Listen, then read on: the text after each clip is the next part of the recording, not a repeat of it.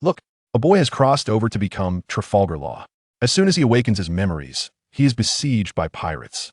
Using the powers of the Ope Ope no Mi, he goes on a killing spree and unexpectedly awakens a talent for absorbing blood energy. Afterward, he wreaks havoc on the pirate's ship, steals a devil fruit, and recruits the future core of the Heart Pirates, but encounters a Kainu on board. What will he do?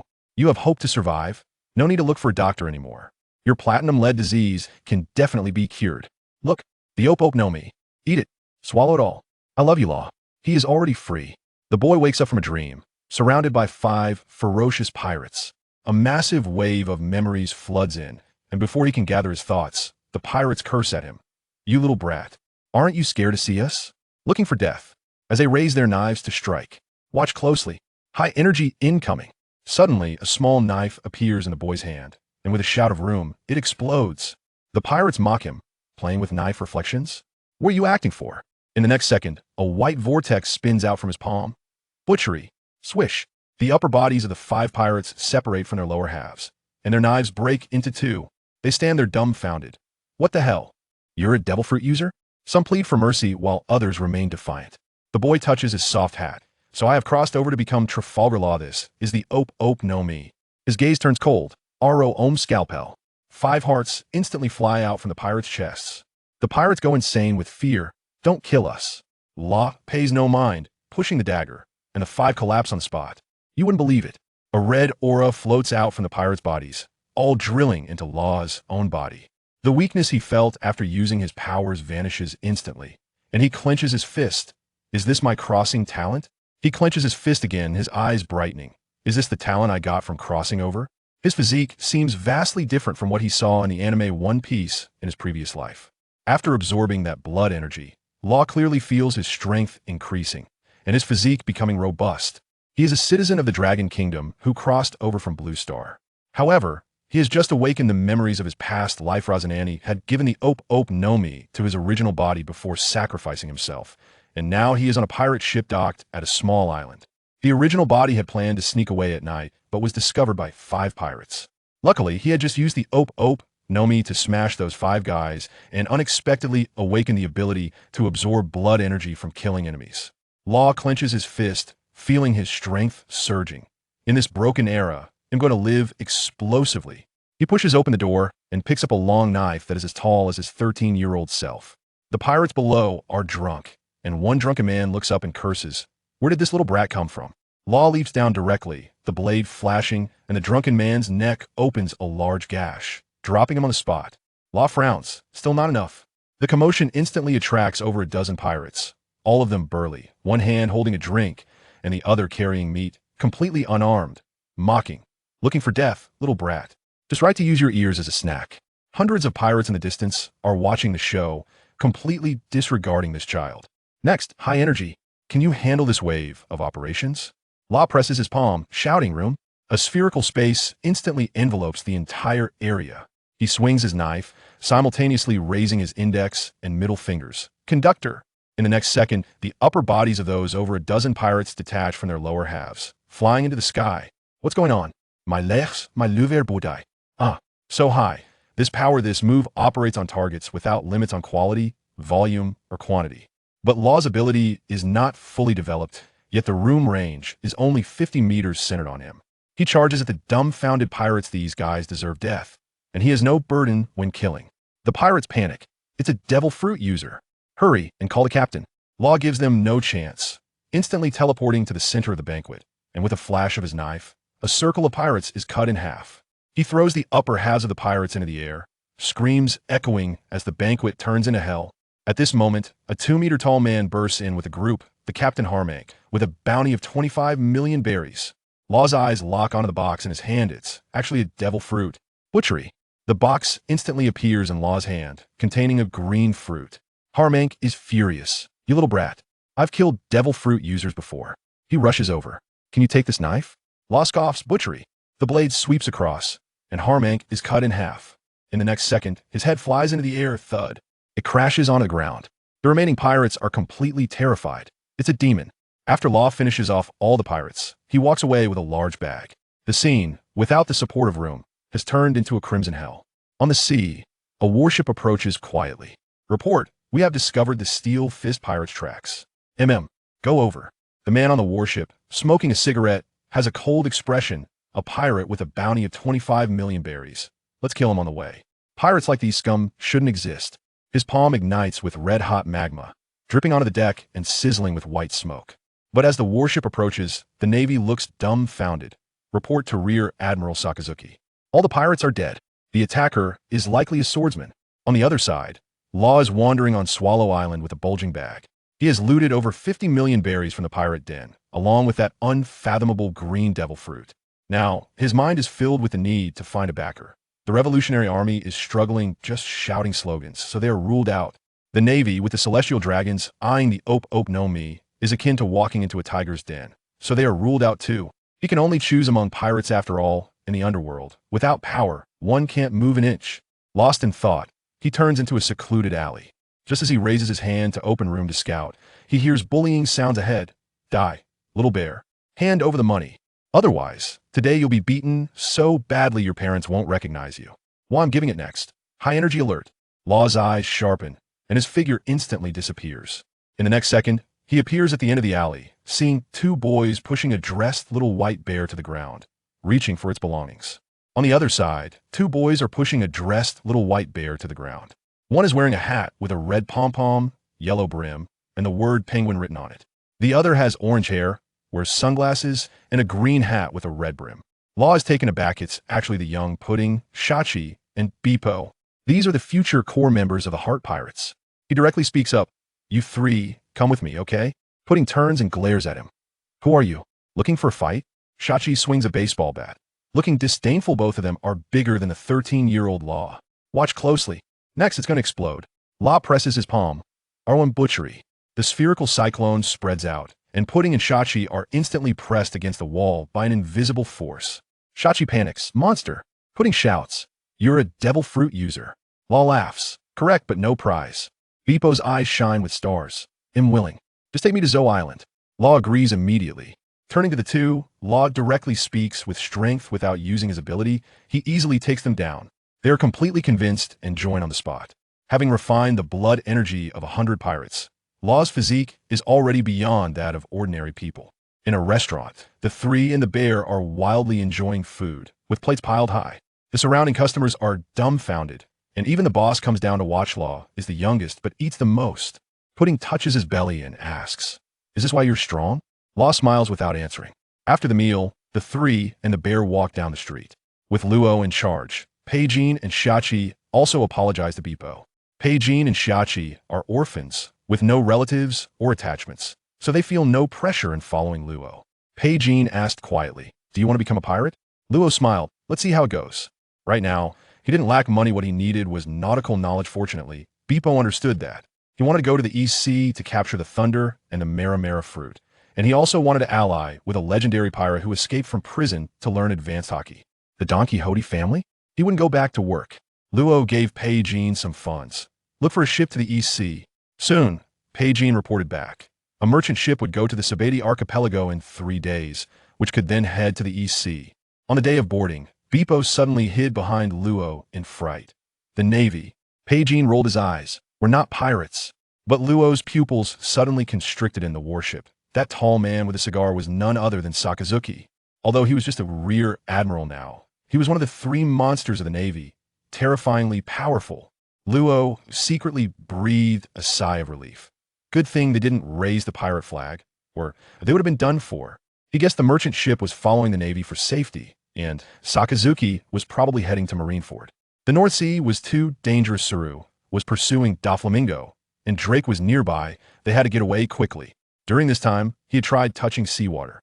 Just touching it with his palm wouldn't do much, but if the contact between the seawater and his skin exceeded 50%, he would instantly lose most of his strength, and his abilities would be unable to activate. There were no trampolines on the sea to help him escape using his powers. The Ope Ope fruit was for exchanging, not teleporting. It required something in the space to use. At this time, Luo quickly turned his head and saw an officer on the warship reporting. "Should we check the merchant ship nearby?" Sakazuki coldly replied, "No need. If something happens, they can handle it themselves." He glanced at Luo, who was wearing a spotted hat, and seeing he wasn't a pirate, moved his gaze away. The middle-class room where Luo and his group stayed was quite comfortable, and after having lunch, they went up on deck to get some fresh air. Luo suddenly frowned as he stared at the back of the ship. "Pei Jin, what is this ship carrying?" Pei Jin lowered his voice. "Medicines, grains, and a batch of privately stored weapons that the nobles couldn't sell." Luo could clearly sense something deep in the cargo hold attracting him. But with Sakazuki's two-colored haki enveloping the area, he didn't dare to act recklessly. In the next few days, Luo trained Peichin, Xiachi, and Bipo to the limit. The three of them and the bear were tough, practicing until their muscles trembled, but they gritted their teeth and persevered. Luo even specially got a pile of navigation books for Bipo. One morning, a tough-looking man with an X-shaped scar on his face and a left eye without a pupil suddenly boarded the ship. It turned out to be Admiral Doberman from the future demon-slaying order. He was straightforward. "You all are good seedlings. Want to join the Navy? Rear Admiral Sakazuki can push you to the headquarters for special training." Peichin, Xiachi, and Bipo all looked at Luo in unison, and Luo smiled and waved his hand. "Thank you for your recognition, Colonel. We want to return to the East China Sea to reunite with our family, so we don't have this plan for now. After all, the death of our family members was caused by pirates." A look of surprise flashed in Doberman's eyes, but Luo's words were watertight, and, as a Navy officer, he couldn't force anyone to join. "What a pity," Doberman said, not probing further, and before leaving, he tossed a booklet to Luo. "Take this. This training method can directly enhance your strength." Once he left, Luo opened the booklet and was overjoyed. It was actually a method for cultivating armament haki. Peichin, Xiachi, and Bipo quickly gathered around, their eyes wide. On the other side of the warship, Sakazuki was staring at the map and said to Doberman, "Tsuru is pursuing the Don Quixote family. We'll flank them and crush this group of scum." As soon as he finished speaking, the warship changed direction immediately. The merchant ship panicked and turned around, and without the Navy's escort, they were just fat meat in the eyes of pirates. In the following days, Luo trained the three of them and the bear in haki while keeping an eye on the movements deep in the hold. In the early hours, he finally took action. Room, slaughterhouse. He instantly swapped places with a stone in the pile of cargo, arriving at the very back of the container. He raised his hand and activated his ability in front of a large wooden box. You would never guess what was hidden inside. A long sword appeared out of thin air, taller than Luo himself, with a scabbard covered in cross patterns, and the hilt glimmering with an eerie light. It was the demon sword Keigetsu. As soon as Luo grasped the hilt, he felt the sword resonating with him, and he thought to himself, "Perfect." Suddenly, there was a loud crash, and the ship shook violently, as if hit by a heavy hammer. Luo immediately hid Keigetsu and activated his ability to teleport out, pushing open the door and asking, "What happened?" "I don't know." Peichin and the others clearly had just run out from the cabin, looking somewhat uneasy. They all breathed a sigh of relief upon seeing Luo, with him as the captain. They felt inexplicably at ease. Luo's Ope Ope Nomi was simply a lifesaver. Within the room, he could swap places, move heavy objects, a guaranteed survival tool. At that moment, Xiachi suddenly shouted, "Look over there." In the pitch-black night, an island was engulfed in flames, the lava rolling and exploding continuously. Then someone screamed, "A dragon." "It's a giant dragon." A dragon over 1,000 meters long emerged from the clouds, its scales shining with a metallic sheen, and it opened its mouth to unleash a scorching beam. Luo's pupils constricted. "Kaido, why is an emperor here in the North Blue?" That dragon's breath split the island in half, and dozens of meters high waves surged towards the merchant ship. The crew went crazy trying to escape, but Luo's sharp eyes caught sight of a small boat floating between the island and the ship.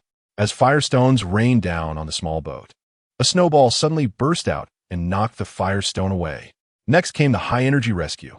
Luo immediately activated his ability, Room, Slaughterhouse, before Peichin and Xiachi could react. Two people suddenly appeared on the deck, a green-haired beauty and a little girl in a spotted dress. The green-haired beauty hugged the little girl and excitedly shouted, "Sister, we survived." Xiachi and Peichin exchanged ambiguous glances, while Bipo scratched his head in confusion. "She looks younger than you. Why is she calling you sister?" "Because she ate a devil fruit." Her appearance is fixed in her childhood form, Luo explained. As soon as he said this, the two girls immediately became alert. The girl in the dress approached Luo and slightly bowed. Thank you for your help. May I ask who you are? Room, slaughterhouse. A wooden board instantly appeared in front of her, and the next second, it transformed into a teddy bear that fell onto the deck. Luo knew clearly in his heart. This is Sugar and Monet. He smiled and waved his hand. Don't be nervous. I'm also a devil fruit user. The two relaxed a bit upon seeing he also had powers. Luo quickly shifted his focus, staring at them. Are there any members of the Don Quixote family here? Sugar looked confused. Never heard of them. Monet quietly tugged her. Sister, could they be the ones spying on us? Luo felt delighted. Sugar and Monet, these two potential assets, must be recruited under his banner. He directly made a proposal. I'll help you crush your pursuers, and you follow me. There will be plenty of grapes to eat later. Upon hearing grapes, Sugar's eyes lit up like light bulbs. At that moment, there was a loud bang. 3 figures crashed onto the deck like broken sacks. It was the crew members who had delivered food to them before, covered in blood and already lifeless. Sugar and Monet were terrified, huddling together and trembling, while even Peichin and Xiachi turned pale and took 2 steps back. The 3 crew members were dead, and they all recognized them. One had even brought them meals in recent days. But in just a moment, all 3 had died. Each had indentations from punches on their chests, and their backs were almost smashed through, their deaths so horrible it made one's scalp numb. The intense smell of blood hit them, and Beepo trembled all over. Shrinking behind Luo, Luo pulled him out, his tone icy. This is the rule of the sea. The weak are prey to the strong. If you want to survive, you have to be tough. Beepo gritted his teeth and stood firm, still nervous but no longer hiding. At that moment, a sinister voice suddenly rang out. Luo, what a coincidence to find you here.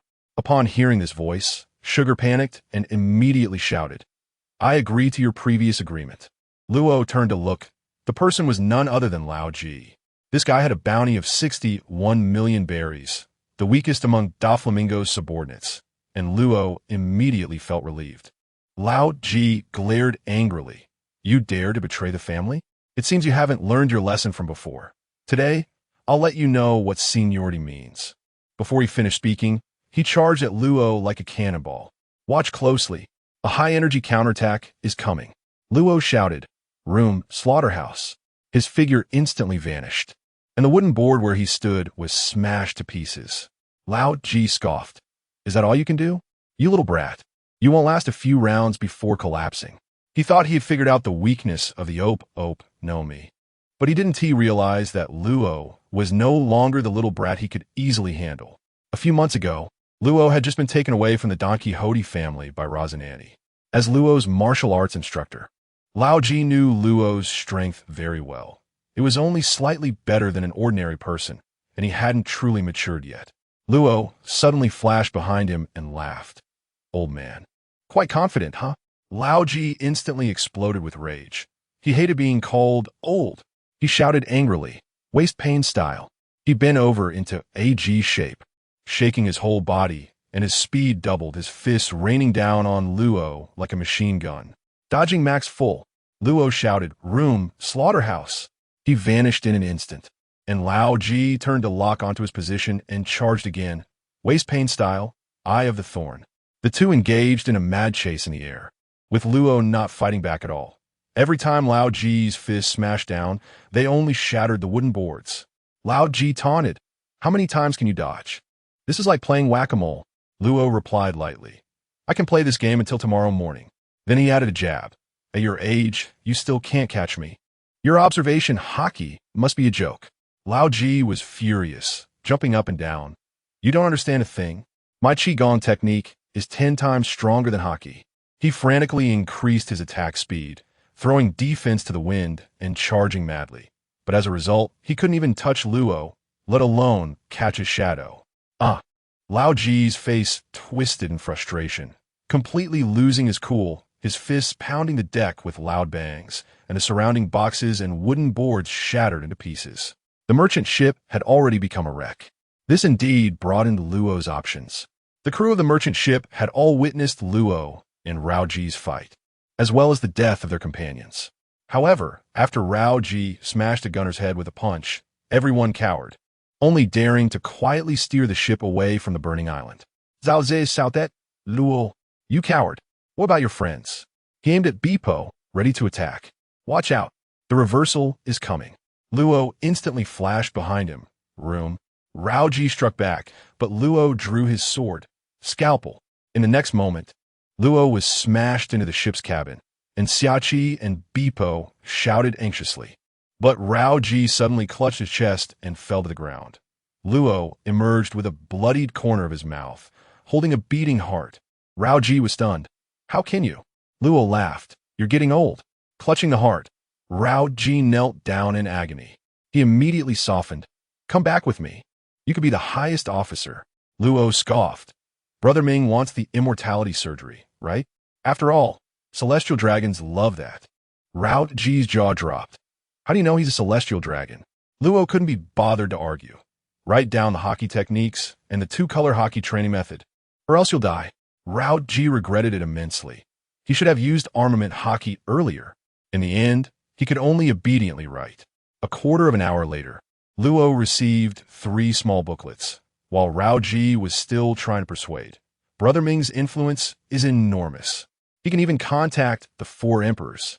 If being beaten into a broken mentality and giving up on enhancing one's own strength to focus on developing influence is considered a good thing, that would be too embarrassing. At this point, they could no longer see the small island, completely distanced from the center of the battle. Rao Ji was still bragging. "Come back to my family. The young master will ensure you become the highest officer." Luo coldly laughed in his heart. Brother Ming wants to use Kaido to kill the crane? That's just a dream. Akainu and Sengoku are both in the North Sea. If Kaido can run away in a 1-on-3 fight, that would be a blessing. Just as Rao Ji leaned in, Luo suddenly drew his sword and pierced through his heart. Rao Ji's eyes bulged. "Why kill me?" Luo said expressionlessly. "Survival of the fittest. I don't want to expose my whereabouts."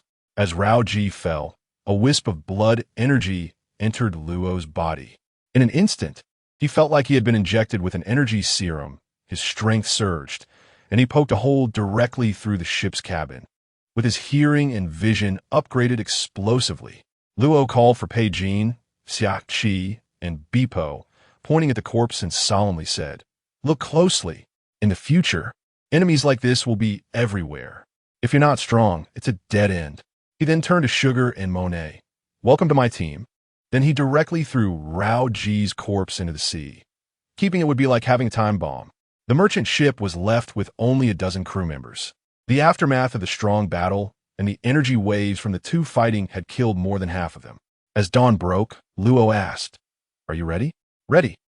Pei Jin and the others were tied up with large and small bundles, having scavenged all the valuable items and resources from the entire ship. Not just them, but the other people on the ship were the same. This merchant ship originally had nearly 100 people, but now only a dozen remained, and the keel was severely damaged and wouldn't last much longer. Fortunately, there were enough small boats on the ship. After getting the direction to the nearest island, Luo didn't turn on the crew. He wasn't bloodthirsty, but he wouldn't be soft on enemies. Just after explaining the plan, the merchant ship suddenly sank with a loud bang into the sea. Luo threw the training manual to everyone. Master the 2-color hockey within a year. Otherwise, you won't survive the Grand Line. As soon as he finished speaking, a sea king several dozen meters long jumped up and swallowed a nearby small boat. Pei Jin shouted, "Small sea king."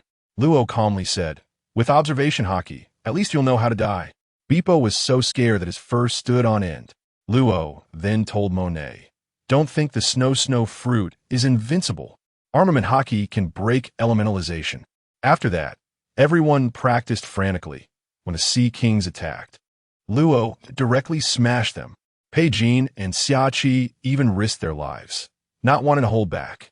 They pieced together the shattered small boats to use as a training ground. Suddenly, Bipo shouted, "Boss, someone is sitting by the island." Luo walked over, the armament hockey on his fist flashing by. They had arrived at the Fano Yule Islands, where the island in front was full of broken rocks, but there was a boy sitting there waiting for them. Luo recognized him at a glance. "Basil Hawkins." "I don't know him." Pei Jean felt awkward. That name wasn't a big shot from the pirate wanted posters, nor was it a celebrity. So how could he possibly know? Pei Jean was puzzled about how Luo knew that person. Could he also be from the Don Quixote family? In these days, everyone had shared their backgrounds, and Luo didn't hide that he came from the Don Quixote family. Luo patted his shoulder. Want to give him a try? Pei Jean instantly fired up. Sure, just want to test my training results. On the other side, Hawkins muttered, a noble has come today. Last night's divination really came true. Small boats without masts and wind. Yet they came straight here. Pei Jean jumped ashore and shouted, Basil Hawkins? Hawkins's pupils shrank. How do you know my name? Pei Jean was secretly pleased and asked, are you a devil fruit user? Hawkins shook his head, and Pei Jean directly threw his knife. Then let's have a fight. His fist, carrying wind, slammed forward. Bang! Hawkins caught it steadily, and the two instantly went wild. Pei Jean practiced the two-color hockey, every punch packed with power. Hawkins dodged max and counterattacked. Xia Qi shouted encouragement from behind until her voice went hoarse. While Beepo nervously pressed against Luo, and Sugar and Monet were busy ruffling Beepo's fur. After a short while, Pei Jean charged up and landed a punch that knocked Hawkins back 3 meters. Hawkins panted heavily and glared at Luo. What do you want? Luo smiled lightly, just testing strength. Heaven has sent you to join me. Hawkins refused. I haven't seen your true abilities yet. Pei Jean exploded. Are you looking for a beating? That's enough. Luo signaled Pei Jean not to continue fighting. Luo took a couple of steps forward and coldly shouted, Room. The spatial cyclone instantly enveloped everyone in place. He pointed, command stick. The scalpel in Beepo's arms flew over and landed steadily in his hand. In the next second, the blade flashed, and a rock over 10 meters high was sliced in half with a smooth cut that could reflect a person's shadow.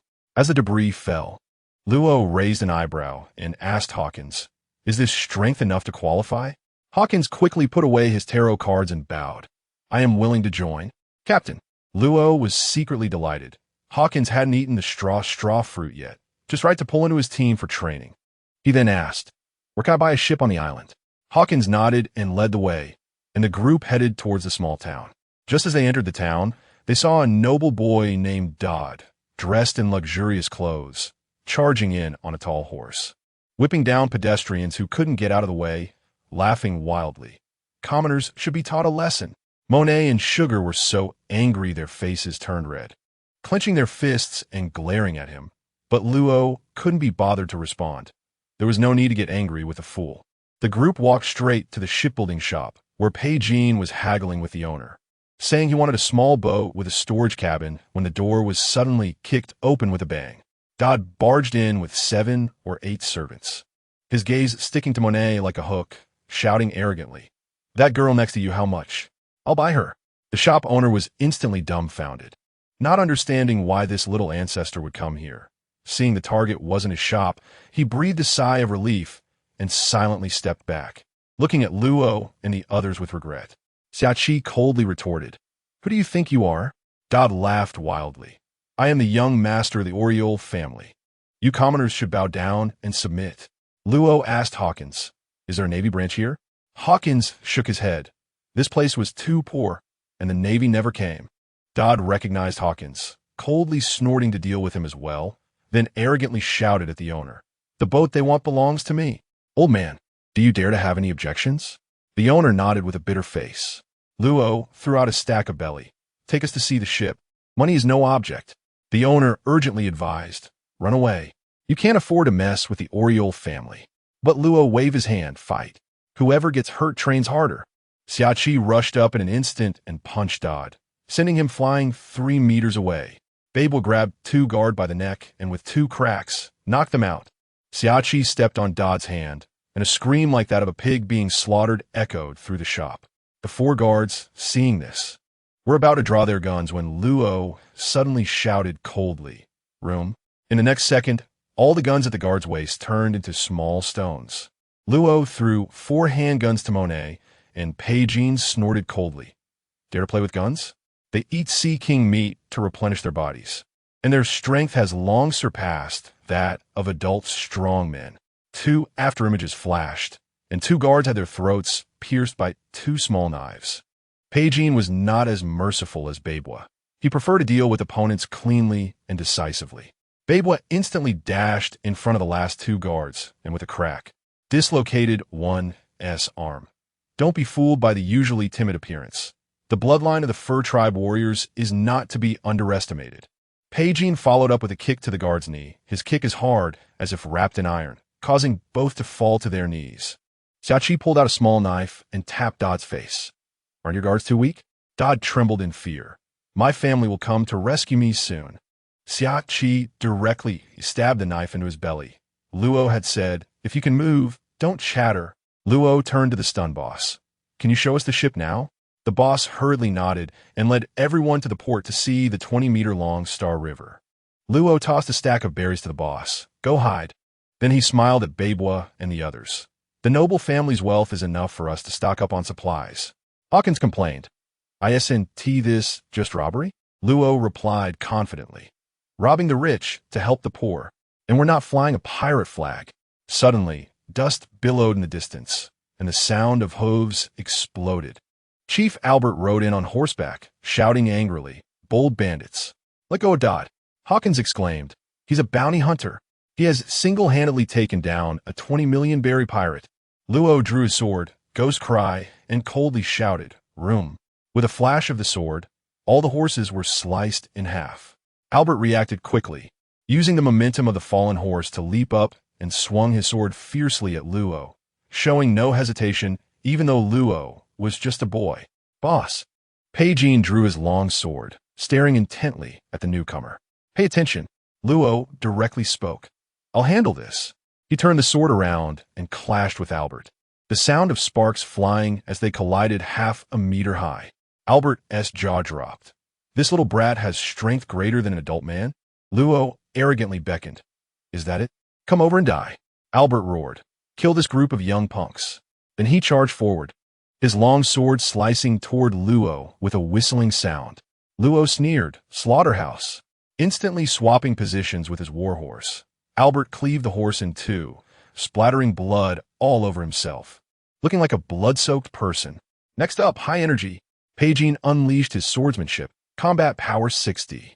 He smashed forward to 5 guards in just a few moves, each strike drawing blood without any hesitation. Xiaoqi followed behind to land finishing blows. No one was able to get close to him. Monet faced the incoming sword directly, elementalizing and dodging Max. The blade passed through him as if playing around, and with a quick shot, he blew off a guard's head. Babwa swung his palm round. Strength 40. One slap sent an enemy flying, crashing into the wall with a grunt. Sugar pressed a small button, turning a guard into a toy, which fell to the ground with a thud. Hawkins also exerted his strength to entangle 2 guards, though not as fierce as his teammates. He held on tightly. The remaining guards, seeing their companions being crushed, were so frightened that their legs went weak, unable to move. Albert turned around to see this miserable scene, stunned in place. Luo seized the opportunity to teleport in front of him, the tip of his sword grazing his chest, instantly drawing blood. Being dazed in battle is a big taboo. Luo turned his body, reversing his wrist, and the entire Ghost Cry struck fiercely against Albert's battle sword. Albert clearly heard the sword crack, and he was sent flying by a single blow, his arm shaking uncontrollably. Is this boy a monster? He stared at the dent on the sword, then looked at Luo's Ghost Cry, which remained intact. This sword is even harder. Luo laughed. Come again. Pay attention. The two fought like meteors crashing into the earth along the coast. Luo didn't use his powers, relying solely on his physical strength and Ghost Cry to overpower Albert. Luo mocked. Is that it? Helping the nobles do evil has cost you dearly? Albert grew furious. You demon fruit monster is forcing me. He threw off his heavy armor, his aura surging. In an instant, the two locked eyes and the death match began. Luo rushed up first, Ghost Cry shining with cold light aimed at the vital points. Albert shouted, Moon Slash. The battle sword arced to clash, the sound of metal clashing deafening. Albert changed tactics, wielding his sword like a dragon or snake. Luo, however, struck with the force of a mountain. Peijin and the others watched from the side, Hawkins dumbfounded. He is actually this explosive in close combat? Next up, high energy. After dozens of exchanges, Luo found a flaw and slashed toward Albert's chest. Albert crossed his sword to block, but the battle sword was directly severed. Blood visible on his chest. Luo didn't give him a chance to counter. Albert frantically tried to grab the sword, but Luo sidestepped and kicked him in the face. Crack! The sound of bones breaking echoed, and Albert's nose collapsed. He still wanted to grab Luo, but with the flash of the blade, his head was sent flying. Xiaoqi shouted, "Boss is awesome." Luo felt it. His blood energy is 1/5 of Rao G's. Pei Jin stepped forward and asked, "What's next?" Since the Alado family took the initiative to attack us, we won't hold back. Luo hoisted Ghost Cry, the corner of his mouth curling up, just in time. We need a batch of supplies. Pay attention. Night fell, and the Alado family's stronghold was full of a murderous atmosphere. Luo and the others stealthily approached like ghosts. The guards barely had time to shout before being taken out, flames bursting forth. The clan leader was shocked, staring wide-eyed. Are they really a bunch of kids? Luo activated his ability, silently leading his teammates through the outer defenses, their footsteps as light as a cat's. The family members were terrified and scattered, screaming endlessly. But with Albert dead, no one could fight back. Luo stood at the highest point, watching coldly. This world is indeed survival of the fittest. Half an hour later, the screams ceased, with jewels and gold piled up like small mountains. Xiaoqi laughed until he couldn't close his mouth. We struck gold. Everyone went crazy grabbing treasures. And the Alado family was completely wiped out. Next up, high energy. Sugar ran over holding a rolled-up nautical map, and Beibwa jumped in surprise. It's a permanent pointer. Luo handed the items to Beibwa. Handle this for me. Back on the Star River, Monet announced the numbers, and everyone was stunned. Over 20 million berries plus treasures, totaling 50 million. Pei Jin's eyes widened. Luo said solemnly, "It's not that we specifically robbed the nobles. They started it." At this moment, Hawkins stepped forward. "Captain, the ship has been checked. Everything is fine." He understood a bit about ship repairs, and sending him a check was a solid choice. "Boss." At this moment, Beibor ran in excitedly. I compared the notes and the nautical map and deduced this is a treasure map. Xiaoqi immediately crowded over. A treasure map? What boy doesn't dream of digging for treasure? Sugar, munching on grapes, poured cold water. If there really was treasure, wouldn't they go for it themselves? Beibor drooped his head, but it has a route written on it, and the handwriting is still very fresh. Luo asked, "Is it far?" Beibwa immediately perked up. It's on a nearby, unnamed island, but it's calm and difficult to reach. Luo stroked his chin, worth checking out. Let us rest tonight and depart tomorrow. Beibwa's eyes sparkled like stars. Pei Jin came over carrying a small box. "Boss, I didn't find the devil fruit guide, and I still don't know what ability this green fruit has." Xiaoqi and Pei Jin wanted to eat powerful fruits, unwilling to gamble on the unknown. Hawkins didn't mind, but Luo felt he'd have to eat the straw fruit sooner or later. Luo was clear in his heart. There's a vampire, mythical beast fruit in the New World, but going now would be a gift. Rao G's bounty of 61 million wouldn't be enough to look at in the New World. At this stage, Luo was more interested in finding a fisherman, a shipwright, and a doctor. He relied on a knife for medicine, then made his teammates eat more to recover, but no one dared to let him treat them. A fisherman could be the captain of the fishing team. After all, abilities can't handle seawater. The next day, everyone set off on the Star River. Arriving at that calm sea area, everyone looked to Luo. Room command stick. Law's expression was calm. This ship relied on wind power, and when there was no wind, they could only depend on him. Pay attention. The invisible cyclone in the 100-meter space suddenly unfolded, and the Star River lowered its sails like an arrow leaving the bow, charging fiercely towards the direction pointed by Beepo. A quarter of an hour later, Law's face turned pale. A jade-like small island was right in front of them. But Law suddenly shouted, "Alert!" There's a black ship docked to the east of the island. Pecan's jaw dropped in shock. Is there anyone who can get through the windless zone? Law's eyes narrowed. Are they from the world government or fellow? The next moment was high energy. An explosion erupted on the island. Trees collapsed in droves, and the terrain was violently destroyed. Beepo swallowed hard. Should we go up? Law decisively assigned tasks. Sugar, Beepo, you stay on a ship on standby. Use the toy rabbit as a signal. Taking Pekin and Monet up the mountain. Pekin had already mastered Qigong, and Monet's fruit ability was nearly unbeatable. On the way, Law conserved his energy, calculating in his heart. The black ship was definitely not CP0. The CP1-9 of the Four Seas had average strength. They could fight. 20 minutes later, the three of them plunged deep into the forest. Fallen trees lay scattered. The ground was pockmarked, and the smell of blood rose to the heavens. Law tightened his grip on the sword, and Pekin stepped back in fear. What kind of monster is that? On the other side of the mountain stood a 50-meter-tall, ape-like monster, white-haired and barefoot, its massive body occupying more than half of their view. This thing was clearly not something that could be resisted by human strength. Its fist, the size of a small mountain, could probably only be matched by sea kings. Law was stunned. Zhuyan, this thing looks exactly like the monster from the Shan Hai Jing. He immediately pulled Pekin and Monet back, hiding behind a tree to observe. The 13 black-clad figures were surrounding Zhu Yin and beating it up. Leading them was a 10-meter-tall rhinoceros beastman, undoubtedly an animal-type ability user.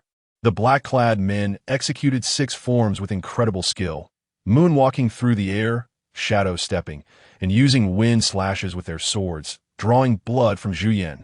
Law squinted, analyzing. They don't seem to have observation haki or armament haki, but their speed is absurd. Zhu Yan's punches are all missing, and it's getting frantic. Law felt secretly pleased. We must capture 2 alive after this, to teach us the 6 forms. Monet quietly suggested stealing items from a cave. But Law quickly pressed down. Don't be reckless. Getting close will definitely expose us. Pay attention. Zhu Yin suddenly pounded its chest and roared, distorting the heavens and earth, shaking the ground. CP8 Captain Wuming jumped in shock. Conqueror's Haki, time to retreat. His teammates were all frozen in place by the pressure, and Zhu Yan's crimson fist smashed down. 3 black-clad men turned into mush. Wuming shouted angrily as he instantly teleported behind Zhu Yan, gathering strength for a punch that hit its back, causing Zhu Yan to stagger. The punch slammed into its white fur, sending shockwaves flying, and Zhu Yan stumbled slightly, the loud noise making Pekin's heart race from afar. Continue the attack. This beast is poisoned. It will die within half an hour, Wuming shouted as he accelerated his charge. But Zhu Yan didn't entangle with him. It knew its large size made it a target, so it simply used itself as a projectile. With a stomp, it created a 10-meter deep pit and crashed towards the black-clad men. Wuming shouted for everyone to retreat, but it was too late. Zhu Yan landed, creating a massive pit, and 2 black-clad men were directly turned into mush. But Wuming, along with 7 subordinates, retaliated in fury, severing one of Zhu Yan's arms, blood staining the entire forest. On the shore, Xiaqi was stunned by the commotion. Are giants fighting inside? Hawkins was fiddling with his tarot cards. Not looking up, Captain Law survival rate is 100. Treasure acquisition 77. Suddenly, his pupils constricted. My death rate is 72. Xiaqi's is 92. Xiaqi exploded. Are you cursing me? Just as the words left his mouth, Beepo rushed in screaming. Not good. The people on the black ship have found us. At the treetops, Law and the others were staring intently at the battlefield. The black-clad men coordinated perfectly, turning defense into offense. Zhu Yan was covered in blood and wounds, collapsed on the ground, gasping for air. Only 5 of the 13 remained, 3 of whom were swordsmen, capable of breaking Zhu Yan's defenses. Swordsman Lin gritted his teeth. Boss, give the final blow. They had initially regarded this mission as just an extra task, not expecting that the beasts on land would be harder to deal with than sea kings. This monkey's defense was simply impervious to blades and guns. If it weren't for the poisoned slashes injuring its wounds, they would been dead long ago. This creature was even more twisted than the giant beasts of the New World. Zhu Yan suddenly roared and lunged at the black-clad man. Wuming was about to intercept, but it abruptly stopped mid-air and leaped up. Wuming's scalp tingled, and he immediately used Shave to retreat 100 meters. You would never guess. Zhu Yan kicked out a powerful gale slash. Woman was dumbfounded. This monkey knows the 6 forms? The slash instantly engulfed him, carving hundreds of meters into the ground. Zhu Yin pounded its chest and roared, exuding a tremendous aura, its red eyes locked on the remaining 4 black-clad men. Its shadow blocking out the sun, Woman crawled out, clutching his bleeding abdomen, wanting to call for his men on the ship to delay, when suddenly the trees above moved. Just as he shouted, a sword light struck. Wuming immediately activated Iron Block. His Iron Block, trained for decades, was harder than steel. A boy wearing a black and white soft hat appeared wielding a long sword. Wuming sneered, a little brat. The sword light swept past without a sound of collision or pain, and just as Wuming was about to mock, his perspective suddenly crashed to the ground. His waist was broken. In the next second, the cursed sword pierced through his back to the front. Pekin jumped down in surprise. Boss is amazing. Law took a breath. Just lucky, they're both injured. Suddenly, Monet's expression changed drastically. Law, something happened over there with my sister. The agreed-upon signal was activated, and a rabbit appeared in her mind, with a number 1 on it. Life and death crisis. What? Law's eyes darkened. He suddenly remembered that Sugar was facing great danger. On the other side, a furious shout erupted. There are outsiders. Law instantly activated his ability. Room, slaughterhouse. The 3 of them vanished into thin air, and their original positions were immediately struck by 3 sword lights, creating deep pits. 3 black-clad men pursued them through the air. But Law, taking Pekin and Monet, teleported away, blood from the rhinoceros head corpse spraying everywhere. Seeing Wuming dead, Zhu Yin dragged its skeletal leg and leaped, madly pouncing towards the black-clad men. As the black-clad men raised their swords to strike, Law coldly shouted, "Room, conducting rod." Giant stones around them suddenly flew, sealing off all retreat routes. The black-clad man roared as he smashed the stones, but when he looked up, his pupils contracted in shock. Zhu Yin, covered in blood, was right above him. Boom! A massive sound shook the ground, dust swirling into a tornado, and the black-clad men were smashed into mush. The last 2 black-clad men were completely panicked. Why hasn't this monster fallen yet? Law seized the opportunity to teleport in front of one and swung his sword. The other sneered and swung back, but their strikes collided without a sound. Law's slash directly broke through defenses and accurately pierced his heart. The black-clad man screamed, "Devil fruit user! You're playing dirty." His body was immediately split in half. The last man was terrified, his soul fleeing, as he frantically used shave to escape. His eyes filled with fear. This ability. They had another purpose in coming to the North Sea, to find the surgery fruit. Recently, they had heard that the surgery fruit had been stolen by an unknown powerful figure. Connecting the dots. Was this the ability of the surgery fruit? He was stunned, and his gaze towards Law ignited with greed. This was a god-level fruit capable of performing surgeries for immortality. Bringing Law back to the Holy Land would mean billions of berries, and the Celestial Dragon's endorsement would all be his. He frantically charged, overusing shave and moonwalk. His eyes filled with avarice. But Law was anxious. Sugar was in a life-and-death crisis, and they had to return immediately. However, Pekin and Monet couldn't withstand this swordsman. Leaving them behind was like sending them to death. Just as he was torn, Zhu Yin, lying on the ground, suddenly opened its eyes and roared. The heavens and earth changed color, overwhelming momentum crushing down. Monet fainted on the spot, and Pekin was pinned to the ground in 3 seconds. The black-clad swordsmen were also frozen in place, gritting their teeth and cursing. This beast wants to become king. But Law's eyes lit up. It's a soul crossing. Its soul power is incredibly strong, and it's minimally affected, able to move freely. Next, it was high energy. Luo opened room, the slaughterhouse, instantly teleporting behind the man in black. The opponent was startled and turned his head abruptly, but before he could use shave to escape, Ghost Cry had already pierced through his chest. He stared at the knife and screamed in madness. It's a demon blade. You are a devil. Luo withdrew his knife without saying a word and instantly teleported in front of Zhu Yin, cleaving him in half with a single strike. He then activated his ability and rushed towards the shore to save the situation. The giant ape's body split in two, sprayed out a large amount of blood like firecrackers. Everything around was stained with blood. Blood flowed from the heights to the valleys, eventually trickling down to the mouth of a boy lying face down. The boy fainted on the ground, and the warm blood near his face stimulated him to unconsciously open his mouth, thick blood instantly flooding into his mouth. Boom! The ground trembled as if there was an earthquake. Luo teleported and charged forward, discovering that the originally lush forest was now completely withered, filled with a sense of death. Just as he reached the seaside, he heard a piercing curse. How dare a lowly commoner eat such powerful fruit? He looked up. The scene next to the Star River was horrifying. Beppo's stomach was caved in by 1/2 meter, nearly punctured, and he was spitting out broken teeth mixed with blood. Sugar's arm was twisted at a 90-degree angle, with a large gash on her back, her small body collapsing in a pool of blood.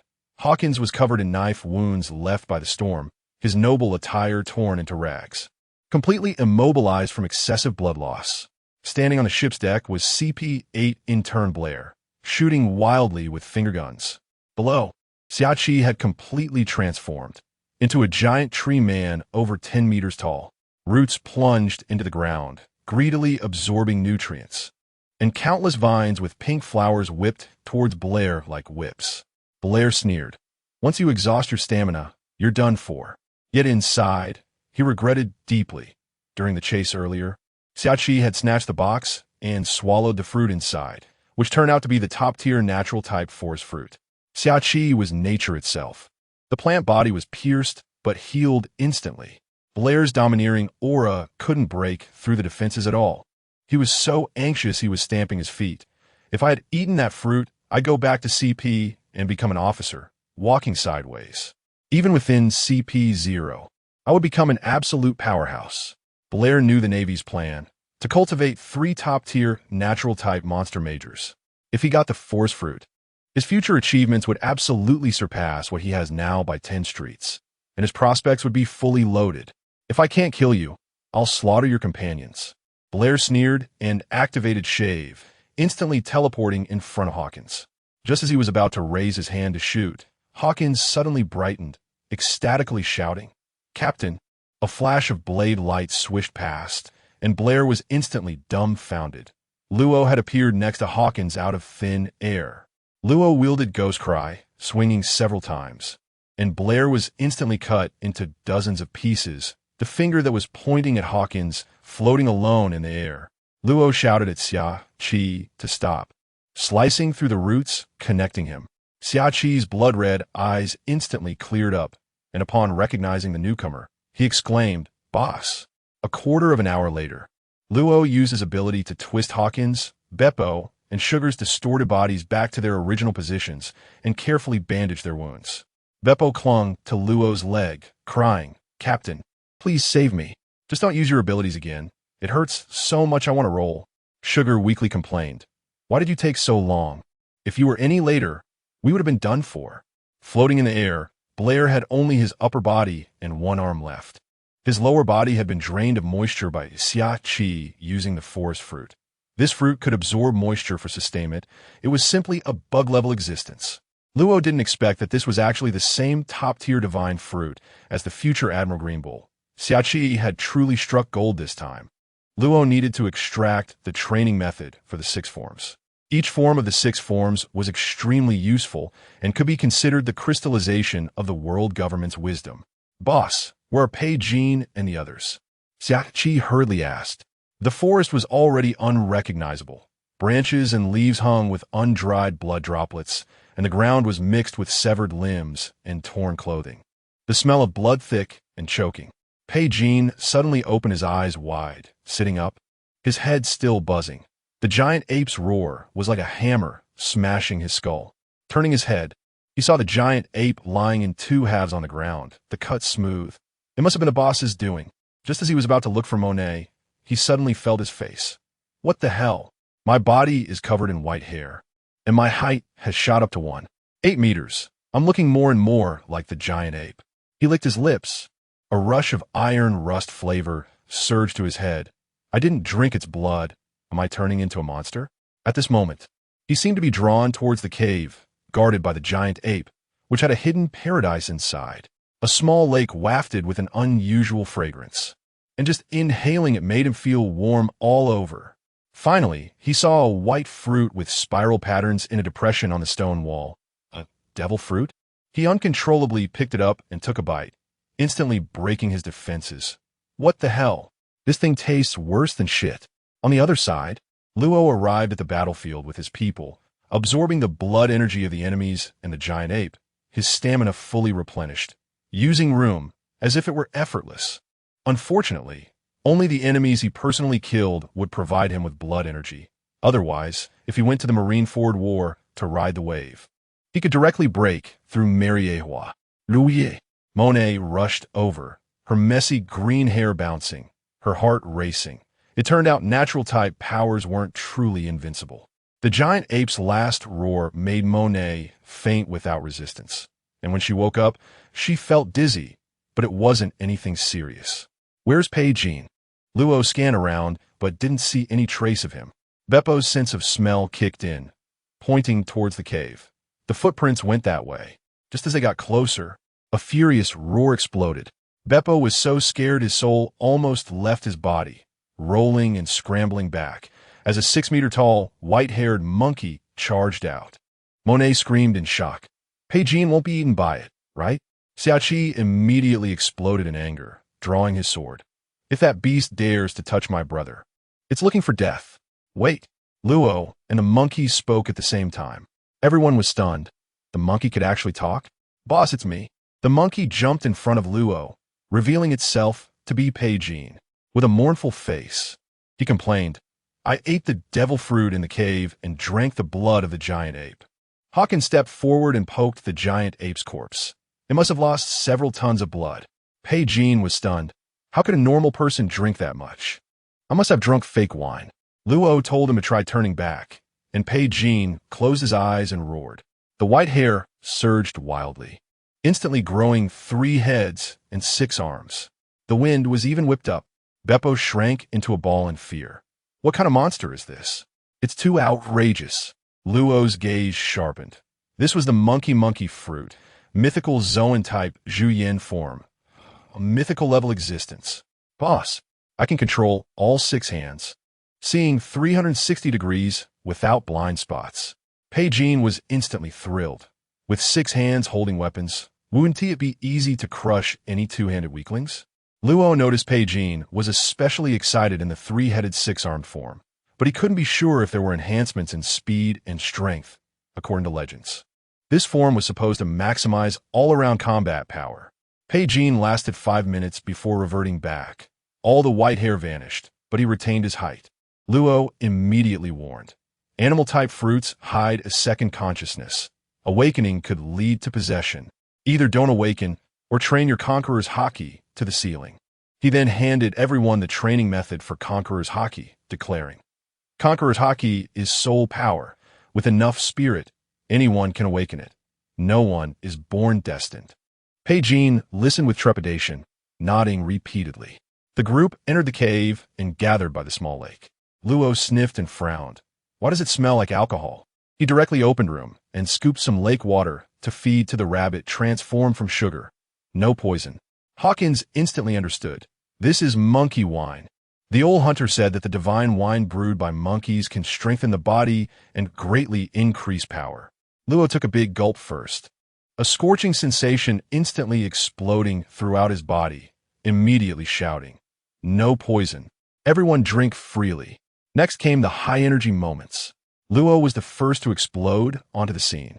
His muscles swelled wildly, dark light erupting from his body, strength doubling. Every nerve activated to the limit. Pei Jean followed closely behind. The monkey wine going down like soda for him, getting more and more high. Beppo, Xiaoqi, and Monet also rushed to gulp it down, each of them glowing red. Feeling warm all over. After drinking the liquor, everyone was astonished, feeling warm on the surface. The so-called monkey wine transformed into a spiritual brilliance. As time passed, everyone's breathing became heavy, their skin heated like a furnace, and dark brown impurities were expelled from their pores, making them feel extremely comfortable. Pei Jean directly transformed into Zhu Yan. Guzzling monkey wine, Xiaoqi burped, feeling dizzy yet full of energy. If I fight that CP guy again, I can crush him. When he tore off the bandage, he found all his wounds were gone. The others were all drunk, with Monet and Sugar cuddled together, fast asleep. Luo and Pei Jin drank the most. Luo kept pouring, and Pei Jin, while drinking, grew to 10 meters tall. Luo quickly moved him aside, laughing and scolding. If you can't handle it, go to the kids' table. What is this? It's clearly a heavenly treasure. Once everyone was dead asleep, Luo opened a room, packed the remaining monkey wine into stone tools, and took everyone back to the Star River. The surviving CP member pleaded, "I'll tell you the secret of the Holy Land." Luo directly shattered him with a knife. No need.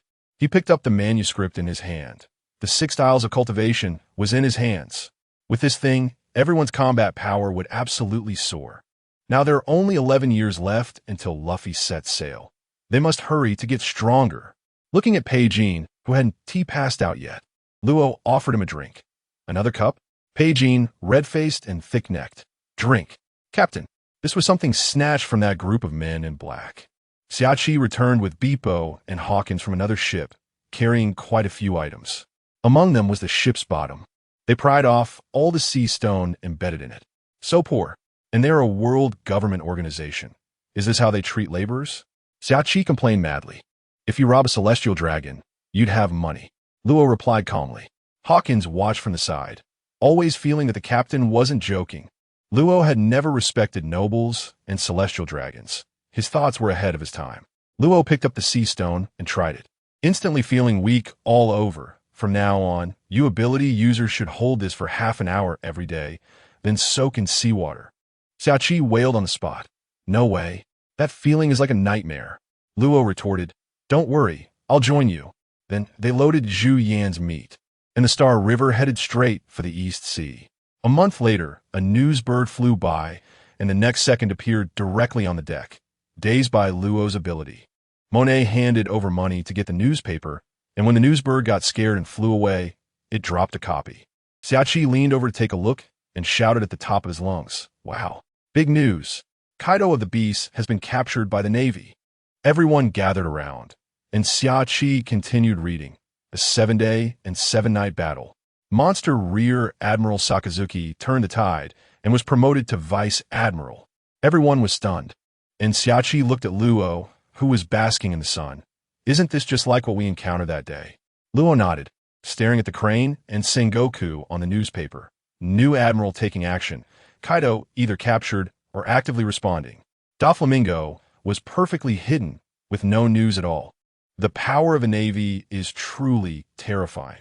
Xiaoqi's eyes were filled with fear. Luckily, when he set out to sea, he was beaten by Luo for wanting to draw the pirate flag. Otherwise, facing such a giant pursuing them, life would seem to have no future. It won't be long before Kaido has to come out again, Hawkins said solemnly. He knew Kaido had been caught more than a dozen times, sentenced to death more than 10 times, and had escaped.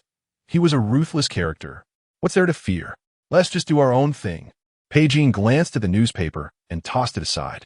Everyone had been practicing the 6 styles these days, and they were directly leveling up. Pei Jin was naturally suited for Iron Block, able to withstand bullets without transforming, and had also learned Gale Foot. Xiaoqi mastered Moonwalk and Gale Foot. The most explosive was Beepo, who initially grasped the complete set of 6 styles. Luo didn't fall behind either, learning Iron Block and Shave with the strength, able to take down pirates worth 50 million berries without using his abilities, making him comparable to a Navy lieutenant. Along the way, they smashed 3 batches of pirates, earning over 30 million berries. Xiaoqi and Pei Jin were both looking forward to more pirates to relieve boredom. A few days later, Beepo suddenly shouted, Navy ahead. Xiaoqi leaned over to take a look and was directly stunned. Wow. 3 warships surrounding Fashit Island. Luo teleported to the bow as the warships charged over. Pei Jin stood up, carrying several pirate heads. Bounty hunters. The Navy colonel saw the heads, and his expression instantly changed. These were million-level pirates that gave the branch a headache. The colonel could only say, Don't cause trouble on the island.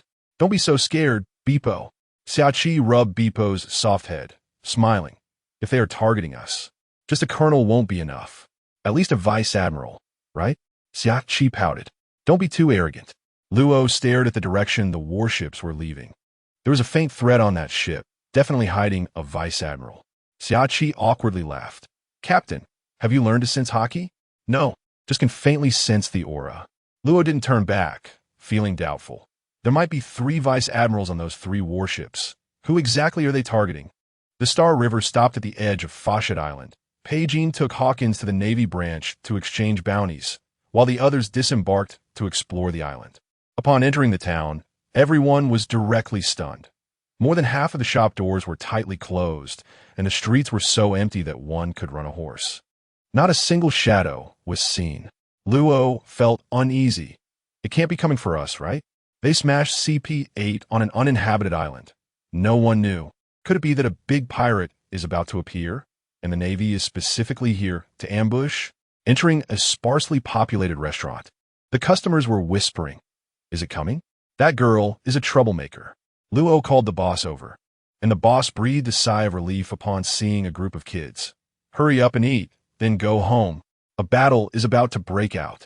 Monet asked eagerly, "Who is fighting who?" The boss replied anxiously, "The Navy is beating the pirates. That pirate was once called a hero by the newspaper." Xiaoqi burst out laughing. What hero does a pirate have? They were all too clear about this journey. Pirates want to eat and make money. Whether it's robbing merchant ships or looting small towns, the so-called dream is supported by burning, killing, and plundering. In this world, ordinary people still account for the majority. To say pirates are heroes? That's simply laughable. Exactly. You all hurry and hide after eating. These 2 days will definitely not be peaceful. The boss noted down the dishes and rushed into the kitchen. The group had been eating fish and meat at sea every day, and this meal was exceptionally delicious. Beepo rubbed his round belly and shouted, "Captain, let us hire a chef." Luo shot him a sideways glance. "Do you think my cooking is bad?" Xiaoqi quickly smoothed things over. "No way. Just want you to rest."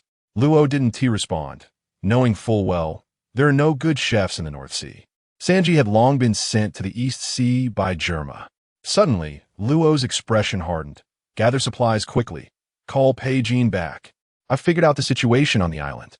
Find non-human beings with specific blood types and prepare for battle. We'll take advantage of the chaos." Xiaoqi was directly confused. "Captain, what do you know again? Just enjoy the show in the afternoon." In the afternoon, all the adult men in the town came out, their faces pale but steeling themselves at the town entrance. Luo and the others hid the ship behind the island and squatted in the forest to keep watch. Hawkins finished his divination and laughed. "Survival rate 99. We're good." Luo suddenly shouted, "They're coming!" A giant ship rushed across the sea, flying the red sun flag, the Sun Pirates. Peijin pulled out the bounty notice and yelled, "Captain Fisher Tiger, 230 million berries." As the pirate ship docked, the 5'2" red-skinned tiger brought down a little yellow-haired girl and handed her over to the townsfolk.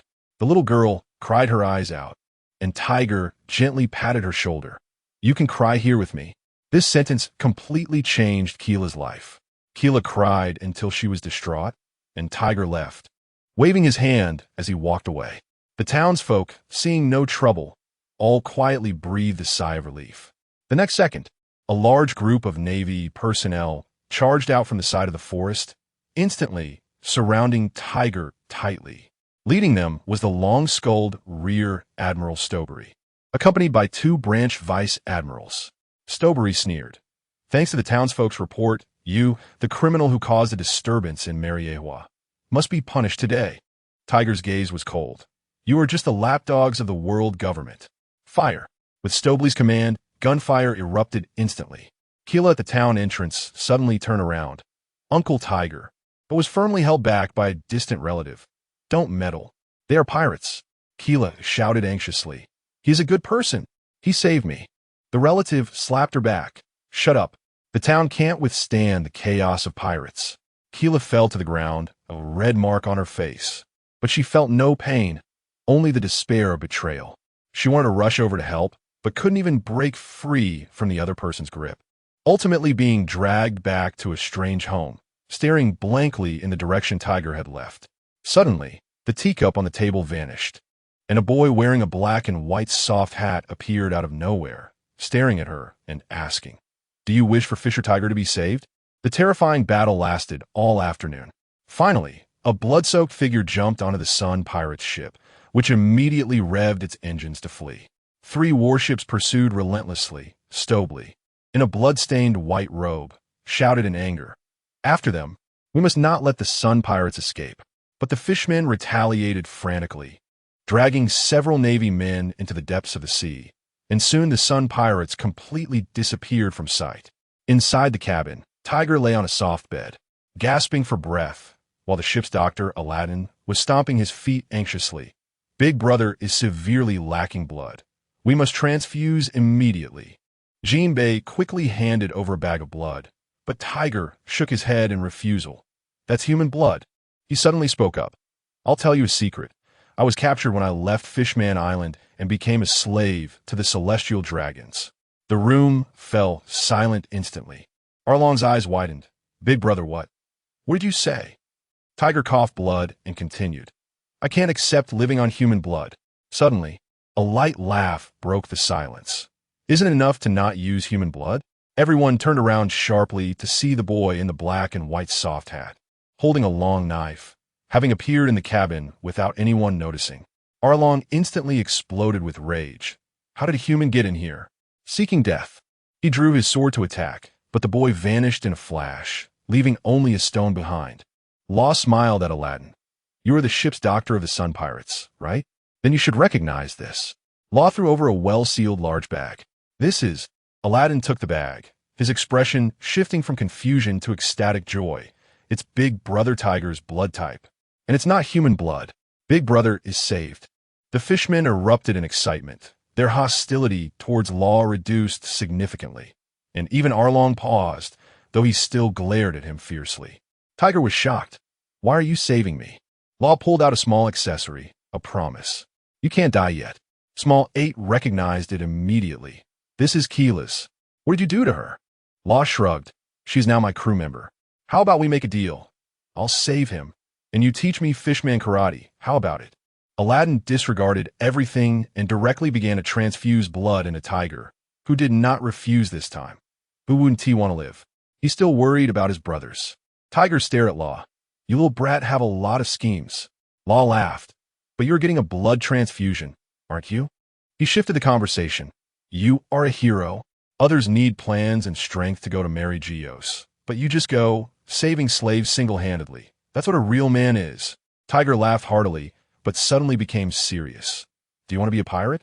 Law scoffed. "Being a pirate is not my goal. The One Piece? I don't care for it." He knew who the world was waiting for. And the fruit he consumed was the Ope Ope no Mi, not the rubber fruit with another name. Tiger sighed in relief, instantly realizing that Law was not lying. Being a pirate was no joke. It could easily lead to death. Tiger pressed. "You don't want the One Piece?" Law scoffed. "If such a thing existed, would Roger have died? I just want to become stronger." Tiger asked again. "Why do you want to become stronger?" Law laughed. "I don't want to end up like you. Those pigs up there. How can you resist without strength?" The fishmen were stunned. This little brat dared to call celestial dragons pigs. Tiger's pupils contracted sharply. "You really have guts." Seeing Tiger's expression improve, Law pressed the advantage. "Is the deal still on? How about sending someone to my ship to take care of Keela?" Arlong roared in anger. "You dare to have ideas about us?" Law directly dismissed him. "I wouldn't want someone like you."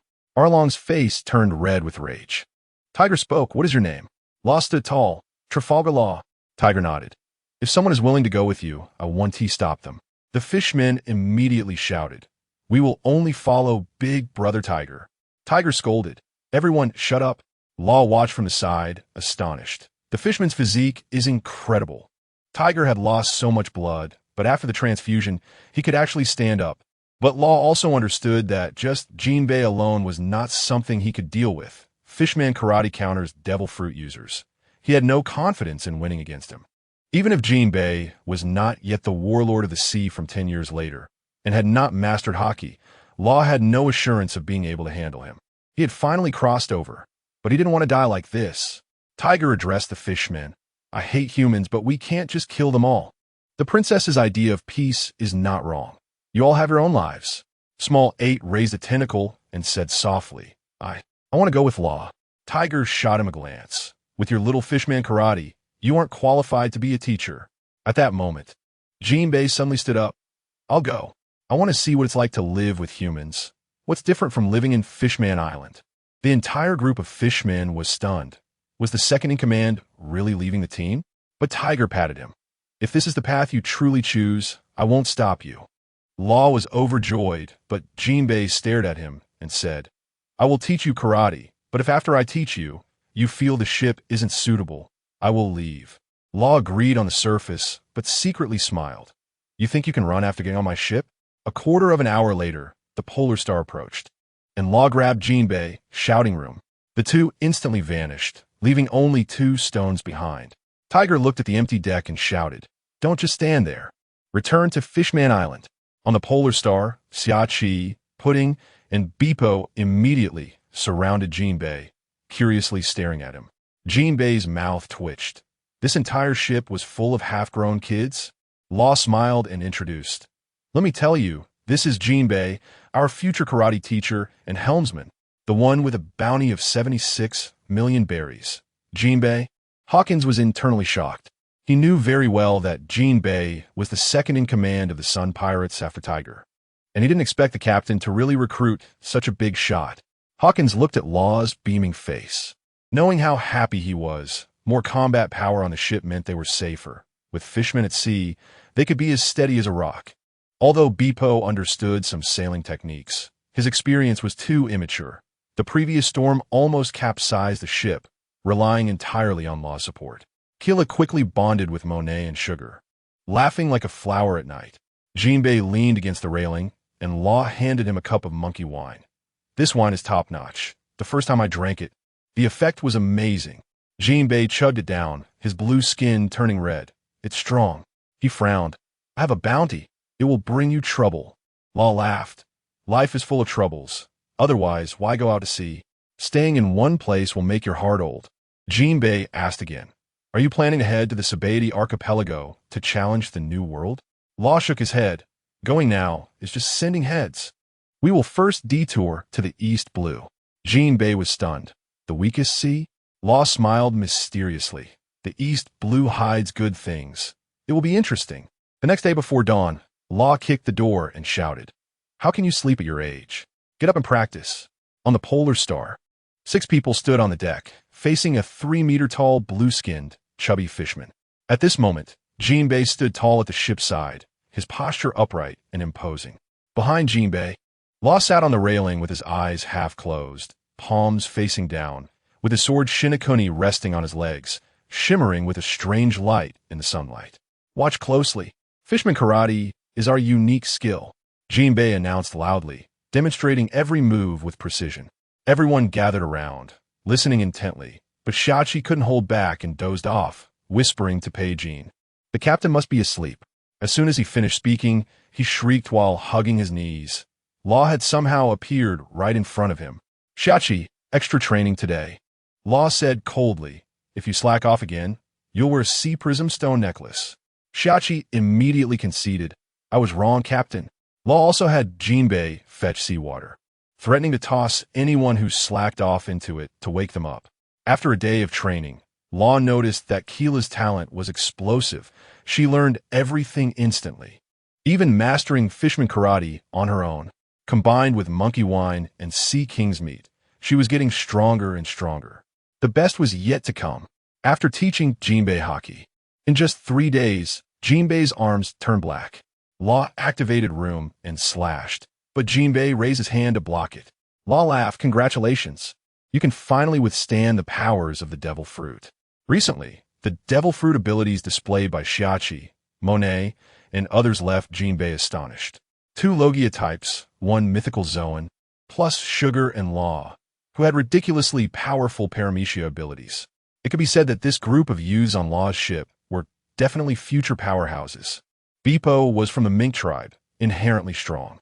Under Law's guidance, he could already manipulate static electricity and only lost to Keela in Fishman karate, learning physical techniques at an absurd speed. Hawkins was always mumbling but could sense others' presence. He had barely grasped observation haki. Jinbei took a long knife and struck his arm. The blade shattered with a clang, but his arm had no marks at all. Peijin grinned at Xiachi. If I hit you now, it'll definitely hurt. Xiachi rolled his eyes. Try hitting me first. His son Sen Fruit could create propellers and grow fruits and vegetables, providing the whole ship's food supply. As the ship approached the Sabeti archipelago, Xiachi held up a newspaper and shouted, "Big news! Empress Hancock has become a Shichibukai. Bounty of 80 million. Law looked at Hancock on the newspaper and thought to himself how abnormal it was, mastering all 3 types of haki at just 18 years old. Who could compete with that? He had only just grasped a bit of armament haki and had yet to see the conqueror's haki. Sure enough, 3 days later, the newspaper exploded with news. Mihawk and Kuma had also joined the Shichibukai. Pirates went completely crazy. Being a Shichibukai meant they could legally plunder. No need to hide from the Navy anymore. There was fighting everywhere, and everyone wanted to cut people down to boost their reputation to become Shichibukai. Peijin was astonished. The world government really dares to stir things up? Law sneered. There's no such thing as a free lunch. He knew that everyone who became a Shichibukai had their blood extracted by the world government to secretly create peacekeepers. Moreover, the 3 monsters of the Navy were gaining more fame, and many generals felt they had the potential to become admirals. Under the leadership of the new Fleet Admiral Sengoku, the Navy's momentum was strong, which made the world government uneasy. Whether it was pirates or the Navy, balance was what they wanted. Monet looked at Kuma in the newspaper, frightened. That person looks fierce. Jinbei spoke up. He's not bad. I met him in the New World. He doesn't discriminate against fishmen. Law sighed as he looked at the newspaper. Kuma's pawpaw fruit was too powerful, but unfortunately his heart was with the Revolutionary Army, so he couldn't recruit him. A month later, the Polar Star was nearing the Sabeti archipelago. On the way, waves of pirates came looking for trouble, and Peijin and the others treated them as practice targets. Even the small fry without bounties dared to come, but they were all crushed. Law had grown to over 1.8 meters, had muscles, and could match Peijin's demon form without using any devil fruit. Suddenly, Beppo shouted, "Another one is coming. It's the Nyo-Nyo pirates." Xiachi and Peijin immediately rushed over. Captain Gabriel Lorry, bounty of 40 million, also practiced the Nyo-Nyo fist. Hawkins muttered while holding the bounty notice. "I have to step in this time." He had previously slacked off, but learned observation haki after being thrown into the pile of pirates by Law. Law also modified room into a rectangular shape, making it larger and more convenient. "Jinbei, I'll need your help later." In the center of the ship, Law set down his coffee. The ice cubes disappeared from his hand, and he swiftly grasped Shinokuni. The ice was created from Monet's snow fruit, and the coffee beans were grown from Xiachi's sunsen fruit, making full use of everything. "Don't worry. Leave it to me. I've got this." Jinbei laughed heartily. In these days, he had become familiar with everyone, and seeing Law and the others grow stronger made him genuinely happy. Law's coffee hot pot and 3 Kingdoms kill were all fresh experiences that captivated Jinbei, who had never seen these before, raising his favorability to the max. This time, when pirates attacked, Law was responsible for going out to claim heads while Jinbei would guard the ship naturally. Ahead, the Nyo-Nyo pirate's hornskull flag was particularly eye-catching, and Peijin immediately prepared to transform, while Xiachi rubbed his hands, selecting his plant-based big move. Suddenly, Beppo shouted, "They're not coming towards us." Xiachi rushed to the bow and saw, instantly blowing up, "Who do they think they're looking down on?" "Beppo, chase them." They ran away with 40 million berries. Hawkins calmly added, "Not just that. The total value is over 100 million, plus 2 with 20 million and 1 with 15 million bounty." Sugar's eyes sparkled. "I could buy a lot of grapes, right?" Xiachi muttered, "It's better to buy rare plants." He could now create a sunflower that farts and an apple tree that can urinate 5 meters. Law had already warned him. Anyone who dared to create disgusting things would be thrown into the sea and dragged along by the Polar Star. Of course, Law ordered him to refrain from making any overly disgusting plants, threatening that if those strange plants grew wildly on the ship, he would beat him up, lock him in a cage, and toss him into the sea to let the Polar Star drag him along. Xiachi stubbornly claimed that his apple tree that urinated was just removing impurities, but no one on the ship dared to taste the apple, no matter how sweet it was. Pei hooked his shoulder and laughed. You little brat are only thinking about buying grapes? You should be stocking up on alcohol. Ever since Law taught them the brewing method, he and Jinbei had been hanging around the barrels, turning into two underage drunks. Shachi rolled his eyes angrily. You're only a year older than me. Stop acting like a senior. Jinbei and Beepo immediately grabbed the steering wheel, the Polar Star revving up as they chased the Nyo pirates ahead. Today, they couldn't let go of this chance for over 100 million berries. On the other side, aboard the Nyo pirate ship, the third-in-command Lita raised his sniper rifle and cursed angrily. Is this broken merchant ship tired of living? Dare to chase us? Sinking it directly. The 4-meter-tall Captain Lorry shoved him aside, his face dark enough to drip water. No way. There are big shots all around Sabaody. Stopping means certain death. The second-in-command Peaksings was unconvinced. Just capture them as hostages to block the back. Lorry growled. You guys don't understand a damn thing. The people behind us are so powerful we can't even mention them, let alone provoke them. Just as Lorry and the crew were arguing, several empty barrels suddenly vanished from the deck, and Shachi, along with Pei, Keela, and others, appeared in an instant. Shachi had just shouted for the little bulls to get ready when he was stunned. He had actually teleported into a pile of empty barrels. Pei, clear the area. Pei immediately raised his hand to grab, an invisible force gathering in his palm, and he swung it forward, Qigong technique. Far behind them, a large group of pirates were hurriedly filling cannonballs with ammunition, receiving orders to be on high alert. Upon hearing Shachi's shout, the pirates exploded in anger, throwing down their ammunition and rushing over, crudely shouting, "Leave the 3 girls behind! Kill all the men!" Shachi, hands on his hips, retorted fiercely, "You bastards don't kneel when you see Grandpa, and you dare to run? Hurry over and take a beating." The 6 million bounty Jonas charged over like a fierce devil. Little brat, tired of living? Shachi directly hit his sore spot, bald Mediterranean. With your character, you think you could be a pirate? Jonas's eyes turned red with rage as he lunged at Shachi.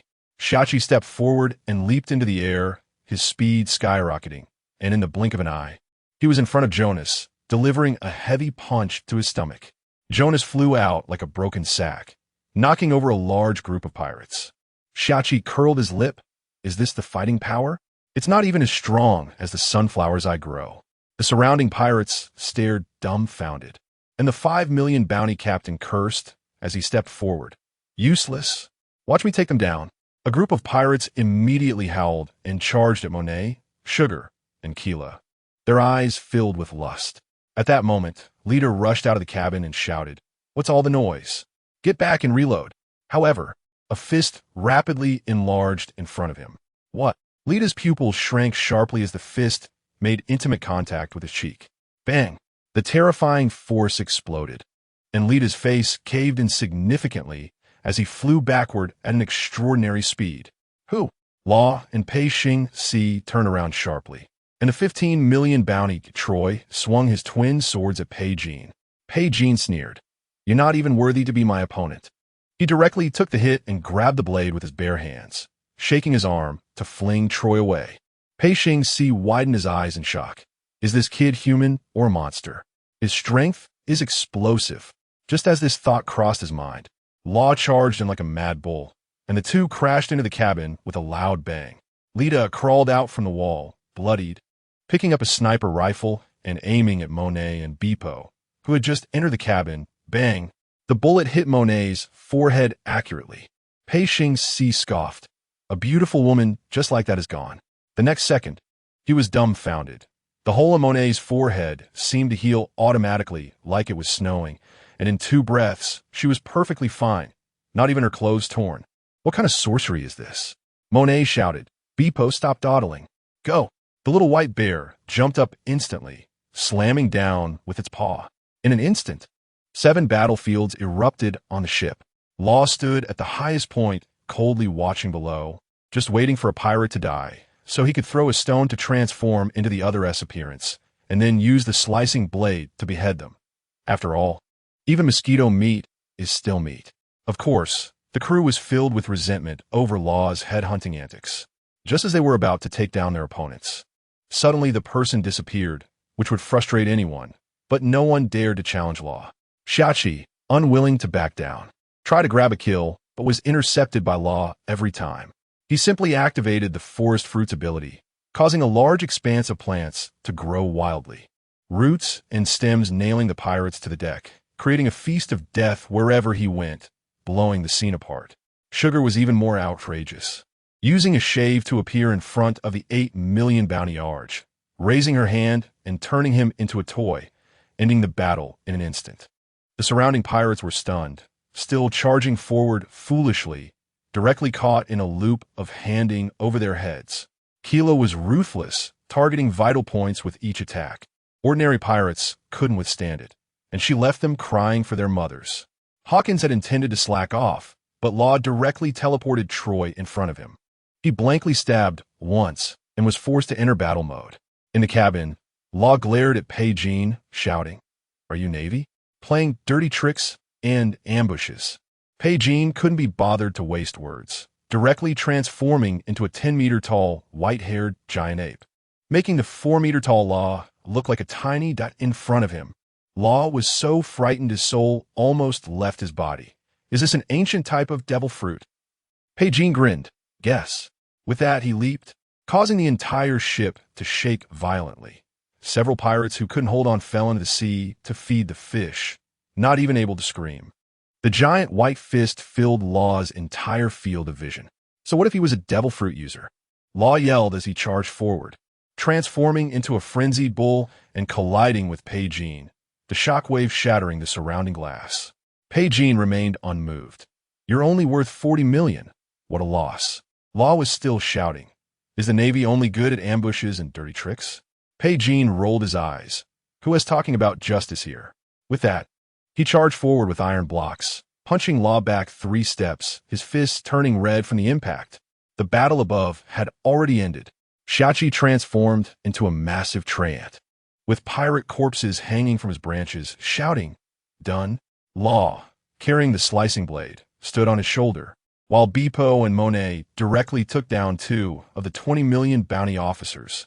Keela sat on the ground laughing. Clearly her strength had increased again. Hawkins finished off Troy, and everyone prepared to search for supplies. Shachi complained, Pei Jean is too weak. If it were me, I'd finish it in minutes. Law sneered. Want to get a try? I guarantee you'll be scolded into silence. Shachi quickly backed down. I was joking. He is my good brother. Law nodded downwards. Laurie's strength far exceeds 40 million, but Pei Jean is sure to win. Sure enough, no matter how skilled Laurie's martial arts were, Pei Jean's Zoan-type body crushed him directly. The unkillable cockroach physique forced Laurie into a corner, his skin bulging with veins, speed and power maxed out, charging like a madman. Ahead, Pei Jean was covered in injuries, a large chunk of hair torn out by Laurie. However, Pei Jean was still excitedly shouting, "Come on, keep fighting." Law glanced twice and returned to the ship to search for supplies. Laurie would definitely lose, with the Zoan-type and monkey whine boosting Pei Jean. Even a branch's rear admiral couldn't break him. Suddenly, Bepo jumped up anxiously. "Captain, a warship is coming. Really close." Law instantly flashed to the bow and opened room. Seeing that it was Smoker and Tina flying over, his face darkening immediately, he grabbed Sugar and teleported her in front of Jinbei at the helm. Quickly turned Jinbei into a toy. We can't afford to offend big shots. Sugar understood in an instant, and as soon as she touched Jinbei, he turned into a blue fishman toy. Shachi bounced over, holding the devil fruit and shouting, "Captain, look! A living devil fruit. This is a huge profit." Turning around, he saw Tina jumping onto the Star River and angrily shouting at them. "What happened to the people, pirates? Speak honestly." Shachi rolled his eyes. "That bunch of weaklings? They've already been taken down and thrown into the sea." Scram! Tina angrily swung her iron bar towards him, and Shachi's arm turned into a tree trunk, hardening to counter it. On the other side, Smoker landed on the Bull pirate cruise ship. The rich smell of blood instantly made him frown. Around him, it was a scene of devastation. Dozens of corpses and headless bodies lay on the ground. The dead were all burly, some still holding weapons, the calluses on their fingers indicating they were likely not ordinary people. It was as if they were all seasoned fighters. The ship was pockmarked everywhere, the pirate flag lay on the ground, and the mast was completely shattered. There was no chance of escaping with the wind. The sound of heavy impacts continued inside the ship, and with each sound, the entire ship shook violently, like an earthquake. Smoker's feet turned to smoke as he rushed into the ship, his mind set on one thought: to catch a live person and ask clearly, "Your Navy?" Monet suddenly blocked his path. Smoker frowned. "What's going on with this ship?" Monet placed her hands on her hips defiantly.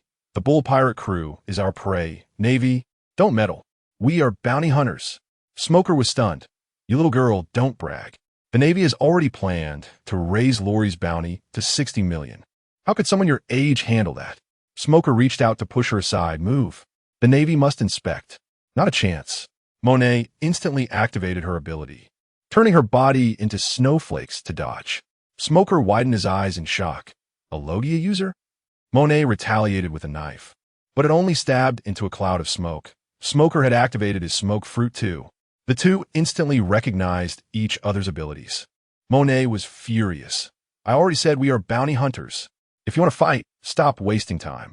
She raised her hand, gathering piercing cold air to smash towards Smoker. Smoker laughed coldly, smoke billowing from his entire body, instantly covering the entire battlefield, making it impossible to see even a shadow. Ice and smoke intertwined in the air, creating a peculiar and beautiful scene. Monet retreated while dodging Smoker's smoke, simultaneously counterattacking with her snow fruit, frost flying, cold winds howling, and the oppressive feeling on the battlefield reaching a peak. Pay attention. Law had already customized a cheat tactic for her. Use her ability to cool the field, locking down the opponent with the environment. Monet raised her hand, forming a 2-meter-tall snowman to smash forward, and Smoker sneered, smashing it with one punch. "Is this it? Not enough to fill gaps between my teeth." Monet launched the Zhu Yin Snow Demon with a backhand, and the 5-meter-tall Snow Ape charged in with a roar, its combat power reaching its peak. Smoker transformed into smoke and quickly dodged, releasing thick smoke that made it hard for Monet to see. Monet immediately followed up with a dome-shaped snow house to cover him, but the snow house was smashed to pieces with a loud crack. "Can you take this move?" Monet remained unflustered. The temperature dropped lower and lower, and even Smoker's smoke began to freeze. Suddenly, Smoker shot forward like white lightning, reaching max speed. Modet wurde elementalized, but was hit squarely by a hockey-coated fist. With a thud, she crashed into the ship's cabin like a cannonball, leaving a large dent in her back, blood dripping from her mouth as she gasped for air. Smoker crossed his arms and sneered. "You dare to stop the Navy with this little skill?" Monet propped herself against the wall and stood up with unwavering determination. "I won't let you into the cabin even if I die today." Smoker completely lost his temper. "You want to be disrespectful, huh?" He then activated White Snake, his dark fist wrapped in swirling smoke, charging straight at Monet. After a while, boom! This time it was even faster. The Zhu Yin Snow Demon was directly pierced by Smoker, who swung his hockey-coated fist, looking like a war god descending. Monet felt a sharp pain in her abdomen, twisting as she flew backwards, crashing to the ground dozens of meters away. Smoker glanced over. "I hope you're not a pirate." He turned to leave, only to find the crashing sounds had stopped. With a bang, the wooden door was kicked open, and Pecan emerged holding Laurie's head, standing at 3 meters tall, half a head taller than Smoker. Upon seeing Monet on the ground, Pecan's eyes turned murderous. "Are you looking for death?" Smoker was stunned. "This is Laurie?" Pecan instantly teleported to Monet's side and picked her up, causing Smoker to break into a cold sweat. "Is this Shave? Are you from the world government?" Pecan sneered, his body cracking as he transformed into a 10-meter-tall white ape. Although he was covered in wounds, his aura was explosively fierce as he charged straight at Smoker. Watch closely. With a huge bang, the heavens were shaken. The two collided, and Pecan's punch shattered several layers of wooden planks, while Smoker instantly transformed into smoke to dodge. Smoker thought to himself, "Is a zone this powerful?" He countered with White Vine, instantly binding Pecan with smoke chains. Pecan roared and charged at Smoker, crashing into him and dispersing him into smoke, while he himself slammed hard against the wall. Smoker floated in midair, sneering. Logia is the strongest. Misunderstanding. I'm not fighting anymore. Pekin exploded in anger. What a load of crap misunderstanding. Pekin lifted his foot, and a crescent-shaped slash appeared. Hurricane kick. Smoker was completely enraged. Then let's go all out. The smoke chains wrapped around Pekin instantly solidified, tightening to the point of causing him to scream in pain. Meanwhile, on the Star River, Luo was unable to provide support. A fierce character suddenly crashed onto the ship. The purple-haired, muscular man stood there, exuding an overwhelming pressure. It was none other than the former Marine Admiral and current Chief Instructor, Zifa. Luo quickly retracted his ghost cry, smiling. Admiral, your presence truly brightens the place. Zifa grinned. Boy, where did you all come from? He had already locked onto Luo and Jinbei with his observation hockey, fearing for the new recruits' lives, and rushed aboard. Luo immediately revealed his trump card. We are bounty hunters from the North Sea, specifically here to take down the Bulbul pirates for the bounty. As he spoke, he tossed out several pirate officers' heads. Zifa glanced towards the bow, where Xiachi was holding her ground against Tina with her forest fruit, surprisingly not losing ground, prompting him to exclaim, You young people sure know how to make a scene. He then turned to Luo and asked seriously, You must be the captain, right? Want to join the Navy? Next, the energy skyrocketed. Luo shook his head without a second thought. Sorry, Admiral Zifa.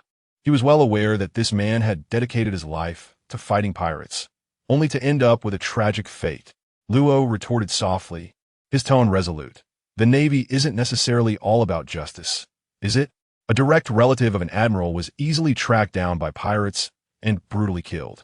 It was strange to think about. Zifa's smile instantly froze. Boy, what do you mean by that? Luo laughed. I'm your fan.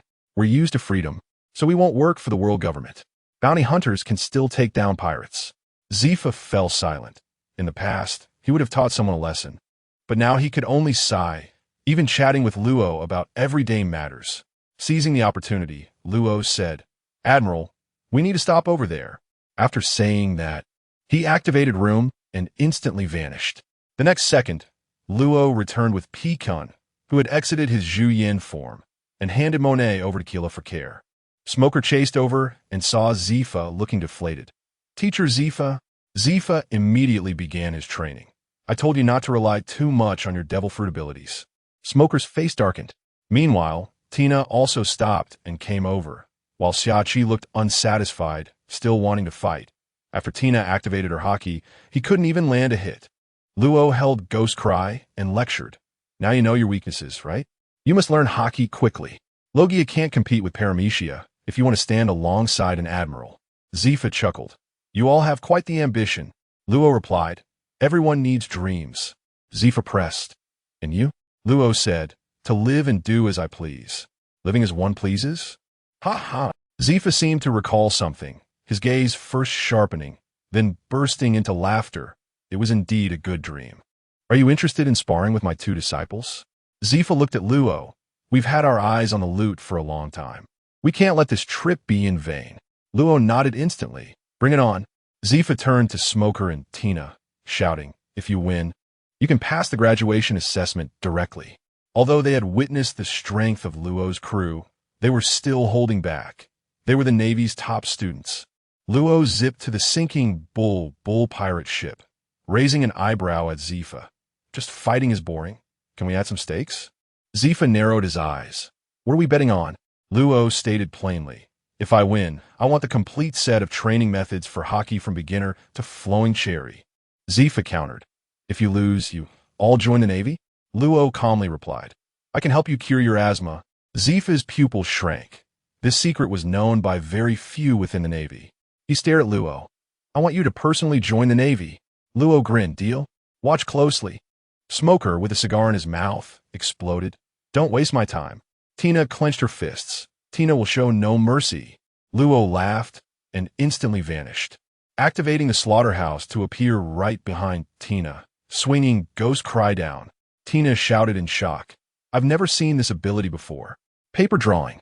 She rolled away like a soft paper, countering by throwing an iron bar straight at Luo's chest. White fist. Meanwhile, Smoker's dark fist erupted with white smoke, heading straight for Luo's head, starting off with hockey. Luo's pupils lit up. Good timing. Ghost cry floated in midair as his fists instantly turned black. Leaping up to meet the attack. One hand grabbed Tina's iron bar, while the other caught Smoker's fist. Though he took a few steps back, he remained steady. Tina took the chance to wildly swing the bar for a fierce attack, while Smoker activated White Snake, trying to ensnare Luo. Luo chuckled lightly, unleashing an explosive force, lifting Tina overhead. Tina screamed in shock, and Smoker looked dumbfounded. This kid's strength is off the charts. Tina struggled to shake off the bar, and Luo directly used her as a club, smashing it hard towards Smoker. Smoker instantly transformed into smoke to dodge, and Luo seized the opportunity to unleash his fists, pushing back Smoker's white fist. He then tossed Tina aside and turned to slam into Smoker. Smoker's speed skyrocketed to supersonic, engaging in close combat while threatening. Your hockey is still too immature.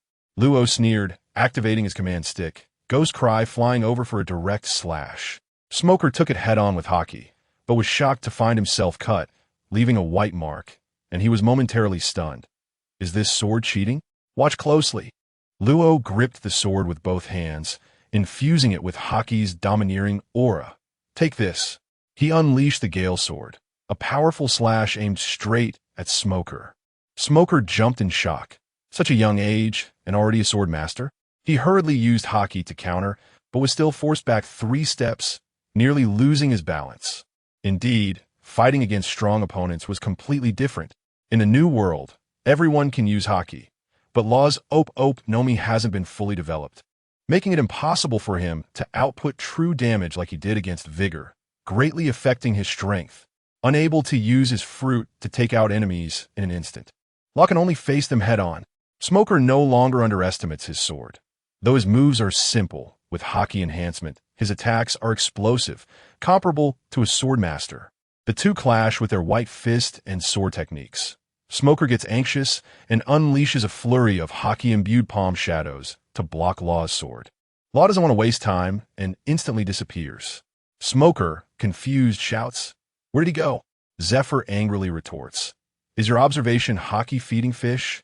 Law's voice comes from below, "Don't cheat." Just as Smoker looks down, the sword light slashes across his thigh, blood spurting out. Enraged, he smashes the ship's cabin, creating a huge hole, but Law has already slipped away. Beepo anxiously calls out for the captain, and Zephyr calmly reassures him. "If something happens, I'll save him." At this moment, Tina jumps out, furious. Tina wants to beat you up, but Law flashes to Smoker's back, his hockey-imbued fist crashing down. Smoker stumbles, spitting blood, and Law follows up with another punch to his face, distorting his features. Tina tries to support, but gets hit by a flying Oni-Kuri, numbing her arm. This power is too overwhelming. Law controls Oni-Kuri and teleports in front of Smoker, raising his sword to strike. Smoker tries to fly up to evade the attack, thinking he can counter Law in the air, but Law directly uses Moonwalk to catch up. "Moonwalk?" Tina exclaims in shock from a distance. Law doesn't hesitate and strikes down on Smoker's hockey-imbued arms with his sword. With a loud bang, the shockwave sends splinters flying from the pirate ship, and Smoker is directly smashed into the ship's hull. Taking advantage of his weakness to finish him off, Law instantly disappears, preparing to deliver another blow. Unexpectedly, Zephyr also vanishes, and a huge black hand grabs Oni-Kuri, only 10 centimeters away from Smoker's heart. Zephyr lifts both of them and jumps onto the ship, scolding, "Smoker, go back and practice your hockey properly." Smoker is filled with shame. He's definitely lost. Law smiles and asks, "The Admiral personally intervened. Isn't that excessive?" Zephyr raises an eyebrow. "Do you still want to kill him?" Law quickly admits defeat. "I'm a law-abiding citizen. Just a challenge." At this moment, Tina jumps out. "I haven't lost yet." Zephyr snorts coldly. "Smoker is already down. How can you win?" Tina instantly deflates. Law's teleportation is too disgusting. She can't even touch him. Law grins at Zephyr, wanting to bet, but Zephyr suddenly asks, "Are you from the world government?" Law bluntly replies, "I would never be a dog for the celestial dragons." Smoker and Tina are stunned. This kid is too bold. But Zephyr nods, "Just like my old friend." Saying this, he tosses Law a notebook. "The Navy doesn't have this. It's my insights." Law beams. "Thank you, Admiral." You're too generous. Shachi and others beside them scoff. What a sycophant. Law ignores them, jumping back to the ship, shouting, "Guys, let's get out of here." Beepo, set sail. The new recruits on the warship chatter. Smoker and his crew are back. Go away. I want to help the sister massage her tired legs. The new recruits whisper among themselves. The blue-haired girl, Ein, pokes the bandage bins. Someone on their ship has a power similar to yours. Bins retorts, I'll definitely be stronger than him in the future. The new recruits are shocked. Smoker is the strongest graduate, yet he was beaten to the point of bleeding from his thigh. After Zephyr finishes scolding the two, he leaves, and Smoker, holding back his anger, goes to train. Next time, I must defeat Law.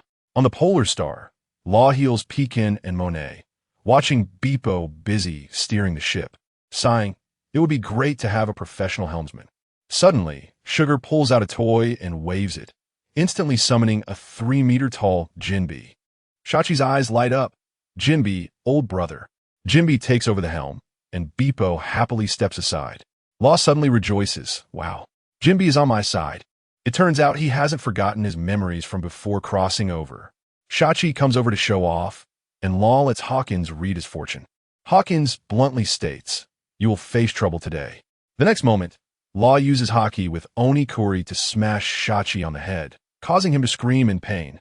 At this moment, Kira comes over holding a patterned banana-shaped fruit. Brother Law, this was found on the Nyonyo pirate ship. Law's eyes instantly light up. Devil fruit. Shachi jumps over with anticipation. Boss, what fruit is this?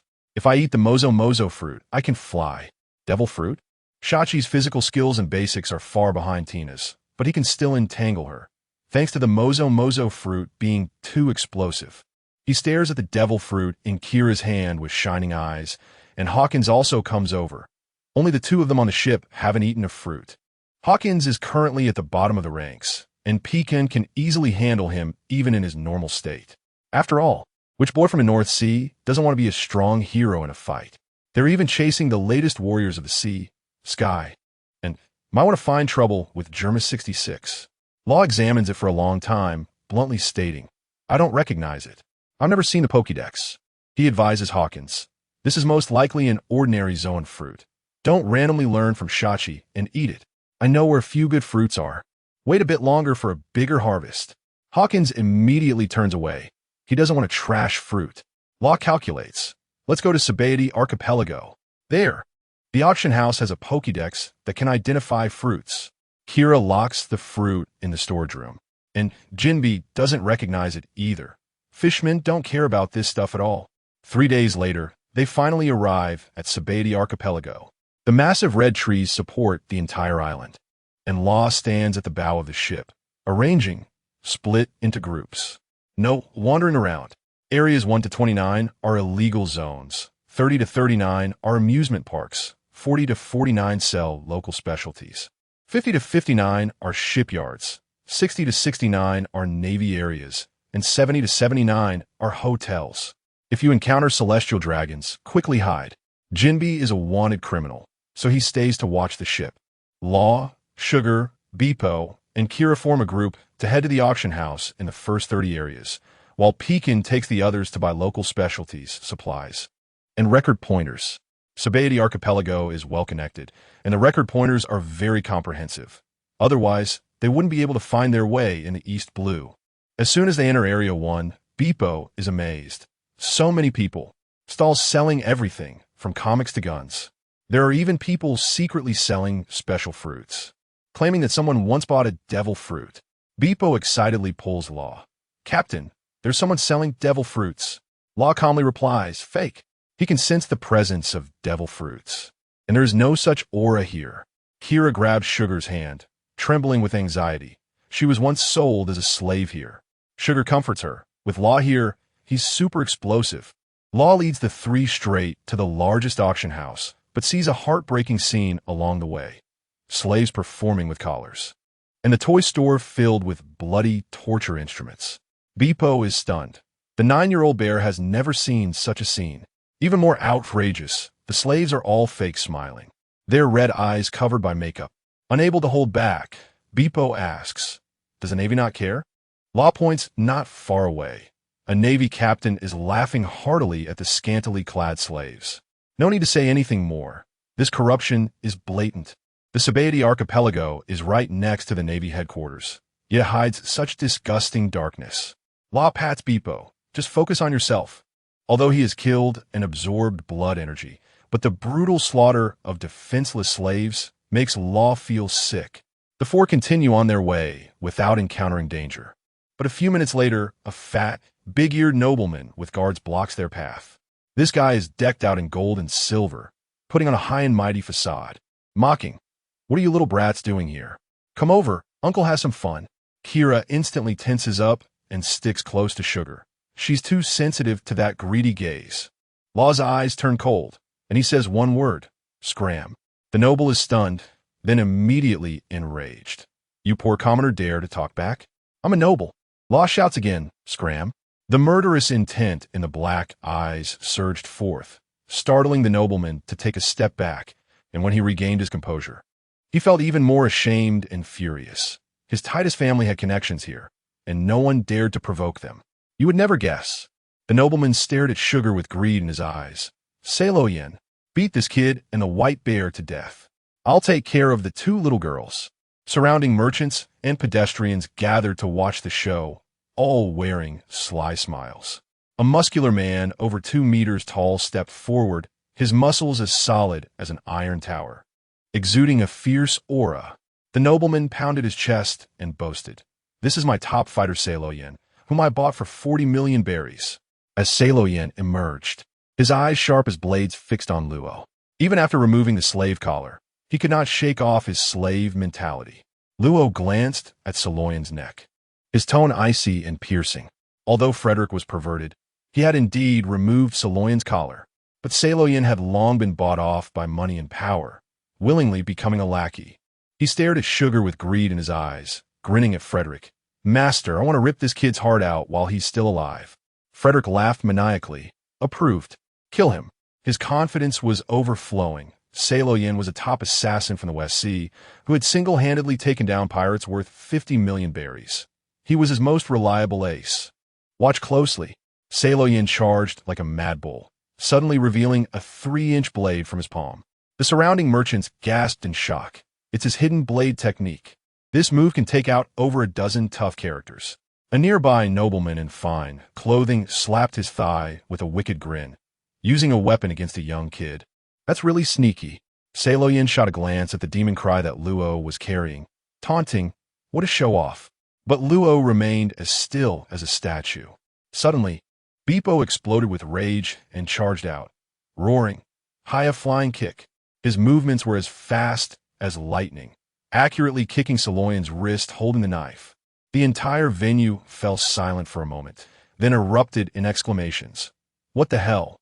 The white bear can talk and can fight like this?" Beepo pressed the attack, throwing a punch at Saloyan's face. Saloyan was both furious and shocked, grabbing his fist with a fierce look that seemed ready to eat him alive. Keela, sharp-eyed, shouted urgently, "Beepo, be careful. He's hiding something behind him."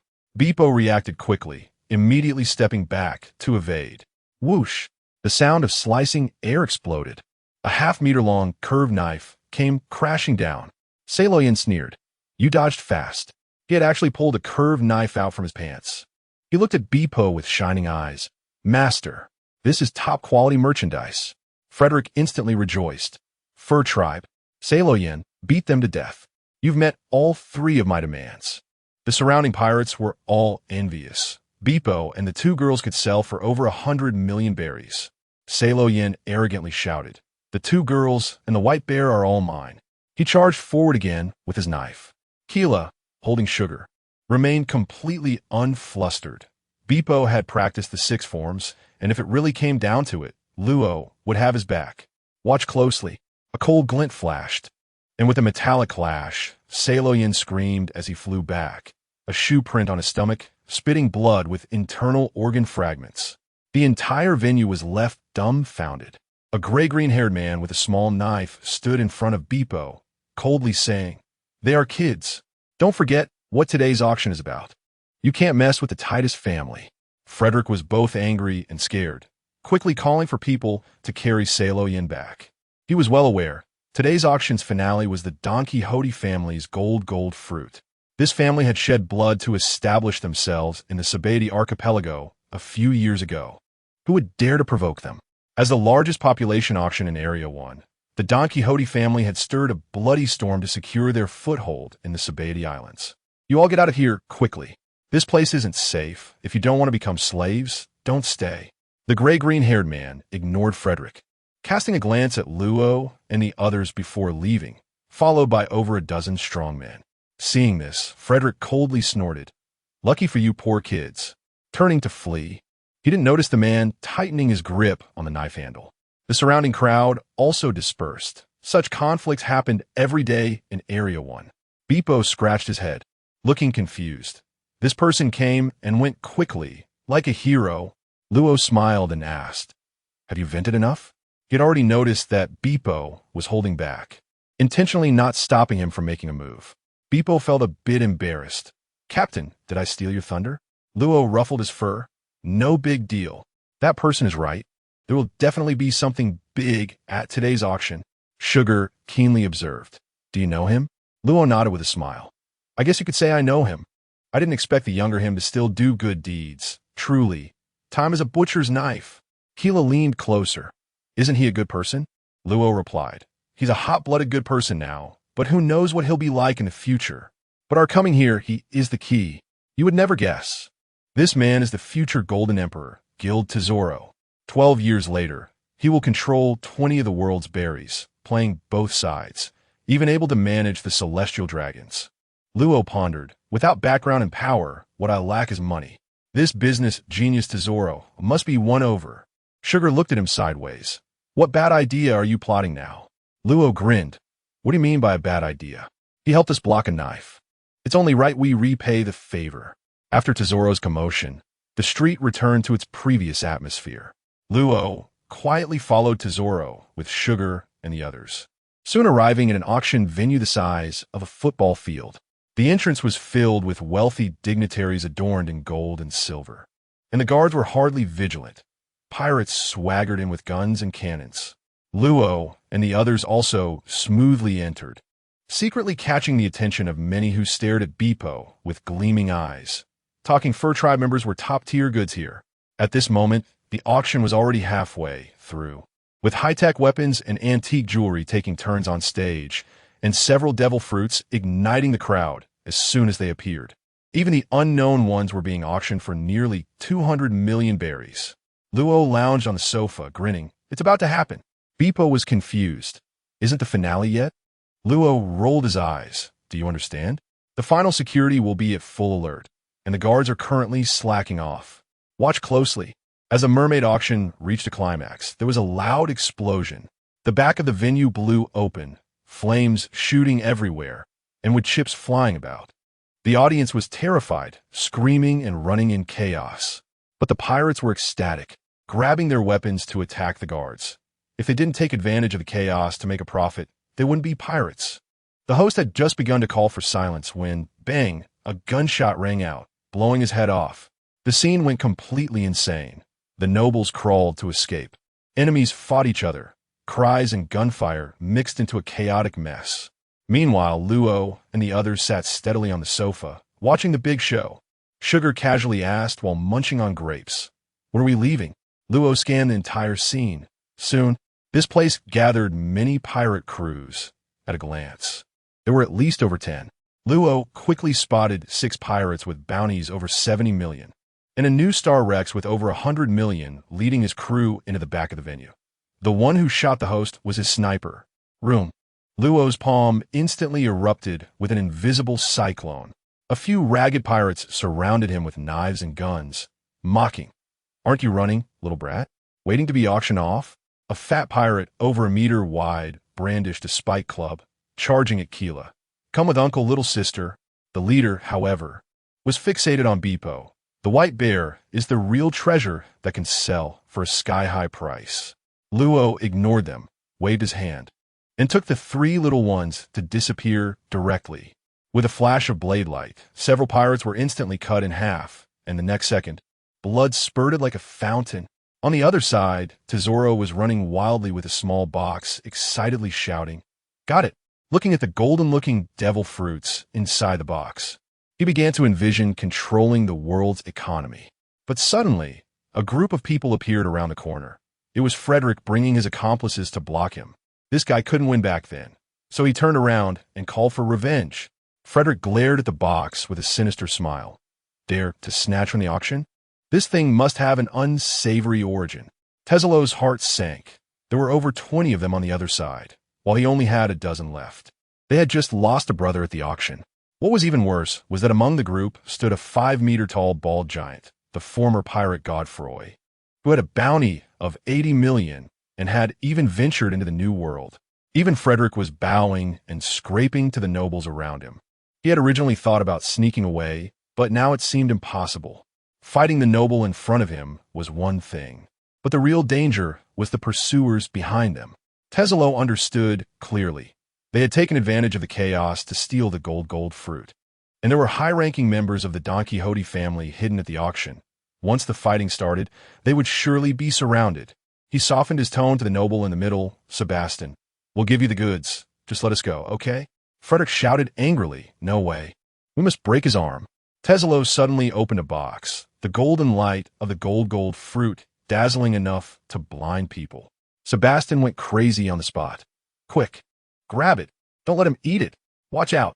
Teselo grabbed the fruit and stuffed it into his mouth. But one bite made him dazed. This sweet flavor was definitely not that of a devil fruit. Looking down, he was shocked to find he was holding a pear. At that moment, a light laugh echoed, and Law stood on a rock tossing a golden real fruit, followed by Beppo and 2 girls. Teselo was completely stunned. When did this little brat get here? When did he secretly drop his bag? The nobles were panicking. Salo Yang. "Godfroy, hurry up and grab him." Salo Yang rushed over with a grim smile, thinking it was easy to handle a child. Law drew his sword and coldly shouted, "Slaughterhouse," in a flash of blade light. Salo Yang didn't even feel pain and was about to throw a punch, but the next moment he looked down and froze in place. His arm was completely gone. Everyone around was dumbfounded. What the hell? Where's his hand?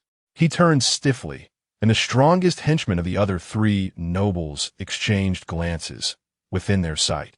Each other's limbs had strangely separated from their bodies, the cuts smooth as if precisely sliced, without a drop of blood flowing. Thud! The next moment, a pile of dismembered limbs fell to the ground. The 4 of them completely immobilized, terror written all over their faces, completely stunned. It was a devil fruit user. At the back, Godfroy's expression changed drastically, his hands instantly wrapped in pitch-black hockey, staring fiercely at Law and shouting, "Who the hell are you?" Law raised an eyebrow and sneered, "A pirate who can use hockey, and yet you're acting as a dog for these ugly nobles?" Sebastian was furious, shouting, "Godfroy, kill this reckless little brat." The 4 nobles next to him were all dumbfounded. How could their strongest subordinate be taken out by a teenager in an instant? Teselo and his men were also stunned. With his strength, he had no confidence in taking on 4. Godfroy growled, "Kid, what do you know? There are countless pirates worth over $1 billion in the New World." Law directly countered, "Too bad you're not one of them." He turned to Teselo. "Mr. Teselo, can we talk later?" Teselo smiled self-deprecatingly. "Looks like I was meddling in things that weren't my business before." He never expected Law to be this strong. He didn't even need his help. Law nodded. "Let us deal with these people first." Sebastian coldly laughed. "You're so full of it. I'll make you a deal. Godfroy, kill him, and I'll agree to let you marry my sister." Godfroy's eyes instantly lit up. Marrying a noble lady would completely clear his identity. He grinned at Law. "Your fruit ability is strong, but I just happen to have a way to counter it." As soon as he finished speaking, a blade of light slashed towards him. Godfroy's gaze sharpened. Raising his hockey-wrapped palm to block the blade, his hand completely unharmed. "Useless." He sneered, "Kid, do you know what hockey is?" As he spoke, he transformed into an arrow. Charging at Law. Law didn't retreat, but advanced instead, swinging his sword. Teselo shouted urgently, "Be careful." Clang! The sound of metal clashing erupted, a shockwave overturning the surroundings, and both men were forced to retreat simultaneously. Sebastian was dumbfounded. A 5-meter giant can't even overpower a kid? What kind of joke is this? Godfroy asked in shock. You can use hockey too? Law raised an eyebrow. Is it that hard? What kind of fruit do you have? Godfroy shouted anxiously. Law laughed, guess. Suddenly, there was a loud explosion from the direction of the auction. Teselo's heart sank. The pursuers were coming. Sebastian panicked. Everyone, attack. Kill them. The henchmen surged forward, with some even viciously charging at Beppo and the two girls. Teselo wanted to stop them, but was surrounded by the noble subordinates. Godfroy sneered. What's wrong with using numbers to overwhelm? A fool wouldn't use an advantage. He was getting more and more anxious. Law's strength reminded him of the monsters in the New World. Both sides' hockey were evenly matched, but it was all about stamina. Law, however, was as steady as a rock, his hand holding the sword unmoving. Those monsters had shown inhuman talent since childhood, especially now with one of the Emperor's Big Mom. It was said that Big Mom could go toe-to-toe with the giants from a young age. You want to play a group fight? Law swung his arm to catch the sniper bullet. The shell directly crushed and deformed. He grabbed the shell and threw it back. Godfroy sneered. A petty trick dares to show off. The next moment, Law suddenly grinned. Room. Two figures instantly appeared, and a punch sent Godfroy retreating 4 or 5 steps. Several vines wrapping around his waist. Next came a high-energy alert. A young man suddenly shot up to 10 meters tall, transforming into a white-haired giant ape. Pecan roared. Dare to touch my captain? Are you tired of living? His fists rained down like a storm, directly pounding Godfroy into the ground. The treeman, Shocky, used his vines like spears, accurately piercing enemies and crazily absorbing moisture, within half a minute stacking up a row of dried corpses, leaving everyone in the venue too scared to breathe. Hawkins rushed over with a big bag, flipping through his cards and calmly saying, Survival rate 100. Law raised his hand and pointed like a gun, with a few precise shots exploding the throats of the enemies trapped by the vines. The 5 nobles were scared out of their wits. Where did this monster army come from? Frederick's legs shook like a sieve, the first to cover his head and try to escape. Room. Law expressionlessly drew his sword. The moment the long sword silently pierced out, time seemed to stand still. That bright sword light cutting through the air, the suddenly intensified brightness like splitting the space apart. The battlefield fell into silence. Frederick stared in shock at his upper and lower body separating. The other 4 nobles were the same. Sebastian screamed madly. I'm a noble. How dare you kill me? Law flipped his hand, and with a series of muffled sounds, all the enemy's cut surfaces sprayed out columns of blood, dozens of people instantly dead. You dare to kill Sebastian? Godfroy jumped out of the ground. Seeing the corpses turning red with rage, he punched Pecan flying dozens of meters. Teselo and his subordinates were all dumbfounded, and Law shouted at him. Go to the shore and wait. If you want the fruit, stay, or else you'll never get revenge on the celestial dragons. Teselo understood immediately and quickly led his men to retreat. You all will pay for this. Godfroy punched Pecan away again. Pecan shouted urgently, Captain, support. Law shouted with his palm facing down. Room. His figure vanished instantly. Godfroy was stunned. Faster than the Navy's 6-form shave? Where'd he go? The ground suddenly collapsed, and just as he jumped up, dozens of vines shot towards him. He frantically smashed at the branches, suddenly feeling a chill behind his head. Law's voice exploded in his ear. Scalpel. Godfroy quickly activated his hockey to protect his chest, but the ghost cry only pierced in a little. He roared, What fruit do you have? You can teleport to? Law didn't waste words. His left hand directly slapped his shoulder, electricity crackling. Cardiac arrest. What the hell? The next moment, Godfroy's scream echoed explosively. Sugar was so scared she backed away repeatedly. Shocky gasped, Damn, did he just get fried? Hawkins suddenly drew a card, and his expression changed drastically. Captain, 76 chance of a strong enemy coming. Law raised his hand and swung his sword, for blade lights flashing instantly. By the time Godfroy reacted, his limbs were already gone. He shouted like a madman. I know the information about the strong ones in the New World. Don't kill me. Luo completely ignored him, retreating to 100 meters away and clenched his fist to deactivate his ability. Poof!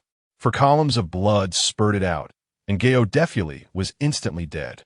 Luo activated his ability and teleported everyone away, leaving him behind to die in despair.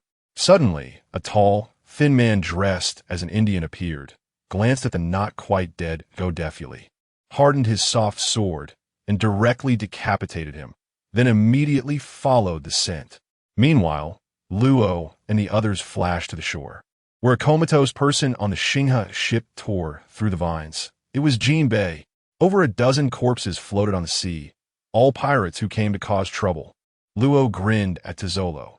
How about picking a ship as a meeting gift? At that moment, Diamante arrived, only to see a broken ship and corpses. And the two small black dots in the distance almost disappeared, making him furious. Suddenly, the phone bug in his pocket rang, and inexplicably, he had an extra pink coat. Exactly. Luo handed over a drink cold. In the pirate world, having cold drinks on a ship is not something just anyone can enjoy. Don't worry, it's not poisoned. Luo passed the drink to Tizolo, who smiled and took it. You don't need to go through all this trouble to kill me. Luo suddenly pulled out the gold fruit and shook it. Want it? Tizolo's eyes instantly lit up. Feel free to propose conditions. I'm willing to join you. I want to overturn this broken world. Luo sneered.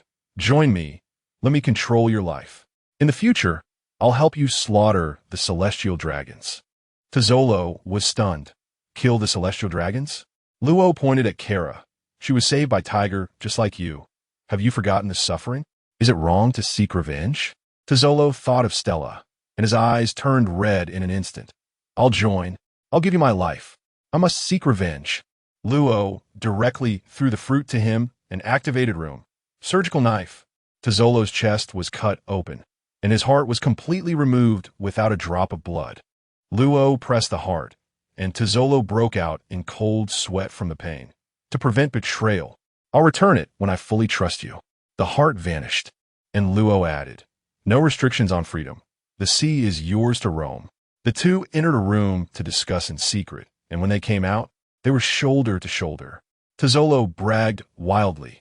Captain Luo, you're a genius, right? Your ideas are explosive. I suspect you're a brain fruit user. Small matter. Then let's part ways here. Luo said with a faint smile. Born on Blue Star, even if he didn't know much, his knowledge could crush the pirate world. Tizolo was completely convinced after their chat, and had no concerns about joining Luo's crew. Pekin looked at the departing ship and asked, Are we just letting him go? Luo replied calmly. He can't perform well if he follows us. He has already taught Tizolo the 6 styles and the 2-color hockey training method, just waiting for the rise of the Golden Emperor. Hawkins approached. It's a pity it's not a Logia type. Luo laughed. There's a straw fruit that suits you. It allows someone to take a fatal hit for you. Hawkins' eyes brightened, and Luo added, But if a strong person catches you, no matter how many puppets you have, it's useless. Then he threw out temptations. The thunder fruit and flame fruit are both along the route, and there's also a barrier fruit that can defend against everything. Hawkins nodded. I believe in fate, but he was secretly calculating whether the flame fruit could crush Shachi. Suddenly, fish schools jumped out of the sea in a frenzy. Jinbei instantly became alert. Not good. Hit the helm hard. Luo immediately activated room, his expression serious as he shouted, Slaughterhouse. The Xinghe ship was pushed forward at high speed. Just then, boom, a giant ship emerged from underwater, with turrets standing like a moving fortress, and the waves pushed the Xinghe ship away. Shachi was so scared that she froze in place. What the hell? Luo's face darkened as he shouted, Jinbei, hurry up. He activated his ability, making the Xinghe ship flee like an arrow, not looking back at all. The crew on the giant ship stood neatly on the deck, their figures appearing tall and fierce in the sunlight. The deep brown flag in the center of the sail was dazzling. It was the battleship of the Beast Pirates. Beppo anxiously exclaimed, Captain, someone on that ship is coming to kill us. Luo immediately shouted, Pekin, go. He was clear in his mind that these people must be here to rescue Kaido, all of them ruthless characters from the New World, and he didn't want to get entangled with them at all. But the other party didn't play by the rules. With a bang, Pekin collided with someone from the opposite side. The opponent was a boy with purple hair and a side-parted shaved half-head. Pejuan. Oh, this little ship is quite something. As soon as he finished speaking, Pejuan's body grew, instantly transforming into a 9-meter-tall Spinosaurus with a deafening roar. Pekin didn't dare to hide his strength. His arms instantly covered in white fur, transforming into a white giant ape to meet him, desperately holding down the Spinosaurus's massive jaws. Xiaopei! A crisp female voice rang out as Runmi leaped down from the giant ship, her blue-pink striped long hair flying, a noticeable white strand on her forehead, her body instantly swelling, and her skin turning light green. Fishman karate, Tawa grass, right fist. Jinbei blocked it, his expression serious. You're from the Beast Pirates. Why are you attacking us? The next moment, a shadow flashed, dressed in all black, wearing a mask and goggles. With flames swirling around the back of his head, Daikenban and Zai Jin appeared. He stared at Jinbei as if looking at a dead man, and with a flap of his wings, he crashed down like a cannonball. Sharkwave right fist.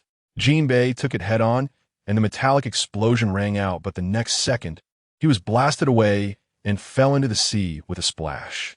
Xiaqi's mouth dropped open, her face full of bitterness. Jin stood at the bow of the Xing'e ship, his cold voice echoing throughout the ship. Kill them all. After rescuing Mr. Kaido, our whereabouts must not be exposed. Wait. The speed of the Xing'e ship remained unchanged as a figure blocked Jin's way. Another little brat. In front of Jin, who was 613 centimeters tall, Luo looked particularly small. Luo said in a deep voice, "We're not the Navy. We won't squeal." Jin completely ignored him, shouting to Pejuan and Runmi, "Kill them all. This is your Flying Six exam." The two instantly became ecstatic, ready to show off their strength. Luo immediately activated Room and swung his knife, but was blocked by Jin's haki, and Luo was forced back 3 steps. He couldn't cut through it all. Jin said indifferently, "Your fruit is quite interesting. Say it out loud, and you and that white monkey can join the beasts." Luo leaped up to strike again, but was blocked once more. Jin kicked a stone into pieces, and Luo teleported to dodge, knowing clearly he was completely being crushed. Suddenly, Jin's katana stabbed towards him, and Luo barely avoided it. Jin raised an eyebrow. Teleportation? Interesting. Luo's mouth bled. "We'll join. Let everyone go." Jin coldly replied. "The beasts are only interested in Zoan types. You are an exception." Luo threatened. "This is close to Sabaody. You wouldn't want to cause unnecessary trouble, would you?" Jin raised his sword. "I don't accept threats." The blade turned black, and the shockwave shattered the deck. Luo was blasted away by a single sword strike, and Jin pursued relentlessly.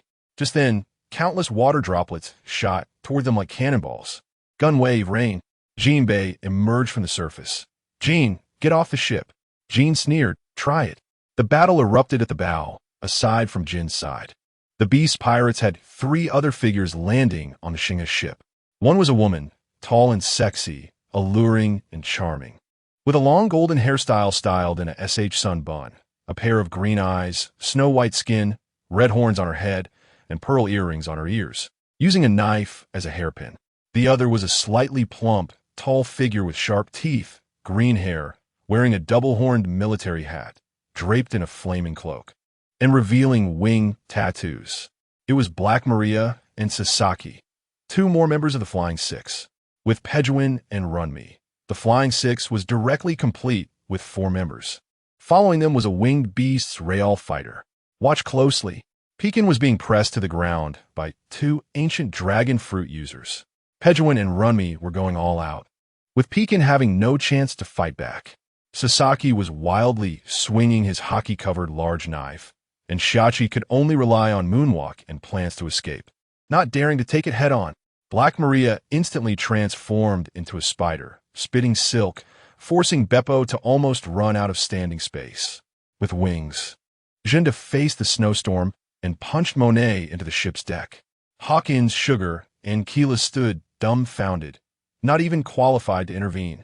Sugar broke down on the spot. "It's over."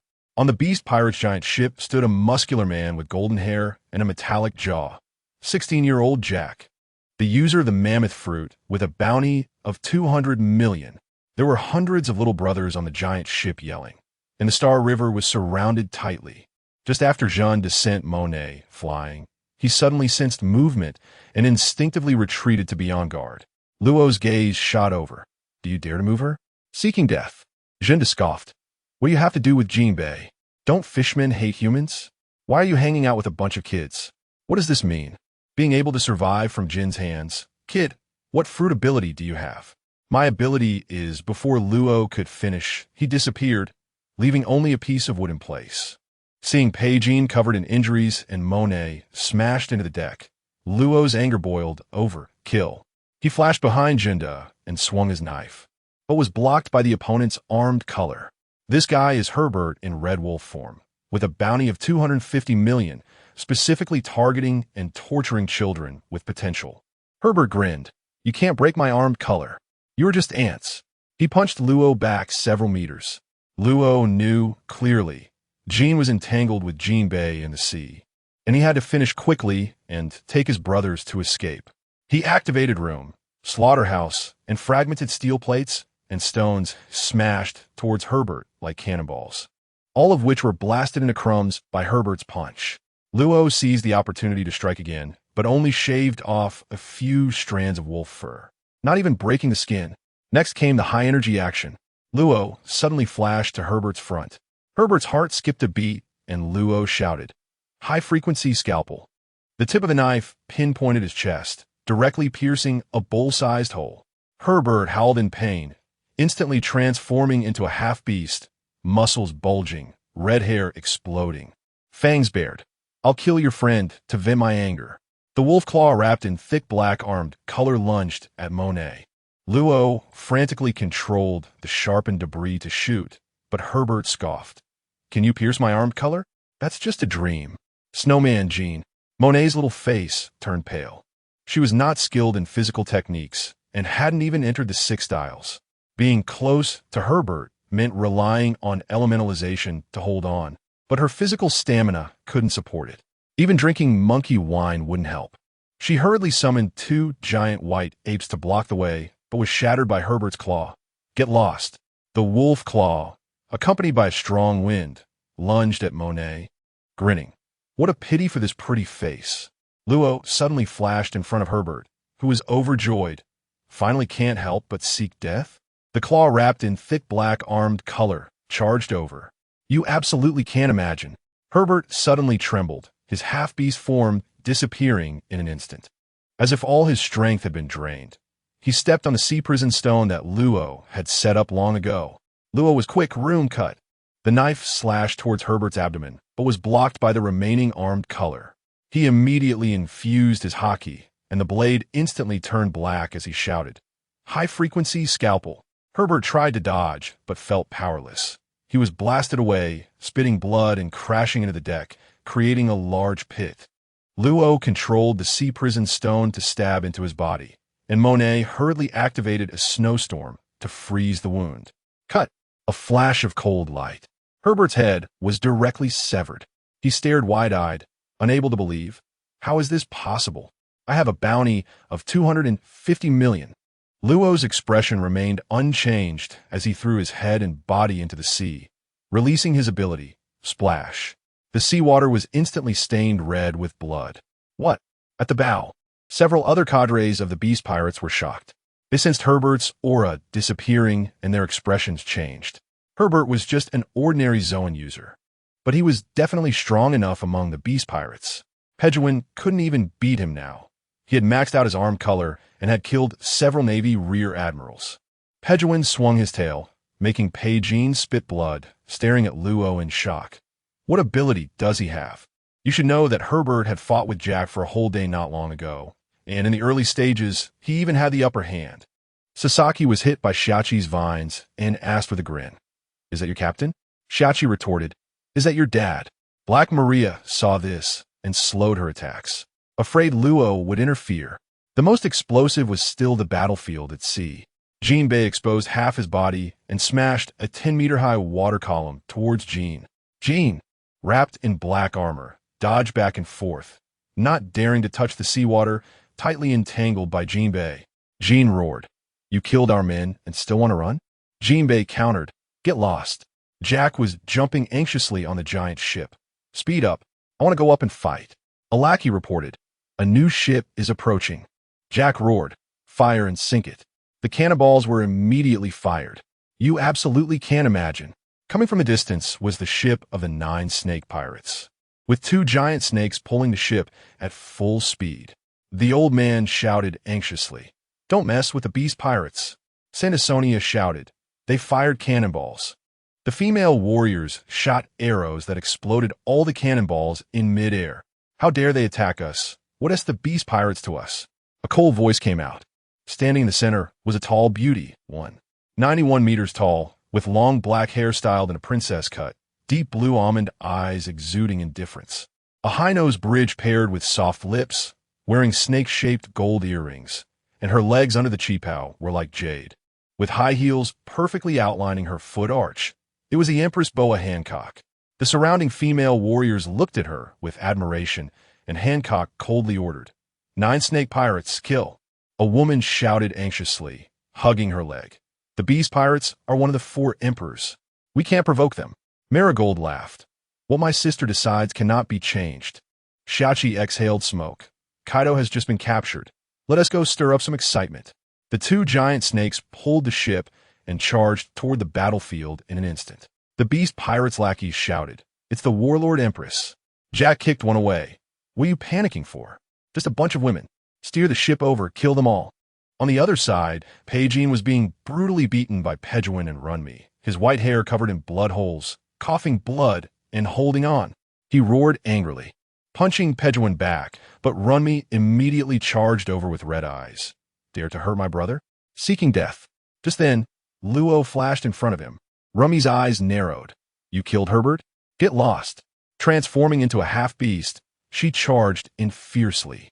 Luo's gaze was icy. He did not activate his ability to leave, because right behind him was Peijin fighting Pejuan solo.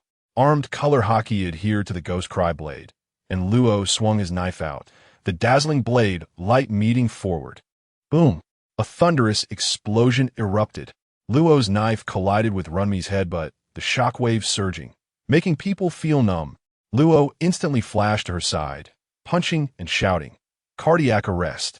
Runmi trembled all over, smashing her tail into a large pit, fiercely sending Luo flying. Luo glared at Runmi, fiery with anxiety. The swollen-headed dragon form's physique is explosive, but it can't wear out. The Star River is about to be dismantled. He swung his knife, unleashing a wave of sword energy, and Runmi hurriedly wrapped her armed color to block. No one wants to follow in Herbert's footsteps. Suddenly, the Star River shook violently, and Luo turned his head to see. The sea surface was stained blood red. Jinbei's shoulder was opened with a large hole, but Jin remained unmoved. Luo's heart sank. Jinbei just learned Haki and couldn't handle Jin at all. Lunalea, tribe, ancient species. Jin can chase and kill for 3 days and nights. Jinbei shouted, "You all run quickly." He smashed a seawater flow as thick as a barrel towards Jin, but it was sliced into splashes by the other party's knife. Jin coldly laughed. "Today you all will die here. Watch closely." Jin's head was pulled back like a slingshot.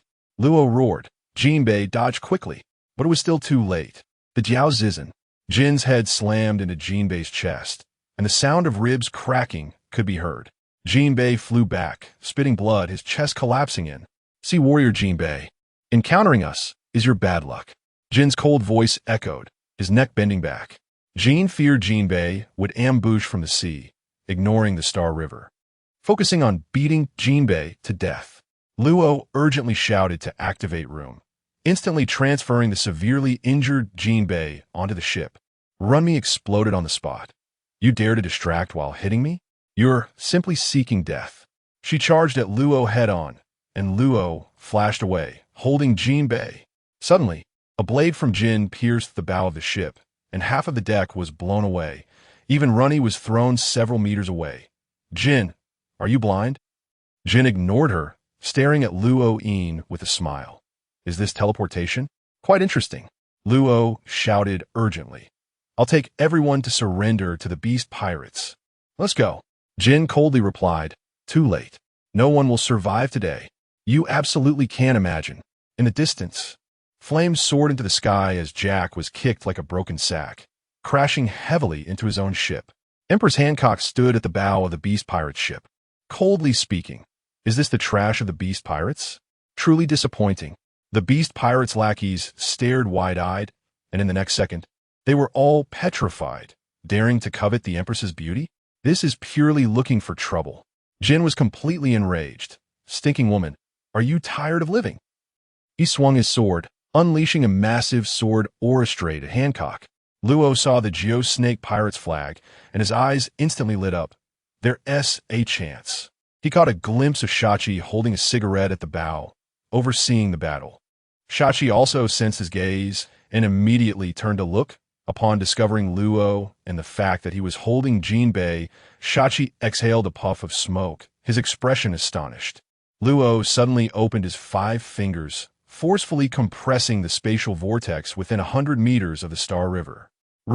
His arm bulged with veins as he glared coldly at the beast pirates' officers boarding the ship.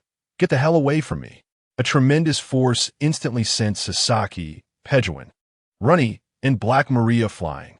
Sasaki shouted in a panic, wanting to jump back to the ship, but Luo directly bellowed. Lateral scalpel. A dazzling blade of light swept out, and the few hurriedly wrapped themselves in armament hockey to block, but still got blasted off the Star River. On the other side, Jin unleashed the Fire Dragon King, but Hancock lifted her foot and kicked it apart.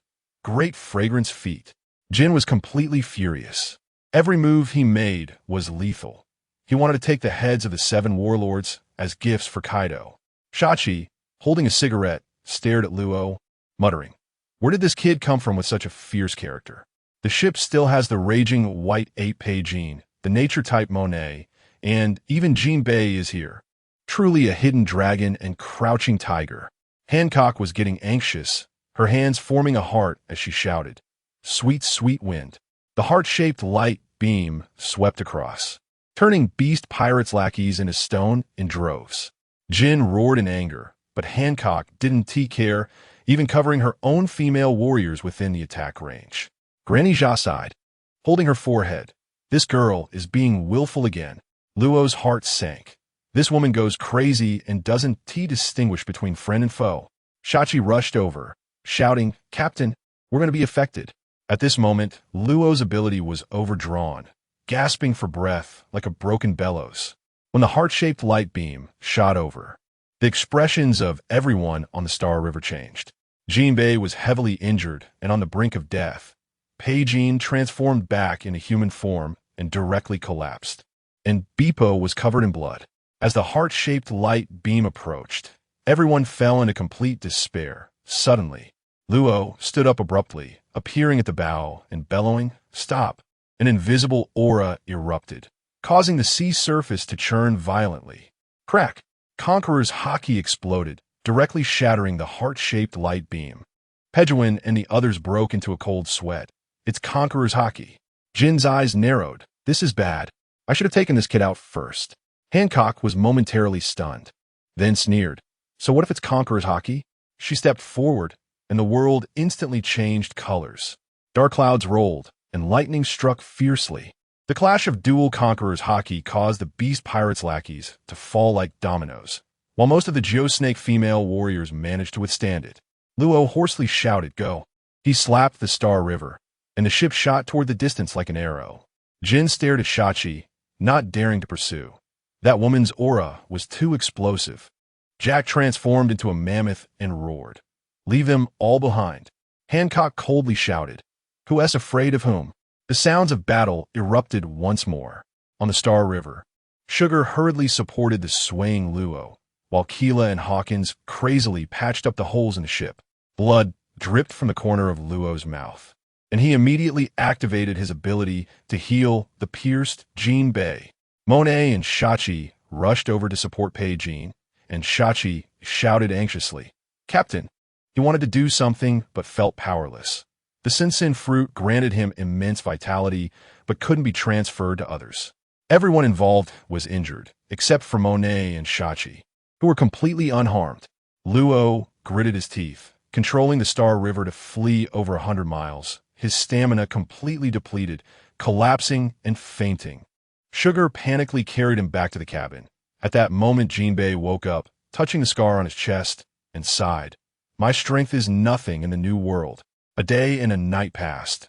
Shachi activated his ability to patch the ship's S-holes, and even created 2 flower-shaped propellers to increase the ship's speed. Everyone took turns feeding Luo monkey wine to help him recover, Jinbei analyzed. It was the explosion of Conqueror's Haki that drained his mental strength. Peijin practiced armament Haki crazily at the bow against the air. Previously unable to move Runty and her brother, he finally understood that this thing was essential. Another day passed, and the newsbird delivered a bombshell. Kaido of the Beast Pirates escaped again, but the ship that came to pick him up had lost half of its pirates. At the Navy headquarters, Akainu angrily smashed the table. Those useless CP agents can't even keep prisoners with Haki? Sengoku handed over the nomination documents for the admiral and pulled out a few photographs. Sakazuki, have you seen these people? Just as they narrowly escaped danger, the Star River encountered another calamity. The bizarre weather, the Grand Line, came suddenly. The sky turned lead gray, and the dark clouds were thick enough to crush the ship's deck. In the distance, thunder crashed like a giant drum, and the sea breeze whipped with a salty stench violently struck the ship. Shachi watched the ship for leaks. Peijin, regaining some color in his face, stood at the bow, observing the missing parts of the hull. The nature type truly wreaked havoc. Shachi created a bunch of ugly but practical plants to patch the ship. Got it, he shouted from the stern. The others hurriedly stuffed waterproof wooden plugs into the gaps. The Star River had already been heavily damaged. The waves surged violently, like a giant hand striking down. Jinbei shouted urgently, "Hold on tight." The heavy rain poured down like stones. The sounds of thunder and rain mixed together. Visibility dropped to 0. Everyone dared not retreat. This was the only route to Water 7, and Luo was still unconscious. Killa looked at Jinbei, whose chest was caved in. Your injury isn't healed yet. A day later, the storm finally stopped. Peijin's hands were soaked in blood. Just killed a sea beast that ambushed them. Everyone gathered around the campfire to roast meat. Hawkins muttered as he touched his cards. The probability of Luo waking up tonight is 15. Suddenly, he stood up abruptly. Danger. Fog surged from all around, instantly enveloping the ship. Shachi complained. This damn route is 10 times harder than the North Sea. Are we even allowed to live? Beppo ran out screaming. Weavy entered the Devil's Triangle. It's said to be haunted. Shachi retorted. What is there to fear? The Beast Pirates have done it before. Ghosts come to smash ghosts. Just as he raised his hand, he pulled at his wound, wincing in pain. Just then, Hawkins's voice came from the other side. His expression serious, looking at Peijin, who was on watch at the bow. We might encounter enemies. The lights on the ship became blurred and eerie in the mist, as if being swallowed. Everyone was faintly visible in the fog, and Hawkins's words sent a chill down their spines. It felt as if black hands were touching their faces, and their heart rates skyrocketed to 200. Shachi stood up in a panic. Don't scare me. Beppo directly hid behind Jinbei. It's really haunted. Suddenly, there was a loud bang. Peijin activated Soru and flashed to the side of the ship. Shachi was also bewildered. No one? Beppo was so scared he was shaking. There really are ghosts.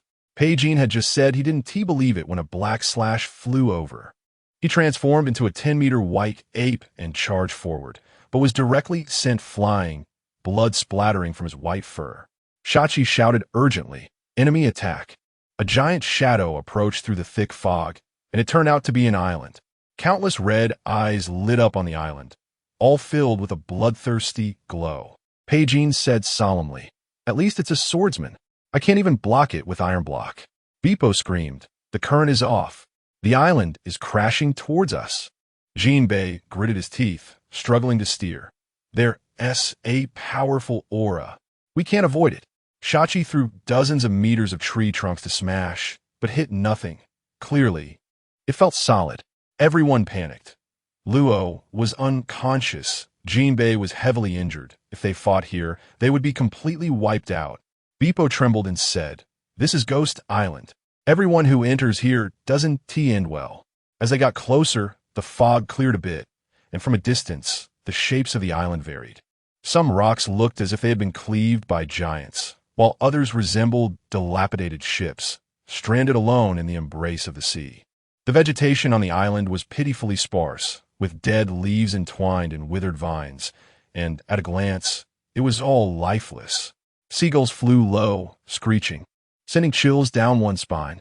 Hawkins, after his divination, turned pale, 90 chance of encountering enemies. The opponent was hiding in the shadows, clearly waiting for them to show a weakness. Suddenly, a swarm of black bats came rushing in. Xia Qi shouted angrily, instantly whipping out dozens of branches, blowing a batch of bats away on the spot. Strangely, the bat corpses disappeared without a trace. The Star River was forced to dock, with heaps of shipwrecks piled up on the shore and bizarre rocks resembling ghastly faces. Jinbei gathered a ball of water in his palm, sternly shouting, "Cowardly rats hiding! Come out!" The water ball shot fiercely towards the island, and a mocking voice immediately came from the shadows. "See hero Jinbei? Still daring to hold on in such a sorry state?" A giant shadow, 7 meters tall, slowly emerged from the thick fog. It was Moonlight Moria, with a fiery onion head, sharp fangs and angles. He exuded an aura of evil, looking like a demon crawling out of hell. He cackled and said, "Just took over as warlord of the sea, and you give me 76 million. Choose, be my little brother or become a zombie." Jinbei's eyes were as cold as iron. "Even if I die in battle, I will never submit to you." Moria's expression instantly darkened, his tone sinister. "It seems no one in this world remembers how I shook the New World back in the day." He had been defeated by Kaido 10 years ago, his crew killed, and he himself severely injured. Later, he gathered a few partners again, but instead of entering the New World, he chose another path, creating an army of zombies. Legends say that the Devil's Triangle is buried with the corpses of powerful giants.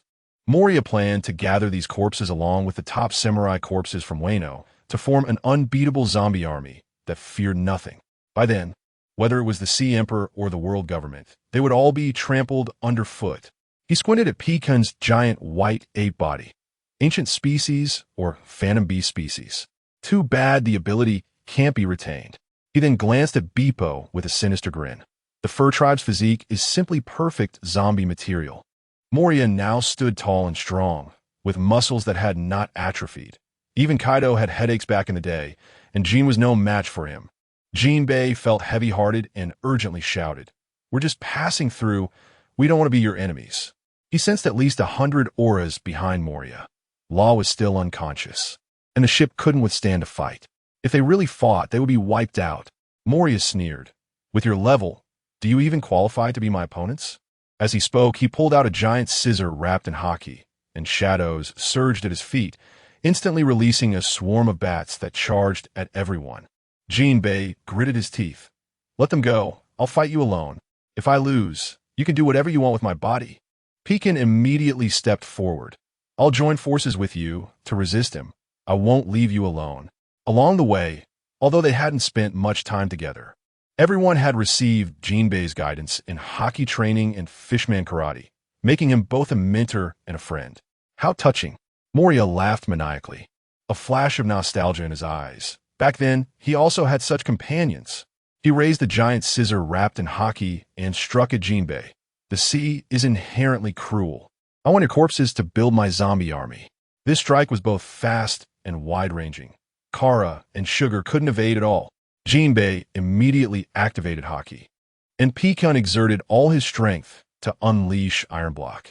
After both took the hit, they jumped off the ship together. Absolutely no more damage could be allowed to the Star River. Moria's eyes glowed green as he stared at the two. "Not bad. Just right to be my ace zombies." The horde of zombies behind him surged in, their skin shriveled like corpses, but their speed was terrifying. Hawkins and Kara no longer held back and directly engaged. Kara punched through a zombie's chest, while Hawkins swung his sword, instantly bisecting two. Xiaoqi sat on the sail, suddenly shouting, "Sugar, unleash your big move." A tree branch instantly wrapped around a zombie and handed it over, with a pinch of her small hand. The zombie transformed into a doll. She pulled out a lighter and ignited it, the doll struggling as it turned to ashes. Xiaoqi was delighted. "These guys have no haki. They're just free food." He then shouted below, "Hawkins, Kara, throw the zombie heads up here." Okay, Kara, with great talent in martial arts training, easily threw several zombies onto the Star River with her small frame. Hawkins directly skewered several zombie heads and tossed them onto the ship. The headless zombies could still flail about, but within seconds, they all turned into dolls. Mornay saw the zombies pouring in more and more, leaped off the ship, shouting, "Blizzard!" The thick fog instantly crystallized into ice, and she immediately unleashed her big move. Great Blizzard! Snowflakes fell like knives, piling half a meter of snow on the ground, as snowmen charged towards the zombie army. Rows of zombies were frozen into hard ice sculptures, and Hawkins couldn't help but exclaim, "This natural ability is truly incredible." Mornay replied with a smile, "When the captain wakes up, I'll have him find you a devil fruit." Suddenly, Hawkins' expression changed, and he raised his hand to throw his sword at Kara. "Are you crazy?" Xiaoqi shouted in panic from the sail. Blood splattered across Kara's face, and a scream came from the invisible person beside her. Hawkins had not misstruck. Kara reacted quickly, her fist smashing into thin air. Hawkins coldly said, "I sensed this malice long ago." Mornay immediately sent 2 snowmen over, while Beepo screamed in shock. "Is a ghost. So scary." Xiaoqi gritted her teeth and cursed. This cursed island is really eerie. Zombies and invisible monsters everywhere. But after their fierce fight with the beast pirates, everyone was not afraid at all. At this moment, the zombie army surged from a distance, an endless tide rushing towards the shore. These pirates were extremely overbearing. With no possibility of reason, they would attack mercilessly upon sight. They were furious. They felt like a piece of clay being molded at will, and this feeling of frustration was simply unbearable. Bang! A muffled sound erupted as the invisible Absalom was sent flying by Kara's punch, crashing into the snow and creating a massive pit. Don't underestimate Kara, who was only 12 years old, with her training in monkey wine to change her physique, eating sea king meat to boost her strength, and practicing karate with Jinbei. Her strength had long surpassed that of ordinary pirates. Hawkins rushed over and stomped down, instantly cracking the snow with a fissure as thick as his arm. But he missed. Absalom was dumbfounded. Where did this little girl get such terrifying strength? He tried to sneak away, but Hawkins immediately shouted, "Mornay, cover this area with snow. Let's see how he hides." Mornay waved her hands, her snow fruit ability at full throttle, as heavy snow fell wildly, freezing the zombies stiff as stones. Absalom's eyes glinted with malice as he lunged towards Mornay. "I'll crush you first, you softy." But as soon as his fist touched Mornay, she exploded into snowflakes. He instantly lost his mind. Is she a natural type ability user? The snow spread wildly along his arm, freezing him to the point of shaking, unable to move. Hawkins approached with his sword raised, while Kara clenched her fists and surrounded him, completely scaring Absalom out of his wits. He was a superhuman type with a transparent fruit ability. After eating the devil fruit, Absalom had looked up some information about devil fruits. Moria had said that although natural types were rare, they weren't to be feared. The most troublesome were phantom beast types. But Absalom truly understood why natural types were hailed as the strongest. "Fortunately, you don't have hockey." Mornay emerged from the snow, her heart racing. Absalom, in a panic, called for zombies to save him, but the accumulating snow wrapped around him, exposing his form. Hawkins swung his sword, instantly killing him. "You dare to be arrogant after being exposed to light?" Xiaoqi threw out vines to pierce his body, draining moisture to restore her state. Mornay released her ice and snow with all her might, freezing the zombies in place, and everyone felt steady. Boom! Pekin was sent flying like a broken sack. His chest caved in, and his fingers were brutally bent. Xiaoqi instantly whipped out vines to barely catch him. In the next moment, the ground shook violently as Moria sensed that Absalom was dead, filling him with rage. Shadows surged wildly all over his body, instantly rising to dozens of meters high. With sharp teeth bared, his eyes glowing red, and his body wrapped in black mist, he looked like a demon crawling out of hell. "Absalom!" He let out a piercing scream that almost shattered eardrums, prompting Keela to quickly cover her ears. Moria leaped into the air, his gigantic hand outstretched, clearly intending to crush Jinbei alive. This was a fierce character who dared to stand up to Kaido back in the day, and he had not fallen yet. He had not lost his mastery of haki. He had not completely given up on armament haki and observation haki. After all, the legendary corpse Moria desired the most had still not been found. Seeing his newly recruited Absalom slaughtered right under his nose by a group of young people, he went completely insane. You all have to die today. Jinbei launched Fishman Karate, but was sent flying by Moria's giant palm. Moria opened his hand, and the shadows of the zombies all rushed into his body, causing him to swell wildly. And with a wave, he created a gust of wind that shattered rocks. Xiaqi's pupils dilated. Is this guy on steroids or cheating? He is too fierce. Jinbei gritted his teeth and charged again. His fist enveloped in blue water, crashing toward Moria. But Moria's belly was instantly covered in armament haki, and with a clang, he knocked Jinbei back. The power of the seven warlords truly shook the ground. Jinbei's heart sank to the bottom. Moria sneered as he unleashed shadow spears and side shadows, prompting Jinbei to quickly use haki to protect his vital points. Yet he was still blasted and spitting blood, his abdomen exploding with blood staining the ground. Xiaqi shouted anxiously, "If it doesn't work, just run." Moria scoffed. Run? The crowd turned sharply. Behind them, a high wall had risen, completely sealing off their escape route. The 50-meter-high wall plunged straight into the thick fog, making escape impossible. Moria stomped the ground violently, shattering the water bullets Jinbei had fired. Is this all you've got? D. In a flash, Pekin arrived, his gaze fierce, charging angrily at Moria. In an instant, boom! Like a black thunderbolt erupting, Moria loomed like a terrifying mountain, the roar shaking like rolling thunder. Pekin swung his fist hard, his white fist wrapped in black energy, finally mastering armament haki. But Moria roared, "You little brat dare to block me?" He punched him back several meters. Xiaqi urgently summoned a giant carnivorous flower to engulf Moria. But he tore through the flower's belly and casually flung 2 flower petals away. Mona quickly took Keela back to the Star River, while Beepo was frantically searching for weak points in the city wall. Beepo was at the helm, anxiously stamping his feet, while Hawkins pulled out cards for divination. Today, there's no escaping death. Jinbei stood firm. As a sea warrior, I fear no death. Moria grinned maliciously. Submit, and you will live. Otherwise, you'll become a zombie for a permanent exhibition. As he spoke, shadows surged, and his body was enveloped in a menacing armor, looking eerie. He pointed out 6 black shadow whips, tearing through the air straight toward Jinbei. Xiaqi's pupils brightened as she summoned several wooden spears to clash. But Moria pierced through her body with a single finger. She immediately rooted herself to the ground, relying on plants to crazily replenish her vitality, while vines coiled like snakes to strangle. On the other side, Jinbei was struck by the shadows, a large hole bursting in his chest, blood spraying everywhere. Moria smashed Pekin away with another punch and took giant strides straight toward Jinbei. I'll crush your tough bones first. That little brat controlling plants was even a bit like a natural-type devil fruit user. In an explosive moment, a pitch-black hand suddenly reached out beside Jinbei, grabbing his throat.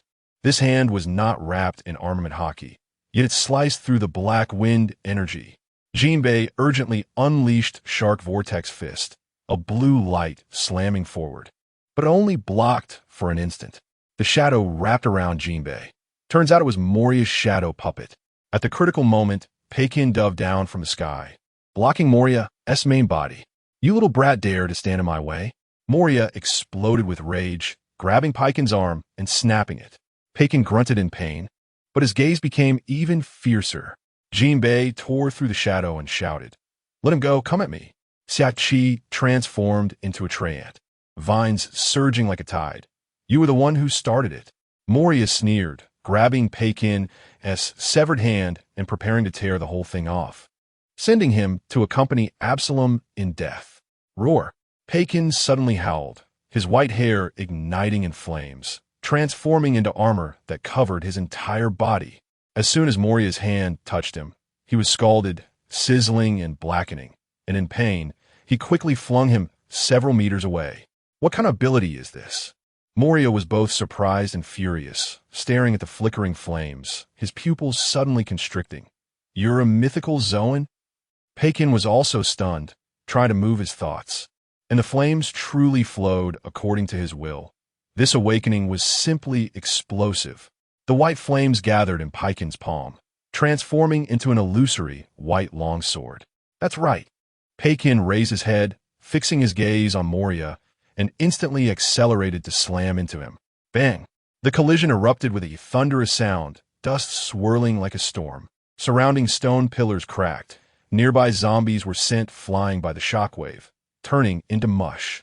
But Pekin was also punched away, crashing hard into the snowy ground. The white flames diminishing. Xiaoqi was dumbfounded. "Pekin, you're so brave, but unfortunately you flew away." Moria shook his numb hand. A little brat dares to use a mythical Zoan? The more he thought about it, the angrier he became. He had once stood against the 4 emperors, and now he was being provoked by a junior.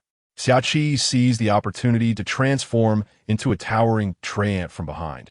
Using the Marine's 6 styles finger pistol, Jinbei also exploded, armament haki enveloping his fishman karate to sandwich Moria. Moria sneered as he summoned shadow mages, the shadow clones confronting them. Bang bang. The clones were torn apart, but Jinbei and Xiaoqi were also caught in the clones, Xiaoqi's wooden body cracking. Moria recognized the ability. The Mori Mori fruit. His eyes sparkled. "Your ship has a mythical Zoan and a natural type, just right for my research. You wish." Xiaoqi rooted her feet to the ground. "With your trash that escaped from the New World? Let us fight. Now it's either Beepo find a way out, or we'll fight Moria to the bitter end. Otherwise, it's either they die or they take Moria down, even if they blast through the city wall." With Moria's swordmaster flying slash and shadow abilities, he could kill everyone from a distance. "You little brat, looking for death." Moria was struck at the pain of his defeat in the New World, completely exploding with rage. Xiaoqi twisted her vines into a rain of spears, all of which were sliced apart by Moria's long sword formed from shadows. Jinbei formed a circle with his palm, unleashing dozens of palm prints directly at him. But they were also blocked tightly by the sword light. Moria's eyes glowed green. "Jinbei, I love you too much." This strong physique would definitely be a showstopper as a zombie. On the Star River, Hawkins finished divining, his face turning pale. The chance of survival is only one. Beepo was anxiously pacing, scratching at the helm. There's no wind or current. The ship can't move at all. Suddenly, with a bang, Pekin was sent flying like a broken sack, his arm bones broken and hanging limply. Beepo quickly rushed over with a wine jug, helping him back onto the ship, while his fur crackled with lightning, preparing to fight desperately. Mona and Keela looked at Pekin, covered in blood, gasping in shock. Creak! The cabin door was suddenly pushed open. What happened? The crowd looked up, ecstatic, shouting. Captain Law, bleary-eyed, walked out, but upon seeing Pekin's miserable state, his black pupils suddenly constricted, and his aura turned icy and intimidating. It was uncertain if it was due to his earlier outburst of Conqueror's haki. In an instant, everyone felt a chill in their hearts. The Law in front of them seemed like a different person. "We are in the Devil's Triangle, facing the great pirate Gecko Moria." Hawkins quickly explained the situation to the just-awoken Law. Sugar breathed a sigh of relief. "Finally, you're awake." She had been ready to fight to the death. Seeing Law awake, everyone instantly felt reassured. Law nodded. "Leave it to me." He flipped his palm room. On the other side, Jinbei was buried deep in the mud, unable to move. Moria sneered. "Just lie there. Don't hurt my precious zombie's body." Suddenly, Law flashed in front of him. Cut. Moria hurriedly used haki to block, but was still knocked back several meters. Summer Chi shouted in excitement. "Boss is amazing." Law flashed again, and the ghost cry sword slashed down. Moria turned pale. "Who are you? Looking for death?" Law sneered. "A defeated dog of Kaido. What are you so arrogant about?" Moria was hit where it hurt, raising his shadow scissors and charging forward. Law retreated while saying, "We just fought with the beast pirates. We could have teamed up." As he spoke, he suddenly crashed into a tree, stabbing Moria in the lower abdomen with a backhanded sword. A shadow darted out, and Moria instantly shrank in size, hurriedly using shadows to patch his wound. He shrieked, "You think you're worthy to fight Kaido?" Law raised an eyebrow. You're the one overestimating yourself. Moria was once a tough guy in a new world, but now he could only hide here messing with zombies, like a rat in a sewer. And Moria, after his defeat, could only think about creating zombies and building an army, hiding in this dark and sunless devil's triangle. Isn't that like a mouse hiding in the shadows? Shadow Blade. Moria was furious, his shadow solidifying into a spear that smashed towards Law, then pulling out giant scissors to stab. Shadow cut. I want to cut your shadow to supplement my zombies. Law coldly laughed. I want to cut off your limbs for 300 million berries. Maybe I could become a warlord. He swung out a hockey-infused slash and shouted room. Dirt, rocks, and zombie bodies all transformed in a flowing light and smashed toward Moria. Love zombies? I'll stuff them all in your mouth. Moria's heart tightened. This ability is too sinister. The two clashed, creating explosions like thunder. Moria's shadow-long sword slashed wildly, and Law's ghost cry danced like a storm. Summer Cheese stood by, dumbfounded. The warlord is indeed explosive. He recovered fully thanks to the forest fruit, but couldn't get involved at all. Moria, feeling the drain on his hockey from his giant body, shrank down to 10 meters, summoning shadow clones to attack Law from below, even playing tricks with shadow warriors to swap positions. Law had already figured out his high-frequency surgical knives. He instantly flashed to Moria's side, delivering a blow that made Moria's arm numb, electricity shooting straight up his spine. Moria panicked. All the shadows on the ground surged forth, lunging at Law like vengeful spirits. Law did not retreat, but advanced, his fingers coming together into a palm as he shouted, "Heart shock," and slammed down toward Moria. At that moment, Moria's body was tingling and unable to dodge, but shadows began to emerge from the ground, each one lunging at Law like a malicious ghost, trying to tear him apart. Zzz. Moria trembled violently, high-frequency electricity running rampant within him, causing him to grimace in pain. Law swung his sword to slash, cut. Moria hurriedly spat out shadows. Shrinking down to 7 meters tall, the blade narrowly missing his ear, rocks behind him being split in half with the cut smoother than a mirror. Law flashed behind, but Moria was already prepared, countering with a punch that sent sea prism stone fragments flying. Playing tricks? Do you think I'm a rookie pirate? Saying this, he slapped towards Law. Law blocked hard with his sword, using the momentum to flash back several meters. Moria shouted in anger, summoning a bunch of shadow clones. If you can flash, I can also swap positions. The clones all transformed into his likeness and surrounded Law. Law raised his sword and struck, shattering the nearest clone. But suddenly a giant beast's roar came from the thick fog in the distance, shaking the ground. Both paused, and on the Star River ship, Beepos first stood on end, claws gripping the ship's railing. What's going on? My back feels cold. Taking advantage of Law's distraction, Moria solidified his shadow into a long sword and fiercely struck Law's shoulder. Law flew away like a cannonball, crashing into a stone pillar. Moria sneered, "Kill them all." A bandaged monster sprang out from deep inside the three-masted ship, Frost Moon Llama. Moria stuffed a pirate shadow into him, sending him to slaughter the Star River ship. He also summoned 3 shadow clones to entangle Summer Chi, preventing him from aiding. At that moment, the thick fog suddenly shook violently. An overwhelming surge of momentum shot up from Law's direction, even parting the fog to create a large hole. Moria's expression changed drastically, stepping back in shock, his pupils constricting. This momentum. This kid, does he also have the qualities of a king? Moria, come over here. Law, like a hunting tiger, manifested a light curtained field within 100 meters, standing in it with a buff that made him invulnerable. He looked down at Moria with dark eyes, his aura exploding, instantly dispelling that strange discomfort. Moria drew his sword and leaped. So what if you have the qualities of a king? The sea isn't only yours to have conqueror's hockey. Law's conqueror's hockey stacked with his momentum, directly forcing Moria down to the ground. Moria played dirty, his shadow transforming into bats to surround Law in a black box. But when he swung his sword to shatter it, there was no one there. Law had already circled around, raising his sword to stab straight. You don't even have conqueror's hockey. What are you pretending to be a big shot for? Moria exploded with rage. compressing Haki crazily in his right hand, throwing a punch.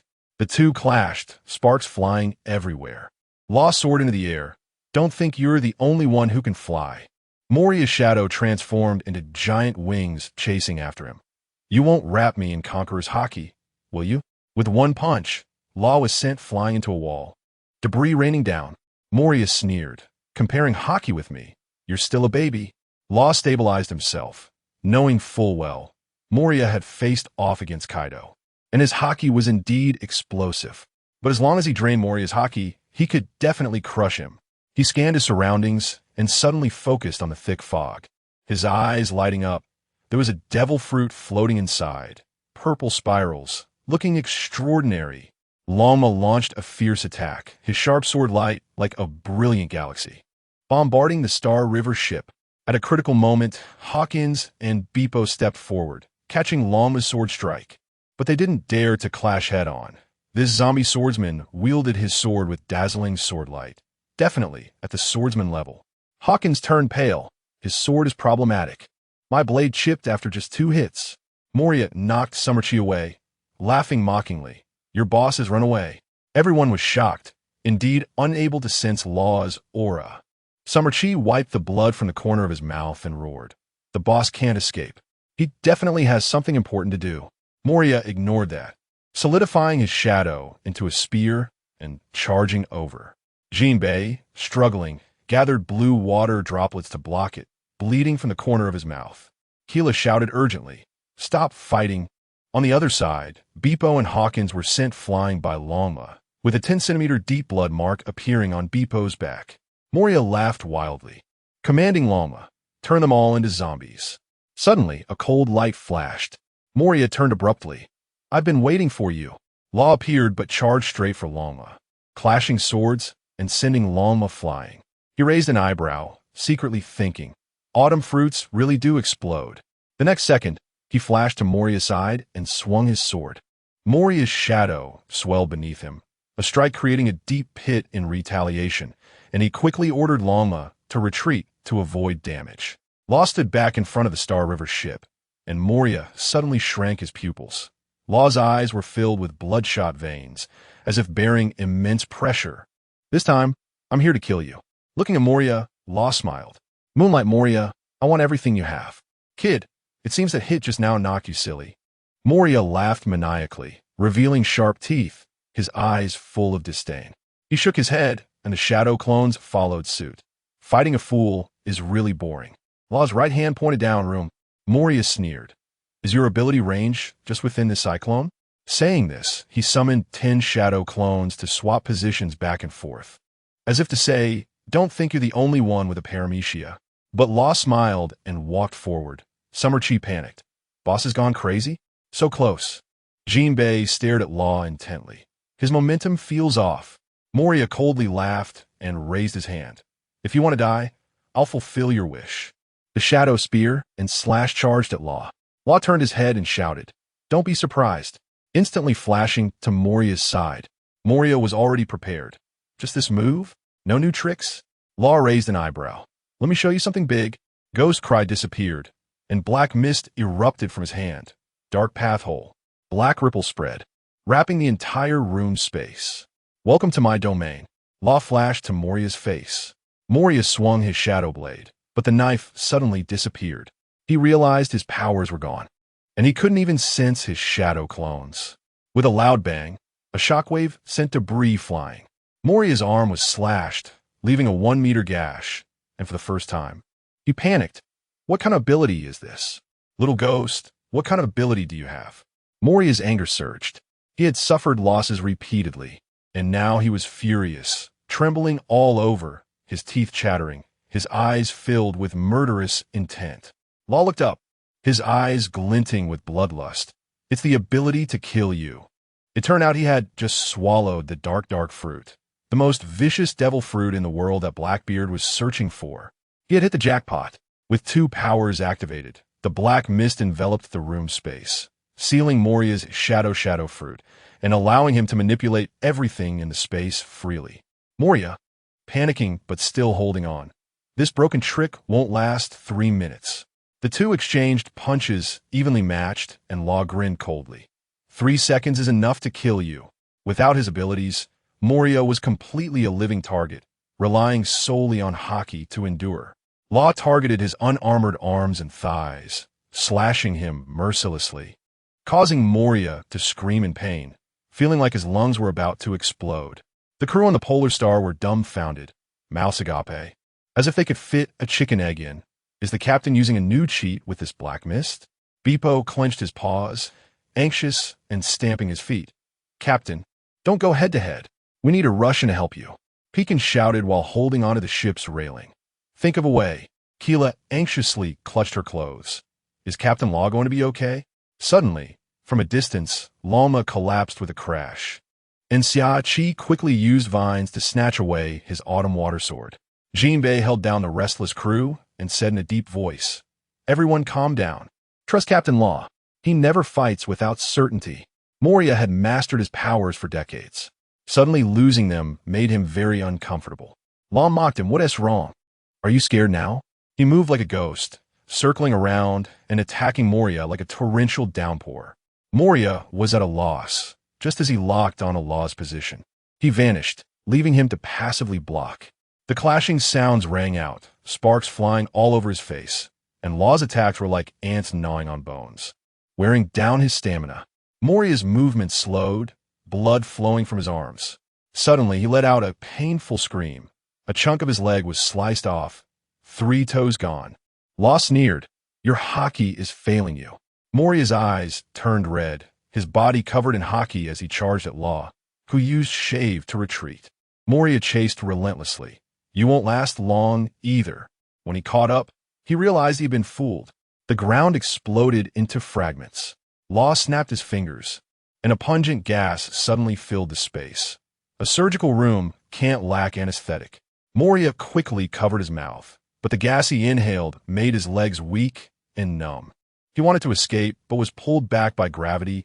The closer he got to the edge, the more he consumed. Law's offensive surged, his ghostly blade cutting through the air with a deafening sound.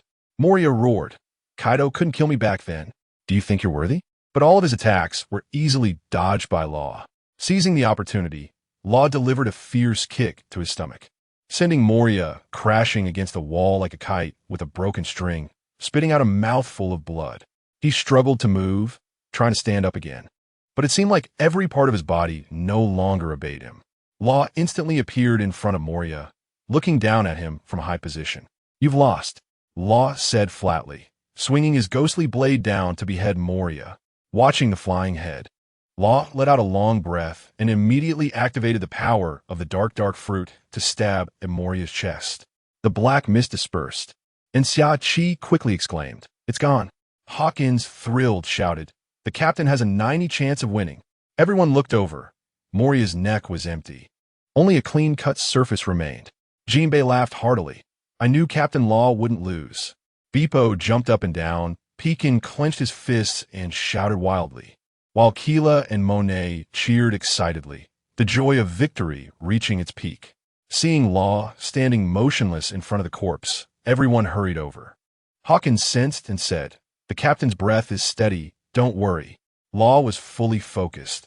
He ate the dark fruit to take others' abilities. He locked onto the consciousness of Moria's devil fruit inside him and snapped his fingers. Room, slaughterhouse. The shattered stones on the ground instantly transformed into apples. He carefully guided the consciousness into the apples, while everyone stood around in awe, not daring to breathe. Suddenly, a jet-black light surged from within Moria, coalescing into a small ball that fell into Law's hands. The apple instantly sprouted spiral patterns, looking extraordinary. "What the hell? Is this a devil fruit?" Xia Qi exclaimed, eyes wide open. Law opened his eyes, tightly gripping the transformed apple, his heart racing with excitement. "It's done." He laughed loudly, asking if anyone wanted to take the shadow fruit. Monet and Sugar were dumbfounded. "You can actually extract devil fruit abilities?" Law straightforwardly attributed it to the dark fruit's power, even mentioning that he had eaten 2 devil fruits. Everyone's jaws dropped. This was a miraculous operation that broke the curse of exploding from eating multiple fruits. Law simply said his physique was special, without further explanation. Xiaoqi directly drained Moria's corpse, completely crushing this warlord. Law treated everyone's wounds one by one, sternly reminding, "Don't run off alone. This place is very eerie." Pecan, Xiaoqi took Bipo, and Keela rushed to the three-masted ship to search for loot, returning after a while with gold, silver, and jewels, and even captured a chubby man. "Captain, we caught a surgeon named Hogback." In the dim room, Hogback was so scared his legs went weak. "I was coerced by Moria." Law's gaze was as cold as a knife. "Stop playing the victim. Why did Moria come here? What is hidden in this place?" He didn't care whether Hogback was innocent or not. He just wanted to dig up the secrets of the Devil's Triangle. This place had been shrouded in black mist for years, and no one had been able to explore it fully. To get out, just follow the direction indicated by the record pointer. But wandering around here carelessly could easily lead to getting lost. Law sneered, his gaze piercing like a sharp knife as he stared at Hogback. "Stop pretending. You're his subordinate. How could you be completely unaware?" Pekin crushed the table edge to back him up. "If you don't speak, don't blame us for being rude." Hogback broke out in a cold sweat. Moria said this place was dangerous. He came to explore alone for the first time and returned half-injured. Law ignored his excuses and simply said, "Take us on a tour of the ship." The crew rested on the ship for a week, and those pirates whose shadows were extracted recovered. They actually planned to ambush Keela, but were all suppressed by Bipo. Law coldly said, "Kill them all." Xiaoqi directly sucked them dry, turning them into dried corpses. After emptying Moria's treasure and books, Law used his abilities to repair the polar star and shouted, "Set sail." Xiaoqi floated at the bow. To the East Sea, anyone who comes is going down. Vines strung up Moria and the others' heads, preserved by Monet's ice. Pekin splashed cold water. Don't underestimate the four seas. The North Sea still has the Don Quixote family. Xiaoqi was unconcerned. "There aren't many with hockey in the first half. Who can beat my Logia type?" Boom. The three-masted ship's castle opened, letting out those without bounties before closing the door. And Xiaoqi only had some physical exhaustion. Even if he transformed into a tree person and got injured, he could quickly shift his body, using his strong vitality to recover. When he grew back, he was a complete form again. However, only Xiaoqi could pull off this operation. Monet, also a Logia type, simply couldn't do it. Xiaoqi patted his chest, boasting, "The East Sea is the weakest sea. As long as you have hands, you're good." Suddenly, Law zipped to the bow, startling Xiaoqi. "Captain, don't appear out of nowhere." Law completely ignored him, staring intently at the three-masted ship that had just left, and shouted, "Come out." The next second, a terrifying oppressive force exploded. The tall man wearing a white hat with bare ears, clutching a Bible, appeared. It was Bartholomew Kuma, one of the 7 warlords of sea. Kuma glanced around the wrecked ship and said in a deep voice, "Where is Moonlight Moria?" Law replied expressionlessly, "Dead." The giant bear was stunned on the spot. This group of kids was not only unafraid of him, but also called out his identity. Law was calculating in his heart. The pawpaw fruit was a bug-level ability, and it must be kept today. The bear frowned and tested. "Aren't you afraid of me?" Law directly shot back. "Do you want to die?" The bear's eyes narrowed, and with observation hockey, he sensed the strong presence of Law and others in the cabin. He immediately raised his hand to gather a blast of energy to test his strength. Law grinned coldly. "The warlords dare to make a move? Today I'll crush you too." After experiencing 2 life-and-death battles, he understood that strength was the hard truth. With the powers of 2 devil fruits, the Ope Ope no Mi to control the battlefield, and the Kage Kage no Mi to seal abilities, he was not afraid of someone like the bear at all. Room. Law's figure disappeared, leaving behind a sentence. "You guys watch the ship. Jinbei will enter my space later." The bear's pupils constricted, and he raised his hand to instantly shift to the side. Law flashed into action, slashing the ground with a deep mark. "Weren't you going to make a move? Don't hide." Jinbei walked out of the cabin, his injuries mostly healed. The bear cautioned, "I didn't expect you to have such a fierce character on your ship." Law pointed his blade directly at him. "Stop with the nonsense. If you dare to make a move, don't back down. Let's fight again." He had already planned to take the pawpaw fruit for Hawkins. However, the bear conceded. "I will report to the world government. Good luck to you. He raised his hand and disappeared in an instant. Xiaoqi shouted regretfully from his ship. Damn it. Let him escape. What a pity. Law sighed as he returned to the ship. He has been keeping an eye on us, and I didn't have the confidence to trap him. The pawpaw fruit runs too fast. He turned to Hawkins. Do you want to eat the shadow fruit? In the mist, the starry river sailed alone.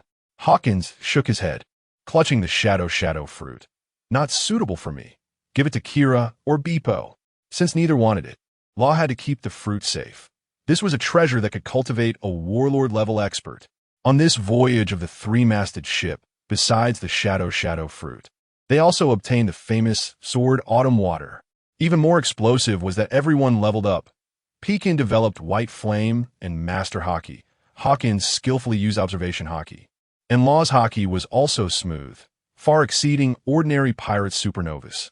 Indeed, fighting was the best way to improve strength. But what made Law regret was that he couldn't keep the bear. Although he sympathized with the bear situation, the pawpaw fruit was too explosive and must be in his team's hands. A day later, a dilapidated ship floated over. Xiaoqi pouted. Another ghost ship? We've seen 5 in the past few days. Law directly flashed aboard, while Xiaoqi shouted, Wait for me, Captain. Hawkins followed, glancing and calmly saying, Danger probability 1. Just an empty rotten ship. The cabin was filled with a rotten stench, and the walls were covered in moss. Xiaoqi and Beepo searched every corner, but found not even a copper coin, only seeing piles of broken musical instruments. With a skeleton sitting in the middle holding a violin, still sporting an explosion-haired look, Law walked over. There's something here. Xiaoqi was confused. Isn't it just a skeleton frame? Law didn't waste words. The dark fruit's black tide surged out and wrapped around the skeleton. He recognized this was Brooke, the user of the Revive fruit. Suddenly, a ball of green smoke flew in from a distance and dove into the skeleton with a bang. The skeleton sat up with a jolt, shaking its bones and shouting, Yo-ho-ho-ho! Finally, I have a body. Xiaoqi shivered in fright, pulling Beepo in front of him and summoning several thick vines, quickly wrapping Brooke up. What the hell? Is it a person or a ghost? Xiaoqi took action. No matter what it was, if it dared to scare him, it shouldn't blame him for being rude. Decades ago, there was a pirate crew famous for music, called the Rumbar Pirates. Law asked, You're one of their crew, right? He placed the blade of the ghost cry against Brooke's neck, raising an eyebrow and smiling. Want to come aboard my ship? Upon hearing he could meet La Boon the whale and seeing the blade against his neck, Brooke nodded on the spot. After the welcoming ceremony, Jinbei saw Law lost in thought, staring into the mist. Do you have something on your mind? Law countered. Is there really a hell in this world? Can the river of souls connect to the human world? Jinbei smiled. Sky Island and Fishman Island both have it. It wouldn't be strange if there is a hell. But Law was pondering. Could the Bermuda Triangle guide souls? Might there be monsters stronger than admirals hidden there? This place was too mysterious. A few days later, the starry river approached the edge of the fog area. Xiaoqi suddenly pointed and shouted, Damn, that little boat hasn't sunk. She flung out vines to pull the boat over, revealing a girl with pink hair and double ponytails, wearing a crown and holding a wine-red umbrella, surrounded by strange, ghostly apparitions that flickered in and out. Law's eyes narrowed. It's Perona. Mori is subordinate and the user of the ghost fruit. She can make people turn negative in an instant. Getting entangled on the battlefield means death. Xiaoqi reached out to pull her onto the starry river, only for the next second to suddenly collapse stiffly on the deck. I'm sorry, I'm a salted fish. Xiaoqi slumped on the ground, face pressed against the floor, looking dejected as if about to die the next second. What kind of ability is this? Sugar was startled. Another abnormal paramecia. The superhuman on the ship was not simple at all. Xiaoqi, whose strength ranked in the top 4, collapsed directly into a salted fish upon encountering that girl. Hawkins instantly grabbed his camera and snapped pictures like crazy. Pekin even leaned in to adjust the angle. And Beepo wanted to help, but was afraid of the ghosts, anxiously stamping his feet. A day later, the starry river charged out of the Bermuda Triangle towards the sunrise, and Beepo sighed with relief. Finally away from that ghostly place. I always felt like someone was watching me. Meanwhile, Xiaoqi chased after Pekin for an embarrassing photo. not knowing Hawkins had already backed up dozens of shots. Perona was warmly invited onto the ship and shyly couldn't lift her head. At the Navy headquarters, Sengoku slammed the table in anger. Moria just became a warlord and was killed. Where does that leave the world government? Carp, munching on Senbei, laughed. It's just good that the trash at sea is dead. It should have been cleaned up long ago. The bear reported and then vanished with a slap to his face. A week later, the Starry River docked at an island. Pekin and Xia Qi took Moria's and others' heads to exchange for bounties. The branch navy, seeing the two were young, wanted to extort money but was instantly taught a lesson. However, upon returning, their faces were serious. Captain, the Navy headquarters wants to contact us. The bear sold us out and even said we are Jinbei's subordinates. Pekin lowered his voice. They asked if Jinbei wants to become a warlord and said they would send officials for friendly exchanges soon. Xia Qi cursed. Friendly exchanges, my ass. They just want to check her background. Law calmly nodded. You didn't give a direct answer, right? No, I said I would go back and ask Jinbei's opinion. Pekin replied. Law pondered for a moment. Ignore them. Let's sail to Water 7, either to repair the ship or get a new one. After all, they just clashed with the beast pirates and smashed Warlord Moria. It's normal for the Navy to keep an eye on us, now that our strength is maxed out. As long as an admiral doesn't take action, we can slip away at any time. 3 days later, the News Seagull swiftly dropped newspapers and bounty notices, a headline that exploded the scene. Shocking. The current warlord dies unexpectedly. Fishmen to rise? The accompanying image was actually Moria's head. Beppo screamed. Jinbei's bounty has changed. The others gathered around to look. 480 million berries. Xia Qi's eyes nearly popped out. From 76 million to a direct increase. This is too explosive. Law sneered. Is this a warning? If not, let's negotiate with them. Jinbei nodded. I was already psychologically prepared. You know, there are only 4 warlords now. Mihawk, Kuma, Hancock, and Crocodile. With Moria's death, it perfectly creates a vacancy. Half a month later, the Starry River, wrapped in plants, approached Water 7. Looking from afar, it resembled a pearl floating on water, with the dock filled with ships and fishermen bustling around. Xia Qi was the first to jump ashore, excitedly bouncing. We've finally arrived. Brooke shook his bones and exclaimed, Yo-ho-ho-ho, what a magical water city. It has changed so much compared to back then. Everyone disembarked, and the fresh sea breeze wrapped in humidity hit them. The streets were lined with shops and stalls, with goods dazzling to the eyes. Law reminded Xia Qi, don't cause trouble. He then sent Xia Qi and Pekin to take the little ones shopping while he, Jinbei, Sugar, and Hawkins went to find the shipbuilding master, Tom. Shenping led the ship to a remote garbage dump, and Sugar covered her nose with a frown. Tom lives here? The smell is too strong. Shenping sighed. He built ships for Roger and was blamed by the government, so he can only stay here, as the 4 of them just got off the ship. Hawkins pointed into the distance. Someone's there? They saw a blue-haired, skinny young man peeking, and upon being discovered, he ran away. It was the 22-year-old Frankie. Luo sneered. Chase him. He can lead me to Tom. Following Frankie to a small wooden cabin, they unexpectedly found a group of men in black surrounding a chubby fishman with a white beard. Frankie rushed forward angrily. Don't kick him when he's down. Tom quickly stopped him. The men in black sneered. Hand over the goods. Otherwise, you'll be in for a world of hurt. Or else what? Shenping suddenly spoke. And the next second, with a snap, he directly dislocated the arm of one of the men in black. The man screamed in agony. And Tom widened his eyes. See hero Shenping? What are you doing here? The screaming black-clothed man was just about to fight back when he heard his companion behind him let out an incredulous exclamation. Instantly, he turned to look at Shenping, who was gripping his arm, and cold sweat broke out on his face. After glancing at Tom, who was also a fisherman, he seemed to understand something. See hero Shenping. This is a misunderstanding. Apure misunderstanding.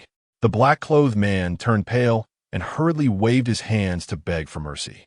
He was from the CP organization, and just thinking of Shenping's bounty of 480 million made his legs turn to jelly. How could a character of this level appear in the first half of the Grand Line? Shenping's gaze was icy. Get lost. The black-clothed man didn't dare to say a word and ran away in a panic. Tom laughed heartily, clapping Shenping on the back. You're getting more and more impressive. How's that guy Tiger doing? Shimping nodded and pointed to Luo. This is my captain.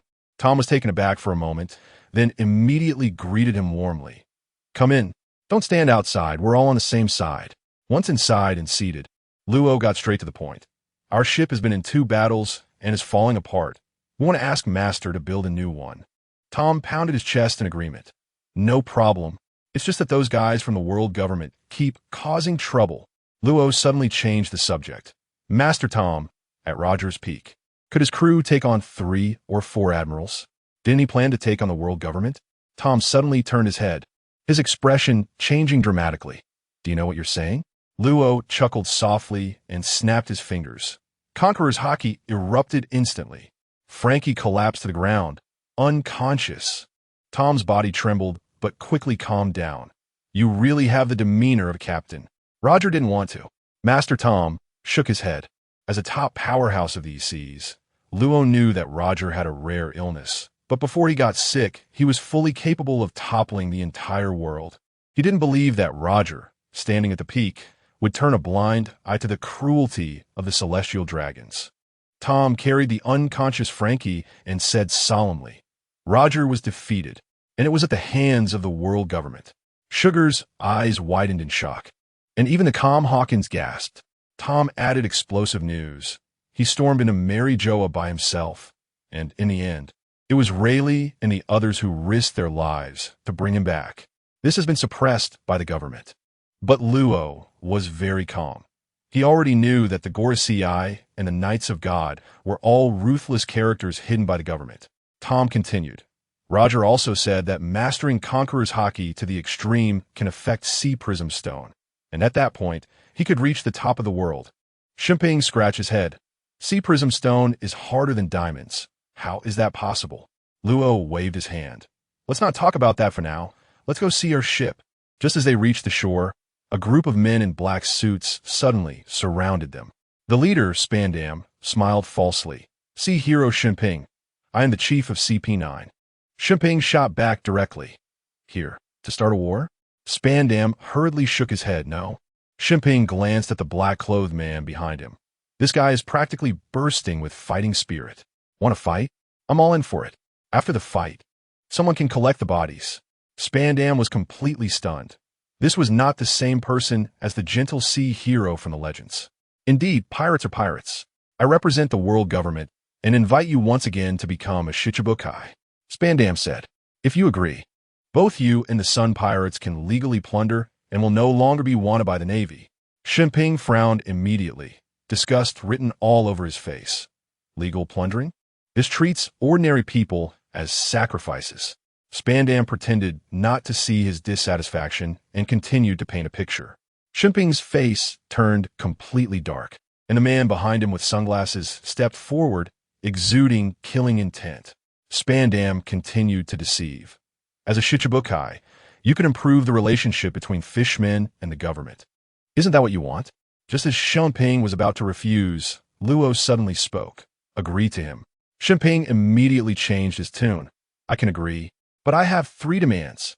Spandam breathed a sigh of relief. As long as the demands are reasonable, I can make the decision. Shimping coldly stated. First, do not harm Master Tom. The Poseidon you're looking for is not here. It's in Wano. The moment Poseidon was mentioned, Spandam's face instantly froze. Shimping mocked. Second, my friend want to spar with CP9. They are all underage. You wouldn't dare to refuse, would you? And added, could it be that CP is all useless? The man in sunglasses exploded on the spot, his fighting spirit soaring. Shimping raised an eyebrow. Want to fight me? Spandam panicked. Wait, Tomlinson, wait. Whoosh. The next moment, Shimping exploded with rage, his fist wrapped in mist, and slammed out. Spandam was instantly locked on by a ferocious beast, his body stiffening. And the punch-s wind whizzed past his cheek and exploded with a sonic boom. Tomlinson stomped the ground to use Soru, but was relentlessly pursued by Shimping's shark vortex fist. The sunglasses man panicked, pulled out a crossbow, and shot a dark arrow, so fast that even CP members couldn't see the trajectory. Master Tom was shocked. This arrow can't be dodged. Watch closely. Shimping suddenly leaped up, his movements more agile than a gymnast, transforming his fist into claws, and caught the arrow barehanded with a clang. Tomlinson was stunned. My colleagues can't even withstand iron blocks, and he actually caught it empty-handed? Shimping sneered, a drop of water condensing at his fingertips, shooting out with a whoosh to strike the water. The sunglasses man was hit by the arrow and spat blood, and before he could stabilize himself, Shimping had already flashed in front of him. Fishman karate, shark vortex fist. The opponent hurriedly opened an iron block, but was blasted away several meters, spewing blood and collapsing unconscious. Spandam was utterly terrified. This was a CP9 instructor, a ruthless character who had killed billion-level pirates, yet he couldn't withstand 5 moves. Shimping continued. Third, build me a ship with atom wood. I need a batch of supplies. Luo directly tossed him a list. Shimping added, do it beautifully, and we might be able to cooperate in the future. If you mess it up, you'll bear the consequences. All right. Spandam left with his son, who was already scared to the point of trembling. Tomlinson was defeated. This guy could easily wipe out a ship of pirates. Spandam was completely frightened, finally realizing the Shichibukai are indeed all monstrous beings. Over here, Sugar was patting Shimping's arm and praising him. That was so satisfying. I wanted to hit that sunglasses guy when he made that face. Shimping smiled and waved his hand. It's all according to Captain Luo's instructions. I just did my best. No matter how skilled the 6 styles are, they can't compare to hockey. In the evening, Spandam returned with a wilted Tomlinson, urgently asking for news about Poseidon. Shimping, following Luo's teachings, pulled. Previously, when we fought with the beast pirates, I overheard them mention it. Spandam was immediately stunned. This matter was too big and had to be reported to the Gorosei immediately. Before long, he nodded and bowed in response. All demands will be met. The Shichibukai paperwork will be processed immediately. Shimping then immediately inquired about the sparring matter, and Spandam waved his hand, with Lucci, Kaku, Gabra, and other young CP9 members lining up to appear. Spandam jumped out and boasted. See? Lucci is a genius who appears once in 800 years for our world government. Pekin stepped forward. Cut the crap. Who's the strongest? Step up for a fight. Lucci's eyes sharpened, and without saying a word, he erupted, using Soru to rush forward, his fingertips shining as he launched a finger gun attack. Watch closely. Peijin remained unfazed, slightly tilting his body to effortlessly dodge the blurred strike. Boom!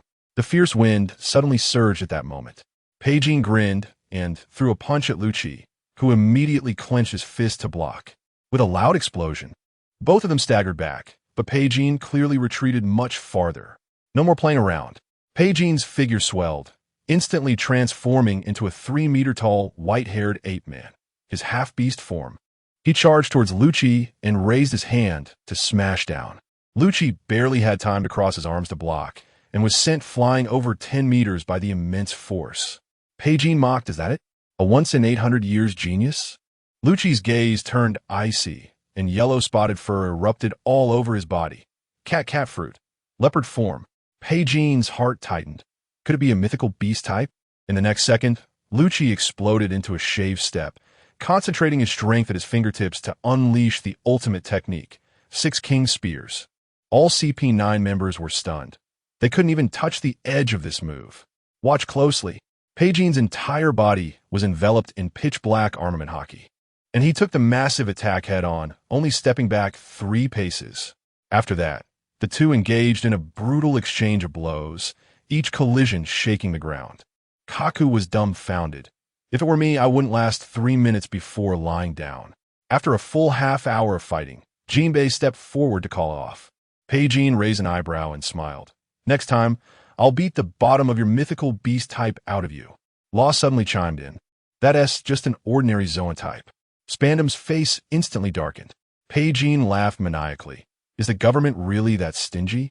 This is the treatment for a genius? Spandam quickly tried to smooth things over. Stop talking about irrelevant things. The second match starts now. Beppo, you go. Law pushed Beppo, who was sitting beside him. In terms of physical skills, Beppo was firmly at the top among the smaller ones and was the fastest to grasp the 6 styles. However, Law strictly forbade him from using the six styles. In front of CP9, that would be like directly exposing that he had killed their members. In the second match, Beppo faced off against Gabra, who was a wolf-type Zoan Fruit user and could freely launch attacks even in a steel block state. Beppo didn't use armament hockey and relied solely on his physical abilities to withstand it. Although he was just 10 years old, facing a 23-year-old opponent, he lost but still earned respect, leaving everyone astonished by his talent. In the third match, Law personally faced Bruno. As Law entered, he arrogantly declared, "You're up. Let us fight." Kaku was still cheering from the sidelines. Yes, just a kid. Easy to handle. Spandam also breathed a sigh of relief, thinking it was just to let the kid practice. Then came the high-energy moment. In less than 3 minutes, a scream erupted. Law's black fist pierced through Bruno's chest on the spot, blood dripping from his arm. The entire CP9 was instantly dumbfounded. Bruno! Jinbei immediately stood in front of Tomlinson. In battle, life and death are not to be discussed. Do you understand the rules? Law, holding Bruno's heart, looked disdainful. Too weak. Not enough of a fight. The CP9 members instantly tensed up, with Lucci's gaze fierce enough to devour someone. Spandam anxiously shouted, "See Warrior Jinbei. Do you want a rebel?" Jinbei laughed heartily, then slapped Tomlinson on the shoulder. Bang. Tomlinson's feet sank directly into the ground, with a 5-centimeter deep handprint on his shoulder. "It's not ours anymore. Law, return him. You went too far." Jinbei sighed helplessly. Law nodded. "I'll be careful next time." After saying that, he tossed Bruno's corpse over like garbage. Kaku flew in to catch it, his eyes instantly bloodshot, enraged to the point of snorting. Law, however, remained expressionless. This sea is inherently survival of the fittest. The beast pirates in Moria had already taught them that. Spandam gritted his teeth and asked, "Is the agreement still valid?" Jinbei pounded his chest.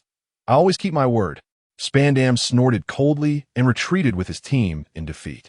Lucci hurriedly pulled the furious Kaku away, fearing that he would be treated as a defective product.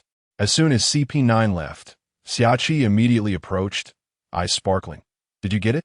Law opened his hand, revealing the spiral-pattern door fruit. He tossed the fruit to Hawkins. "This ability matches your observation hockey. You can take off directly." Hawkins wasted no time, opening his mouth and swallowing whole. Pei-Jin, holding the camera, was dumbfounded.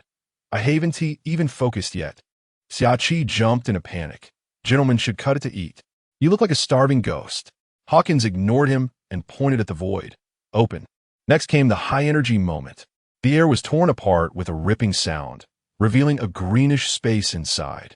Hawkins stepped inside, and the door instantly closed, making him disappear without a trace. Xiachi was astonished, mouth agape. Did he just teleport? Or did he go to hell? Slap. A hand landed on Xiachi's shoulder. "What the hell? Are you turning into a ghost?" Xiachi turned around and threw a punch, but missed completely. Xiachi jumped in shock. "Isn't this an invincible cheat? Too sneaky." He kept rambling. "If I were hiding in there to peek at the ladies' bathhouse." Monet and Sugar shot him icy glares, and Xiachi immediately shut up. Brooke floated over. "Can you take me to see some underwear?" Sugar smiled and added, "Do you want to turn into a toy or experience negativity?" Brooke immediately wilted. "Forget I said anything." Sugar asked Law, "Can observation hockey lock onto him?" Law nodded. "It must be able to." He asked right behind Pei-Jin. Pei-Jin was so frightened that he instantly shaved over to Jinbei. "Big brother Jinbei, save me." The next second, Hawkins walked out of the air door. The ability is top-notch. Can last a quarter of an hour and can bring people. Xiachi's eyes lit up. "Hawkins, I have a friend who wants." He was immediately shot down by several deadly glares. At dinner that night, everyone saw Granny Coco from Tom's workshop. After a hearty meal, Jinbei, Law, and Tom entered the workshop. Tom remarked, "Your captain is truly ruthless, not simple." Then he fixed his gaze on Law.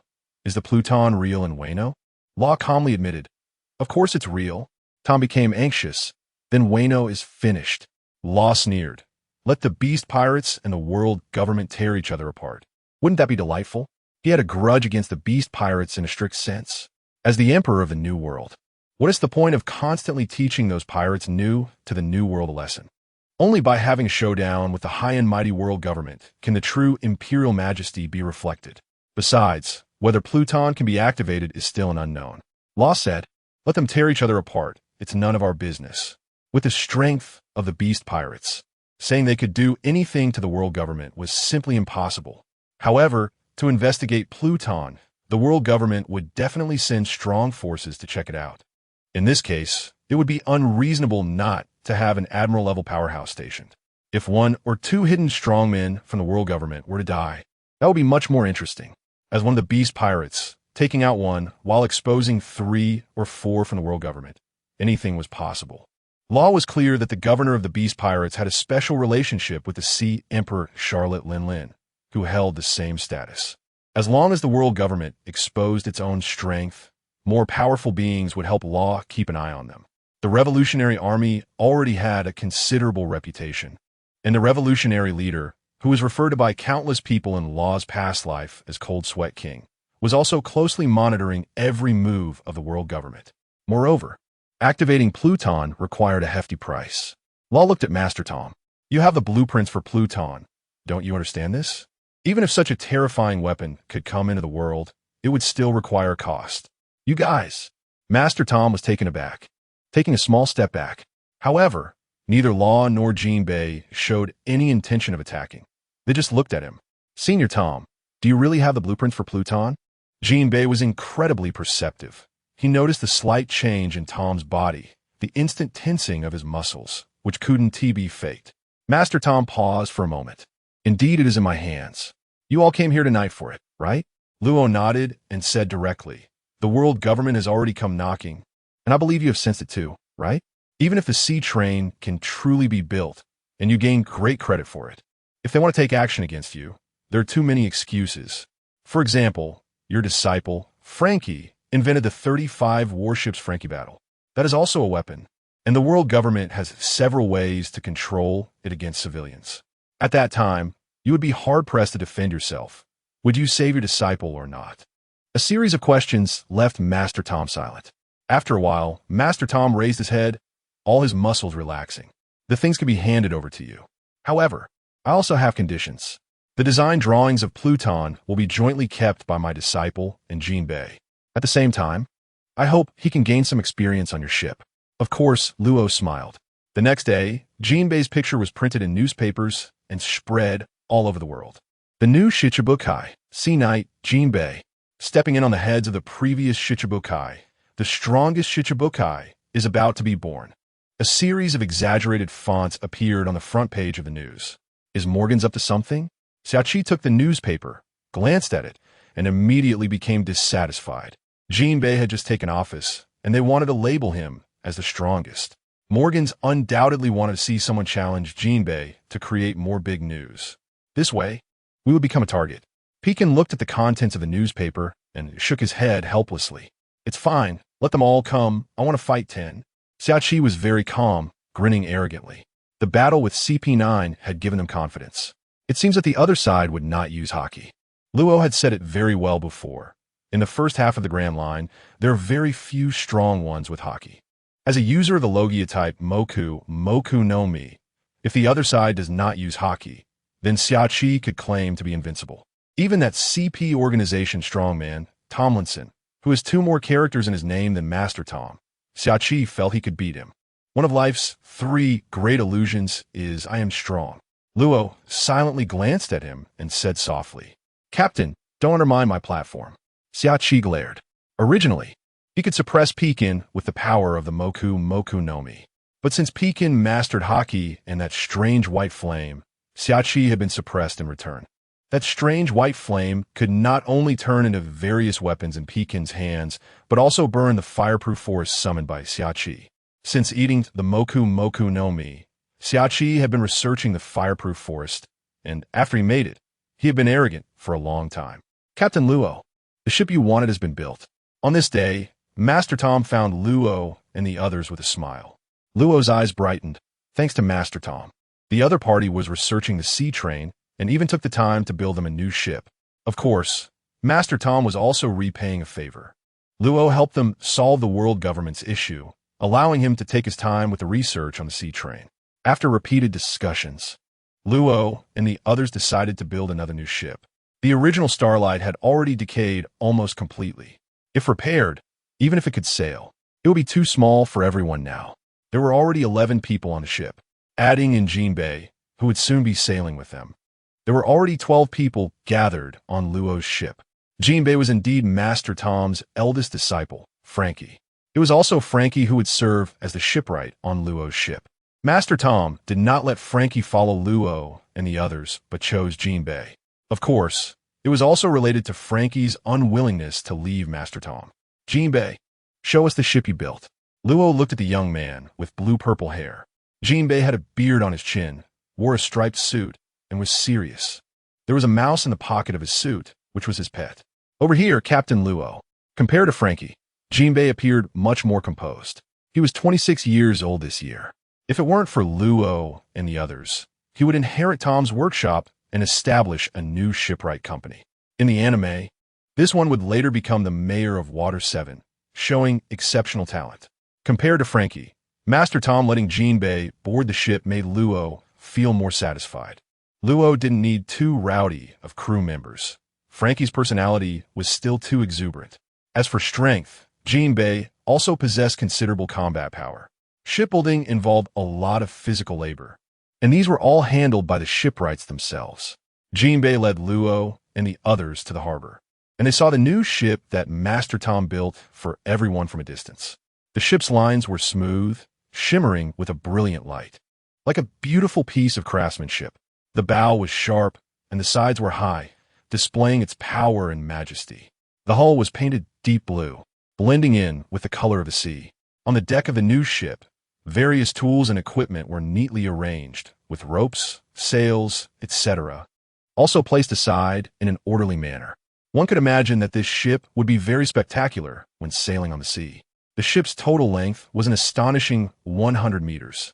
Compared to the original Starlight, it was several times bigger. For everyone's comfort, the ship had more than 20 rooms, with each crew member having their own independent room. Especially for the few girls, Master Tom had made them to everyone's satisfaction according to their requests. Wow, what a big ship! Xiaoqi and the others couldn't help but be shocked by the grandeur of the new ship, excitedly circling around it with sparkling eyes. Ha ha ha, I'm glad you're satisfied. Master Tom laughed. Captain Luo, give this ship a name. Even Roger's ship is not as big as yours. This is the best big ship I've built since making ships for Roger. Jinbei also participated in the ship's structural design, so let him show you around. Master Tom laughed heartily. Let's call it the Star Sea, Luo said softly. In tribute to the starlight that brought them from the North Sea, Luo chose this name. As for a ship spirit or something, Luo did not find it on the starlight. After all, he was not Joy Boy and had nothing special. Please follow me. Jinbei nodded and smiled slightly at Pikun and the others. After these days of interaction, he had become closer to everyone on Luo's ship, no longer as awkward as when they first met. In terms of age, Jinbei ranked third on the ship, making him a mature and reliable adult. Just a day later, with supplies ready, Luo and the others set sail again. Their destination was the East Sea. Sea Knight Jinbei, was it this fisherman who killed so many of you? New World, Wano Country. A muffled voice exploded in the air. Sorry, Mr. Kaido, it wasn't just him, but that boy behind him awakened Conqueror's haki and killed Bert. At this moment, the fearsome NTI, who made the New World pirates tremble, was standing before a man who looked like a beast, his voice respectful. Huh, dying at the hands of a little brat, what a waste. The low voice was filled with disdain. And Moria, truly unworthy of living. Jean, find an opportunity to kill them all. The qualifications of a king? Huh, there are too many kings in the New World. By the way, Mr. Kaido, recently our people overseas have discovered traces of the world government, with members of the CP organization infiltrating Wano. The world government. Upon hearing this news, the man in the seat became furious. A bunch of servile people. Jean, you and Quinn personally lead the team to kill those little bugs. I don't want these damn guys on my territory. The world government should speed up their progress with Joker. I've been looking forward to the world-shaking war for too long. Swordsman Jinbei, The emergence of a new warlord of the sea made many pirates on the sea tense. Jinbei's reputation in the New World was not significant. He had been with the Sun Pirates as the second-in-command, but kept a low profile. However, the recent news was shocking. Stepping on Moria's head to rise to power, all parties were wary of Jinbei. Amazon Lily, the Snake Princess, it seems that the people on that ship back then are truly remarkable. Granny looked at the news with a serious expression. Moreover, that boy who awakened the Conqueror's hockey is definitely not simple. You should pay more attention to this kind of news. You're overthinking it. The first, Hancock said calmly. Those stinky men, what good does it do to pay attention? My beauty is enough to conquer all difficulties. In a certain sea area of the New World, a luxurious ship was sailing on the sea. The ship was over 100 meters long, entirely golden, filled with various pirates shouting continuously. This was actually a gambling ship made of gold. Warlords of the sea, huh? Captain Law, you are as low-key as ever.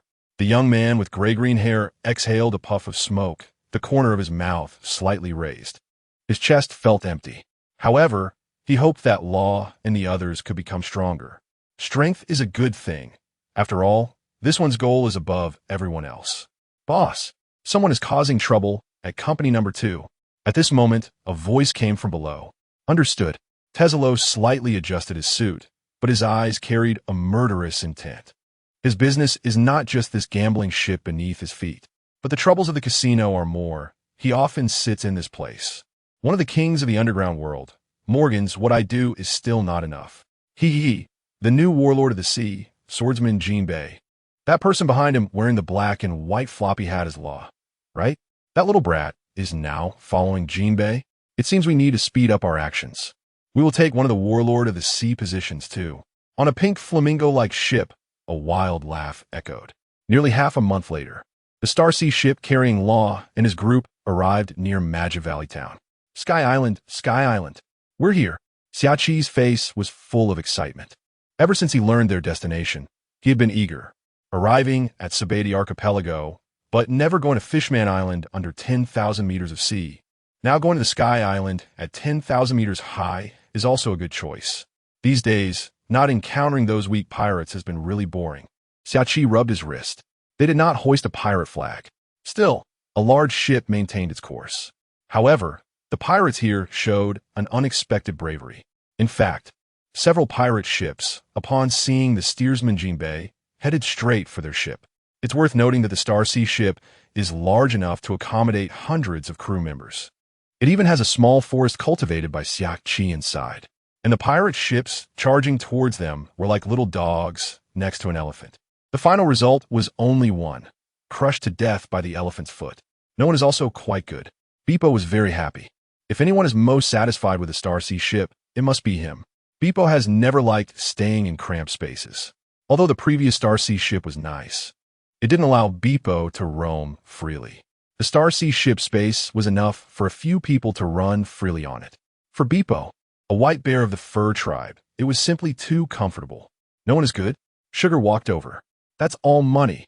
This group of people is undoubtedly the most active hunting pirates among the warlords of the sea. After all, everyone has no stable income and can only rely on hunting pirates for bounties.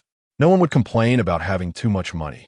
If it weren't for the support of the world government at that time, they wouldn't even have enough money to build the Star Sea ship. The investment on the Star Sea ship could be counted in hundreds of millions of berries. Don't worry, Magic Valley Town has it all. Law smiled. Magic Valley Town is located on Gaia Island and is a famous gathering place for pirates. Because of its special environment, the Navy rarely comes, as there are not many affiliated countries around. Before they could dock, 10 pirate ships appeared ahead, lined up, blocking the path of the Star Sea ship. How many supplies could be stored on such a large ship? Fool, you should pray that they have sold out. Supplies can't compare to berries. Who said that? Maybe this big ship is delivering gifts to some king. Rob, we must rob. The 10 pirate ships are the 10 pirate crews that have heard there is a big ship coming to Magic Valley Town. The bounty of 60 million berries, Harriman Lendoff. The bounty of 70 million berries, Nehemiah Budd.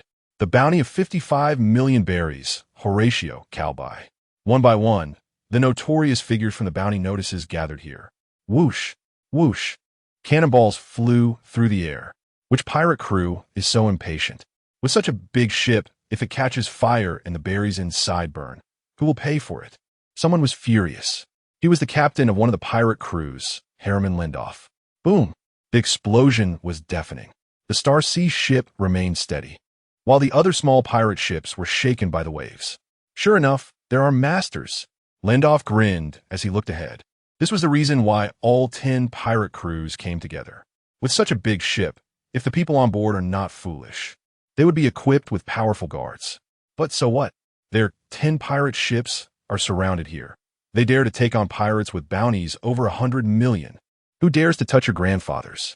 A loud shout came from within the Star Sea ship. Xiaoqi stepped into the void, walking step by step to a high point, looking down at the group of pirate ships. Do you want to die? And beside him, with a whoosh, a white figure had already leaped over him, shooting like a cannonball toward the pirate ship. Good courage. The pirates on that ship were furious. They turned their cannons, and several black streaks shot through the air. Boom! However, that white figure did not slow down. The cannonballs exploded on its body, only causing it to pause briefly. Pekin, are you going to rob this too? Xiaoqi was also shocked, his expression changing as he rushed onto a pirate ship. Peking fell like a meteor, directly smashing a large hole in the pirate ship. He landed on his feet, and the powerful recoil caused the entire ship to shake violently. Damn it!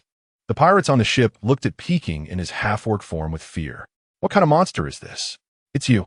Xiaoqi stared at Randolph, grinning as he stepped forward with Moonwalk. Let us go together. Kill them. Randolph shouted angrily. Laughter echoed from the other 8 pirate ships. They did not come to help, but instead launched simultaneous attacks, with countless cannonballs and arrows flying toward the Star Sea. In the air, countless small doors opened, and the cannonballs and arrows fell into them without making a sound. Boom!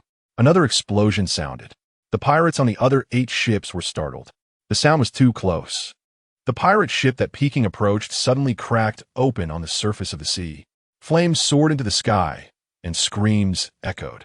Xiaoqi also began his slaughter. They moved like ghosts, weaving between the pirate ships, taking a life with every strike. In just a moment, the pirates realized the situation was dire. However, on the Star Sea, a figure emerged that struck fear into them. The sea hero Jinbi. How did he get here? Why is a warlord of the sea appearing here? This question arose in the hearts of the pirates on the remaining 8 ships.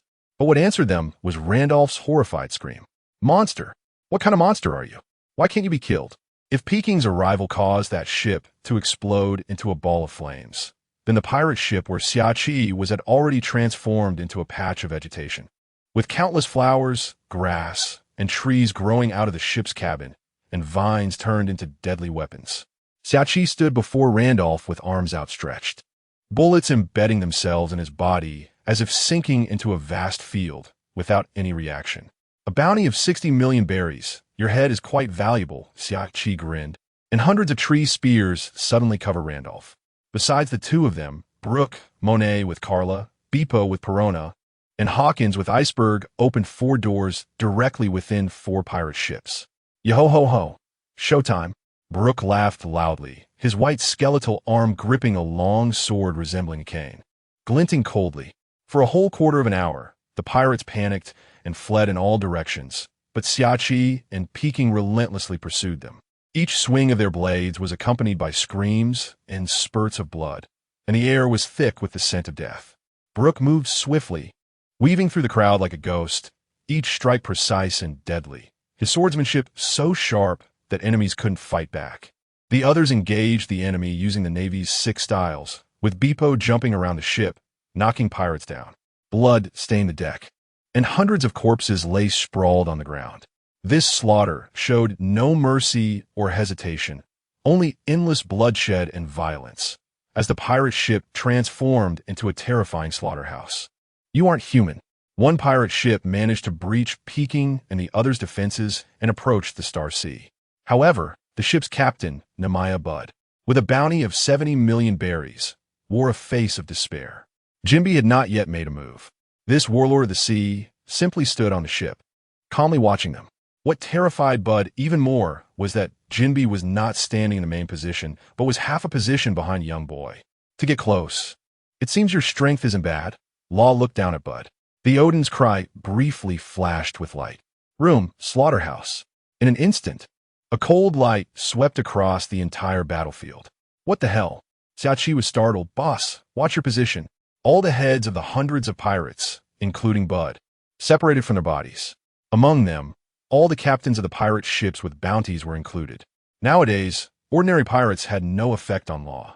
Only the deaths of bounty pirates, strong ones, could allow Law to refine their blood energy and enhance his own physical body. Law was unsure of the level his physique had reached, but in terms of strength, he dared to arm wrestle with Peking in his half-orc form, even surpassing him. Captain Law, your strength is getting stronger. Jinbe laughed beside him. If Law were not in the sea now, he would already be able to suppress Jinbe. Unlike their first meeting on the Sun Pirate ship, the months had allowed Law to grow completely. Not enough. Law shook his head. My two-color haki still has a lot of room for improvement, and the fruit's techniques have only just begun to form a combat system, far from awakening. The Conqueror's haki still cannot control the range and targets. I have no clue how to wrap it around my attacks. Law was not arrogant. In the sea, he was still far from enough. The pirates they easily slaughtered, if thrown into the New World, among 10 ships, only 2 might survive. Captain, a door of air opened on the Star Sea. Hawkins brought a group of people carrying large and small packages onto the Star Sea, mostly gold and silver treasures, with very few other supplies. You know, these pirates are quite rich. These treasures are worth more than their heads combined. Xiaoqi laughed. No survivors, right? Law asked. The probability of anyone surviving is less than 1%. Hawkins nodded. They left no survivors, mainly for him, because his door fruit came from that CP9 member Bruno. His death had already caused CP9 great distress. At that time, Spandam nearly wanted to fight Law and the others. However, Bruno was killed without revealing his abilities, leaving Spandam unable to express his frustrations, and he could only let it go. If Hawkins displayed the abilities of the door fruit so boldly, the world government might guess something. Law did not want to expose the abilities of the dark fruit too early. This fruit had long been coveted by a significant figure. If they couldn't obtain this fruit, who knows if that person would continue to pretend to be a minor character for the rest of their life. When the Star Sea docked, the town of Magic Valley fell silent. As a gathering place for pirates, Magic Valley certainly had more than just those 10 pirate crews. The slower pirates and those with blocked information were still lamenting on the shore when they turned to see the 10 pirate ships sinking into the sea. This fear filled the hearts of all pirates. It was unknown who shouted first. The Navy Admiral is coming. Following that, one by one, the pirates screamed and fled, as pirate ships sailed away from the back of Magic Valley. So cowardly, Xiaoqi said speechlessly. Boss, where are we going? We're going to eat cherry pie. Law thought for a moment and said, Is it delicious? Xiaoqi was taken aback. I don't know, Law shook his head, but you can't eat it. I have a task for you. Find a person named Montblanc Correja who lives in a half house by the shore, with a diamond-shaped face, very distinctive. Please be more polite. He is the protagonist of the great fraud story, Rolando, a descendant of Montblanc Rolando, who lived 400 years ago. Of course, if he doesn't come over, then there is no need to hold back. Amid summer's wails, everyone walked into a restaurant. At this moment, the restaurant was empty, with only a few waiters and a kind-looking owner. Upon seeing Jinbe, the owner's eyes narrowed, and he immediately broke into a smile, asking what the guests would like to eat. Cherry pie, Law said calmly. All right, guests, here's our menu. I wonder which one you would like to choose. Just do your job honestly, Law said while staring at him, his voice flat. If it's not done well, your head will end up like the captain of those 10 pirate ships. Guests. The owner immediately broke into a cold sweat. Under the watchful eyes of Law and Jinbe, the owner and a couple of waiters dressed as men and women prepared a sumptuous meal for them. The owner was very honest, genuinely so. One of the waiters, after Law finished speaking, attempted a sneak attack, but was heartlessly dealt with by Law. And now he felt no pain at all. After Law and the others enjoyed their meal, they were sitting around chatting. At this moment, Summer walked in, followed by a diamond-faced man and a few gorillas. Kalikai was draped in a coat, had a tattoo on his left arm, and was focused on following Summer while holding a cigarette. The gorillas appeared lively, curiously looking around and occasionally making sounds, seemingly excited about the restaurant's environment. Summer brought Kalikai and the gorillas to Law's table. "Boss, the people are here." After saying this, he reached for the plate in front of Pecan. "Do you want to go to Sky Island?" Kalikai asked first. Of course, Law nodded. Sky Island indeed exists. Seeing Kalikai's face turn red, Law interrupted him. "Tell us, where's the strongest sky current located recently?" Half an hour later, Law and the others left. The restaurant owner and the few waiters looked at the tip Law left on the table, their faces filled with joy to the point of tears. It was a collection of cube-shaped, flesh-colored organs, their hearts and lungs. However, after looking at each other, as they began to open their clothes to put these cubes inside, they discovered another problem. They couldn't tell which one was their original organ anymore. A month later, "Boss, are you sure it's today?" Summer's voice rang out. "You've asked that over a dozen times," Law replied calmly. "Ask Hawkins." "My probability of death is 5%, Hawkins answered while moving a bit closer to Law and Perona. "If something falls from the sky, with our small frames, we really might die, even if below is the sea." On the ship, only Perona could fly freely for a long time. As for Law, Hawkins knew this captain's skills and believed that even if everyone on the ship died, Law would not. Is that Kalikai really reliable? To be honest, he is a descendant of the big talker. Every rumor has some truth to it. Suddenly, a huge sky current surged up from the calm sea, roaring like an angry dragon as it shot into the sky. Driven by this powerful current, the Star Sea ship instantly lifted off the surface of the sea, flying upwards, its body sparkling with brilliant light, shimmering alongside the stars in the night sky. As the ship ascended, the surrounding scenery constantly passed before everyone's eyes. Below were the raging waves, and above were endless clouds. Holy crap! Summer planted himself like a tree directly into the Star Sea ship. The others screamed and clung to the items on the ship. After an unknown amount of time, the ascent speed of the Star Sea ship gradually slowed. "Boss, why does it feel like we can't reach the top?" Summer stammered. It was visible to the naked eye. Above seemed to be their destination, a thick layer of clouds, like a massive white wall. "Room, slaughterhouse!" Law's voice rang out. The entire Star Sea ship instantaneously teleported upwards. This time, there was no exaggerated feeling of being pushed back. The light dimmed and brightened in front of everyone, and in a few breaths, the Star Sea ship seemed to have crossed the barrier between two worlds, entering a mysterious and magnificent realm. Is this the Sea of Sky Island? The ship swayed continuously, bravely moving forward, traversing layers of dense clouds, and finally arriving at an open expanse of white sea. Here, the sea was calm, the water like a mirror, crystal clear. The distant sky met the surface of the sea, a deep blue, breathtakingly beautiful. The crew stood on the deck, basking in the warm sunlight, feeling the sea breeze. This place was far more dazzling than the East Sea below. "Beppo, check the route." We continue upwards. After sailing a few thousand meters, a large gate appeared ahead, and a hunchbacked old woman came into view. "Is this a Sky Island person? Holy crap! Is this what angels look like?" Summer exclaimed with disdain. The other party had a pair of white wings behind her, and her appearance was no different from an ordinary person. This shattered some of Summer's fantasies. "This is the entrance fee." Law directly tossed a bundle of belly, probably worth several $100,000. He knew the prices here, converting belly to the currency of Sky Island. Excalibur, several $100,000 could exchange for billions. Sure enough, after receiving the belly, the expression on the old woman's face turned benevolent. "Can I ask a question? Where's Baika?" "Keep walking to the right, and after passing Angel Island, you'll get there," the old woman replied, grateful for the money. The Star Sea ship sped towards Angel Island. After Master Tom's modifications, the Star Sea ship was highly adaptable and could be considered a powered warship, unlike the previous Star River ship, which required wind power to operate. After half a day, the Star Sea ship sailed through the White Ocean, passing an island surrounded by pristine white beaches. Angel Island. The group did not stop and continued towards Baika. Soon, Law's target came into view. Baika was an island with a primitive forest, dense and ancient trees towering into the clouds. Split into 3 groups. Remember our goal. The opponent may have the Thunderfruit ability and 1T have armed color hockey, but their observation hockey is very strong. If we don't encounter them, scout the location of the temple on the island. There may be the Thunderfruit inside. If a fight breaks out and the opponent is the person I mentioned, if you're not confident, seek help immediately. As the Star Sea ship docked, everyone couldn't wait to jump off the ship.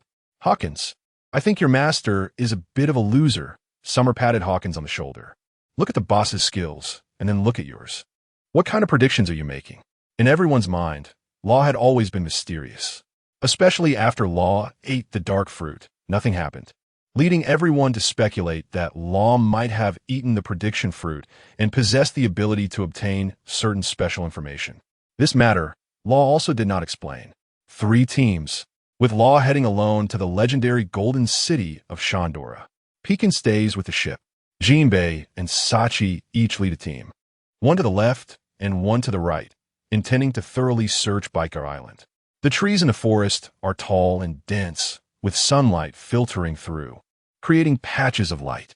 Law weaves through this interplay of light and shadow, with each step making his figure disappear and reappear, rapidly shifting position by hundreds of meters. As he ventures deeper, the forest becomes quieter and more mysterious, with the sounds of insects and birds intertwining. A temple comes into Law's perception. It really exists? Law raises an eyebrow. Inside the temple, a young man wearing a white headscarf with a long earlobe adorned with earrings suddenly opens his eyes. He is bare-chested, has a thunder drum on his back, wears a golden ring on his hand, holds a golden staff, wears lantern pants, and is barefoot with rings on his toes. Is someone there? What incredible speed! In the next moment, Enel suddenly stands up. Before him, Law steps out. Enel, who are you? Enel frowns, but his gaze falls on Law's back. This person, unexpectedly, like him, has no wings. Are you here to pay respects to the god? Are you here to apply for the position of chief priest? Enel says proudly, staring at Law and smiling. To apply for the chief priest, one must have certain strength. This empty island will soon become my territory. Forget it. Law shakes his head. The moment he saw Enel, he lost the thought of recruiting him. At this time, Enel is 25 years old, and according to the storyline, for years later, he will destroy Baika and attack the Sky Island Sky Pia, defeating the former god Gon Fall and his subordinate priests, ruling the Sky Island and calling himself God. At this moment, Enel is clearly not long after consuming the Rumble fruit.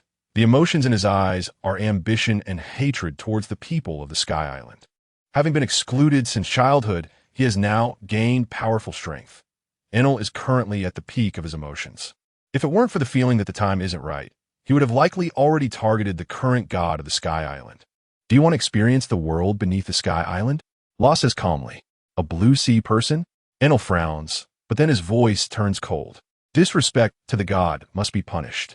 The path of the god is only in the sky. Since consuming the Rumble fruit and obtaining the blueprints for the Ark, Enel's goal has been the moon. As for what lies beneath the Sky Island, he doesn't know and doesn't want to know. All right, Law nods, and in an instant, his figure disappears. Whoosh! Enel's eyes sharpen, and he too vanishes in a flash of lightning. Your speed is fast, but the speed of a god is. Enel appears on an ancient tree. However, the moment he appears, Law simultaneously appears beside him. Is this what you call a god? Law slashes with his sword. Whoosh! Blood splatters. How is this possible? Enel's face turns pale, trembling all over, half of his body drenched in blood, one arm severed by Law's strike. The power of the Rumble fruit is formidable. 20 million volts.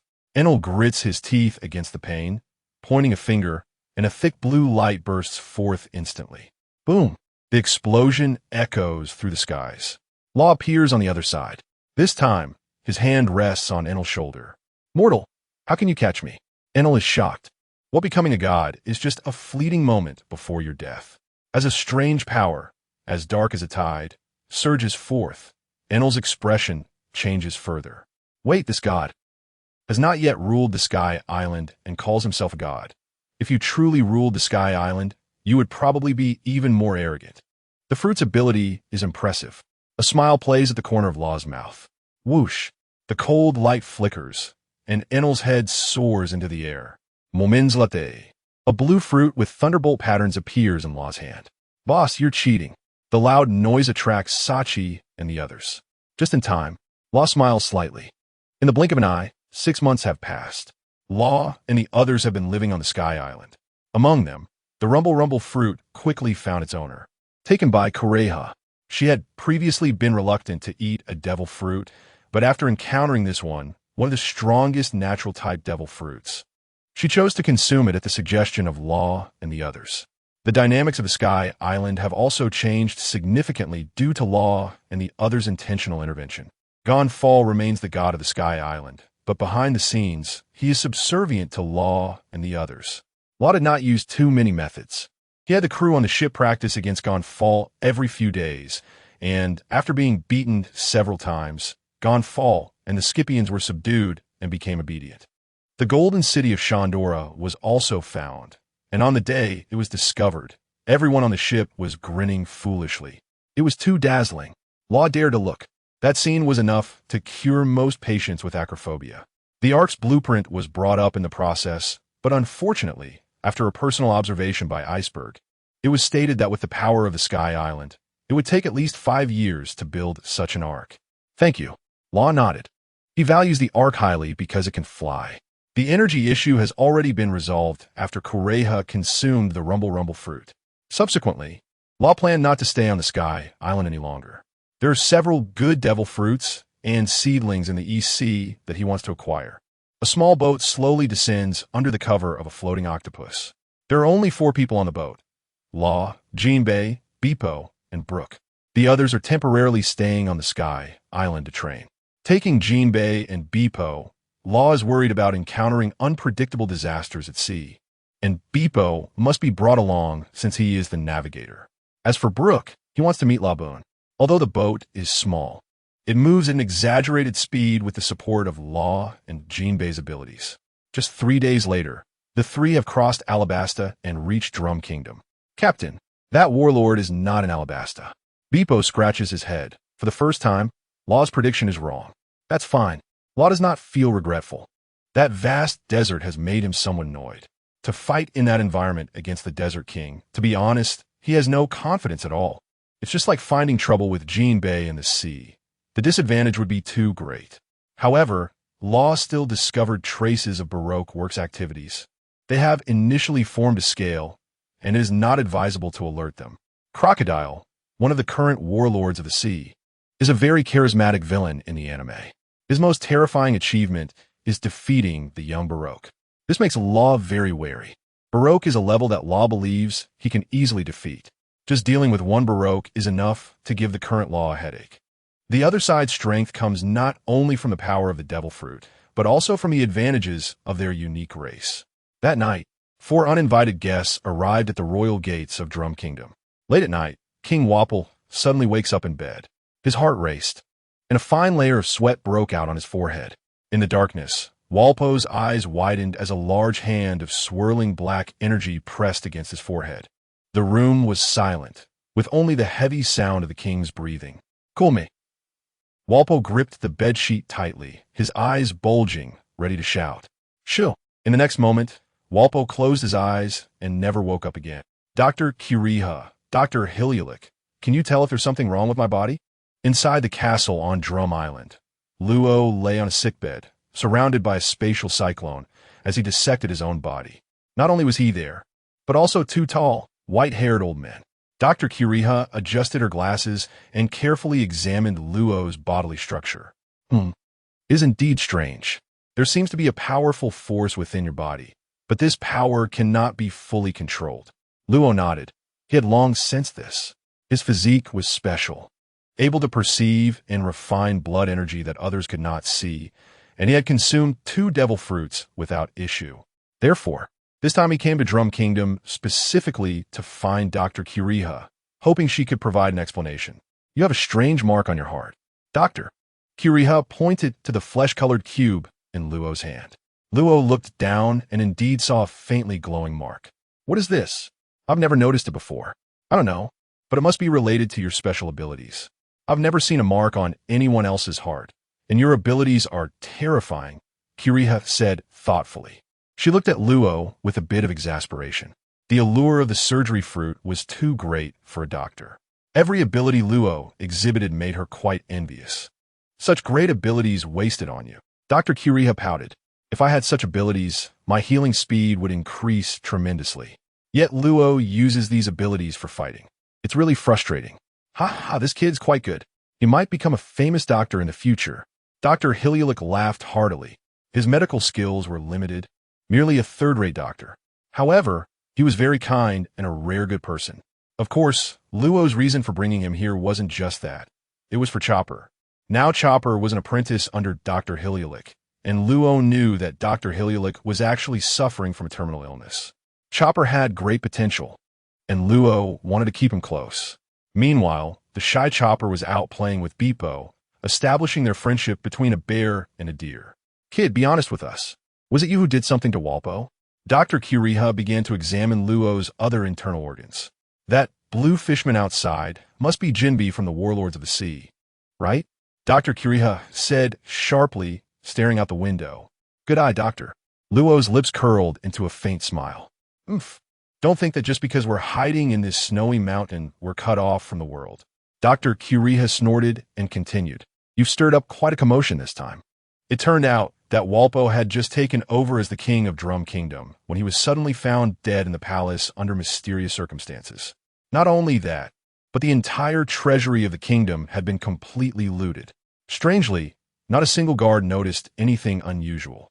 Now, this news had spread throughout the streets, with reports claiming that a ghost-like thief was on the loose in Drum Kingdom. Yes, Luo nodded, indicating his acquiescence. He has been watching this direction, worrying that I might harm you, right? Dr. Kiriha sneered. He has just worried about me. Luo smiled. After all, he had taken out his organs for her to examine. Thanks to the power of the surgery fruit, he hadn't lost much blood, but the scene was still quite shocking. Jinbi's concern was not unfounded. Even Luo himself had been keeping his observation haki fully activated. As long as Dr. Kiriha made any suspicious moves, he would stop her. Life is precious, and Luo cherished it greatly. Normally, after eating 2 devil fruits, your heart and body shouldn't be able to handle it. Yet the other parts of your body are still composed like a normal person. It's just that your vitality is too strong, which is still within my understanding. If I'm not mistaken, that mark is the reason you can withstand 2 devil fruits. It will flicker when your body is injured, closely related to your physical state. Is that so? Luo's eyes flickered. The mark was small, barely noticeable unless looked at closely, resembling a tiny dragon. Since that's the case, I'll just leave it be. Luo ultimately found nothing wrong and did not dwell on things beyond his understanding. Dr. Kiriha, is there anything else wrong with my body? No. Dr. Kiriha replied curtly. You're only 15. Do you really hope for something to be wrong with your body? It was truly incredible. You looked skinny, yet your muscle strength could rival some ferocious beasts. You really are a monster. By the end, Dr. Kiriha's gaze held a hint of surprise. Such a physique is still not enough. Luo simply shook his head. In a new world, that's what true monsters were. If he didn't use his abilities and relied solely on haki, whether he could break through the defenses of those monsters was still uncertain. Even breaking skin was not an easy task. Thank you, doctors, Luo said as he carefully placed his organs back in position. After completing this action, he easily jumped off the sickbed and stretched widely. His body made a series of cracking sounds, as if announcing his health and vitality to the world. At that moment, Jinbi approached with a smile on his face, clearly relieved. Captain Luo, how did the checkup feel? He asked with concern. Luo nodded slightly, indicating that everything was fine. Not bad, he replied succinctly. Since they had killed Walpo, they had been resting on Drum Mountain without much opportunity to go down and learn about the outside situation. There's one piece of news I think Captain Luo might be very interested in. Jinbi suddenly laughed heartily, building suspense. Oh, what news? Luo asked curiously. Don Quixote Doflamingo has become the new warlord of the sea, Jinbi said seriously. Hearing that name, Luo's gaze instantly sharpened. That guy finally couldn't sit still. Luo smiled. Doflamingo's influence had been developing underground, and becoming a warlord meant he had stepped into the spotlight. He would likely make a move on Dressrosa Kingdom soon. However, without the ability of Sugar, the Don Quixote family's rule over the Dressrosa Kingdom would certainly not be as swift. After becoming one of the 7 warlords of the sea, Doflamingo's influence would further expand. As an underground force's joker, we need not pay them any mind for now. Law shook his head slightly. Doflamingo's strength is formidable. He has developed the string fruit to a level that makes countless pirates wary, and his talent is unquestionable. During casual conversations on the ship, Law had mentioned his relationship with the Don Quixote family. In fact, the two might not necessarily be enemies. But if they were to become enemies, Law would undoubtedly eliminate all the cadres of the Don Quixote family at the first opportunity. They are developing in the New World, while Law and others are also accumulating strength in the first half of the Grand Line. Once Pekin and the others grow stronger, the power on their ship will be unprecedented, comparable to several strong members of the Seven Warlords. On the other hand, Treble has already established a foothold in the New World. He is the one Law looks forward to the most. In the anime's setting, although Treble was defeated by the Straw Hat Pirates, he is actually a strong figure with the power of a Marine Admiral. After receiving the Haki training method from Law, his mastery of armament Haki and observation Haki develops at a speed not inferior to Jinbe. Last month, Treble decisively killed a pirate with a bounty of 300 million berries on his golden gambling ship. So, Dr. Hilialik, are you willing to join us? 3 days later, Law extended an invitation to Dr. Hilialik. With my abilities, although I cannot cure your terminal illness, I can regularly help you clear the viruses from your body and alleviate your condition. Law said softly, "We are not pirates, but the experiences at sea are just as interesting."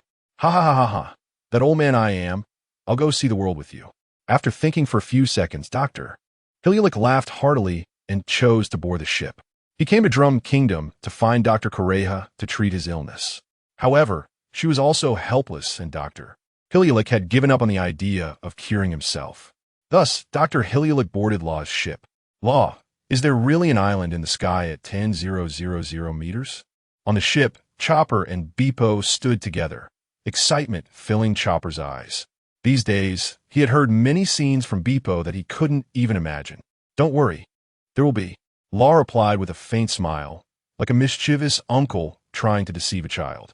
To allow Chopper to continue learning medicine, he spent a lot of gold purchasing numerous medical books from Dr. Correja. This was also why Law gave up on the idea of being a doctor. There was just too much to learn. After eating the surgery fruit, who said he had to be a doctor? Who said that doctors had to save people? Law still felt that fighting suited him better. Whether it was the automatic correction of history or luck, the King of Drum Kingdom ultimately became Dalton. Thus, the Drum Kingdom was renamed Sakura Kingdom. Under Law's ability, everyone reversed over Reverse Mountain. Is this Laboon? At the foot of Reverse Mountain, everyone's attention was drawn to a huge shadow appearing ahead. Brook, now a skeleton, had tears in his eyes, and Laboon sensed Brook's presence. Approaching the ship and gently touching the side with its massive body. The Yomi Yomi fruit. What a rare reunion. Law's companion, Kurokas, stroked his beard with emotion and laughed heartily. After Law and the others suddenly appeared, he initially thought they were scammers. However, both Brook and Laboon recognized each other. "Ha! Old man, you're still alive?" To Law's surprise, Dr. Hilialik actually knew the old ship doctor from the Roger Pirates. They were old acquaintances. "You're still alive? How could I possibly be dead?" "What a pity," Kurokas shook his head. Under Law's ability, he also checked this old friend's condition. He was terminally ill, and there was nothing he could do.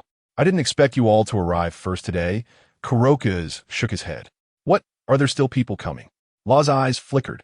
"Yes, they are coming." A pirate ship was seen approaching in the distance, and standing at the bow was a young man with only a right arm, 3 scars over his left eye, a stubble on his mouth, dressed in a white shirt with only half of the buttons fastened, draped in a black long cloak, wearing patterned brown capri pants and flip-flops, looking quite casual. "Captain Law, their S.A. pirate ship." Beepo hurriedly ran over after spotting it with his telescope. "Don't pay any attention." Law shook his head. That was Kurokas' guest, the red-haired one-armed. Could that be the future emperor, Shanks? He looked younger than Law had imagined. He is only 27 now, in his youth. "Oh, it seems you have guests arriving." Kurokas, as the pirate ship docked, a red-haired young man jumped down happily and greeted Kurokas. The renowned pirate Jinbe, one of the 7 warlords, was also present, making today quite lively. Shanks's gaze fell on Jinbe, and his expression tightened slightly. but he did not make any further moves. "This young man, may I know your name?" "Trafalgar Law." Law greeted him lightly. "Want to have a fight?" Shanks raised an eyebrow and smiled. "Captain Law." "Captain." Two figures approached. It was Jinbei and the first mate of the red-haired pirates, Ben Beckman. The other crew members of the red-haired pirates watched everything with amused expressions from behind. The auras of Yasop, Lucky Roo, and Bendiki Sneak emitted exceptionally strong waves in Law's perception. The red-haired pirates truly live up to their reputation as the Iron Wall Pirates. "That's fine." Law gave Jinbei a glance, signaling him to stay calm, while also revealing a hint of battle intent in his eyes. "Ha, Law, my brother, we—" Shanks glanced around. Whoosh! In the next moment, Law's figure flickered, and he and Shanks instantly vanished from their spot. What ability is this? Appearing on the other side, Shanks grinned, not resisting Law's ability just now. Sword of the Storm. Law launched an attack, and the ghostly cry erupted with a blade of light several meters long. "Come on." Shanks held his sword in his right hand, the tip gleaming coldly in the sunlight. The famous sword Griffin. This knife, which had accompanied Shanks for a long time, meant Griffin, known for its resilience that could stop the magma fist and its grace akin to that of a griffin. Although Shanks was one-armed, his steps were unusually agile. He sidestepped to avoid Law's thrust and quickly countered with a slash, the blade cutting through the air like lightning. Whoosh! Law stepped forward, his figure disappearing from the spot. "Boy, your devil fruit ability is quite strong." Shanks remained steady as a mountain, cleverly turning around to block Law's attack from behind with the sword's body and slashing out in one motion. Clang! The clash of Onigiri and Griffin produced a crisp sound, sparks flying. Each confrontation was filled with a contest of strength and technique, as if two different styles were colliding. Law's swordsmanship was agile and changeable, like a butterfly dancing, making it difficult to grasp, while Shanks' sword was imposing, each strike containing a force that made Law's arm tremble. This surprised Law. Shanks seemed physically weak, as if even a Sea King could bite off one of his arms. But in reality, the strength that erupted from Shanks during their exchange was absolutely not to be underestimated. Neither of them used hockey. It was purely a clash of strength and skill. "I wonder how a strong person like you lost an arm?" Law asked, pondering the question in his mind. "Ha ha, I bet on the future," Shanks replied, looking quite cheerful. "Why not bet on yourself?" Law's eyes flickered. He understood what the other party was referring to, but it was quite laughable. The current Shanks probably wouldn't be able to use observation hockey yet, but his observation hockey was definitely stronger than Law's. A non-devil fruit user like him lost an arm to a Sea King that ruled the East Blue, which might not even be as strong as Arlong. Was it necessary? Finally, after an intense clash, both retreated a step, their swords slowly lowering. "Boy, you should also be able to use hockey, right?" Shanks said with a smile. "A little." Law's eyes flashed, and the armament hockey attached to Onigiri. His figure disappeared, and when he reappeared, Onigiri had turned black. Just as he finished speaking, Shanks reacted in the blink of an eye, Griffin shooting out a beam of light towards Law, intercepting it. The two had gathered because of Kuroka's. They were only sparring, not fighting for life or death, yet neither held back. The simple clash made Law's arm tremble and his grip numb. Such strong hockey, Law's eyes narrowed. But after the exchange, he realized his shortcomings. His hockey was not refined enough. In terms of physical strength, Law should be stronger than Shanks. Yet Shanks' ordinary sword techniques kept blocking Law's path. If that's the case, it's still not enough. Shanks grinned, feeling a bit excited. It was rare to encounter a strong opponent in the East Blue who could fight him, having stayed in the East Blue for too long to complete the captain's mission. "Watch out." With that, Shanks slowly thrust forward. This sword was surprisingly slow, yet Law felt he could not avoid it, heading straight for him. This feeling was as if the surrounding space was repelling Law, forcing him to face this sword, which seemed slow but was actually as fast as thunder. There was no time to dodge. Law took a moment to steady himself, fighting spirit bursting in his eyes, focusing tightly on this sword, while Onigiri mimicked Shanks' previous sword stance and slashed back. Boom!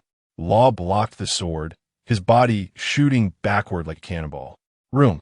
Law shouted lightly, disappearing and reappearing right in front of Shanks. High-frequency scalpel. The blade began to vibrate at high speed, Onigiri leaping through the void and heading straight for Shanks' face. Seeing this, Shanks grinned. In the next moment, Shanks exhaled sharply. As he did so, an overwhelming pressure erupted from him. This momentum swept around like a hurricane, the air thick with suffocating pressure. The surrounding space seemed to twist, everything becoming blurred, with only Shanks' figure growing clearer in this distorted space, resembling an inviolable war god. Come. In an instant, Law was overwhelmed by this momentum, and in the next second his fighting spirit intensified, a similar force erupting from deep within him. Shanks' eyes narrowed. Another king. His smile widened. Truly a formidable boy. What is your dream? Dream? Law snapped back from his daze, once again battling Shanks. While it was called a battle, it was actually one side attacking while the other defended. The dark red lightning around Shanks exploded nearby, and the two conquerors' hockey clashed, enveloping both of them. In this state, Law surprisingly found himself unable to quickly use his abilities. Without yet claiming the title of Emperor, Shanks' momentum had already reached a very high level. Boy, Conqueror's hockey is the condensation of spirit, the quality of a king. You possess it, which shows you are truly an extraordinary boy, Shanks said with a light smile. I've heard that only those with the qualities of a king can awaken Conqueror's hockey.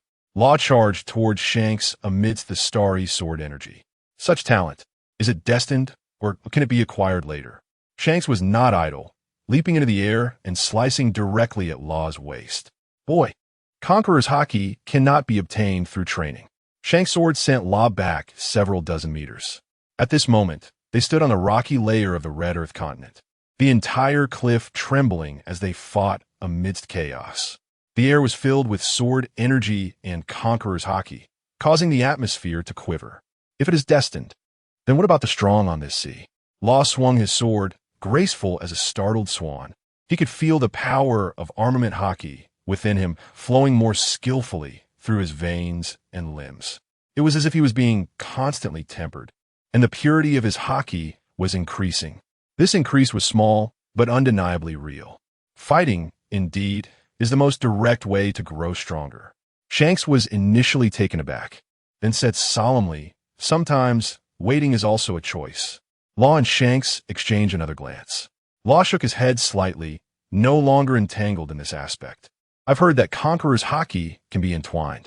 In his view, Shanks hadn't lost his arm. By actively joining the struggle for dominance and developing a force, he could equally make the world government wary. To put the future of the sea entirely in the hands of child. Shanks held his sword with one hand, softly calling out, boy, as you wish. God avoid. In the next moment, Shanks' expression turned serious as he suddenly shouted. With the griffin in hand, Shanks' entire demeanor changed. He was a crew member of Pirate King Roger and the future top-tier Emperor of the Sea. He swiftly swung his sword, the blade cutting through the air and leaving a dazzling light, as if tearing apart the void. At the moment Shanks made his move, Luo felt as if a terrifying beast was fixating on him, his scalp tingling slightly, and his pupils constricting sharply. This move was called God Avoid, a signature technique of Pirate King Roger. Wherever the sword passed, everything was torn apart, as if nothing could stand in its way. With the enhancement of the dark red thunder, Shanks' God Avoid unleashed an unprecedented effect. The air trembled, wailing. However, it wasn't just them. Far away, Kurokas and others felt the impact of this sword. On the red-haired pirate's ship, Beckman and the others paused their smoking, unconsciously turning to look in this direction. The captain was actually pushed to this point by a boy. Ha ha, how embarrassing. Lakira took a bite of roasted meat and laughed loudly. Captain. Beepo looked worried. Luo had once told them that the captain of the red-haired pirates was the most likely man to become the fourth emperor of the sea in the New World. Shanks. This kid. Kuroka's eyes flashed with concern. Luo came with Brooks specifically to meet Labu. He had high hopes for this boy and didn't want anything to happen to him. Luo felt the power of Shanks' sword, his fingers gripping the ominous cry, turning pale, his body beginning to tremble. So strong. This sword was many times stronger than the previous skirmishes. If he couldn't block it, he would die. A thought crossed Luo's mind. I want to avoid God. I'm cooler than God. However, he indeed had no intention of dodging. Luo stared intently at the sword, an invisible aura expanding outward from him, creating visible ripples in the air, intensifying his momentum. He moved his hands repeatedly, enveloping the ominous cry in a vast spatial cyclone. The space was compressed, all power converging in his hands. High-frequency scalpel. A ghostly light flickered in Luo's eyes as he shouted. In an instant, cold light flashed between heaven and earth. Boom! The center of the collision was instantly pierced by countless sword energies.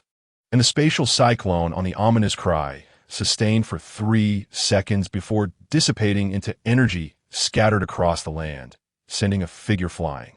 The shadow flickered, and a cry akin to a wounded beast echoed. Luo now bore a deep wound that could be seen to the bone on his chest. Kneeling on one knee and gasping for breath, the ominous cry slipped from his hand. Compared to his injuries, Luo was more concerned about the pain. The double pain from the dark fruit made him feel as if he might faint from the agony. Shank's Conqueror's haki raged within him. However, within Luo's body, black cyclones quietly appeared, absorbing all that destructive power. No wonder he was going to become one of the 4 emperors. Luo's eyes shone brightly. At this moment, he didn't even have the strength to move, the soreness deep in his muscles continuously rebounding. But his Conqueror's haki had grown stronger. Faced with that sword that seemed poised to take his life, Luo broke through, and his Conqueror's haki reached the initial stage of affecting the external environment. As for how to entwine, to be honest, Luo still didn't understand. He had a vague sense of comprehension. Unless he experienced such a level of attack a few more times, it would be difficult to grasp it quickly. Captain, in the distance, Beepo rushed over and picked Luo up. Captain, don't die. Boo-hoo. I'm not dead. Luo felt like his body was about to fall apart. Ha. I'm really sorry. I went a bit too hard. Shanks laughed heartily, showing no embarrassment for his attack. At the same time, Luo felt like he had leveled up in his heart. He hadn't gone all out. After all, Luo was just an underage boy. If he had to go all out against such a boy, it would affect his own aura. In his imagination, Luo would faint and be rescued by Kurokas. This way, Luo would owe a favor to the old cadres of the Raja pirates. Captain, you're really shameless. Lakiru laughed loudly, mocking Shanks for bullying a child. All right, we should set off. Shanks scratched his head, completely unconcerned. Kurokas, we're leaving now. We need to enter the new world early. Some situations need to be balanced. After greeting the red-haired pirates, they hurriedly departed. They had their own thoughts. They had stayed in the East Blue for too long. Luo rested for 3 days. Thanks to the abilities of the surgery fruit, physical injuries were secondary. But that move-god of void felt like a malignant virus invading Luo's body, crazily destroying everything. The surgery fruit's ability couldn't eliminate this power. However, the dark fruit could slowly draw and absorb this power. This process was slow and painful. During these days, Luo felt his willpower had risen to a new level. In the midst of pain, Luo thought that perhaps if he hadn't eaten that dark fruit, he might not have been able to defeat Moria after all. So painful. All right, Captain, from now on, you just need a rest. Chopper helped Luo remove the bandages, satisfied. Dr. Hilialik and Kurokas spent the last few days teaching Chopper medical knowledge with Luo as the patient.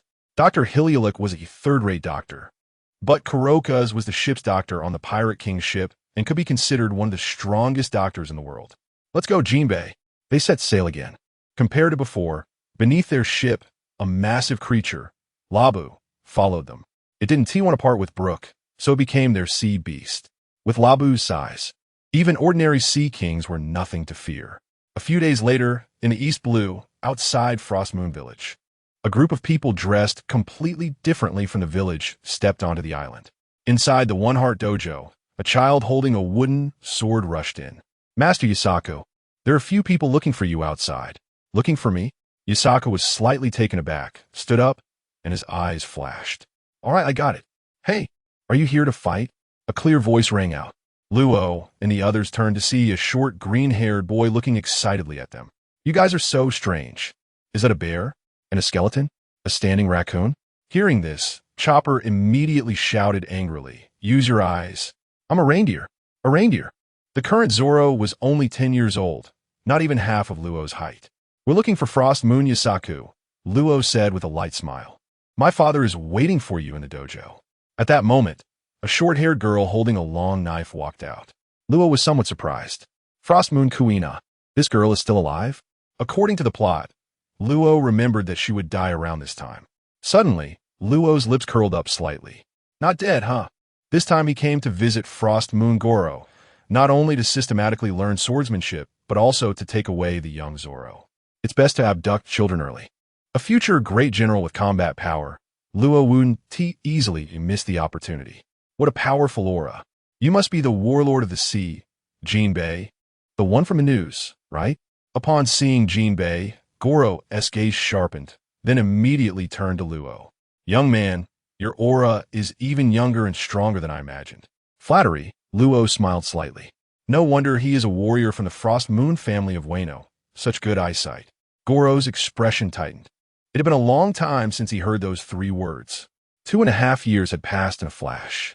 During these 2 years, several major events occurred. Red-haired Shanks became the 4th emperor of the sea in the New World.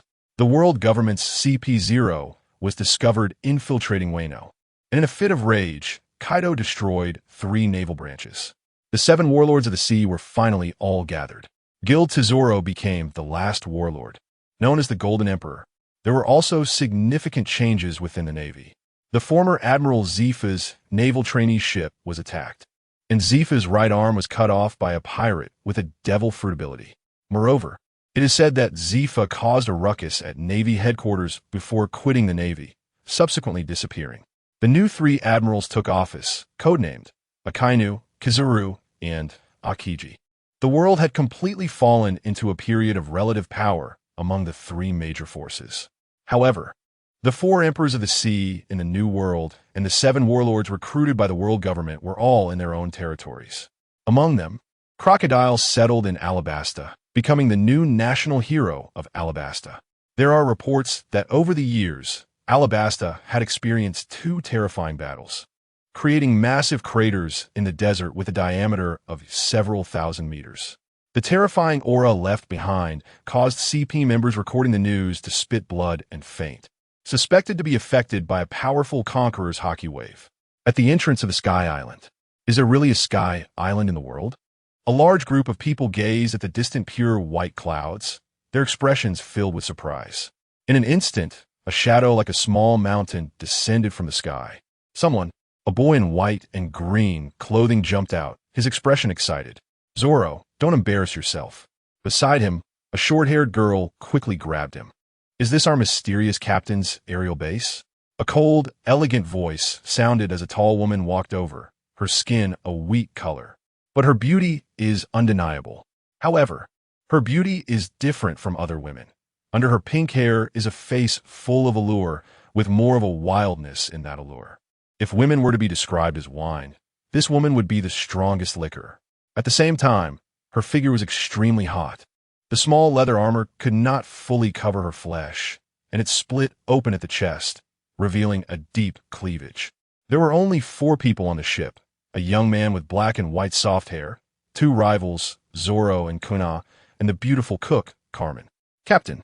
The air ahead opened like a door, pushed from the inside out. Hawkins, with golden long hair and dressed in luxurious attire, stepped out, glanced at the 4 behind Luo, and nodded to him. Over the past few years, Luo had brought people back from outside more than once. Most of those he brought back were young people. There was Dr. Chopper, Dr. Hilyalik, the girl navigator Nami, and a young man who looked very scholarly, Kuro. He even brought back a 1,000-year-old dragon and a girl who could communicate with dragons, ABIs. Hawkins had long gotten used to Luo bringing people back. Among them, Kuro was a thorn in the side. In the end, he lost to Hawkins in every puzzle game. Is the Arc Maxim repaired? Luo asked. It will be done in a few days, Hawkins replied. With Master Tom personally working on it, success was assured. After creating the sea train, Master Tom was taken by Luo to the Sky Island. Of course, it was also for Master Tom's safety. During his visit, Luo discovered that Master Tom was still being monitored by CP9. Then we can prepare to set sail, Luo smiled. Talk to Pecan and the others in the next few days and start preparing for battle. Oh, Hawkins' gaze became sharp. Captain, who is the target? That great swordsman Mihawk? The one in the desert? Or that old guy next door? Ha ha. Luo chuckled lightly. All of them. All. When those words were spoken, Hawkins' expression froze for a moment. Then he nodded to Luo and pushed the air door behind him to leave. Luo, Are you going to challenge the world's #1 swordsman? Mihawk? Kuina walked over and asked Luo. Unlike in the anime, the place where Luo spent the longest time in these years was Frostmoon Village at Goro's dojo. Before Kuina fell down the supreme staircase, Luo had saved her. After that, Goro agreed to let Kuina and Zoro follow Luo to the sea. Not a challenge. Luo shook his head. I need him to validate my strength. Over the years, he had been wandering in the East Blue, encountering 5 obstacles he couldn't cross. Mihawk Crocodile, the leader of the Revolutionary Army, Dragon. As for the other 2, Luo had only observed their aura from a distance before leaving quickly. Those 2 were both old veterans, Navy hero Garp and legendary pirate Shiki. Luo originally thought Crocodile would be the easiest to take down. However, in their first encounter in the desert, Luo was defeated too quickly without using the power of the dark fruit. In the desert, Crocodile was an absolute powerhouse. Whether it was due to Luo causing world changes, Crocodile's strength did not degrade too much, and his dual-color haki was top-notch. In the desert, with a wave of his hand, the endless desert giants directly darkened Luo's face. In their first meeting, Luo suffered a crushing defeat and escaped using his abilities. He initially wanted to exhaust Crocodile's armament haki before taking him down, fighting Crocodile in a war of attrition in the desert. Luo later thought he must have been out of his mind. In their second meeting, 3 years later, Luo still did not use the power of the dark fruit. He wasn't confident he could land a fatal blow. Crocodile's speed in merging with the sand and shifting his form was too fast. This time, after a hard-fought battle with Crocodile for 3 days and nights, Luo left calmly. And who knows if it was because of Luo, but over the years, Crocodile had not left Alabasta. In a vast desert, a golden hue spread across the entire view. Suddenly, a golden arc shining with dazzling light flew across from above, as if a sacred object from mythology had descended to the mortal world. The arc's exterior was magnificent and grand, with smooth lines, and the golden light shone brightly under the sunlight. What is that? Something is flying in the sky, outside a tent in the desert. A child less than 1 meter tall was pointing at the sky and shouting. What? The child's parents stepped out of the tent, looked up, but saw nothing. When did you learn to lie? The father's face darkened. I really saw it. The child was stunned, looking up again, but finding nothing. Enough. The sky hasn't rained because of bad kids like you telling too many lies, which has angered the gods. The father pulled out a whip and shouted. Above the clouds, the arc pledge shone like a brilliant pearl, cutting through the heat and wind of the desert. Boss, this ship is awesome, even more powerful than the Star Sea. Xiaqi's cheers rang out. He stood at the bow, his feet turning into tree trunks, entwined on one side of the pledge. The technology from a moon is even more useful than I imagined. Luo laughed. Boss, have you found the trace of that sand crocodile? Pei Jin's voice came. He looked somewhat excited. 2 years ago, Pei Jin awakened his conqueror's haki in a battle. Since then, he has been more eager to fight strong opponents. This time, their target was Shacklock Doll. Luo did not plan to let him go. With the dark fruit in hand, he had been hunting those with special abilities in recent years. He had found the barrier fruit and the flame fruit. He was also very interested in the sand fruit that Shacklock Doll possessed. However, he was more concerned about Doll's combat power. The reason he had not entered the new world in recent years was that he wanted to take it easy. And, secondly, he received a piece of news bought from Sabaody Archipelago. 2 of the Gora CI personally went to the new world with Admiral Kazuru and almost captured Kaido from his own territory, Wano country. If it weren't for another emperor, Charlotte Linlin, stepping in, Kaido would have lost a lot of face. The consequences of this incident were severe, and the level of combat between pirates and the Navy in the New World had risen to a new level. Too many powerful figures died in that battle. Captain, we've arrived at the location you mentioned. Beppo shouted as he walked out of the cabin. Okay, Captain, I'm going down, Pei Jin said, grinning, and leaped high, directly falling from a pledge. Is he okay? The newly joined Guena and others looked at this scene in shock. It's just a few thousand meters. Xiaoqi waved his hand. He's tough, he'll be fine.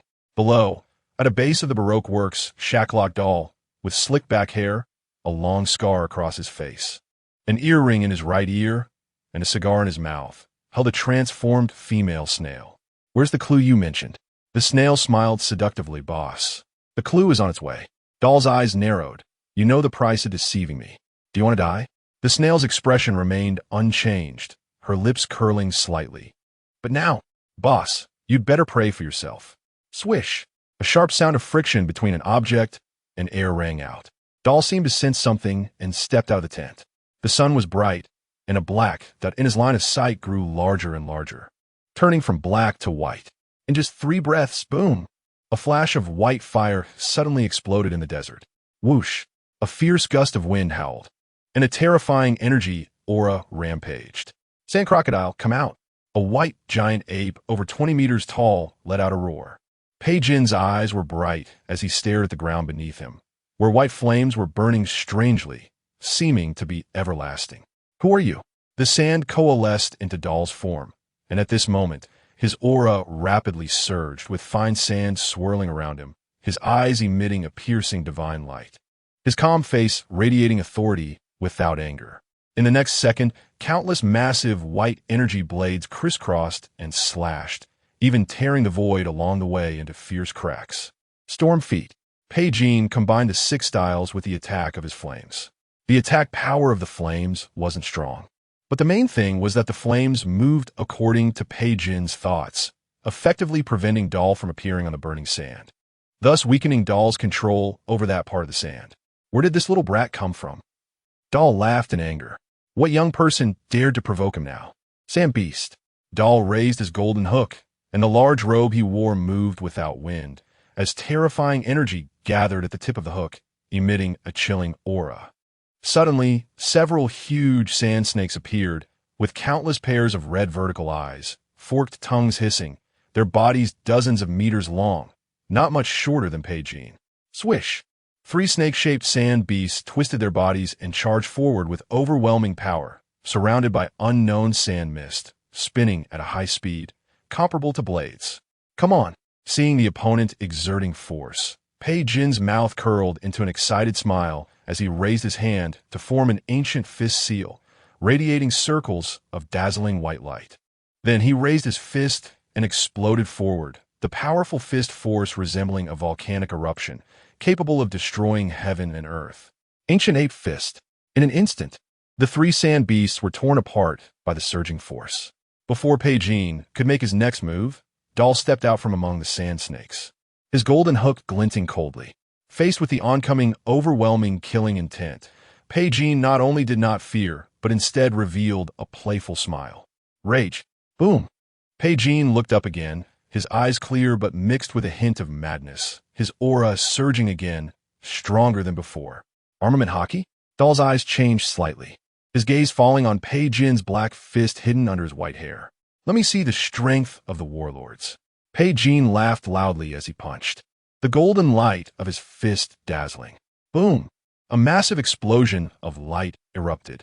After the explosion, 2 figures were sent flying out simultaneously, and after Pei Jin barely stabilized his stance, he spat out a mouthful of blood, his breath slightly weak, but his eyes were extremely bright.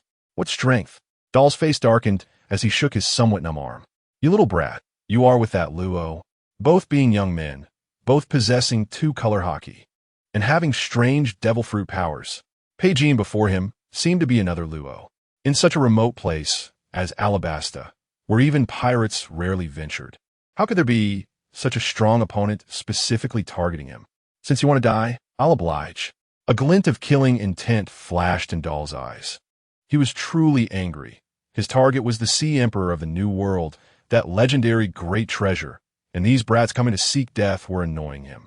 Pei Jin wiped the blood from the corner of his mouth and resumed his fighting stance, excitedly saying, "Let's continue." Suddenly, Doll sensed something and frowned. Pei Jin's eyes flashed with a glimmer of light, his body leaning slightly forward, like a beast ready to pounce. His breathing became rapid and powerful, each breath seeming to accumulate strength. With his breathing, his chest rose and fell rhythmically, and an invisible aura seemed to envelop him. Roar! In the next second, air was violently expelled from Pei Jin's chest, the low growl erupting like thunder, exploding in the air. A furious momentum erupted like a volcano, sweeping outward. Facing this momentum, Crocodile's eyes lit up with a ghostly glow. This little brat actually has conqueror's haki? At that moment, Peijin seemed to transform into a white ape war god. His presence impossible to ignore, his aura overwhelming, like a torrent ready to break through all obstacles. Crocodile's tone turned colder. He clearly remembered that little brat, named Law, also had conqueror's haki. So what if you have conqueror's haki, little brat? Crocodile sneered. The conqueror's haki of this little brat is not comparable to that little brat named Law, nor to those monsters in the New World. Oh really? At this moment, Peijin's aura was incredibly mysterious, releasing an even more powerful wave of energy than before. Golden runes began to appear on the surface of his white fur, spreading to his neck and covering his face, finally forming a small monkey at his brow. A dazzling platinum light enveloped him, and for a moment, Peijin emitted an aura that was sacred and inviolable. Are you a mythical Zoan? Crocodile finally noticed something unusual about Peijin. This kid's devil fruit is too strange. Different abilities one after another. Is it allowed for you to be a Logia-type devil fruit user, but not for me to be a Zoan-type mythical beast? Logia is so impressive. Huh? Yes, Logia is impressive. At that moment, a loud, arrogant laugh echoed from the sky. Dominating vines descended from the sky, piercing directly into the ground. Xiachi, with a fan-like yellow flower on her head, showed no concealment of her amusement. Get lost. Go back, Xinyan, Peijin said unhappily upon seeing her. That's not okay. Xiachi shook her head. It's wrong to hog all the glory. Let's have a one-on-one. The two of us will take him on together. What the hell? Xiachi's words were cut off as she noticed the sand layer below was wriggling. Heavy sandstorm. Crocodile pressed his arm against the ground, and the surrounding sand seemed to have a life of its own, constantly shifting as gusts of sand rose up, rushing towards the two. In midair, Xiachi, still airborne, knew the terrifying outcome if she got swept away. She waved her hands, and countless vines surged from behind her, quickly weaving into a large net, blocking in front of her and Peijin. However, Crocodile's sand fruit ability was too powerful. The fine sand easily slipped through the gaps, breaking through the vine defenses. Peijin's gaze sharpened, his body shining with golden light. He roared and charged directly at the sandstorm, delivering a powerful punch to the thick sandstorm. Bang! The sandstorm was instantly dispersed, and Peijin took the opportunity to advance, golden light swirling around his fist as he struck toward Crocodile. That streak of gold seemed to stick to Crocodile's body. In an instant, Crocodile retreated, realizing that the golden light accelerated the depletion of his haki. Don't retreat. Xiachi's laughter rang out. However, her pupils suddenly constricted as dozens of vine-like tendrils swiftly wrapped around Crocodile. With a bang, Crocodile exploded into a cloud of sand, his figure rising on the other side. He frowned, staring at Xiachi. Logia? At the same time, he felt a chill in his heart. As a fellow Logia-type devil fruit user, Crocodile was well aware of how troublesome Logia types could be. One Logia and one mythical beast type. It was a well-planned attack against him. Is Logia that rare? Xiachi laughed. Huh, no you. But the next moment, both Xiachi and Peijin's expressions changed. The crocodile in front of them had disappeared into the desert and did not reappear. The opponent's aura quickly faded away. He was running. The warlord is so cowardly? Xiachi was stunned. He is probably worried about our captain's ambush. Peijin scratched his head. He seemed to have heard that when Law went to fight Crocodile for the first time, it was in the middle of the night. He snuck in to launch a surprise attack, quickly striking and leaving, doing this several times before choosing to fight. Crocodile is not a fool. Someone who dares to plot against the country is definitely not brainless. If he is being schemed against, he can't just play according to the opponent's ideas. But he underestimated our captain's determination. Xiachi smiled and did not pursue. A minute later, Crocodile's figure reformed. A section of the desert ahead was frozen. Despite the bright sun, Crocodile strangely felt a chill. Bullshit. How could the temperature be so low in the desert during the day? Huff. Before him, snowflakes danced, and a tall figure coalesced from within. Monet gave Crocodile a sweet smile. Mr. Crocodile, I am Monet, a snow fruit user. Behind Monet stood Brooke with a long sword, Perona floating in the air, and Beepo standing with a hint of apology, forming a total of 4 figures blocking Crocodile's path. A skeleton, a ghostly girl, a standing white bear, plus a Logia-type devil fruit user. This lineup made a flicker of brutality cross Crocodile's eyes. The auras of the four were not weak. Each was much stronger than Mr. One from Crocodile Studio. Immediately, Crocodile changed direction and silently left. Seeing Crocodile leave, Monet turned her head, a hint of relief in her eyes. Just let him go? Perona floated over to Monet and asked. He's one of the 7 warlords. Monet gently replied. It's better that we didn't end up fighting. Beepo added, nodding repeatedly. Yo-ho-ho-ho. Why does it feel like we're not his match? Brooke laughed heartily, but it's best that he left. They had seen the miserable state Law returned in after his first fight with Crocodile. This sand crocodile was indeed terrifyingly strong in the desert. Meanwhile, Crocodile was feeling troubled. Another Logia-type devil fruit user, along with 3 beings who clearly didn't seem ordinary. Now, Crocodile could be sure. He was being targeted. Fortunately, he was in the desert. Crocodile sighed in relief. This desert is vast, meaning his abilities would be maximally enhanced here. 5 minutes later, Crocodile materialized from the desert, looking serious as he gazed ahead. In front of him, a long shadow suddenly appeared in the desert, directly blocking the path he had intended to take. Upon closer inspection, it was a door. Behind the door were terrifying dark green ripples. The probability of being discovered was 95%, and indeed it was discovered. Inside the door, Hawkins silently watched the scene and stepped out. Mr. Crocodile, this path is different. Little ghost, is it just you? Crocodile narrowed his eyes, and his figure shot out explosively. Hawkins remained expressionless, calmly watching Crocodile charge towards him. He leisurely tugged at the air door. As Hawkins's words fell, a door appeared directly in front of Crocodile. Crocodile's expression twisted as he stopped in his tracks. He didn't know where this door led, nor did he want to know what was on the other side. He realized that Hawkins was a Paramecia devil fruit user. Generally, Paramecia devil fruits were quite underwhelming, being the most useless type of devil fruit. However, some Paramecia abilities were disturbingly powerful. Clearly, the devil fruit possessed by the young man in front of him fell into this category. Don't waste your effort, Mr. Crocodile, Hawkins said blandly. Either step through my door or don't come this way.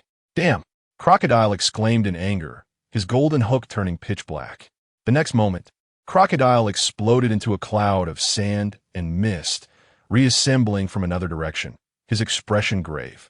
Behind where he originally stood, a small door had opened at some point, and a pair of small hands slowly withdrew.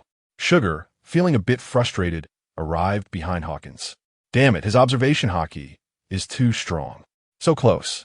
If only I had touched Crocodile before he covered himself with hockey.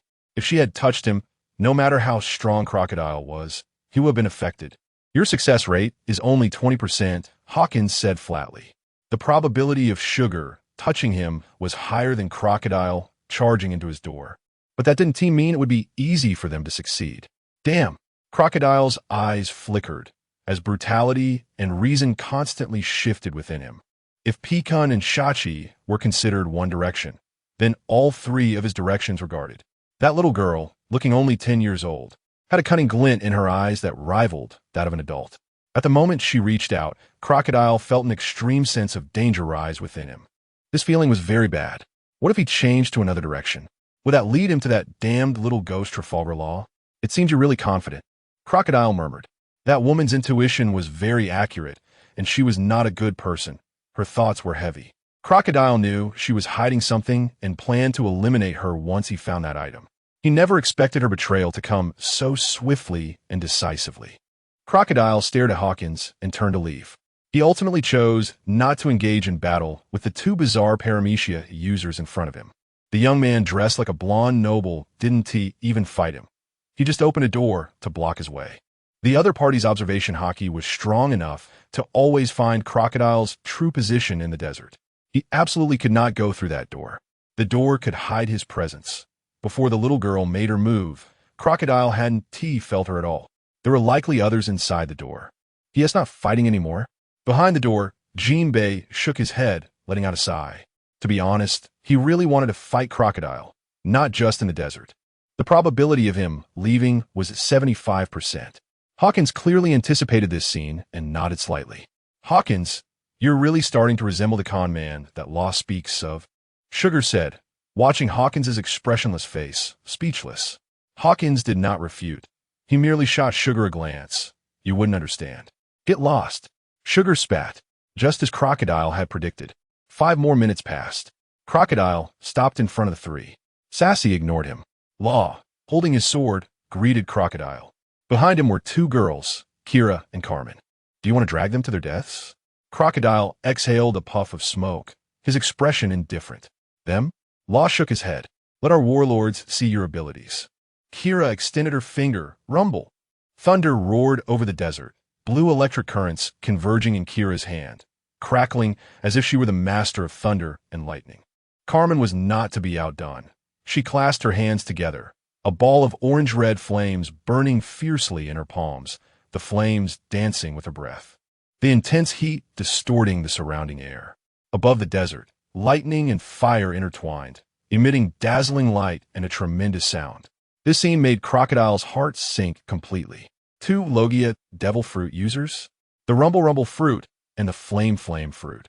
Law chuckled. It took me quite some time to find them, especially the Flame fruit. So, what do you think?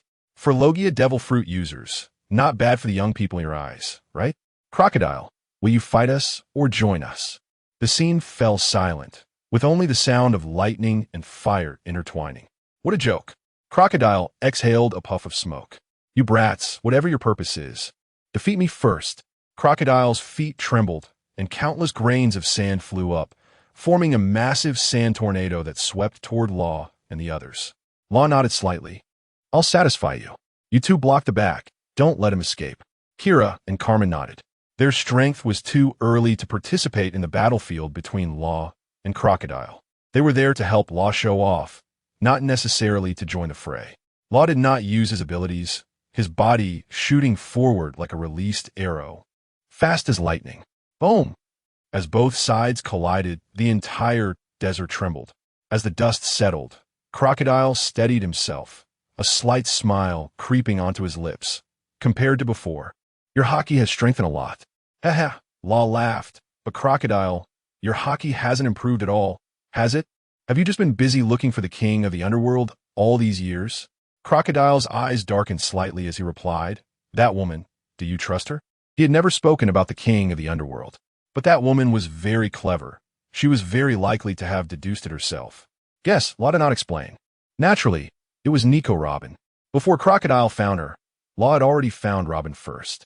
Over the years, Law had not let Robin do anything else. This time, he simply asked her to arrange to lure Crocodile to this relatively remote desert area.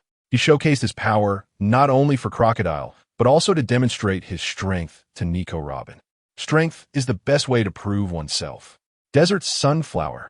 Crocodile snorted coldly and activated his ability again, causing the gravel in the desert to surge like waves, forming a large pit. Room. With a sound, Law vanished from his original position. This move won't work on me. You tried it long ago, haven't you? Seeing Law's smiling face, Crocodile felt annoyed. Law seemed very familiar with his abilities. During their first battle, it was as if Law could predict his moves, knowing most of his techniques. Although Law's observation hockey was far from being able to foresee the future, he even knew that there was poison hidden in Crocodile's golden hook. I'll give you a free piece of information, Law said with a smile. The Pluton you want is in Wayno. It's not in Alabasta. What? Crocodile's heart sank, and he exchanged another punch with Law. Impossible. Law continued. Otherwise, why do you think the world government has been frequently troubling Kaido of the Beasts lately? The world government usually doesn't take action themselves. As a new warlord, you should know better than I do. Crocodile frowned. Law's words were spot on. He knew very well what kind of people the world government was, especially the Gorosei, who rarely left Mary Geos. And, Law continued, I have the design of Pluton with me. Do you want it? How about it? If I say I want it, will you hand it over? Crocodile scoffed. Want me to do something for you? Unless you could defeat me and force me to do it. Sigh. Law sighed. Actually, I'm a person who loves peace. I don't like fighting. I prefer to sleep. Boom. In the next moment, a killing intent surged in Law's eyes, suddenly unleashing his conqueror's hockey, an overwhelming aura spreading like an invisible shockwave. This conqueror's hockey, Crocodile felt this powerful force, his eyes widening in surprise. Momentarily locked in place, unable to move.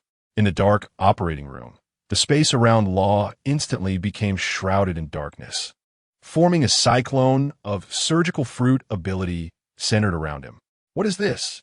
Crocodile felt a sudden palpitation, an inner alarm ringing in his mind, as he felt a sense of encountering a terrifying foe. Is this also your fruit ability? Crocodile frowned, his cigar smoking slowing down. This wasn't their first battle, but it was the first time Law displayed such an ability. Remembering how he dominated Law in their first fight, he felt a hint of threat in his heart. You got it right. Law stepped closer to Crocodile, each step seeming to tread on Crocodile's heart. With the enhancement of his conqueror's haki, he appeared like an emperor commanding the world, exuding unmatched dominance. His only goal was to completely defeat Crocodile and bring him to submission. However, as the black liquid-like substance beneath his feet swept over Crocodile's legs, Crocodile's expression suddenly changed. What did you do? Is this a liquid with sea prism stone components? No. Then how can you use your ability? Law stepped down, appearing instantly in front of Crocodile. Because this is my ability. Law drew his sword, thunder moving like lightning, slashing at Crocodile. The speed of the sword was incredibly fast. Crocodile's face darkened as he swiftly retreated. It had been at least 20 years since he consumed the Sansan fruit. Suddenly losing his ability undoubtedly broke a certain mental barrier in Crocodile's heart. Such an ability was practically cheating. Storm Sword, Law said softly. Under the light of the sword, shadows danced, and the killing intent was palpable. Compared to when he first came to the EC, Law had completely filled the gaps in his swordsmanship knowledge after receiving guidance from Kungshiro. The Storm Sword today was more than 10 times stronger than before. Before Crocodile could react, one sword followed another. The third sword came at supersonic speed. Crocodile was slashed in the abdomen, the pain snapping him back to reality, and his dazed state vanished instantly, replaced by madness. So what if I lost my ability? Kid, when I was in the New World, you were still in your mother's arms nursing. He didn't retreat, but charged forward, his entire body covered with a thick layer of armament haki, as hard as steel. In an instant, Crocodile's figure darted forward like a gale, moving so fast it left people dizzy. Predecessor? The waves of the sea push the waves of the shore. The old waves will eventually die on the beach. Law laughed loudly, showing no fear. The sword in his hand, thunder, became even deeper as it was enveloped by armament haki, its aura more terrifying. As Law stepped forward, his momentum erupted like a volcano. This conqueror's haki surged like a torrent, sweeping toward Crocodile, as if to devour everything. At this moment, Law resembled a war god descending. Unstoppable. Kid, my reliance is not just my devil fruit ability. Crocodile swung his golden hook, resembling a scorpion's tail, heading straight for Law, with a silver light shining. Law charged toward Crocodile like lightning, thunder carving a sharp arc in the air. Clang! Crocodile sidestepped, his hands covered with dense armament haki, and the two clashed instantly. Bang! Bang! Each collision was accompanied by the clash of power and the fluttering of robes. Crocodile, if I can't even defeat you, how can you challenge Whitebeard? Law's words flowed continuously, and a thunderous sword quickly struck in front of Crocodile.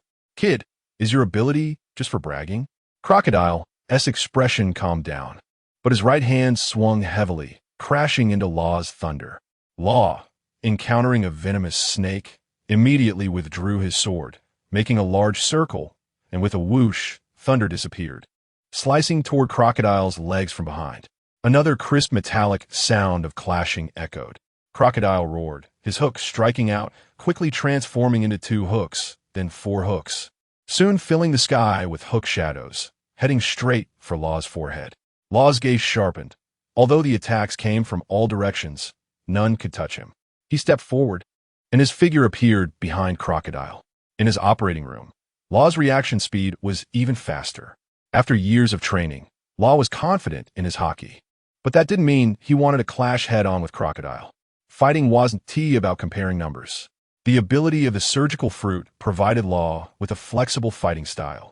With the power of armament hockey enhancing his punches, the force was robust. If Law took a hit directly, the consumption would be significant. The sounds of the clashes between the Golden Hook and Thunder continued to ring out. Half an hour later, Law's power had visibly increased again. The already formidable Conqueror's hockey expanded once more, causing Crocodile to furrow his brows. He could clearly sense that Law's gaze had grown sharper, a reflection of his confidence after understanding Crocodile's strength. In Law's mind, Crocodile was no longer the Sand Admiral who seemed impossible to defeat at the beginning. Crocodile, you are getting old. Seeking external power from the King of Hell marks the beginning of your decline. As Law let out a cold shout, the number of sword shadows he unleashed also increased, striking Crocodile's chest, forehead, arms, and abdomen, erupting with piercing, cracking sounds.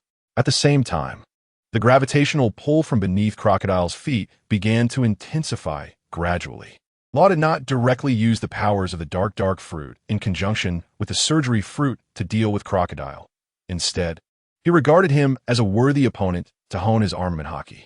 Over the years, Law had encountered even stronger armament hockey. From that hero, Carp, Law could feel a faint yet profound heart-pounding sensation. The opponent's armament hockey had already merged with his body, transforming into a continuous source of power. Such a level of strength made it impossible for a whimsical fruit power like Sugar's to sneak attack. Keep going. Crocodile's eyes narrowed slightly as he charged forward again. Gradually, Law's movements became even faster, his shouts echoing as his fists and feet struck like the wind. Fast enough that Crocodile needed to use his observation hockey to catch Law's movements. Law's improvement was limited, but the intense pull from the dark fruit made Crocodile's body feel heavier. Crocodile did not retreat, dodging and blocking. He had already taken several punches and kicks from Law, and even had multiple bloody sore marks on him. However, his expression seemed unfazed. Come on. Suddenly, Crocodile shouted loudly, throwing a punch directly at Law's chest. Good one. Law responded by raising his leg and kicking Crocodile in the waist, sending him flying sideways. Law's gaze was intense, and the sword Onigiri appeared in his hand. With a downward slash, the blade's wind surged before it even reached, slicing through the air and tearing away pieces of Crocodile's right coat. As Onigiri swept forward, Law did not retract it, but instead smoothly transferred the sword to his left hand and swept it again to the left rear, extending his right index finger, which trembled and shot straight ahead like a flying dragon. Finger gun. Crocodile blocked Onigiri, but his shoulder was directly pierced by the finger gun, causing him to shift sideways and take a couple of steps back, the sword momentum never stopping as it continued to stab toward Crocodile's neck. Get lost. Crocodile's eyes were filled with hostility. Are you really a member of the CP organization? When they first met, Law had displayed techniques like moonwalk and gale palm, the 6 forms of the Navy. At that time, Crocodile had thought Law was someone sent by the world government to cause trouble. Now, after this battle, that thought had not faded. Law's use of the 6 forms was too skilled, just like those CP organization members who had trained since childhood. Law retracted Onigiri and slashed another wave of blood from Crocodile's left chest, his right hand never stopping as he unleashed a powerful punch. Don't compare me to those dogs of the world government. Do you think those guys have Conqueror's hockey as strong as mine? Law scoffed. Even you haven't awakened Conqueror's hockey. What are you thinking? Without using any abilities, has your brain turned to sand? Crocodile. This time, Law's voice rang out from Crocodile's left side, followed by a chilling intent as Onigiri suddenly thrust forward. This was where Crocodile was injured, so he attacked this side. Crocodile's eyes turned cold. Although he had not expected this, he remained unfazed, countering with his golden hook to draw a circle behind him. Clang! Unlike before, Crocodile stepped back. Law's lips curled up. Although his attack was thwarted, he was not discouraged. The sword in his hand trembled suddenly, and the tip transformed into dozens, stabbing out once more. Outside, Shachi and Penguin arrived first. The captain went in. From a distance, seeing the black sphere, Shachi knew without guessing what had happened. Yeah, Keela nodded. It's been a while since he went in. Hawkins and Beppo's group also slowly arrived. Above them, a golden arc stood silently thousands of meters in the sky. Who? Suddenly, Hawkins turned around, gazing into the distance. On a rock, an ear grew in a peculiar manner. Nico Robin? Hawkins asked. The captain has mentioned your existence. You can come out now. The ear transformed into petals and vanished. A woman draped in a white robe walked over with graceful steps. She was tall and slender, her clothes fluttering in the wind, her skin a healthy wheat color, and her long hair cascaded down her back like a waterfall, gently brushing her shoulders. Holding an ancient book, she exuded an intellectual beauty. Your strength truly surprises me. Welcome aboard. Sachi's eyes lit up slightly as she walked over with a smile. Get lost. A few snowflakes fell from the sky as Monet and Sugar approached, welcoming Robin. Robin's beautiful eyes flickered slightly, lingering on the falling snowflakes for half a second. A natural-type devil fruit user. When Law found her earlier, she was accompanied by Jinbei, which was why Robin thought Law wouldn't be easily dealt with by Crocodile. But she didn't expect Law's own power to be this terrifying. Just now, Robin witnessed a bit of Crocodile's encounter. In her view, the reason for Crocodile's strength was largely related to him being a natural-type devil fruit user. However, now she saw 3 natural-type devil fruit users around her. Robin's gaze fell on the black sphere in the center of the desert. Aren't you going to help him? Help! Xiaoqi laughed. If we go in, we might as well help Crocodile. Besides, I would never go in there even if I died. Xiaoqi's voice was filled with determination. For a natural-type devil fruit user, losing their powers would be pure torment. Boom! A sword light exploded beside Crocodile, and his left hand with the golden hook flew up, blown away, blood and flesh in disarray. Law turned around casually, bringing out a second circle, and the sword tips that had spread out all over the sky vanished without a trace, leaving only the black and white little fluff of the ghost crying drifting in the wind, looking quite beautiful. Crocodile, you have lost. Continue. Crocodile's expression changed, his left palm retracting while his right hand reached out simultaneously.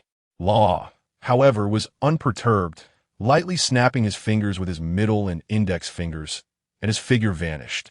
A finger gun striking Crocodile's bleeding left hand. Crocodile fell to sharp pain, his left hand instantly going numb and weak, while the ghost crying was already half an inch away from his throat. Get out of the way. However, Crocodile actively pushed his body forward, armed hockey covering his neck, a hint of madness in his eyes. His body was becoming heavier. Still struggling? Law laughed. Storm sword. With a light shout, Law unleashed a sword light that was dreamlike and stunning, slicing downward. At the critical moment, Crocodile's pupils slightly constricted, narrowly avoiding the sword's edge. And then his right hand swiftly extended again, his offensive showing no signs of faltering. You. Law's figure vanished, his tone carrying a hint of displeasure. Have you advanced your observation hockey? Thanks to you, little brat, you're not the only one improving. The ferocity in Crocodile's eyes intensified. The taste of death lingered around him. His feeling was not good. Crocodile had long forgotten how long it had been since he found himself in this situation. It seemed that when he faced that old man with the white beard, he felt the same way. So what if he broke through? Just as Law finished speaking, he suddenly leaped up, his entire body transforming into a sharp sword, charging towards Crocodile like an axe cleaving through the heavens. Now, the difference between him and Crocodile was already evident in terms of stamina. In his dark operating room, Crocodile was constantly under the gravitational pull of the dark fruit, consuming several times more energy than Law.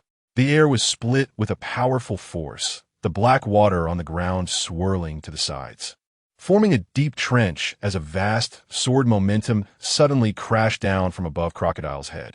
The ink-colored sword shadow obscured the heavens and the earth. A strange red light flickered in Crocodile's eyes, but it was of no use. This strike was too fast. Boom! The ink-colored giant sword suddenly disappeared halfway through. Crocodile shouted loudly and fell back, staggering as he rolled backward, narrowly avoiding the aftermath of the sword. He didn't dodge entirely, just evaded the last part of the sword light. A blood mark appeared at Crocodile's waist, digging in several centimeters deep. In the next moment, Law was in front of Crocodile. This time, Law didn't use a weapon, but unleashed his hands, feet, shoulders, knees, elbows, forehead, fingers, sleeves, and abdomen. Every part of Law's body became a lethal weapon. After an unknown amount of time, the sound of flesh colliding disappeared, and a figure flew horizontally. Crocodile spun rapidly. Difficult to see, only a flash of blade light, like a stunning phoenix from the sky, swept out. Poof! A bright splash of blood bloomed at Crocodile's neck. Law reached out and grabbed Crocodile's head in his hand. Smoke less. It's good for your health. Law flicked his fingers, and the cigar the Crocodile had been holding in his mouth arced through the air and fell to the ground. How about it, Mr. Crocodile? Little brat, you won. Crocodile coughed a couple of times. Your ability is truly bizarre. He felt very clearly that although his head had been severed, he couldn't feel the pain of the cut. Yet the sensations from his body hadn't disappeared. The exhaustion from within and the pain from his previous injuries were continuously tormenting Crocodile's mind. After all, to hunt a king of the desert in the desert, if I didn't have some strength, wouldn't that prove you're useless? Crocodile, join or die? Law asked that question again. If you refuse, I will take back your Sansan fruit. What exactly do you want? A hint of understanding flashed through Crocodile's eyes. Take back the devil fruit? No wonder this guy could gather such a group of users with special devil fruits. As for the specifics, I don't know. Law thought for a moment and smiled faintly. But in the future, there might be a big conflict with the world government or with other pirates. If you want the Sansan fruit, it's not difficult. Now, if Law wanted to kill Crocodile, he could call Jinbe and the others. Attacking him together would be no different from slaughter. However, Law lacked high-level fighters. On his ship, apart from talents like Pekan and Xiachi, others like Monet were still far from the level of a rear admiral. After a moment, the black spherical barrier disappeared. Crocodile. Robin's gaze sharpened. What the hell? Xiachi immediately transformed into a treeman, her expression serious. Hawkins's eyes brightened, but he made no move. Don't be nervous. Law's voice came from behind Crocodile. He held a blood-red square cube in his hand, a bright smile on his face. Robin, from now on, your old boss will also be your colleague. Soon, the people of Alabasta were astonished to find that the rain seemed to return to normal. Meanwhile, beside the Navy G8 branch, a giant ship over 100 meters long suddenly appeared. On the surging sea surface, the soldiers of the Navy G8 branch were conducting their daily patrols. Suddenly, a sharp-eyed soldier spotted a massive ship silhouette gradually approaching in the distance. What a huge ship! Is it a pirate ship? No, there's no pirate flag flying. Quickly report to Rear Admiral Jonathan. Several Navy soldiers panicked, and someone quickly reported the situation to Rear Admiral Jonathan. Are there giant ships? Vice Admiral Jonathan's expression froze slightly as he walked to the edge of the G8 branch, taking up a telescope to observe personally. Their G8 branch was not in the New World, but rather in the first half of the Grand Line, where pirates generally did not build very large ships. The larger the ship, the greater the consumption when moving, and ordinary pirates simply did not have the qualifications to construct them. Typically, only a few big figures in the New World would build such large warships. Jonathan could clearly see the outline of the giant ship, and an ominous premonition surged in his heart. Prepare a warship. I'm going over, Jonathan commanded the soldiers around him. Vice Admiral, isn't this too dangerous? Drake said with a hint of worry in his voice. He was a major in G8 and the second in command at the fortress, serving as Jonathan's capable assistant. However, he was often impatient and dissatisfied with Jonathan's orders, yet he admired him when those orders proved effective. In the anime, Drake and the Straw Hats outsmarted each other, but ultimately could not catch up, but they received praise from Vice Admiral Jonathan. This Drake is not the same as the one from the anime. Over the years, due to battles between the world government, the Navy, and the Yonko Kaido, the Beast Pirates had a strong history of destroying Navy branches, and not just once. Such a large ship could not possibly be a merchant vessel. It's fine. Jonathan shook his head. If it were the ships of those big pirates, they would certainly not sail without a pirate flag. They would want the world to know their location. That large ship was indeed flying a flag, but it was merely a black heart, not a skull and crossbones. So it was not a pirate flag. The soldiers responded in unison and quickly sprang into action, a tense atmosphere spreading throughout the G8 branch. As the giant ship drew closer, Vice Admiral Jonathan's brows furrowed tighter. When the warship approached, the distance between the two was less than 100 meters. A figure appeared at the edge of the ship. It was Shachi, who excitedly sat on the railing, shouting, "Captain, Aren't you going to do anything about this warship? There's an old uncle up there, looks like a vice admiral. Seeing Shachi's appearance, Jonathan's heart eased slightly. This person was not a pirate. But Jonathan narrowed his eyes, focusing on the expression on Shachi's face. The other party was not afraid of him. "The ship ahead, please stop for inspection," shouted a Navy soldier on the warship, holding a megaphone. They were not those big pirates. They were not afraid. Even if they were, they could only fight to the death. Although the G8 branch was known as a fortress that was large but ineffective, in reality, the Navy there was generally diligent compared to some remote and decayed Navy branches. Vice Admiral Jonathan was quite powerful, a longtime friend of the current Navy Admiral Akainu.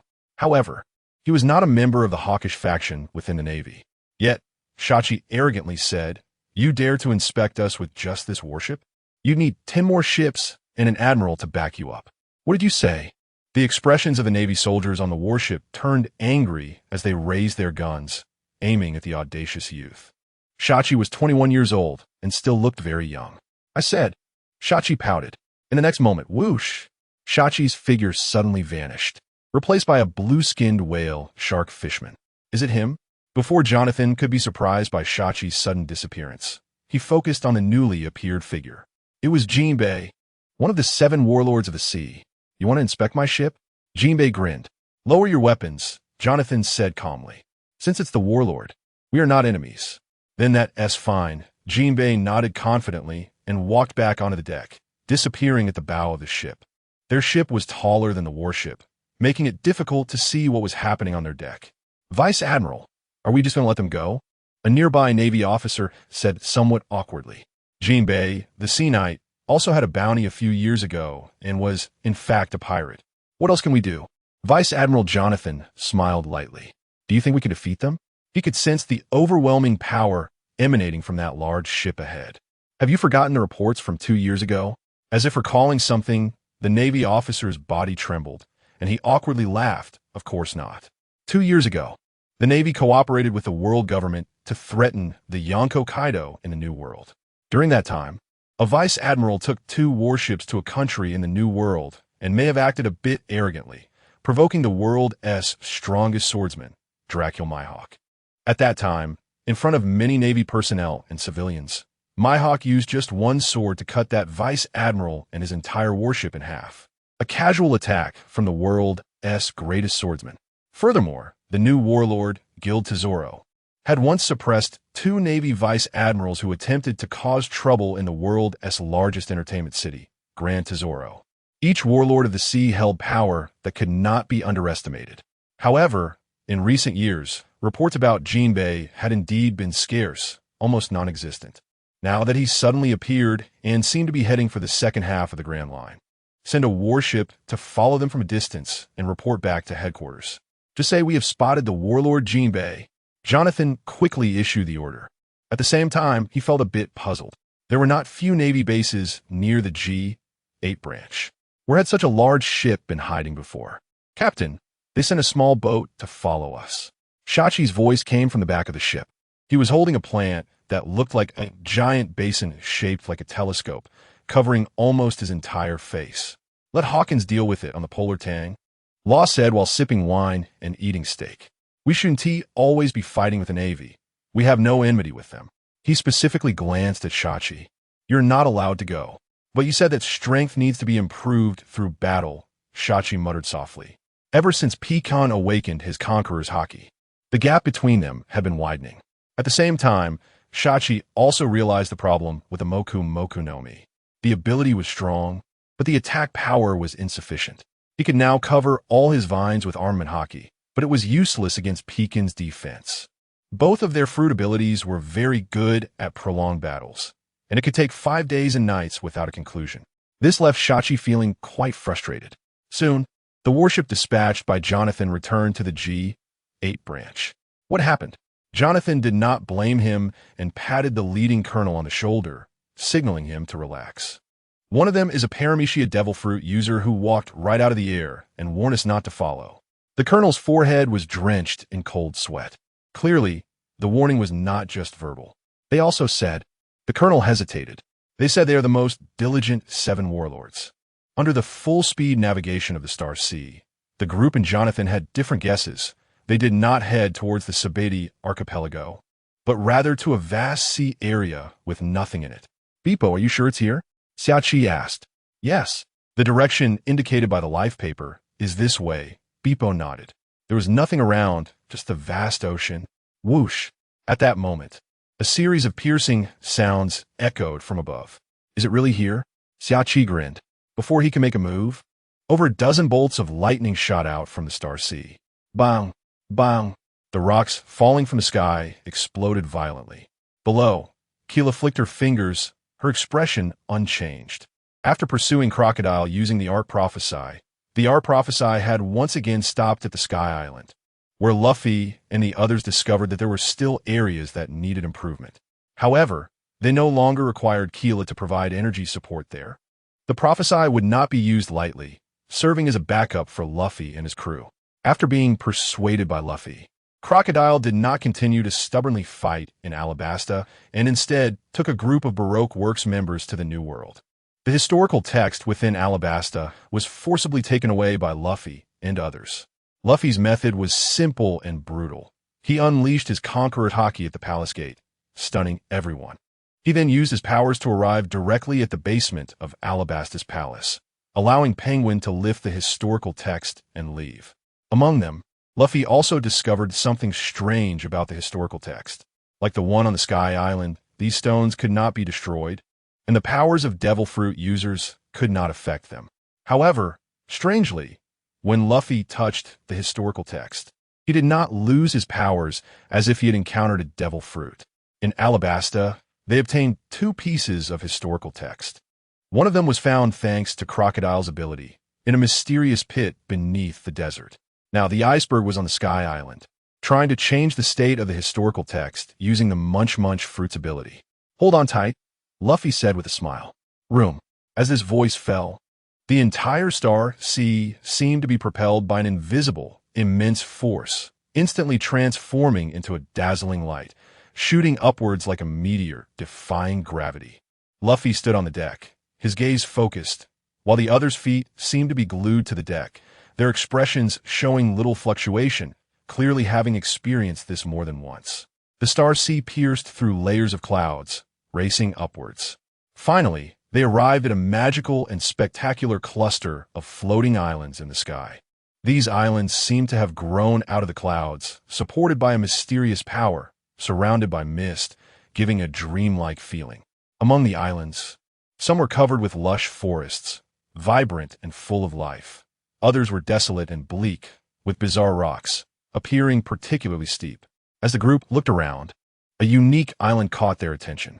This island was filled with various astonishing and exotic beasts, their bodies extraordinarily large, with fierce and menacing appearances. These creatures either ran and played or roared defiantly, exuding a powerful aura unlike anything in this world.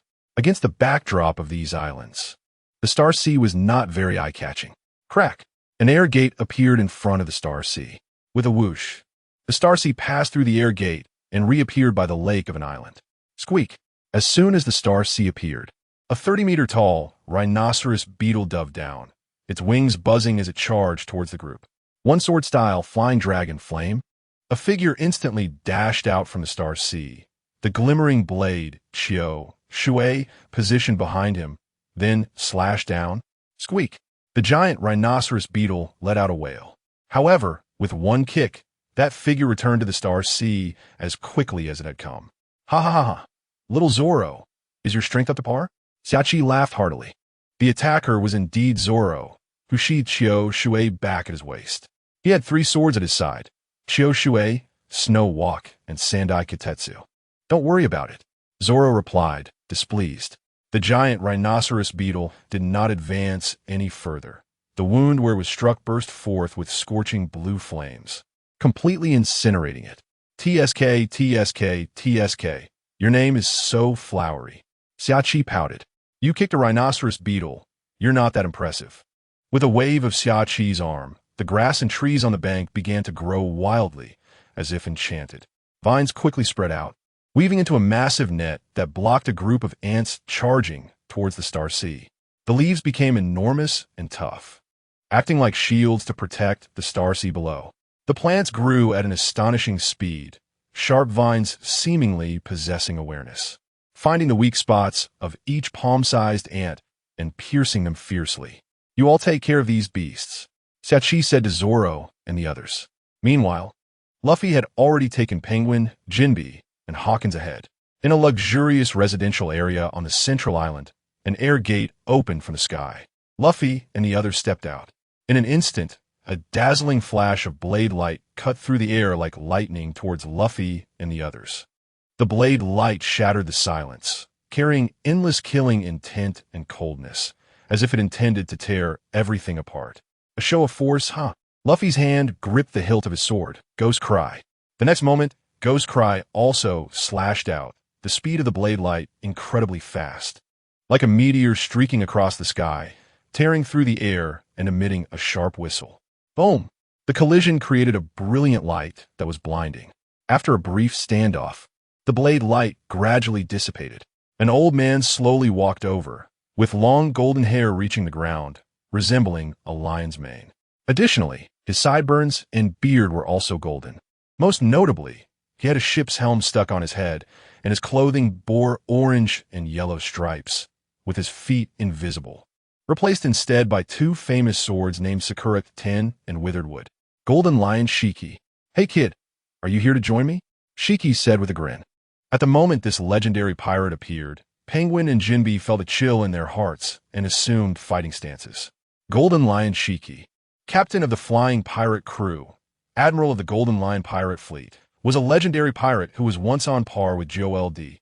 Roger and Whitebeard Edward Newgate, and also the first pirate in history to escape impelled down. At his peak, Golden Lion Shiki dared to single-handedly storm the Navy headquarters, causing massive chaos. Even Jinbe and Penguin felt uncertain in front of him. "Join you?" Luffy spoke, pointing at the helm on Shiki's head. "Legendary pirate, you look quite disheveled now." "Disheveled?" Shiki grinned, a glint of light flashing in his black eyes as he stared at Luffy, an overwhelming aura pressing forward. "Conqueror's haki, huh? Well, I have it too." Luffy replied calmly, a terrifying aura rising in waves toward Shiki. Thunder rumble. The clouds in the sky split open, under the pressure of two powerful auras. Peacon's eyes sparkled as he stepped forward, unleashing a violent aura of his own. In an instant, three forces clashed in the air, and the invisible energy wreaked havoc on the surrounding buildings. "Admiral," from behind, a gorilla dressed in a pink dress and an indigo with bizarre shoes hurriedly ran out. Seeing Luo and the others, both were taken aback. "Who are you?" Indigo exclaimed in shock, his gaze landing on Jinbe, squinting slightly before shouting. "You are the Sea Knight Jinbe of the 7 Warlords of the Sea. Do you dare to provoke our Flying Sky Pirates? Do you want to die? Step back." However, at that moment, Shiki waved his hand, and Indigo and Scarlito were sent flying backward. "Is this your subordinate?"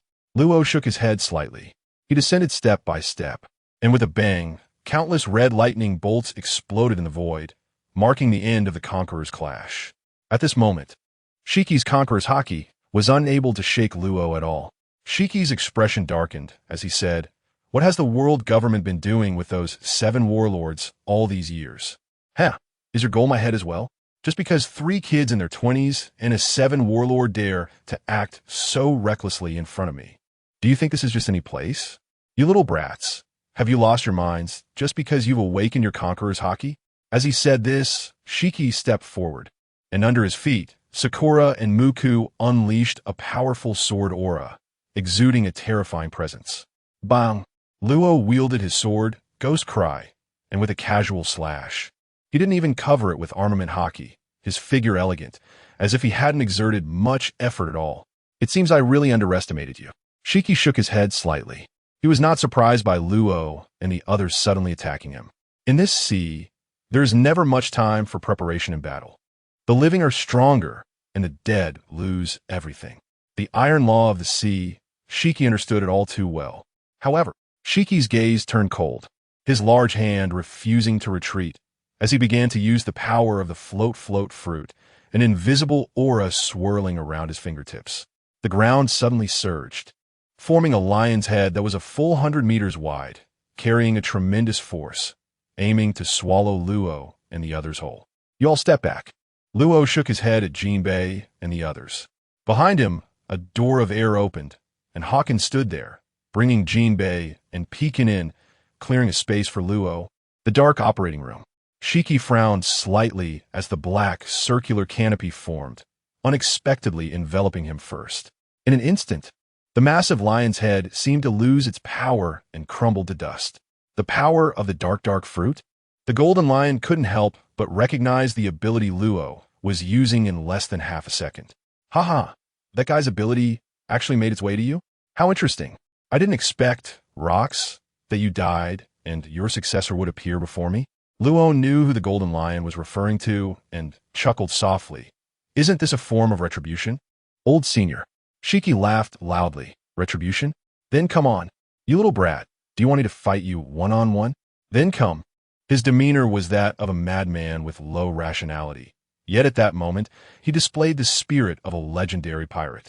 Shiki was not using any abilities, and with a push of his feet, he charged straight at Luo. Luo smiled, suddenly leaping into the dark sky like a nightingale, ghost cry already in hand. His tall figure stunningly beautiful, seemingly frozen in the darkness. In an instant, a blade of light flashed like a meteor streaking across the night sky, shooting a magnificent white arc towards the golden lion below. Kid, you can use your fruit ability, don't hold back. As if sensing something, the ground trembled slightly, and a crack suddenly opened beneath Shiki's feet, a dazzling blade of light cleaving out like lightning. Shiki laughed as he lightly leaped onto the ground, dozens of blade lights appearing in an instant. Faced with such a fierce sword technique, Luo merely frowned, and the long sword in his hand transformed into a series of cold glimmers, wildly dancing in the Tuzhong space in front of him. The sword body spun rapidly, the sword energy flashing and flowing back and forth with extreme speed, creating a beautiful and continuous translucent sea of clouds. Each sound releasing a strong sword energy with a light tail nearly a zhong long. An astonishing momentum. Ghost cry pierced through the bizarre blade, and in a brief moment, the tip of the sword had already collided with the feet of the golden lions Sakura and Muku 9 times. Wow. The first to be injured was the golden lion, who had his skin cut, but Ghost Cry could no longer stab down, as Sakura and Muku struck towards Luo's wrist from an oddly exquisite angle. Luo did not resist head-on, retracting the sword's momentum to block the attack. Should I help you take down the helm from your head, old senior? In exchange, you must use your full strength to defeat me. With a loud crash, Luo's power sliced through a rock beneath him. The rock instantly split in two, eerily floating in the air. A surgical fruit user? Shiki was once again astonished. Afraid? Luo took a step back using the knife's momentum, lightly shouting, and with a strong push of his legs in the air, he executed the moonwalk, his figure suddenly spinning forward violently. The knife's momentum suddenly changed. As if a wild wind swept down from the sky, the blade's surface erupting in rings of bright and thick blade light, explosively scattering fragments of light, stirring up a storm. With a clang, the blades clashed, shooting out blue and white hot sparks, like a fierce tiger and a green dragon biting each other, neither yielding. And upon contact, they separated again. At this moment, Shiki stopped, laughing loudly. What are you afraid of? Is this the spirit of a legendary pirate? Luo's gaze hardened. Before him, the legendary pirate Golden Lion Shiki had indeed given up on defense. Luo's observation haki enveloped the Golden Lion Shiki entirely. The opponent was full of openings, seemingly vulnerable to attack from any direction. Ha ha ha ha ha. Little brat, are you not brave enough? The Golden Lion laughed heartily, mocking Luo instead. Now, he seemed merely an ordinary old man, his feet submerged in a tide of black energy, his arms hanging loosely at his sides, his facial muscles relaxed. Taking a deep puff of his cigar, his eyes glimmering. What am I afraid of? Luo's gaze burst with a sharp light. In the next moment, Luo suddenly appeared in front of the Golden Lion, extending Ghost Cry to slash at the Golden Lion's forehead. At the instant Luo made his move, a chill ran through his heart. He felt as if he was being targeted by an indescribable beast, which then shifted its focus away. The golden lion's arm muscles bulged, a subconscious combat action, but he suppressed it. The blade light flashed, and a small part of the golden lion's head was severed by Luo. "Room," Luo whispered, and as his ability activated, he danced his fingers as if playing a symphony of life, gradually extracting the helm from the golden lion's forehead, each movement precise and delicate. The helm embedded in the golden lion's head was guided by an invisible force to the side. With a clap, the helm fell at the golden lion's feet. A fierce light flickered in the golden lion's eyes. That helm, once a symbol of his power and pride, had now become the source of his pain. "Ha ha! Damn steering wheel! Finally! I'm finally healed." The golden lion let out a long howl, and now his head was split in two. But he laughed arrogantly and crazily, his body trembling constantly. That was excitement. "Hee, are you not afraid of me unlocking my powers at this moment?" Law chuckled, interrupting the golden lion's laughter. "To have the ability of two devil fruits, kid, I admit, you are indeed remarkable." The golden lion's gaze fell on Law, deep and profound. Suddenly, he grinned. "I've kept my promise. Little brat, do as you wish." Slaughterhouse. Law took 3 steps back, using one hand to guide his powers, stitching the tissues around the wound. This process was not easy, requiring high concentration and skill. But with his mastery of the surgery fruit, Law made everything seem so natural. The golden lion had a smooth wound on his forehead, and Law used his fruit S ability again to meticulously stitch the nerves in his brain. Even the most skilled doctors in the world would not be able to perform such delicate surgery. But Law succeeded perfectly. The ability of the surgery fruit placed Law at the pinnacle of doctors in surgery. Done. At the moment of the successful operation, Law did not move forward. Instead, he flickered and retreated dozens of meters. Sure enough, after the golden lion's head injury was repaired, he slowly opened his eyes. In an instant, an unparalleled conqueror's haki erupted from his body, like a shocking storm sweeping through the entire black space. The surrounding air seemed to solidify due to this powerful haki, and the space was filled with suffocating pressure. Under the impact of this haki, Law's own conqueror's haki was stimulated and erupted wildly. However, compared to before, the golden lion's momentum had changed. Law felt as if he was facing an unshakable emperor. The ferocity in the golden lion's eyes erupted crazily outward. Decades of pent-up energy surged around him, his existence shining like the sun, making it impossible to look directly at him. Red lightning flickered into the world, beginning to counteract the black energy beneath his feet. In an instant, within a 10-meter radius centered around the golden lion, all black energy was pushed away, and the golden lion flew back into the air. The red lightning seemed to turn crimson. A bloody storm was about to come. "Ha ha, Roger. Too bad you are dead. I once said, I will once again reign over this sea. I will stand at the top of this world." The golden lion turned his head. With this action, his gaze fell on Law. "Kid, as a price for helping me remove that damn steering wheel. After I beat you half to death, I will leave you a breath. From now on, come aboard my ship and be my vice captain. Lion Kinchaku Valley." The blades of countless knives filled the sky like the continuous lightning of a rainy night, resembling the violent thunder that made one tremble with fear. The moment the golden lion finished speaking, he struck. "Old man, I saved your life, preventing you from dying on this steering wheel and ending up with a tragic fate. You owe me a life. So, old man, will you come aboard my ship to repay this life?" Law's narrow eyes suddenly opened, his gaze sharp as a knife, filled with fighting spirit.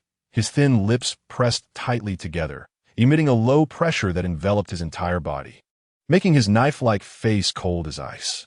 The golden lion dared to let Law help him remove the steering wheel from his head, daring to entrust his life to a newly appeared stranger. And Law equally dared to face the healed golden lion. If he couldn't even face this, what courage would he have to confront the powerful sea emperors of the New World? What confidence did he have to resolutely choose to resist when the world government came to make trouble, spending every day hiding in the shadows, trembling with fear, weighing the pros and cons repeatedly before taking action? Does doing so guarantee success? Cold sweat does not flow like this. In that heart-stopping moment, Law's previously repressed conqueror's haki, after a brief contraction, erupted again like a volcanic eruption, surging forth. The two conquerors' haki collided in midair, neither giving way, difficult to distinguish victory from defeat. At this moment, Law seemed to have forgotten the Golden Lion's unparalleled, powerful haki, only to see him gripping the Ouchikiri blade. He suddenly leaped from the ground, letting out a cold shout, then swung the long knife fiercely at the Golden Lion in the sky. Clang! The moment they clashed, it was an extraordinarily fierce confrontation. Law blocked the first 3 strikes of the Golden Lion, but his wrist was painfully jolted. Before he could catch his breath, another sharp blade, enveloped in red lightning, came crashing down like a lightning bolt. Ha ha! An interesting little brat. What you seek is to master the technique of Conqueror's haki wrapping, right? Since that's the case, I will teach you. Just don't die. This time, the Golden Lion finally unleashed a full-powered strike, his figure resembling a dragon emerging from the sea or a rock spreading its wings, the blade light transforming into thunder, suddenly exploding. Law seemed to be trapped in a raging sea of fire, with no way to retreat. He paused slightly, his pupils constricting, and swung his knife to meet it. Boom! A figure was blasted away like a broken bag. The blade light poured down like a mountain flood, making Law's arm tremble, blood spurting from his mouth and nose, his palm torn. Room. Law activated the ability of the surgery fruit, not to fight back, but to heal his internal wounds. The overwhelming red thunder was forcibly expelled by Law's own Conqueror's haki, his face turning pale, a mouthful of blood surging up his throat. At the same time, the flesh that had been torn apart began to gather as if it had its own consciousness, with cellular activity further enhanced. Over the years, Law had continuously developed the abilities of the surgery fruit. As an offensive tool, the most basic ability of the surgery fruit, cutting anything, was already enough to handle all battles. As long as Law's haki was stronger than the opponent's, he could forcibly cut through their body. As for the medical aspect of the surgery fruit, Law had focused more on assistance.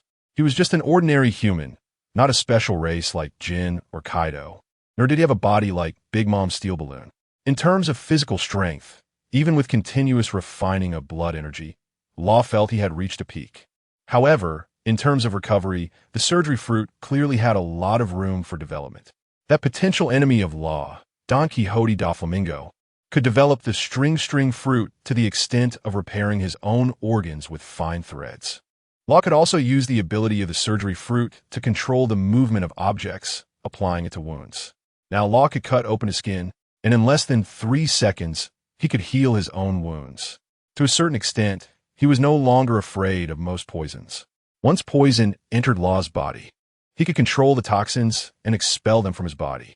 However, when he conducted this experiment, Law regretted not keeping that tyrant Kuma. The conceptual ability to reveal all injuries made Luo envious. Continue. Luo stood up again, rising into the air, enhancing his spatial movement ability. Speed is power. Ha ha ha. As you wish. The Golden Lion sneered, not even looking, swinging his knife towards Luo with a backhand, the strong Conqueror's haki rushing in like a torrent. Luo's eyes flickered, swinging his knife to cut through the raging blade wind, not dodging or avoiding. The Ghost Cry and Sakura 10 clashed once more. In less than a second, Luo had no choice but to slightly sidestep the blade, his right hand holding the knife, trembling slightly, striking out a red lightning that heavily landed on Luo's shoulder. Rip!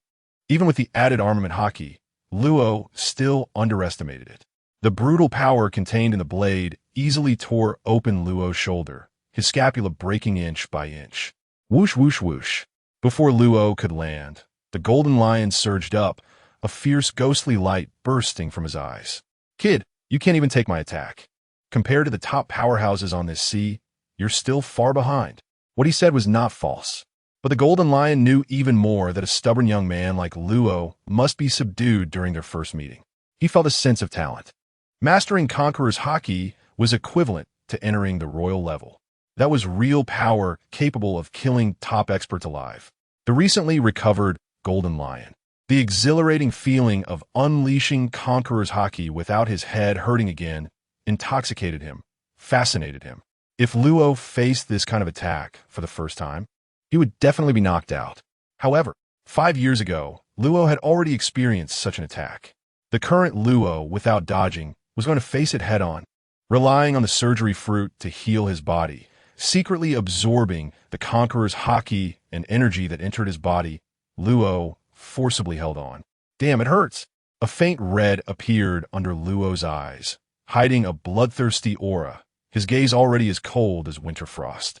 The doubled pain brought by the surgery fruit pushed Luo to the limit of his nerve endurance with every attack he endured. That feeling was very painful. Can you still endure? The Golden Lion's deep voice laughed. He did not expect this kid to still be able to hold on. It should be known that the person now hailed as the Emperor of the Sea, Kaido of the 100 Beasts, also had an encounter with a sword wrapped in Conqueror's haki before he had eaten the fish fruit on that person's ship. Among the rear admirals of the Navy headquarters, there were very few who could withstand a sword strike from the Golden Lion when he unleashed it like this. Boom, boom, boom. As the collisions continued, the surrounding black energy dissipated by more than half, as if the fog had become hazy. Luo was shaken, his blood surging, and the act of enduring the pain made his expression numb. Cough, cough. Am I really a heavy S-type? Luo's arm exploded once. Under his control, bone and blood flew back, restoring it to the shape of an arm. Later on, Luo discovered a method. After being attacked, he would actively let his arm explode, so that the domineering power would not affect his heart. A streak of deep red stained the black and white soft hat. Luo could have avoided it using the abilities of the surgery fruit, but he did not. He had paid his tuition to learn. How could he skip class? You get what you pay for. Luo's conqueror's haki unfolded again. At this moment, he was like a vengeful spirit from the battlefield, his gaze cold and murderous, more ferocious than a beast. Ha ha ha, good eyes. The Golden Lion was not afraid, but rather more interested. Old man, I want to make you feel good too. After being hit repeatedly, Luo's true anger ignited, actively charging forward. In an instant, the ghost cry seemed to carry the wails of countless vengeful souls, and a bloody storm rose. This cursed blade resonated with Luo at that moment, the long knife in his hand causing the air to emit a sharp whistling sound. Lion slash. Sakura, Ten, and Mukuro flew through the air, a golden lion head wrapped in red, lightning slashing forward. Puffed. One of Luo's arms flew off, the tearing sensation on his body causing him immense pain as he heavily crashed to the ground. It was at this moment the surrounding black energy completely dissipated. Zulfast, dumb, boss. Xiachi, who rushed over, had a serious expression, instantly ready to take action. Wait. However, at that moment, Pei Jin stopped him. Don't forget what the boss said. Don't act until he passes out. The Golden Lion landed, exhaling a long breath, sweat beads sliding down his face. No matter how strong he once was, he could not change the fact that he was an old man whose head had been severely injured for decades. As he finally passed out, what a stubborn little brat. Suddenly, the Golden Lion raised an eyebrow. Luo staggered but stood up again, extending a finger with his left hand that did not hold a weapon. Room. The severed right hand returned to Luo's body. The next moment, Luo lifted his head again, his dark pupils like unbreakable ink, a ghostly expression flashing in his eyes, the smile cold enough to send chills down one's spine. A small streak of red lightning swirled around the tip of the ghost cry, which had turned completely black. Come again. Boom, boom, boom. The oppressive feeling in the air slightly faded, and above, a hint of surprise flashed in the Golden Lion's eyes. He actually learned it? Little brat. Ha ha ha, you were interesting. Luo's eyes flickered several times, slowly retracting his conqueror's haki. It was as if he condensed that invisible power into a beam of light. The violent force under his control began to converge towards the ghost cry in his hand. The ghost cry, this cursed blade, seemed to sense Luo's will slightly trembling, emitting a low resonance, the blade shimmering with eerie light, as if countless vengeful spirits were howling within. In an instant, the blade began to tremble violently, producing a mournful wailing sound, like a demon's cry that shook the heart. As the sound echoed, a layer of black mist rose on the surface of the ghost cry, vaguely revealing ghostly shadows moving. The black mist gradually coalesced into one horrifying, ghastly face after another, twisting in pain, crying, and howling. Luo's eyes concealed an incomprehensible emotion. He could feel that the ghost cry in his hand was resonating with the conqueror's haki within him. The ghost cry was a cursed blade of the sea, its creator a mystery, and it was unknown what had happened in the past, only that this blade represented ominousness. When Luo first encountered this blade, he only thought the ghost cry looked beautiful. The special black cross patterns on the blade and the soft touch at the black and white handguard made Luo feel that the ghost cry did not match the rumors. Regarding the blade, Luo actually did not have much thought. As long as it could be used, it was fine. Even after studying swordsmanship with Gung Shirlang for 5 years, Luo did not consider himself a pure swordsman. Over the years, he had seen no fewer than 5 famous blades, such as Snow Walking, Sandai Kitetsu, and Akiyuki. But Luo still used the ghost cry, and only the ghost cry. Over the years, the ghost cry had also changed, the blade gradually turning black, moving towards the direction of a black blade. Luo constantly nourished the ghost cry with his own armament haki. As the wails of the ghosts grew louder, Luo's state of mind was slightly affected. He felt as if he were in a sinister hell, surrounded by the mournful cries of souls. "Follow me, and let me fulfill your name as the demon sword." Luo grinned, and the speed at which his conqueror's haki flowed surged to a higher level. He lifted his head again, and at that moment the sunlight fell. The transformation of the ghost cry was complete. The blade was entirely pitch black, exuding a heart-stopping aura. "Old man, continue." Luo gripped the ghost cry tightly, feeling his gathered haki merging with the sword, and the power in his hand continued to rise. The air around seemed to be shocked by this momentum, forming an invisible pressure that made it hard to breathe. "Ha ha ha, little ghost. I want to see how much of the essence you've learned." The golden lion stared at Luo, as if examining prey, becoming dangerous in an instant, his eyes flashing like lightning. With the conqueror's haki entwined in this power, one must be cautious, as it truly could lead to death. Even he, if he took a hit directly, would not be able to withstand it. The golden lion's chest heaved. In such a short amount of time, what he considered just ordinary combat made his body feel overwhelmed. Boom! Peijin quickly pulled Zayak and Jinbei back, diving into Hawkins' air gate. The small island suddenly cracked open. Countless red lightning bolts illuminating the sky, a surge of murderous intent. Little ghost, it took me a lot of effort to gather so many islands. The golden lion's head throbbed with bulging veins. It was then he realized that the original island group was gone. Only 4 islands remained, floating in midair. One was beneath their feet, another had a large research facility, one was inhabited by ordinary people, and the last one was where the Starseed was docked.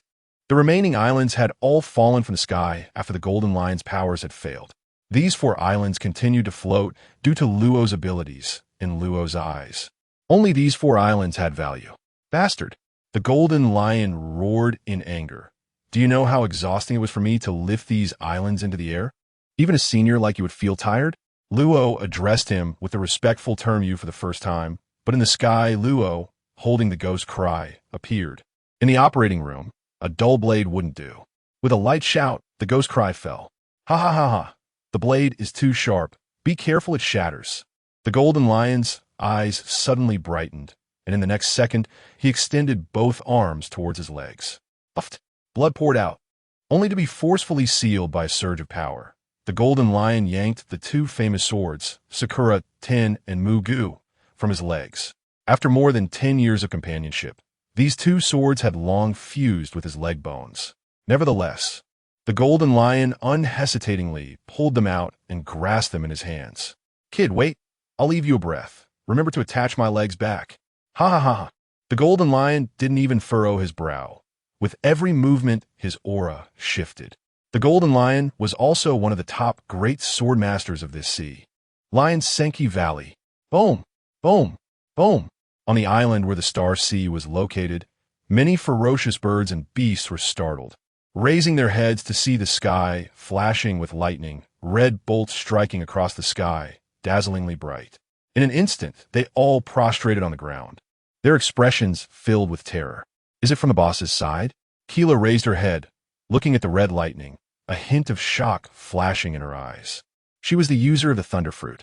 However, those thunders made her feel a sense of horror in her heart.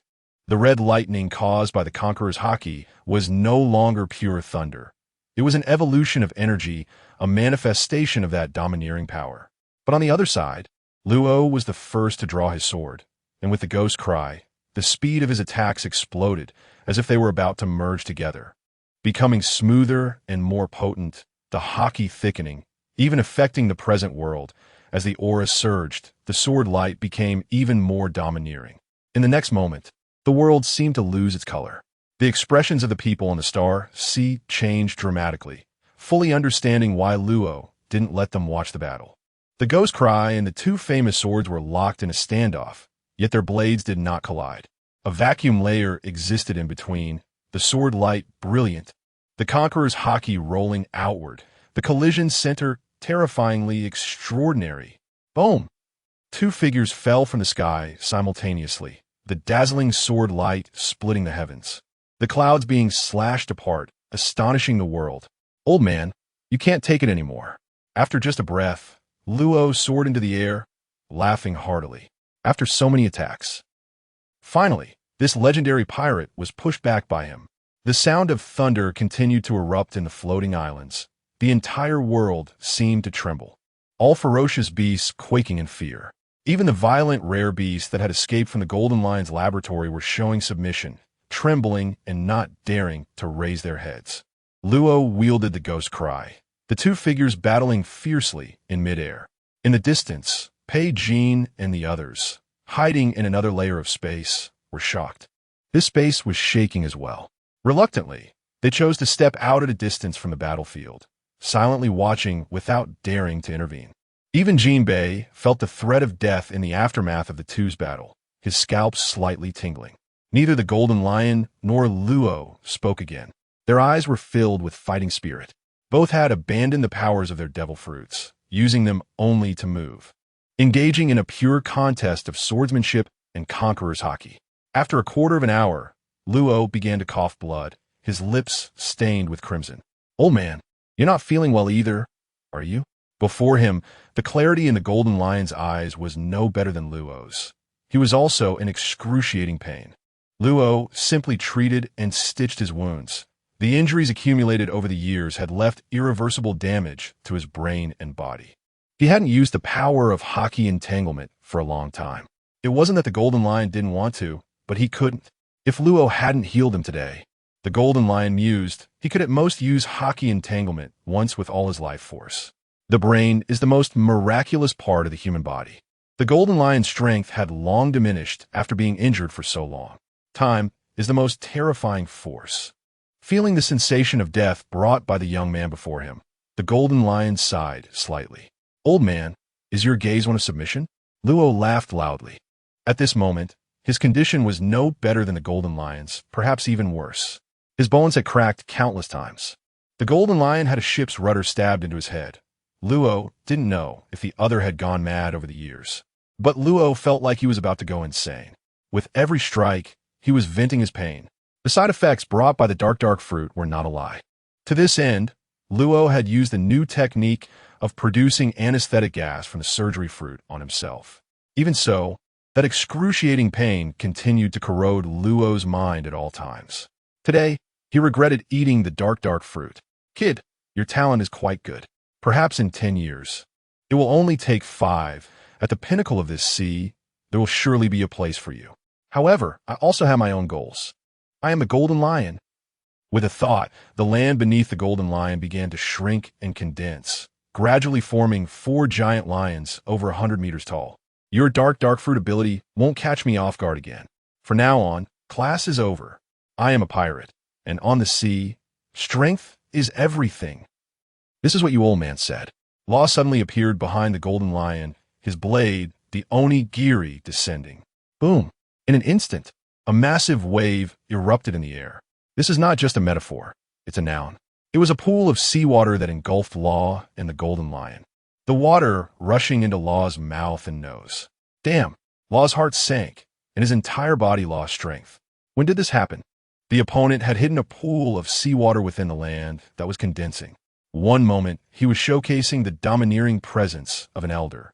The next moment, a dark hand had already fallen. Ha ha, kid, you're still too young. The Golden Lion laughed heartily. There was a 10-centimeter layer of air between him and the pool of seawater. From the beginning, he had anticipated that Law would approach him using the abilities of his surgery fruit. The dark fruit's ability also required a certain distance to activate. As a member of Rocks, the Golden Lion knew all too well about this fruit. He pointed out Law's weaknesses because Law had dealt with the helm on his head, and he had a certain fondness for Law. But in front of the Golden Lion's own goals, everything must take a back seat. He wanted to completely dominate this sea, achieving what even Roger could not. Continuing to fight was not something the Golden Lion was confident about. Besides his hockey, the float fruit's ability was also his strongest reliance. Captain, hundreds of vines shot across the sky. Summer Chess saw Law's situation and immediately took action. He had long been eager to battle against an elder like the Golden Lion. The power that erupted from Law and the Golden Lion shocked him. The power of Conqueror's hockey was not something that armament hockey could compare to. Up to now, Summer Chess had not awakened his Conqueror's hockey. However, he remembered Law once saying that whether Conqueror's hockey awakened was not necessarily predetermined. In this world, nothing is absolute. Law's words left a deep impression on Summer Chess. Forest of divine trees. Summer Chess transformed into a massive treeman, his giant body blocking out the sun. And he smashed the 4 giant lions made of dirt and rock with 2 enormous hands. The dense armament hockey completely enveloped the tree body and under the surrounding light. Summer Chess radiated a cold, eerie glow, causing Indigo, who wanted to support the Golden Lion from a distance, to immediately abandon that thought. "Old man, come and fight me." The power of the forest fruit was pushed to the extreme, and Summer Chess's confidence surged, his laughter echoing through the sky. Nobility and authority are not intrinsic. A natural type, forest fruit? The Golden Lion's gaze swept over Summer Chess, a hint of surprise flashing in his eyes. He tightly gripped Sakura 10, a crimson fierce light flickering in the Golden Lion's eyes, as now his pupils were filled with an astonishing red lightning brilliance. Lion Thousand Cuts Valley. Boom! In an instant, the massive treeman exploded entirely. Summer Chess's armament hockey in front of Sakura 10 felt as soft as paper. Summer Chess only felt a pain in his abdomen, his gaze meeting the Golden Lion's emotionless eyes. Before he could say anything, a severe pain surged through him, and the armament hockey covering his body exploded, dazzlingly. Blood oozing from his pores, and his consciousness fell into a haze. Whoosh! Faster than when he came, Summer Chess shot like a meteor, smashing down onto the island where the Star Sea was located. At this moment, on the Star Sea, Monet's eyes flashed with a hint of worry. That was Summer Chess's voice. "It's Summer Chess," Beepo nodded. On the ship, their expressions were not good. To them, Summer Chess taking action likely meant Law had been defeated. "Be careful." Immediately, Beepo leaped up as the streak of light rushed forward. Bang! Beepo's body expanded, slapping the streak of light to the side, crashing through hundreds of tree trunks. Then, Beepo felt awkward, his bare face shocked. Summer Chess. On the other side, without a moment to mourn for Summer Chess, next to appear was the sea warrior Jinbei. "You are the recent warlord of the sea created by the world government?" The Golden Lion glanced at Jinbei, and his voice became much colder. He had always been dissatisfied with the world government and the Navy. Indeed, facing the overwhelming Conqueror's hockey, Jinbei remained unflinching, his armament hockey covering his hands. "You have guts." The Golden Lion sneered. Boom! A white figure rushed in. It was Pekin charging towards the Golden Lion. A good devil fruit. The Golden Lion immediately recognized the unusual white flames swirling around Pekin's arms and snorted coldly, stepping forward slightly. The white and red lights intertwined. Emitting a terrifying yoha. The Golden Lion's robes soared into the air, lightning flashing and thunder rumbling, creating various phenomena around him. Roar!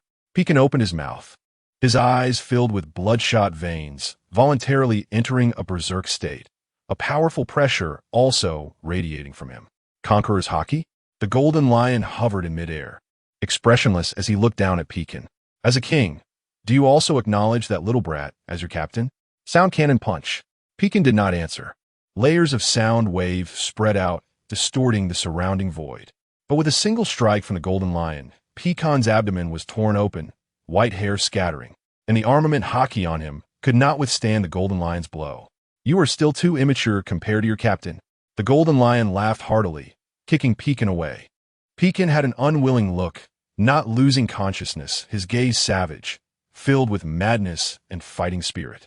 Compared to that fragile, natural type, Pecan in his Juyin form had excessively strong defense. An air door appeared behind Pecan at the right moment, swallowing him up. The Golden Lion frowned. What kind of devil fruit user is this? Suddenly, he turned his head and shouted coldly, "Good kid." Outside the pool of seawater, Jinbei was supporting the wet Law as he walked out. Creak. An air door opened beside Law, and Pecan, holding his wound, walked out and slapped Law on the body. Boom! White flames ignited, like a dryer, and when the flames disappeared, a dry Law emerged, holding the onigiri with a grin. "Oh man, you're not doing so well." Over the years, Law had also attempted training in seawater or with sea prism stone. The results were not very good. However, Law had developed some resistance to it. As soon as the seawater enveloping him disappeared, he immediately regained control of his body. Lion Thousand Cuts Valley. In response to Law was a conqueror's hockey strike from the Golden Lion. He sensed the terrifying strength of Law and the others, knowing he could no longer hesitate. Otherwise, today he would really capsize at the hands of these kids. So he fought with all his might, unleashing a terrifying attack beyond what his body could withstand. The Golden Lion's complexion turned pale, and a mouthful of blood surged up his throat. At the same time, the entire island trembled as if an invisible hand was overturning the island, trying to envelop Luffy and the others within it. "If it's about devil fruit abilities," Law murmured. The power of the Ope Ope Nomi erupted from his body. Dark water surged, completely disrupting everything around them. This was not to confront the enemy, but rather, Law, along with Jinbei and Pecan's, vanished and reappeared a kilometer away in an instant. Creak. A spatial door opened. The three stepped through, and the door closed instantly. Rumble. A terrifying force swept up, directly shattering the spot where Law and the others stood, flattening everything. Puffed. The Golden Lion spat blood, but a smile appeared at the corner of his mouth. "Kid, you're really cunning." "Old man, keep going." Law was extremely cold, stepping forward, his figure flickering, arriving in front of the Golden Lion in an instant, his sword descending like a ghost whale. "Kome." The Golden Lion's eyes widened, unleashing various sword techniques. But it was all in vain. Law's fighting style had changed, and he did not clash head-on with the Golden Lion. All of the opponent's attacks missed. In the end, under Indigo's trembling gaze, the Golden Lion roared, and then half of his body exploded into a mist of blood, shattered by Jinbei's punch. Yes, Law did not continue to fight one-on-one. It was directly 4 against 1. Law controlled the battlefield, and Hawkins provided support. Among them, Jinbei's punches contained seawater, and once struck, just like Law earlier, the Golden Lion would be enveloped by the water. "Golden Lion Shiki, you have lost." Law's voice was icy, his expression turning serious. "Governor." Indigo emerged with a gorilla dressed in a suit, purple flames gathering around him, actively rushing towards Law. "Do you want to continue?" Law looked coldly at the Golden Lion, unmoved. Creak. A spatial door opened right in front of Indigo and the gorilla. Hawkins stepped out, extending a knife. In the next moment, Indigo and the gorilla seemed to be willingly offering their chests. Puffed. Blood flowed down their bodies. Hawkins retracted his long knife and looked at Law, his movements elegant. "Captain, it's done." Watching Indigo and Scarito's reckless behavior, a hint of sadness flashed in the Golden Lion's eyes. His direct subordinates from back in the day were now reduced to just these two. The rest had either died or fled. Time truly dilutes everything in the world. "Good move." The Golden Lion put away his smile, staring at Law. "You won, kid. A few years ago, I sensed a presence appearing outside the island. That was you, right? From that moment on, you had your eyes on me. What were you trying to take from me? The method of learning hockey? Fame? Or perhaps my floating fruit?" The Golden Lion's voice was deep. Clearly, he knew quite a bit about the abilities of the Ope Ope Nomi. "You, a strong man, are the greatest treasure," Law replied with a smile, as the sea prism stone handcuffs that Jinbei carried flew towards the Golden Lion. "So cautious." The Golden Lion grinned, not caring. and caught the handcuffs, putting them on himself. Roger, it seems the East Blue will also produce some kids who are 1,000 times more cunning than you. Law breathed a sigh of relief and smiled. Excuse me, I come from a North Blue. Even a figure like the Golden Lion, once wearing the Sea Prism stone handcuffs, would find it extremely difficult to break free. Moreover, the Golden Lion was now nearly at his limit. Law had healed the injury on his head, but the internal injuries he carried were numerous. In the anime, the Golden Lion was simply defeated by Luffy in his second gear. Not to mention that he didn't even utilize haki. In today's battle, the Golden Lion fully unleashed his Conqueror's haki, which had already caused all his internal injuries to erupt. Report. The sea hero Jinbei and his crew were indeed heading in this direction. Jonathan stood on the deck of the warship, accompanied by a naval soldier who had come to report. All right, you can go. Jonathan put down his pipe and exhaled a large puff of smoke. This direction was not towards the New World. As a warlord of the sea, Jonathan would not question Jinbei's strength. Why does such a powerful figure prefer to stay in the first half of the Grand Line? 2 years ago, a war devastated the kingdom of Skypiea in the Grand Line, and Hawkeye Dracul Mihawk made the ruins of the kingdom his home. That desert king, Crocodile, even went to Alabasta to play the hero. These warlords seemed to behave quite oddly. The sea breeze howled against Jonathan's face, and his naval cloak billowed in the wind. Around him, soldiers were busily and nervously working, as the warship cut through the waves at full speed towards Luffy and the others. Suddenly, the sky darkened, and many naval soldiers looked up, their expressions turning horrified. How is this possible? Is this a natural disaster? Countless fragments fell from the sky, raining down onto the sea like a storm. Jonathan's expression grew serious as he stared at the falling debris, a sense of foreboding rising in his heart. Following that, islands began to plummet from the sky, crashing into the sea like giant meteors, causing immense waves. The warship shook violently in the waves, and soldiers grabbed onto anything nearby, struggling to maintain their balance. Jonathan's voice echoed in the wind. Everyone, pay attention. Stay calm. As the islands fell, massive whirlpools and torrents formed on the sea, making it difficult for the warship to navigate through. As a commander of the G8 branch, Jonathan was not as mediocre as the rumor suggested. He quickly directed the soldiers to change the ship's course to navigate through the waves. Before long, the falling islands ceased. The sky returned to its previous calm. The naval soldiers' faces turned pale, collapsing to the ground, relieved. Those islands, just the massive waves they created, nearly sank the warship. If we had been hit, the consequences would have been unimaginable. Suddenly, a naval soldier shouted, "There's something coming from that island." Many soldiers looked in the direction he was pointing, their expressions changing drastically. They saw various strange beasts appearing on the islands, enormous and hideous, sending chills down their spines. It was at that moment, dozens of giant wolves over 10 meters long leaped from the sea, their mouths equipped with pig-like tusks, mercilessly attacking the warship. Monsters! Help! Vice Admiral, help! One beast after another jumped onto the warship, plunging the Navy into chaos. Moreover, the warship was being violently struck, swaying precariously, while shadows lurked beneath the surface, enormous and terrifying. Cries of agony echoed one after another as some Navy personnel tragically perished in a fierce battle against the beasts. Vice Admiral Jonathan, at the bow, Jonathan's expression darkened as he swung his longsword, taking the life of a beast with each strike. But there were too many of these monsters. For the ordinary soldiers, their bullets couldn't penetrate the beast's hides. Report to headquarters. Immediately evacuate this sea area.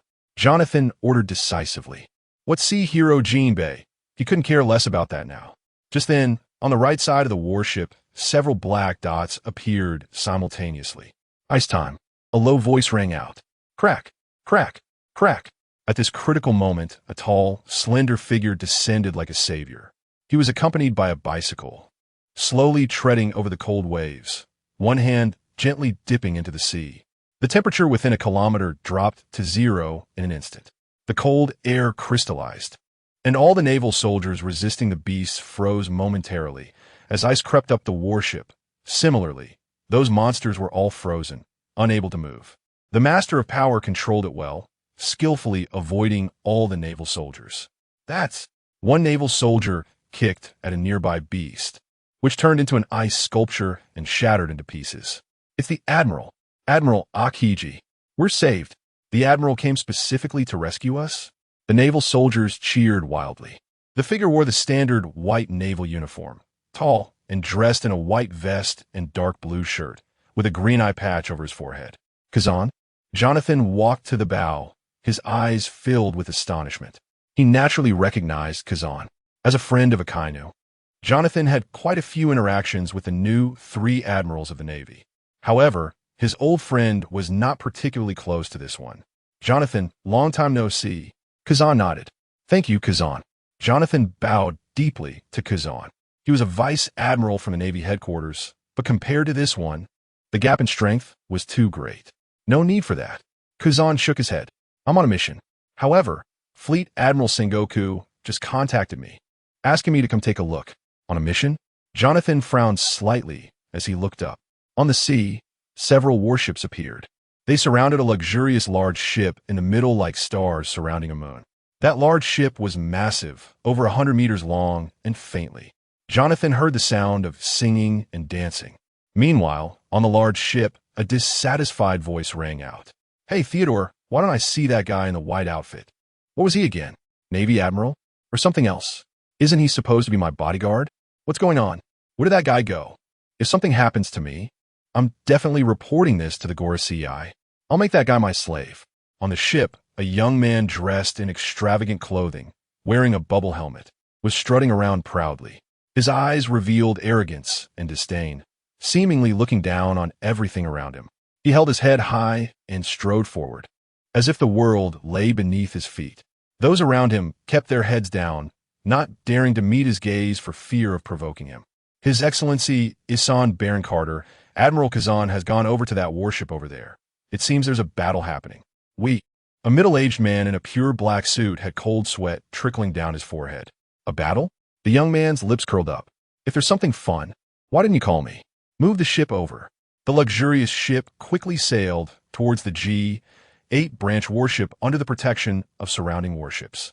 Carter stood at the bow, the wind blowing through his clothing, his face filled with childlike excitement. As they approached the warship, they saw the sea littered with wreckage of damaged ships and frozen corpses. Did all of this happen because of that Greenbird Admiral? The youth felt a chill and asked in astonishment. On the road, no pirate dared to attack the several warships, and Kazan had never moved, always lazily lying in a chair with an eye mask, sleeping. This was also the reason why St. Carter found him displeasing.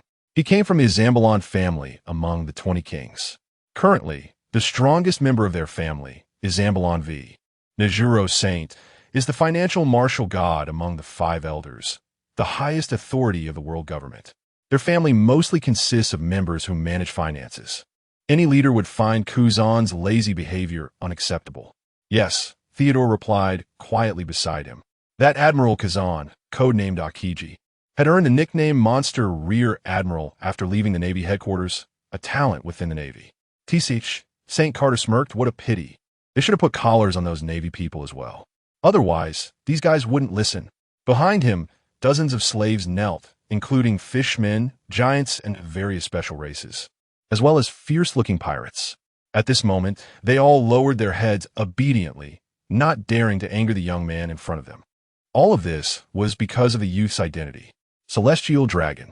So, there's a Celestial Dragon on that ship? Jonathan was surprised, and his expression grew serious. This was not something worth promoting. An admiral personally escorting a young celestial dragon was a more grand affair than that of a king from an allied nation. Jonathan knew that Kazan was not doing this willingly, but it was useless within the Navy headquarters among the current 3 admirals. Jonathan knew that Akainu would never protect a celestial dragon, having long since used the excuse of hunting pirates in the New World. While Kazara was said to have been the science division for years, the only one left was Akiji. Jonathan, are these islands falling from the sky? Jonathan nodded. I see. Kazan shook his head. You guys should return to the G8 branch. Perhaps you shouldn't get involved in matters here. Falling islands from the sky. This ability reminded him of someone who escaped from the underwater prison years ago.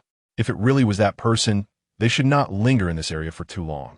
As the highest combat power of the Navy headquarters, Akiji was not afraid of the other party, but he also did not want to engage in battle. After all, that person was someone who had once caused trouble for Mr. Karp. If a fight broke out, Kazan could not guarantee the safety of the Navy present, nor could he ensure the safety of the person on that luxurious ship. We came here following the warlord of the sea hero Jinbei, Jonathan explained. Warlord of the sea? Kazan held his head. What a troublesome bunch. Besides the self-made Golden Emperor, every one of the warlords was a pirate. These guys were not viewed as good people in the Navy's eyes. Even within the Navy headquarters, there were often voices calling for the elimination of the warlords. Unlike other pirates, the warlords, like the emperors of the sea, mostly had their own activity zones. Forget it. Let's not worry about them for now. Kazan shook his head. Just then, not far away, a massive figure emerged from the depths of the sea. Bang, bang, bang. Gunfire erupted. Kazan turned his head, frowning slightly. The luxurious ship, surrounded by several warships, approached one of the islands. I'm leaving first. Waving his hand, Kazan rode away on his bike. He knew that Celestial Dragon was a troublemaker. The ferocious beast that had originally charged down from the island had already been dealt with by Kazan. But the other party approaching the island was not forcing the monsters within the island to come out and forage. We are leaving. After Kazan left, Jonathan quickly ordered the remaining Navy on the warships to evacuate. Suddenly, Admiral Jonathan, what is that? Something was in the air. A Navy soldier looked up, his expression terrified. What? God! Each Navy soldier's expression froze, and in an instant, their faces turned pale. If another island fell from the sky with those monsters on it, their lives might end today. In the recent battle, many Navy soldiers had already died, their bodies torn apart, blood pooling everywhere. Those monsters could spit fire, emit electricity, and their tough hides were hard enough to withstand bullets, leaving the soldiers with no heart to resist. Most of them came from various regions and had not trained at the Navy headquarters. Jonathan's expression changed slightly. No, that was a ship. Then his brow furrowed. The ship was falling slowly, as if controlled by someone, and its falling direction was precisely towards where Kazan had gone. Iceball. 5 ice pillars shot out, and in the blink of an eye, the monsters near the luxurious ship were frozen in a massive ice ball. Kazan arrived and immediately took action. On the large ship in the middle, a batch of CP organization members in black suits did not even engage. The ones resisting the monsters were the Navy soldiers on the surrounding warships, and in just half a minute, there were considerable casualties. Why did you come here? Kazan asked expressionlessly, approaching the luxurious ship. He was questioning one of the CP members. The person's name was Theodore. From CP-0, he was a squad leader among these CP members with considerable strength. If he had taken action, the number of soldiers who died around the warships would definitely not have been so many. Admiral Akiji, please mind your words. Everything we do is to serve the gentleman. Kazan shot a cold glance at the other party. Jojo, why is our admiral so angry? Your Navy soldiers are useless. They can't even compare to these ugly monsters. Why don't you catch a couple for me? St. Carter approached, his voice tinged with excitement. His gaze was fixed on the ferocious beasts, looking quite fascinated. We are only responsible for protection, Kazan calmly replied. Hee. A hint of displeasure flashed in St. Carter's eyes. 100 million berries. As long as you help me catch these monsters as pets, 100 million berries each. This is my mercy. If it were someone else, they might not even give you money. Sorry, Kazan said expressionlessly as he looked at Theodore. Protect your master well. If you fail to do so, it could cost you your lives. Theodore's eyes flickered for a moment, but he remained silent, his head lowered. It seems I need to talk to Grandpa Zhang and the others when I get back. You Navy folks are truly rebellious. Carter's expression darkened, his smile disappearing as his gaze turned ominous. As you wish. Akiji was also filled with anger. Among the dead Navy, there were his subordinates, and in the protective team, there was also one of his warships. Admiral? Suddenly, a voice came from above, tinged with mockery. Who is it? The members of the CP organization immediately became alert, raising their guns toward the sky. Everyone's gaze was fixed upward, where an enormous ship slowly descended from the air. This ship was as grand as the luxurious one they were on, surrounded by 4 massive islands. These islands loomed like gigantic entities, creating an unparalleled sense of oppression. As the giant ship landed, it brought not only a shadow, but also stirred up immense waves that crashed against the hull and the shore, creating a deafening roar. In this tense atmosphere, the CP members' hearts raced, their palms sweating. They had never witnessed such a scene. Even with their composure, they couldn't help but be astonished. Theodore, what kind of ability is this? It can fly. Carter's eyes lit up suddenly. Not quite sure. Theodore's palms began to sweat, his expression shocked. Floating islands. Only one person in this sea could achieve such a feat. The man who even the pirate king Roger found troublesome, that lawless guy, is actually here? Hey, boy, are you a member of the flying pirate crew? Akiji pushed up his eye patch slightly, his expression becoming more serious as he looked at the boy at the ship's bow. He actually asked directly. Theodore felt a chill run down his back. If a battle really breaks out here. He sneaked a glance at Carter. Akiji's words were not wrong. If Carter died here as an admiral, Akiji would only be demoted. But as a member of CP0, he would certainly accompany him to the grave. No, the person at the bow was naturally Shaki, who smiled broadly. However, we are friends of Jinbei. The Knight of the Sea, Jinbei? Akiji raised an eyebrow. This complicates things. The Knight of the Sea, Jinbei, has teamed up with that flying pirate? He looked at Theodore, thinking that if a fight broke out, he might not be able to ensure their safety. Admiral Kazan, you are an admiral. It's your duty, Theodore said coldly, starting to feel uneasy. Akiji's words sent a chill through him. The Knight of the Sea, Jinbei, that warlord of the sea is here? As a member of the world government, Theodore knew what kind of people these so-called warlords of the sea were. They are all lawless individuals. The key is that their strength is not weak. A few years ago, Doflamingo's position as a warlord was obtained by kidnapping transport ships for the Celestial Dragons. Hey, over there, how did you fly up? Tell me. Meanwhile, Carter approached Shaki without a hint of fear, smiling broadly. Who the hell are you? Shaki was speechless, ignoring this guy who was weaker than the chickens on the island in his observation hockey.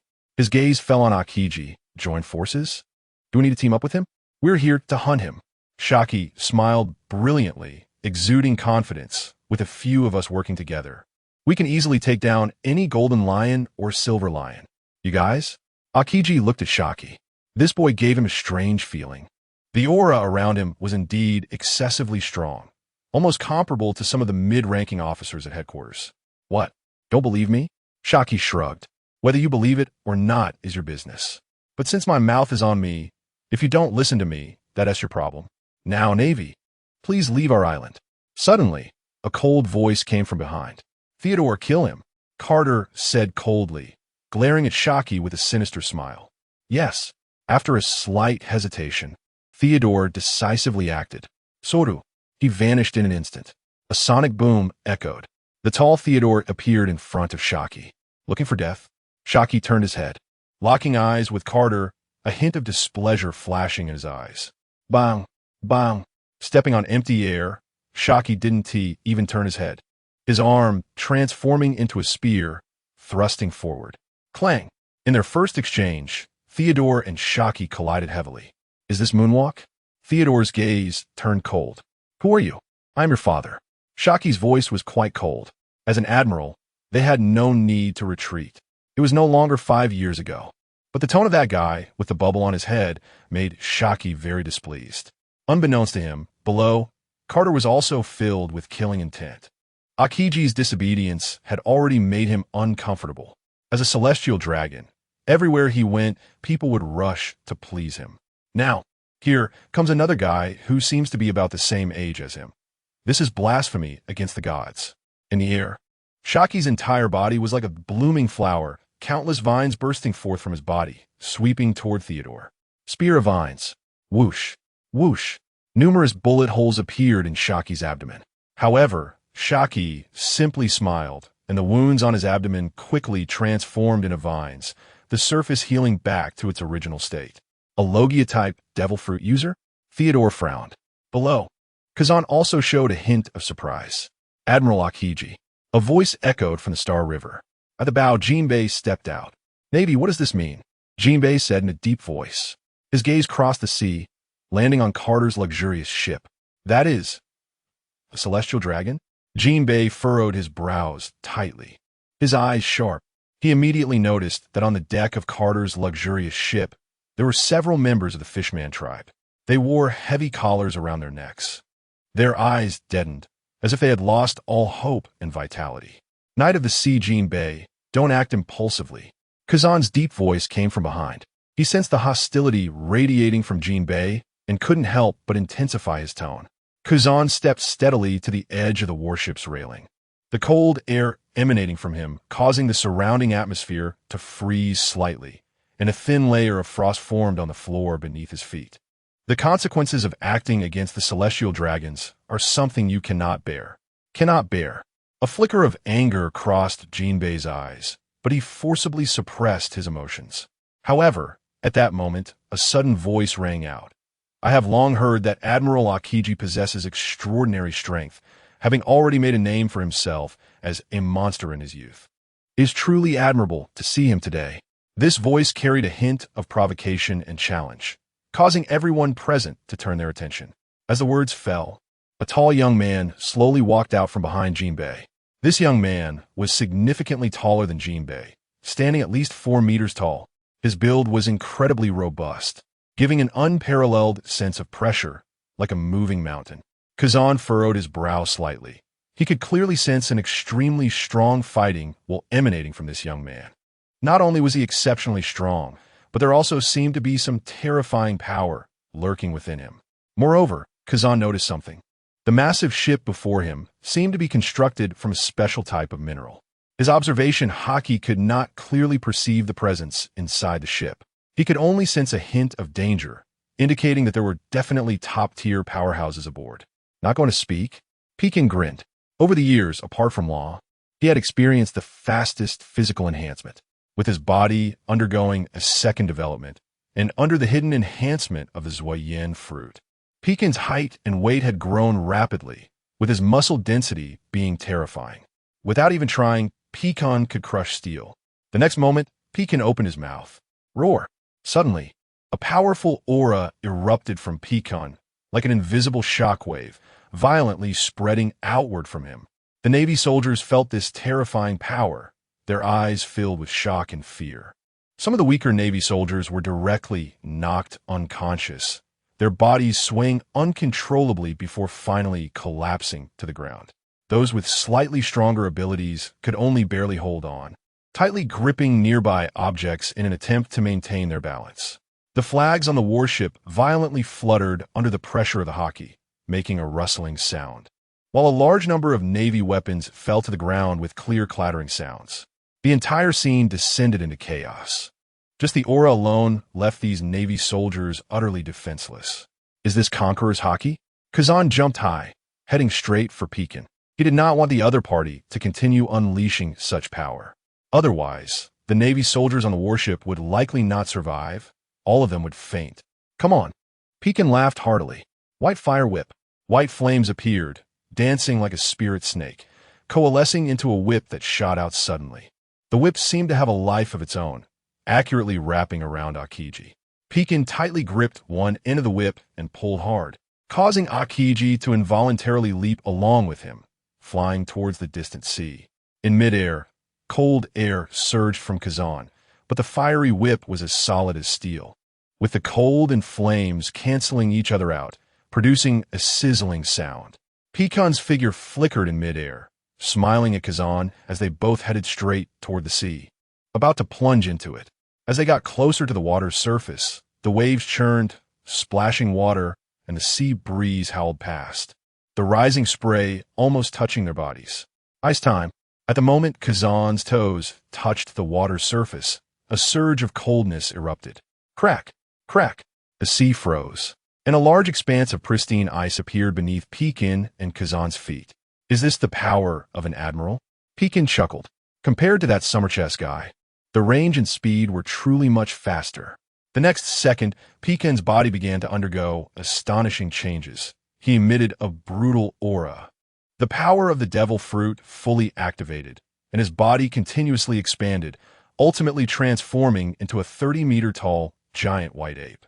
The white ape's form resembled a monster from mythology, its body covered in tough fur, radiating a mysterious glow. Its arms spread wide, blocking out the sun, each swing creating powerful gusts of wind. Peacon's eyes glimmered with a wild light, his roar like thunder, Conqueror's haki erupting again, intimidating everything around him. His strength became immense just by extending his hand. The ice surface was torn apart, and a mountain-like giant iceberg shot toward Kazan. "You are Jinbei's crew?" Kazan stepped forward, his expression turning serious. "Is another monster about to emerge in this sea?" He faced the iceberg head-on, arms wide open. Boom! The iceberg smashed down, burying the tall, thin figure. Just then, a red light flashed in Peacon's eyes, and he punched downward. Ice block pheasant beak.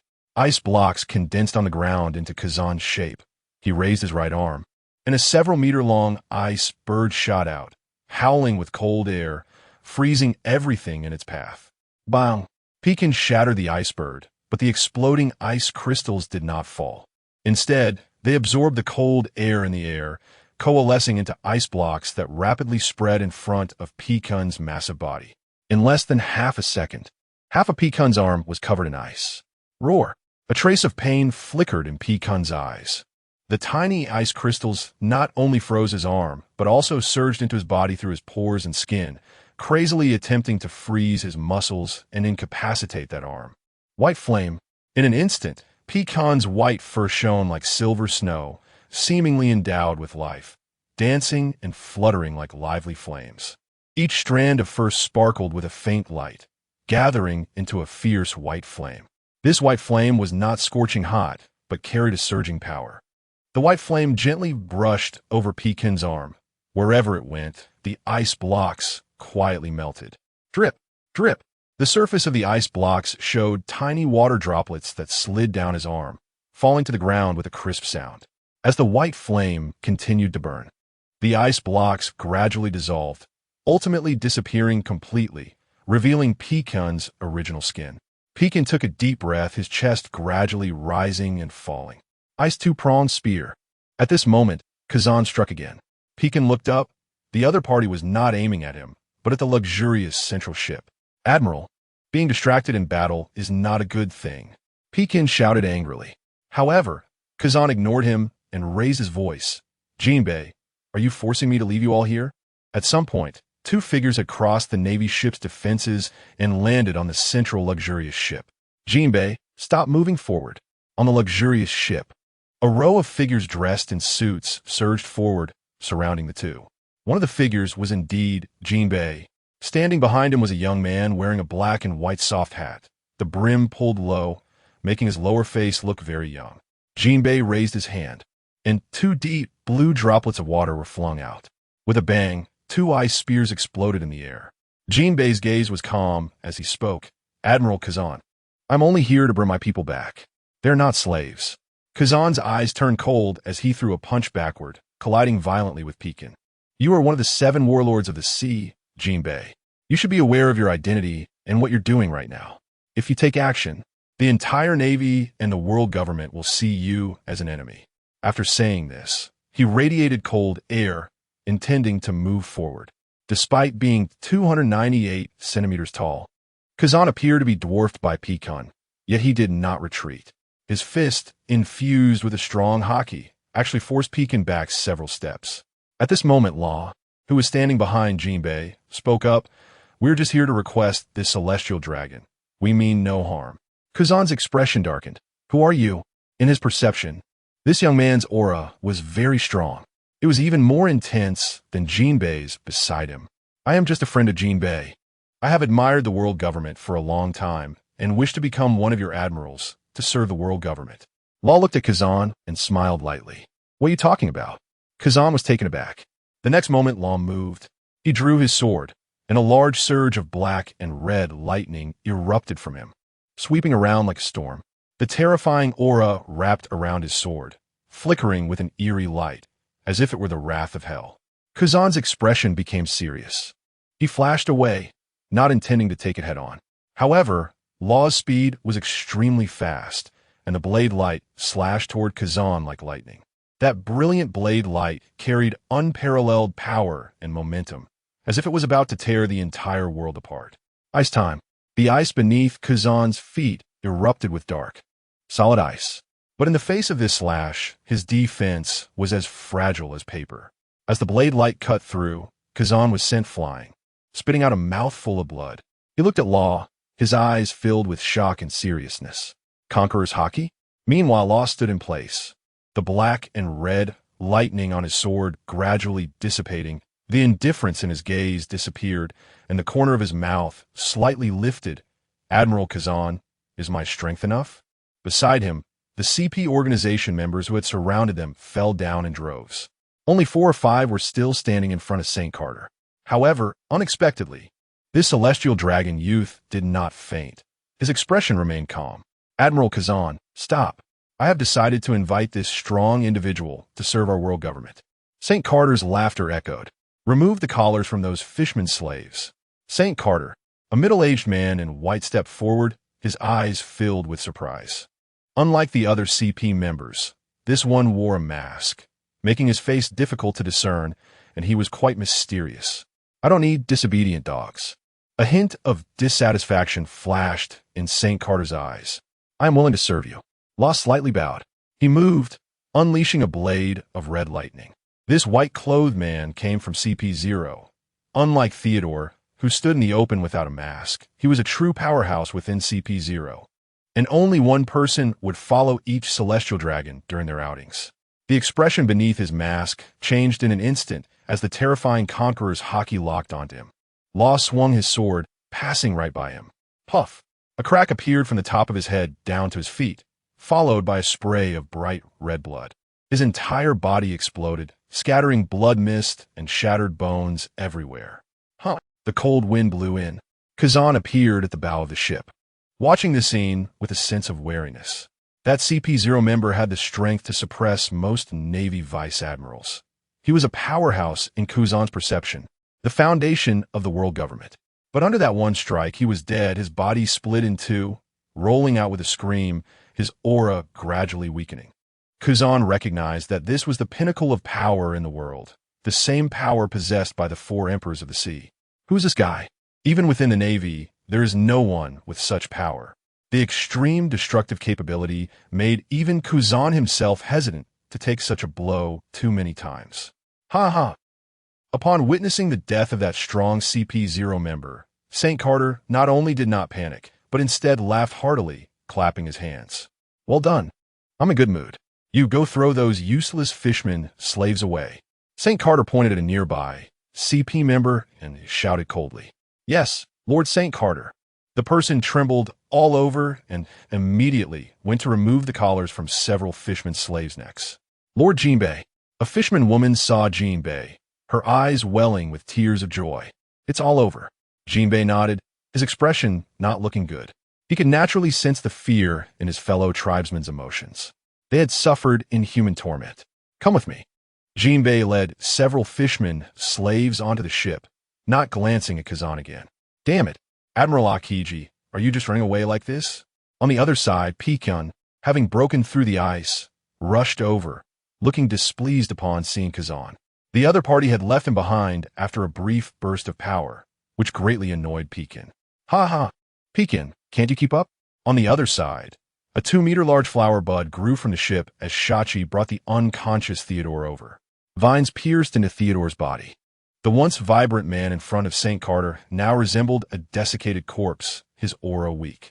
Lord St. Carter, Theodore's eyes were filled with panic, his voice hoarse, hoping St. Carter would let Kazan help him. However, beneath the bubble helmet, only a cold voice came through. So weak? Kill him.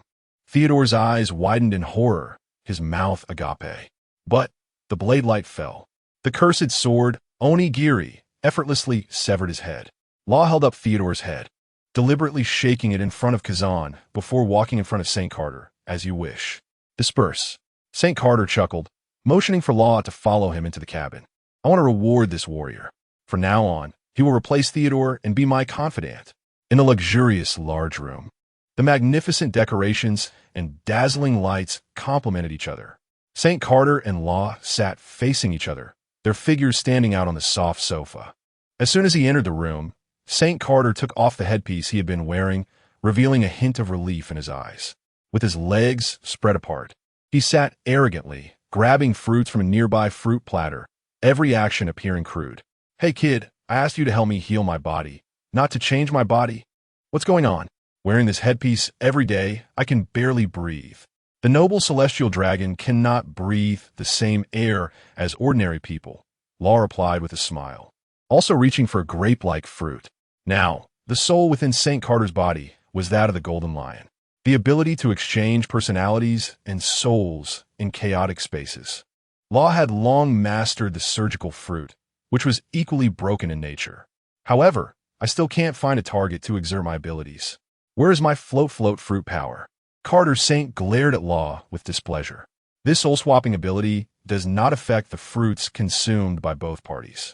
In other words, the golden lion cannot use the float fruit's abilities right now. You already have a young body. What more do you need the float fruit for? Law shook his head. He had reached a simple cooperation with the golden lion and was in the dominant position. When you return to the Holy Land, you can complain to your elders about what devil fruits and legendary swords you can't obtain. Tisish. Carter Saint waved his hand dismissively, looking at Law with disdain. "This kid's body is weak as hell, having never trained. Celestial dragons are truly garbage." "Don't say that." Law smiled. "After all, he is a descendant of the 20 kings. Perhaps he has some bloodline talents or a strong physique waiting to be developed." So you're just going to follow me like this?" Carter Saint glanced at Law. This body is indeed much better than his original one. At least beneath this resilient skin lies a boundless vitality. Your surgery fruit's immortality surgery is exactly this, right?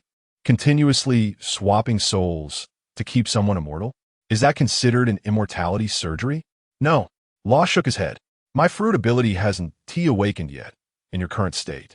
Without me beside you, you can't maintain it for long. You need me to stabilize it. We have to wait for my fruit to awaken. So even if I die, you won't have to worry about being swapped back.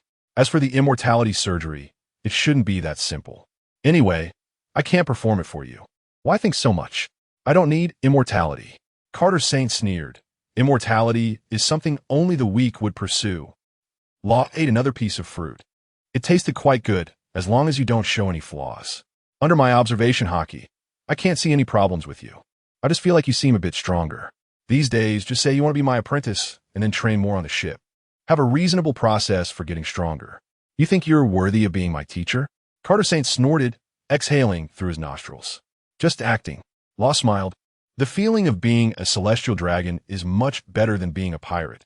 You could do whatever you want. After all, it's all right. Since I said I would cooperate with you, I want to go back on my word. The golden lion nodded unhappily. Remember, don't mess around with my body. Law smirked. They won tea. On the star sea, looking at the golden lion tightly bound by sea prism stone, Xiachi grinned. What trouble has this old man gotten into? You only dare to say such things when others aren't around. Monet looked at him speechlessly. Has this guy forgotten that he was knocked out in one blow? Although Xiachi explained many times afterward that it was his carelessness and the golden lion was just lucky, everyone understood. It still took Chopper a lot of effort to pull Xiachi back from a dangerous state. He asked the celestial dragon now, Hawkins explained. Half a minute later. What? The captain ran off with old Shiki? Abandoned us? Eloped? Xiachi's eyes widened in disbelief. It's recorded. Hawkins quietly took out a transponder snail. Holy crap. Get to me, Dogus. Xiachi quickly reached out. But Hawkins just tossed the transponder snail behind him, and a small door opened, swallowing the transponder snail inside. After Hawkins' development, he can now move part of his storage space along with him, just like having a storage space. It's gone. Hawkins reached out. It's just a single blow. How significant could it be? Pekin patted Xiachi's shoulder. Just think of it as a way to stimulate your conqueror's hockey. Next time I'll run in your direction. Xiachi glared at Pekin with a green-eyed look. All right, Jinbi, we'll rely on you then. Sugar looked at Jinbi, resting her head in her hands. These guys are indeed very unreliable. I can only let this miner handle the big picture. What are we going to do? Xiachi asked in confusion. Go catch fish, pull weeds, and then find the Sea King on Fishman Island, Sugar said. Then we'll wait for Law to come back. He said that after he returns, we will take action against that Sea Emperor. Lord Carter, your body is precious. Are you really going to? On the deck of the luxurious ship, several men in suits knelt before a young man wearing a bubble helmet, their faces filled with fear and worry. As members of the CP organization, it wasn't their first day accompanying this gentleman. In the past, this gentleman always dealt with others. Now, with that guy around. Today, Lord Carter actually wants to train. Have him bring over the small, mountain-sized dumbbells. What kind of madness is this? How could Lord Carter possibly lift that? If he dies while training, all of us CP members will be doomed. Stop talking. Carter Saint looked displeased. Didn't you hear what I said? Do you want to die? Remember my identity. I have to say, having this one replace Carter Saint was a good decision. Just as arrogant and just as entitled. Leaning against the railing, Law felt he made a good decision. Replacing a celestial dragon was not Law's plan. It was a temporary thought. They also didn't know that a celestial dragon would happen to arrive at the place they were descending. Meeting is fate. Law accepted the identity of the celestial dragon. Once the ability to swap souls and personalities was mastered by Law, he had this idea. Who has the highest status on this sea? It must be the celestial dragons. With this identity, Law can follow Carter Saint as a guard, moving around, going through the Navy, and then into the New World. It's just that he doesn't know if he can make a trip to the undersea prison. There are quite a few strong individuals there, all having excellent devil fruit abilities. Yes. In desperation, several members of the CP organization could only bring over a few smaller dumbbells. At first, Carter Saint looked disdainful, but soon, veins bulged on his forehead. He realized that his body couldn't even lift the smallest dumbbell. To avoid being mocked by Luo, he decisively chose to have a training room set up by a few CP members where he could train alone. This made the CP members uneasy, fearing that this esteemed person might die. Compared to exercising, it was better to play with those slaves. Who exactly are you? On the other side, Kazan walked up to Luo, his gaze deep. Ever since Luo boarded the ship and gained Carter Saint's favor, Kazan dared not slack off. He was afraid that Luo might suddenly attack that celestial dragon. If I were to attack him, that esteemed person wouldn't survive. Luo glanced at Kazan and smiled. To be honest, this was his first time seeing this Admiral Akiji. On Luo's ship, there were quite a few users of Logia-type devil fruits. The Moku fruit, Yuki fruit, Inazuma fruit, and Mera fruit. But no one could activate their abilities as swiftly and powerfully as Kazan with the high fruit. Currently, Monet's development of the Yuki fruit had progressed much faster than in the anime. She now had the strength of a junior officer, but compared to Kazan, who could freeze thousands of meters of area with a single move, she was completely incomparable. The only two who had the potential to catch up to Kazan, in Luo's view, were Shaki and Keela. Shaki didn't need much introduction. She had been following Luo from the start and had been persistent in training. Although she hadn't awakened her conqueror's haki yet, her foundation was very solid. Keela, on the other hand, surprised Luo. She was only 18 years old now, but had made rapid progress in developing the Inazuma fruit. She looked delicate and weak, but in reality, her martial arts skills ranked among the best, with a solid grasp of Fishman karate. Currently, Keela was slightly stronger than Monet. What is your relationship with the Golden Lion?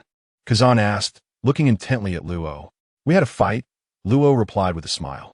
Kazan frowned. Flink Kevin, that name shouldn't be your real name, right? It's not polite for an admiral to spread rumors in front of others. Luo neither confirmed nor denied it. The Navy should have a memory of the name Trafalgar Law. After all, Razanani was a prot-G of Sengoku, and Law was someone they valued. Once his identity was exposed, it would be easy to guess the surgery fruit's ability in his hands.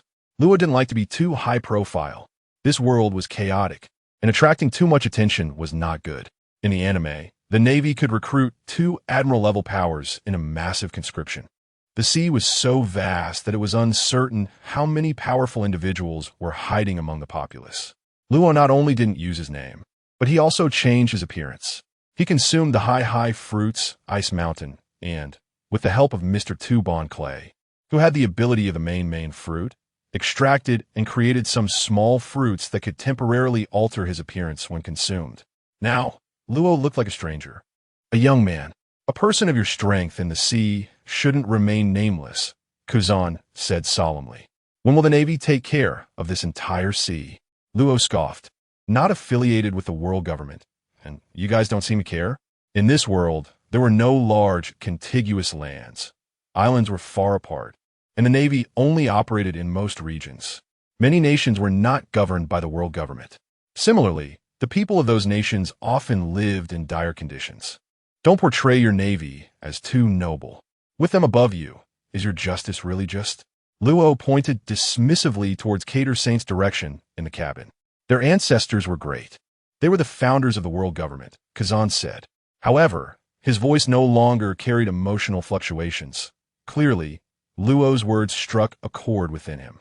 Jinbei wanted to rescue the fisherman race's slaves, but didn't intend to rescue all the slaves.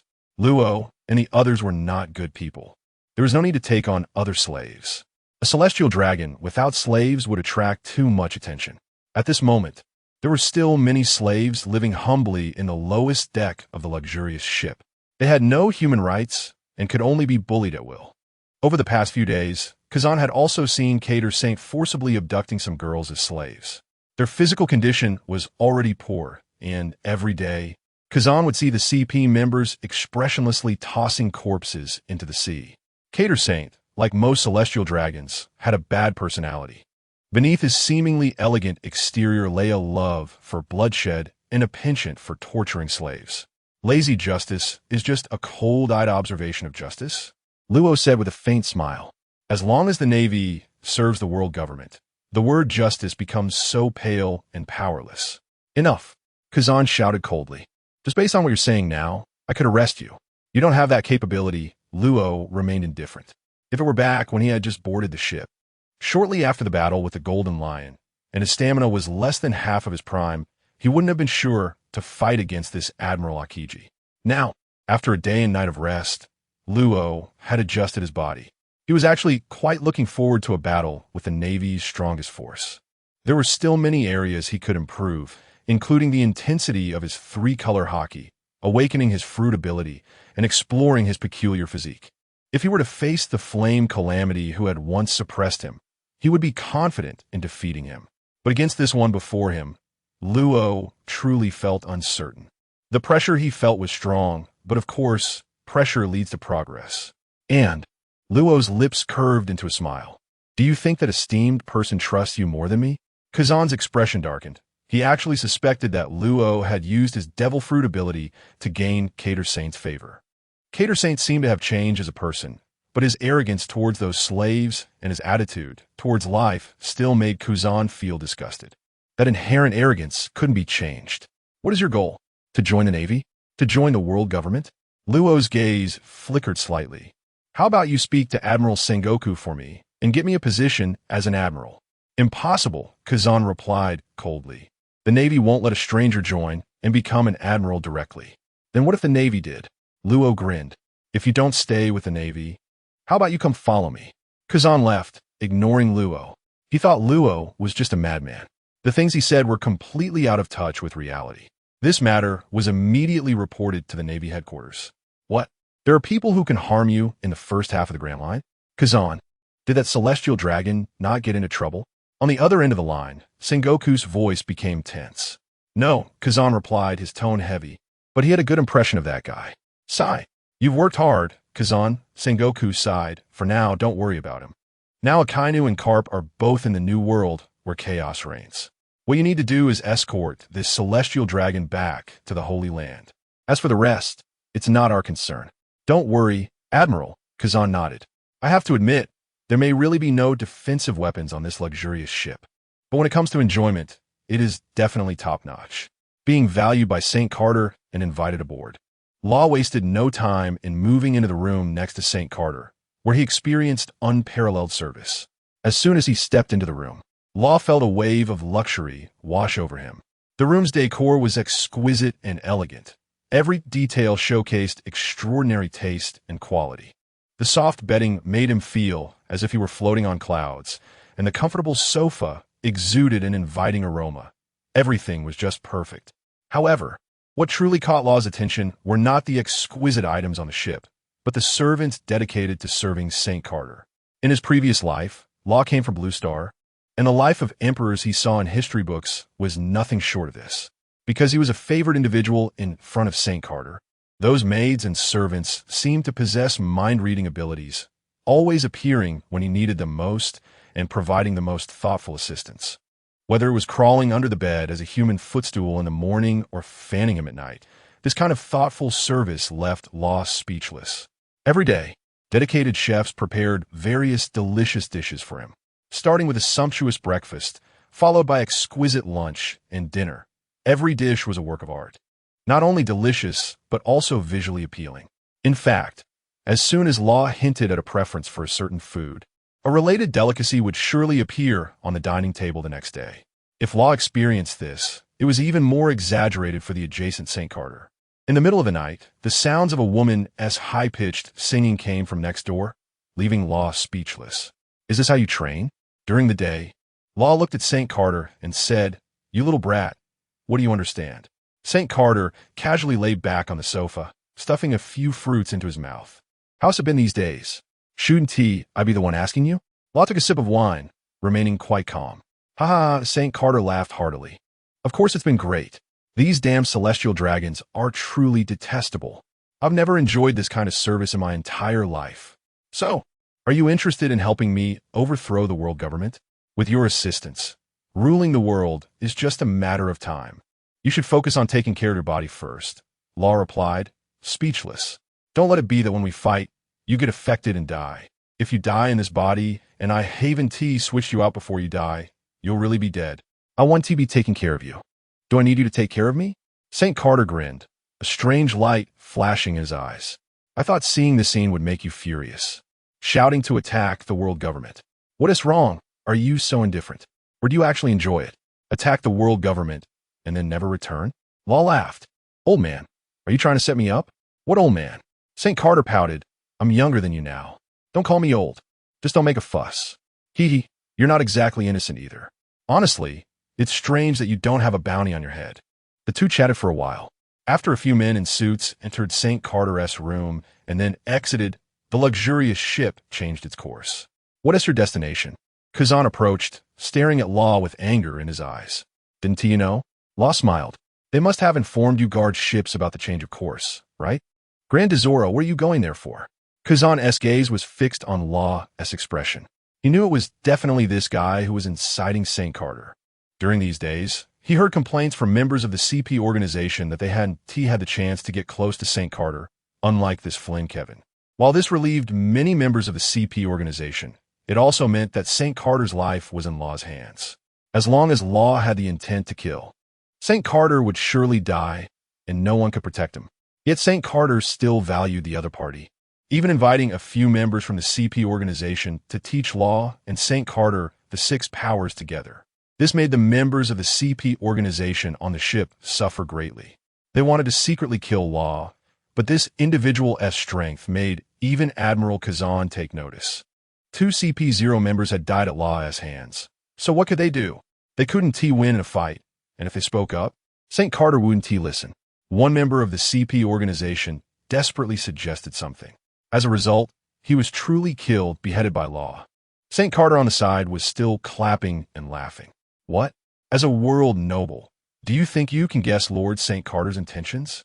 Law chuckled, looking disdainful. Kazan didn't dare to fight him on the ship. The Navy also has no authority over the celestial dragons. Grand Tesoro is an independent nation recognized by the world government, the largest entertainment city in the world. That ship is currently in the New World. "Do you know how dangerous it is there?" Kazan said solemnly. "Dangerous?" Law laughed. "With you, the highest combat power of the Navy, plus me, is there anywhere in the New World we can't go? Even if it's the islands under the 4 emperors, what of it?" Law believed he hadn't reached the level of an admiral or a Yonko, but he was more than capable of surviving under their protection. If he truly wanted to escape, few could keep him back. "That's the territory of Guild Tesoro," Kazan frowned. "What?" Law laughed. "A dignified world noble going to play in the territory of the 7 warlords under the world government. And there's still danger?" Law looked at Kazan with interest. "The 7 warlords of the sea are one of the 3 major forces recognized by the world government, deemed comparable to the Navy and the 4 emperors. Are you implying that the Navy doesn't recognize the 7 warlords of the sea as comrades? Does the Navy want to break away?" "Flynn Kevin, don't speak recklessly." Kazan's gaze suddenly sharpened, speaking coldly. "Why such a big reaction? Law crossed his arms, smirking. You're scaring me.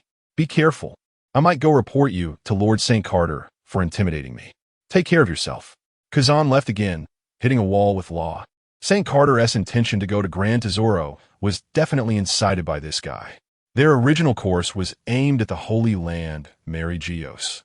But now it has been diverted. A month later, under the escort of warships, the group traveling on the official road moved quickly. Passing through the Sabeti archipelago, near the Navy headquarters, Kazan did not leave. Originally, Kazan thought that this celestial dragon would not follow him to other places and would return to the headquarters to have a vice admiral come instead. However, due to Law and Carter Saint, the plan changed. On the luxurious large ship, Carter Saint transformed from his usual lazy demeanor and displayed astonishing talent, mastering the 6 styles of the Navy in just 1 month. This news made even Kazan take notice. At the same time, news about Carter Saint was also brought to the table of the 5 elders.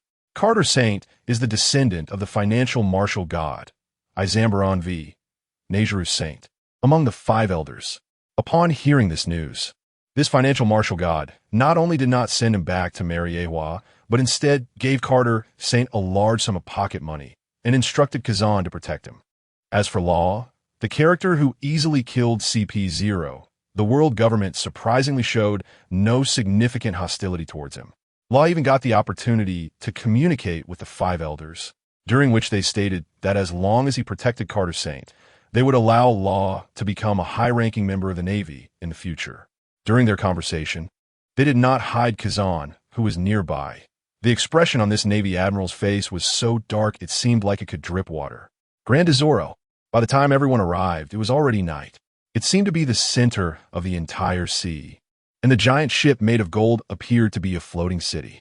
Even at night, it shone like the sun, with the entire hull covered in a thick layer of gold, emitting endless light. The edges of the ship's railings were inlaid with huge gemstones that sparkled in a myriad of colors. Law was somewhat surprised. This was his first time on Tesoro's golden giant ship. The scene reminded him of Skypia's Shandora, the Golden Emperor, indeed deserving of the title. It was hard to imagine how such a massive battleship, akin to a city, was constructed in just a few years. Even with the gold fruit, the effort Tesoro put in could be imagined. The other party had most likely awakened their fruit. Admiral Kazan. It seems there are quite a few Navy personnel here as well. Carter Saint walked over and taunted Kazan. As someone who was once hunted by the Navy, now he had an admiral personally escorting him. This feeling made Shiki's heart feel extraordinarily pleased. He had completely immersed himself in the identity of Carter Saint. However, what he loved most was commanding Law in front of everyone and occasionally mocking Kazan. In Law's words, Shiki's head injury had affected his soul, so it was normal for him to act crazy. During non-working hours, where they went was their freedom. Kazan replied lightly, glancing around. Many pirate ships were leaving from a distance. This golden giant ship was an independent nation with its own laws. Regardless of their status, once they boarded, they had to leave everything behind. Previously, the Navy and pirates coexisted peacefully on this ship. But today, Kazan's arrival still made this group of outlaws feel intimidated. After all, he was an admiral of the Navy, the highest combat power of the Navy headquarters. Not only pirates, but also some familiar faces from Kazan's Navy had secretly hidden away. The fact that celestial dragons traveled here was no secret. Several warships surrounded them for escort. In fact, it was not the first time celestial dragons came here for leisure. The world's #1 entertainment city had its name displayed here, attracting forces from all sides. As everyone passed through the tunnel filled with golden dust, it felt like they had entered a luxurious palace on the sea. Everything in sight was shimmering with golden light, the deck covered with soft carpets, and exquisite carvings and lavish decorations were breathtaking. Suddenly, a deafening shout came from ahead. "Welcome to Grand Tesoro." Immediately after, a man shining with golden light and having gray-green hair slowly walked out. What was astonishing was that even the hat he wore was inlaid with gold. Guild Tesoro warmly welcomes His Excellency Izambaron Carter Saint. Tesoro slightly bowed, showing respect to Carter Saint, who was walking in front. Then, his gaze turned to Kazan beside him, continuing, "To be honest, you're the first Navy admiral to step foot here in many years, Admiral Kazan." Kazan remained silent, merely nodding slightly. Ha ha ha ha ha. Today is truly a memorable, important day. Tesoro's gaze swept over Law, then he burst into loud laughter. You take us inside? Carter Saint grinned, signaling Tesoro to lead them into the city. All right, please follow me. Tesoro's expression showed no change, always maintaining a radiant smile. He was no longer the skinny young man from years ago. His well-built muscles filled his suit perfectly. You all go ahead, just let Kevin protect me. Carter Saint waved to the young man in a black suit beside him, signaling them to leave.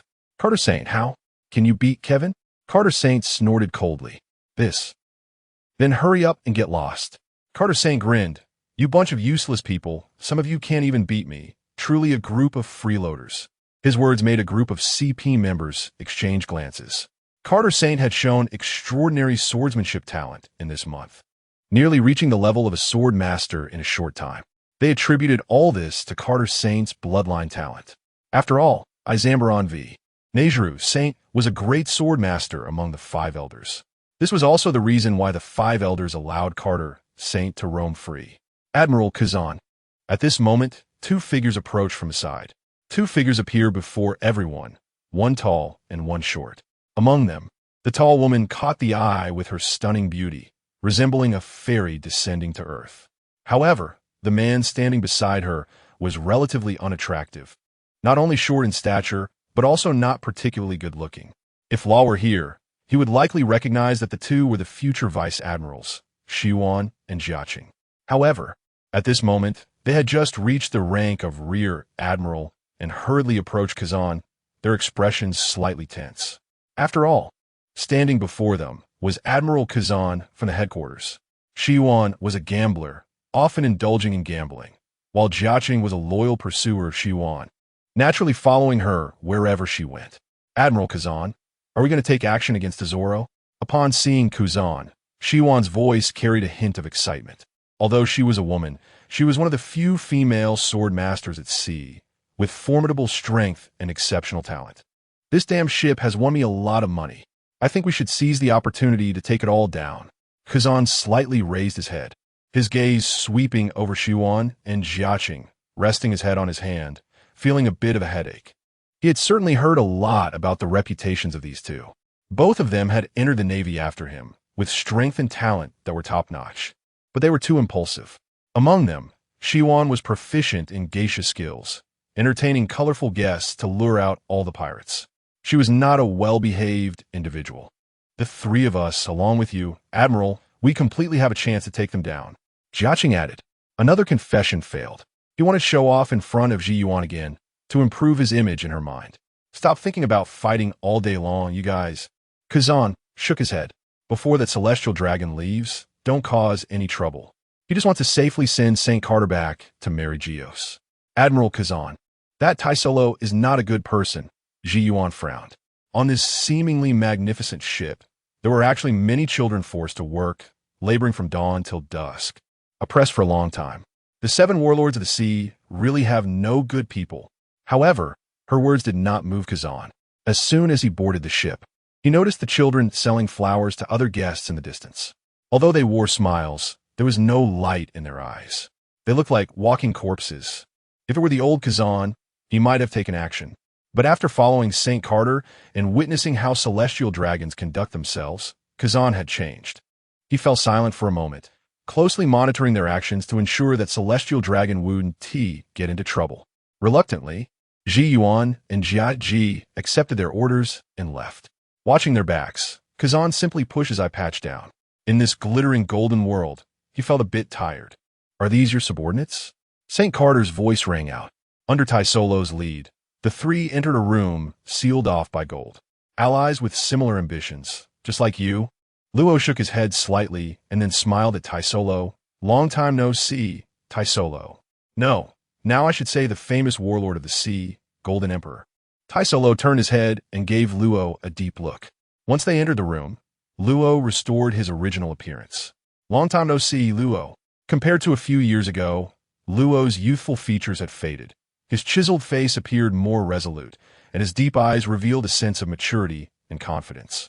Tai Solo's strength had changed dramatically.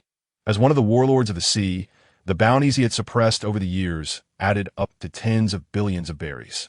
The age of pirates has never lacked fools who come to die. Those who impulsively become pirates would also impulsively come to rob on Taisolo's golden ship. But under Taisolo's observation haki, Luo's presence felt like an abyss, bringing Taisolo a strong sense of threat. It wasn't just Luo. What concerned Taisolo even more was the celestial dragon beside him, St. Carter. Over the years, Taisolo had seen celestial dragons before, enduring humiliation and bearing burdens. Taisolo's mentality was far from ordinary. However, seeing such a young celestial dragon following Luo, Taisolo felt a sense of astonishment in his heart. Because of his understanding, Taisolo knew all too well what kind of existence celestial dragons were. He wasn't a pure celestial dragon. He was merely in a celestial dragon's body, nothing more. Luo did not hide it and stated the fact that St. Carter's soul belonged to Shiki, the legendary flying pirate Golden Lion Shiki. Taisolo's heart suddenly tightened. He widened his eyes, staring intently at the young celestial dragon before him. What, don't believe it? St. Carter's lips curled up slightly, revealing a hint of arrogance. He extended his finger and made a casual swipe. In an instant, a sharp sword intent erupted. It was the Ranshin from the Six Powers. The cold light was astonishing, as if it could tear through the void. However, what changed Taisolo's expression was not just the power of this sword, but the small red lightning arcs flashing atop the blade, crackling ominously. These red lightning arcs coiled around the sword like agile snakes, emitting a heart-pounding energy fluctuation. With a whoosh, the thick golden walls around them were effortlessly sliced open. It was like a scalpel gliding across skin. With a gentle pull, the blood and flesh inside were exposed. Taisolo was astonished. He was no stranger to the New World. This kind of power was a special ability possessed by the four emperors of the sea in the New World. Conqueror's haki entangled. It was something Taisolo yearned for, but had no idea how to attain because he lacked Conqueror's haki. Originally still doubtful, he now had no questions. The legendary Great Pirate. A legendary pirate of the same era as the current Whitebeard. Taisolo, don't lose heart. The Marine Admirals also possess top-tier strength on the seas. And they don't have Conqueror's haki either. It is still a form of power, Luo said softly. If I'm not mistaken, your gold fruit has awakened, right? The gold dust in the passage is a good idea. If the three of us work together, we have a high chance of keeping Kazan here. All according to Captain Luo's arrangements. Taisolo nodded slightly, the thoughts he had nurtured over the years without seeing Luo dissipating. After so many years, Luo was still the enigmatic presence he couldn't see through. Mysterious, powerful. Hey, that golden brat, bring me some gold to play with. St. Carter spoke up at this moment, quite unabashed. Luo, that sea knight Jinbei among the warlords, he is also your man, right? I didn't expect you to hide so deeply. What are you planning to do now? Good question. Law nodded and smiled at the two. How about we go after the four emperors? The four emperors? Taisolo's heart shook. Are you confident? Let's do it. Carter's eyes sparkled. What sea emperor? Except for Whitebeard, the other three are just juniors in the eyes of the Golden Lion. Comparable to Law. If it weren't for my physical issues, I would have wanted to invade the New World after escaping from the underwater prison. Now that my body has been exchanged with Law, although I have lost the ability of the float fruit, I am still a great swordsman, and my Conqueror's haki remains formidable. I can still unleash top-tier sword energy. Law kid, which one do you plan to target? Carter grinned. I heard from your crew that you have conflicts with Kaido's little brat. Are you choosing that brat? Ha ha ha ha. I've been annoyed with him for a long time. No. Law shook his head.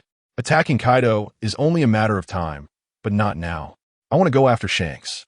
That red-haired brat? Carter was surprised. You might as well pick that old man Whitebeard. Whitebeard, Kaido, Big Mom, they all have obvious weaknesses that can be exploited, Law said.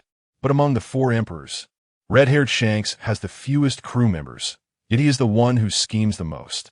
In terms of power among the four sea emperors, he is the most troublesome existence. Captain Law, what do you plan to do? Taisolo was not surprised. Law had once told him to regard the world government as a hypothetical enemy. Now, years later, if Law did not even have the courage to strike against a sea emperor, he would no longer be the person Taisolo admired. I'll tell you something, Law said calmly. Shanks is a celestial dragon. What? Taisolo's eyes narrowed sharply, surprised by this news. Is that true? Carter was also a bit shocked. That brat from Roger's ship is a celestial dragon? Not only is he a celestial dragon, but he also has a close relationship with the captain of the God's Knights. Figureland Garling, Law said calmly. He had crossed over at a time when the anime had just updated, and he was not very clear about the subsequent plot. However, the existence of the God's Knights made Law take it seriously. There are a total of 11 members. The worst-case scenario would be combat power at the level of the 11 admirals. That means the world government not only possesses a weapon like Heavenly King, but also has terrifying military power. After all, the world government gathers the top resources of this sea. If they really achieve this, it is not impossible. So what? Carter grinned.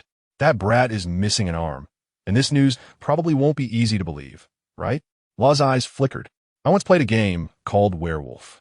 When a player acts inconsistently, it indicates that they may have issues and can easily raise suspicion. Currently, in the New World, 2 of the 4 emperors, Kaido and Big Mom, are collaborating against the world government. At this moment, the other emperor, Shanks, is a celestial dragon. So what will the last one, Whitebeard, do? He won't care. At this point, Carter frowned and replied, that guy is probably only concerned about his sons now. And those useless sons only play around in their own territory, rarely going elsewhere. So what if Whitebeard's sons get caught in a 3-way war? Law's expression didn't change, and his smile remained. Whitebeard will definitely go to rescue them. A glint flashed in Carter's eyes as he confirmed. As an old companion of Rock's, Shiki was an old acquaintance of Whitebeard. He knew Whitebeard's nature all too well.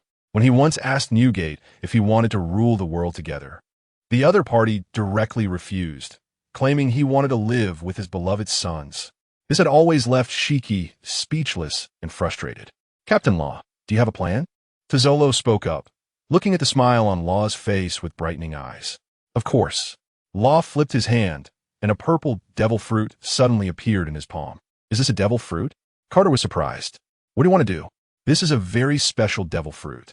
Law tossed the fruit in his hand. Natural type? Carter asked. No. Law smiled.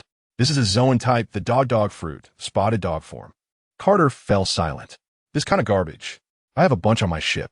On the luxurious ship of the Celestial Dragons. Carter had prepared a lot of devil fruits for a more exciting life. And they were all trash. But watching those who consumed the devil fruits fight was one of his pleasures. Tazolo was also stunned. He indeed admired Law. But now he couldn't understand what Law was planning to do. Don't underestimate this great devil fruit. Law tilted his head back and smiled brightly. It can also be a natural type devil fruit. What are you talking about? Carter's eyes widened as he stared at Law. If you dare to deceive me and make me happy, be careful, or I'll teach you swordsmanship again. Hearing this, Tazolo's muscles tensed slightly. Carter's image as a celestial dragon already gave him an indescribable hostility. Now knowing that the other party was that legendary flying pirate, Tazolo not only felt no relief, but became even more vigilant. The conqueror's haki the other party had just displayed could potentially kill him, even if he awakened his fruit. It would be useless.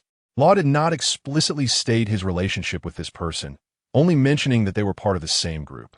But the Golden Lion Shiki was clearly different from Jinbei, who had previously been by Law's side. He was obviously not an honest person. Law's eyes contained a smile, thinking it was better to wait for another opportunity to strike. The appearance of this fruit resembled another fruit. Natural type, dark fruit. Is it the one you ate? Carter's eyebrows furrowed. So what? Kid, my understanding of the dark fruit is no less than yours. Back then, Rocks consumed the dark fruit. The dark fruit is very strong, but also has its limits. It's strong indeed. Law smiled. On Whitebeard's ship, there's an ambitious person who always wants to get it. If the trace of this fruit appears, he will definitely not let this opportunity slip away. Otherwise, how could he become Blackbeard? Big. In the casino, Ji Yuan sat at the gambling table, staring at the shaking dice cup with a hint of nervousness in her eyes. Clang. However, when the numbers on the dice were revealed, Ji Yuan's face instantly turned pale. Another small one? She widened her eyes, unable to believe the number she saw. She had lost, losing 28 times in a row. You guys are cheating at the casino. There must be something wrong. Ji Yuan's hands trembled slightly as she bit her lower lip, trying to control her inner anger. The surrounding noise seemed to fade away, and her thoughts became chaotic. The confidence and excitement she once had turned into bubbles, and she felt a heavy sense of loss. Miss Ji Yuan, we're using sea tower stones as the dice cup, and it's your friend who is throwing the dice. Next to her, a curvaceous red-haired woman chuckled softly. Ji Yuan glared fiercely ahead. That, Ji Yuan, I'll turn back and make up for the money I lost. Jia Ji sighed, putting down the dice cup in his hand. I don't need it, Ji Yuan said fiercely. Just a reminder, Ms. Ji Yuan, your chips are all gone. Do you need our casino's loan service? Bakala smiled sweetly, her eyes sparkling with excitement. Ji Yuan frowned, and the next moment, she left the gambling table. I don't need it. Hey, Ji Yuan. Jia Ji hurriedly ran to catch up. If you run out of money, I can. I don't need it. Watching the two leave, Bakala put away her smile. Boss, it didn't continue. No continuation? Then there's no need to follow them. Be careful not to raise their suspicions. On the other end of the phone, Taizolo hung up. This vice admiral, named Ji Yuan, is a regular on the gambling ship, and it's hard to make her make a mistake. That's normal. Luo nodded. She is recognized as Crane's little sister, and her swordsmanship talent is frighteningly strong, likely to become a great swordsman in the future. As a potential substitute for a future admiral, Ji Yuan definitely possesses the combat power of an admiral. If it weren't for the fact that she was favored by Crane and grew up in the Navy, Luo would have wanted to recruit her into her own faction. Unfortunately, Ji Yuan is much older than Luo. Then let's switch to someone else. Anyway, you're here. The Navy won't leave. Luo smiled at Carter Saint, who was getting into the game at the gambling table. Don't get too absorbed. This body has greater value in death. The Golden Lion is very suitable for this body of Carter Saint. In recent days, the Golden Lion has gradually developed the potential within Carter Saint's body. The descendants of the 20 Kings indeed contain some unknown special talents in their bloodline. Nonsense. Carter Saint scoffed. I don't need you to tell me. Have the people you mention arrived? Have they arrived? Luo turned her head. At this moment, Taizolo was putting down another phone. Russell. Suddenly, a noisy sound came from not far away. The thick pure gold gate of more than 10 meters slowly transformed into a pile of sand, falling to the ground. Huh. A puff of smoke was exhaled by the newcomer. You hurriedly call me here. Luo, what do you want? Taizolo's eyes narrowed slightly, sensing a powerful aura. Luo smiled. Long time no see, crocodile. Ha ha. I won again. A loud, arrogant laugh echoed through the casino. A man with yellow hair, dressed in a red shirt, white gloves, a beige coat, gray pants, and a hat emblazoned with a pirate ship skull pattern laughed heartily on the ship. Around him, jealous glances shot his way. Winning 10 billion berries in a row. Who has better luck than me? Today, I want to win 50 billion berries. This money should be enough for me to buy the head of the world's strongest man, right? Ha ha ha ha ha. Beside him, pirates showed displeased expressions. This guy starts to show off as soon as he wins a little. Damn, I really want to take his head off. Does he want to die? Daring to joke about that great man, if he gets. The discussions among the crowd were abruptly interrupted by an angry voice. Bastard, who do you think you are to insult my old man? A medium-sized man approached with messy brown hair, a mustache, wearing a dark yellow jacket with a green lining, an open shirt, and a green undershirt. Who are you? The yellow-haired man grinned, looking disdainful. Suddenly, a pirate with a scarred face was startled. That's the captain of the Whitebeard Pirates' 7th Division, Lackey. Is it him? Excitement flashed in the eyes of some pirates. This is going to be good. In the New World, there are 4 emperors reigning over the seas. The Whitebeard Pirates, however, are the oldest and once rivaled the Roger Pirates as a dominant pirate crew. In the New World, you can offend the Navy, but you must never offend the 4 emperors. This is a consensus. So what if it's the Whitebeard Pirates? This is a casino. Everything depends on one's gambling skills. Even if a vice admiral comes, they must follow the rules. Or is it that your Whitebeard Pirates can only call for your old man? Go home and drink your daddy's milk. Ha ha ha ha ha. You're seeking death. Lackey was furious. Dare to gamble? Sure. The yellow-haired man spread his hands. Choose any game. I'll play with you. Half an hour later, Lackey, with an incredulous expression, stared at the yellow-haired man and shouted, Impossible. How can you be so lucky? The opponent seemed to be possessed by a gambling god, winning 30 times while Lackey only won once. What is so great about the captain of the Whitebeard Pirates? Do you still have money? The yellow-haired man sneered. Aye. Lackey's face darkened. How about this? One more round. If you win, you get everything. If you lose, you'll be stepped on for a photo. And you have to keep that photo for a year. What do you think? The yellow-haired man continued, with a teasing expression. Of course, if you want to play dirty, that's fine. After all, you have a good old man, right? Ha ha, bring it on. Lackey's eyes were about to spew fire. However, things did not turn around. He lost. Is the white-beard pirates that powerful? The yellow-haired man laughed. Let me tell you. I'm from the red-haired pirates. Lime Jones, remember this name. He patted Lackey's face, stepped forward, and kicked him down. Get my loot out. I want to take a good photo with this captain. Of course. If you want to play dirty, that's fine. After all, you have a good old man, right? Ha ha, bring it on. Lackey's eyes were about to spew fire. However, things did not turn around. He lost. Is the white-beard pirates that powerful? The yellow-haired man laughed and said, let me tell you. I come from the red-haired pirates. Lime Jones, remember that name. He patted Lacquer's face, took a long step forward, and kicked him down. Bring out my loot. I want to take a nice photo with this captain. Click. A photo popped out of the camera and was thrown onto the floor in front of Lacquer. Goodbye, captain of the 7th Division of the White-Beard Pirates.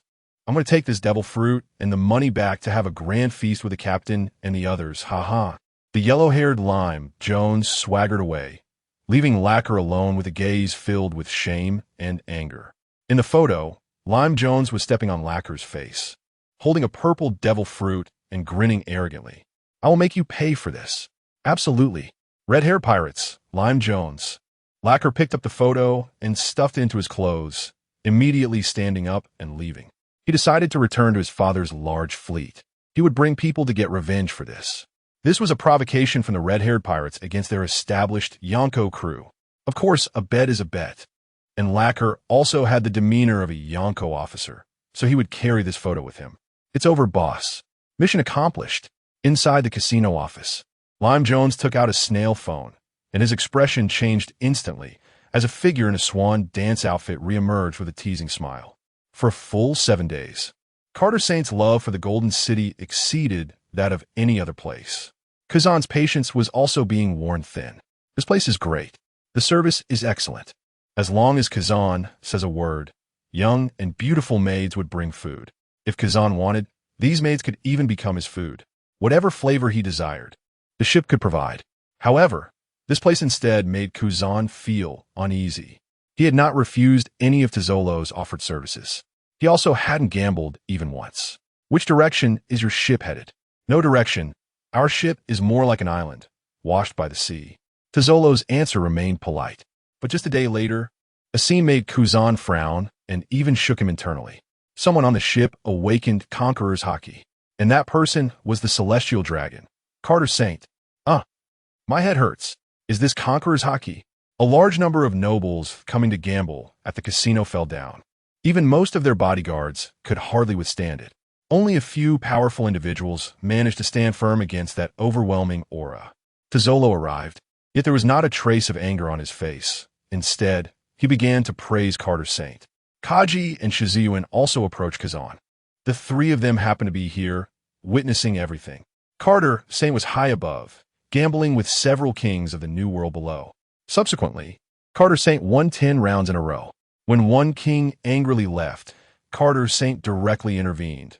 This distinguished celestial dragon indeed had some skills, executing a flying slash that killed 2 bodyguards beside that king. Carter Saint laughed maniacally, and that domineering aura swept out from him. Everything felt so natural, filled with Carter Saint's laughter. Report, Lord Carter Saint. A squad leader from the CP organization picked up the snail phone, his voice shaking with surprise. What happened? Did he get into trouble? What are you useless fools doing? If anything happens to him, you all will die. No, the squad leader replied immediately. Lord Carter Saint has awakened Conqueror's Haki. What? Carter Saint awakened Conqueror's Haki? In Mariehua, 5 figures gathered. Unexpectedly, there are still some good seeds in this generation. Sending them out to Rome might indeed be a good choice. Dressed in a deep red suit without a bow tie, with golden hair and a golden beard. Shepherd 10 Peter smiled. Very good. We can bring him back for training. Carter Saint, he is from the Isaac Baron family, right? With long white straight hair and a long beard, Marcus Maz said. Since he has awakened Conqueror's hockey, then the position of the Divine Knight can make him a candidate. Bring him back. Focus on training. From now on, Carter Saint will be a new star among the Celestial Dragons. On the other side, at the Whitebeard Pirates banquet, a group of captains gathered to drink. Their days were just like usual. With Whitebeard's name, no one dared to oppose them on these seas. Whitebeard would not rob ordinary people. However, the Whitebeard pirates had dozens of small fleets, and some captains wouldn't care too much. Money. Who would dislike having more? A captain of a division is at least a powerful figure with a bounty exceeding 100 million. Their food expenses and daily consumption on the ship were astronomical. Ha ha. Lacquer, did you gamble again? A tall and thin man, holding a food tray, laughed. He had a pompadour hairstyle and wore a chef's outfit, but was also a captain of a division in the Whitebeard Pirates. He belonged to the 4th Division, and his name was Sachi. Lacquer's expression was not good. Don't mention it. I ran into a lucky bastard. Who? Not familiar with your name? Sachi laughed heartily. Other captains also turned their attention to him upon hearing this. A bastard from the red-haired pirates. Don't laugh at me. Lacquer recounted what happened. Lime Jones? A robust man approached from above. His arrival made the nearby captains part ways. He was Diamond Jozu, the captain of the 3rd Division of the Whitebeard Pirates. I met a few people from the red-haired pirates. He is not that kind of person, right? Brother Jozu, I'm telling the truth. Lacquer gritted his teeth and took out the photo. Look, it really is him? Jozu was astonished. The red-haired pirates, is this a provocation against Dad's authority? A captain frowned, his expression unfriendly. And just behind the group of captains, a plump man who had been calmly eating cherry pie suddenly turned his gaze sharp, staring intently at the photo. Just a glance, and he couldn't look away. It's here. It must be it. It must be that fruit. How did it get into the hands of the red-haired pirates? What are you all talking about? At that moment, a voice of mockery sounded not far away. A man with yellow hair styled and several spikes walked over, holding a pineapple and taking a bite, skin and all. His arrival made the surrounding commotion stop. Marco, Joseph shouted, our people have been messed with by the red-haired pirates. What's going on? Marco's smile faded as he frowned. Rikuyo repeated what had happened. Marco, this matter cannot just be let go, Jaz stated in a deep voice. As an established member of the 4 emperors, they were provoked by a new emperor crew. Although the incident took place in the Golden City of the 7 Warlords, Taizolo, where many distinguished individuals gathered, including navy, pirates, and nobles, this matter would definitely spread. I will discuss this with Dad, so don't be impatient. A hint of seriousness crossed Marco's eyes. The red-haired pirates, that red-haired Shanks, was an old acquaintance of his. But the other side's current strength. With Marco's appearance, everyone quickly dispersed. However, in the middle of the night, 2 figures approached Rikuyo. Captain Sachi, are you here too? Rikuyo asked, somewhat puzzled. Sachi, the captain of the 4th Division, was a veteran on the ship, but they had little interaction. We're here to back you up. Before Sachi could speak, a dark-skinned fat man behind him jumped in. Your Teach? Rikuyo looked at Teach for a while before recognizing this low-profile person on the ship. Teach persuaded me to come, Sachi said with a smile. Teach was Dad's old crewmate, and he couldn't tolerate the humiliation of Dad's authority. We'll go with you to the red-haired pirates and find that lame Jones. Hearing those 4 words, a hint of killing intent flashed in Rikuyo's eyes. His voice was low, but won't that be a bit too much? It's fine. We're not looking for the red-haired pirates. Just lame Jones himself. There won't be any trouble. Besides, some of the old members on our ship know red-haired Shanks. I'll go with you. At that moment, a rough voice rang out. Brother Jaws. Rikuyo looked over, his eyes lighting up. So how about I join you? I've been displeased with the red-haired pirates for a long time. Ha ha ha, of course. Teach laughed immediately. There's no time to lose. Let's set off right away. I've already prepared food and water. The 4 quietly left, and following the other 3, the light in Teach's eyes grew increasingly crimson, his body trembling slightly, seemingly in excitement. Did that red-haired kid really say that? On the Moby Dick, a voice like a bell rang out. Dad, I've seen that photo. It should be like that. Marco said softly while sitting on the railing. That guy's crew actually behaves like this. Marco. At this moment, the man sitting at the highest point suddenly stood up. His towering figure, at 66 meters tall, was more than twice the height of Marco. Just seeing his incredibly strong and robust body would make one feel an immense pressure. "We are the Whitebeard Pirates," the man roared, his voice booming like thunder in the air. Gurara. Following that, a deep, magnetic laugh came. "What does it matter if that little brat is now one of the 4 emperors? Since my son has been bullied, how can I, as your dad, stand by and do nothing? No need to worry. We will set off immediately to their territory. Marco, all these years, you've always been overly cautious. This is the reason for your strength hitting a bottleneck. But I tell you, don't think that just because I'm old, my blade hasn't rested a bit." As he spoke, a surging momentum erupted from the man's body, as if it would break through the clouds. The sky immediately echoed with rumbling sounds, seemingly responding to him. This man was Edward Newgate, universally recognized as the strongest person. "Marco, Dad!" A figure rushed over. "What's wrong, Vista?" Marco turned his head. "It's not good. Sachi and the others have left the ship, and Sachi left a note saying they went to find trouble with the red-haired pirates." "What?" Marco was taken aback. That night, the Moby Dick changed direction and quickly sailed towards a certain location. "I'm not going back." In the Golden City, a young man wearing a bubble helmet held a handful of chips in one hand and had his other arm around a scantily clad woman, looking displeased. "What is there to go back for? Tell those 5 old geezers that I'm making money for them. Do you know how much I've made these days? Over 100 billion berries. Those useless people in the clan only know how to spend money, while I'm much better than them." A middle-aged man in a black suit sighed. "Lord Carter, if you want money, you just need to say a word to the clan, and you will. Get lost." Carter slapped the middle-aged man's face with a loud smack, sending him flying several meters away. That terrifying power left half of the man's face torn open, blood dripping and staining the ground. Behind, over a dozen CP organization members felt a chill run down their spines. Ever since the current Carter awakened the Conqueror's hockey, his physical abilities had been continuously improving. In terms of combat strength, Carter had already shown he was not weaker than those CP members. "By the way, when will the things I want arrive?" Carter snorted coldly and asked back. Lord Carter," the clan said, "as long as you return." Another CP squad leader had to step up. "I'm not going back." Carter grinned. "I haven't had my fun yet. I'm not going back to that boring place." Seeing him say this, the CP members trembled all over, not daring to show any expression. Only this lord would dare to say that Mariehua was a boring place. The 5 elders had spoken, ordering Carter to return. But the Carter in front of them was determined to stay and have fun. "Unless you have a more interesting place. Otherwise I won't leave here a step," Carter said disdainfully. "Lord Carter." Footsteps approached from behind. "I know of a place in the New World that might be quite interesting. Maybe it suits your idea."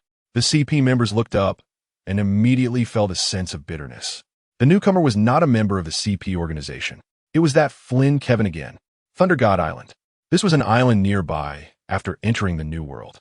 The island is a medium-sized one.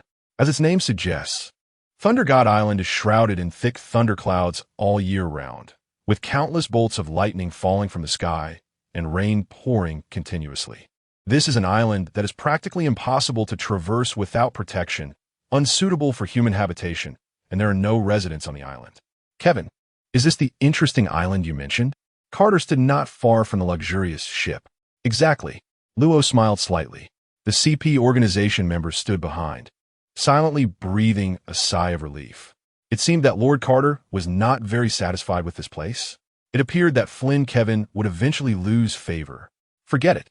Carter glanced at Luo and suddenly chuckled. "Why don't we throw a few slaves on the island?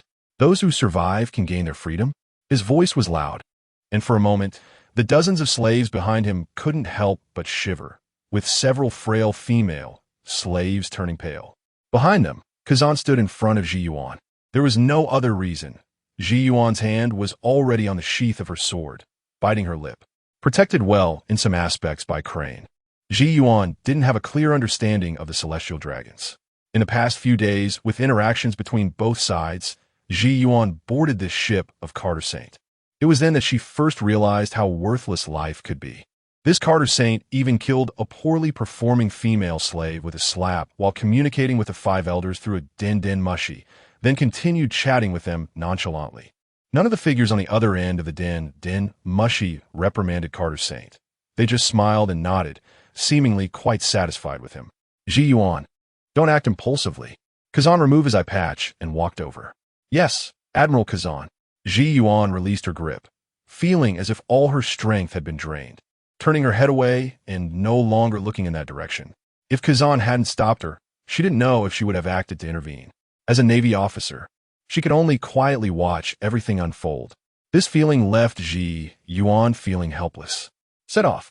Several members of the CP organization were startled and immediately rushed over. Sir, Carter Saint, wait for us. Carter Saint and Flynn Kevin each held 2 slaves and stepped forward towards Enel Island. From their stance, it seemed they were going to fight slaves on Enel Island. Several CP organization members hurriedly followed, regretting it in their hearts. The moonstep was taught to Carter Saint by them. They hadn't expected him to comprehend it so quickly. I'll go take a look. Kazan frowned and jumped off the ship, instantly creating an ice surface that spread towards Enel Island. This celestial dragon, named Carter Saint, as his strength grew, was doing increasingly outrageous things. It was said that the world government had sent several warships to escort him with a devil fruit. This place was relatively close to the Navy headquarters, situated in the middle of the earlier and later segments of the Grand Line. And Kazan even had the idea of binding him back to Mariehua. For slaves were thrown onto Enel Island, looking up in terror. As long as you can bring back the heads of the thunder beasts on the island, one head can exchange for 1 life. Law spoke flatly. He looked at Carter Saint. What do you think, sir? Good. Very good. Carter Saint's eyes flashed, grinning widely. Thunder beasts were animals that lived on Enel Island, and due to being struck by lightning frequently, their fur was extremely tough. Each one stood at least 5 meters tall, was rare, and had a bad temper. Go, Law said calmly. You have half an hour. The 4 slaves were taken aback and quickly ran back. The members of the CP organization rushed over to prepare soft sofas and other items for Carter Saint. Kazan arrived last, expressionless, slowly walking to Law's side, lost in thought. As half an hour was about to pass, 2 slaves stumbled back, each holding a head larger than the 2 of them combined. It was evident that both of them were injured, their clothes torn and stained with blood. One had his left hand clutching his chest, his face pale as paper, while the other had already lost his right hand, his legs trembling slightly, as if he would collapse at any moment. However, both were pirates, seemingly with bounties in the tens of millions of berries, not ordinary people. They had succeeded, but they were still 1 step away from success. The burly man on the left moved, his pale face twisted in expression as he shouted, Cedric die? He suddenly thrust a dagger hidden in his left hand towards the chest of the man on the right. You, the man on the right, having lost 1 hand, was holding that massive head with the other, unable to retaliate in time as he was struck squarely in the chest. Crack! The sound of bones breaking echoed. The man who had lost his right hand collapsed to the ground like a broken sack. He, the burly man, sneered, holding up the Thunder Beast's head, showing a humble smile to Carter Saint. Sir, I did it. His voice was hoarse, rubbing his eyes, suddenly feeling that his vision was somewhat blurry. A mouthful of blood sprayed from his mouth. The man fell to the ground, frothing at the mouth, as the head rolled to the long table prepared for Carter Saint by the CP members. A figure staggered to his feet. It was the man named Cedric. He was pale and walked up to Carter Saint, his knees buckling as he crawled on the ground, a glimmer of relief flashing in his lowered eyes. At the last moment, he had poisoned the opponent, and it exploded. He was the real winner. Ha ha ha ha ha. Reward. Carter Saint laughed heartily. Take him back. From now on, you will be the head slave. Thank you, sir. Thank you, sir. Cedric excitedly kowtowed, speaking while coughing up blood. It was clear that Carter Saint had previously said he would set him free. 2 CP members came over to support him, preparing to take him back to the ship. The 3 passed in front of Kazan, who exchanged glances with Cedric. This was a pirate who had once had a bounty of 73 million berries, personally captured by Kazan in the South Blue. At that time, although he had been captured, he was still an arrogant person. Boom! Just then, Kazan's pupils suddenly constricted as he shouted, Be careful. In the densely packed storm clouds, lightning had gathered at some point, blue and purple intertwining as the dual-colored lightning descended suddenly. The target was Kazan. An ice wall appeared in the blink of an eye. Meanwhile, The two CP members and Cedric were instantly turned to ash. Protect Lord Carter Saint. Everyone go protect Lord Carter Saint. The sudden situation stunned everyone. Then, a group of CP members rushed to surround Carter Saint. Anyone could be in trouble, but as a celestial dragon, Carter Saint absolutely could not be harmed. Boom! Boom! At this moment, the clouds above erupted with blue and purple light. The ice wall shattered, and an anomaly reappeared, with thick pillars of lightning crashing down one after another, surrounding Kazan in the center. At the same time, the sky became even more terrifying. The mist of Enel Island was dispersed, and the lightning shone brightly, illuminating the area as thunder beasts appeared around everyone, making it seem like daytime. So many thunder beasts? How could there be so many? Quickly take Lord Carter Saint away. Run. There is no need to fight those things. A group of CP organization members surrounded Carter Saint and boarded a small boat, heading straight towards the distant luxury ship and warships. I'll bring up the rear, Luo smiled, not boarding the ship. His figure darted forward, rushing towards a group of thunder beasts. Lord Kevin. Several CP members cast grateful glances at Luo. Lord Kevin, we're counting on you here. Thank you so much. Regardless of how Kevin usually acted at this dangerous moment, the fact that he dared to stay behind and block the thunder beasts made the CP members feel as if they had been saved from death. The thunder beasts were monsters that lived on Thunder God Island, each with tough skin and flesh that ordinary shells couldn't penetrate. The CP members had varying levels of strength. Not everyone could compare to billion-dollar bounty pirates or Navy vice admirals. That group of thunder beasts was charging over in a mighty wave, and at a glance, there were at least hundreds of them. The only boat was the one that the CP members had surrounded Carter Saint to leave on. Not every CP member could use the moonwalk. After Luo charged in, the more than 10 remaining CP members scattered to gather materials, planning to construct a small boat for emergency use. At this moment, a smile appeared on Luo's lips. Scattering is good. With his palm facing down, a spherical space instantaneously enveloped the entire Thunder God Island. Room batten. Luo plunged into the Thunder Beast group like a cannonball, and the moment his figure was engulfed, he lightly moved his fingers. Roar! Roar! The roars rang out one after another, but compared to before, there was a hint of fear in these roars. Dozens of Thunder Beasts were propelled upwards by an invisible force, then fell towards the shore. Coincidentally, that shore was wrapped in a large expanse of ice walls. Zzz. The intense friction with the air caused the Thunder Beast's tough fur to spark with arcs of lightning, and those Thunder Beasts, connected together, resembled a human-made lightning rod. Kevin. Within the ice walls, a pair of eyes darkened. What? Luo's voice came from afar, mixed with the explosive sounds of battle. Kazan, what did you say? At this moment, lightning fell again from the sky. From a distance, it seemed that a thin figure stood amidst the dark clouds, and arcs of lightning began to gather in the air. Eventually, it looked as if many blue-purple waterfalls were falling from the sky, crashing down towards the ice walls. Boom! The thunderbolts struck the ground, and at the moment they passed the Thunder Beasts, the arcs of lightning on the Thunder Beasts merged with the thunder, further enlarging the diameter of the lightning. In the blink of an eye, the lightning seemed to be a colossal entity in motion, creating a tremendous commotion. With bolts of lightning roaring and energy surging, the lightning began to shrink, gradually solidifying into a long spear, crackling with electricity, terrifyingly powerful. Boom! Rubble flew into the air. The rocks on Thunder God Island, long ravaged by thunder, were now dark and solid, but they exploded everywhere. Around, the scattered CP members gasped in shock. The thunder on Thunder God Island was truly terrifying. If it were them down there, they would definitely be reduced to dust in an instant. The disturbances on Thunder God Island naturally attracted the attention of several warships and luxury ships. This is bad. Ziyuan abruptly discarded the cigarette in his hand, his expression changing slightly. There was trouble. We need to go support them. Jaji also sensed the problem. The two stepped onto the moonwalk, heading towards a small boat where Carter Saint was.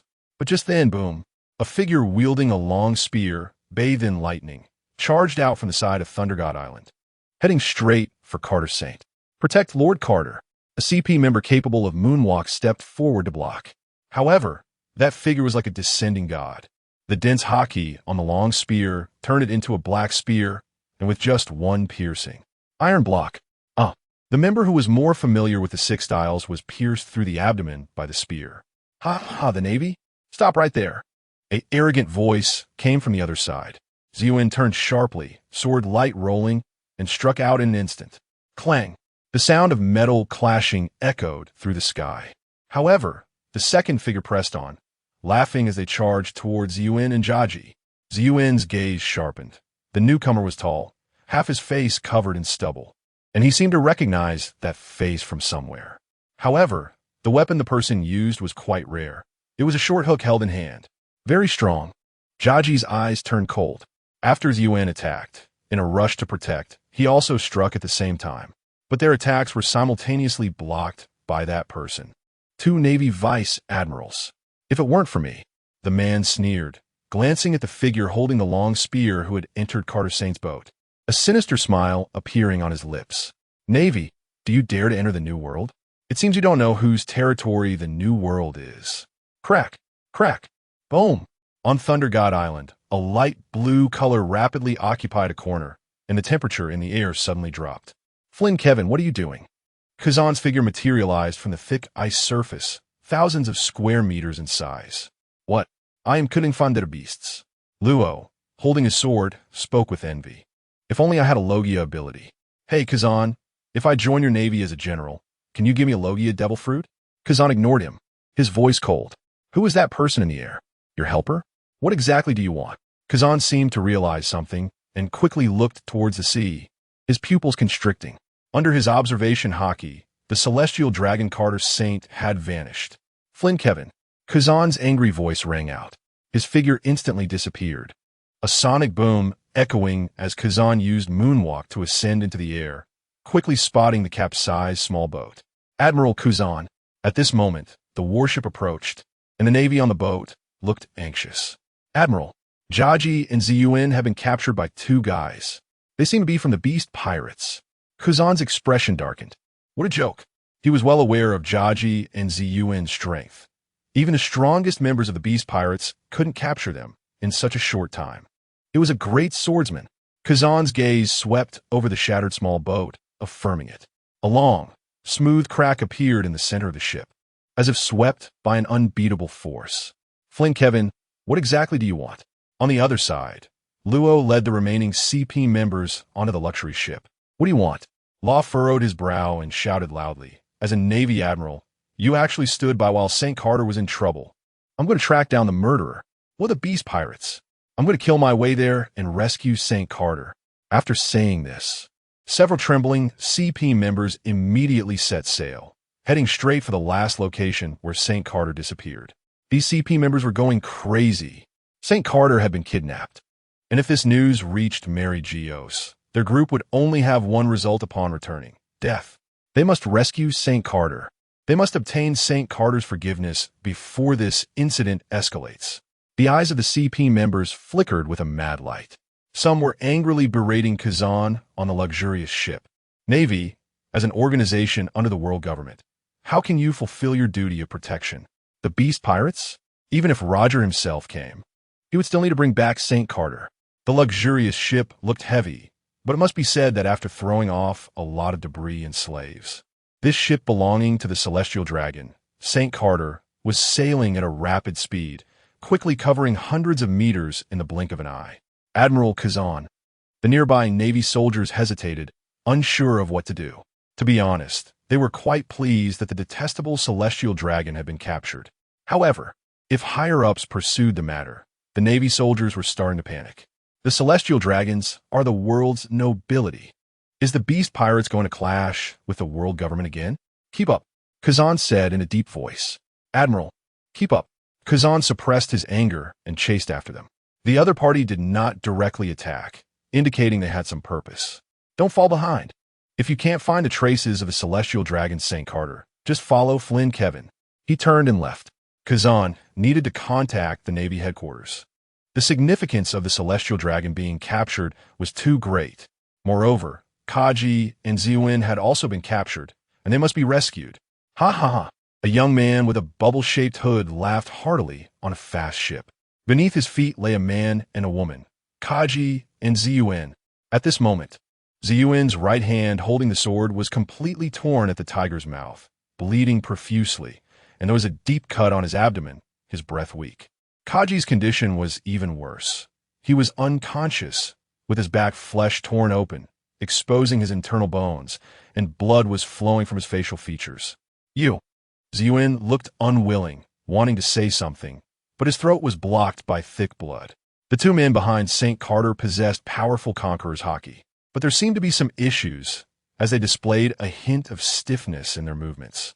Originally, Ziyuan and Kaji were evenly matched with their opponents and even had a slight upper hand, holding out hope for victory. But at that moment, St. Carter, who was being protected by Kaji and Ziyuan, made a move. The terrifying conqueror's haki caused the two to freeze in thought, and what awaited them was a knife light filled with red lightning. What shocked Ziyuan was that the knife light was an attack launched by the celestial dragon, St. Carter. With this strike, Ziyuan and Kaji were directly defeated, and the CP members on the ship were also killed by St. Carter himself. The celestial dragon's bizarre actions made Ziyuan feel a heavy weight in his heart.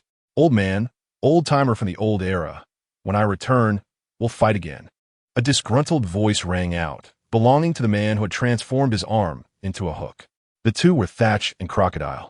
On the Golden City, Law had used the chaos space to swap their souls and personalities with those of two members of the Beast Pirates. The purpose was to intercept Kaji and Ziyuan. However, not being in their original bodies and unable to use their abilities, the two found themselves at a disadvantage against Kaji and Ziyuan. In the end, the Golden Lion had to forcibly attack using St. Carter's body.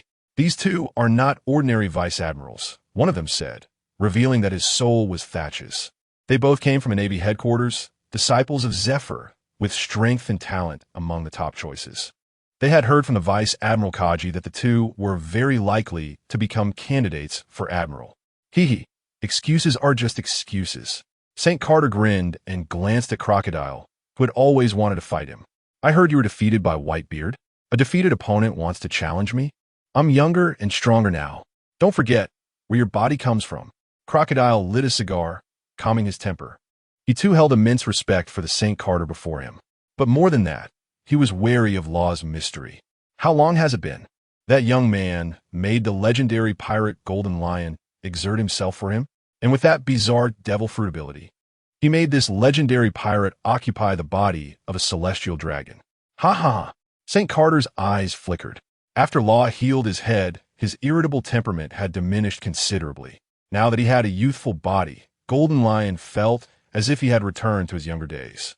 Pirates like Crocodile were characters, but he didn't regard them highly. That kid is different. If I'm not mistaken, you were also defeated by him, right? Oomph. Crocodile snorted coldly, turning his head away.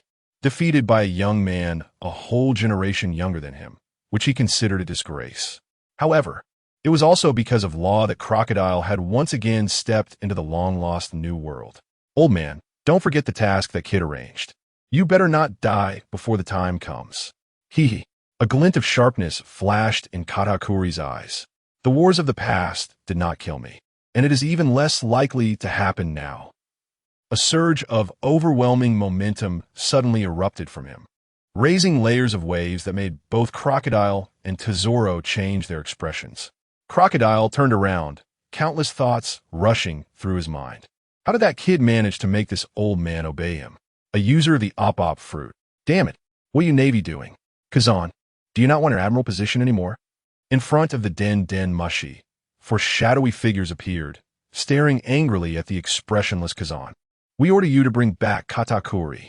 If anything happens to Katakuri, you can forget about your admiral position. At the same time, your Navy will pay the price for this. We don't need disobedient subordinates. Yes. Kazan nodded lightly, his expression not looking good, his eyes fixed on the ground.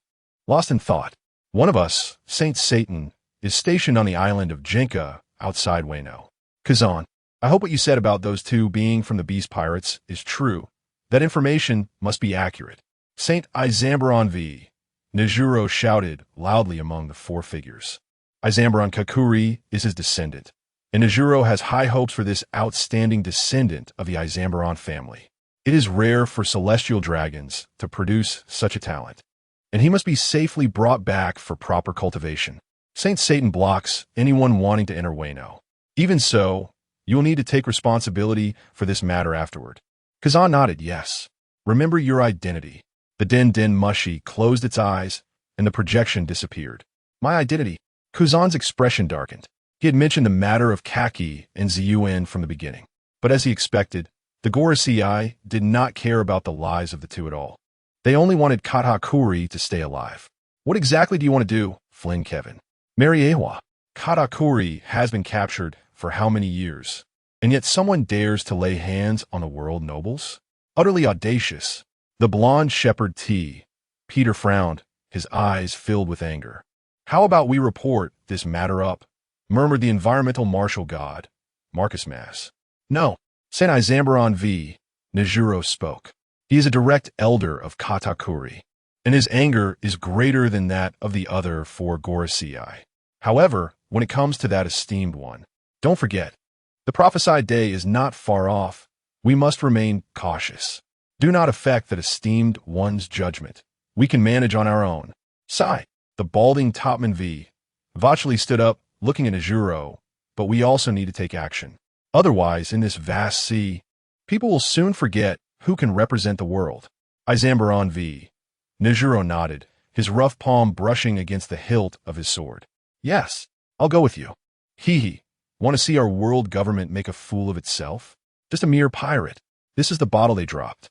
They haven't shaken us off too far. Just ahead, keep the speed and chase them down. We're a large ship, and they only have a small boat with limited supplies. We will catch up sooner or later. At the bow of the luxury ship, Law had a light smile on his face, issuing orders to the CP members behind him. Lord Kevin, everything is up to you. We will definitely bring back Lord Katakuri. Beside him, a woman dressed in a black suit spoke softly. Her name is Esther, one of the few women in CP. There are 26 CP members on this luxury ship, each one a master of the six powers. Law just nodded. Unlike at the beginning when he showed admiration for Katakuri, his attitude had gradually become cold over the past few days. However, the CP members still obeyed Law's orders, treating him with the same respect as they would Katakuri himself. This is because the Gorosei had already discovered that Katakuri was captured and issued a death order to these CP members. They must rescue Katakuri. Otherwise, when they returned to Mariewa, they would only face one outcome: death. Continue to follow. The rest remain unchanged. Law's voice was flat. On Onigashima. What did you say? Report. Lord Jin, we have captured a celestial dragon who came to play in the New World. Celestial dragon? Jin held the Den Den Mushi, confirming several times, his eyes flickering. Where are you now? We are on our way back to Wano. No, you cannot return. The world government's dogs are blocking the borders of Wano, and if you try to enter, you will definitely be ambushed. So what should we do, Lord Jin? A rough voice came from the other side of the Den Den Mushi. Should we kill this celestial dragon directly? Jin frowned at the other end of the Den Den Mushi. Killing him directly would be too much of a waste. Banson and Hadro are veteran members of the Beast Pirates. However, their strength has gradually been surpassed by new members. And the traditional powerhouses in the Beast Pirates have been increasing, with the likes of the Beast and others. The two old veterans are no longer high-ranking members of the Beast Pirates. They still gamble frequently and often sneak off to gamble in various places. Who would have thought that this time they would capture a celestial dragon? Jin did not doubt Banson and Hadro's identities. The Den Den Mushi could to some extent restore the appearance of the person on the other end. Thud! Thud! Heavy footsteps approached from the darkness, the figure towering over 7 meters tall like a small mountain. Jin, why do you look so gloomy again? Banson and Hadro have captured a celestial dragon.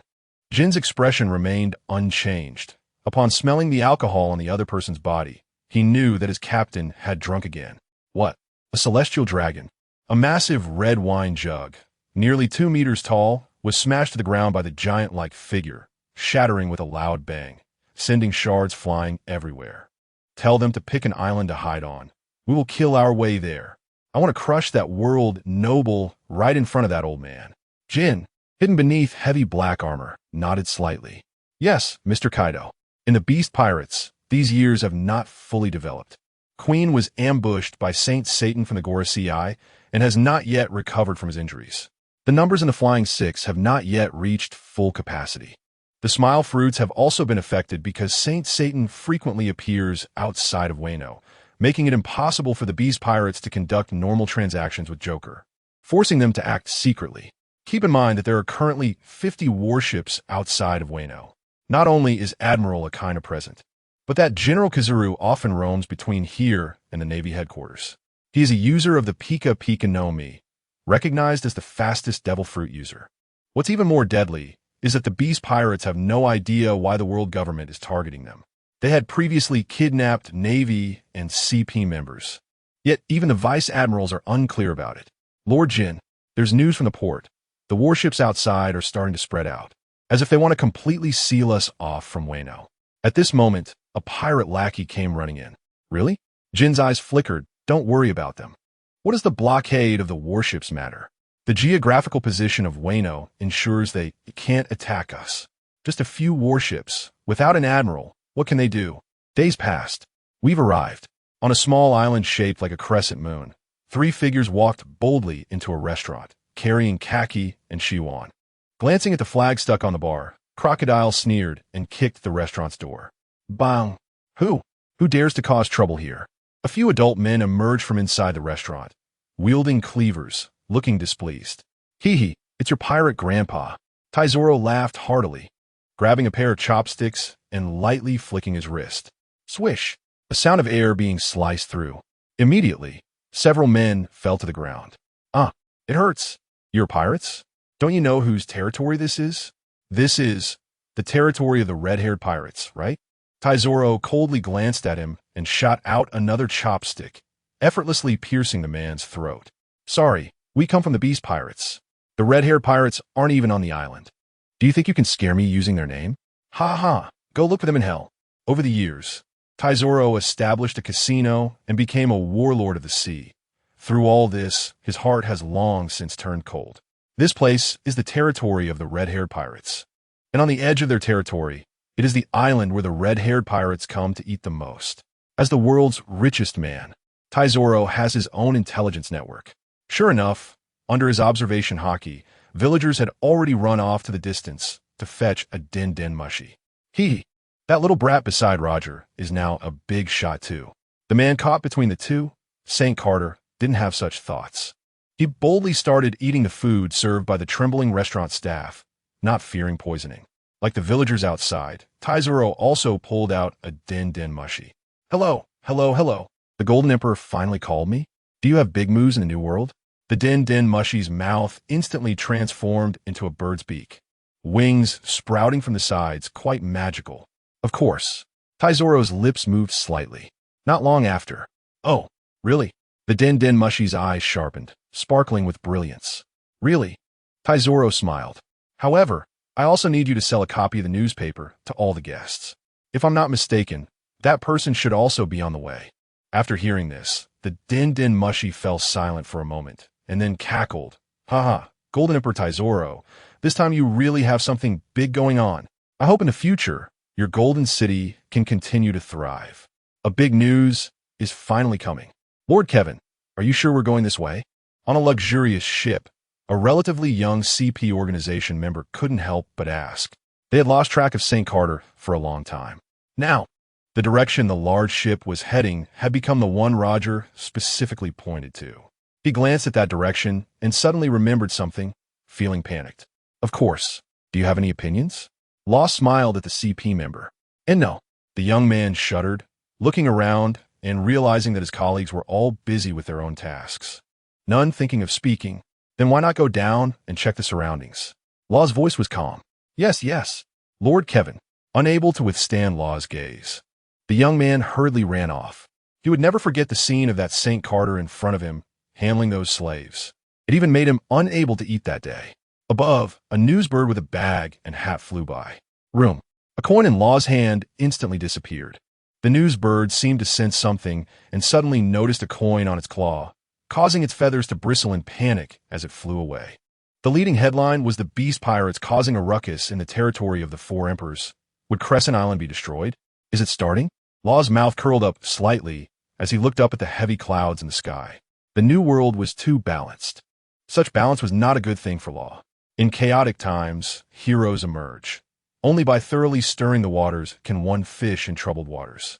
In the past few days, he had provoked the desires of that future Blackbeard to go to the territory of the red-haired pirates, and had also let Tizoro and Crocodile, carrying the celestial dragon St. Carter, use the true form of the beast pirates to cause trouble in the territory of the red-haired pirates. Blackbeard's group would attract the Whitebeard pirates to follow. Law had already received news of the Moby Dick setting sail, with 3 sea emperors converging, and the world government's saints stationed outside Wano. They're all proud individuals who only need a spark to ignite the powder keg. Sure enough, 3 days later, in front of a reversed waterfall, Law looked at the empty sea around him and smiled. Are they still following behind? Report to Lord Kevin. A gentle voice from Esther Mina rang in Law's ears, like a breeze passing by, carrying a faint fragrance. She slightly bowed, a large amount of spring scenery appearing before her, yet she paid no mind. Admiral Kazan requests you to stop the ship for communication. Don't mind them. Law waved his hand, signaling her to leave. A trace of regret crossed Esther Mina's eyes. This man remained indifferent to her hints, leaving her with a bitter feeling and uncertainty about the future. Because the location they were currently in was indeed the stronghold of the Four Emperors, Kaido, beneath Wano. Boom, boom. On the island, a series of rumbling sounds continued, shaking the entire island. In the distance on the mountain, 4 figures suddenly appeared, their shapes flickering in the mountains as if descending from the sky. The leading figure was tall and imposing, making one feel awed. We found it. A deep voice came from the robust figure ahead. Just in time, we're near Crescent Island. I didn't expect those guys from the Beast Pirates to be so foolish. Brother Jozu, then should we directly attack next? Lackey's eyes sparkled. He had been humiliated by the red-haired pirates Raimon Jones in the Golden City. This matter, he was determined to reclaim. Not possible.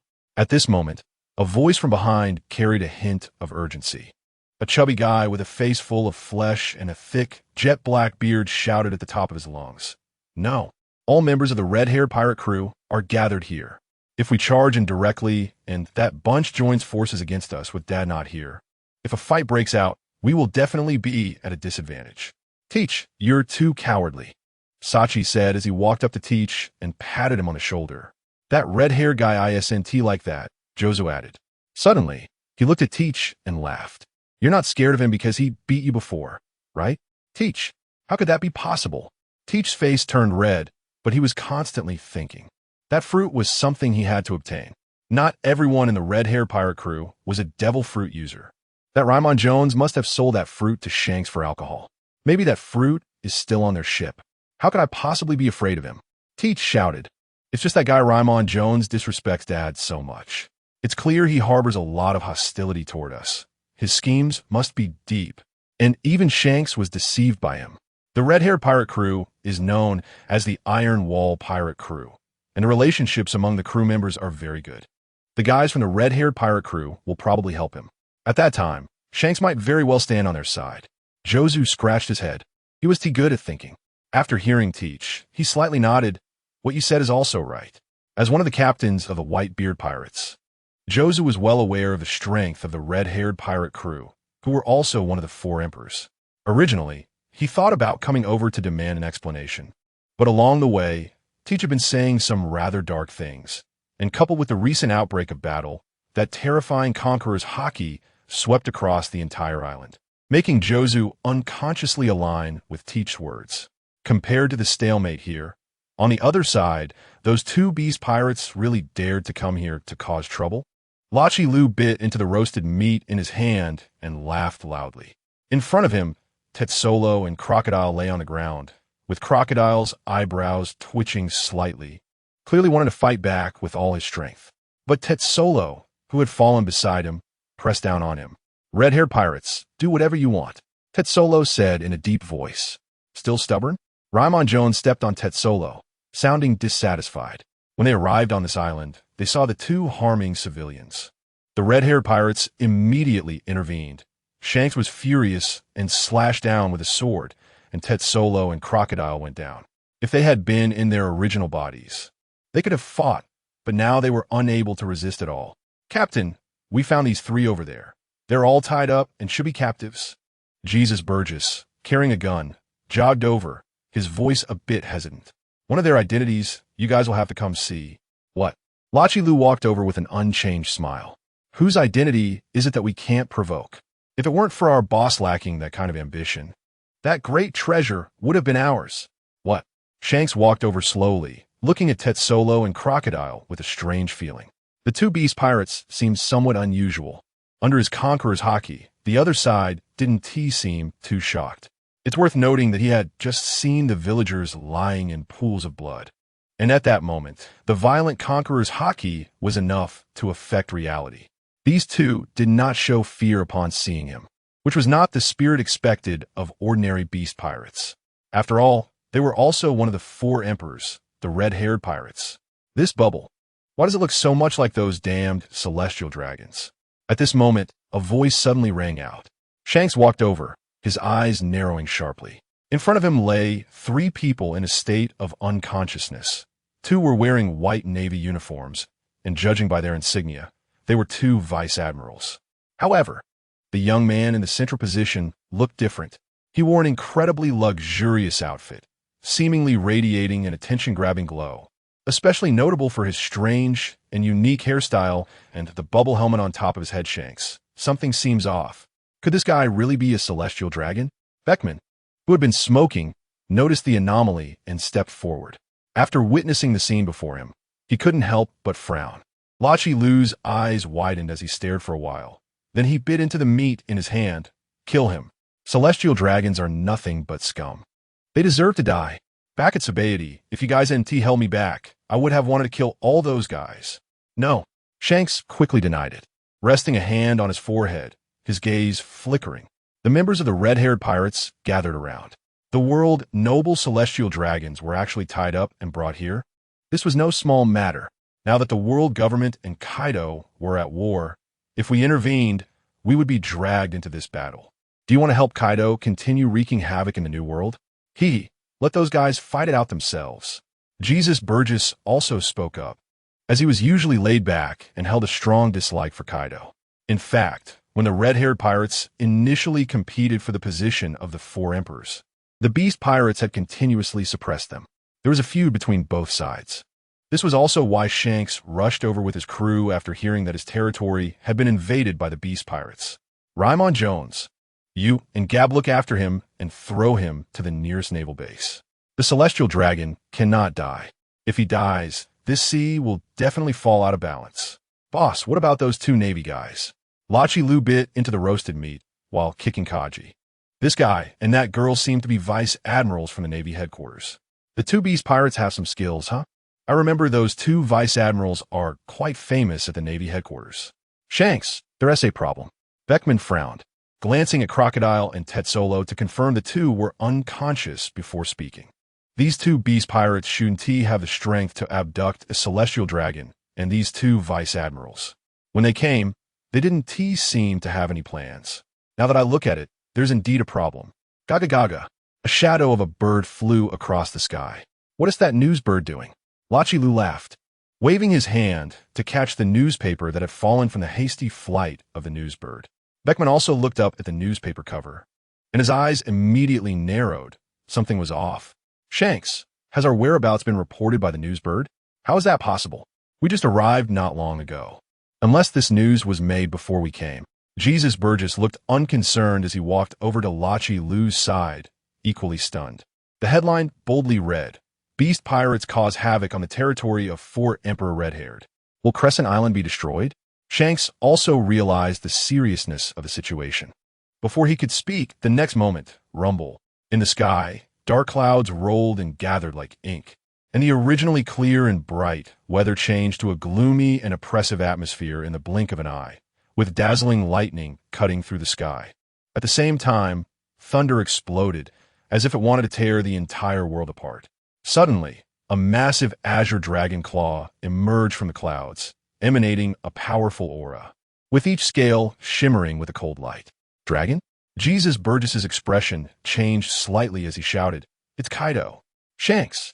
A gigantic dragon had extended from the dark clouds, and upon seeing the two people below, who were dressed in the beast pirate's attire and had fainted, its mouth slightly opened. In an instant, a powerful energy gathered in the dragon's mouth, forming a dazzling ball of fire. As the roar of the dragon echoed, this ball of fire erupted like a volcanic explosion. Dragon breath. The flames rolled in the air, forming a gigantic fireball that rushed forward. Wherever it passed, the air was scorched and distorted, emitting piercing, whistling sounds. The grass and trees on the ground were instantly turned to ashes, and even the hard rocks melted under the high temperature. Kaido! Below, a figure rushed out, moving like the wind, with one hand resting on the famous sword griffin at his waist. Red lightning surrounded him as he slashed. Boom! The dragon breath collided violently with the sword light in mid-air, instantly unleashing an unparalleled torrent of energy. This torrent surged forth like a volcanic eruption, carrying endless might and destructive power, sweeping in all directions. Where it passed, the void seemed to be torn apart, raising huge waves of air that pressed down like overwhelming tides, forming a suffocating pressure. Shanks, give me an explanation. Kaido suddenly plummeted down, and with a crash, the ground of Crescent Island trembled several times as Kaido, in his half-dragon form, emerged. The two had fought more than once, and after the greetings, Kaido directly activated his strongest combat form. This time he personally came and found his subordinates unconscious, along with the two naval vice-admirals that Tizolo mentioned who were also fainted. Then, Shanks, what about that celestial dragon? Kaido's gaze was extremely cold. He wasn't here to rescue his subordinates. It was for that celestial dragon mentioned by the other party. Beckman looked serious, glancing behind Kaido, where a figure covered in cold armor was slowly walking out. The beast pirate's calamity, Ashura, Doji. He didn't expect the other side to come too. They actually disregarded the territory of Wano and came out. Kaido, don't deceive yourself. You can't touch the celestial dragon. Shanks gripped Griffin tightly, his expression heavy. This madman had personally arrived, making a battle unavoidable. However, this was Crescent Island, with a large population on the island, and Shanks didn't want to involve innocent people. Those old men have already besieged my territory. What can I do? Shanks, get lost. Where is that celestial dragon? You don't dare to kill. I will. Nearby. Lucky Lu spoke up. Kaido, what are you thinking? If we're going to fight, then let's fight. Although he supported taking down the celestial dragon, would they show weakness to Kaido as fellow emperors? Impossible. Hearing this, almost in an instant, Kaido moved. The black spike club in his hand crackled with dark lightning as if it came from hell. Thunderbagwa, God's avoidance. Shanks followed closely, and the two engaged in a fierce clash right away. Ashura. Beckman focused on Ashura next to Kaido, speaking coldly. Let's have some fun.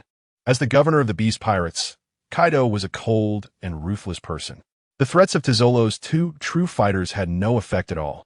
But if he could capture Ashura, perhaps he could use that as leverage to make Kaido retreat. Beckman. The flames on Ashura's body dimmed slightly, and his figure shot out like a cannonball. In an instant, two battlefields were formed. But just as the cadres of the red-haired pirates clashed with Kaido and Ashura, on the other side, what a great opportunity.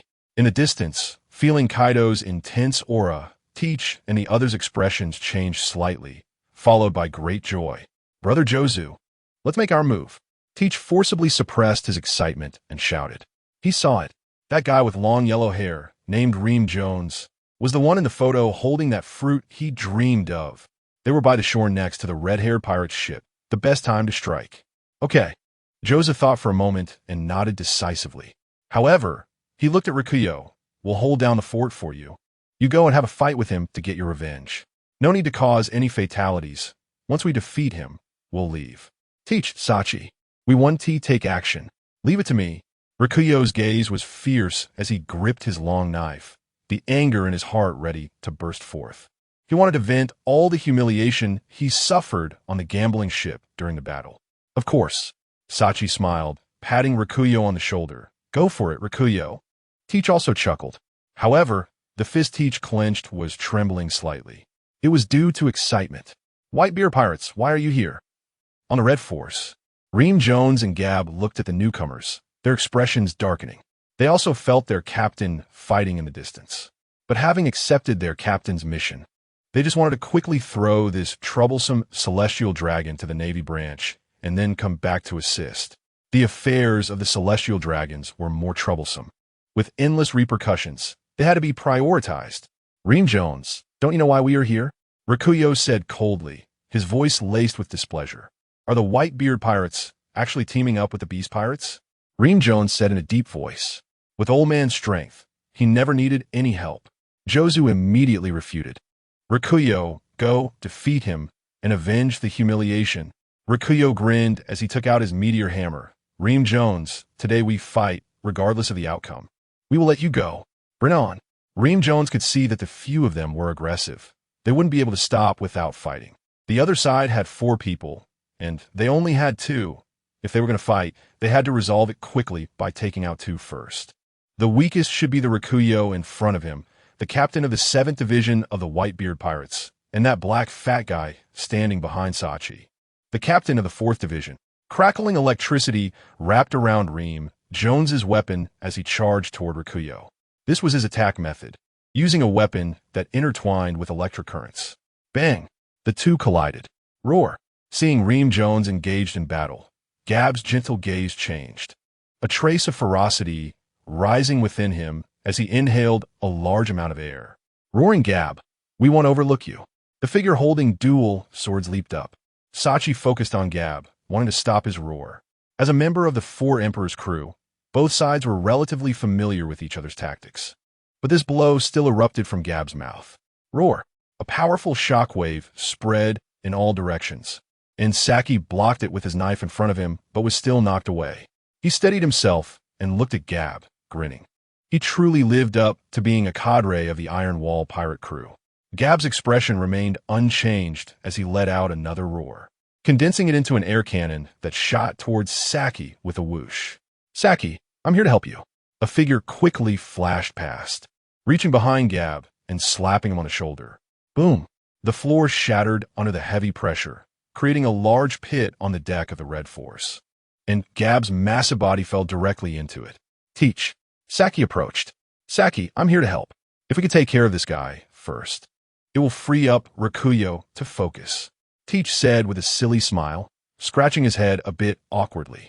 All right. Saki nodded. Follow me. He jumped into the pit first, with Teach closely behind. Below. Bang, bang, bang. 3 consecutive faint explosions sounded, and 3 air cannons shot straight at Saki, preventing him from getting close. Gab's muscles had completely bulged, and even his neck was showing prominent veins, revealing a fierce look. Gab, give up struggling. We're here for Lemjins this time, and it has nothing to do with you. Saki, also a powerful swordsman and the captain of the 4th Division of the Whitebeard Pirates, was definitely not weak. But now, facing Gab, he found it impossible to get close unless he took the roaring damage head-on. Gab was furious, his expression growing angrier. He appeared strong, but was actually gentle in nature and did not want to see his companions get hurt. Roar! Gab emitted a piercing shriek, and his power erupted instantly, sending countless sonic waves shooting in all directions. Saki, helpless, covered his dual swords with haki, holding them in front like a dam to resist the flood of sound waves. The entire defense line stood firm, but this situation only lasted for a few breaths. Saki's expression changed slightly. Reaching his limit, his hands trembled, and his body burst like a shooting star into the Red Force. Gab let out a roar. His body shook violently, and 2 streams of air burst from his nostrils. Roar! Gab opened his mouth and roared, leaping up. Just like Lemjins, he wanted to quickly take out one person. Now, Saki had caught his eye. Gab was not good with words, but his strength was terrifying. In an instant, the Red Force shook, and the mountain-like Gab shot directly into the air, his massive, fierce mouth aimed at Saki. At that moment, a figure suddenly shot out from behind Gab. A dark-skinned fat man quickly flashed past, arriving behind Gab with a short sword in hand. Puffed. Gab sensed the danger and turned to defend, but it was too late. The short sword easily pierced his body, and he widened his eyes, blood vessels crawling up from the bottom of his eyes. In an instant, Pain surfaced in Gab's eyes, and all his strength surged to his throat. His back was ripped open, a large hand bursting out from his abdomen, and the terrifying hockey was recklessly destroying everything inside Gab, preventing him from turning back. Since this is the case, Gab stared at the hole where Saki had disappeared, and in the smoke, a figure holding swords could be faintly seen. Roar! The sonic cannon shot straight, as thick as an ancient tree, illuminating the entire cabin of the Red Force. Just as Saki stepped out, he saw this scene, his eyes narrowing. Hit by this sonic cannon, the corner of his mouth twitched, and his figure sank back into the depths of the Red Force again. Where's the place on your ship that stores the devil fruits? Behind, teeth sharp, icy eyes glinted with a chilling light as he gripped Gab's spine and pulled hard, causing Gab to let out a howl, but he was already too weak to counterattack. At this moment, the battle above between Rikuyo and Lemjins also reached a boiling point, with Rikuyo's meteor hammer continuously swinging down at Lemjins. Lemjins skillfully dodged the attacks while retaliating with the stick in his hand. However, the violent shaking of the Red Force caused the rhythm of their battle to falter. What is this? The watching Jaw's heart sank. In his observation hockey, he sensed a presence disappear. That presence was unfamiliar to him. Belonging to a cadre of the red-haired pirates, the roaring Gab. Not only him, but Lemjins also exuded a cold aura, and even his sunglasses couldn't block the murderous glare in his eyes. Whitebeard pirates, you're seeking death. With a clang, the long stick swept out a rainbow, far less bright than a sword's light. But Lemjins swung his long stick and charged towards Rikuyo, fearless and fierce. With a series of 3 strikes that broke through the air, moving at a speed several levels faster, Rikuyo was taken aback, unable to respond. The club struck his arms. Flesh flying, blood flowing.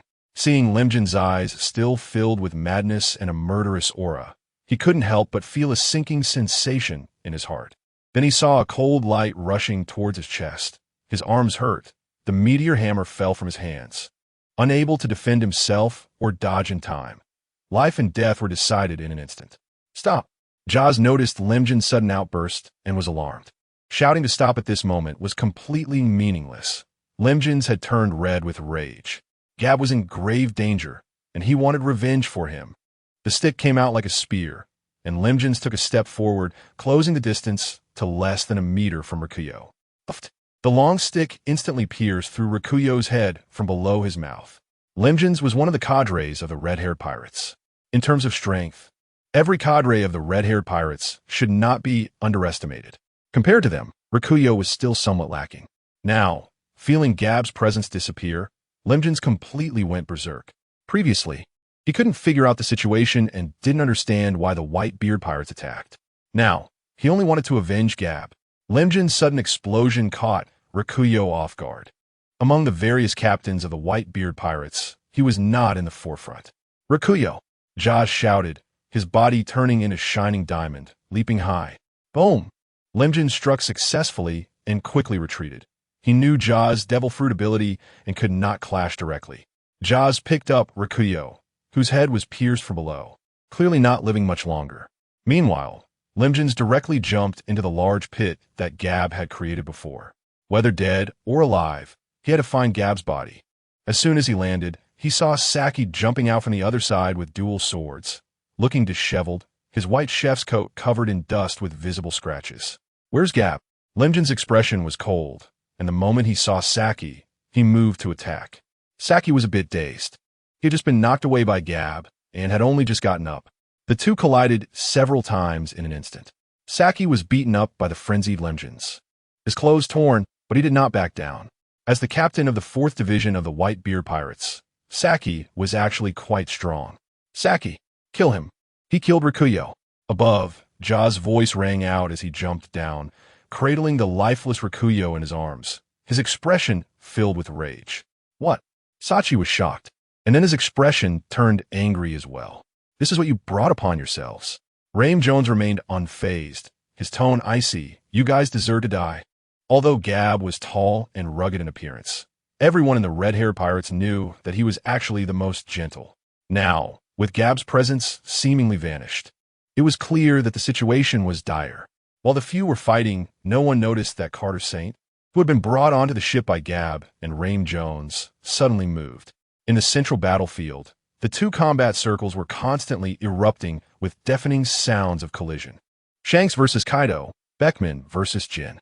The other cadres of the red-haired pirates were watching Jin and Kaido, always ready to provide support. Suddenly, Shanks, who was clashing with Kaido again, had a slight change in his expression. His grip loosened, and the heavy spike club in front of him was hurled away. "Shanks, are you distracted during battle? Are you looking down on me?" Kaido roared in anger. However, Shanks ignored Kaido, while Beckman was also pushed back by Jin, and the two exchanged glances. In the back, Jesus Burgess's expression changed as well. "Shanks, Gab's presence has vanished. Someone has come to the island."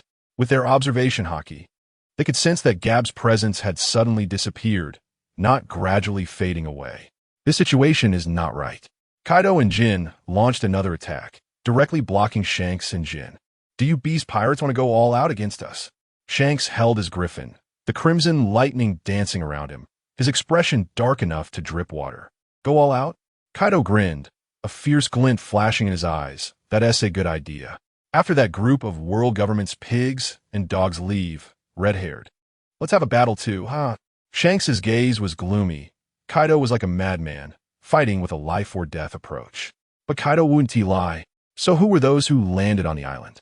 Strangely, a bad feeling rose in Shanks's heart. There was a familiar presence seemingly hiding itself. And that powerful aura was definitely not something Raym Jones and the others could overcome. "Jesus Burgess, look crew, you all go to the shore and be sure to be cautious." Shanks shouted. "Boss, what about you guys?" "Jesus Burgess zizitated. Don't worry about us." Beckman said as he suppressed Jin again. "You still don't understand our strength? Stop being wishy-washy, we're going." Lakiru patted Jesus Burgess on the shoulder, and a group of cadres from the red-haired pirates immediately ran toward the shore. Wano Country, Flower Capital. This is the capital of Wano Country, and also the most prosperous place, where countless celebrities live. In a country that has fallen into pollution, is the only pure land of Wano. Little Purple, Little Purple, Little Purple, I can't lose you.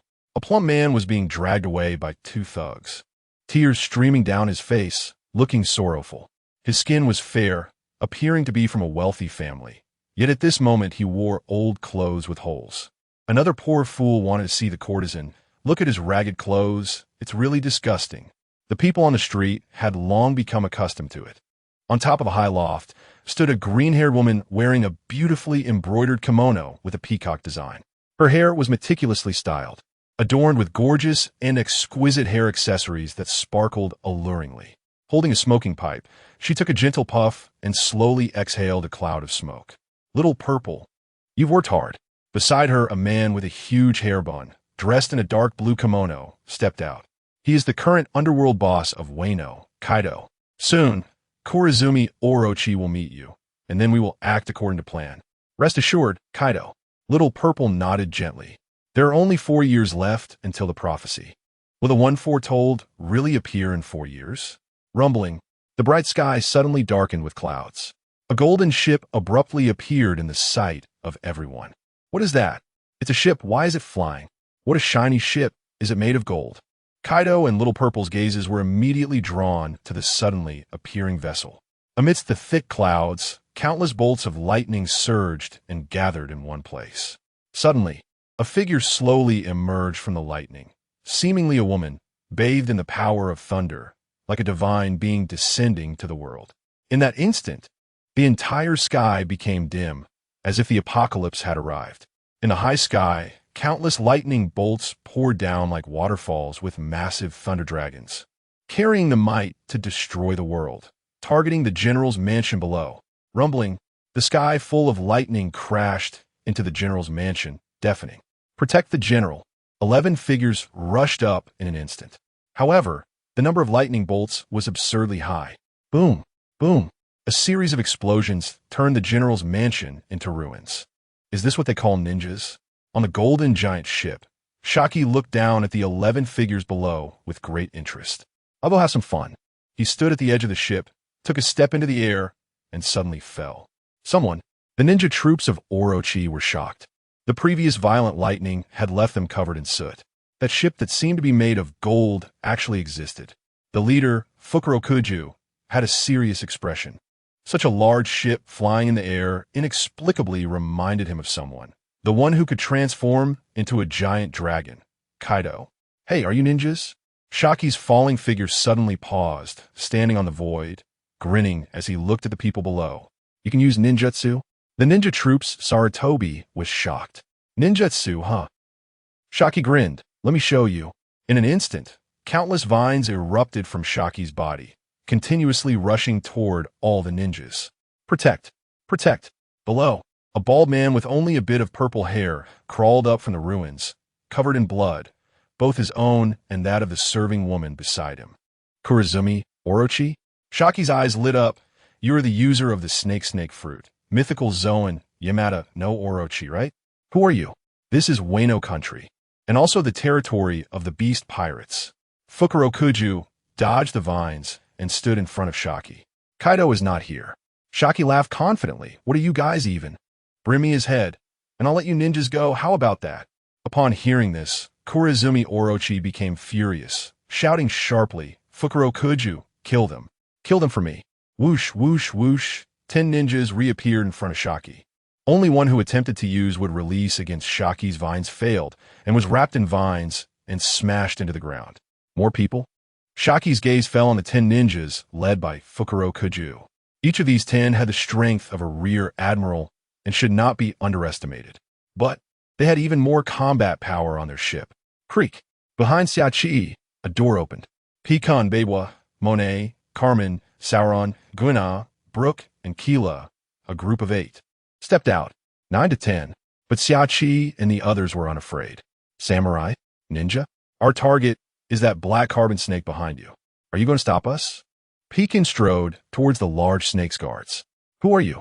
Bold commoners, do you dare speak to me, a general, like that? I'm a general of Wano. Black carbon snake was furious, feeling a surge of anger as Pekin pointed at him. But soon, his gaze fell on Monet, Carmen, and several girls. Fukulu and Sho.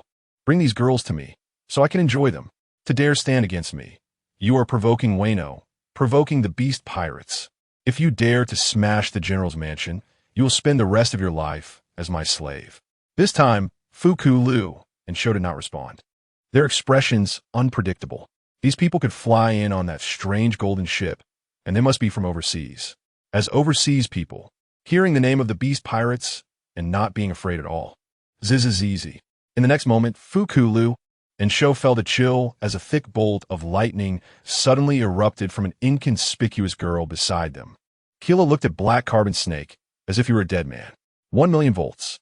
Since joining Luffy's crew, it was the first time someone told her to become a slave. In an instant, lightning filled the entire area. A strong enemy is invading. On the other side, the man known as Kayashiro looked surprised. Princess Kamurasaki, you stay here and rest. I will go support. Kayashiro immediately made a decision. Kayashiro, you must come back safely. Kamurasaki felt the pressure from so far away and was a bit worried. Don't worry. Kayashiro smiled. It's not the prophesied day yet. Black Carbon Snake cannot be defeated so quickly. Now is the time for me to achieve merit. On the other side of Wano, a giant mountain resembling a skull stood tall. This is Onigashima, the headquarters of the Beast Pirates. Due to the world government's actions, Kaido moved the entire Onigashima to Wano. Kaido and Jin's departure was sudden. Only the still recovering Queen knew about it. Queen was currently pacing back and forth in the main hall. Damn it. Kaido and that guy Jin just left like that. Bastard. It must be that Jin guy who said something again. Damn it. If those guys from the world government attack now, how am I supposed to defend? Would surrender be a bad idea? I heard that the world government once captured Kaido and Jin for experiments and research. Queen was a bit flustered, and with every step, his fat shook. Usually, he would be singing loudly, but now he just wanted to know when Kaido would come back. Lord Queen, the intelligence you wanted has arrived. At that moment, a subordinate rushed in, shouting, Speak quickly. Queen said excitedly, Did they invade? No. The subordinate shook his head, a hint of excitement in his eyes. Those warships have retreated. It seems they finally realized the strength of our beast pirates and dared not invade again. Upon hearing this, Queen was overjoyed, laughing heartily. It's good that they retreated. Tell the others to prepare red bean rice cake soup for me. However, a laughter broke Queen's excitement. No need to prepare. It would just be a waste of resources for you to drink. Who? Queen turned sharply. The next second, Queen felt a chill down his back. His body instinctively shuddered forward. A flash of cold light flickered.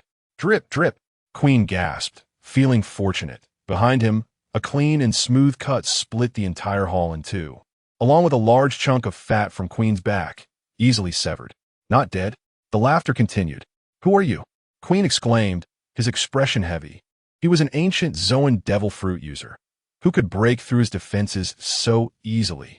Even a swordsman couldn't do that. Kevin Flynn, a young figure, stepped out, holding a long, eerie blade inscribed with the character 10. Since you're not dead, can you tell me where Kaido's son is? Otherwise, the entire Beast Pirates will die today. You. Quinn was both shocked and angry. Where did this new pirate come from? Newcomer? Haha, I suppose so. Law smiled as he charged forward, swinging his sword. Emma at Quinn. Quinn was furious, but also somewhat worried. Lord Kaido and that guy Jin are not here. Right now, the Beast Pirates were at their most vulnerable. But a stranger, a young man, thought he could. In the next moment, Quinn's eyes behind his sunglasses widened in shock. What is this? Z. The sword energy surged, surrounded by arcs of lightning, and crimson lightning suddenly emerged from the blade of Enma. Law had no intention of holding back. He aimed for a quick resolution, his conqueror's haki rising in layers. Boom!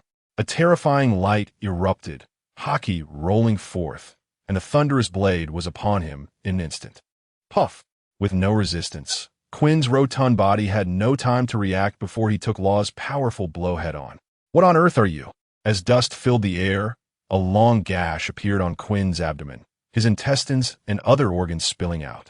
It must be said that the layer of fat on his body absorbed a significant portion of the impact. Though he was injured, taking Law's attack directly only resulted in broken bones, embedding him into the rock layer. He had not yet lost consciousness. But the only response to Quinn was a single strike. Enma loomed larger in Quinn's sight. Boom! The temple outside completely collapsed. With a whoosh, Law stood at the highest point of the Beast Pirate's lair, blood still dripping from Enma in his hand, his sharp gaze surveying everything below. The sounds of shouting and the clashing of blades echoed continuously below. The CP members who followed him were all thrown into the battlefield. Law's only command to them was to eliminate the officers of the Beast Pirates or the samurai, and they could join his crew. At this point, Law no longer needed their presence. Now, they were merely disposable. Taking advantage of the fact that the Yonko, Kaido, and Jin were drawn away from Wano country, Law and his crew attacked Wano, plundering all the resources of Wano, including sea stone mines, devil fruits, famous swords, mythical Zoan devil fruit users, gold and silver treasures. And the foundation of the Beast Pirates, Law wanted it all. Moreover, he intended to trick Kaido's exceptionally gifted son onto his ship. Wano country, historically isolated, was a treasure trove. Glancing below, a powerful force began to surge within Law. The unparalleled observation haki burst forth, as if the entire world was under his control.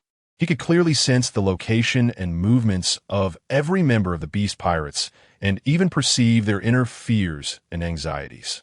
Found you.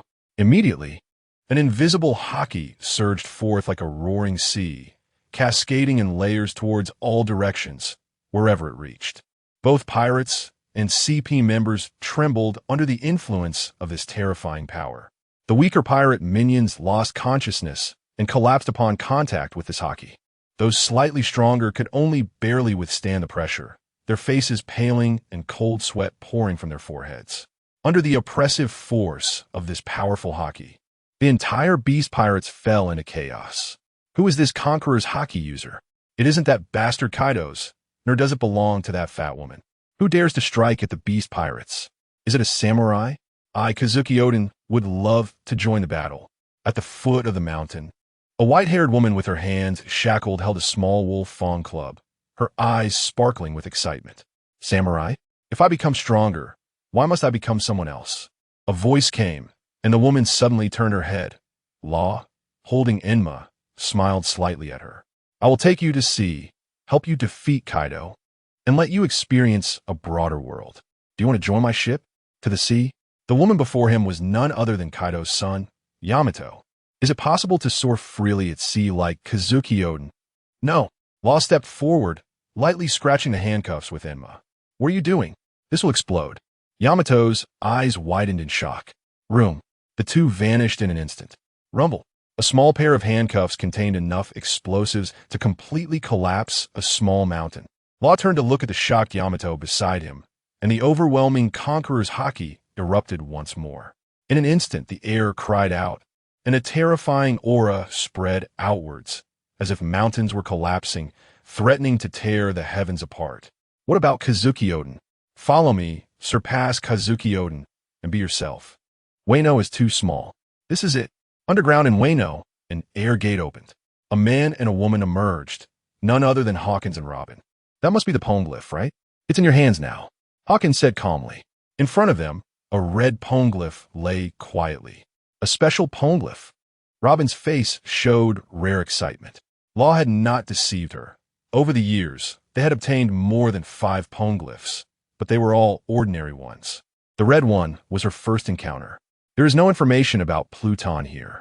After glancing around, Robin said softly, "That ancient weapon is far from simple." A familiar voice sounded from behind the two. Hawkins had just opened a small gap in the air, and his expression relaxed. "Captain, long time no see." Law nodded.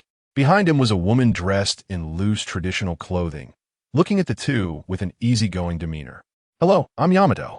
Law's brief correction and impressive persuasion skills had undoubtedly impacted Yamato's values, as she no longer constantly identified herself as Kazuki Oden. But evidently, Yamato still considered herself a man. Even with her chest exposed, she felt no shame. "Is Jimmy ready?" Hawkins opened a space gate, and with his growing proficiency, he was able to cross a certain distance. On the other side of the door was the Thousand Sunny. "Jinbe, ha ha ha, do you need my old self?" A hearty laugh came from within the door, the voice somewhat aged. Soon, an old man dressed in yellow emerged from the door. Once out, the old man waved at them, and the red poneglyph along with a chunk of soil flew up with a rumble. "Captain Law, this float fruit ability is impressive." Before long, the red poneglyph vanished. The 5 of them appeared on the Thousand Sunny. "Ha ha ha, do you need my old self?" A hearty laugh came from within the door, the voice somewhat aged. Soon, an old man dressed in yellow emerged from the door. Once out, the old man waved at them, and the red poneglyph along with a chunk of soil flew up with a rumble. "Captain Law, this float fruit ability is impressive." Not long after, the red historical text disappeared. 5 people appeared on the arc poneglyph. "What kind of devil fruit ability is this? Is it ninjutsu?" On the ship, Yamato looked at the shining walls made of gold, his eyes sparkling. "Ninjutsu? The prosperity of this sea cannot be compared to any ninjutsu." Law's figure shifted, and the form belonging to Flink Kevin vanished, completely turning back to himself. "Wow, transformation." Yamato's attention was once again drawn in. Meanwhile, Robin approached Law with a smile, and then took Yamato to tour the poneglyph. "Where are they?" Law looked to Hawkins. "It's over." Hawkins nodded and waved his hand aside. In an instant, a portal opened in the air. A large number of vines stretched out, and with a whoosh, a figure with half of its body missing rushed toward Law. Dark water. Law opened his hand and caught the body. After a moment, he threw the shriveled head into the air, and a devil fruit appeared in his hand. Snake fruit, mythical Zoan, Yamata, no Orochi form. Well put away. Law tossed the devil fruit toward Hawkins. The next moment, P-Kun and others emerged from the portal, each carrying dried-up samurai strung up by vines and thrown in front of Law. Whoosh! With a flash of cold light, 12 heads soared into the sky. Capturing strong opponents to deliver the final blow to Law, it was clear that everyone on Law's ship knew about his hobby. "Boss!" P-Kun strode over, holding dozens of knives, along with an old man wearing a red mask and a man wrapped in white cloth. Law glanced at the two, Kazuki Oden and Nico. "Who are you?" "I, Tengu Mountain Fei Che, believe I have not offended you." Kazuki Oden shouted loudly, struggling with all 4 limbs. Unfortunately, they had all had most of their moisture drained by Shachi, leaving them with little strength. "Kazuki Oden, the general of Wano?" Law looked at his appearance and laughed. You certainly don't look like a general right now. How could you possibly know? Kazuki Odin's eyes widened in disbelief. What you couldn't do? Let me help you do. What are you going to do? Wano is currently occupied by Kaido. I'm no longer the general of Wano. Kazuki Odin had a strange feeling of foreboding in his heart. Kaido? Unfortunately, he is not in Wano right now. What we're going to do is, it is the ancestral instruction you inherited, isn't it? Help you establish Wano. On the other side, at the turbulent reverse waterfall, several warships crossed the waterfall and arrived at the edge of Wano.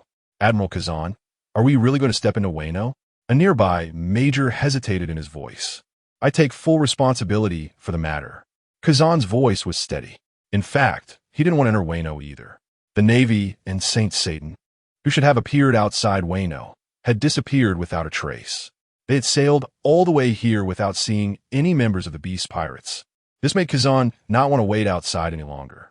He didn't know Flink Kevin's true purpose, but he always felt that he had to stop what the other party was doing. With such powerful conqueror's haki, this person's aura and strength were extraordinary. Absolutely not the kind of world government member who would serve the celestial dragons. If one were to say that everything the other party did was to join the world government, or even to seek a position in the Navy, Kazan would not believe it for a second. Admiral Kuzan, we found a trace of Onigashima. That is the base of the Beast Pirates. We are. Go to Onigashima. A group of Navy arrived in front of Onigashima and saw that luxurious giant ship inexplicably docked on the rocks. Kuzan's expression darkened. It was this ship that Flink Kevin and those from the world government used to leave. But the scene ahead made the Navy gasp in shock. It was as if this place had turned into a hellish battlefield, with blood and dismembered corpses everywhere, the air thick with the smell of blood, and the once steep cliffs now unrecognizable, shattered by a powerful force, strewn with rocks, the surrounding scene a complete mess, a sight that was heart-wrenching. It seemed to have just experienced a thrilling and brutal battle. No, Kazan glanced around.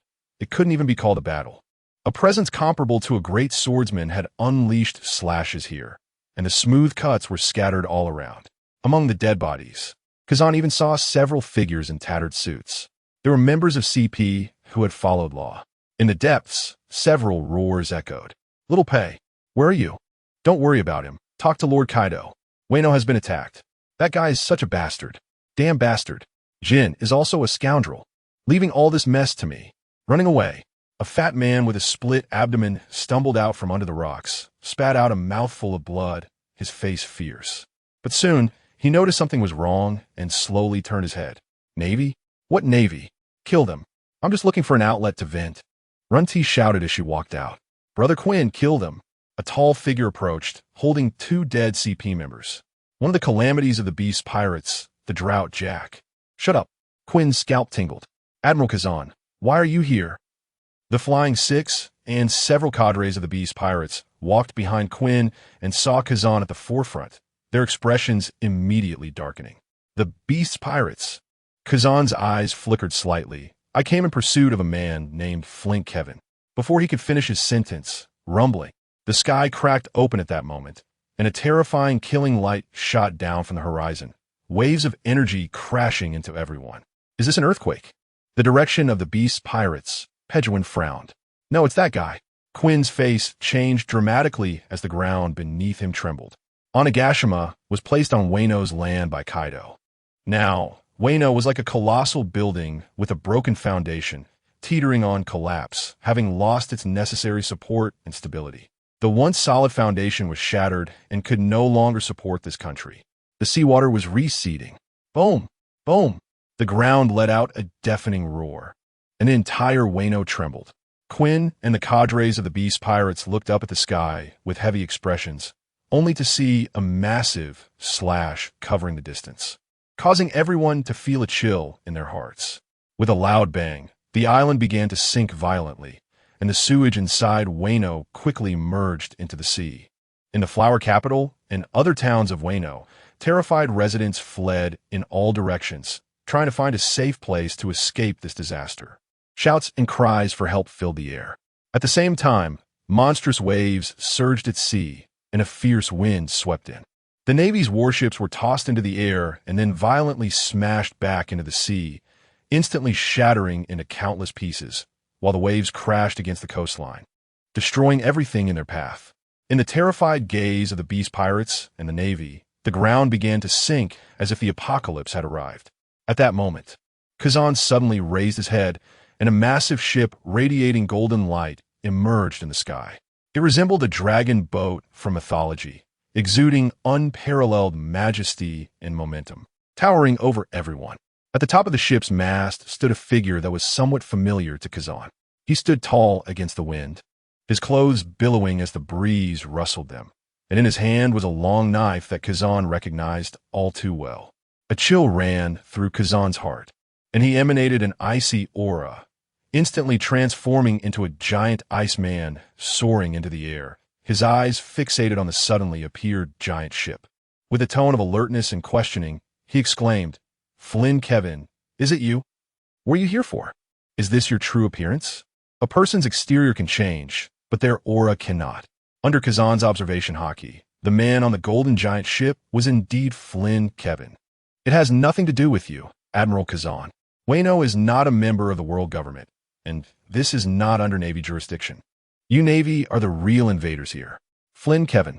Kazan's body was enveloped in a layer of transparent ice, isolating him from the surrounding world.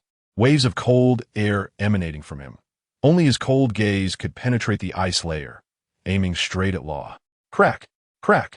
The solid ice formed again as Kazan ascended, targeting the golden giant ship in the sky. Law stood quietly, his expression calm as a lake, with no hint of turbulence. However, beside him, figures began to gradually appear. Kira was the first to step out, crackling with electricity, every step accompanied by a thunderous roar, as if merging with the thunder in the sky. Carmen was enveloped in flames, fierce fire dancing beside her, the scorching aura hitting them like a wave, causing the freezing speed of the ice to slow down. Snowflakes floated around. Monet stepped forward, and Summer Chi appeared with a smile, radiating vitality and greenery. A dense forest appeared out of nowhere, with the fury of thunder, the heat of fire, the cold of snow, and the vitality of trees intertwining behind Law. In an instant, Kazan halted, his expression suddenly darkening. For nature-type devil fruit users. This guy, he misjudged. These were not mere casual strong individuals. This was clearly a deeply hidden, terrifying force. Is it the Revolutionary Army? Kazan felt a sense of chaos within, with 4 nature-type devil fruit users. A force on the ship seemed to shield the aura of the internal members, inexplicably. The closer he got to the golden giant ship, the stronger his vigilance became. The force behind Flynn Kevin was like a maritime emperor's power. Are they here to fight us? Kazan. Law's gaze was indifferent, his voice devoid of emotion, yet tinged with a hint of mockery. We are not pirates. Nor do we have bounties.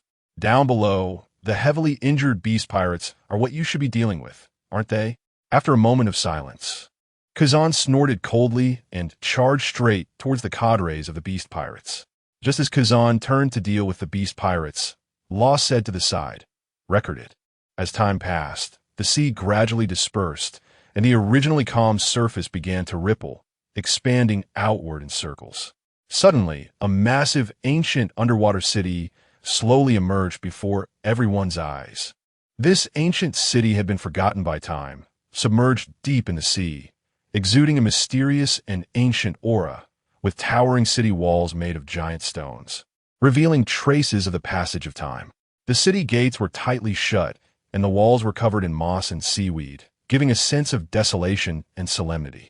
The streets were wide and straight, flanked by tall buildings. Despite having endured the ravages of time, one could still see the glory and magnificence of the past. Law cut through the air with a sword, and the rocks that had been submerged in seawater for hundreds of years instantly collapsed. "Jinbei," Law called out lightly. The ground trembled violently, revealing the original seabed, which shook. On the other side, Kazan lowered his hands, and numerous ice sculptures of the beast pirates' cadres appeared, lifelike, with the foremost being one of the calamities, Queen. "What is that?" Kazan frowned, and in the next moment, his expression changed dramatically. A massive warship, radiating a chilling light, pushed through the seabed mud. Rising from below, it resembled a towering mountain, blocking out the sun. The ship's hull flickered with a cold metallic sheen, its lines hard and sharp, as if constructed from countless steel plates. The ship was enormous, covered in various complex mechanical devices and artillery, exuding a powerful sense of intimidation. Is that the ability of the float fruit? Kazan's face darkened, as if water were about to drip from it. The golden lion Shiki has also come? That familiar figure in a golden robe appeared at the edge of the golden giant ship, further confirming Kazan's suspicions. Just as Kazan was about to order the Navy soldiers to retreat, Law waved his hand, and 2 warships streaked through the air, disappearing. They left. Kazan's eyes widened, but internally he breathed a sigh of relief. "Admiral, we should," a Navy officer with the rank of captain asked. "Bring them, we retreat." Kazan shook his head. He understood the other's meaning. If it were just him, he would chase after them to uncover the truth. But now, with hundreds of Navy soldiers nearby, they were comrades he could not abandon. Just as a group of Navy soldiers prepared to retreat, help, help!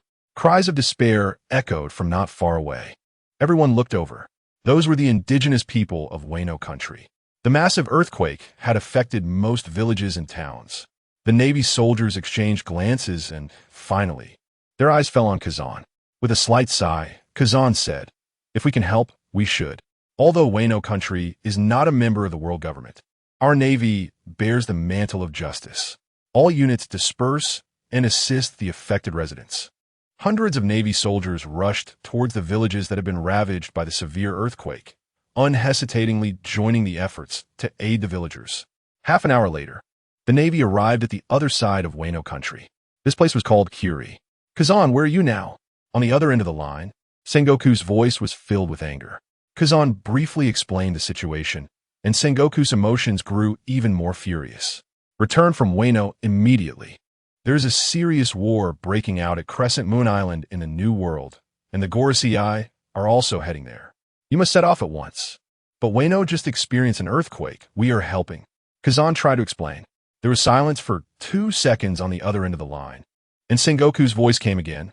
"Wano country is Kaido's territory. It has nothing to do with our Navy. Kazan, I hope you can distinguish what is heavy and what is light. The situation on Crescent Moon Island is more important." Just then, Kazan looked up and saw several figures dressed in samurai clothing slowly emerging in the distant mountains and forests. "Who are you?" The tall man at the forefront had a large build and a plump physique, with fluffy pink curly hair styled into a bun on top of his head. He wore a light purple kimono adorned with yellow floral patterns, left unbuttoned to reveal his chest, and had purple tattoos on his arms and chest. A yellow belt was wrapped around his waist, from which hung a wine gourd engraved with the character for heaven. "We are the Navy," said the rear admiral, who was closest to him, in a deep voice. "The members of the Beast Pirates have already been captured by us. Foreign powerhouses?" Azura boy furrowed his brow, and the next moment he brandished a giant sword gleaming with cold light. Glancing at the frozen ice sculptures behind him, his eyes revealing a fierce glint. "Since you are not members of the Beast Pirates, hand them over to us." Behind him followed a group of battle-hardened warriors who had just crashed into a Beast Pirate's stronghold amidst the chaos, now well-fed and recovering their strength. All of them tall and imposing. "Hand them over to you? That won't do. They will all be taken to our Navy's underwater prison." The rear admiral shook his head, placing his hand on the hilt of his sword, feeling an inexplicable sense of vigilance. However, the flash of the sword was answered by the cold gleam of Azura boy's strike. Kong Shiro and Tanjiro.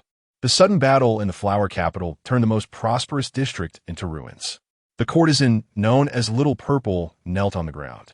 The actor playing Kong Shiro, Tanjiro, had explained his purpose before leaving, and Little Purple naturally understood.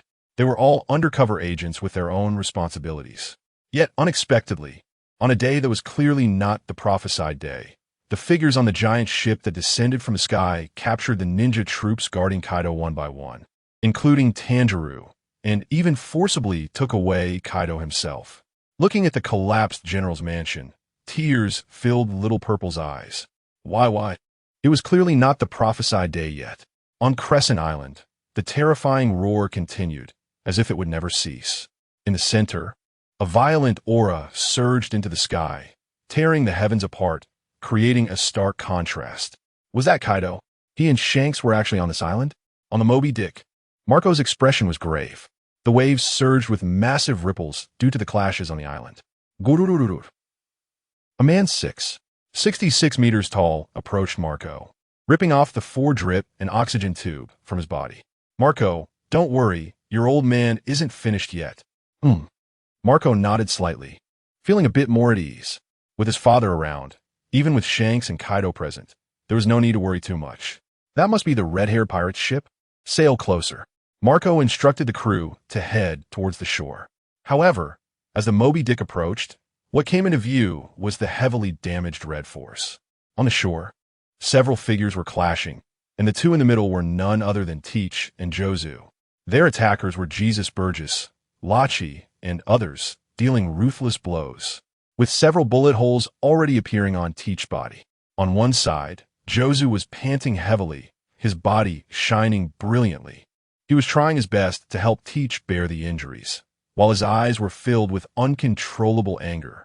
The cadres of the red-haired pirates were similarly affected.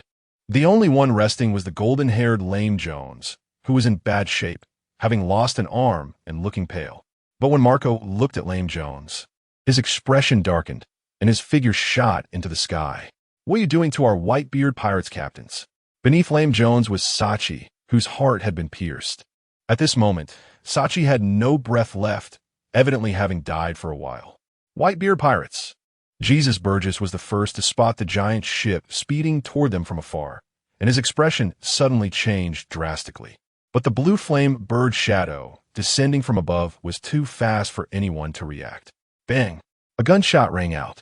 The figure enveloped in blue flames was obliterated for an instant, but restored in the blink of an eye. The first division captain of the Whitebeard pirates, Marco. Jesus Burgess felt a weight in his heart.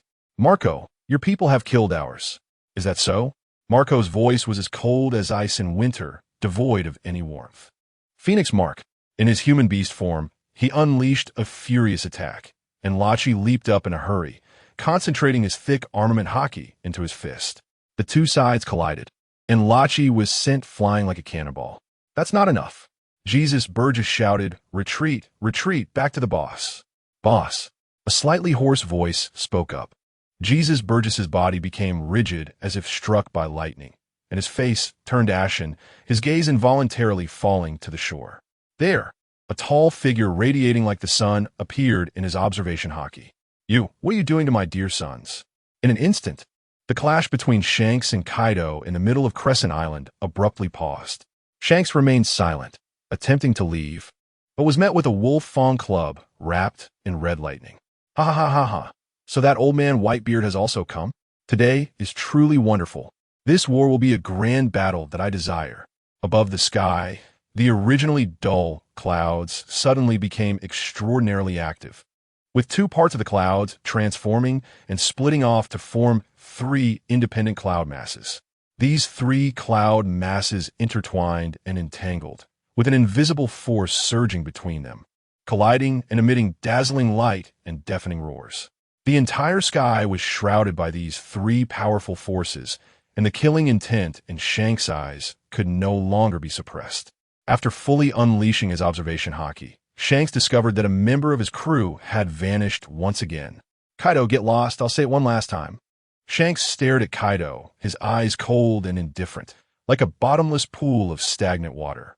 Yet within that indifference lay a trace of madness and bloodlust, as if it was about to erupt at any moment, sending chills down the spine.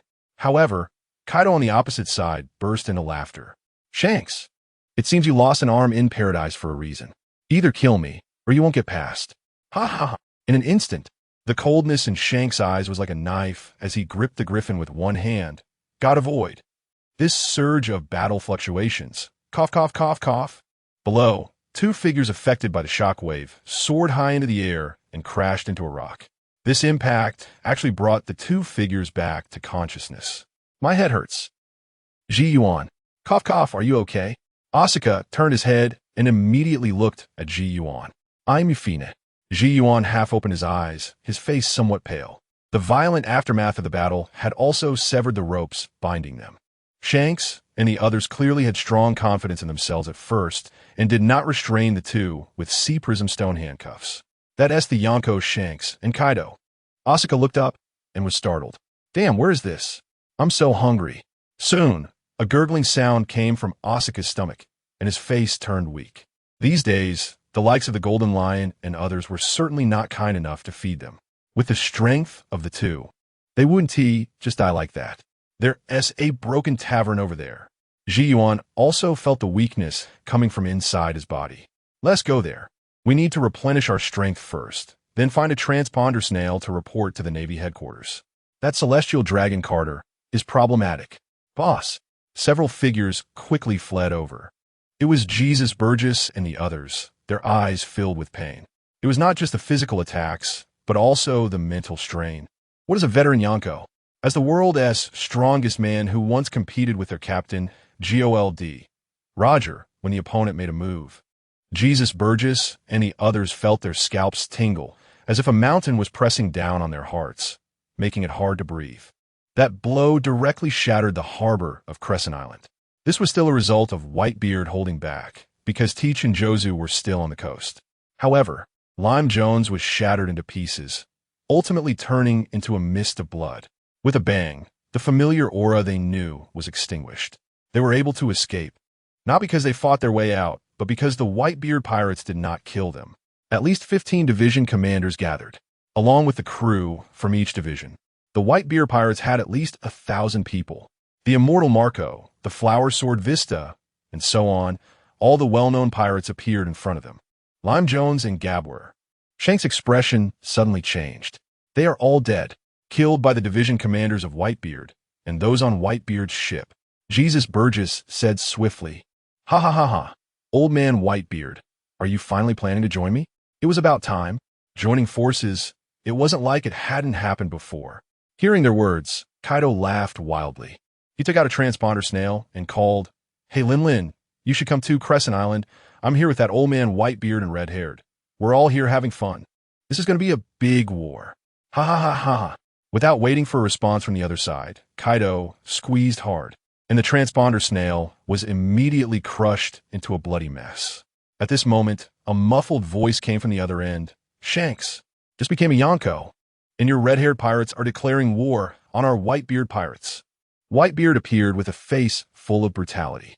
The events had been recounted to him by Jozu and Teach about Lackey and Sachi's deaths, both of whom were veteran members of the Whitebeard pirates, captains of the 4th and 7th divisions. This grudge must be avenged by the Whitebeard pirates. Whitebeard pirates, are you going to join forces with Kaido? Shank's face looked grim. On the other side, Beckman and Locky switched positions, with Locky dealing with the injured Jin, while Beckman was freed up, staring at Whitebeard with a serious expression. In his extremely sharp observation hockey perception, the man known as the strongest in the world, Whitebeard, exuded a chilling murderous intent. This murderous intent was like a tangible substance, as if it would tear apart the surrounding air. Every subtle movement, every change in breath was clearly captured in his mind. Just by making eye contact, Beckman knew he wasn't the opponent's match, but he had to step up. The timing of Kaido and the Whitebeard pirates' arrival was too coincidental. Coincidental, like two families specifically hunting down the red-haired pirates. Your people killed my beloved sons. Shanks, blood for blood. Now that you're plotting these dark schemes. Roger would be very disappointed if he knew. Shanks furrowed his brow, suppressing the anger in his heart while fending off Kaido's incoming attacks. Said in a deep voice, "This is our red-haired pirates' territory. What schemes can we plot? If you want to fight, then let's fight." It was visible to the naked eye that the number of red lightning arcs swirling around Shanks surged, and that terrifying aura rose again. "Shanks, don't think you can quibble." Among Whitebeard pirates' cadres, Teach's voice was filled with anger. His body seemed to tremble with fear. He threw out a fainted young man. "This is a celestial dragon, right? Why is he on your ship?" Celestial dragon. Seeing St. Carter being thrown out, a fierce glint immediately flashed in Kaido's eyes. It was the world government's people who suddenly attacked Wano country, causing their Beast Pirates original development plan to be hindered. "Ha ha ha. Old man Whitebeard, hand him over to me." I'll help you kill this pest of the world. Kaido laughed loudly. He knew Whitebeard's character.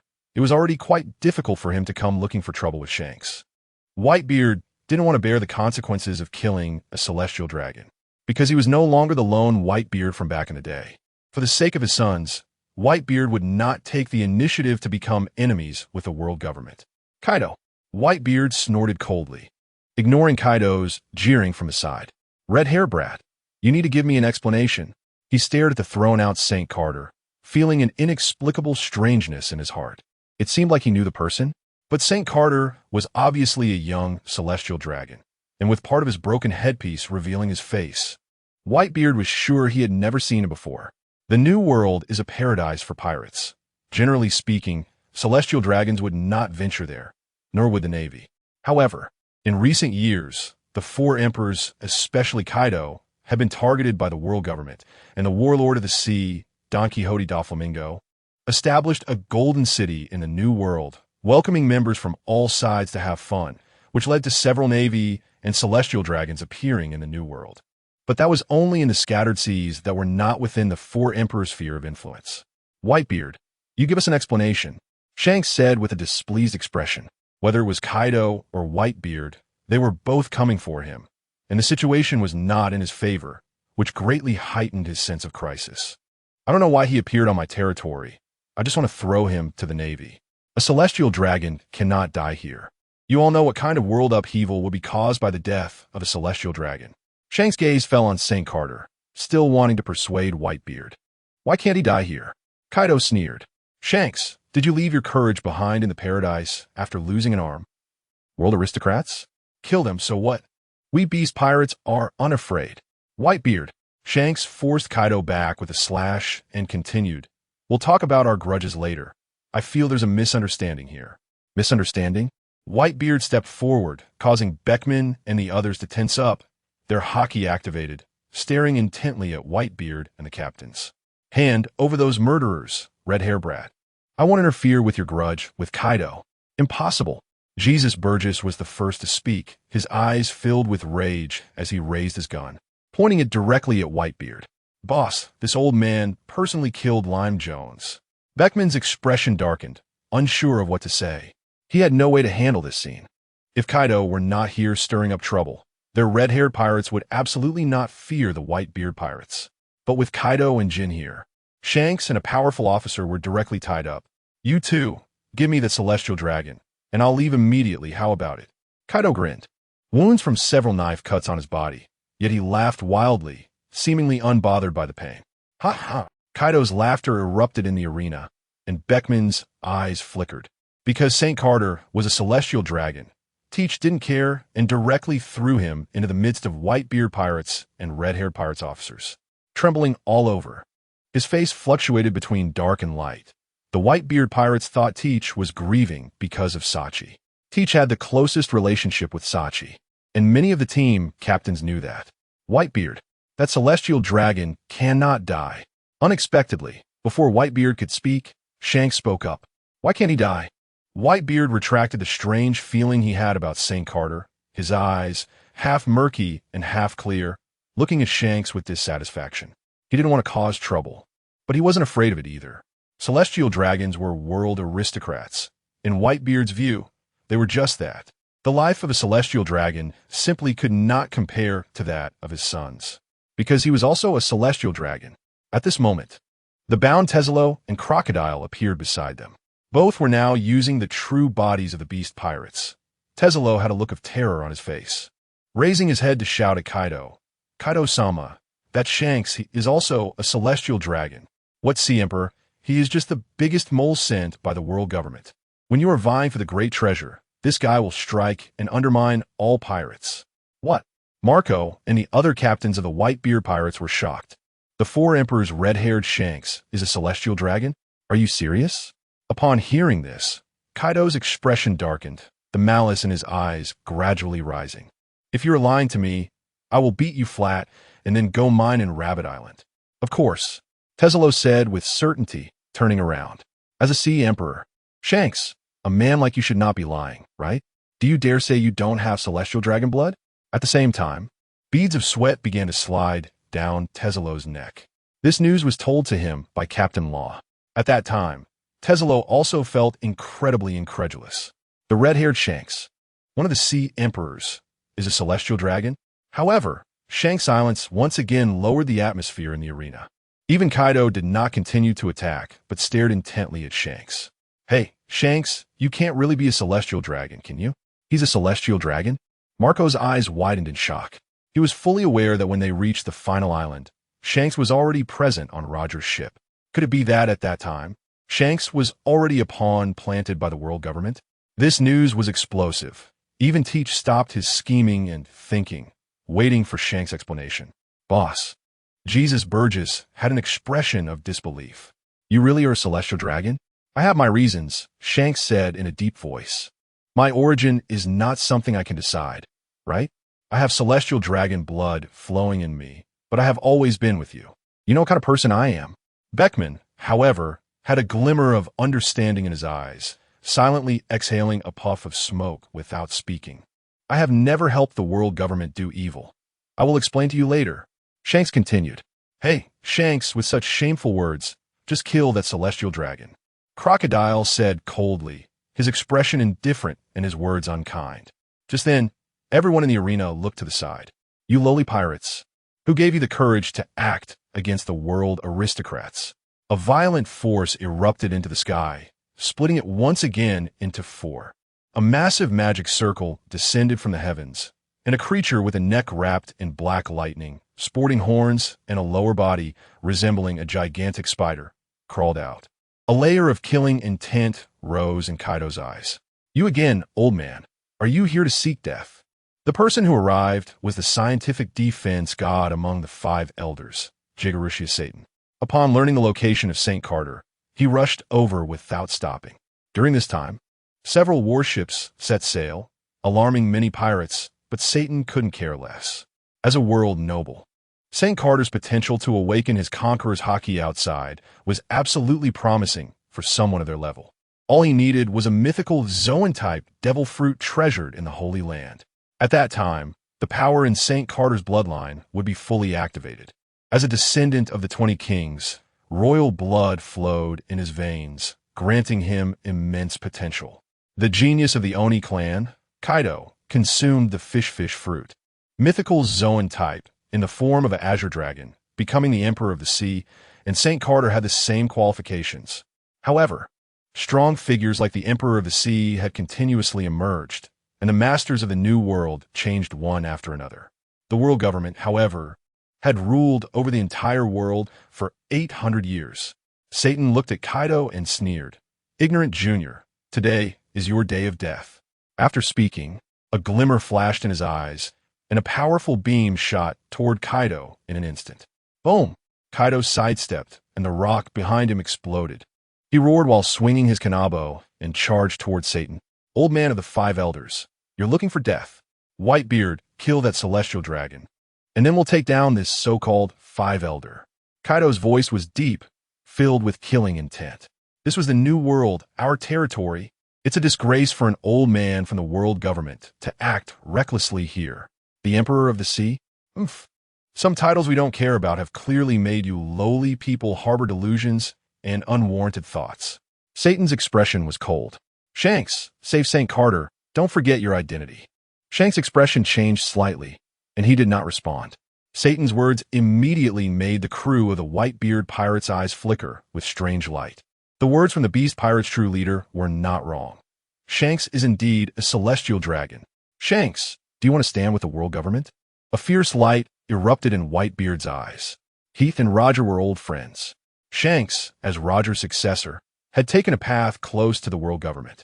The key issue was Shanks' identity. If he was a person from the world government, he could very likely stab these pirates in the back at a critical moment. The New World is known as the paradise for pirates. Even the Navy does not dare to easily intrude and capture people. The fundamental reason being the 4 emperors of the sea and various pirates would resist the Navy. This was also an unspoken rule. Everyone abides by the game rules to continue playing. Now, the unspoken rules had a problem. There was a traitor among them. Whitebeard, hand over that celestial dragon. After a moment, Shanks raised his head, his voice calm. I will give you an explanation about our matters in the future. Captain, voices of disbelief erupted from Jezeb and the others. They didn't want to retreat. They only wanted to fight. As for the celestial dragon, if he dies, so be it. What of it? In their eyes, the life of a celestial dragon was worth less than that of Lame Jones and Gab. Beckman said nothing, only tightening his grip on the long knife in his hand. Jezeb, after this matter, I will explain it to you, Shanks said in a deep voice. He suppressed his anger, wanting to explode, but the urgent matter was to maintain balance. This sea cannot be thrown into chaos so early. He bet his left arm on the future, believing that the successor Captain Roger spoke of would appear. Shanks, if Roger were here, he would be very disappointed in you. Whitebeard sighed softly, holding Tsong Yunxia, and with his left hand, he punched the space in front of him. Crack! Crack!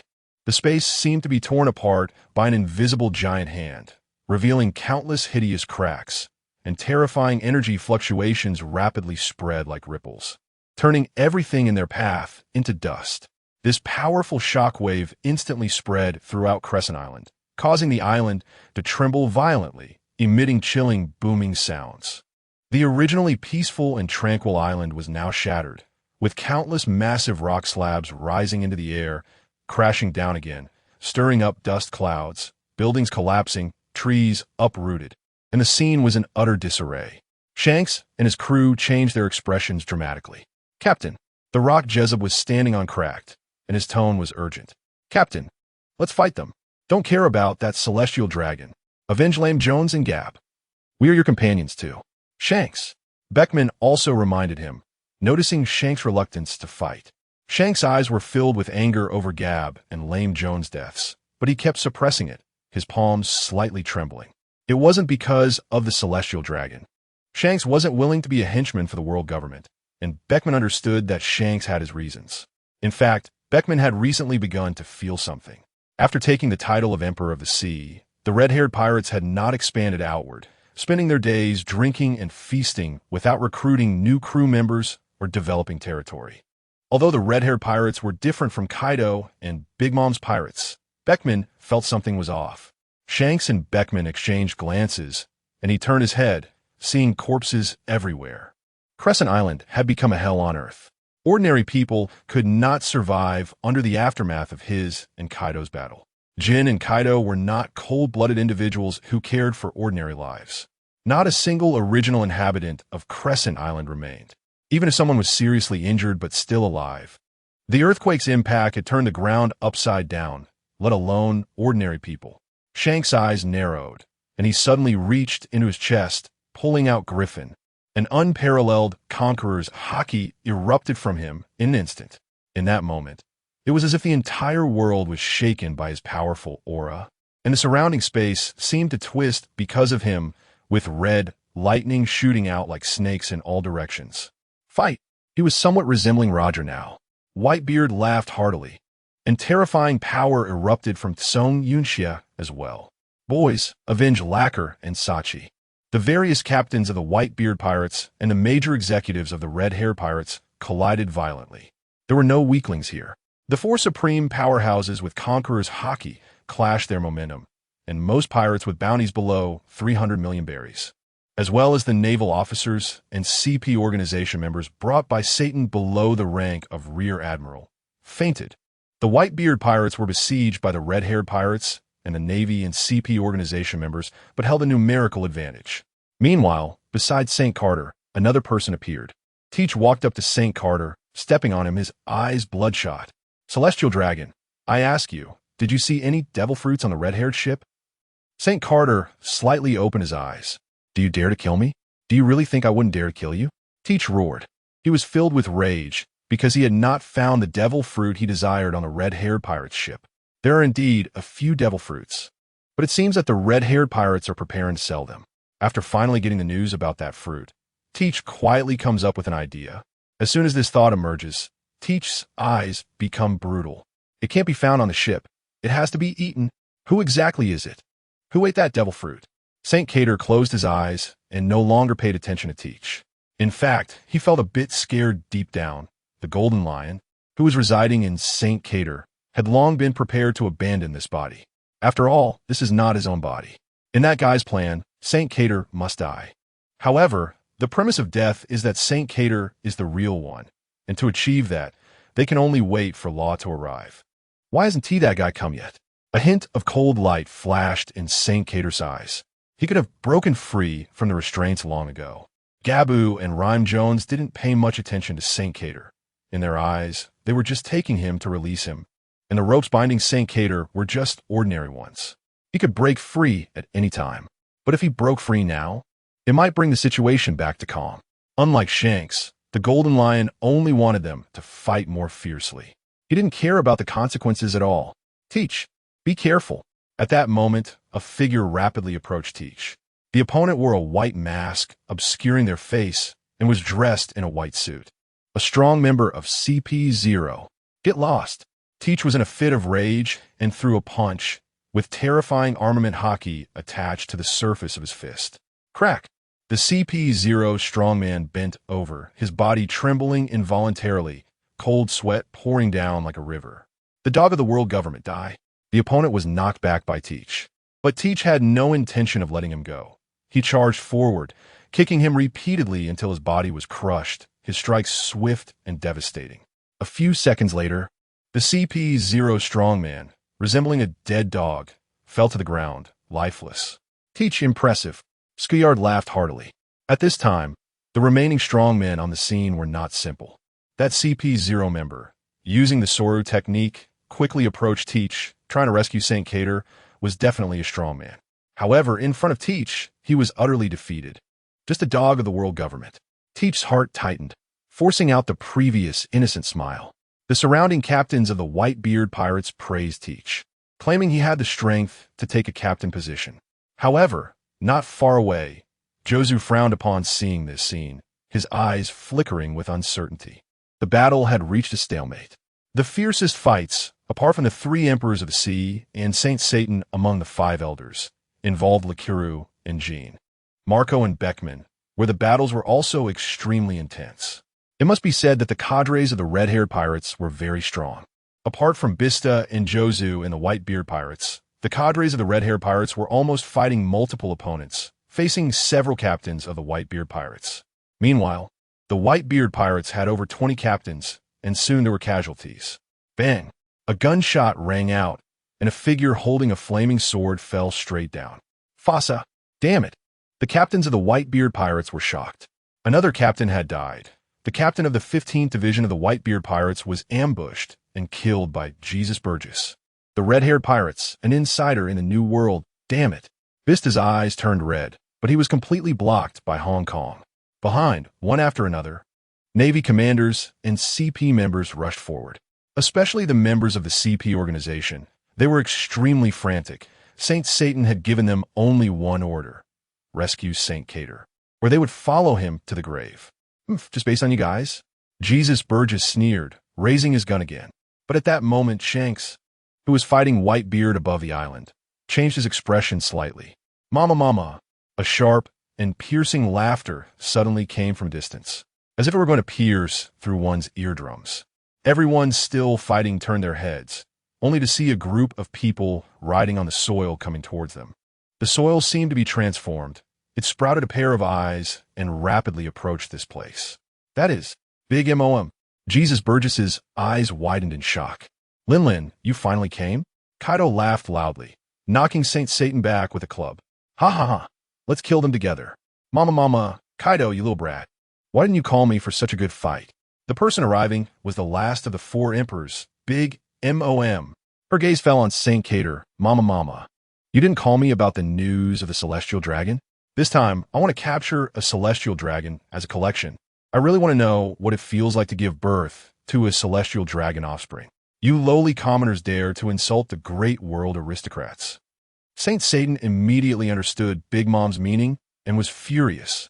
The bloodline of the world aristocrats is high above, even if Big Mom is powerful and has terrifying talent. In Saint Satan's eyes, she is still a commoner. Red-haired, I heard you're also a celestial dragon? Big Mom's gaze turned to Shanks, her laughter sharp. Then, you red-haired pirates can all go die. Saying this, she rushed directly towards Saint Satan above, because Saint Satan just insulted her. She wanted to kill this high and mighty elder star first. Katakuri, bring that celestial dragon to me. Behind, Big Mom's children looked at the tall figure in front. Brother Katakuri, we also want to. Go. Katakuri's eyes flashed with a red light. Kill all the Navy present. As for the cadres of the red-haired pirates, there's no need to worry about them. They can handle the white-beard pirates. As the second son of the family, with a bounty of 1,057 billion berries, Katakuri only wants to protect the safety of his younger siblings. In his perception, the cadres of the red-haired pirates had all fallen into a frenzied state, their auras filled with danger. At this time, there was no need to clash with them. They, the big MOM pirates and the Beast pirates, have been allied for several years. Although they are allies, each has their own goals, and there is no need to fight desperately. Who?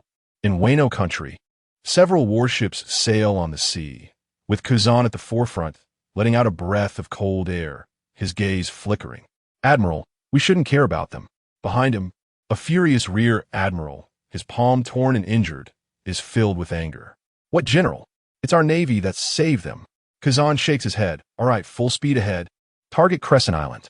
He also bears a knife wound that has torn his shirt. The samurai of Wano country do not welcome the Navy upon hearing their name. Instead, they wish to strike at them.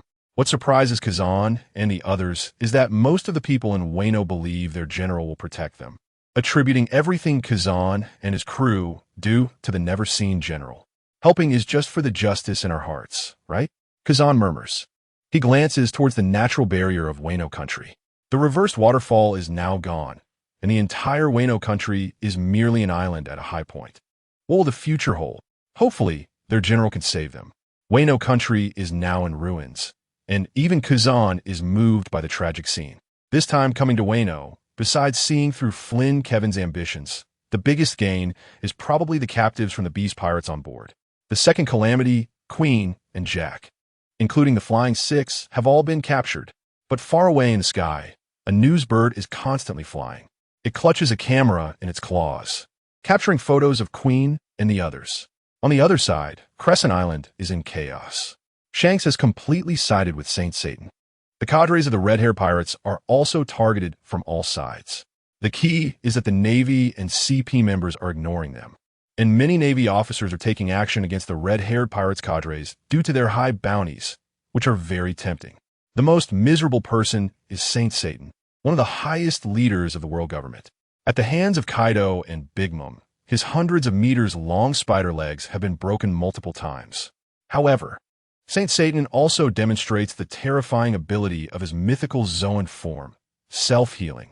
Time and again, he regrows and rises again, like a true evil spirit, showing no signs of fatigue. But in front of him, Kaido and Big Mom are both powerful beings, monsters among monsters, their attacks covered in Conqueror's haki, the astonishing pressure shattering half of Crescent Island.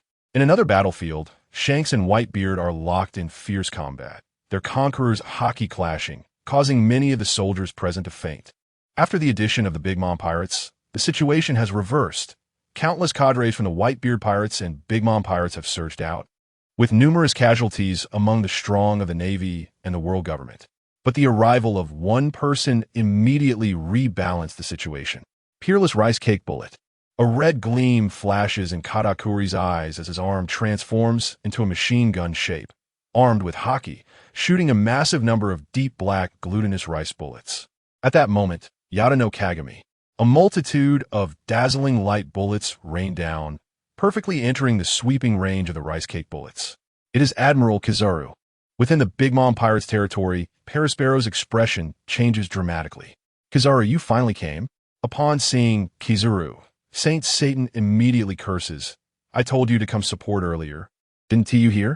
Sorry, Saint Satan, Kizaru replies leisurely, his gaze sweeping across the various battlefields below, wiping non-existent sweat from his forehead. How terrifying. All four emperors are gathered here. What a group of monsters. Kizaru. At that moment, a trident thrusts towards him. Kizaru's body transforms into light and reassembles on the other side. Oh, the second son of the Big Mom Pirates, Charlotte Katakuri. Quite an impressive person.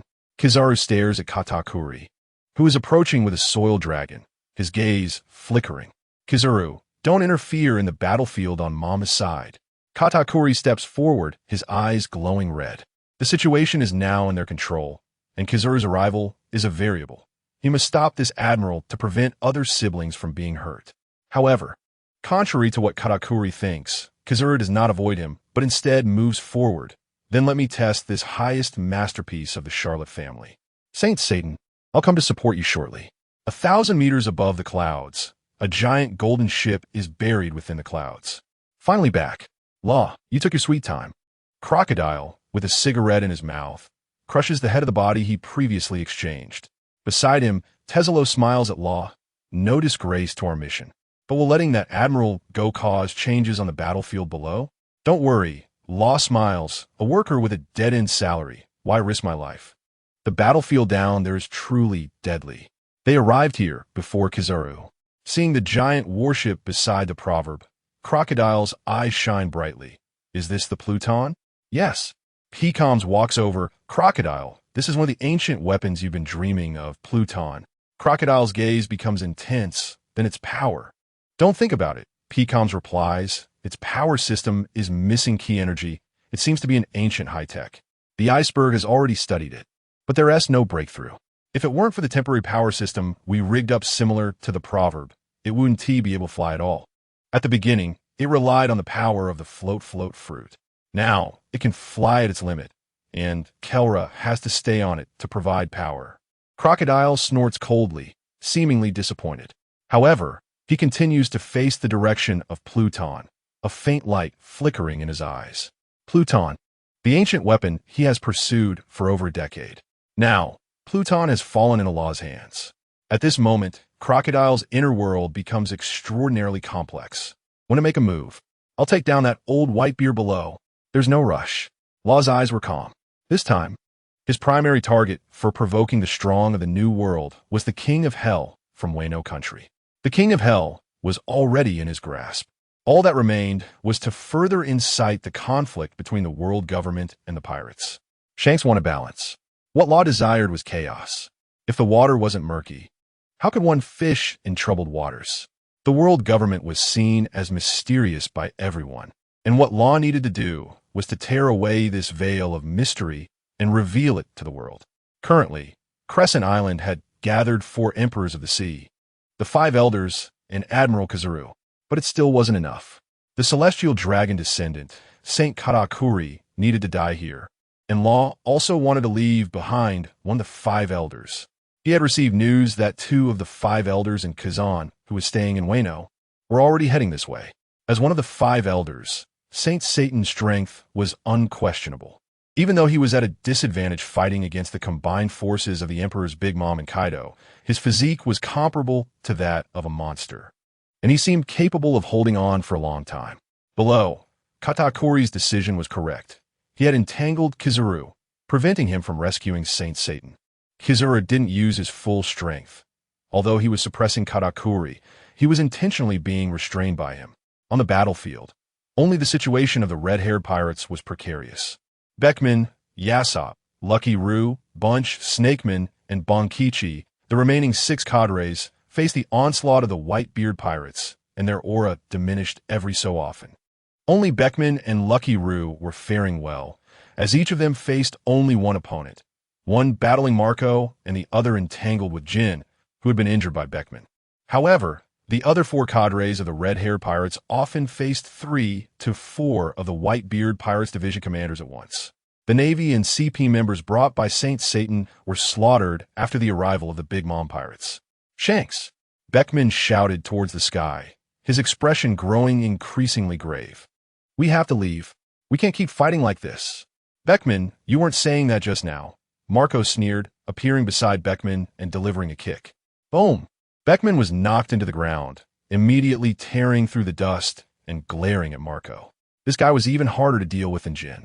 In his Phoenix form, Marco could take any attack without hesitation.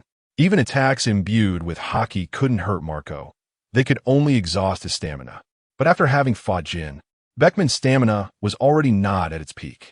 Marco was someone who had fought alongside Whitebeard since childhood, the undisputed captain of the 1st Division of the Whitebeard Pirates. At this point, only one side could survive between the 2 of us. The pirate world isn't child's play. Marco's voice was icy. The battle on Crescent Island had lasted nearly a day. Aside from Sachi and Rikuyo during this time, 2 division commanders from the Whitebeard pirates had died at the hands of the red-haired pirates' cadres. The 2 sides had become bitter enemies. To protect the family around him, Marco didn't care whether the addition of the Big Mom pirates was fair. He and Katakuri were somewhat alike. Both had things they wanted to protect. Shanks didn't reply, but the scream made all the cadres of the red-haired pirates change their expressions. Manshita, Bonkichi let out a heart-wrenching roar, his voice like thunder, reverberating in the air and drawing attention. With this roar, his body trembled involuntarily, his previously strong expression twisted in agony, tears streaming down his cheeks, mixing with sweat and blood, soaking his clothes. Manshita, Bonkichi's partner, a monkey who had joined the red-haired pirates 10 years ago, was dead. Beckman's expression suddenly changed, and he thought to himself that it was bad. Bonkichi, be careful of the enemy. However, brilliant blue flames rose, and Marco stood in front of him, his expression cold. They had also suffered division commanders' deaths in the Whitebeard pirates. He wanted to support, and just moments ago, Beckman had been blocking for him. Now, the roles had reversed. Bang! Gunshots rang out. Aizu, holding dual pistols, had smoke rising from the gun muzzles. Bonkichi fell to the ground, a bullet hole appearing in his forehead, his breath slowly fading. A sorrowful expression still on his face. With that, only 5 cadres of the red-hair pirates remained. Bunch and the others looked furious. But the released Aizu and 2 other division commanders from the Whitebeard pirates focused on them and began to provide support. Among the more than 20 division commanders that had come from the Whitebeard pirates, the weak had already died, and the severely injured, or those who had fallen unconscious due to the terrifying clash of Conqueror's Haki above, were no longer fighting. The remaining combatants were all strong. Whitebeard, move aside. On the other side of the battlefield, Shanks stared intently at Whitebeard. Whitebeard was old, his strength not at its peak, and his use of Conqueror's Haki was becoming less frequent. But how could the world's strongest man fall so easily?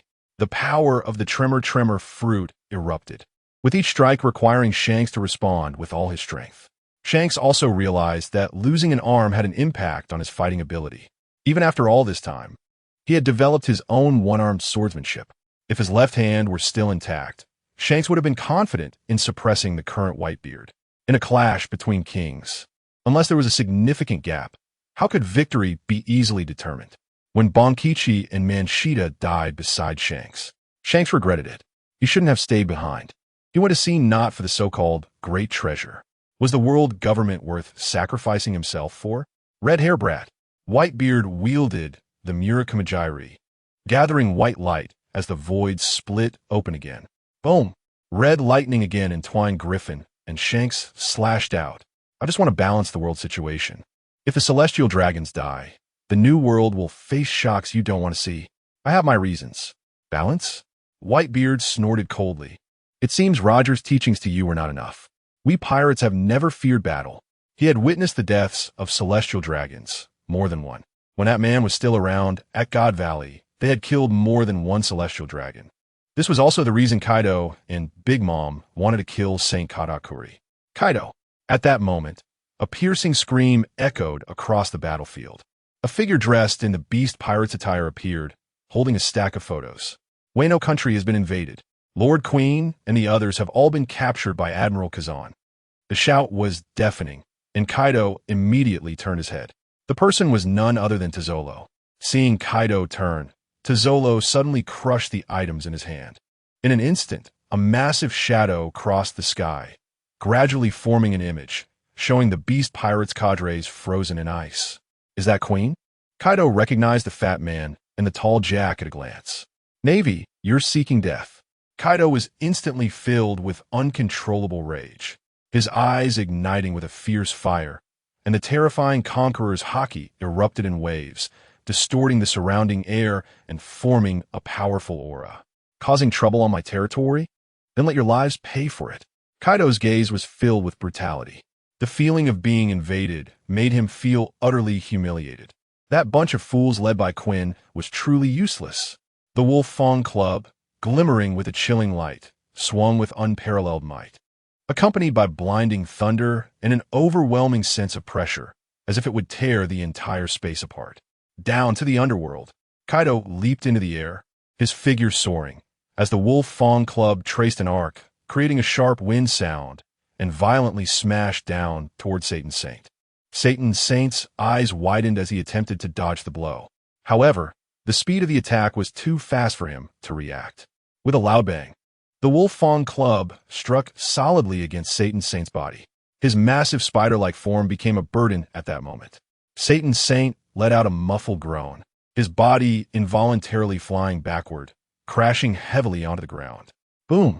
The ground instantly cracked open, forming a massive pit with dust swirling. And Satan Saint was deeply embedded in the pit, his life or death unknown. Kaido's anger did not subside after this strike. Instead, it intensified. His eyes flickered with rage, and he let out deafening roars. But amidst the dust, a voice of anger suddenly rang out. A mere pirate. Satan Saint's rough voice echoed like thunder, resonating through the sky, carrying a strange sound wave that instilled fear in people's hearts. Suppress. As his voice sounded, it seemed as if a mysterious power enveloped the world, descending upon Kaido's massive body like an invisible shackle. In an instant, Kaido felt his body becoming incredibly heavy, as though a mountain was pressing down on him, immobilizing him. He tried to struggle, but that invisible force tightly bound him, making it impossible to break free. Mama, Kaido, it seems your subordinates are utterly unreliable. Big Moem grinned, revealing her brightly painted red lips in a sinister smile. Napoleon, yes, Mama. The hat on Big Mom's head transformed into a long sword. Emperor's sword, broken edge. The flames of the sun Prometheus surged from the blade like a torrent, quickly spreading across the entire sword. In the blink of an eye, the originally ordinary blade elongated several times, forming a massive flame sword, with sharp fangs sprouting from the blade, glimmering with a cold light. A hint of seriousness flashed in Satan Saint's eyes, but he did not retreat. A thunderous glow formed at the tips of his giant spider legs. Rumbling, when the flame sword collided with the black long legs, a loud explosion resounded, distorting the surrounding air. The terrifying shockwave swept out, causing Satan Saint's expression to change slightly as he took a few steps back. However, the flame sword did not stop its attack. It continued to advance. Thud! A bead of cold sweat appeared on Satan Saint's forehead as he felt unprecedented pressure. One of his spider legs trembled and was actually severed by a single strike. Blood gushed out, and Kaido immediately broke free from his restraints. Die, old hag! At that moment, Kaido roared, resembling a demon descending, his imposing aura suffocating, causing even the officers of the 3 Emperor's crew on the Crescent Island to tremble slightly in their hearts. Kaido's fury surged continuously. His subordinates were taken away by ice. The situation in Wano was unknown, and he was suddenly trapped by Satan Saint's ability. Now he just wanted Satan Saint, one of the so-called highest authorities of the world government, to pay the price. Whoosh! Kaido charged towards Satan Saint with ferocity, his massive figure standing out prominently on the battlefield. The thick Wolf Fang Club glimmered even darker, flashing with crimson lightning, resembling an enraged beast ready to launch a deadly strike against the enemy. Pirates, what a sea emperor! You are merely a bunch of peasants. In this tense atmosphere, Satan Saint continued to openly insult Kaido, his words filled with disdain and contempt for both Kaido and Big Mom. Hee, old man, you really are a nuisance. The corners of Big Mom's mouth curved even more. She found it amusing.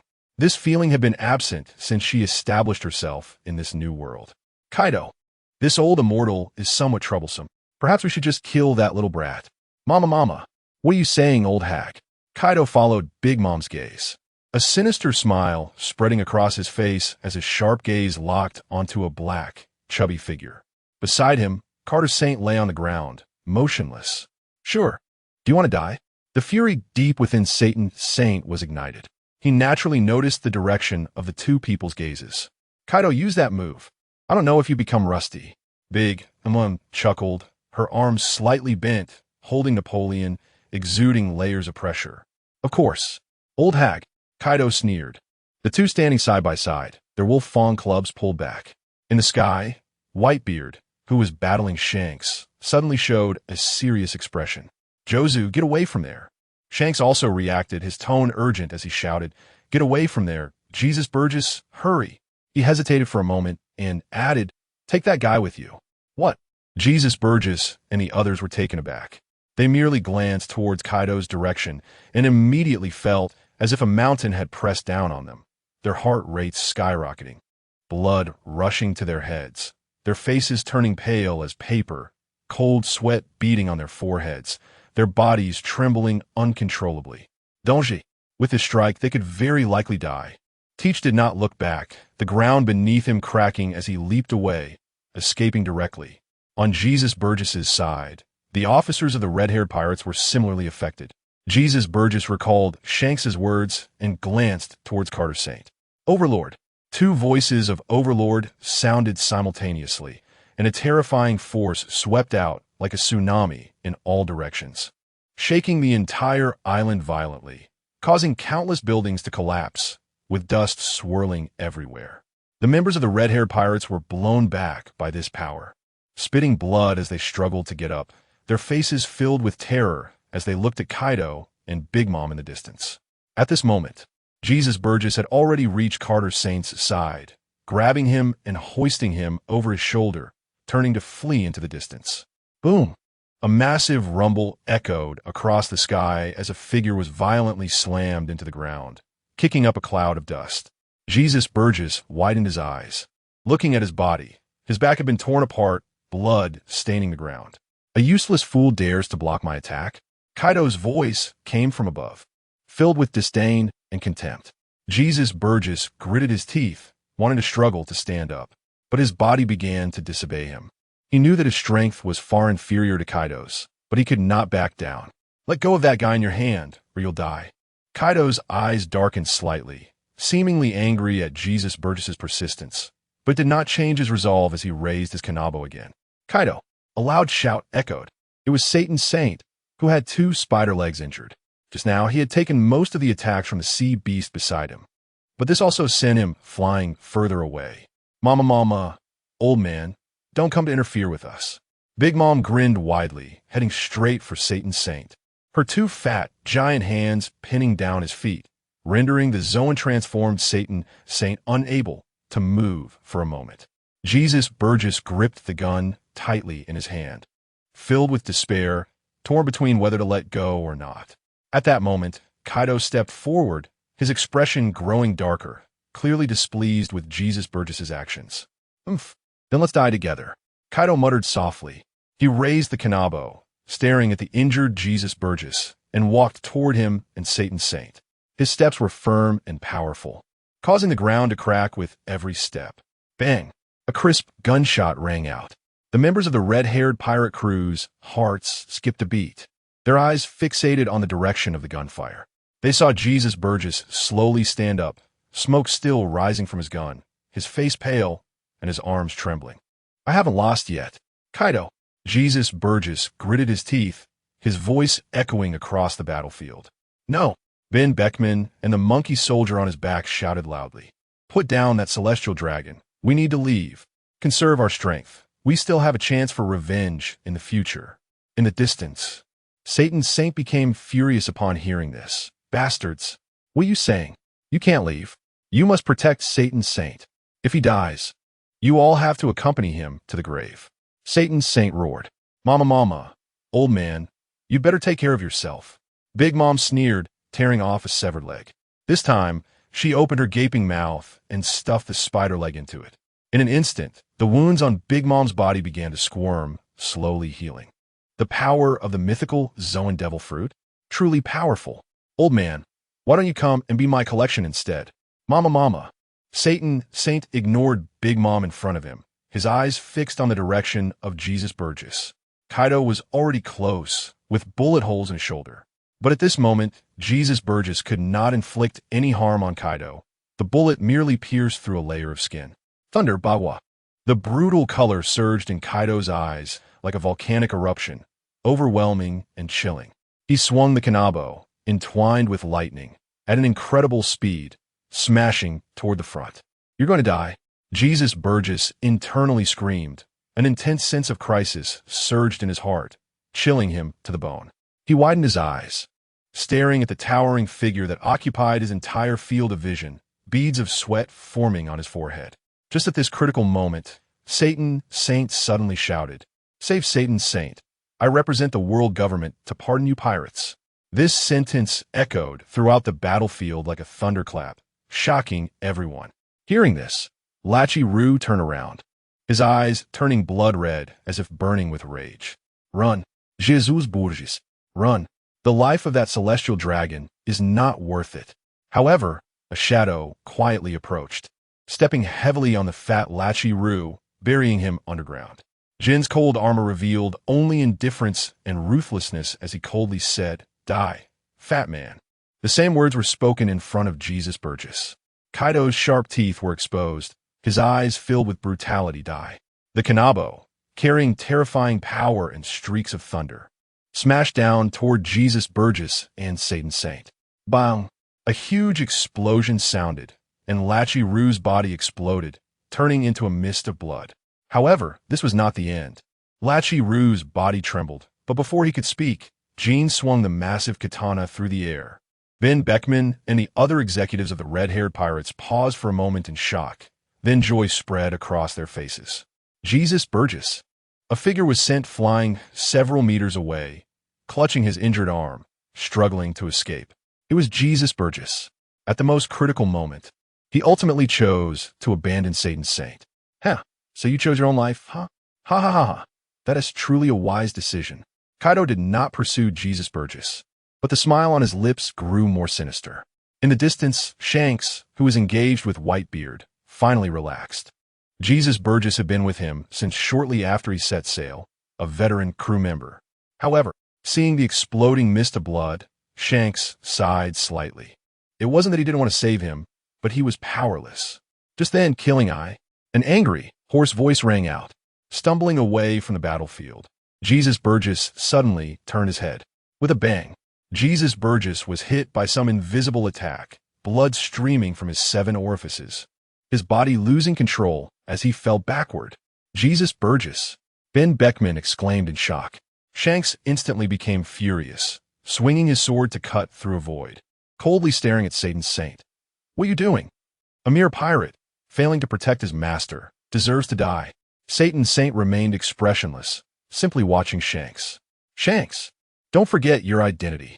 Fierce eyes, an angry and hoarse voice rang out. Jesus Burgess, swaying as he left the battlefield, suddenly turned his head.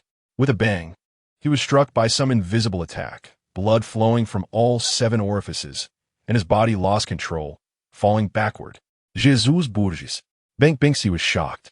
Shanks instantly became furious, swinging his sword to cut through a void, coldly staring at Saint Satan. "What are you doing? A mere pirate, failing to protect his master, deserves to die." Saint Satan remained expressionless, just watching Shanks. "Shanks, don't forget your identity." Shanks's eyes filled with bloodlust as he tightly gripped his griffin, pointing it at Saint Satan. "My identity? Oomph. I am a captain of the red-haired pirates. Saint Satan, if you attack my crew again, don't blame me for taking action." Saint Satan narrowed his eyes slightly and sneered. "You are challenging the dignity of God." He stared with blood-red eyes at the place where Saint Carter had disappeared, madness filling his gaze. Saint Carter, he was the most outstanding young celestial dragon in modern times, a rising star likely to replace these old geezers. Yet now he has died silently, not even a scrap left behind. This is a huge blow and humiliation to all celestial dragons. Saint Satan roared, his figure flashing, knocking Big Mom back dozens of meters. On the other side, Whitebeard snorted coldly and resumed his fierce battle with Shanks, sword lights flashing, their conquerors hockey clashing and threatening to sink the remaining parts of the island. Banksy hurried to Jesus Burgess's side to check his injuries. "Jesus Burgess, how are you?" Banksy asked anxiously. Jesus Burgess struggled to open his eyes, weakly saying, "I'm fine. Run." "My observation, hockey, sensed them coming." "Mama, you're so heartbroken over the death of a mere celestial dragon brat?" Big Mom laughed wildly, her multiple chins shaking. However, Her terrifying strength shocked everyone present. And the furious Saint Satan, after being entangled by Big Mom once more, did not manage to break free from the terrifying power of that steel balloon this time. "You all must die." Saint Satan enunciated each word, his eyes coldly filled with killing intent, a low pressure radiating from him engulfing the area. "Today, all of you on this island, the so-called Emperors of the Sea, will die here. Not one will be spared, including you, Shanks." Saint Satan's gaze grew increasingly icy. "I will take you back to the Holy Land, and your identity will be of no use." To him, Jesus Burgess abandoning St. Carter to flee alone was a death penalty. "Are you talking big? Old Spider, Mamama, Kaido, come and help kill him." Today, the 5 elders will become the 4 elders. "Coming," Kaido roared, his ferocity evident. "Old hag, no need for your chatter. Ro, you little brat, look at what you've done." Far away in the sky on the Arc Maxim, the Golden Lion stood up suddenly, his face filled with anger. Fortunately, Ro had activated his ability before Kaido locked onto him, swapping him and St. Carter back to their original bodies. Otherwise, the Golden Lion would likely have exploded with rage and met his end on the spot. St. Carter's body couldn't support his full explosion of Conqueror's Haki. It was not a qualified body that had experienced numerous battles, still needing a series of fights to hone it. However, St. Carter's body was young, and upon returning to his elderly body, the Golden Lion felt inexplicably bored. This body was more withered than St. Carter's, but it was denser and more durable. However, the vitality within the two could not be compared. In an instant, the Golden Lion felt the vitality deep within his flesh continuously fading away. This feeling was somewhat melancholic for an elderly person. "It's good enough to be alive," Rose said with a light smile. "I've also helped treat some of the residual internal injuries, and your legs are no longer crippled. You should thank me." The Golden Lion snorted coldly. "So what are you going to do next?" "The esteemed 5 elders of the world government. That guy can't hold out for long. Saint Satan is strong, absolutely royal-level combat power. In terms of vitality, perhaps even Whitebeard and Shanks cannot withstand his attacks. But he is facing 2 major powerhouses among the 4 emperors, Kaido and Big Mom. The 2 have no fear of close combat with Saint Satan. They merely exchange blood. The entanglement of Conqueror's Haki being the most basic combat method among the 3 parties. "Don't rush." Rose still wore that smile. "Now is not the best time for us to make our entrance." In the distance, Kizaru was still engaged in a skirmish with Katakuri. "A celestial dragon has died. Truly a headache. The so-called Emperors of the Sea are truly terrifying monsters." A dazzling light flashed, and Kizaru reformed his body, a hint of heaviness appearing on his face. He was not sad for St. Carter. Rather, after this incident, as one of the attendees, even if the world government wouldn't do anything to him, he would definitely face a salary deduction.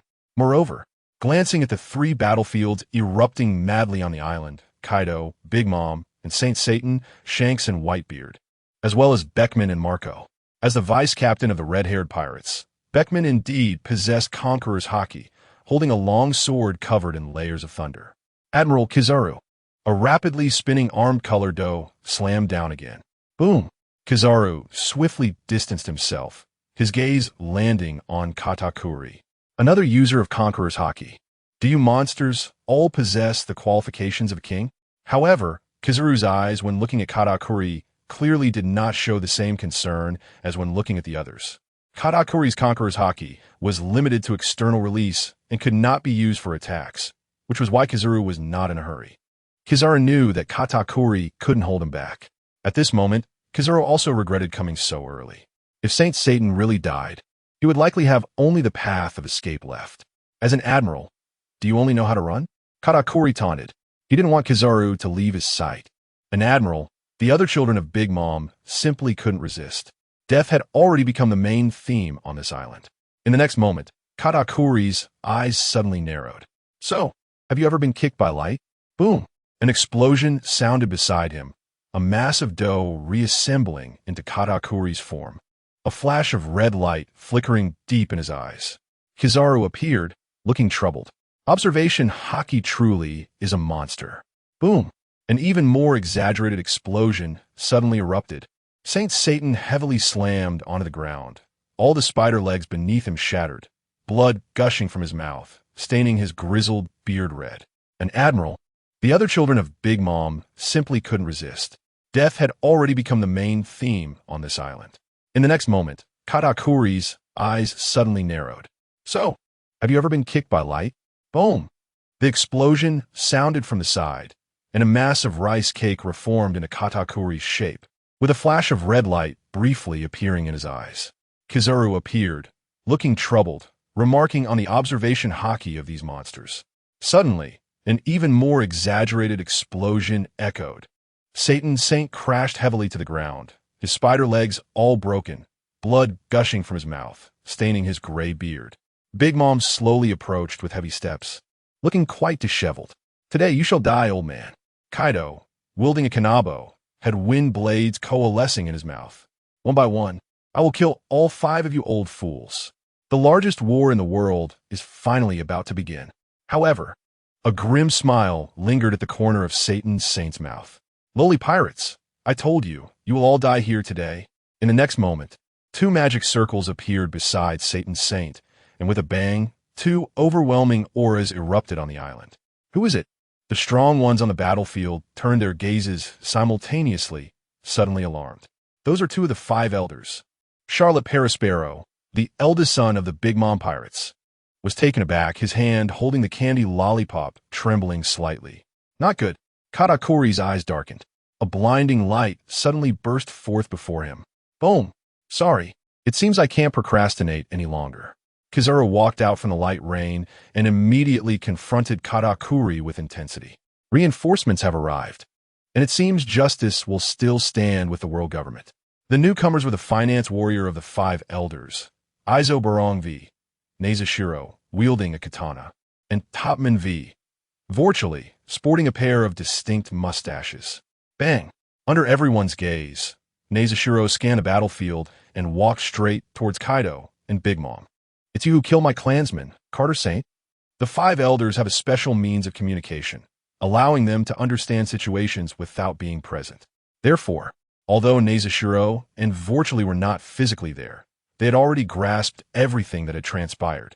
Old man, do you want to come to your death too? Kaido's expression remained unchanged, but his smile grew even more excited as he looked at Nezashiro, his tone laced with mockery. Such courage! Nezashiro scolded angrily, filled with rage.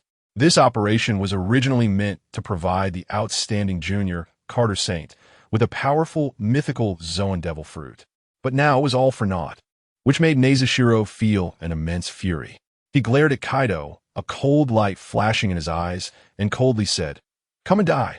As these words were spoken, Nezashiro's momentum erupted instantly, a terrifying pressure enveloping the entire battlefield.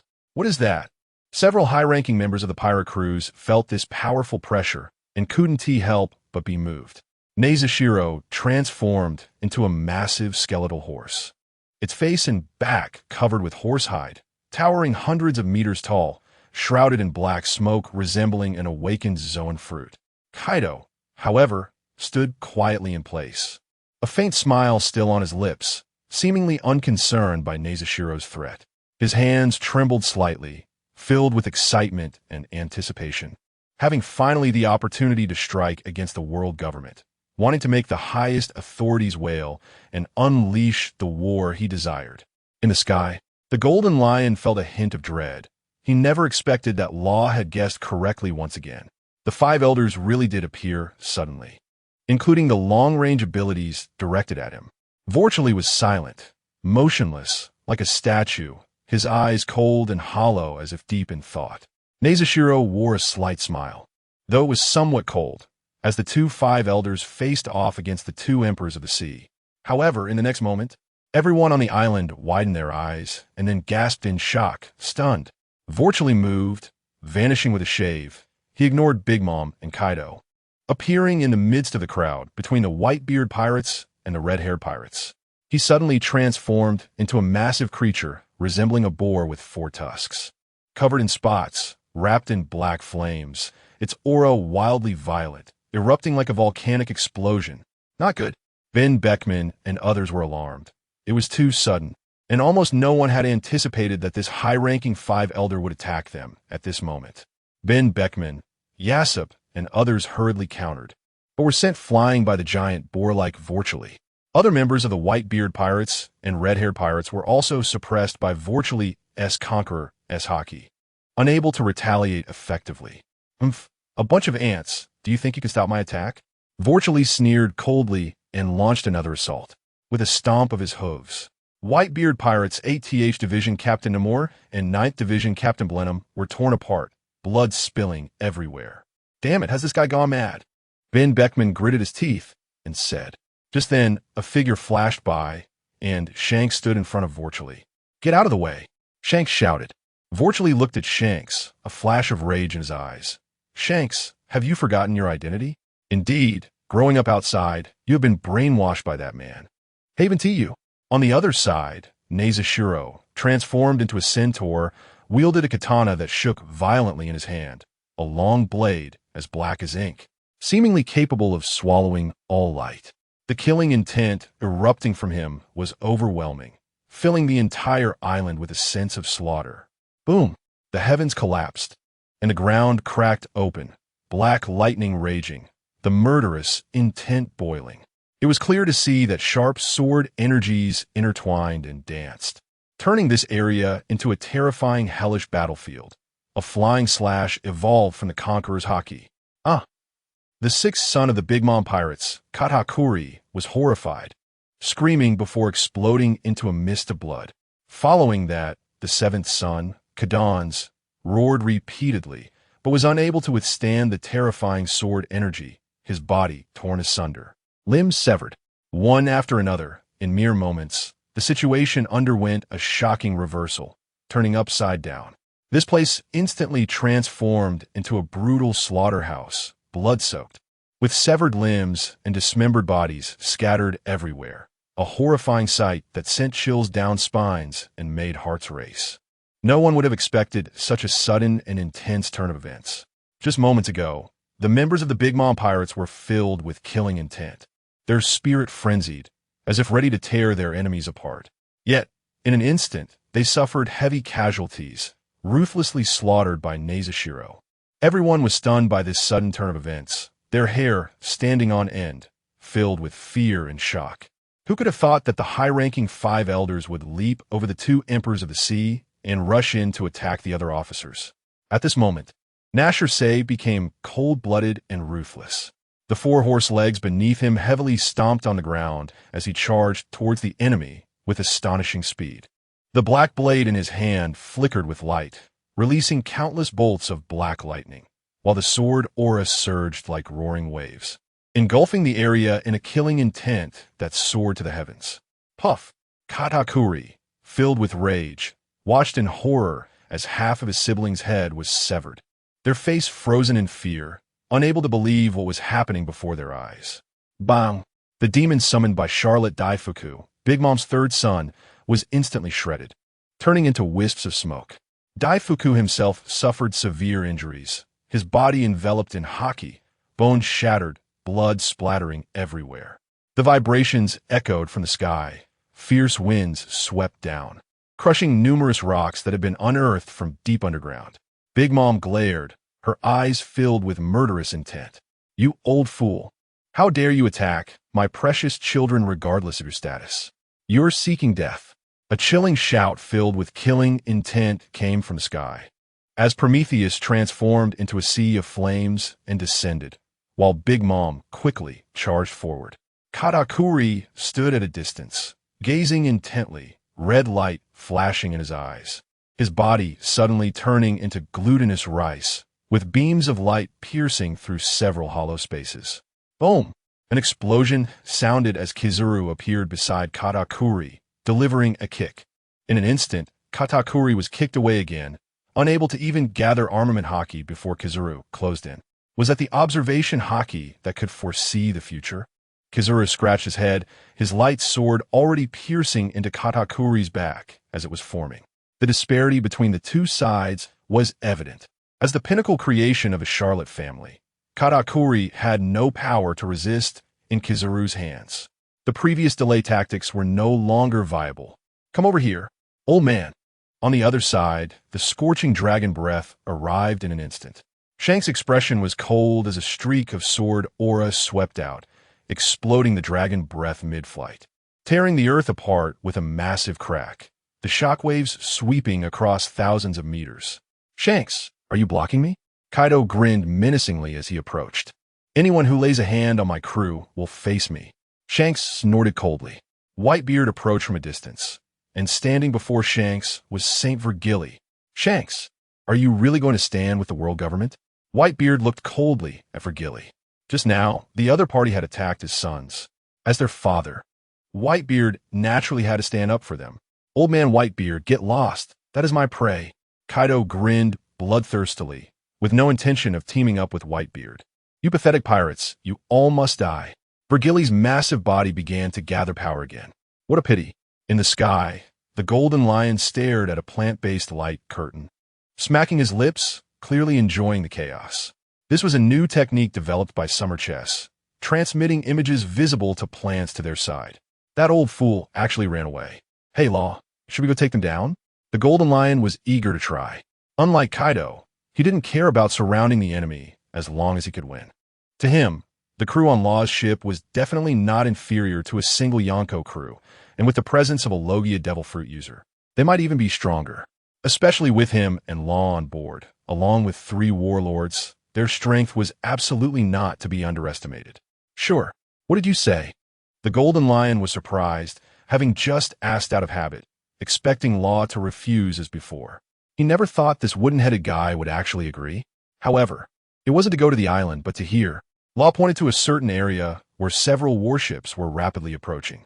Below the warships, a figure was nearing them. The light curtain couldn't clearly show who it was, only vaguely indicating that it seemed to be a black fat man. "Damn, 5 elders."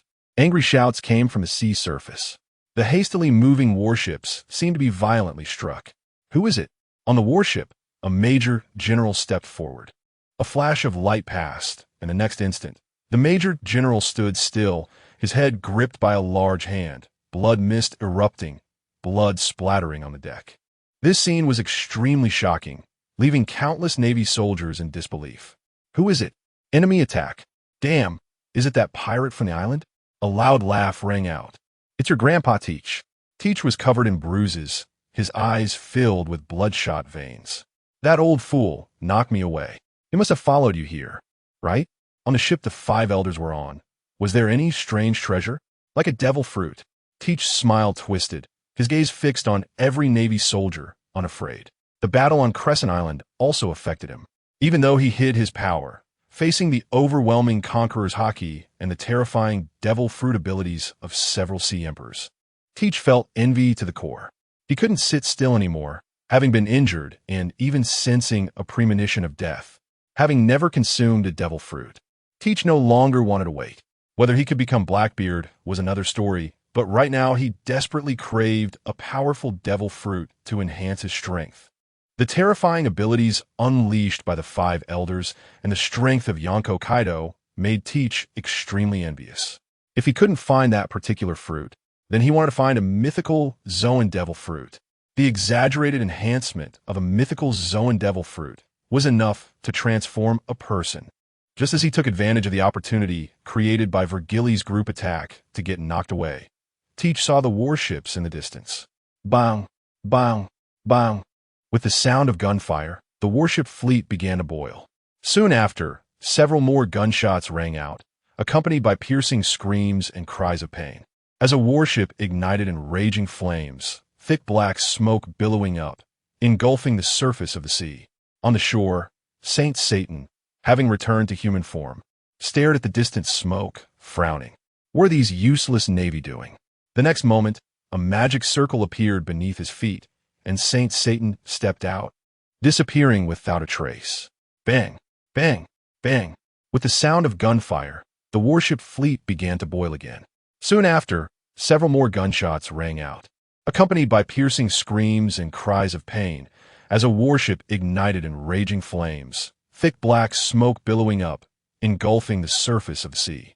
On the shore, Saint Satan, having returned to human form, stared at the distant smoke, frowning.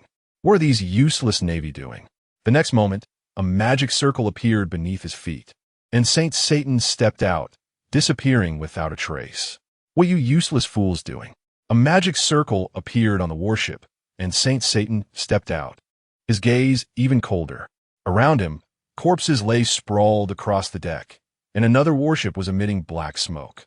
In a heartbeat, a glimmer of red light flashed in Saint Satan's eyes as he looked toward a certain direction, spotting a lowly pirate seeking death. He stepped onto another warship filled with screams. "My lord, Saint Satan," a Navy soldier with a severed arm and covered in blood saw Satan Saint, and a glimmer of hope appeared in his eyes as he quickly approached. "My lord, please save our people."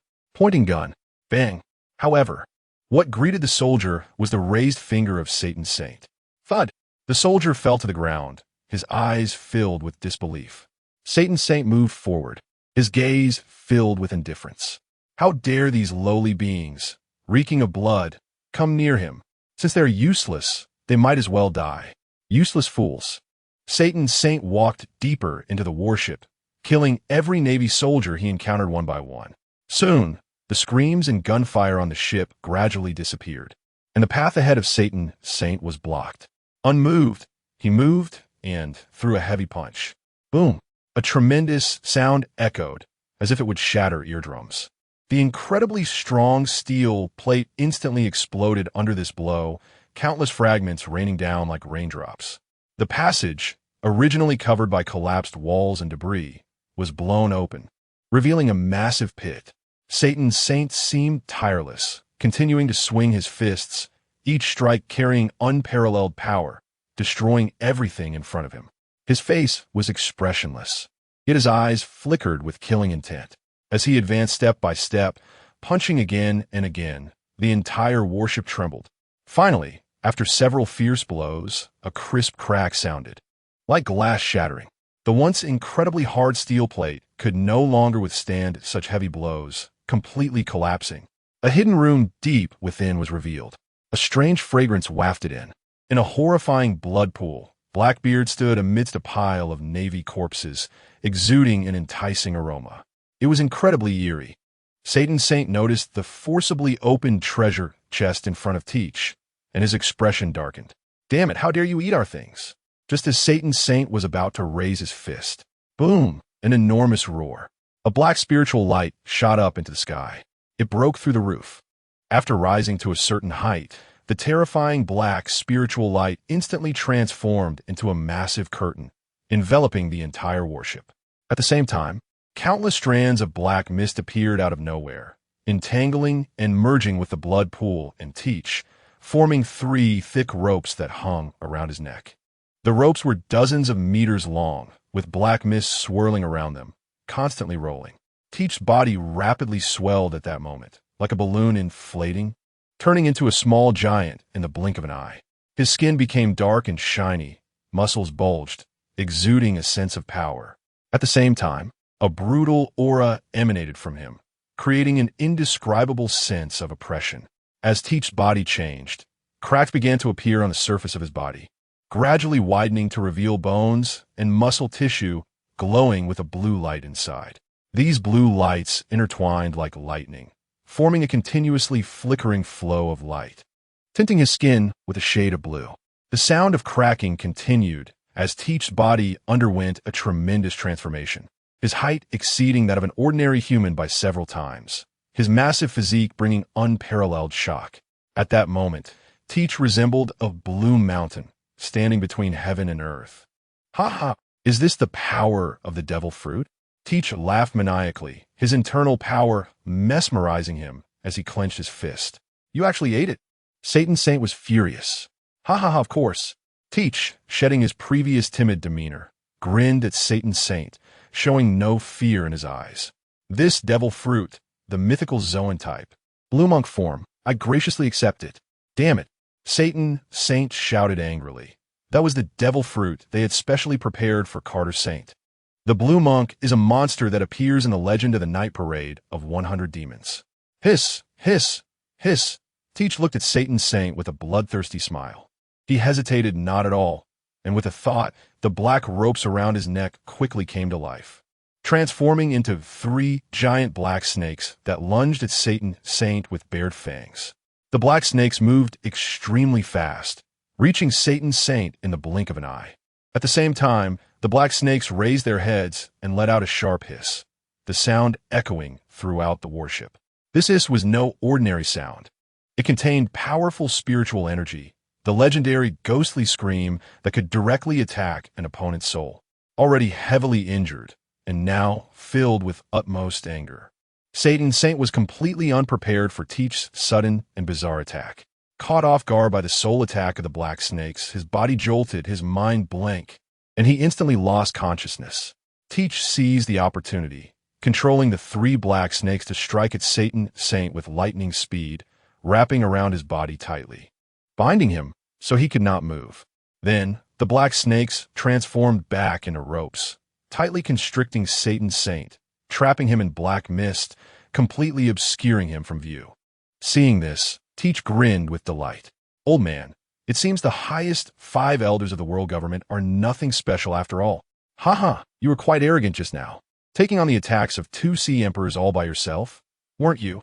The plan has succeeded. Teach revealed a sinister smile, feeling the power coursing through him, filling him with energy. The mythical Zoan devil fruit is terrifying. Hiss! A raspy snake hiss rang out. Dozens of cool black sword lights surged forth like an invading army. The blue monk has the ability to control swords and has a special preference for those who are hanged. Teach was not skilled in swordsmanship, and these sword energies were emitted by the black snakes, transformed from the ropes around his neck. The flying slashes lit up the pitch-black cabin, shining brightly. The sword lights shot straight at Satan's saint enveloped in black mist, exuding immense might. Satan's saint's expression changed, and he immediately activated the ability of the devil fruit, his body swelling, transforming into a half-beast form, with his lower body turning into a spider legs becoming spears, attempting to block the overwhelming sword lights. However, all of this was merely a waste of effort. Before the black sword lights, Satan's saint's armed color hockey seemed fragile and crumbled like melting ice and snow. The power displayed by the sword lights was astonishing. Old man, I thought you'd never tire, Teach grinned, revealing his incomplete teeth, boasting proudly. Having been beaten by 2 sea emperors one after the other and suppressed for so long, Satan's saint finally showed signs of exhaustion. If he were at his peak, merely transforming into a giant spider would have been enough to easily blow this warship apart. But now his size was only slightly larger than Teach's transformed blue monk. As Satan's saint completed his transformation, the black snakes that had tightly bound him could no longer restrain his entire body. He is just a nameless little pirate, a lowly figure in the White Beard Pirates. Do you really think that by eating a mythical Zoan-type devil fruit, you can freely control its power? Saint Satan glared with wide eyes and shouted angrily. He didn't even know who Teach was, unable to even pronounce his name.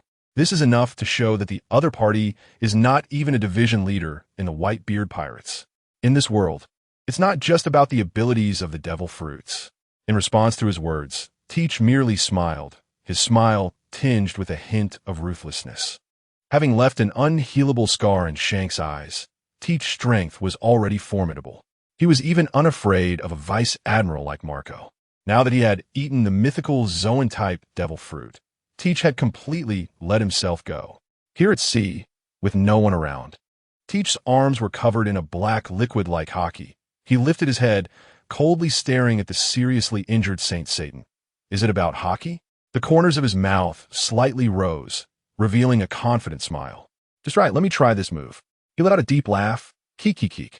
Meanwhile, Saint Satan, standing opposite him, still wore a proud expression. He raised his thick spider leg, exerting immense pressure towards Teach. The pressure inside the cabin suddenly changed violently, causing the remaining Navy soldiers on the warship to spit out blood, their faces filled with despair and fear. Teach laughed, truly ruthless. But then he took a deep breath, adjusted his state, and stepped forward, his aura becoming increasingly violet. At that moment, from the black mist enveloping Saint Satan, the giant, green-skinned figure that was Teach suddenly appeared before him. 3 black snakes coiled around his neck, looking exceptionally terrifying. Suddenly, a rope on Teach's neck transformed into sharp barbs, detaching from his body. This barb was entirely black, shaped like a long sword, and resembled a long snake hissing. It shot out at an astonishing speed, heading straight for Saint Satan. With a sharp sound of cutting through the air, the barb traced an arc in the air. Like a sword slicing through the void, countless black streaks flying off and forming a dazzling rain of swords. Immediately after, under the immense force, Saint Satan's spider leg was severed.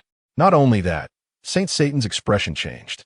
His connection with the other 5 elders was suddenly severed at that moment. He could no longer communicate with them in his mind like before. This lowly pirate is problematic. Saint Satan reacted quickly. He immediately urged his internal haki, preparing to forcibly break out of the range covered by the black mist. Unbeknownst to him, the drifting black mist filled the exterior of the warship, tightly wrapping the ship. Keek, I knew it. You 5 old fools have a connection. Teach's laugh was laced with mockery. The white-beard pirates will eventually be destroyed by us. Saint Satan's voice carried a hint of anger. And you will die too. Teach disregarded everything, his eyes filled with murderous intent, stretching his hands forward and pressing down forcefully. Then I'll kill you first, old man. In an instant, the wind and clouds changed, and the mist surged. In the sky, the black mist that had originally emanated from Teach condensed into 2 gigantic black hands, pressing down toward Saint Satan under his mental control. The space shook violently. The air pressure compressed to the extreme. This was a strike compressed to its limit, transforming into a powerful attack in Teach's hands, striking towards Saint Satan with overwhelming force. This scene seemed like the dark fruit and the tremor fruit were performing a unique combination. This palm, this sword, was majestic and powerful, causing Saint Satan to spit blood and collapse to the ground, unable to move anymore. However, facing this black giant hand, a small magic circle suddenly lit up in Saint Satan's eyes. Evil Eye. As his low shout rang out, a powerful force erupted from his eyes, directly striking Teach. Teach immediately felt a sharp pain, unable to help but let out a roar, and the black hands came crashing down even harder. With a loud bang, steel plates and remnants of the warship flew everywhere. The place where Saint Satan stood was deeply dented under this immense force. He had actually withstood the 2 giant hands. For a moment, Saint Satan and the black hands were at a stalemate. Old man, the new era does not belong to you. A glint of malice flashed in Teach's eyes as he shouted loudly. The Saint Satan before him was merely a seriously injured person, while he was in full state. His attack had actually been withstood. Teach felt a loss of face, his fierceness growing even greater. The blue demon, after all, was a monster of legend, with a murderous nature. Old man, do you want to hang yourself? Teach took a large step forward, the black snakes returning to the ropes, swiftly breaking through Saint Satan's defenses and landing on his neck. The next moment, as Saint Satan met Teach's crazed gaze, just as the words left his mouth, the half-man, half-spider Saint Satan violently slammed against the ceiling of the cabin, light streaming in through the large hole. Saint Satan's beard was stained red, blood dripping down from it, and his tensed muscles suddenly relaxed. He was forced back into human form, and his face turned a shade of purple-red as he struggled to breathe. The ropes seemed to have a consciousness of their own, embedding themselves into his skin, preventing him from breathing. Teach laughed wildly. The marvelous feeling of being able to control the ropes with just his mind, without using his hands, made him feel exceptionally pleased, as if this skill was innate. Under his exquisite manipulation, the ropes tightened and tightened. This was his unique ability, manipulating the 3 ropes around his neck, which would add extra strength when they were wrapped around a creature's head. Old man, die. Teach glared at Saint Satan, watching as his face grew increasingly red, his eyes filled with brutality and cruelty. Suddenly, he extended his 2 thick green hands, locking on his Saint Satan's body like iron pincers. Under his control, his hands surged with an unstoppable momentum, continuously gathering haki into his palms. At this moment, Saint Satan was completely suppressed by Teach, but the blood-red light in his eyes grew even more dazzling, terrifying blood-red, lightning flashing across his twisted face. With his roar, the Conqueror's haki erupted in full force. At that moment, Teach's entire body ignited, blazing flames bursting forth from him, as if a volcano was erupting, flames scattering everywhere. The blue demon, with its demonic bloodline, controlled the ghostly fire of the underworld and was extremely fierce. Teach further activated his fruit ability, his hands bulging with veins, power surging. However, the waves of Conqueror's Haki that impacted his consciousness merely caused his body to tremble, without any further ripples. Finally, after an unknown amount of time, the light faded from Saint Satan's eyes, becoming dull and lifeless, his head drooping weakly. At his neck, streams of blood slowly oozed out, dyeing his beard completely red, and then dripping down the ropes, forming bright blood flowers on the ground. Huh! Teach laughed loudly, filled with pride and arrogance. He released the rope in his hand and watched as Satan Saint's body slowly fell. He could clearly feel that Satan Saint had truly entered a near-death state, slipping into a deep coma. It must be said that Satan Saint's tenacious physique surprised even Teach. Under such intense attack, the opponent was still able to preserve his life. Just this physical confrontation had already consumed a considerable portion of Teach's stamina. After all, Satan Saint was currently in a severely injured state. Teach grinned with a sinister smile, stretching out his hands and easily dismembering Satan Saint's limbs with a few cracks. He did not kill Satan Saint immediately because he had a more important plan. He wanted to bring the living Satan Saint back to the Whitebeard pirates. After all, a living person was more valuable than a dead one. For example, he could use him to coerce the world government into searching for the dark fruit. Just then, Creek, "Kid, not killing in a fight is not the behavior of a good pirate."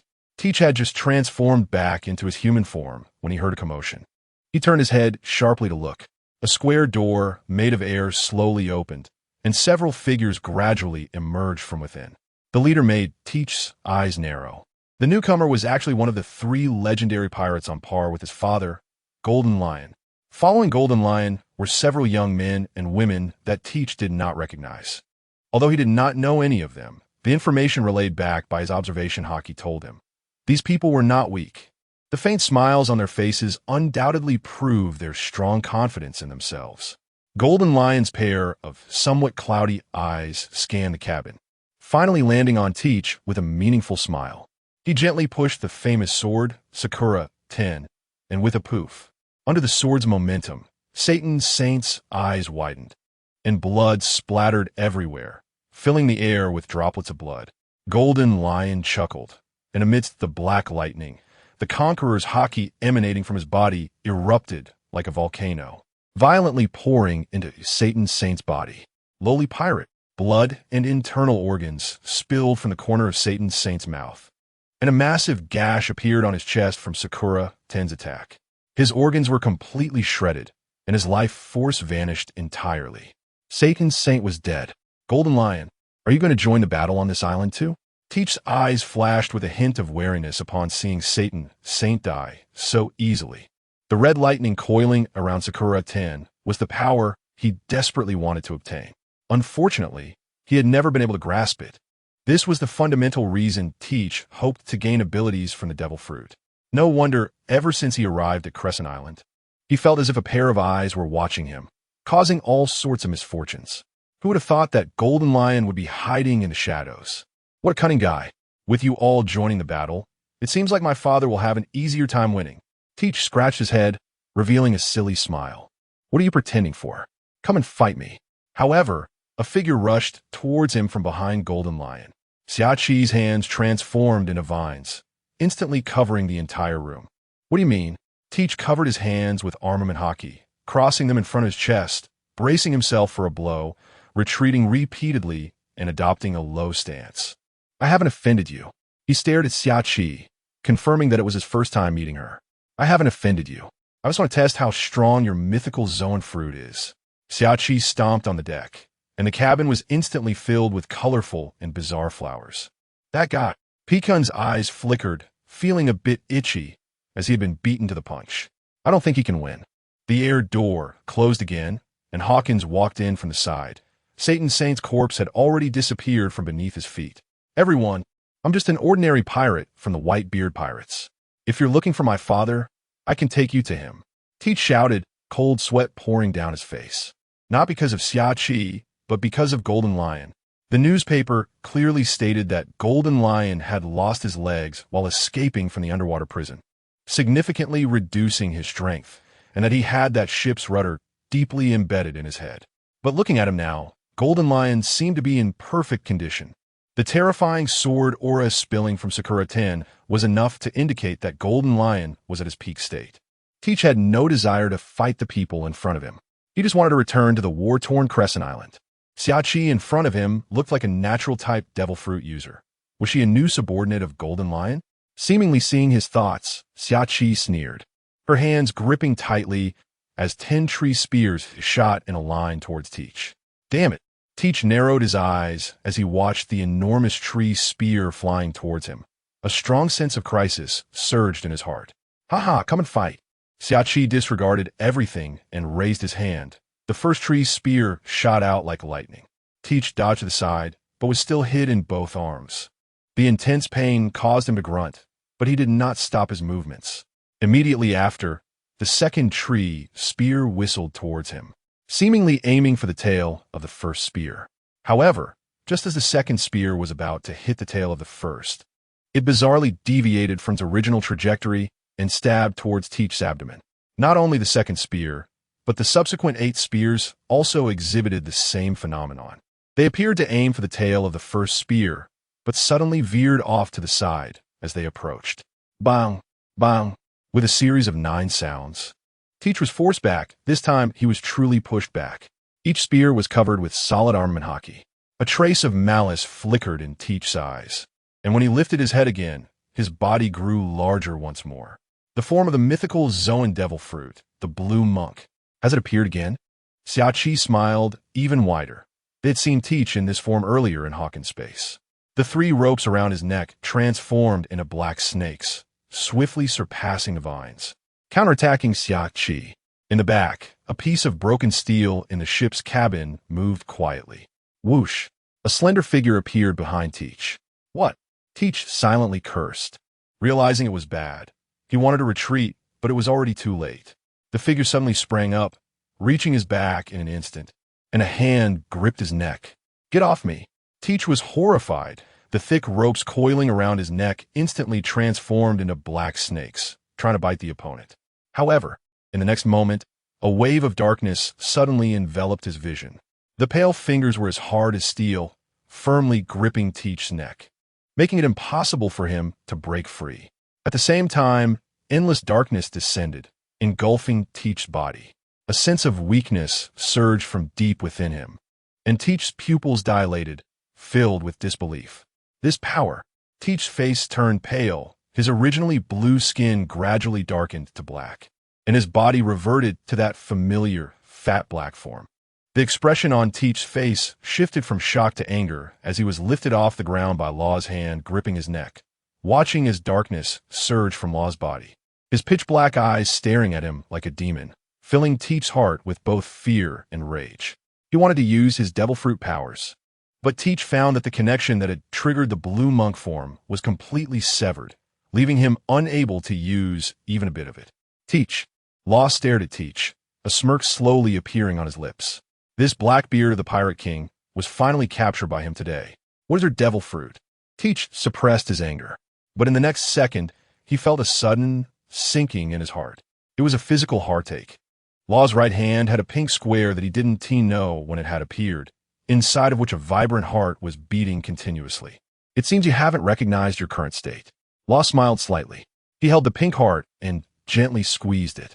Hiss! Cold sweat instantly broke out on Teach's forehead, and his face turned extremely pale. In that moment, he felt an unbearable twisting pain in his heart, as if an invisible hand was tightly gripping his heart, threatening to crush it, causing immense suffering. As the force in that hand gradually intensified, Teach felt as if his neck and heart were about to be crushed. Even breathing became difficult, making it hard for him to catch his breath. His eyes widened in terror as he looked at Law, his heart filled with despair and dread. Who on earth is this young man? Teach caught a glimpse of the Golden Lion. He was holding Sakura 10 and Moku K, seemingly oblivious to the situation, not intervening at all. His demeanor was as if it had nothing to do with him. Meanwhile, Xiaoqi, who had just attacked him, landed and complained, "Captain, let's have some fun too." Such a rare opponent. Without the power of a devil fruit, and with his heart being gripped, Teach was powerless to resist. His heart filled with extreme horror as he weakly tugged at the hand that was gripping him. Taking advantage of the fact that he could still speak, Teach squeezed out a hoarse sentence. "I'm just an ordinary crew member of the Whitebeard Pirates." "You might as well go find old man Whitebeard. Don't you want to become Blackbeard?" Law said with a smile. "You want us to find Whitebeard so that we can both suffer and then take advantage of the situation, right? After all, you're someone who can leave scars on Shank's face." For someone like Teach, such a tyrant, Law didn't want to give him any chance at all. The earlier fight with Xiachi was also a pretense of weakness. Once he made his move, it would be like a thunderbolt, aiming to capture Xiachi as a hostage. Seeing Teach's expression change, Law simply smiled. "I'm very interested in you." Teach, Sir, if you kill me, why not let me become your subordinate? I know many secrets of the Whitebeard Pirates, and I can offer them to you." Teach struggled, his face turning red, showing no sign of shame. "Is that so?" Law looked coldly at Teach, increasing the pressure in his palm, causing Teach to be completely unable to speak, his face turning the color of a pig's stomach. "You want to follow me and then plot against my Ope Ope Nomi?" Law sneered. "You've been looking for this fruit, haven't you? Unfortunately, I've obtained it." Shock and disbelief appeared in Teach's bulging eyes. How did he know? Who exactly is this young man? This matter had been hidden in his heart for decades. However, Law did not directly snap his neck and wave his hand slightly. "Here they come." Beepo jumped out from behind, taking several sea stone handcuffs and chains to tightly bind Teach. Feeling the weakness spreading throughout his body, Teach struggled desperately. But gradually he couldn't even raise his hands. That was high-purity sea stone brought from Wano country. Originally, if Teach had not eaten a devil fruit, Law would have needed certain means to trap him. Now, it was easy, binding him like a rice dumpling, leaving him unable to resist. "Here it comes." Beepo jumped out from behind, grabbing several sea prism stone handcuffs and chains to tightly bind Teach. Teach felt weakness spreading throughout his body, struggling desperately. But gradually, he couldn't even raise his hand anymore. This was high-purity sea prism stone taken from Wano country. If Teach hadn't eaten a devil fruit, Law would have needed certain means to capture him. Now, it was good. He was tied up like a zongzi, unable to resist any longer. "Take him away." After Law gave the order, Teach was forcibly pushed by Shachi into the air door opened by Hawkins, and before moving forward, Shachi drained his moisture, transforming him from a black fat guy into a black skinny guy. The Mori Mori fruit was a free weight loss injection. Even if it hurt, it was worth it. During the Battle of Crescent Island, it was the first time Law and the others took action, killing Saint Satan and capturing Teach, achieving perfect success. Pecan and the others stood behind Law, their gazes fierce, not intending to return to the ship with Hawkins and the others. Boom! The warship shook violently. In the distance, the screams of the Navy echoed once again. Their enemies. Zoro's hand fell on the hilt at his waist, eager to fight. He had always craved battle, and the combat fluctuations from the top fighters on Crescent Island made Zoro tremble inside, filled with both fear and excitement. Among this batch of warships, Teach had destroyed two, and after Saint Satan boarded this warship, the Navy outside wisely chose not to come in to help. After all, they were following the other two elders, Saint Nisuru and Saint Walchili, and the Navy on the warship knew a thing or two about the pride of the elders. If they entered to help, before Teach could make a move, they would be killed by the elders themselves. As the highest authority of the world government, the elders instinctively concealed their powers, and unless absolutely necessary, they did not want to expose themselves in front of the public. Perhaps this was related to their consumption of a special, mythical Zoan devil fruit. "Stop just fighting all the time." Kuina slammed her sheathed sword hard on Zoro's head. Yet, in her eyes, there flickered a similar intense fighting spirit as Zoro's. Despite being a girl, Kuina had combat talent far surpassing that of men. "Still your old companion." Law looked at the Golden Lion and smiled. "Do you want to meet them?" "It's them." A glint of red light flashed in the Golden Lion's eyes. "No need." Suddenly, the Golden Lion grinned, staring at Law with a cold smile. "If I meet them, we'll take the blame for you." During this time, he had seen through how cunning Law truly was, clearly possessing immense power, yet secretly plotting behind the scenes, letting others fight, stirring up trouble everywhere. It was maddening. Bastards! Do you still want to run? A piercing roar echoed in everyone's ears. Several powerful auras rapidly approached. Truly ruthless. Law shook his head. Room slaughterhouse. In an instant, everyone disappeared from the warship, replaced by several small stones scattered around the room. The treasure chest in the middle already shattered, revealing an empty interior. The next moment, Silver Axe. Wang Ji, the remnants of the Rock's pirates. The warship where Law and the others had just been was crushed by two figures, with Saint Nasudru and Saint Walchuli appearing, their faces dark and eyes blazing with fury. Not far away, the remaining warships were all destroyed, blood staining the sea, with broken corpses and wreckage everywhere. Two massive pirate ships were right next to the warships, and the leading pirate laughed heartily. With every slash, he took several lives of Navy commanders. Elders? Wang Ji was taken aback, his expression shifting. They had just arrived as the New World pirates occupying Hive Island. The news from Crescent Island had stirred them up. After receiving a message from Kaido's subordinates, the two rushed over with their crew. Are the world government folks cowards? Dark clouds loomed overhead, and a giant dragon stretched its neck down, coldly gazing at the two elders below. Beneath Kaido was Big Emon, stepping on Zeus, holding Napoleon. Her eyes filled with ferocity beneath exaggerated eye makeup. Mama, those who hurt me still want to leave? The two closely followed, their auras no longer in peak condition. Yet that raging momentum and the bloodthirsty glint in their eyes were like two frenzied beasts, brimming with brutality and evil. Their bodies seemed to be driven by a powerful force, each step carrying an unstoppable might, the strong killing intent in their gazes suffocating the air around them. These two appeared as if they had emerged from the depths of hell, with only battle and slaughter in their eyes. Where did Saint Satan go? Saint Nasudru seemed to not hear, slowly raising the first-generation Kitetsu, its tip pointing at Silver Axe and Wang Ji. The only reason that could make them disregard the situation on the island and come here was that something had happened to Saint Satan. The five were connected by a special secret method, able to communicate in their minds. Now, Saint Satan's presence had vanished without a trace. The bloodstained blade erupted with a terrifying sharpness in an instant, causing cracks to appear in the surrounding void. The terrifying aura shaking the heavens and stirring up the violent conqueror's haki. Very good. You Rock's pirates. Do you want to tread the old path of rocks and provoke the world government again? Saint Walchuli was furious, his gaze sweeping over the two pirate ships in front, as well as Kaido and Big On behind. The scene fell silent for a moment. The next moment, four waves of Conqueror's haki soared into the sky, colliding violently. Boom! A thunderous sound of a terrifying impact erupted, pushing away strong waves centered around the four. The massive waves lifted the two pirate ships, but a hint of unusual color appeared in the eyes of Wang Ji and Silver Axe. Such a battle was truly too nostalgic. The sounds of battle on Crescent Island ceased. After the two elders departed, Shanks, who was confronting Saint Nasudru, no longer fought with Whitebeard, and led the red-haired pirate's crew straight away.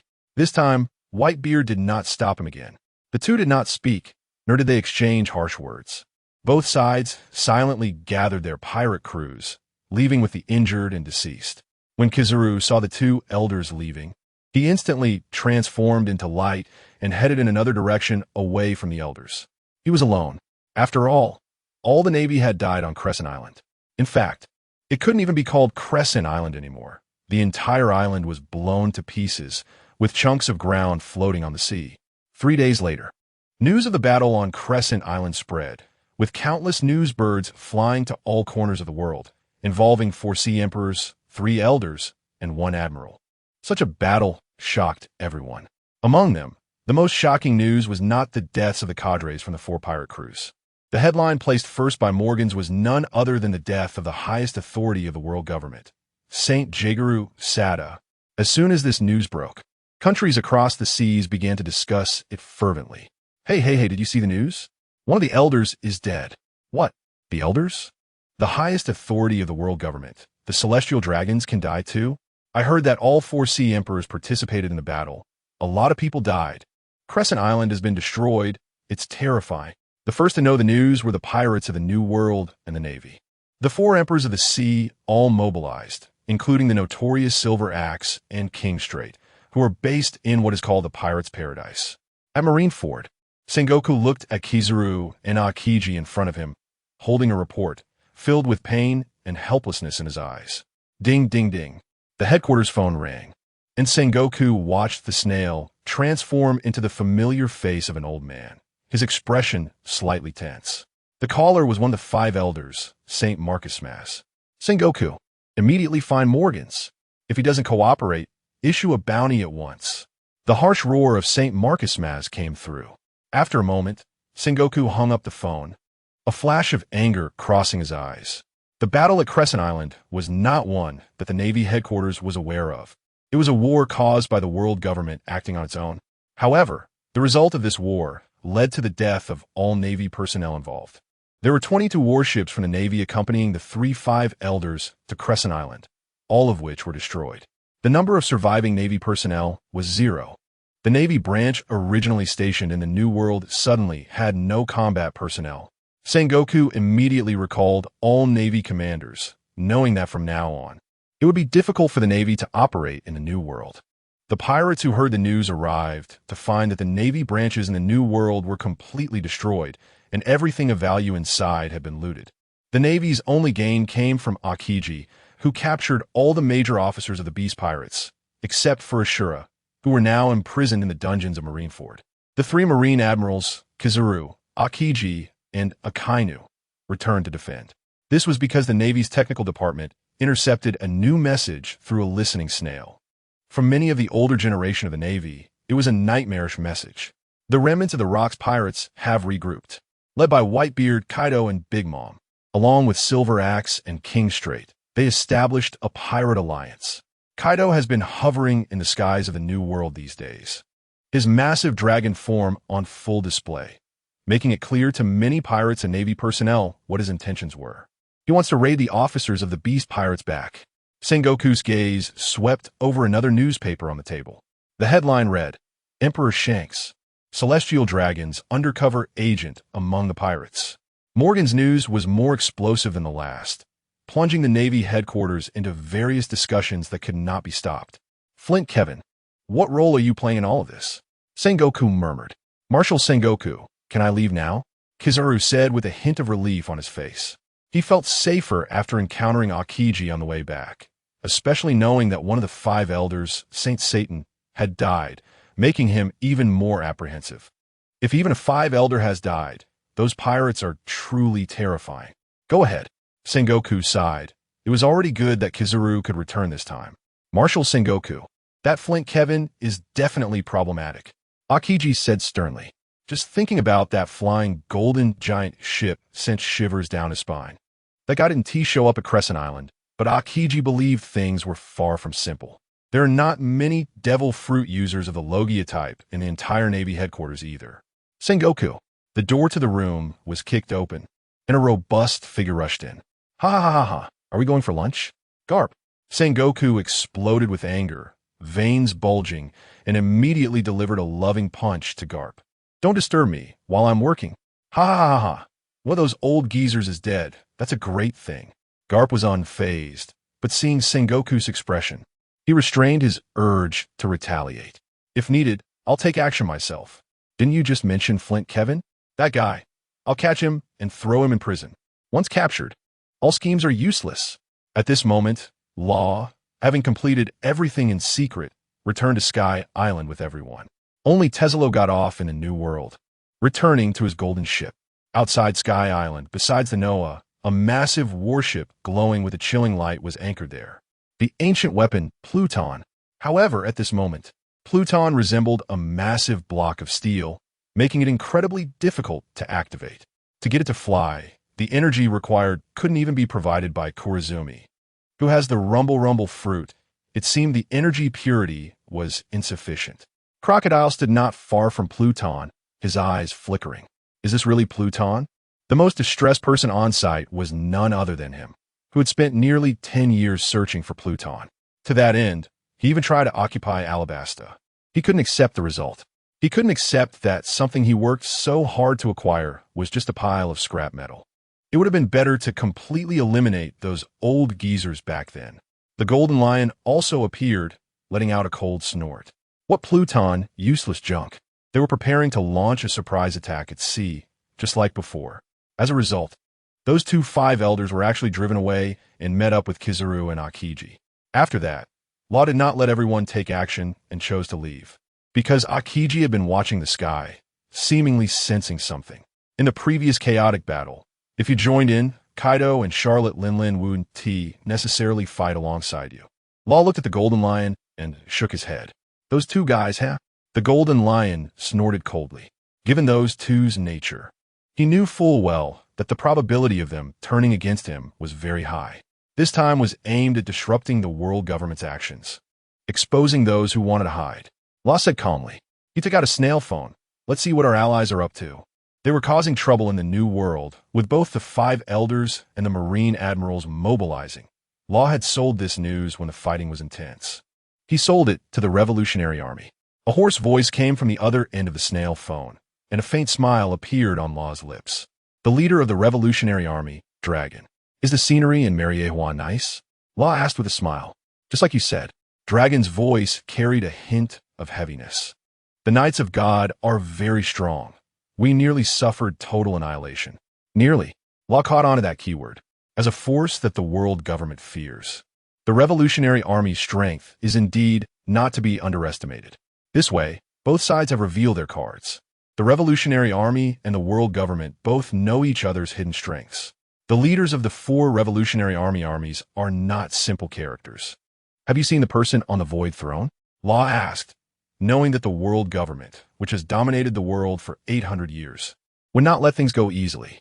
"No," Dragon replied, quickly changing the subject. "All right, what do you want?" "Your side's power can be hidden even better than ours in the Revolutionary Army. Have you really not considered joining us? Our ideologies may not be that different." The gaze on the phone was deep. As Dragon held a newspaper, the news on it was far more explosive than the headlines of the past few years combined. However, there was still no news on the forces from Luo's side. Even if they joined, it wouldn't matter. "I want to meet Dr. Vegapunk. I wonder if you could introduce me?" Luo's eyes flickered. Their side lacked depth, time, and even more so, talents for various industries. The Pluto was in their hands. But just relying on the iceberg couldn't help them understand the manipulation principles of Pluto well. To confront the world government head-on, they must have controllable ancient weapons in hand. "Sorry, we are the Revolutionary Army, not the Navy." Dragon immediately refused. Vegapunk, hailed as the world's #1 genius scientist, was heavily protected by the Navy. "How could we possibly know? Then I want the record pointer from Egghead Island." Luo did not refute Dragon's words. Dragon fell silent. The person on the other end of the phone had truly put him in a passive position, mysteriously contacting the leader of the Revolutionary Army, then providing them with intelligence on the five elders. Now, they also knew the location of Dr. Vegapunk. Such a force was too terrifying, especially the news reported in the newspaper, Elder Satan's death. The murderer was suspected to be a member of the Whitebeard Pirates, Teach, whose whereabouts were currently unknown. After a while, the call ended, and the smile on Luo's face grew wider. "How is it, Captain?" Beepo walked over and asked. Xiachi and Peking couldn't sit still. The two had gone to find Crocodile to fight. "Not bad," Luo smiled, preparing to meet this Revolutionary Army leader. He entered a specially constructed biological research lab. Inside, many were top doctors from the Magnet Drum Kingdom, recruited by Luo with high salaries. On the bed lay a black, fat man bound all over with sea stone. It was Teach. "Were the examination results?" "Report. Sir, this person's cells are abnormally active throughout his body. We used a sedative and managed to make him sleep. Besides that, this person is very strong, but there are no particularly special circumstances." An old doctor came over and took out several examination reports. "Let me take a look." Luo frowned. "No abnormalities in his body?" Room. A spatial cyclone appeared, enveloping the room. Luo's finger traced, and with a flash of cold light. Teach's body was instantly divided into countless small pieces, and his internal organs were completely extracted. The doctors nearby brightened their eyes. Several felt regret inside. Luo's ability was too suitable for being a doctor. "Let's check again." After a stick of incense's time, the examination results came out. Teach did not have anything particularly unusual. Except for the soul. Luo nodded. Get Brooke over here. Soon, Brooke, dressed in a black suit, walked into the room. Yo-ho-ho-ho. Captain Luo, you call for me? Brooke's hollow eyes scanned the room. Unfortunately, the room was filled with men, and there were no female doctors. Can you see if you can find the cause of his soul? Luo pointed at the pieces of Teach on the table. Even if Teach wakes up now, he will be powerless, unable to move. In Luo's impression, Teach seemed to have been born with two sisters, but some kind of accident occurred. The result was that Teach had the ability to eat 3 devil fruits. If Brooke couldn't do anything with Teach either, then for the time being, they could only imprison Teach here. The only ones who could wield soul powers besides Brooke. The King of Souls who had eaten the Yomi Yomi no Mi and could communicate with souls were the 4 Emperors Baijikamon, who possessed the Soru Sora no Mi. Asking the latter for help would be like daydreaming. In the battle at Crescent Island, Big Mom and Kaido were already injured and not in their prime. Yet they still dared to chase the 2 recently arrived 5 elders, looking like mindless beasts. The recently formed alliance of the remnants of the Rocks Pirates was also led by Katakuri, Shiryu, and Marco after mutual communication. Otherwise, it would be nearly impossible to get those 3 Sea Emperors to propose an alliance voluntarily. The news about red-haired Shanks also came out, and they were still in the New World nursing their injuries, but were being ostracized from all sides. Celestial dragons coming out as pirates and choosing to help the 5 elders at Crescent Island. The red-haired pirates had already become traitors in the hearts of pirates. Admiration turned into resentment, and many pirates shouted to kill Shanks, avenging the pirates. Some ambitious ones even approached the Sabati archipelago. Elder Satan's death was a significant event. He was the highest authority of the world government, and also a celestial dragon. The new celestial dragon star, Saint Katakuri, seemed insignificant in this incident. For so long, this was the first reported death of a celestial dragon. Celestial dragons could die, and the 5 elders could also be chased by pirates out of the New World. This shattered the lofty impression of celestial dragons. The world government was no longer unattainable. Brooke's skeleton collapsed on the spot. A green cloud rose from within him and then floated into Teach's body. Captain Luo, I found it. This Teach is indeed, as you said, a 3-soul entity. His soul appears very bloated because 2 souls are embedded within his own soul. Luo's eyes lit up, just as he thought. Can you separate these 2 small souls? Or can you put them on as someone else's soul? Brooke's excited expression suddenly deflated, a sheepish smile appearing on his skull face. I'm sorry, Captain Law. I can't do it. Although I can see them, those 2 little souls have already merged with Teach's soul. Unless I can control souls and perform delicate surgery on them like you do, it's unlikely. Surgery on souls? Law nodded slightly. He wanted to do it too. However, he couldn't see Teach's soul at all, let alone try. When will your fruit awaken? Law asked Brooke. Brooke scratched his head. I haven't developed much of the Yomi Yomi no Mi's abilities. I can only borrow power from that world for now. Within a year, develop your fruit's ability to an awakened state, Law said calmly. But Law interrupted him. The Yomi Yomi no Mi is a paramecia-type devil fruit. Awakening won't change much. It's different from Zoan types. What are you afraid of? If you can't awaken within a year, I'll leave you with Shachi and Penguin for some real combat training. Law's voice was soft, but made Brooke's hollow eye sockets fill with panic. No, Captain Law, I'll do my best. The craziness of Shachi and Penguin was evident to everyone on the ship. They trained ruthlessly, pushing themselves to the limit, and matches were serious, ending only when someone was knocked unconscious.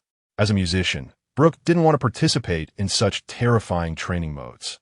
The ability of the Yomi Yomi no Mi allowed Brooke to connect with hell and see where souls belong. When he awakens, could this ability affect those around him, allowing Law and others to see that realm where souls exist? Could it also enable him to perform a stitching operation on those unconscious souls, connecting them with the souls of the living, thus achieving the merging of multiple devil fruits? Law didn't know, but this direction was worth trying. The value of capturing Teach was extremely high. Even if it failed, Law could use his abilities to let others control Teach's body. Unlike Brooke, Law did not feel any difference when using his abilities. The soul exchange was merely teach himself. The situation at sea remained chaotic.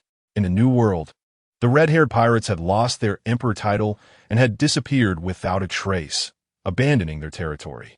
Other powerful pirates, like sharks sensing blood, erupted into battle in that sea area. Emperor Kaido was suspected to have left the New World and entered the first half of the Grand Line, trying to rescue the members of the Beast Pirates. As a result, the Navy headquarters had been continuously shrinking its forces.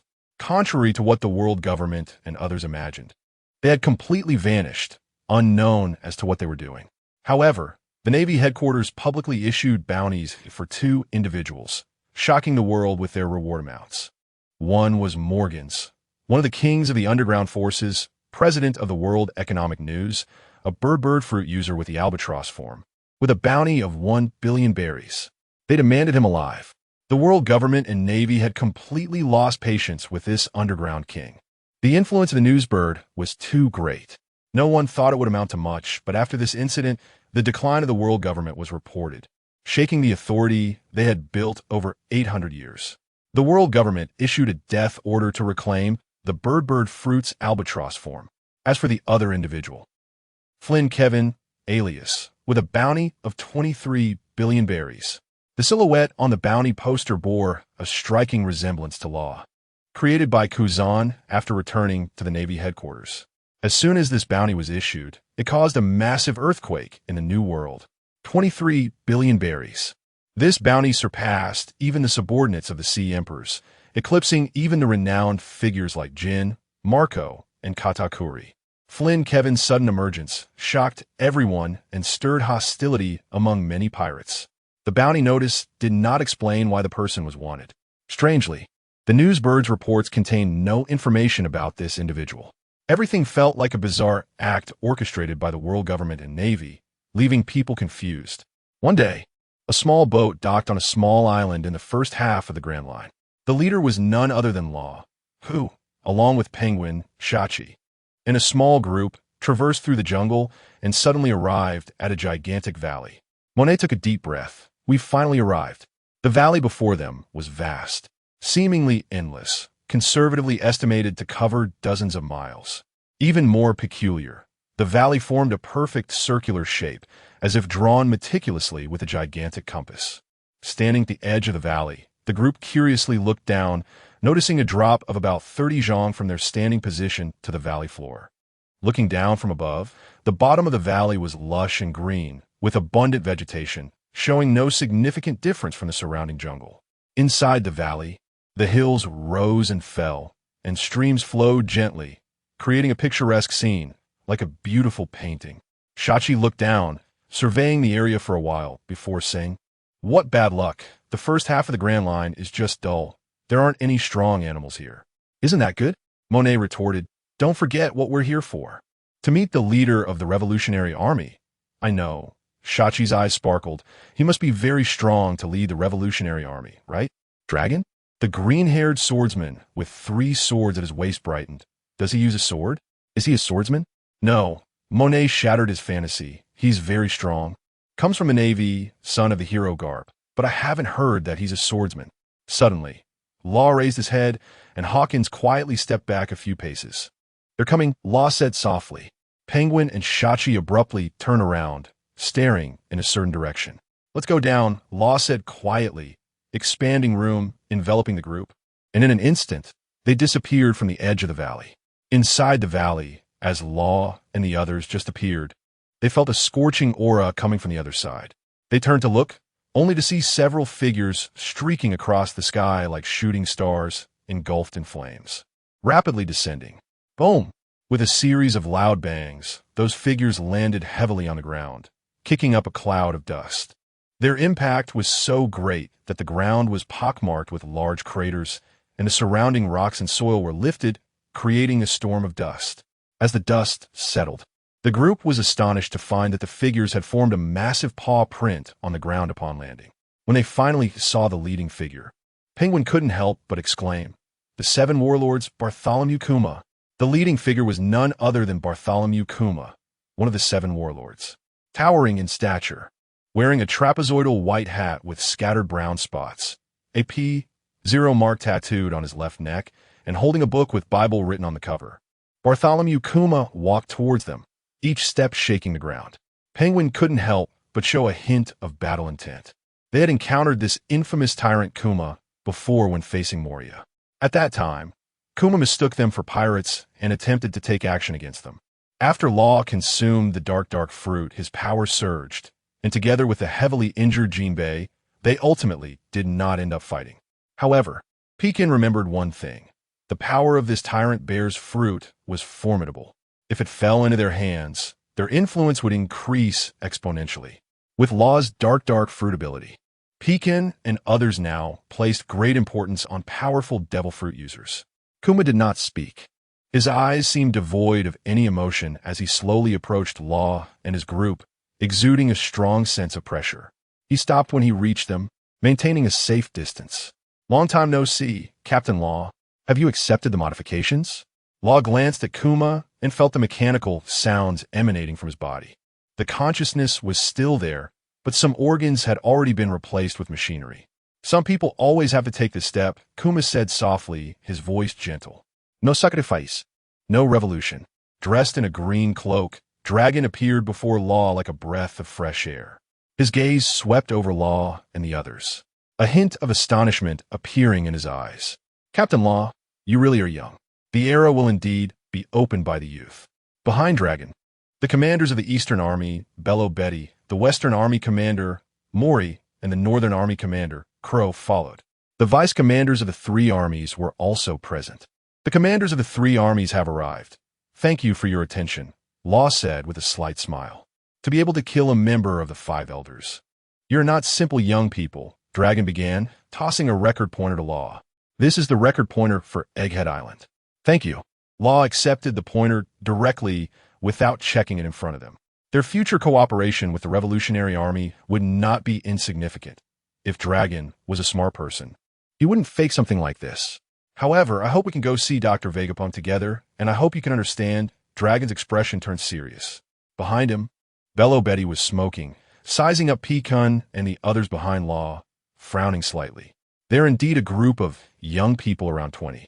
"That's fine," Law nodded, his smile still intact, showing no change in expression despite the discrepancies between what was said and the communication through the transponder snail. He had long known about the relationship between Dragon and Vegapunk. This time he brought Zoro and others out to let them experience the strength of powerful individuals from around the world and enhance their combat abilities.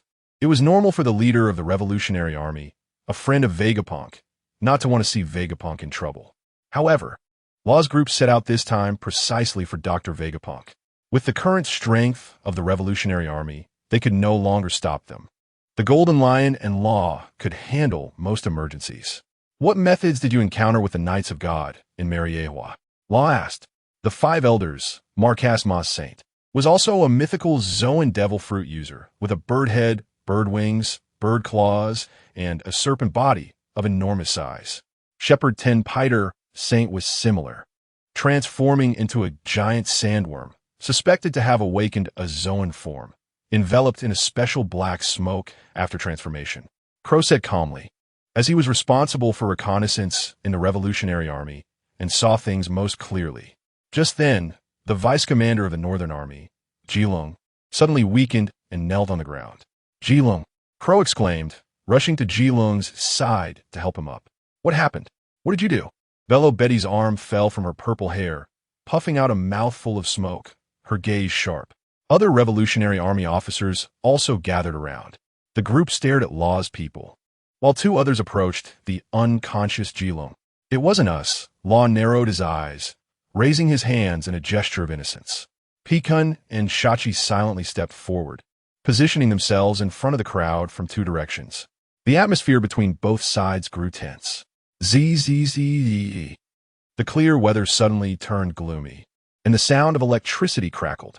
Law and Dragon abruptly looked up. The next moment, Law's expression changed.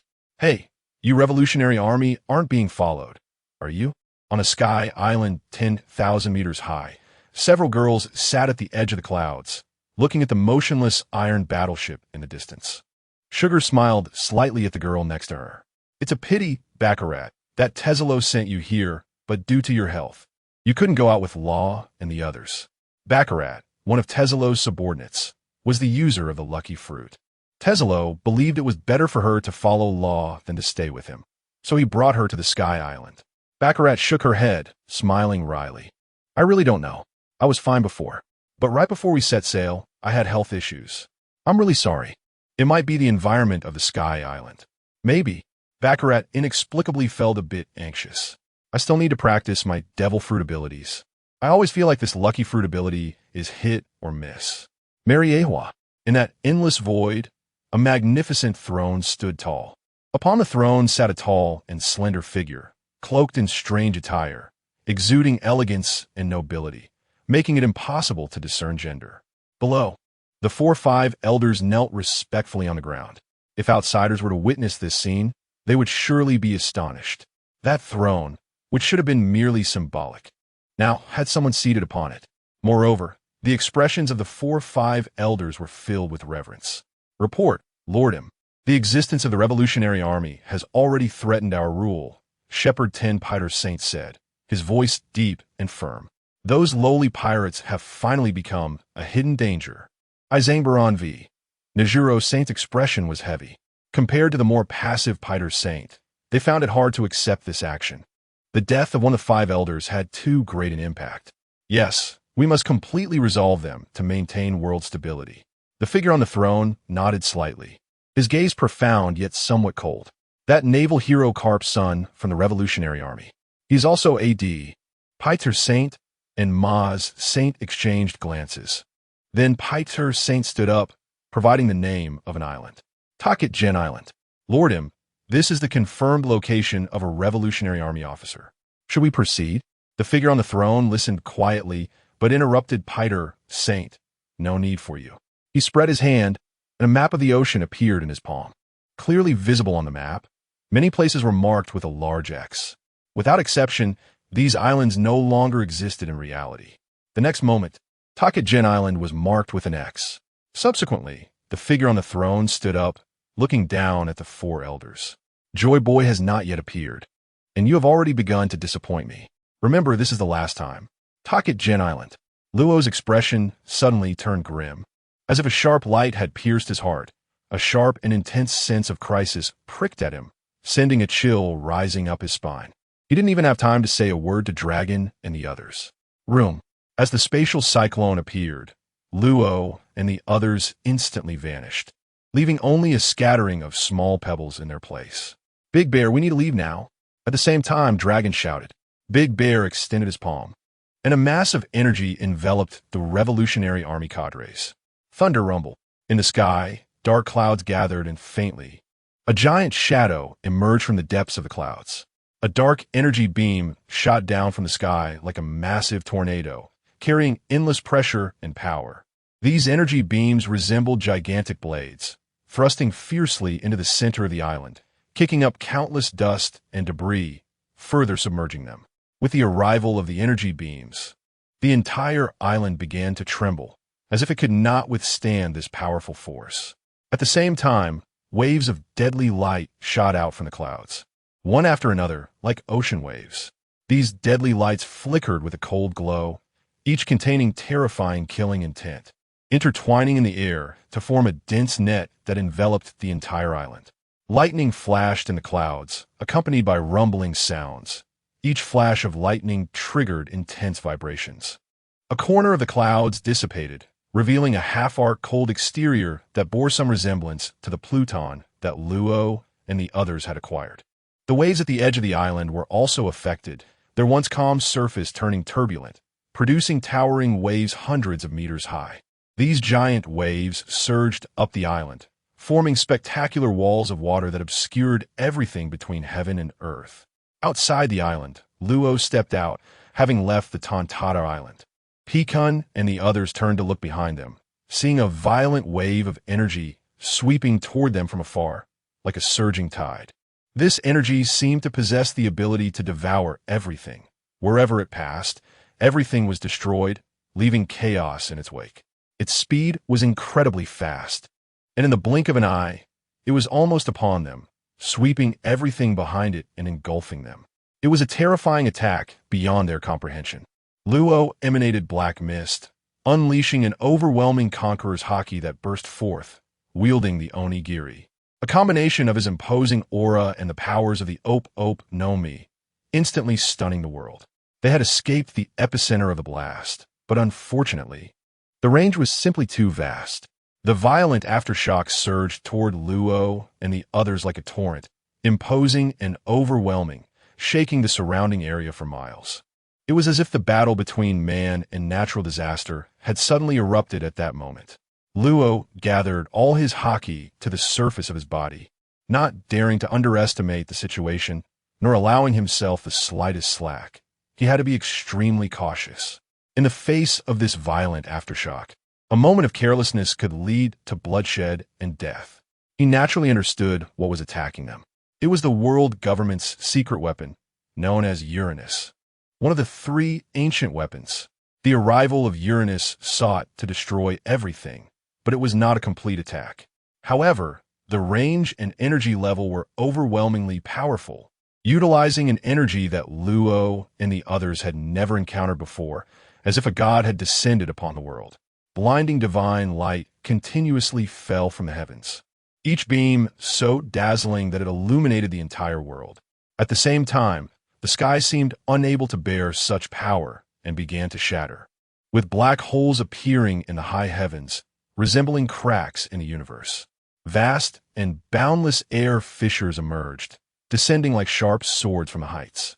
Each strike was catastrophic, instantly turning everything on the ground to ashes, even the earth itself breaking apart.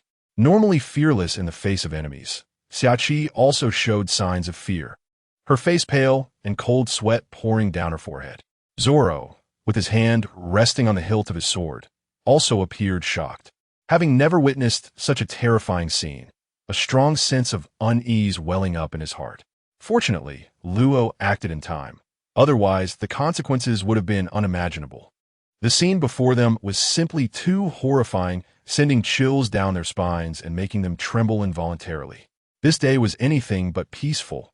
Luo directly moved the entire ship, with lightning falling from the sky, flames igniting on the horizon, and waves roaring on the sea. On the ship, everyone was honest and subdued, no longer daring to casually speak of testing their strength.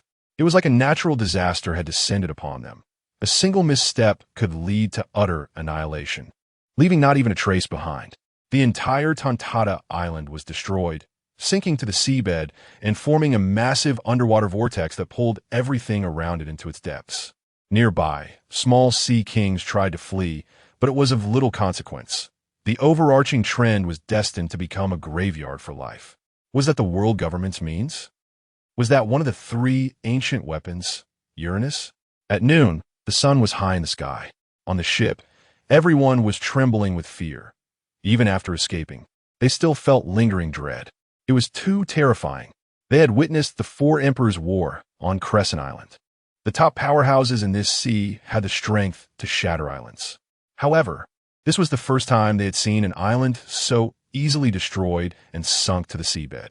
It was beyond human capacity to resist. How about it? Do you have confidence in dealing with that thing? Luo walked to the center of the ship and asked the Golden Lion, who was sitting on the steps smoking a cigar, with a smile. As an old pirate from the previous era, Luo could not afford to let his guard down around him. He had to keep a close watch. Besides himself, if anyone else on the ship wanted to deal with the Golden Lion, they would likely pay a bloody price, with success uncertain.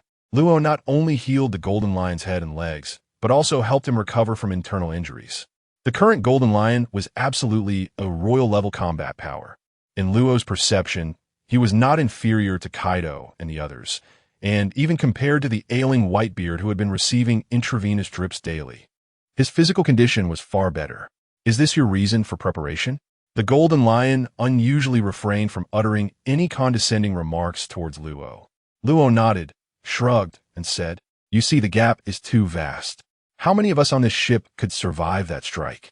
They had him, the Golden Lion, Pikun, Xiaoqi, and several cadres with great potential, and it would be no exaggeration to say that even if they fought any of the 4 Sea Emperors, they would not be at a disadvantage. However, They were merely mortals desperately fleeing beneath the shadow of one of the three ancient weapons, Uranus. The world government, hee. Truly interesting. The Golden Lion's eyes deepened. The scene he had just witnessed seemed to have occurred once before in his memory. The battle in God's Valley. His ambitious and overbearing captain. Was the failure of that battle destined? At that time, he and Newgate and Linlin all believed it was their own fault that led to the team's collapse. Now that he thought about it, how could the man who had them in Newgate, in their prime, still be able to command terrifying monsters to sincerely call him captain, possibly lose so quickly? Not even if Roger and Garp teamed up. The Golden Lion smiled. He was confident in that hellish conqueror's hockey, but now they still feel they are lacking. Whoosh, whoosh. Who? As the ship passed through a certain sea area, cannons shot through the air, producing a piercing explosion. Zoro leaped up, not knowing when he had already tied his bandana. Three-sword style, demon slash. Boom, boom. The cannonballs exploded in the air, and the strong gust of wind caused the ship to sway. Zoro landed, his eyes filled with battle intent and a hint of anger. He couldn't forgive himself for trembling under such an attack just now. Not strong enough. He was still not strong enough. He was far from being the world's greatest swordsman. Bang! What are you doing? Zoro felt a large bump forming on his head, stopping his action of jumping onto the distant ship, and turned around, annoyed. Open your eyes and see whose ship that is, Kuina said unceremoniously. Following her gaze, Zoro looked over. It was a huge red ship pulled by two giant sea snakes. The Snake Princess, that was a ship of the 7 warlords. Compared to Zoro's recklessness, Kuina was meticulous and recognized the emblem on the ship. The 7 warlords. They were powerful like Jinbei. When Zoro was being trained by Jinbei on Sky Island, he was still far from it. So what if they're the 7 warlords? Zoro said, dissatisfied, rubbing the bump on his head. Watch how I cut them down. Ha, well said. Xiachi laughed, eager to move. So what if they are the 7 warlords? Blow them up. Unlike the original anime, Xiachi had been drinking monkey liquor and eating the forest fruit since childhood, and had received training from Law, making her strength exceed that of an ordinary vice admiral. She was very confident. He still remembered that the last time they encountered this pirate empress was during their battle with the beast pirates.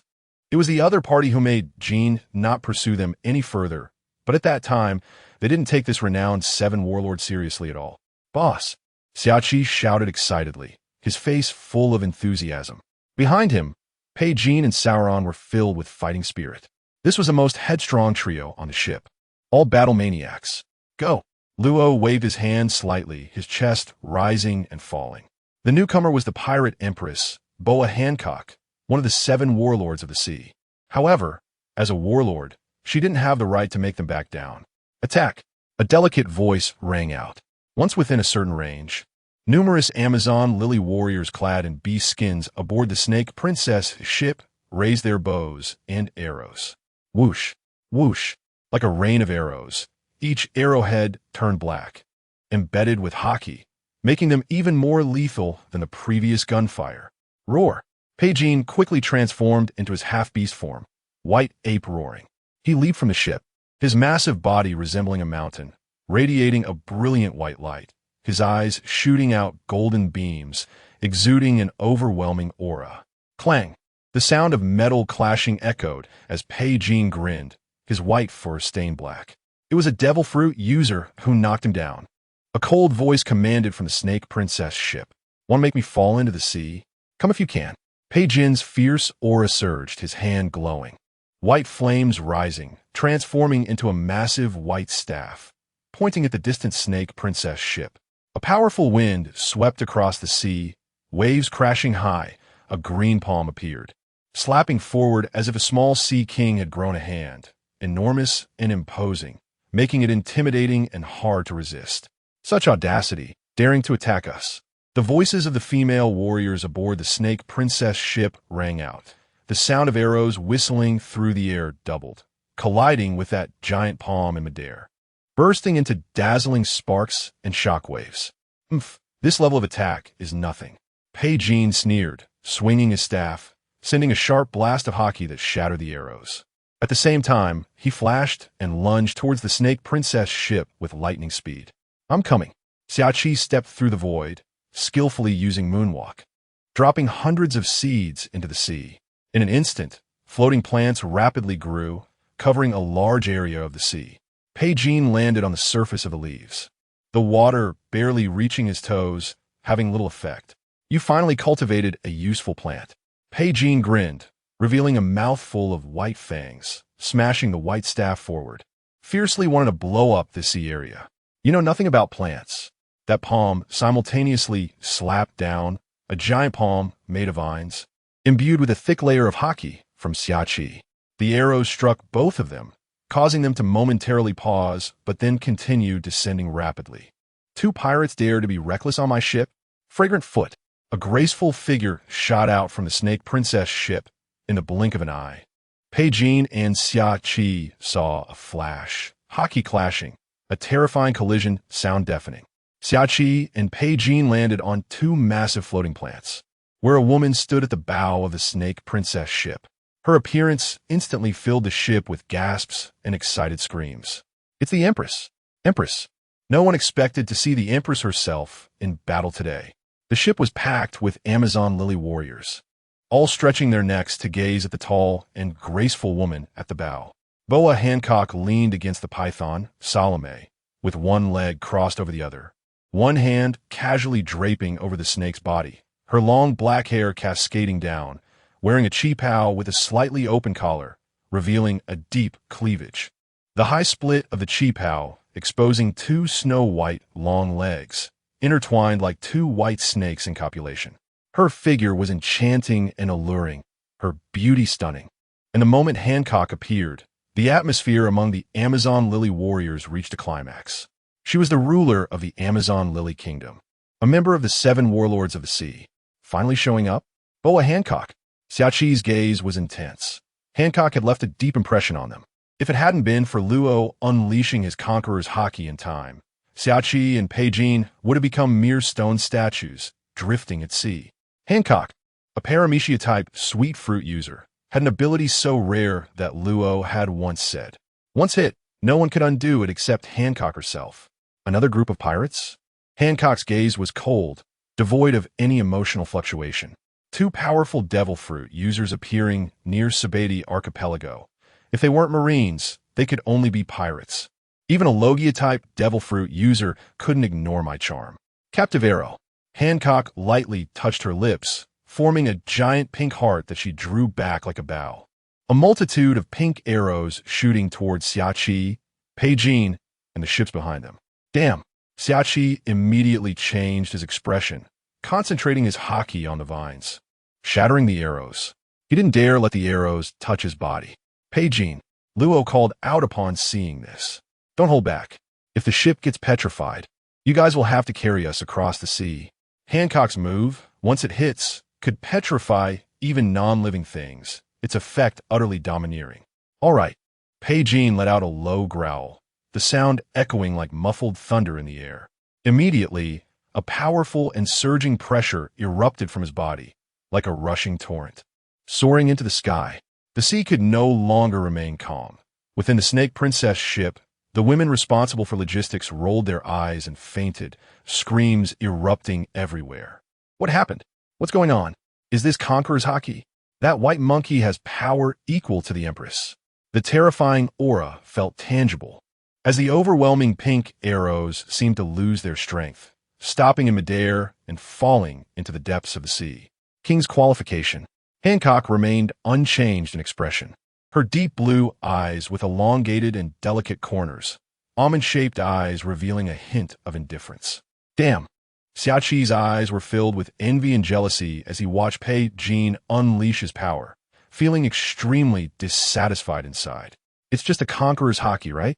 Haki is haki, but the devil fruit is the real deal. White-Ape Fist. Pecan spoke coldly, immediately swinging his fists, the power of his punches shaking the heavens. It seemed like a close combat brawl, but every move contained his armed color haki and strands of white flames. The fusion of this ability with armed color haki was reflected in every detail. Boom! Boom! Boom! The three engaged in a fierce melee. Xiachi possessed a phantom beast-type devil fruit, while Pekin was a natural-type devil fruit user. The two coordinated perfectly truly like war gods descending. At this moment, Xiaqi's mastery of the devil fruit had reached a high level, and combined with his observation haki, every move he made was like a natural disaster descending. Countless plants covered in armed color haki surged like a tidal wave toward the Snake Princess ship. If they were fighting on land, Xiaqi's destructive potential would be even more terrifying, capable of single-handedly turning the tide of battle. Clang! As the air screamed, a sharp explosion rang out, and Pecan was kicked away, crashing into the floating weeds Xiaqi had created on the sea surface. Even though the weeds were piled up in layers, they still created a massive pit upon impact. Buzz! The towering tree man's body trembled, tree shields appearing on its surface before bursting apart, losing all its luster. Xiaqi poked his head out from another side, his body recoalescing. His expression grew serious. That was a heavy kick, and the speed was incredible. He was shocked. The power of that kick was enormous. If he hadn't dodged in time, his observation haki had been decent, and he had elementalized quickly, he would have been seriously injured. So powerful. Lady Hancock. Lady Hancock. Lady Hancock is so beautiful. I love her. On the Snake Princess ship, the female warriors were excited, shouting loudly. Their eyes filled with admiration and affection for Hancock. Hancock stood gracefully, her expression cold as she watched Xiaqi. Is that all you've got? Hancock said dismissively. Sister. However, the second sister of the Gorgon sisters, Boa Sandersonia, dressed in a bikini with green hair, had a serious look in her eyes. On the opposing ship, there were also strong opponents skilled in haki and possessing Conqueror's haki. Moreover, knowing Hancock well, they understood her fighting style. The fact that Hancock didn't kill or petrify the opponent immediately after knocking them away indicated that she couldn't, not that she didn't want to. The opponent's strength shouldn't be underestimated. Of course, it's not just that. Am I comparable to that white monkey? Try my strike. Glancing at Pecan, who was sent flying even farther, Xiaqi laughed heartily, as if being hit and exploding a body was nothing to him. Just then, his giant tree-like hand suddenly shot up like a fierce dragon, growing wildly. In the blink of an eye, that enormous hand became incredibly massive, almost as if it were lifting a 100-meter-tall giant tree. In his hand, the giant tree felt as light as a feather, easily thrown with unparalleled might toward the Snake Princess ship, compared to the natural-type devil fruits held by the current 3 admirals. Although the forest fruit's offensive power might not be as sharp, in terms of destructiveness and trouble-causing potential, it was definitely not inferior to other natural-type devil fruits. Lady Hancock, what a terrifying attack. How can he grow plants? What kind of devil fruit ability is that? The female warriors on the Snake Princess ship swallowed hard, a hint of panic in their eyes as they looked at Xiaqi. But as Hancock moved again, all the female warriors' eyes lit up, their excitement returning. Lady Hancock wouldn't lose so easily. Attacking my ship, seeking death. Hancock, with her slightly disheveled black hair, looked cold as she walked through the floating weeds created by Xiaqi, each step leaving behind shadows. Come on, do you understand the value of a natural-type devil fruit? Xiaqi looked at Hancock charging towards him, a hint of disdain on his face. He saw his fists starting to turn black, covered in a layer of black armed color haki. Then he swung his fist violently, the haki climbing up the giant tree he had grown. Today, one of the 7 warlords will be eliminated, Xiaqi said coldly. Arrogant, Hancock shouted angrily. Xiaqi no longer hesitated, throwing a punch. A massive shadow engulfing Hancock and the Snake Princess ship behind her, attempting to knock them all out at once. Coming from a background of petty crime, having fought alongside Law since childhood, Xiaqi had no intention of holding back just because his opponent was a woman. Instead, he aimed to force Lady Hancock to take his blow head-on using the Snake Princess ship. Boom! The sea began to shake violently, waves rising as if the entire world was about to turn upside down. Just then, the giant tree suddenly exploded with a loud bang, creating a massive fissure. Crack! Crack! With a series of crisp sounds, the giant tree actually split apart, revealing a long, fair leg in front of Xiaqi. Great fragrance leg! In a panic, Xiaqi had no time to react differently, quickly covering his arms with armed color haki, while his muscles stiffened to iron. Iron block! He shouted, trying to withstand the blow. However, when he met Hancock's cold and proud gaze, a terrifying conqueror's haki pressed down on him, causing his elementalization to come to a sudden halt. This pressure was truly terrifying. Even Xiaqi's formidable defense felt small at this moment. His armed color haki couldn't completely mask this overwhelming aura. The layers of tree trunks were shattered by the pressure released from a single kick. Damn! A figure was sent flying. It was Xiaqi. Visibly, his arm was slightly bent, with numerous fractures in his arm bones. Such powerful conqueror's haki. A deep voice echoed. Another white figure descended from the sky. Hancock frowned slightly, not bothering with Xiaqi. She immediately swept a leg towards Pekin. The next second, boom, fist and leg collided violently. This time, Hancock staggered back a few steps, a trace of blood spilling from her lips.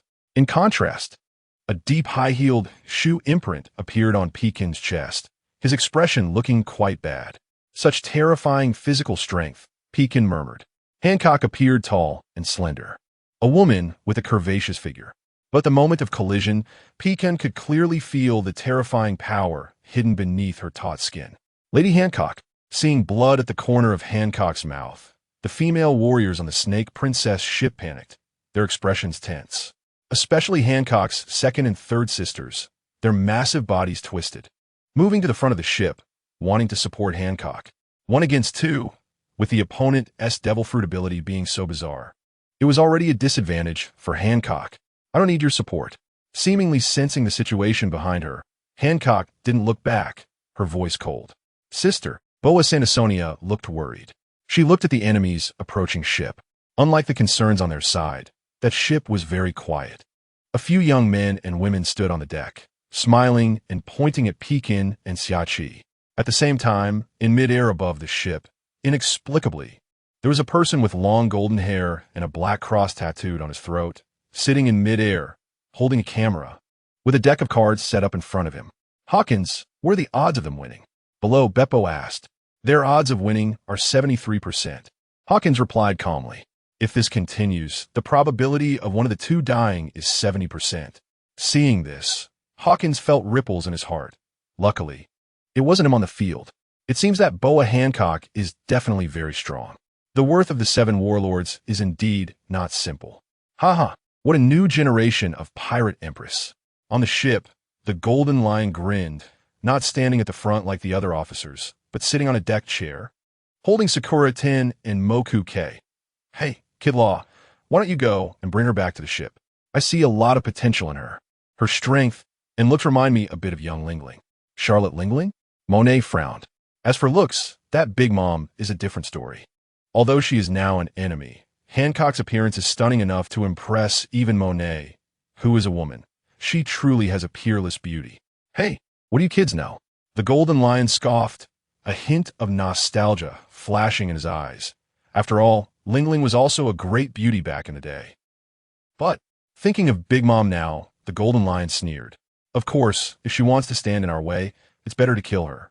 Oh, Kid Law, are you finally planning to make a move? Law was seen holding his sword, with the other hand turned downwards. Room. With a whoosh, Law disappeared from his spot. Boom, boom, boom. On the sea, Pekin and Xiaqi were still fighting Hancock. Xiaqi relied on the powerful vitality and area attacks of the forest fruit, forcing Hancock to take his attacks head-on. Once hit, he would elementalize his body. Pekin, on the other hand, was more reckless, charging straight in, focusing on his strong physical recovery, just rushing in. Another 2 collisions, and Xiaqi and Pekin were pushed back. Amazon Lily Kingdom, is it just you? Xiaqi laughed. You don't even have any help. Your kingdom isn't doing too well. I feel a bit guilty about a 1-on-2 fight. Saying this, he conjured another row of wooden puppets and sent them at Hancock. Dealing with you all. One of me is enough. Hancock's pupils gleamed as her cold gaze swept around, and the terrifying conqueror's haki surged forth again. Xiaqi's expression became serious. He muttered to himself, another troublesome conqueror's haki. However, at that moment, a hand suddenly landed on Xiaqi's shoulder. Immediately after, a calm voice sounded, I'll take it from here. Before the words were finished, an overwhelming aura erupted from the figure behind Xiaqi, surging into the sky like a torrential flood, rampaging in all directions. This aura was so powerful it left everyone speechless, as if it were going to tear the entire world apart. The rampaging Conqueror's haki clashed violently with Hancock's Conqueror's haki. In an instant, countless black and red lightning bolts exploded in the sky, dancing like demons, wantonly destroying everything around. Everyone was taken aback, their bodies shaking involuntarily. Even the female warriors on the Snake Princess's ship, who had been holding strong, found it difficult to bear this immense pressure, collapsing in rows with their eyes rolling back. Whose Conqueror's haki is this? Those who had yet to faint were shocked, gasping in awe, their eyes wide with panic. At that moment, the entire battlefield fell silent. All eyes focused on the figure behind Xiachi. Is it you? After the collision, Hancock's gaze fell on Law. She did not recognize Law, but she recognized this Conqueror's haki. For a moment, a memory surfaced in her mind. It was near Sabati Archipelago, that small ship that stood firm even under the attack of the Beast Pirates officers.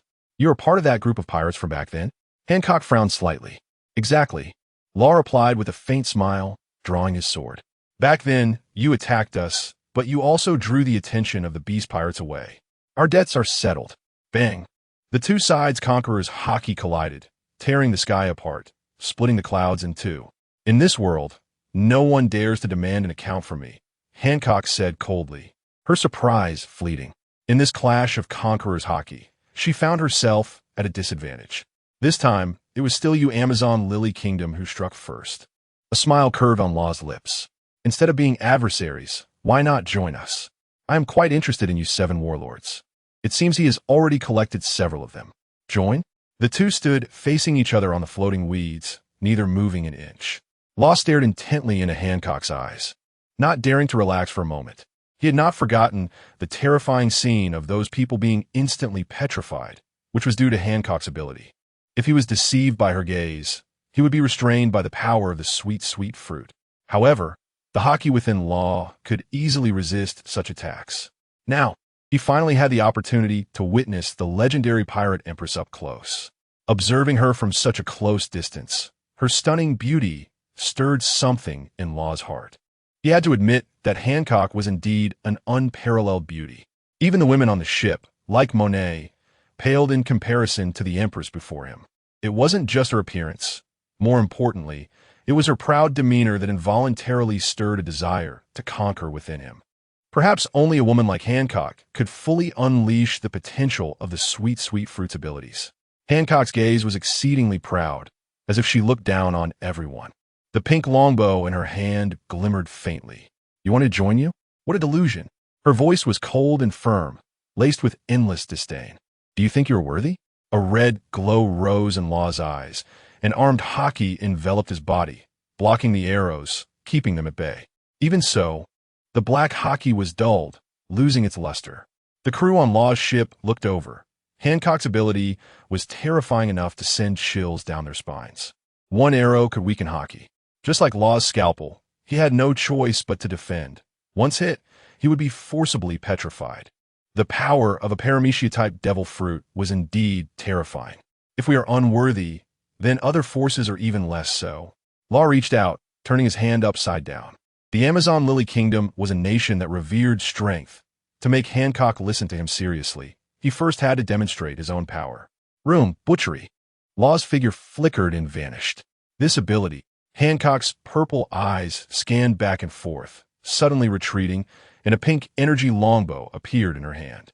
Countless arrows shot out, continuously weakening Law's haki.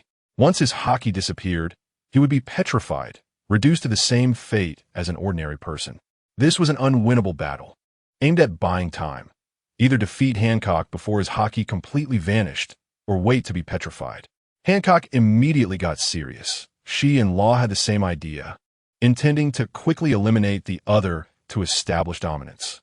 Law chose the first path, charging toward Hancock while bracing against her pink heart arrows, stepping right in front of her, unleashing a strike with his blade. In the blink of an eye, the void collapsed, and the wailing of the blade echoed. Black-red lightning engulfed the entire blade, showcasing a terrifying power on the level of a Yonko. He didn't believe Hancock could easily withstand this blow. However, Hancock's gaze was resolute, her purple, enchanting eyes sparkled like two brilliant jewels. Suddenly, she looked up sharply, a glint of determination flashing in her eyes. A powerful aura surged from her long, white legs, and the terrifying conqueror's haki erupted into the sky. Great fragrance foot! With a delicate shout, Hancock moved with the speed of lightning. Boom! The sea surface sank, and a terrifying wave swept around, tearing apart the floating weeds that isolated the seawater.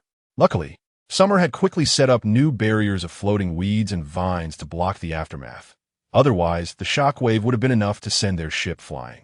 In the clash of conqueror's haki, Hancock's eyes were fixed solely on the blade. She stared intently at the screaming blade, very familiar, extremely familiar. It was the same kind of attack she had seen during her childhood battles against Rayleigh and the world government. Lightning alternated, tearing through the momentum of the fighters. This was the pinnacle strike of Law's conqueror's haki, causing even the lazy spectator, the Golden Lion, to take it seriously. This kid has gotten stronger. Bang, bang, bang. After more than 10 explosive sounds, Hancock was sent flying from the direct confrontation, a hint of pain appearing in her beautiful eyes. Blood trickling from the corner of her lips. That strike shattered the heavens and earth, causing the void to collapse entirely, with waves of air distorting and swallowing the surroundings, absorbing the smoke and dust. Your physique is quite strong. Bang! With a loud bang, Law tightly gripped Hancock's wrist, and the two vanished simultaneously, reappearing in the sky. Hancock's purple eyes fixated on him as the power of the sweet, sweet fruit activated, continuously wearing down Law's haki. You can perform that kind of attack too. Of course, Law's knee directly slammed into Hancock, while at that moment, a gash opened in her abdomen. Enduring the intense pain, her long, white leg lifted to block Law's kick. Pirate Empress Hancock, you becoming a warlord relies on more than just your beauty. During the process of escaping with his crew, Law had already expended a significant amount of energy. That strike infused with Conqueror's haki wasn't easy to catch. The fact that Hancock wasn't dead or unconscious showed her strength. Let's try again, Law shouted, releasing Hancock's wrist, and with a powerful thrust of his right hand, the screaming blade slashed once more. Hancock bit her red lip, forming a heart shape with her hands, aiming it closely at Law's face. Sweet, sweet wind. With a bang, the air wave generated by the screaming blade shattered the void, striking Hancock's entire body down into the sea. Room butchery. Law stepped into the void, his fingers twitching, and Hancock, drenched in seawater, appeared, spitting out a mouthful of blood, her face pale, suspended in the air. Now, with even more control over his fruit abilities in this surgical space, Law could manipulate those much weaker than him, as well as inanimate objects.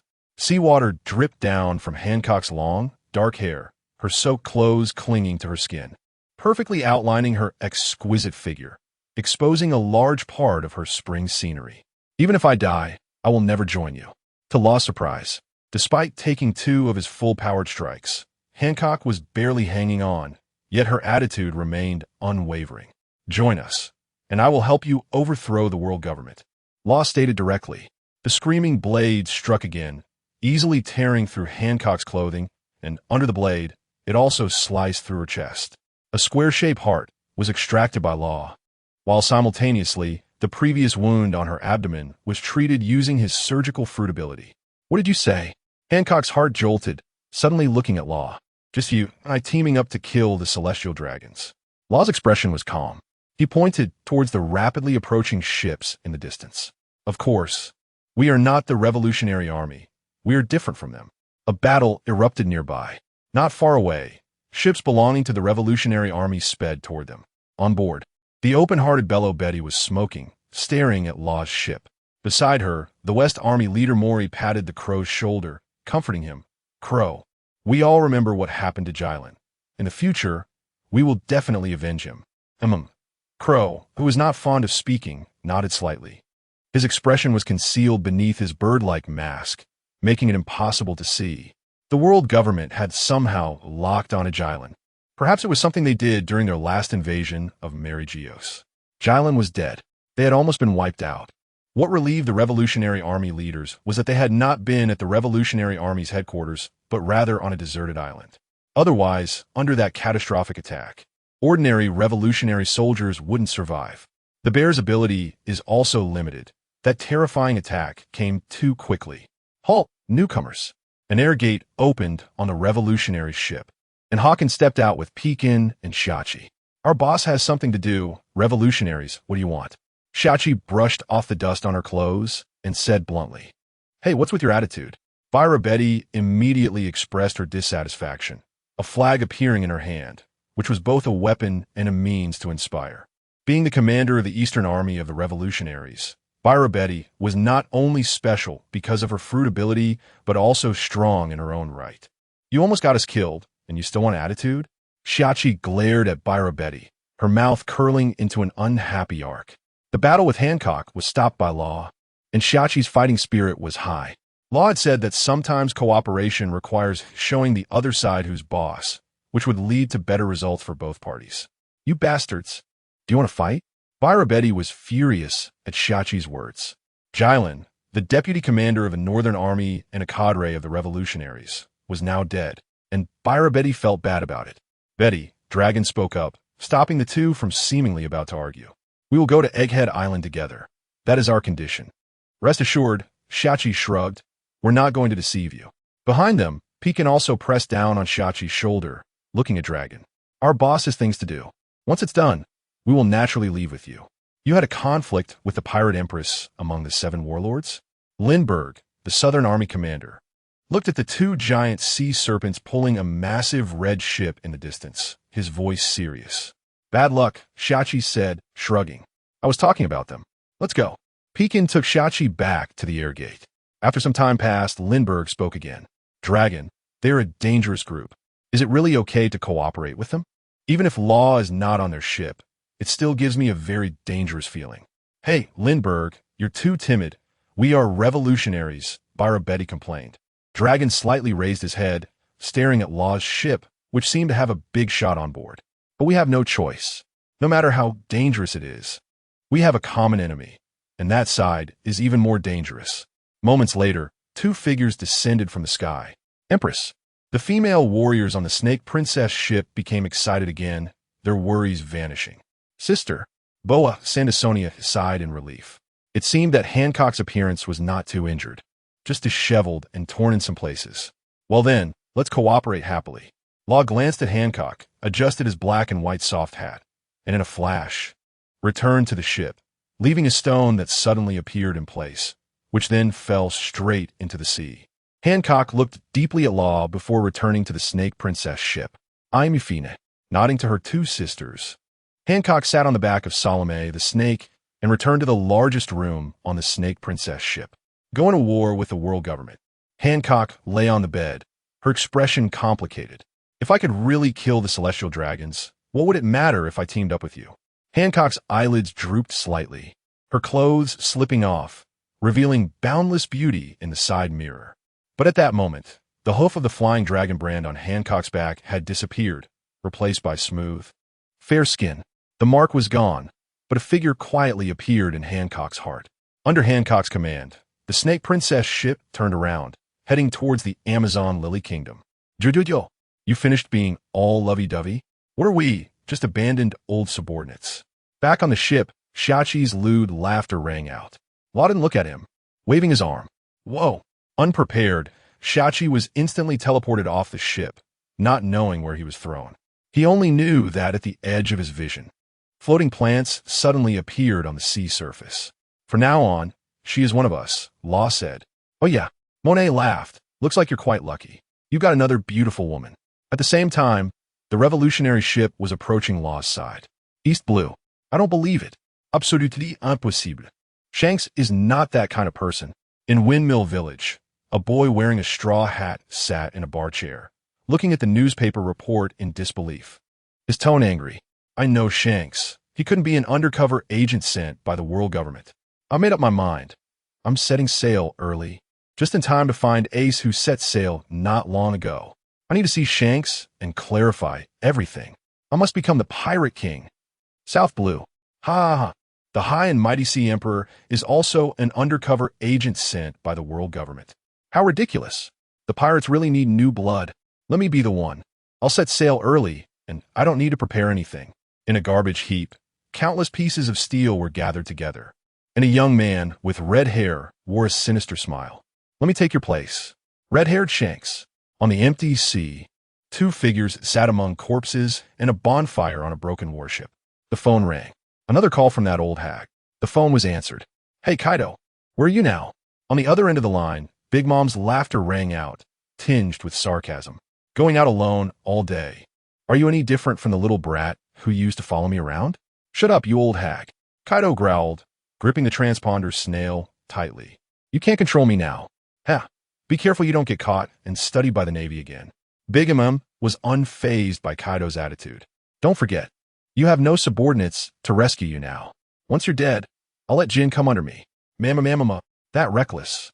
Characteristic laughter just rang out from the transponder snail. Crack.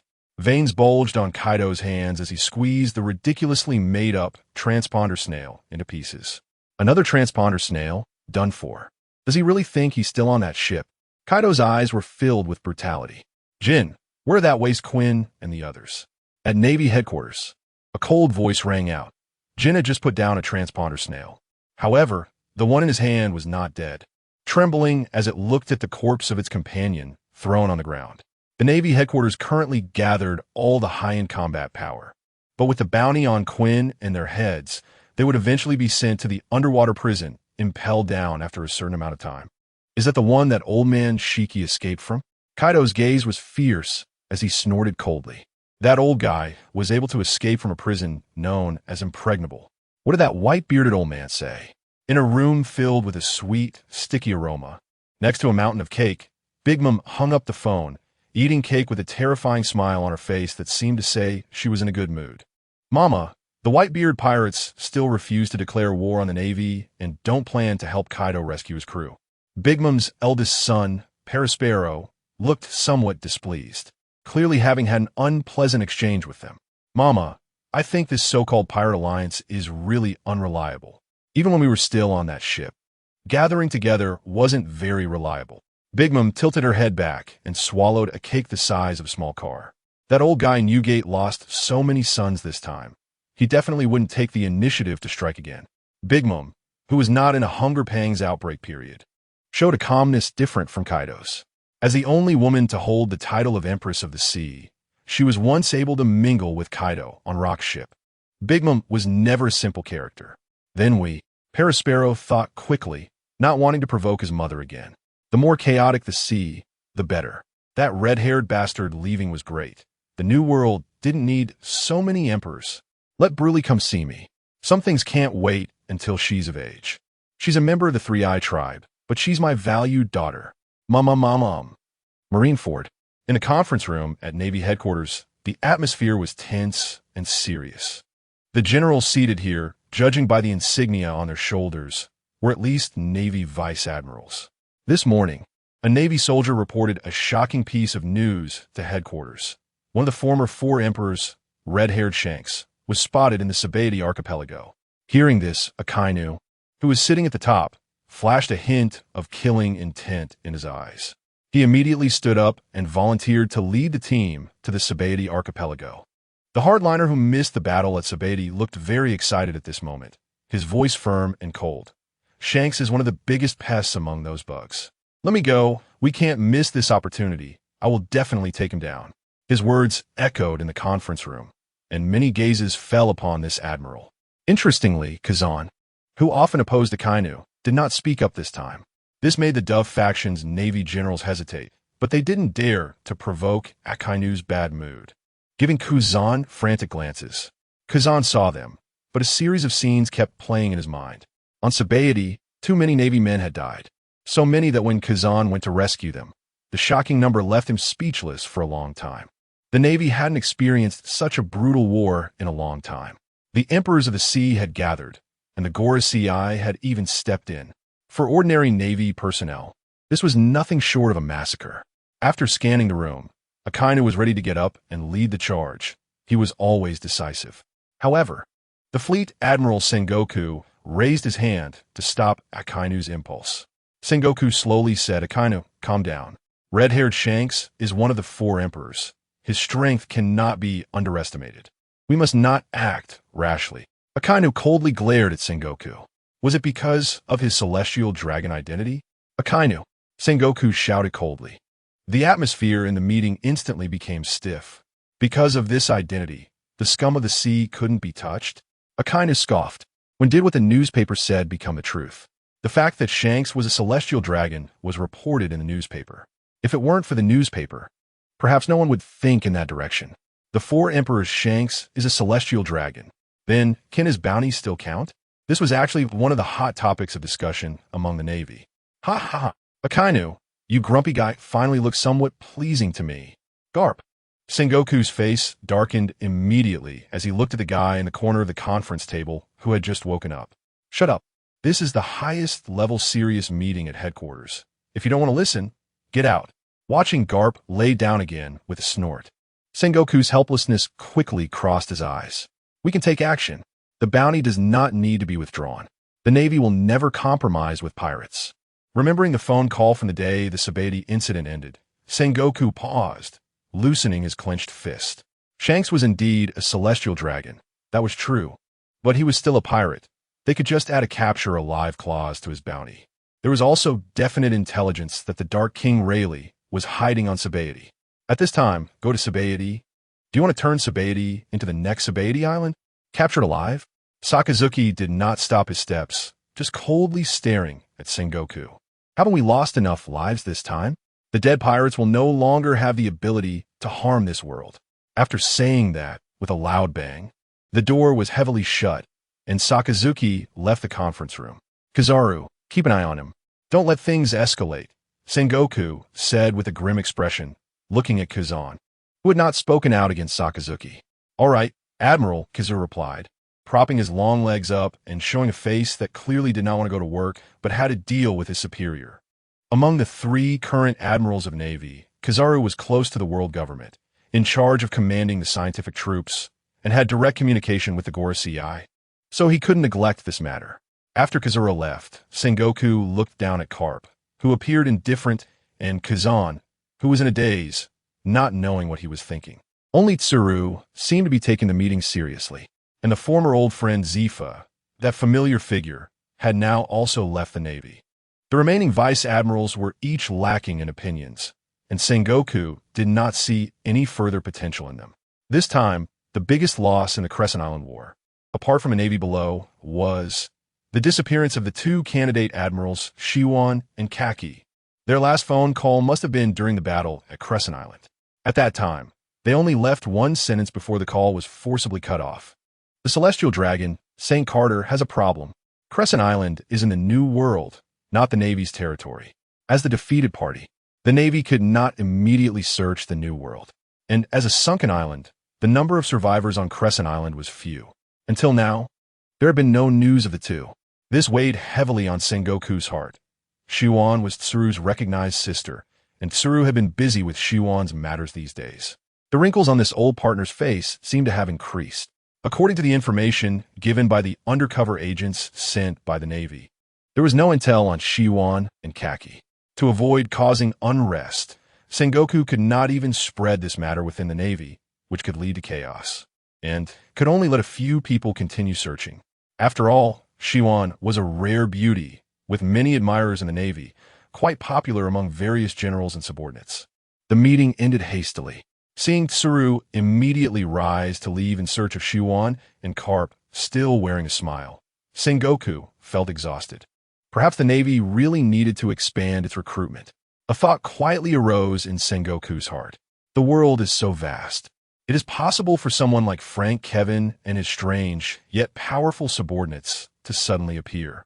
Just as it is possible for people who are willing to sacrifice for justice and possess great abilities to emerge. In the boundless ocean, a small island full of technological sense sparkled like a brilliant pearl. Large areas of ultramodern buildings, with a simple and elegant appearance, smooth lines, and a sense of futurism, filled the island's roads that were wide and flat, paved with high-tech materials that could automatically absorb solar energy and convert it into electrical energy, powering the facilities on the island. Driverless vehicles shuttled freely in the air. Intelligent robots provided various services, and high-tech agricultural facilities achieved automated planting and breeding. This is Egghead Island, Vegapunk. Is this really Egghead Island? Wow, it looks so high-tech. Just then, a strong vibration came from a distance, and two armored giants at least 100 meters tall were seen fiercely battling a steel dragon, the terrifying battle fluctuations attracting everyone's attention. Hawkins turned to look in that direction and suddenly extended his hand while stepping back. In the place where he had originally stood, a portal appeared out of thin air. Immediately afterward, a powerful attack descended like lightning, crashing heavily into the portal. A crimson light flashed in Law's eyes. This attack came from the sky and was clearly the aftermath of the battle.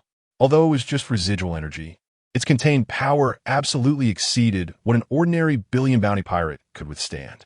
Is this the hospitality of Egghead Island? Law looked up at the sky, his voice calm. Perhaps Vegapunk's technological projection technology has not yet been fully established. Therefore, those two enormous technological creations were not virtual projections, but real, existing entities. They witnessed the giant suppressing the dragon and tearing open the dragon's shell with a strange attacking method. In less than 5 breaths, the dragon was ruthlessly torn apart by the giant, countless parts falling down. The power displayed by the giant was astonishing, and the accelerators behind him allowed him to rampage through the air. The residual power he released even presented a visible form, heavily pressing down on the earth. This time, Law's hand rested on the ghost cry at his waist. None of his crew members were weak, so he didn't need to worry. Robots were fighting and killing in all directions. Is it the work of the first genius, Vegapunk? Zaki was surprised, muttering to himself, "Why don't we take them? I also want to pilot a mecha." He could also create a plant giant, but compared to the smoothly designed giant mecha, Zaki felt his plant giant was truly ugly. Such a large giant should be quite strong, right? Zoro gripped the sword in one hand, his gaze filled with combat intent.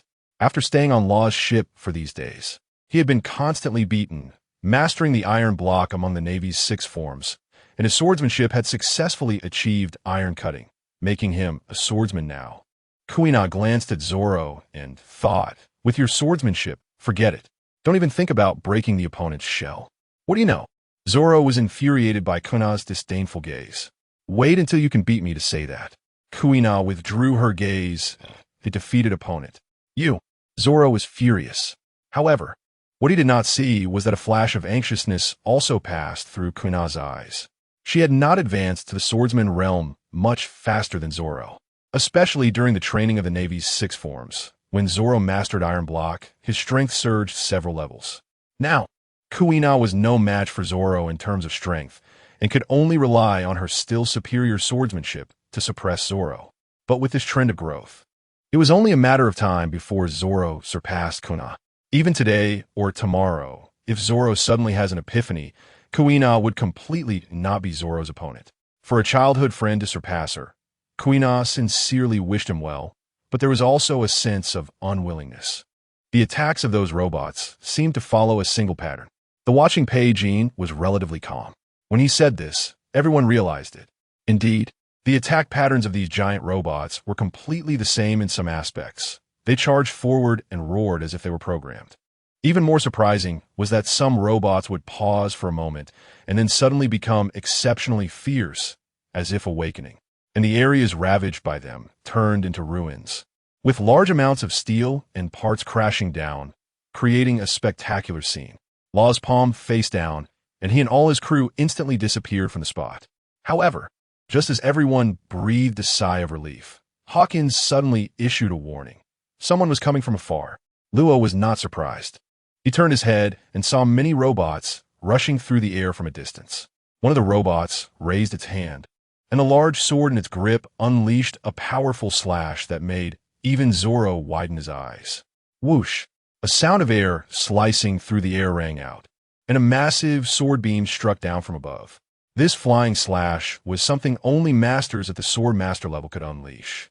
Zoro had only recently reached this realm, yet he never expected to see a robot executing such a move on this island. Just as Luo prepared to launch an attack, the robot suddenly sprang into action, swinging its large sword at him in an extremely bizarre manner. The speed of this sword was incredibly fast, arriving before everyone in the blink of an eye. To everyone's astonishment, this strike was identical to the flying slash used by ordinary sword masters. However, this strike was different, as it was accompanied by some special effects. When Luo saw this attack in an instant, a terrifying beast roar suddenly echoed in his ears, as if it came from ancient times, carrying endless majesty and dominance. Along with this beast roar, an invisible pressure enveloped Luo. It was as if a gigantic monster stepped out from the void before him, its massive body akin to a mountain, its eyes flashing with a fierce light, staring intently at Luo as if it regarded him as its prey. A hint of unusual color appeared in Luo's eyes. Was this meant to display the intimidating effect of the Conqueror's haki? The ghost cry erupted, and with one sword strike, it pierced through heaven and earth, directly shattering the robot that was swinging its sword. Damn it! Zoro's expression darkened as he realized the gap between him and Luo remained vast. Clearly, Luo was not much older than him. His flying slash was comparable to that of the robot, yet Luo could destroy the robot with one sword strike. And he could be killed with just one sword strike as well. Gripping the handle of his sword tightly, Zoro's gaze burned fiercely as he focused on Luo. Learning from a strong was not a bad thing. Joining Luo's group along with Kuna had already tempered the young Zoro's temperament. Defeat was not shameful. He could feel the things he learned from battle, and he was constantly growing stronger. Not coming out, Luo hadn't even used his abilities, and the dazzling sword light detached from the blade of Ghost Cry, engulfing all the attacking robots with overwhelming ferocity. Storm Sword. Boom! Should we stop them? In the distance, the cadres of the Revolutionary Army gathered behind Dragon, seeing Luo causing destruction. East Army Commander Belabedi asked. Wait a bit longer. Dragon halted the restless cadres. Above the sky, countless black spheres circled around, resembling a vast black net that tightly covered the whole city in the sky. These black spheres were like time bombs. The ticking sound coming from the spheres was even more chilling. Has Vegapunk gone mad? Xiaqi's face was filled with shock as he muttered to himself. Looking at the astonishingly large number of bombs, conservatively estimating there were at least thousands, he couldn't help but take a sharp breath. One bomb might not be terrifying, but so many bombs gathered together made him feel an indescribable sense of oppression rising in his heart, as if a massive stone was pressing down on him. Such explosive power, let alone the many mechanical creations in this city that would explode alongside it, even if placed on Crescent Island previously. It would likely sink the entire island. Unlike the shells typically used by the Navy to chase pirates, these bombs seemed to be the new masterpiece of that genius scientist.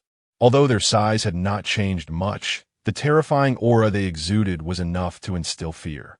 Dr. Vegapunk, threats are meaningless. If you wish to see this island and your Revolutionary Army friends perish together, then continue your actions. Suddenly, Luo's body erupted with a terrifying momentum. The black-red lightning of his conqueror's haki surged like a roaring sea, crashing outward in all directions. The powerful aura seemed ready to tear apart the entire space, causing Zoro and the new crew members following Luo to hold their breath involuntarily. Each time he felt this conqueror's haki, it was genuinely terrifying, sighed Lindbergh, commander of the Revolutionary Army's Southern Army. In the distance, behind a building, several figures suddenly flickered, and the robot at the back hurriedly ran towards a certain direction. Does that old man really want to fight us? Xiachi wondered, touching the steel-like floor, and grimaced. There was no dirt here. Of course, the ability of the forest fruit could be forcibly activated by him, but it couldn't extract nutrients from the soil, which would require Xiaqi's own stamina. This place was counterproductive to him. He wouldn't dare, Luo said calmly. The deity he sought had not yet arrived. So how could he die so soon? Not everyone was Kaido, wanting to find death every day.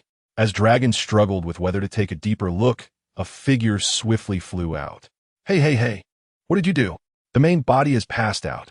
It was a cute girl with short hair and big eyes, one eye covered by her hair, wearing a single-ear headphone, a tight bodysuit, and a jacket with boots that could fly. On her chest, there was a large 02. Who are you? Xiachi raised an eyebrow, staring at the cylindrical shoes beneath her feet, which clearly did not emit flames or anything but could fly. With these shoes, wouldn't there be no need to learn the moonwalk? I am Vegapunk. Lilith, she grinned, her gaze fixed on Luo. This was the person they originally planned to intimidate, but it ended up having no effect at all. Vegapunk. Xiaoqi and the others behind him widened their eyes. Even several cadres from the Revolutionary Army were stunned. It should be a clone or something. Hawkins observed Lilith seriously. This technology he wanted. I am Vegapunk 02, representing evil. Indeed a clone. You can call me Lilith, she said. Meanwhile, Hawkins was intrigued by Lilith. A person capable of cloning offered greater safety. Is this what the world's #1 genius can achieve with technology? Do you want multiple female clones? Xiaoqi noticed a change in Hawkins' eyes. Not many things could interest this fortune teller. Is he looking for another route because he can't find a girlfriend? Hawkins fell silent. I've done a reading for you. Your chances of being single for life exceed 50%. Damn. Xiaoqi was taken aback for a moment, quickly reacting. Are you cursing me again? Don't think I don't know. Your fortune-telling becomes less accurate over time, and there's also a limit on those stronger than you. How do you know he ISN to your opponent? The voice of Pei Jin came from the side.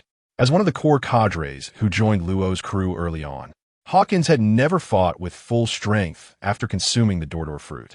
But Pekin knew that when he first met Hawkins, he was able to win because he encountered Law and learned special training methods, which allowed him to suppress Hawkins. The memento fruit being valued by Law, to the point of risking a direct confrontation with CP9 to seize it, indicates that this fruit's effects are definitely not simple. Cough, cough. Not far away, Lilith coughed. You young people don't want to date me, do you? If the main body allows, I wouldn't mind.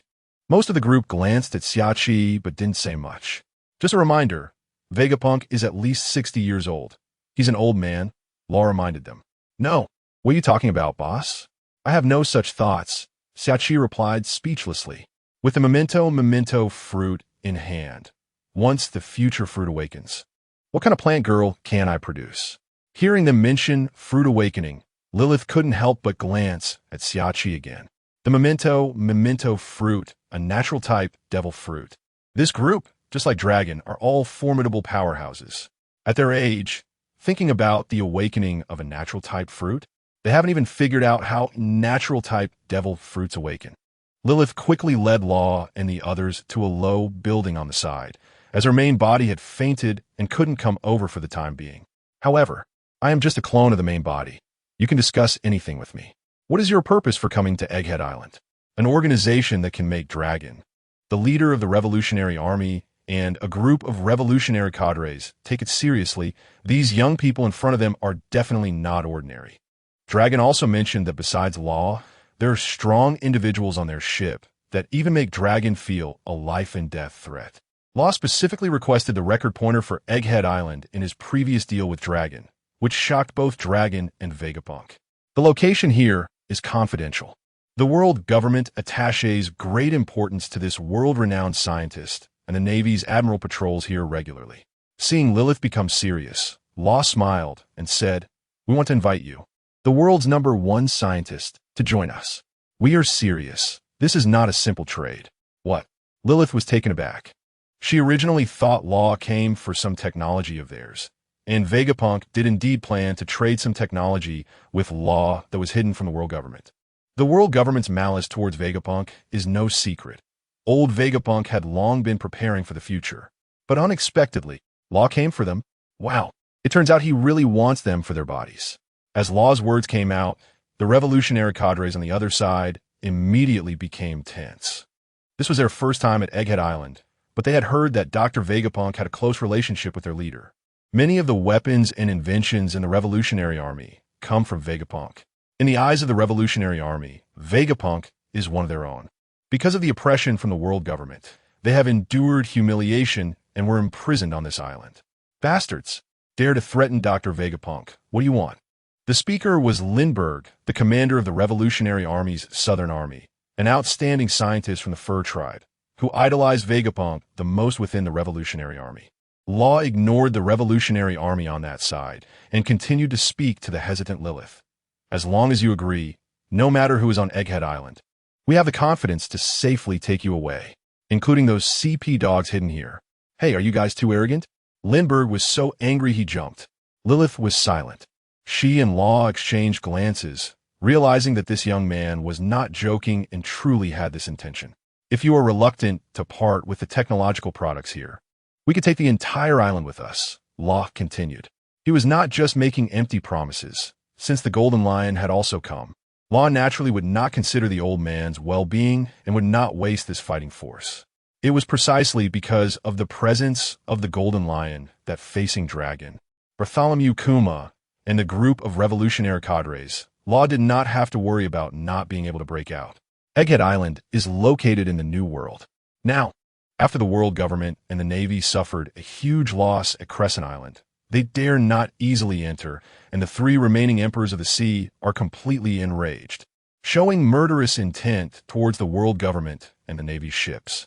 Dragon looked deeply at Law, thinking about taking the entire Egghead Island away. What a crazy idea. Even Bartholomew's pawpaw fruit, when fully activated, couldn't accomplish this. Egghead Island is much larger than Crescent Island. It's impossible for human power to achieve this. To safely take such an island away, only a few types of devil fruits could do it. Dragon's heart sank as he guessed the identity of the big figure on Law's ship. He had suspected it before and now confirmed it. The Golden Lion, who possesses the float fruit, could definitely do it. The question is, how does a person like the Golden Lion get involved with these energetic young people? Back then, the Golden Lion attacked the Marine headquarters because of Roger's surrender. As the son of Garp, Dragon witnessed that battle firsthand. Even when Sengoku and his father teamed up to capture the Golden Lion, both suffered terrifying injuries and needed a long time to recuperate. Bartholomew frowned. He couldn't let Vegapunk leave with Law. He still needed to ask Vegapunk to help him with an important plan of the Revolutionary Army. Vegapunk was silent. Law's straightforward words made him inexplicably tempted. However, the next moment, Vegapunk shook his head. Sorry. I disappoint you. I, the old man, do not wish to join another force. Working for the world government now is just my own past decision, and I do not regret it. Is that so? Law glanced deeply at Vegapunk. Behind him, the revolutionary cadres looked nervous, staring intently at Law in front of Vegapunk. In their view, these guys were more dangerous than the pirates in the New World, and if the invitation failed, they might very well take action against Dr. Vegapunk. Apologies for the intrusion today, Dr. Vegapunk. If you change your mind in the future, we welcome your joining at any time. Under the watchful eyes of the Revolutionary Army, Law turned and left with his companions. He just left like that. Bellabetti dropped his cigarette but on the ground, frowning as he watched Law and the others leave. He really just came to Egghead Island for a stroll? Lindbergh also looked incredulous. This couldn't be their conspiracy, could it? Like waiting for us to leave, then secretly coming back to abduct Dr. Vegapunk or something. This young man is not that kind of person, Bartholomew spoke softly. With that level of conqueror's hockey, plus the opponent's combat power, they had no need to act in such a way. Just from a few interactions, he could tell that this young man acted decisively and wouldn't go back on his word. Doctor, will it bother you if we stay here for a few days? Dragon looked at Vegapunk. Even so, his usual cautious nature led him to choose to stay and observe for a while. Vegapunk was very important to the Revolutionary Army. They couldn't afford any mistakes. Of course, welcome, Vegapunk smiled. A figure flew in, dressed in a green flight suit, small in stature, with a head resembling a football, marked with the number 03 and a character meaning think on its chest. The main body, those guys left no hair or skin flakes behind. The 03 clone of Vegapunk. Edison spoke as they boarded the ship and vanished without a trace. There were no signs of them detected within a 3,000-meter radius of Egghead Island. So cautious, Vegapunk sighed, not surprised by the outcome. The world government's plans they had been instructed to work on were under research. Now, there had already been outstanding results. And within 2 years at the latest, the pacifists and the strongest humans would be successfully produced.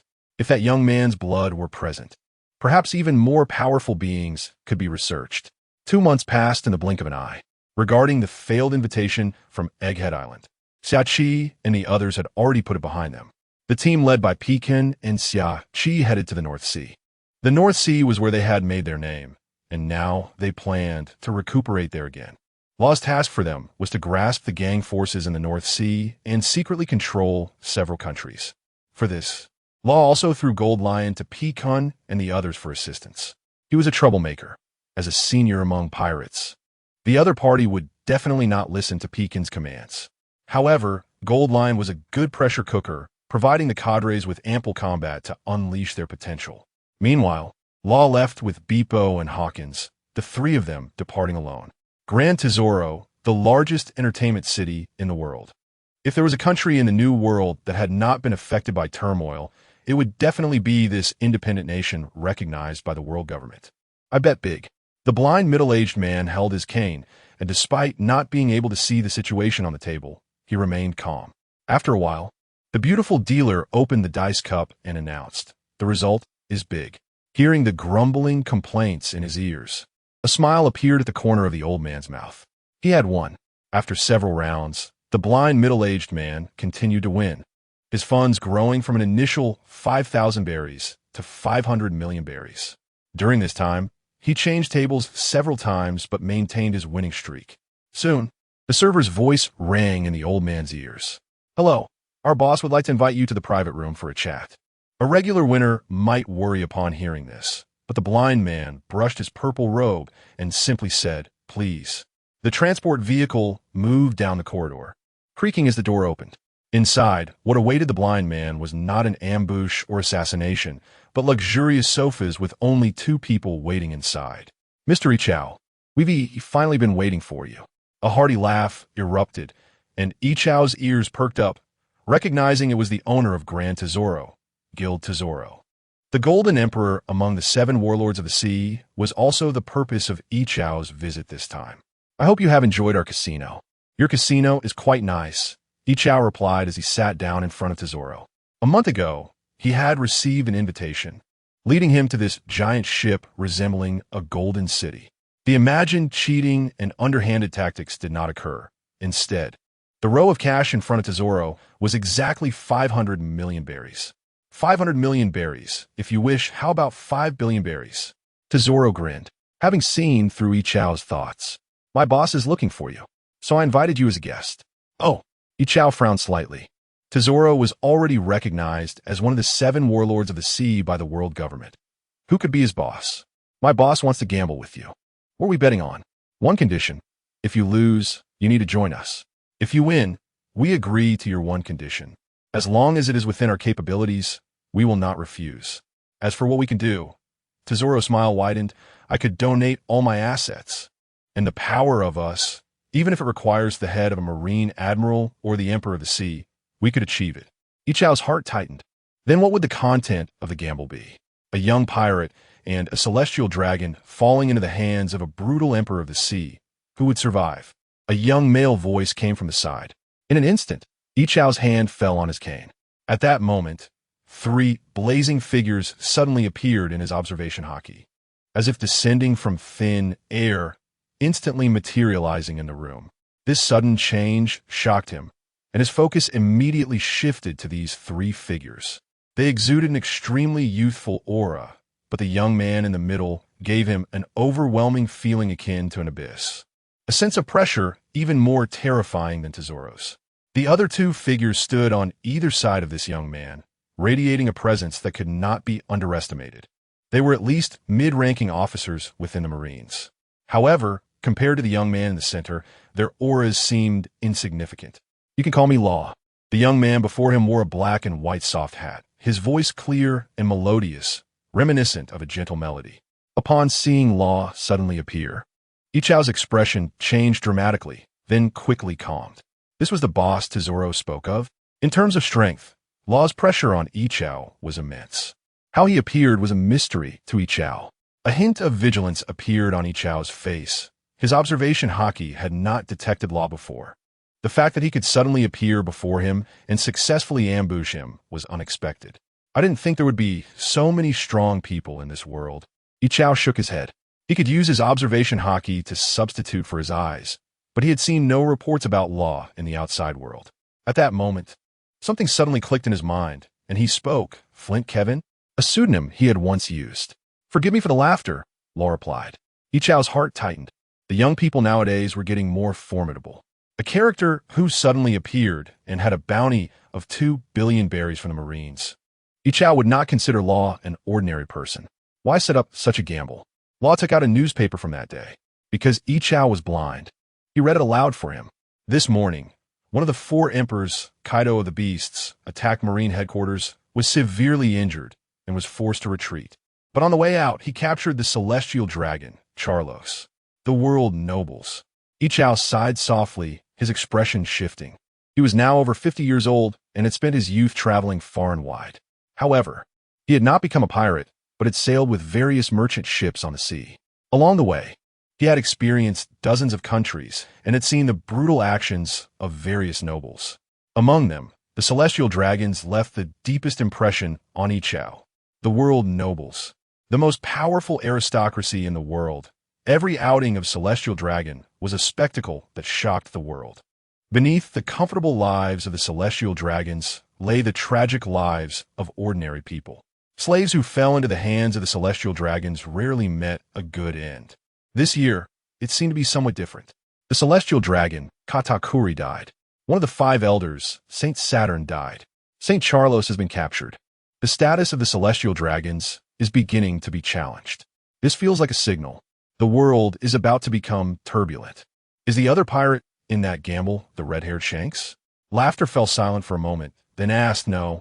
Law replied with a smile. It seems the celestial dragons hold a significant weight in your heart. The technology of this world far exceeds that of his original blue star. But the thoughts are relatively futile. The brutal acts of the celestial dragons can be known by anyone you ask. Yet everyone, when mentioning the celestial dragons, acknowledges their noble status in the world. The idea of resistance seems to not exist in their hearts. Laughter brought up Shanks, perhaps thinking of using magic against magic. After all, Shanks is a celestial dragon among the publicly known pirates. Now, the pirates of the New World do not recognize Shanks as the Emperor of the Sea. What is your choice? Law asked, shifting the topic back to the gamble. That's St. Charlos. Laughter answered. Why do you ask? Which great pirate has been captured? The crew of red-haired Shanks? No. Law still denied Laughter's words, picking up a call in front of him. Hello, what's the situation? Crocodile, you aren't defeated, are you? Law, what nonsense are you talking about? A displeased, low voice immediately came from the other end of the line. The shape of the transponder snail transformed into Crocodile, who was also holding a cigar in his mouth. Although I don't know why you care about such a minor character. This kid is just stubborn, and that's all. Crocodile exhaled a puff of smoke. Is he the son of that dragon? Correct. Law smiled. Hee, as expected of you, you cunning little brat, Crocodile mocked. He knew that Law had some cooperation with the revolutionary leader, Dragon, now starting to capture other sons. Using such a vicious scheme, and still saying he isn't a pirate? In Crocodile's view, Law is even more suited to be a pirate than he is. What are you talking about? Law patted the fluffy ball hanging from the hilt of his sword. You are a warlord of the sea, serving the world government. He is a new pirate from the East Blue, the Straw Hat crew. What's wrong with capturing him? Don't you warlords of the sea need to submit a certain number of tasks every year? So what's the situation? As you wish, the people below are en route, and the Germa family has made a move. That group of ambitious scientists indeed chose to deliver to that pirate emperor, Big Mom. Crocodile said, his tone becoming dismissive. The news was released by you, right? I just captured the person, and the newspaper over there has already published all the news about that guy. Oof. Morgans deserves to be offered a bounty of 10 billion berries. After speaking, Crocodile suddenly felt the transponder snail in his hand deflate, returning to its original form. That bastard. A few veins popped out on Crocodile's forehead. The call was hung up on the other end. But he had no way to deal with Law. Law shook the transponder snail at Laughter, saying that pirate is the captain of the Straw Hat crew, Monkey D. Luffy, who escaped from the White Hunter Smoker in Lowtown some time ago. He felt a slight sigh of relief inside. The trajectory of this world indeed began to change from the moment he appeared. The Straw Hat Kid, Monkey D. Luffy, did not defeat Crocodile. But then again, because of him, Crocodile's hockey did not regress. Instead, there is a trend of further advancement. Such strength among the warlords of the sea can definitely be considered powerful. Back then, he dared to challenge Whitebeard alone. Even among the strongest underlings Law grew up with, Pekin and Shachi might not be able to defeat this sand crocodile, let alone in the desert. Monkey D. Law and Crocodile's call did not conceal laughter. He listened to the entire process. Compared to the Straw Hat Kid, he was more concerned about Crocodile's attitude towards Law. This proud warlord of the sea did not lose his temper in response to Law's indifferent attitude. Even if the two have cooperation, it feels more like Law is in the advantageous position. He is also the grandson of Monkey D. Garp, Law said lightly. Capturing pirates and sending them to the Navy's prison is indeed the responsibility of the warlords of the sea. It's just that now this naval hero will likely be even more dedicated to attacking the New World. The world is about to face pain again. Laughter heard Law's words, his brow furrowing slightly, feeling a bit reluctant. Just hearing this situation from Law, he had a sense of an impending storm. The world government might not be able to sit still. Madmen like Kaido, who are brutal, crave wars that sweep across the world, pursuing excitement. But for civilians, war only brings pain and death. The world government will increase taxes, and the lower class will be exploited layer by layer. Even a naval hero cannot avoid familial ties. But even so, my pressure will not change, Laughter said solemnly. The celestial dragons cannot die. They cannot die anymore. Yes, Law smiled. That's why our gamble is interesting. Tezelo, you received that notice, right? The first summons for the warlords of the sea. I received it yesterday. Tezelo rubbed the gold rings on his fingers, his smile growing wider. But there was a hint of sadness in his eyes. Just as you thought back then, we are stepping forward step by step. 9 fingers adorned with gold. The unnamed grudge, he has never forgotten. Soon, really soon, Marineford. After many days, Sengoku at the Navy headquarters received a call from the world government again. Useless. A bunch of useless people. After raising you for so many years, you can't even handle this. The voice from the transponder snail loudly scolded, echoing clearly in the corners of the room. We, the Navy, will cooperate with the world government to do our utmost to rescue His Excellency St. Charlos as soon as possible. Sengoku had veins bulging on his forehead, but his voice remained calm. I'll give you 3 days. Since that group of pirates doesn't want to live, our world government doesn't mind cleaning them up again. Additionally, Vegapunk will represent us, and, as the scientific defense god, he will go to your Navy headquarters to mobilize personnel. A cold snort and the sound of the call hanging up came simultaneously. Sengoku's expression darkened as the call was disconnected. The capture of Celestial Dragon St. Charlos was fundamentally an unprovoked disaster for their Navy. The previous information the Navy received was that all Celestial Dragons had returned to the Holy Land, Mariewa. However, the captured Celestial Dragon, St. Charlos, disregarded orders from above and secretly came to the Sabaody archipelago to buy slaves. If it weren't for St. Charlos being captured that day, they could have caught the Beast Kaido. It was precisely because of the special hostage that the Navy's layout was rendered ineffective. Sengoku almost had a confrontation with the Kainu as well. After Kaido destroyed several warships, the other party actually wanted to kill the Celestial Dragons along with Kaido. Among the 3 admirals now, Akainu has ignored Sengoku's orders and headed to the New World to hunt down pirates. Kazan is in a daze, and when he acted that day, he mainly focused on defense, protecting the Navy below, seemingly losing interest in offense. Only Kizaru still shows up regularly, but the laziness of the others is evident. They follow orders well, but how to execute them and for how long is another matter. As for Garp, bang! The door was blown away with a punch, and a robust figure rushed in. Sengoku. Garp stormed in angrily, asking when they would head to the New World. Those damn pirates. And that bastard crocodile. When will the warlords of the sea arrive? I want to kill him. Sengoku raised an eyebrow and shouted, Garp. Garp. This time, Garp, who would usually smile when scolded, couldn't manage a smile and stepped forward. You know my grandsons were captured by that bastard pirate, right? But your grandsons are all pirates too. Sengoku was furious and grabbed Garp's collar tightly. Blackbeard Ace, Straw Hat Luffy, these 2 guys are your good grandsons. They dined and dashed at the sea restaurant, injured several Navy officers, and then caused a ruckus in Logtown. Your grandsons are truly not simple. My grandson can't be simple. Garp muttered quietly, then yelled again, no, Sengoku, we need to hurry to the New World. I want to knock all those damn pirates away. Little Luffy isn't even of age. It shouldn't be like this. Because of Shanks' news, the Straw Hat Kid made a name for himself 2 years early and met up with his brother, Ace, the captain of the Blackbeard Pirates. And the two sides successfully attacked Lowtown together. In Alabasta, the Straw Hat Kid Luffy was captured by Crocodile, and the Blackbeard Pirates were wiped out.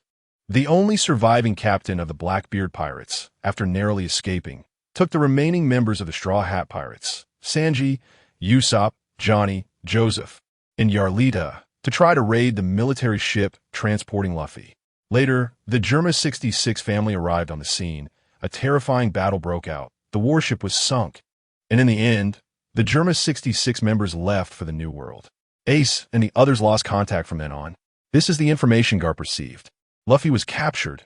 Ace's life or death is unknown, and Garp is now burning with anxiety. If it weren't for Tsuru keeping an eye on him, he would have personally gone to the New World by now. He wasn't of age, and among those civilians and Navy soldiers who died, there were also minors. Sengoku felt a lump in his chest and coldly said, "Sengoku, that's my grandson." Garp gritted his teeth, his voice squeezing through his teeth. Sengoku was silent for a moment, saying, "We will definitely go to the New World, but we must be fully prepared. In these 2 days, if you're free, go interview those who come for the world recruitment. I hope when we reach the New World, you don't act foolishly. And, after we find your grandson, I hope he doesn't still think about being a pirate." Of course. Garp, hearing Sengoku's assurance, immediately patted his chest. "No matter what, I'm also a just Navy. Luffy was just misled by that red-haired bastard. I will not let those pirate bastards go. Shanks, you come after all."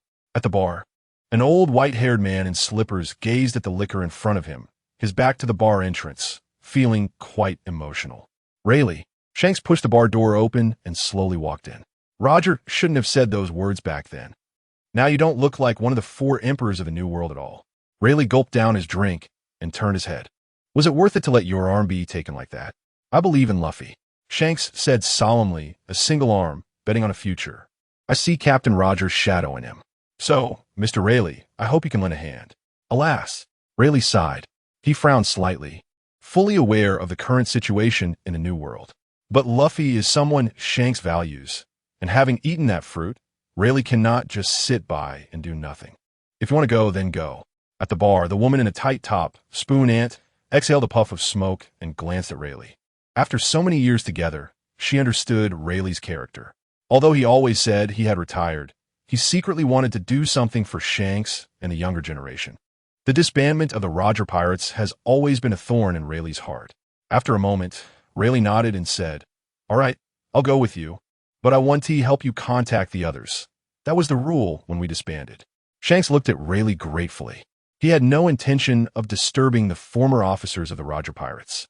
The other officers of the Roger Pirates were all very strong, but after so many years, their strengths had somewhat declined, and in the stormy New World, they might not be able to withstand it. On Sky Island, Jinbe's safe travels. Kureha stood by the sea, waving at Jinbe. Jinbe had also received notification from the world government and was preparing to set off for Marine Headquarters Marineford. "Then it's up to you, Yamato." Jinbe nodded at the tall, white-haired woman beside Kureha. Sky Island is their base, and Jinbe usually stays here. After Jinbe leaves, Yamato becomes the highest combat power on the island. The officers on Sky Island all like this pure yet powerful girl.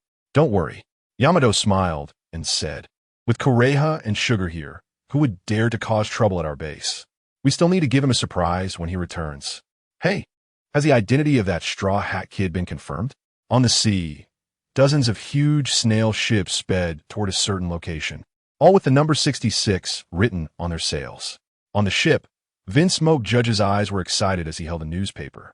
The grandson of a Navy hero, the son of the Revolutionary Army leader. "This time we really caught a big shot." "Confirmed, father." Vinsmoke Ichiji replied. "He is the eldest son of the Vinsmoke family." Germa 66 red flash. "Ha ha, now we don't have to marry into Big Mom's family." Vinsmoke Judge chuckled softly. He had wanted to connect with one of the 4 emperors in the New World for a long time. Recently, in the North Sea, a mysterious group of forces appeared, and the underground world as structure has changed compared to decades ago. As a long-established family, Judge has a keen sense of smell and feels something is off. Want to find new territory. From previous interactions, he noticed that Big Mom was very interested in his sons, wanting one of them to marry into the Charlotte family. Judge has been pretending to be ignorant, trying to stall. His sons are not only his sons, but also the pinnacle of Vinsmoke's technological products, the fruits of his labor. Father, I believe that the Emperor will agree. Vinsmoke, Judge laughed. He is the fourth son of the Vinsmoke family, Germa 66 green piledriver. Coincidentally, my stupid brother has also been captured. This guy has been secretly hiding in the East Blue all these years. No wonder we couldn't find his whereabouts. That useless waste, although a bit weak, can still get married. Ha ha. After finishing his sentence, Judge laughed heartily. That failure of a brother is still as useless as before. He even tried to act in the name of saving the captain and wanted to take action against them. Ridiculous. If it weren't for that straw hat kid still being useful, he would want to have some fun torturing that waste so-called captain. This idea is acceptable. Judge did not reprimand his son, but instead stroked his chin thoughtfully. Go tell him to stop thinking about resisting. If he does not accept our arrangements, we will kill that lame chef in the East Blue. He should know our capabilities. On the other side, on Hive Island, a person is tied to a pillar, trembling and weakly looking at everything in front of him. I am a celestial dragon. You cannot treat me this way. The cries for help slowly emerge. However, no one around him pays attention. Pirates in the distance are laughing heartily. Is this the celestial dragon? Ha ha, what an ugly celestial dragon, so fat. How has he not died of obesity? As expected of Lord Kaido, he actually captured this celestial dragon. World nobles are nothing more than this. I think our current pirate alliance should attack the Red Line. Mariehua, the Holy Land? Maybe one day we can ascend it, haha. The capture of a celestial dragon has a huge impact. First and foremost, it affects the group of notorious pirates on Hive Island. Most of them are subordinates of Silver Axe and Wang Ji, and they have committed numerous acts of arson, murder, and plunder. Now that the three Great Sea Emperors have united, they follow Silver Axe and Wang Ji and have merged into this large group, suddenly awakening their inner ambitions. In the past, even if these lawless pirates were not afraid, they would not speak much about the celestial dragons. Now, with reports of the Crescent Island battle emerging, a celestial dragon has died, and now another one has been captured by Kaido. In an instant, the status of the celestial dragons in their hearts is no longer that of an untouchable world noble.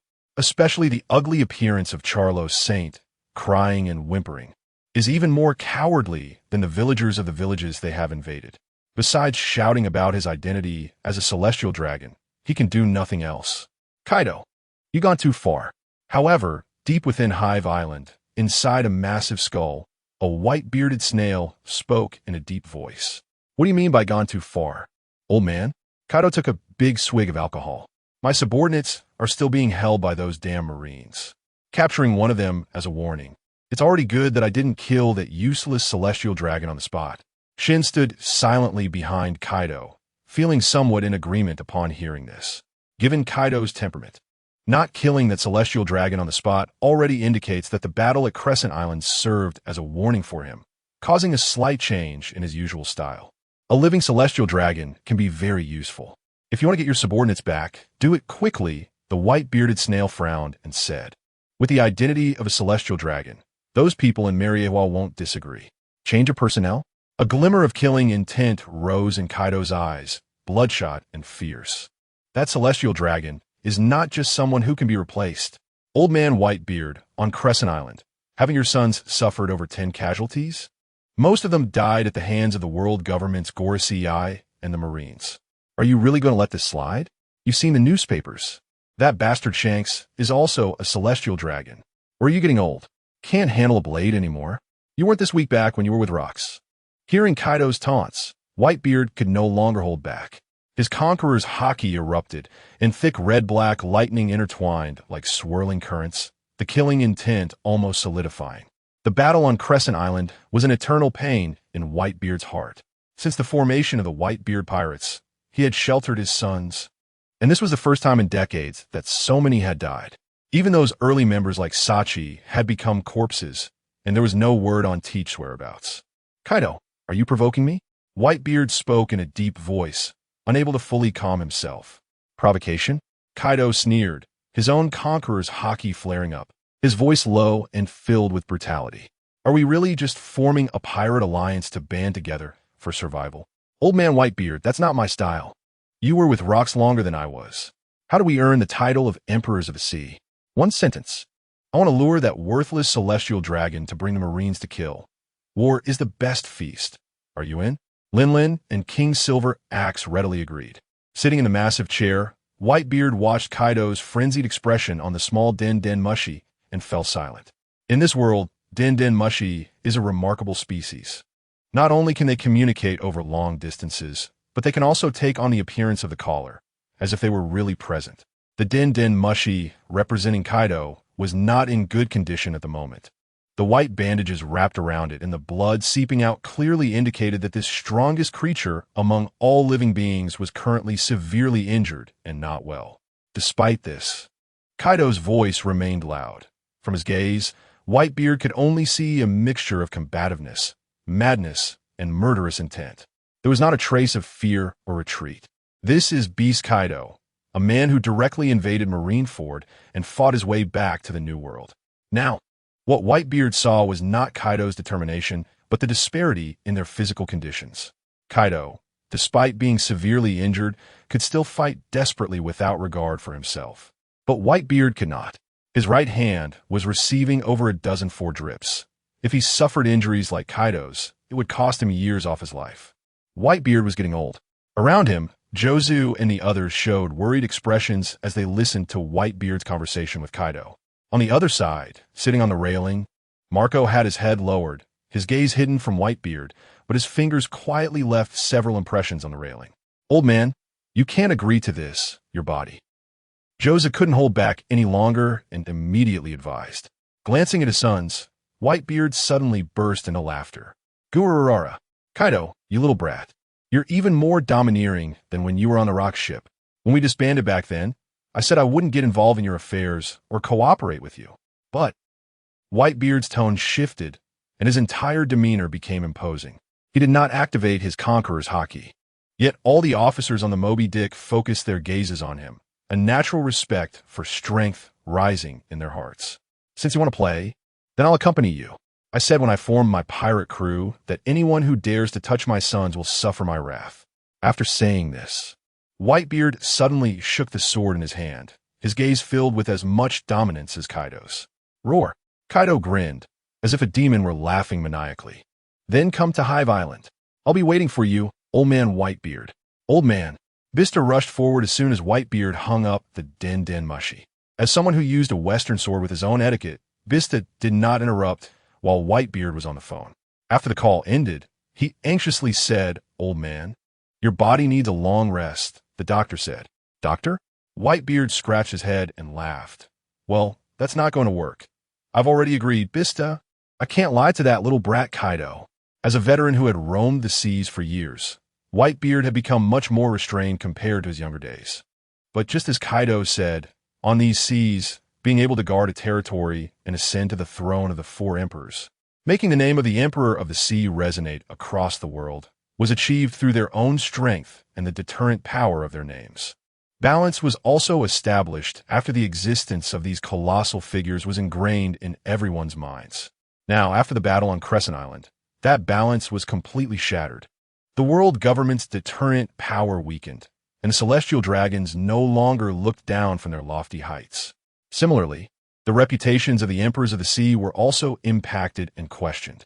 Shanks, one of the four emperors, had betrayed them, adding a layer of mockery to the title among pirates. In recent days, those below had not reported, but from his years of understanding his sons and what he had seen through his observation haki, Whitebeard knew that someone was coming to challenge them.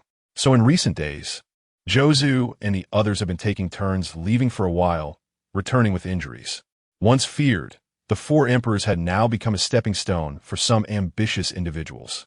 Therefore, they needed a grand war, a victory, to restore the reputation of the emperors of the sea.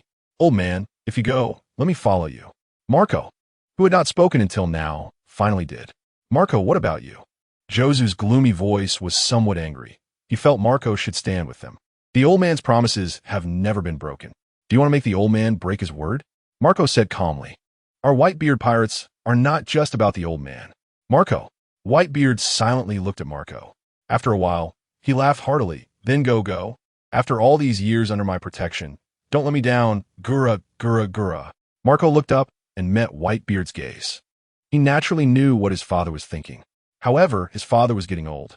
Marco understood that he could no longer be the carefree, immortal bird he once was. The Moby Dick quickly sailed towards Hive Island. In Dressrosa, "Hey, Doflamingo, do we really not need to accompany you this time?" Tory Bowl, sniffling, expressed some concern. "No worries, Tory Bowl. Those monsters in the New World aren't focused on us. Speaking of which, isn't it interesting that those high and mighty guys have been pulled down from their pedestals?" Ha. Doflamingo laughed wildly. "Don't worry, with Virgo around, I won't get into trouble. Who knows which old man will come down this time? Does this mean D has appeared? How interesting, haha, on a small island in the New World, Mom. There's danger over by Dad." A huge voice broke the silence, startling the birds in the trees. "Weevil, keep it down, you're gonna make me deaf." An angry, wrinkled, short old lady with golden hair shouted.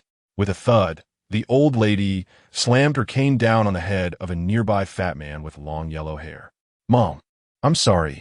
Weevil looked aggrieved and didn't retort the old lady. "That guy Newgate is getting old and still wants to make big news of." Bajagamu, Stussy snorted. Her gaze fell on the news. The 3C Emperor's Whitebeard, Kaido, Big Mom, along with the great pirate Silver Axe and Wang Ji, united to form a pirate alliance. These restless guys, something that even rocks couldn't achieve back then. Now they want to try again? "Mom, are we just going to leave Dad alone? You don't want to go and deliver yourself to death, do you?" Bajagama's Stussy shot Weevil a fierce glare. "We just need to wait." Saying this, she chuckled. "Weevil, you're the only blood relative of that man in this world. In the future, when he dies, all his wealth will be yours." On an unnamed ship by the North Sea, "Admiral, we've completed the tasks you assigned," Indigo said quietly. In front of him were Golden Lion and Skypea. Even though the flying pirate crew was no longer around, he still habitually called Golden Lion Admiral. A knock on the door sounded. "Come in." A thin figure in a suit stepped in slowly. Indigo immediately closed his mouth. He recognized the man in front of him, who wore glasses and looked like a butler. Such a character wouldn't have been worthy of speaking to the Admiral in the past. Beiji, in the face of absolute military power, was just a joke. However, this man was quite lucky. Indigo stared at the shadow moving beneath the man's feet. The young man, named Law, truly had a strange ability. Yet, he actually gave the shadow fruit to this person. What a waste of heavenly treasures. "What is it?" Golden Lion stared at the newcomer, his expression emotionless. "Admiral Golden Lion, Lord Pecan asked me to tell you that the journey in the North Sea has been cancelled, and the destination will be the New World." Kuro pushed his glasses with his wrist and chuckled softly. Lord Pecan said, "This is Law's arrangement." "Understood," Golden Lion replied coldly. "Don't come to me if there's nothing." "All right, Admiral Golden Lion." Kuro smiled slightly, and in the next instant, his figure turned into a mass of pitch-black shadow and then burst apart with a bang. "Well, lucky guy." Indigo felt a bit envious and dissatisfied. The shadow fruit, the devil fruit of former warlord of the Sea Gecko Moria, was now consumed by such a small pirate from the East Sea, making one envious. Luck is part of strength. Golden Lion stood up, his gaze falling on the two famous swords beside him, Makuro and Sakura 10. He not only had luck, but also ambition. "Roger, you hail from the East Sea, but someone like you is truly an anomaly among pirates. It's too easy to provide real-life examples to prove this. What a miraculous ship this is. If you like it, you can ride it often in the future," Law said with a faint smile while standing at the edge of the deck. Beside him was a smiling figure leaning against the railing of the ship, not afraid of falling. "Ah, that won't do." The figure shook his head, but a hint of a smile was on his lips, looking quite pleased. The allure of gambling lies in everyone's emphasis on the stakes. "Let's talk about it after you win, Law." Leaving the Golden Giant City and being personally welcomed by this golden ship allowed the smiling figure to witness, once again, the depth of Law's power. He had little contact with the Revolutionary Army and wasn't clear whether the companions Law spoke of truly existed. But he knew that Law's forces were definitely much wealthier than the Revolutionary Army. Law told him that the destination of this trip was a sky island rumored to be 10,000 meters high. "Law, Is this the person you want to recruit? Is this Uncle Strong? Kira asked curiously from the control panel. To have Law personally recruit and bring along to the ship. It seems he wasn't just beaten into submission and brought back. This seems to be the first time. Previously, Crocodile and Golden Lion's hearts still remained in Law's exclusive safe. If he joined the Navy, the smiling figure should be able to become a Navy admiral. Law nodded. Ha, Law, you overestimate me. Feeling the restless energy in the girl's hand, the smiling figure asked, is that the rumble fruit? If this girl joins the Navy within a few years, she might also qualify to become a Navy admiral, right? The smiling figure didn't expect that the rumble fruit, regarded as the strongest natural type devil fruit, now had an owner. The girl was continuously injecting lightning into the ship, which made him a bit emotional. The devil fruits that outsiders yearned for have now become a form of energy for the ship. I definitely won't join the Navy, Kira rebutted, walking over. The ship can only fly around when I'm present, but I don't need to constantly charge it. When she was young, she had witnessed the darkest scenes in the world and was lucky to escape from Mariewa. In that place, the Navy was not a synonym for justice. It was more like the butcher's knife in the hands of executioners. You seem to have a strong aversion to the Navy. The smiling figure's tone was somewhat emotional. In his perception, when the girl spoke those words, a hint of ferocity emerged from her, indicating her genuine disdain for the Navy. The girl was not very old, and her life force seemed to have just reached adulthood. However, the smiling figure did not argue with the girl. He had encountered scum in the Navy and had met quite a few. On Teselo's Grand Tesoro, there were a group of gamblers who had lost their minds, and their stakes far exceeded the Navy's salaries. Even the salary of a naval admiral for a year is probably not as much as what they spend in one go at Grand Tesoro. Isn't that a sad thing? Under Law's encouragement, Keela took action against Ichao, and the two fought each other. The result was a complete defeat for Keela. The speed advantage brought by the Thunder Fruit could not be exerted within 10 meters of Ichao. Beepo jogged over to help Keela up, and then they heard Law's voice. Keela, your physique is still too weak. The advantages brought by the fruit are not. I told you that when you were very young, right? I understand, Captain Law, Keela said, embarrassed as she held onto Beepo's arm. At your age, with this level of strength, Miss Keela, you could already be considered a renowned powerhouse of this generation. Ichao comforted her. Uncle, your heavy fruit ability is also unsolvable, right? I can't even use fishman karate next to you. It's so painful. It's better to play whack-a-mole with Hawkins. Keela scratched her head. The air door opened, and Hawkins walked out, staring expressionlessly at Keela. He had been following Law, so naturally. He was also on the ship. However, Keela had just come out from the charging area and didn't see him. Oh, Hawkins, you're here, Keela said somewhat awkwardly, quietly shrinking beside Beepo. Hawkins had been with Law longer than her, and in Keela's mind, Hawkins was on the same level as Shachi and Pei-Jin as a bro. Over the years, the unfortunate appearances of Shachi and Pei-Jin have been captured in photos by the cadres to some extent. However, Keela had never seen Hawkins make a fool of himself. Hawkins, do you want to come and play? Law asked. It was rare for Hawkins to take the initiative to step forward. The door fruit had been developed to a high level by Hawkins, and Law didn't know how long this guy could stay in that world, only knowing that a whole day was completely fine. If Hawkins didn't volunteer, no one could force him to step out of the air door. Hawkins looked at Ichao, his expression serious.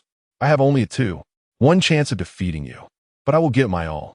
After saying that, he stepped into the air door, and his figure disappeared. Ichao, when it's time for food, I will treat you to our chef's specialty, Law said with a smile. Sigh. Ichao scratched his head. Young people are indeed energetic. With a whoosh, the cane by Ichao's side revealed a sharp blade, and amidst the flickering cold light, circles of purple light suddenly appeared with him as the center. Boom! The air in front twisted, and Hawkins walked out from it. As soon as his figure appeared, he heavily stepped on the deck, leaving a deep shoe print on the golden floor. Remember to fix that later, Law reminded Keela, but his gaze remained fixed on Ichao.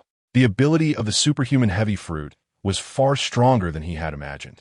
Hawkins stepping out of the air door meant he could influence the world behind the door. Given Ichao's observation hockey that could pull meteors from outer space, Hawkins' door fruit was useless against Ichao. Like Keela, Hawkins was defeated, but he lasted much longer within the gravity circle.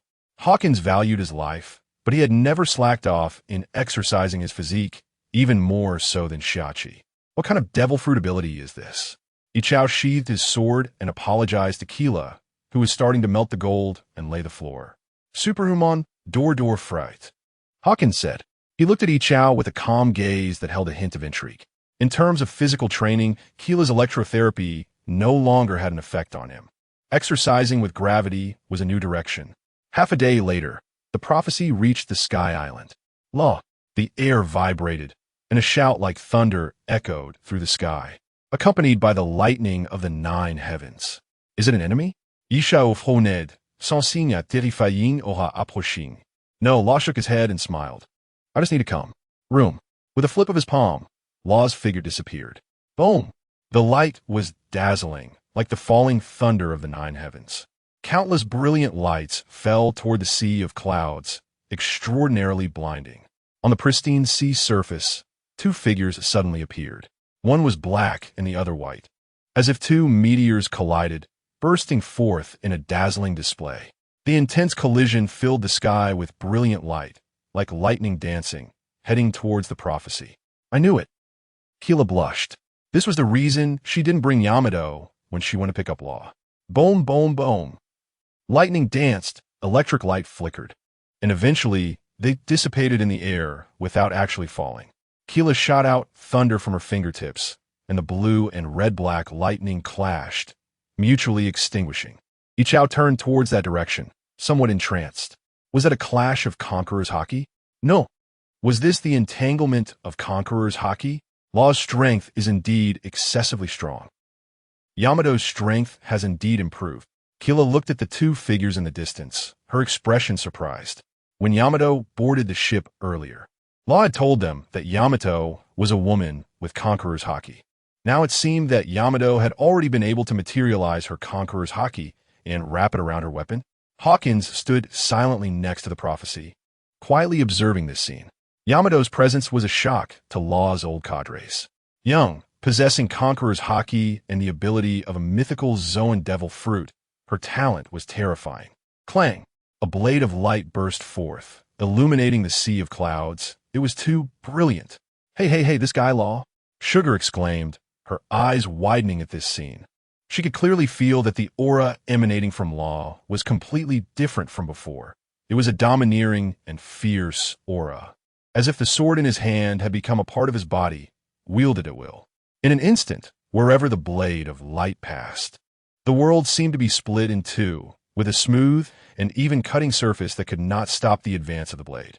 In the distance, a group of Sky Islanders were stunned, the weaker ones shivering, their calves cramping from excessive fear. They stared wide-eyed at the blade of light, their hearts filled with terror. Is this the ability of Lord Law? Yichao said softly. A trace of admiration flashed in his eyes. Although he knew Law was strong, he didn't expect his strength to be this overwhelming.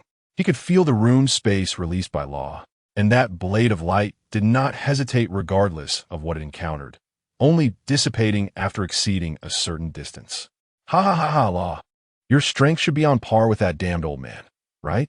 Yamato laughed, gripping her kanabo tighter. Zizizi. The terrifying aura broke through the constraints of the sky, soaring into the heavens, and the kanabo in Yamato's hand, mixed with rampant lightning, fierce electric light, surged into the sky above, and in an instant, the cloudless sky above the Sky Island flashed with lightning and thunder, as if dark clouds were gathering. Thunder, Bagua. Looking at the familiar moves, Luo's eyes flashed with a hint of red light, showing no signs of panic. His right hand tightened around the ghost cry. Red-black lightning surged into it. Whoosh! In the next moment, the air distorted and ghost cry sliced through the sky, the sound not loud, but faintly mixed with a crying noise. Compared to his usual battles with enemies, Luo did not activate his abilities.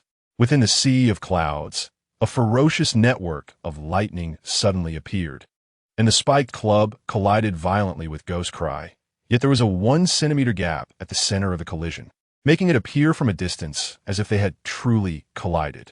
These 2 guys. A hint of helplessness flashed in Sugar's eyes. Her small body seemed rooted to the ground, standing firm against the swirling winds mixed with lightning power, as still as a mountain. The two figures separated again, and where they had collided, a deep black hole had formed, harboring an abyss that was incredibly chilling, as if the realm of thunder had descended. The conqueror's haki of that lady was matched by very few in the world. Watching the two fight, a smile broke out. For someone like him, who had neither joined the Navy nor become a pirate, apart from the 4 emperors of the sea and the legendary pirate Golden Lion who had disappeared, there were probably only a few people within the world government who possessed such power. Many people can wield conqueror's haki. Characters like Don Quixote da Flamingo and the Pirate Empress also possess it. Every era has several pirates with conqueror's haki entering the New World. However, very few can apply conqueror's haki in battle. It is a technique that allows 1s attacks to transcend levels.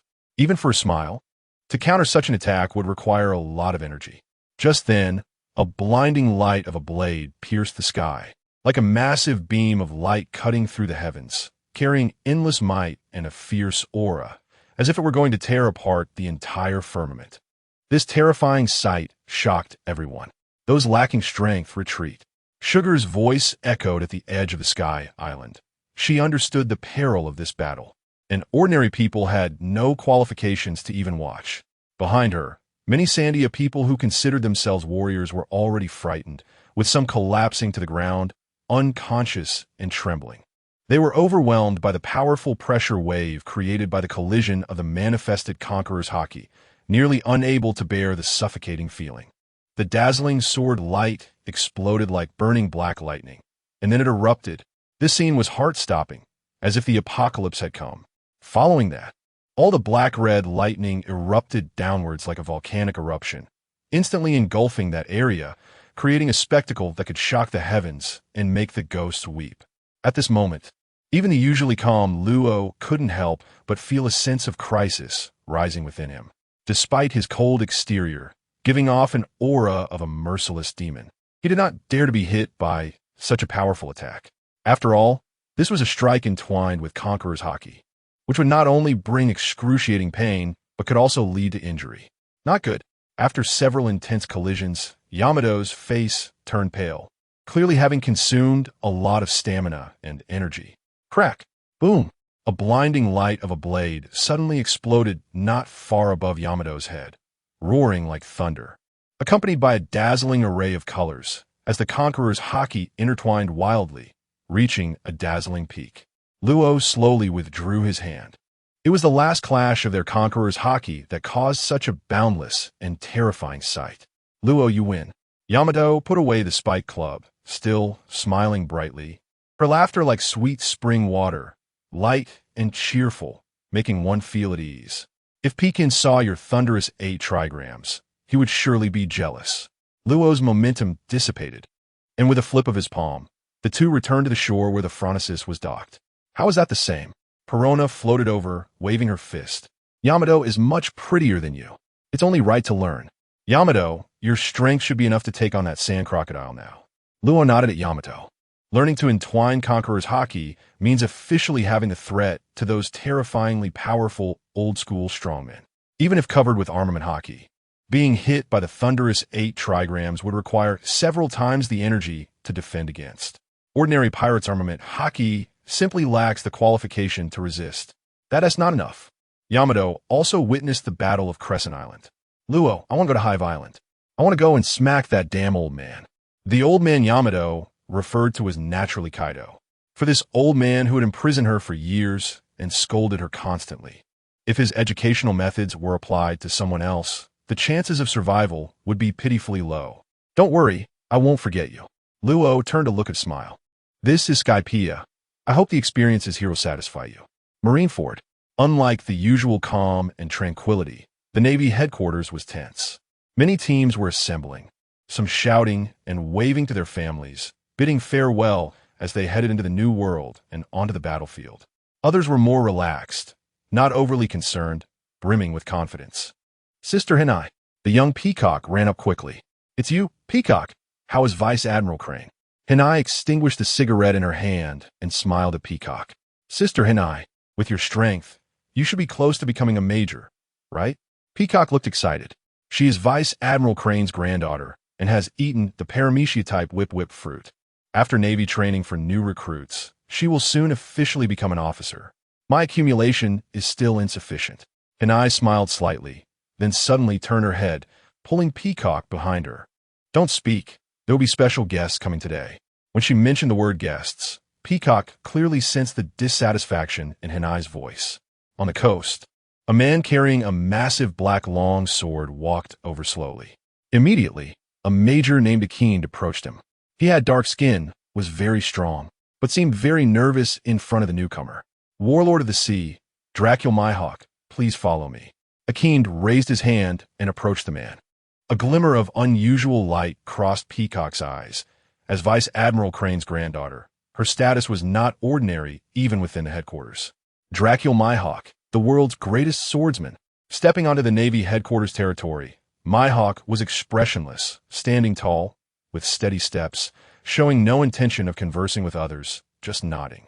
After a while, Crocodile arrived, similarly silent. A cigar in his mouth. Long time no see, everyone. With a loud laugh, a man in a pink feather coat swaggered over. Oh, you're Crane's granddaughter, right? Two Navy soldiers suddenly stumbled towards Peacock, looking panicked. No, it's not me, my body can't move. The two soldiers were instantly confused. Don Quixote Doflamingo, what do you want here at the Navy headquarters? Hinai stood in front of Peacock, coldly stating, just came to say hello. Doflamingo clapped his hands, and two Navy soldiers fell to their knees, gasping for breath, their eyes fixed on the pink figure as if watching the back of a demon. After all, I've known Crane for a long time. Doflamingo stared at Jinai, and even with sunglasses on, the surrounding Navy could clearly sense the intense malice in his gaze. Black Cayman Jinai, a nice title. This guy. Jinai's eyes turned even colder as he watched Doflamingo's departing figure. Although he was mentally prepared, these warlords of the sea completely disregarded this place. They were pirates, yet they could swagger through Navy headquarters. The pirate empress arrived, stunningly beautiful, with her long black hair cascading down her waist. Her skin like cream, starry eyes, red lips, and a delicate nose, exuding an ethereal quality that seemed to belong to another world, just as her name suggested. Untainted by the mundane. It was the pirate Empress Hancock. The coast went completely crazy, countless soldiers' eyes turning into pink hearts. So beautiful. Even the Peacock couldn't help but focus all his attention on the tall woman. In an instant, there were screams as two Navy soldiers actually lunged toward Hancock. Crack! The two figures fell to the ground, turned to stone. In an instant, chaos erupted on the coast, with dozens more rushing toward Hancock. Buzz! Golden lights surged, shooting out like arrows. The attacking Navy soldiers trembled and then fell silent. This behavior isn't good, Joker. A man with dark green hair arrived, of medium height, his eyes bright, suddenly appearing at the coast. He had come by ship, and that ship was entirely made of gold. This is Warlord of the Sea, the Golden Emperor Guild Tesoro. In the distance, some Navy recognized a newcomer and reluctantly shifted their gaze away from Hancock. A meddlesome guy. Doflamingo, walking to the conference room, felt a sense of foreboding and glanced toward the shore. You stole my fruit. This debt cannot just be settled like this. Inside the conference room, a gentle male voice spoke. Doflamingo, please do not let your personal actions tarnish the reputation of our warlords of the sea. It's you, Tyrant Kuma. Doflamingo glanced at the seat next to Myhawk, a hint of wariness flickering in his eyes. Just playing around. After all, those Navy Haven Tea prepared any entertainment facilities for us. We can only amuse ourselves, right? At that moment, in another conference room, Sakazuki suddenly stood up, his right hand turning into magma, releasing a wave of heat. What a bunch of damned pirates. I say we just kill them all. Let me handle it. Kazan pulled down his eye patch, stopping him. They still have use for us. Sengoku didn't speak, merely nodded at Kazan. Sakazuki snorted coldly. I'm going to prepare the warship. If you need me to take action, contact my vice admiral. He didn't want to stay there any longer, fearing he might not be able to hold back. However, he also understood why the world government had gathered these villains. Sengoku scanned the scene and suddenly felt a chill in his heart. Where's that guy Carp? Reporting to the admiral, Vice Admiral Karp just said he can't wait to go rescue his dear grandson. At the end of the table, Admiral Kizuru leisurely clipped his nails while speaking slowly. What? Sengoku jumped up, shouting, Borsellino, why didn't you say so earlier? There's nothing I can do, Admiral. Kizura blew on his trimmed nails. You know Vice Admiral Karp's temperament. This is the first time I've seen him so angry. The murderous aura he's radiating is terrifying. Borsellino. Sengoku was furious. As an admiral, Kizuru could only obstruct, but how could he stop Karp? Even if he couldn't stop him, causing some commotion would at least give Sengoku and Crane a chance to intervene. Boom! Before Sengoku could continue, a surge of overwhelming pressure suddenly erupted from afar. Sengoku's expression changed slightly as he immediately felt a terrifying aura clashing over there. The Conqueror's haki colliding. Thud! Thud! One by one, Navy soldiers at the entrance fell down. An invisible pressure made the surrounding air feel heavy. It's the Conqueror's haki, the qualities of a king, truly terrifying. Kizaru whispered in awe. Those bastards! Sengoku couldn't hold back anymore and turned sharply, rushing toward the Warlords of the Seas conference room. Didn't Kazan go over there? How did things get out of hand again? Sengoku. At that moment, an old voice rang in Sengoku's ear. You are. Sengoku looked over, his gaze sharpening. Leave it to me to handle the organization under the world government. After all, I am a newly appointed god of war for scientific defense. Inside the Warlords of the Sea conference room. Boom! Hancock conjured a pink bow, an arrow in her palm, shooting heart-shaped arrows forward. That was her ability, a terrifying conqueror's haki emanating from her. In front of her stood Doflamingo, dressed in a pink feather coat. The table between them turned to stone and shattered into dust. They were still some distance apart, yet this caused such a terrifying result. This kind of attack was quite fearsome. Hey, Pirate Empress Hancock, do you want to fight me here? Doflamingo grinned, his voice cold. Whoosh, whoosh, whoosh. The response was dozens of arrows shooting towards him with a sharp sound, as if to tear the air apart. Hancock's expression was emotionless, her gaze icy, her body radiating haki, shining like a dazzling pink gemstone, her target locked onto Doflamingo. Seeing Hancock's indifferent attitude, veins bulged on Doflamingo's forehead, anger flashing in his eyes. The next moment, his gesture changed. His previously swinging hand turned into a controlling posture. As he moved his fingers, the floor below was actually lifted as if cannonballs were crashing toward the arrows. Crash, crash, crash. A series of dense sounds echoed as the floor collided with the arrows, producing a crisp noise. However, surprisingly, the floor did not shatter but transformed into gray stone. The stones broke apart under the force of the collision, turning into stone dust that fell to the ground like ashes. What kind of ability is this? The few Navy soldiers at the edge of the conference room were shocked, their hearts filled with immense surprise. They widened their eyes, unable to believe what they were witnessing. Both Hancock's display of powerful ability and Doflamingo's bizarre manipulation of objects filled them with unprecedented fear. In terms of strength, they were not ordinary soldiers, at least of colonel-level existence. In the earlier clash of Conqueror's haki, although they felt tremendous pressure, they managed to endure it with their strong will and did not faint. At this moment, faced with the strange abilities displayed by Hancock and Doflamingo, they couldn't help but feel a chill in their hearts, filled with fear. As the battle intent of the two gradually intensified, the Conqueror's haki surrounding them became even more terrifying, as if it were going to envelop the entire conference room. The invisible sense of oppression made every Navy soldier gasp for air, their hearts racing, sweat continuously sliding down their foreheads. Snap! Snap! After a few breaths, aside from the 7 warlords, no one was left standing in the conference room. Crocodile silently smoked, a look of interest on his face. Meanwhile, Mihawk closed his eagle-like eyes, seemingly meditating during the battle between the two. Doflamingo, you really think no one knows about your string fruit ability? Taisoro sat in his chair, hands behind his head, looking quite comfortable. Taisoro, your fruit was obtained from me. How do you plan to repay the debt you owe? Doflamingo felt anger inside, his voice sounding suppressed.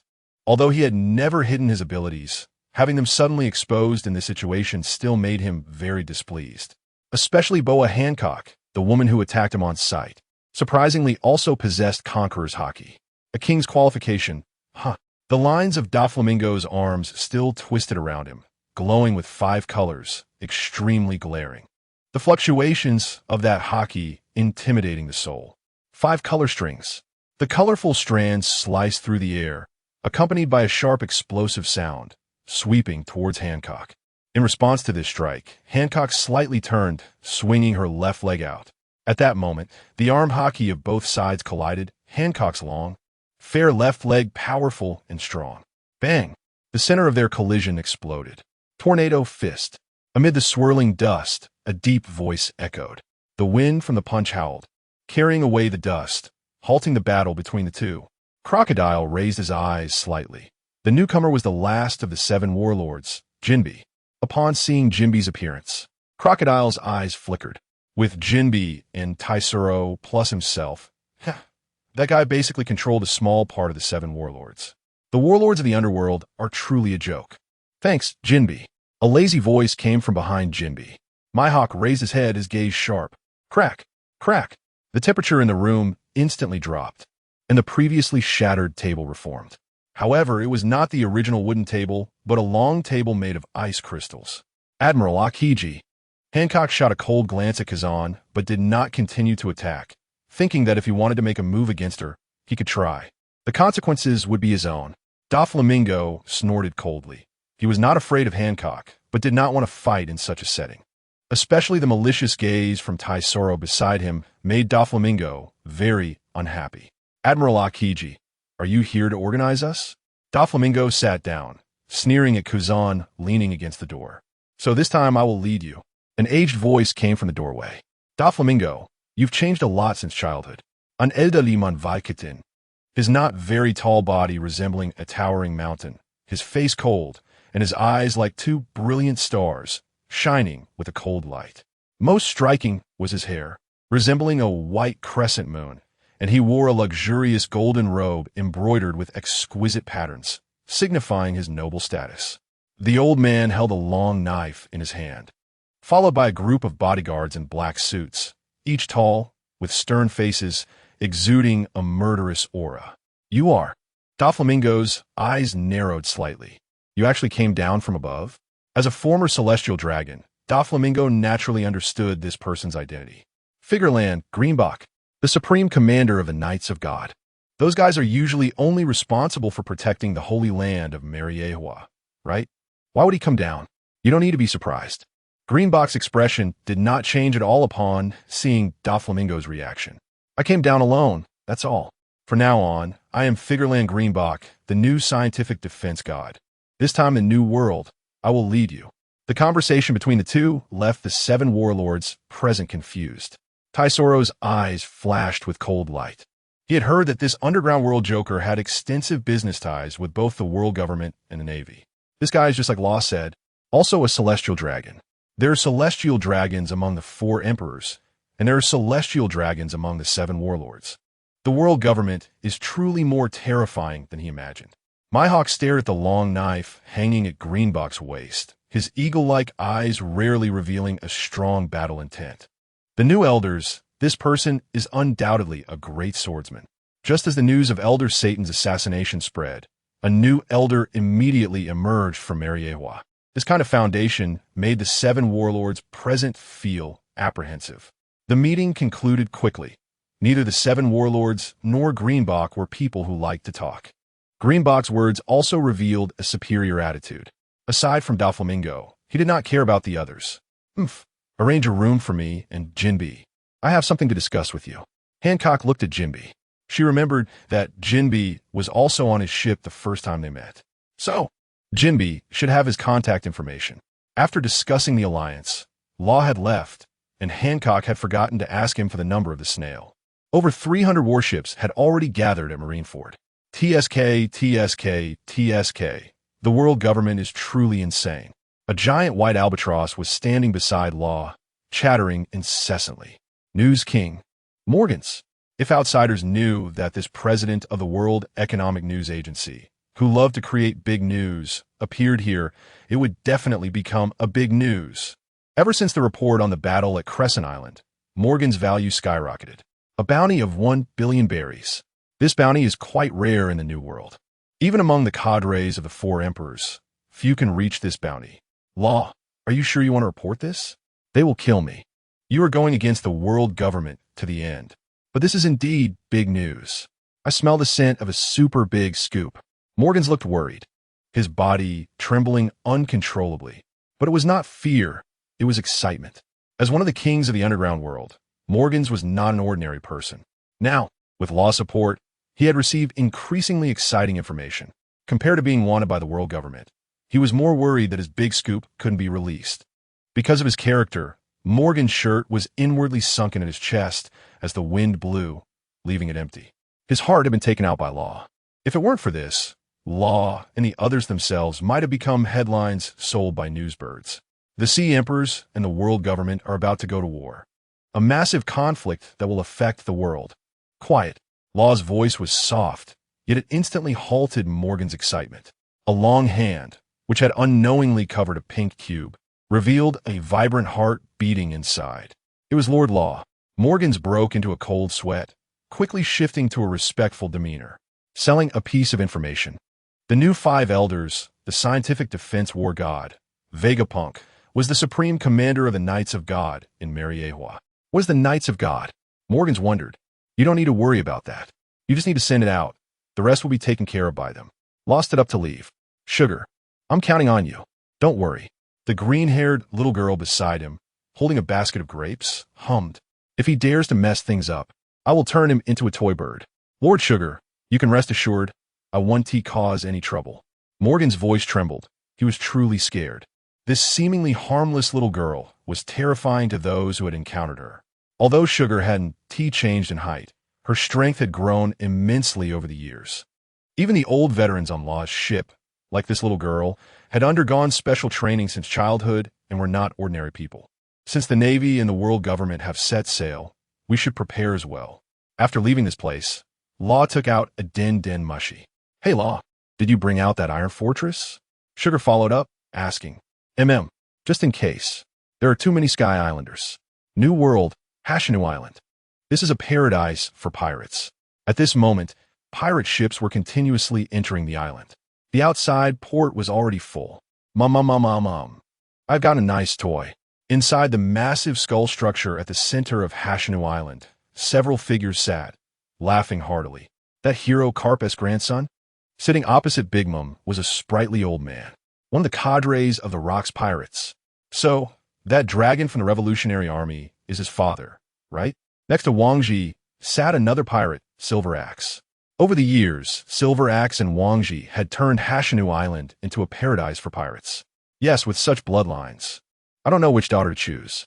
Or perhaps I should try myself. See if I can give birth to a child stronger than Katakuri. Lingling, your hobbies are still as special as they were back in the day.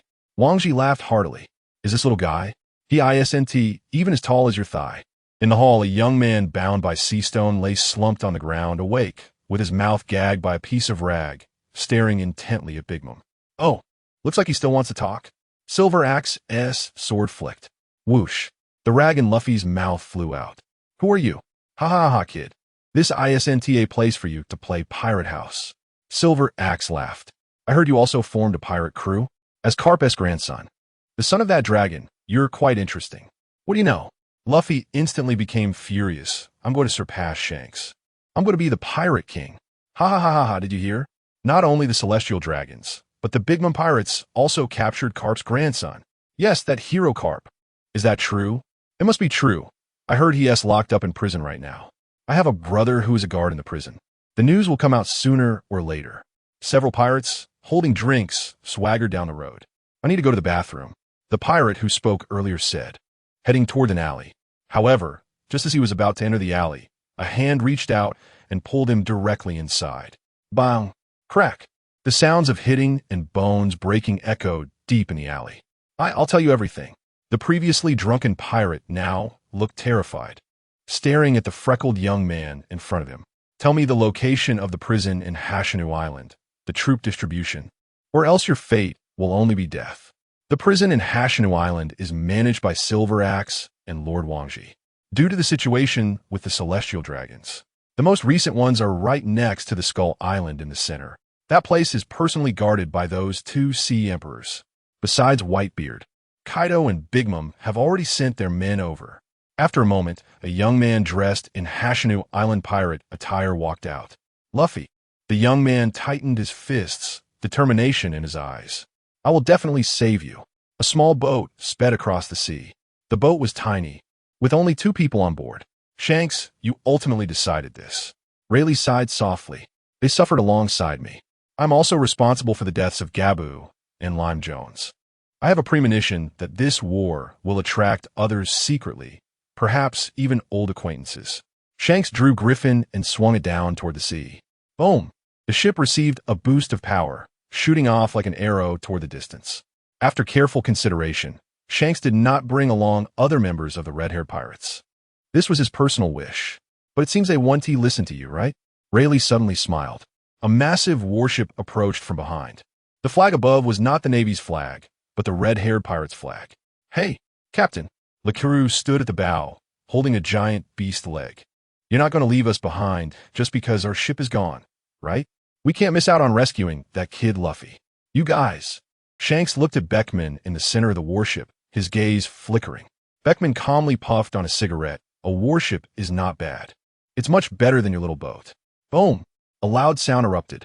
A figure engulfed in blue flames was heavily sent flying. The 103rd time he was knocked away. Nearby, on the Moby Dick, many cadres looked at the bloodied Marco, their gazes filled with compassion. Marco, do you still want to continue?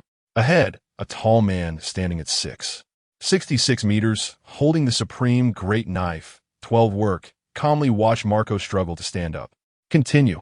Marco's flames burned endlessly, yet they healed his wounds at a visibly rapid pace. Boom. Once again, Marco charged forward, only to be sent flying once more. Old man is too strong. Vista's gaze tightened as he muttered continuously. Are we really not going to stop him? Whidbey's eyes showed some reluctance as he slightly turned his head. Even though she was known as the Ice Witch, seeing Marco, battered and bruised, launch attack after attack only to be knocked back each time, from coughing up blood at first and now, trembling all over, she couldn't help but want to plead for him. This is Marco's resolve, Jozu said as he approached, his voice low. During the war on Crescent Island, Marco realized that his strength was insufficient. Far from enough. For many years, Marco had appeared very kind in front of the cadre, but in reality, the old cadres knew that Marco cared the most about the old man. He was also the first son picked up by the old man. To Marco, Whitebeard was like his biological father. The greatest masterpiece of the big Amoan pirates, Katakuri, possessed Conqueror's Haki, and on Crescent Island, everyone witnessed the true application of Conqueror's Haki. Marco, who had once given up, reignited his fighting spirit. He too wanted to master Conqueror's Haki. With that kind of power, he could better protect the Whitebeard pirates. Whitebeard held the title of the world's strongest man, but he was not good at teaching. However, in this world, fighting was always the best way to progress. So Marco continued to get hit, getting back up time and time again under Whitebeard's Conqueror's Haki attacks. The Phoenix could not make others immortal. The best defense was offense. Marco stood up once more. Old man, bring it on. I'll join too. Vista jumped down. It was like flipping a switch. Soon, all the division leaders stood before Whitebeard. Guralalalala. Whitebeard laughed heartily, swinging his weapon, the Murakamajuri, with great force. Then let them all come. While I can still fight, let me see all of you. Coming to the world of pirates, one should be prepared to die. Hundreds of warships sailed. On one of those warships, there was not a single male Navy officer aboard. Because the passengers on this warship were a warlord of the sea, the pirate empress, Boa Hancock. However, no one expected that at this moment, Hancock was in her room, looking excitedly at the connected Den Den Mushi. Lord Law. Hancock lay on her bed, holding the Den Den Mushi, her eyes revealing a hint of anticipation, her lips slightly raised, showing a charming smile. I can hear you. The listening issue had been resolved, and now they could chat without problems. I knew you would find a way.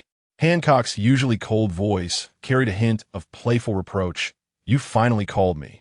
Earlier, when they were at Marineford, she had asked Jinbe for Law's number. However, at that time, Jinbe had refused Hancock, because Marineford was the Navy headquarters, where the level of confidentiality regarding listening was the highest. Making a call, there was practically stirring trouble right under the Navy's nose. On the other end of the line, Law's voice came through. There are some things I want to discuss with you.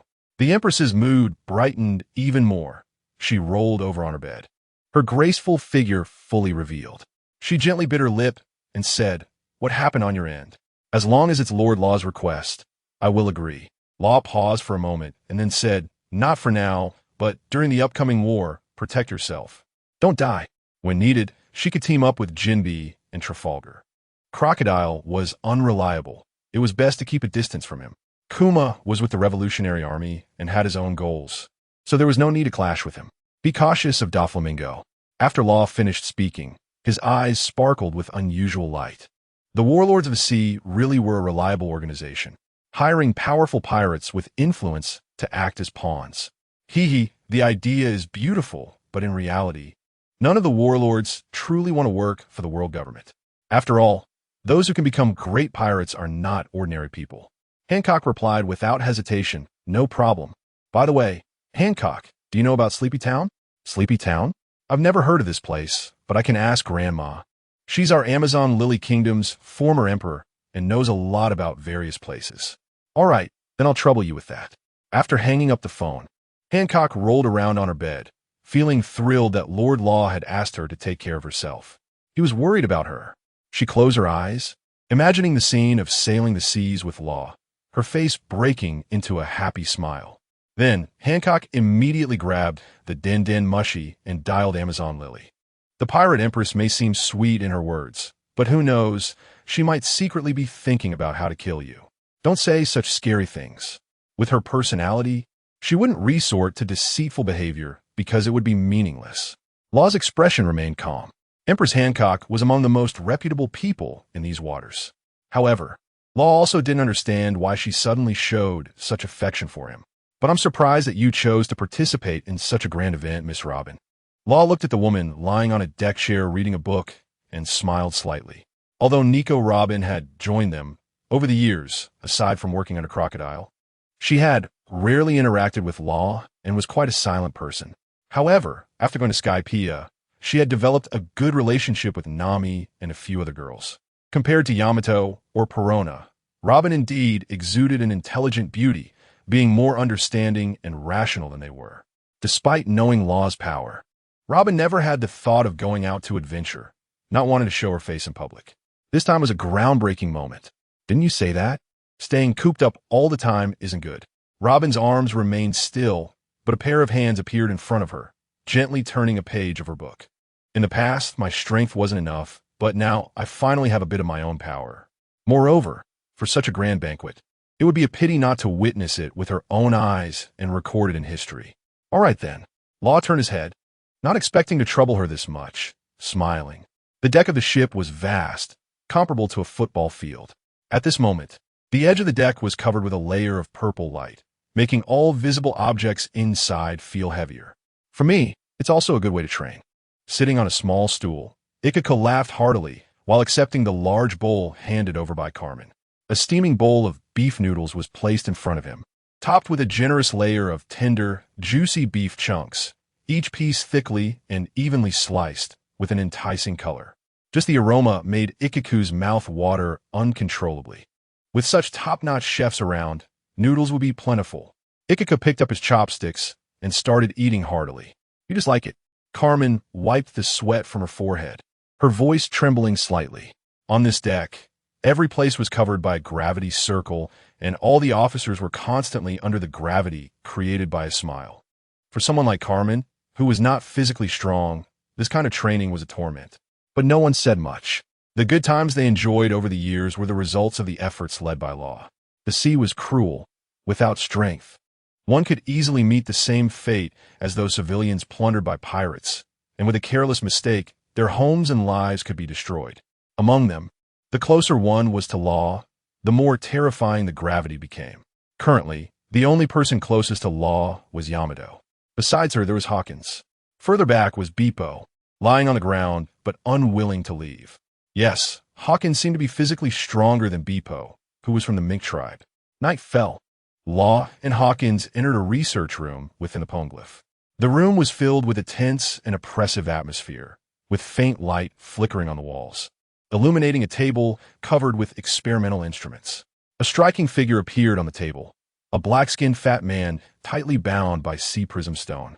His enormous body was securely fixed to a chair, his face displaying a look of terror and his eyes filled with despair. "I'll agree to whatever you want. I can join you.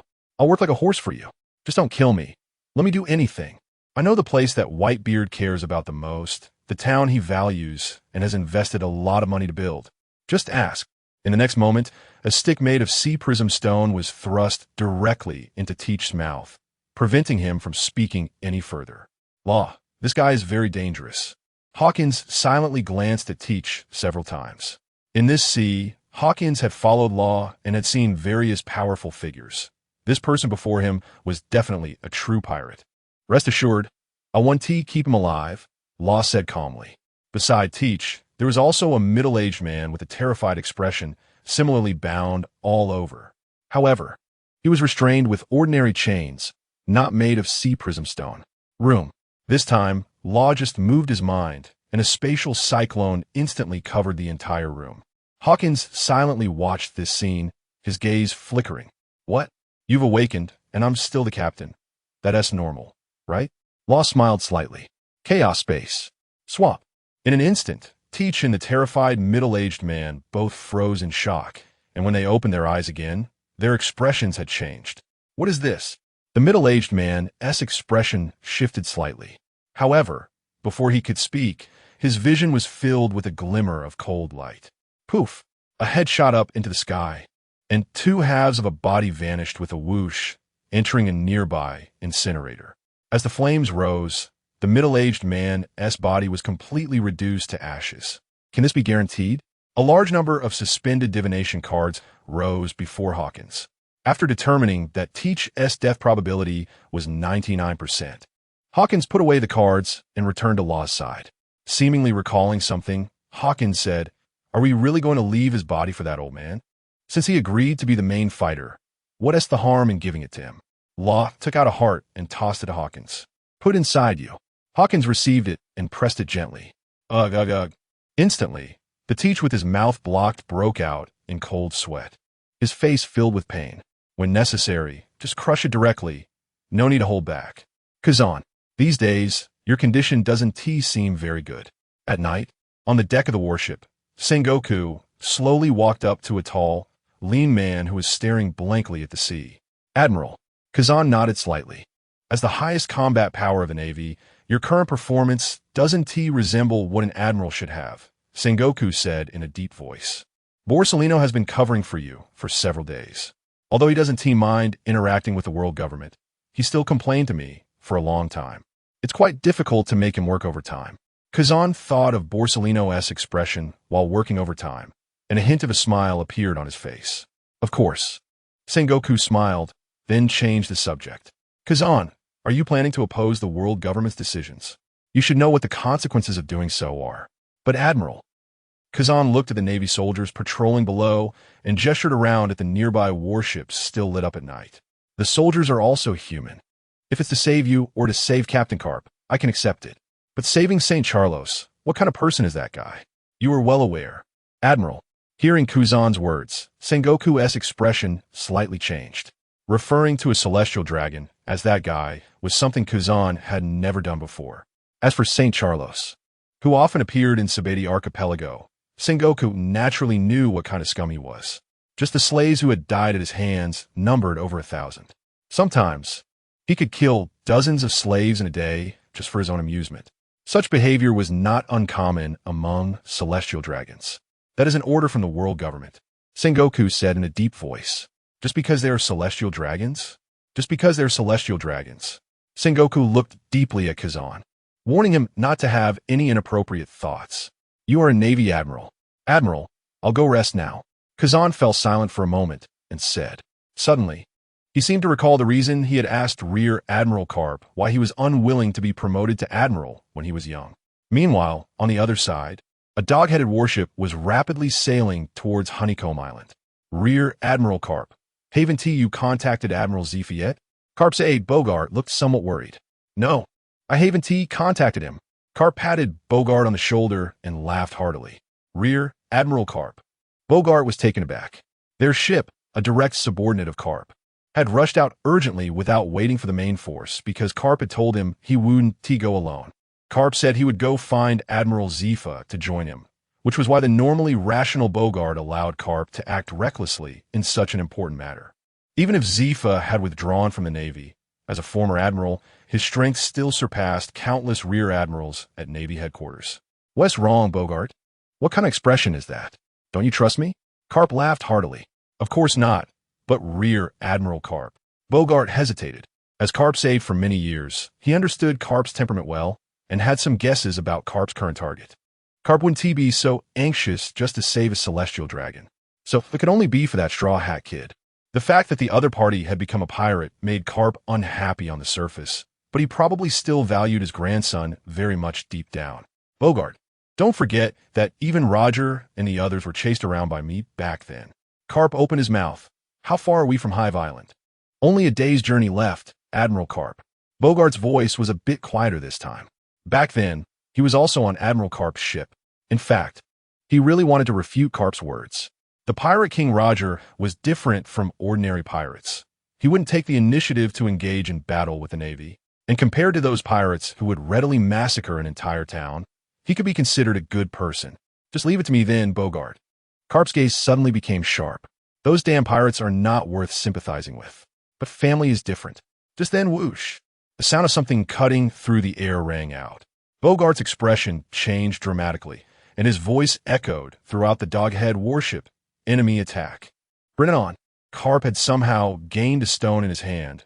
Flicking it with his thumb, a streak of light shot out. Boom!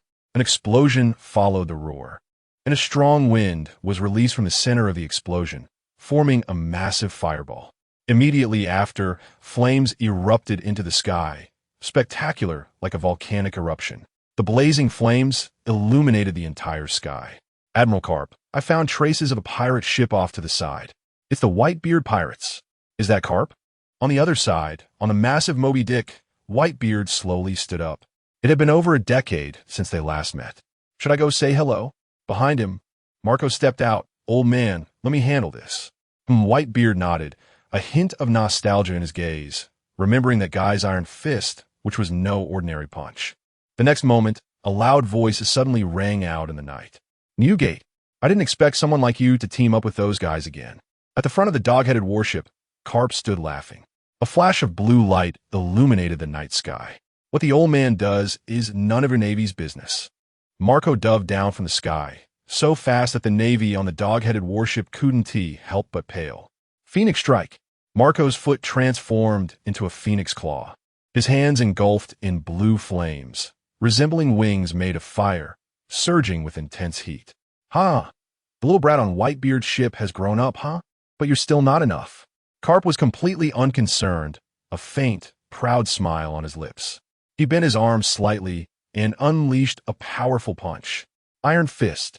The air screamed as it was compressed. The speed was so fast that Marco, with his observation hockey, felt himself locked on, unable to dodge. Before he could even change his move, he felt a tremendous force strike his feet. Boom! The blue figure shot back at a speed even faster than before. Marco spat out a mouthful of blood, staggering as he flapped his wings, his face pale. Marco! The watching captains of the Whitebeard pirates couldn't help but exclaim. Indeed, it seems the training wasn't in vain. Whitebeard nodded slightly, with no intention of going to help Marco. Bang! Sparks exploded in the air, drifting down onto the sea. Bogart looked at Marco in astonishment. This first division captain of the Whitebeard pirates was stronger than he had imagined. One could only say he truly deserved to be the right-hand man of the world's strongest man. As Carp's vice admiral, Bogart understood just how heavy Carp's iron fist could be. A typical sea king would probably be knocked out cold with that punch. After taking that hit, Marco spat out blood again and charged forward. It seems this old man is getting old. Carp murmured, his smile widening. Since you want to play, if I kill you. That old man Newgate can't blame me. A thick layer of armament hockey covered his body as Carp threw off his coat and rubbed his wrist. The naval hero Carp. Can such a fist be called an iron fist? Above, Marco, blood at the corner of his mouth, was still smiling. The battles with the old man these days, each blow was no lighter than that punch just now. He was a Zoan-type, bird fruit, mythical beast form, phoenix user, with regeneration and recovery abilities that were among the best in the world. Marco just wanted to advance further through battle and pressure.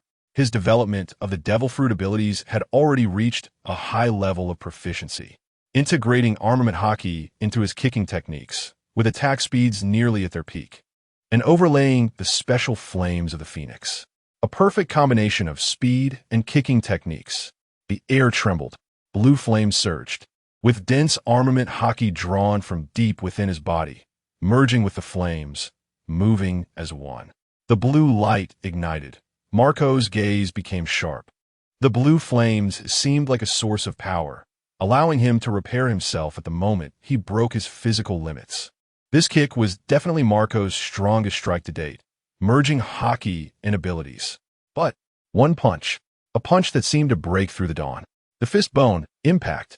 Carp grinned, as if breaking the limits of space, instantly appearing before him. This power, Marco trembled in his heart. An utterly unexpected punch stirred his spirit. His armament hockey could not block this punch at all, as if it were divine punishment, bearing an extremely terrifying pressure, filled with dominance. The speed didn't seem fast, but when the punch came down, it suppressed everything. Marco saw clearly that it was not the power of Conqueror's hockey, but purely armament hockey. However, Carp's armament hockey, compared to his own, was like a child compared to an adult, completely on a different level. The wind seemed to stop, power gathering in his arm, then released by the fist. Before Marco, it was as if a massive explosion of meteorites was happening, solid brown light filling his vision. Boom! The power erupted. The brilliant blue light burst forth instantly, two powerful forces blossoming, the sound of explosion resonating across the sea. The aftermath of the collision swept around, the shockwave causing both the dog-headed warship and the Moby Dick to drift backward. The sky seemed to clear. Cough, cough. A figure crashed onto the giant whale-like ship, caught by a large hand. Marco spat blood, kneeling on the ground, holding his injured foot. As the ship's doctor, Marco quickly assessed his injury, crushed bone fractures. A huge fist mark was glaringly imprinted on the sole of his shoe, looking extremely fierce. His thigh trembled, power coursing up through his bones, continuously fracturing. Ha ha, you're still alive? Carp's surprised voice came, completely unconcerned about the angry gazes from the other captains of the Whitebeard pirates. The little brat raised by Newgate ISN T2 bad. Though Carp was laughing, his eyes narrowed slightly. Marco stood up. Blue flames enveloped his leg that should have been broken. Wiping away the blood at the corner of his mouth, Marco walked to the ship's edge, as if nothing had happened. However, the blue flames burning on him were slightly diminished. The hero Carp truly lives up to his name. What a nice devil fruit. Bogart thought to himself. The situation had changed. Before they even reached Hive Island, they encountered the Whitebeard pirates. If Major Carp could capture that Marco to threaten them, that would be perfect. Unfortunately, Major Carp wouldn't do such a thing. Whitebeard hadn't made a move yet, and the other captains were eager to try. That immortal bird Marco and several other captains like Vista were putting a lot of pressure on Bogart. Little brat from the Whitebeard pirates, do you want to play a few more rounds with me? Carp said. Seeing Marco take one of his big moves, yet still able to move, couldn't help but grunt a few times. Enough, Carp, if you want to play. I can accompany you. A huge figure slowly walked to the front of the Moby Dick. Newgate. Ha ha ha. It's been so many years since we last met. Looking at the tall figure on the Moby Dick, Carp laughed heartily. Behind him, a group of Navy soldiers couldn't help but swallow hard. That was the strongest man in the world, the Yonko Whitebeard, a man who could be described as a natural disaster when he fought. Now appearing before them made some of the younger Navy soldiers weak in the knees, trembling inside. They had no doubts about Vice Admiral Carp's strength. But if the two fought, wouldn't they all die in the aftermath? Even Bogart, Carp's old vice, was filled with worry. Even if Vice Admiral Carp could hold off Whitebeard, the commanders on Whitebeard's ship were clearly stronger than them on the warship. Moreover, they were very close to Hive Island. With Whitebeard's abilities, once he made a move, it would definitely affect Hive Island. What if the Yonko Kaido showed up too? Vice Admiral Carp was no longer young. and this situation was too dangerous. Carp, coming alone without waiting for your main forces, you are as bold as ever. Whitebeard grinned, the corners of his mouth lifting in a smile. I have no choice. My brat was captured, and as his grandfather, I can't just sit and watch, Carp said calmly. That's true. Whitebeard nodded. If it were him, if his beloved son was captured, he would also storm the Navy headquarters. But unfortunately, you encountered me. Whitebeard said in a deep voice, Carp, since you met me, there's no way I will let you pass. Then we can only fight. Carp's eyes suddenly burst with fierce light. He would not retreat. Otherwise, he wouldn't have come. Wait. At that moment, Carp's vice, Bogart, interrupted their conversation. I remember you. You are Carp's vice, Bogart. You've been by Carp's side for decades, right? Just like him. You haven't been promoted either. Whitebeard glanced at Bogart, rare in his attention. In the Navy, there are indeed strong individuals whose positions may not be high, but their strength remains formidable. Carp is one, and his vice Bogart is naturally not weak. State your reason for interrupting me, or you and Carp can just wait for the ship to sink. Hey, Newgate, you bastard pirate, still so arrogant, Carp said disdainfully. However, there was also a hint of worry for the Navy on the ship and confusion about Bogart in his eyes. You let us pass. Bogart spoke, staring at Whitebeard. I tell you, I know the whereabouts of that Teach from your Whitebeard pirates. Although his bounty is not high, I remember he has been an old member of your Whitebeard pirates. Upon hearing Bogart's words, a terrifying aura erupted from within Whitebeard, sweeping through the surroundings like a tide. What do you know? Thud, thud. On the dog-headed warship, soldiers rolled their eyes and fell down. And on the Moby Dick, a small number of pirates also fainted or became weak in the legs. Conqueror's hockey. You say Teach is where? Whitebeard no longer maintained his previous calm, his tone suppressing his emotions, sounding very low. It seems he is very important to you, Whitebeard pirates. Bogart said unhurriedly. So can our deal continue? Our goal is not that celestial dragon. In fact, it doesn't conflict much with your plans as Sea Emperors. Or do you plan to give up on Teach? Teach is my son. Whitebeard squeezed the words out between his teeth, his voice resolute. Where is he? Did your Navy capture him? I promise you, I will not sit idly by while any of my sons are in trouble. This is a promise I made back in the day. Whitebeard certainly had not forgotten Teach's existence. A kid who had followed him for a long time. Although he didn't seem very likable and Whitebeard often felt that he was burdened with worries, he still thought Teach was strange. But Teach was a member of his Whitebeard pirates. That was enough. Originally, Whitebeard thought Teach had perished in the Crescent Moon Island War. After all, in that battle, more than 5 commanders had died. They even set up a tomb for Teach during the previous memorial. Now that he learned of Teach's news, Whitebeard naturally wanted to investigate. Behind him, some lower-ranking commanders wanted to say something, but seeing the expressions of the strong Marco and others remained unchanged, they held their tongues. At the same time, they felt a bit moved. This is the personal charm of Dad. Marco, let them go. Don't fire any more cannons. Whitebeard said, Rest assured, Dad. Marco took out a din-din mushy and instructed his men. He understood his father's intentions. When the dog-headed warship reached the front of the Moby Dick, Whitebeard asked, Speak. If you lie to me, you will know the consequences, Carp's vice. He was captured by Flynn Kevin. Bogart tossed a bounty notice towards Whitebeard. It was the face of Luo when he was posing as Flynn Kevin. The bounty is 3 billion berries. Is it him? Marco adjusted his glasses, frowning slightly. A mysterious man who had a bounty of 3 billion berries the first time he was wanted by the Navy, Marco naturally paid attention to this matter.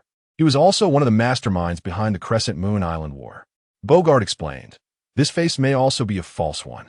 A devil fruit user. The fruit's ability is unknown, possesses all 3 types of hockey, and is also skilled with the sword. Where he comes from and who is behind him is also unknown.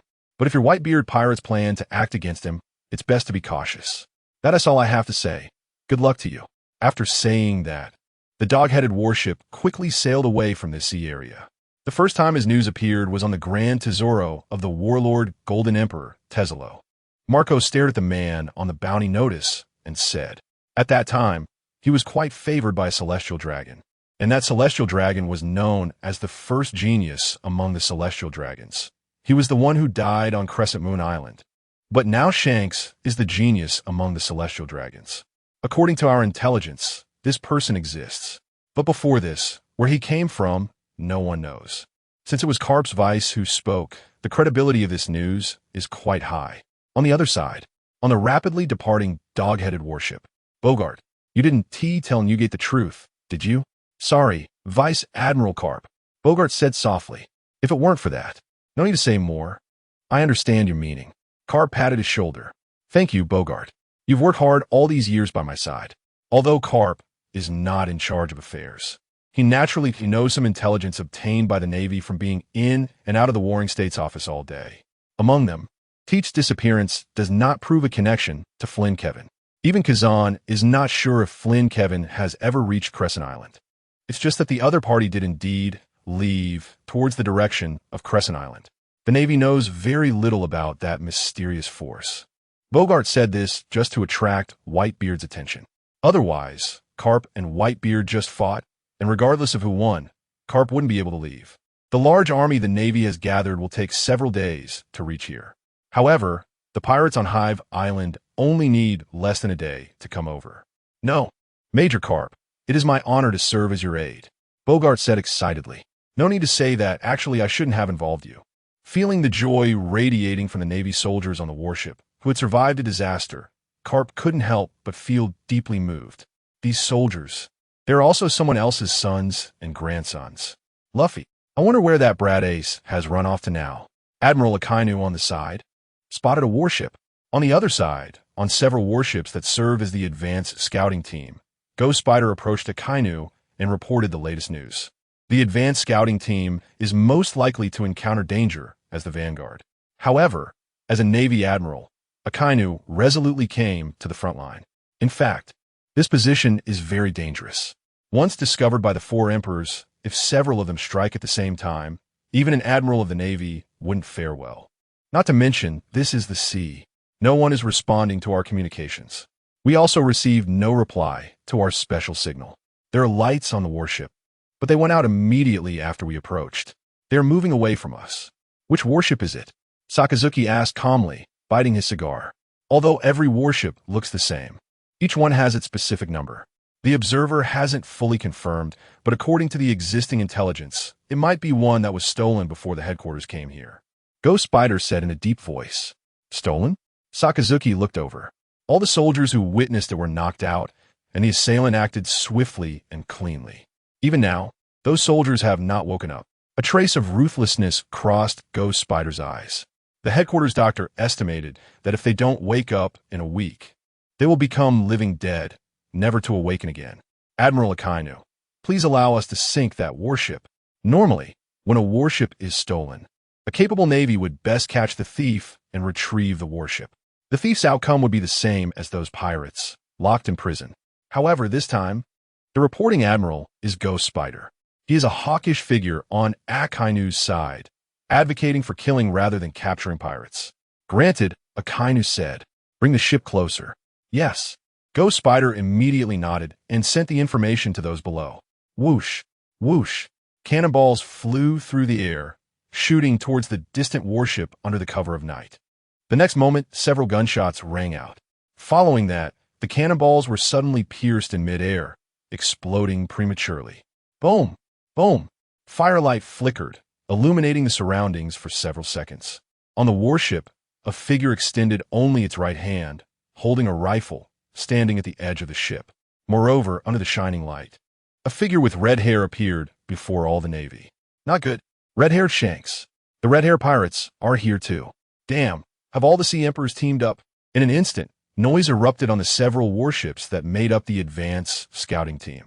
Many Navy soldiers swallowed hard as they looked at that warship.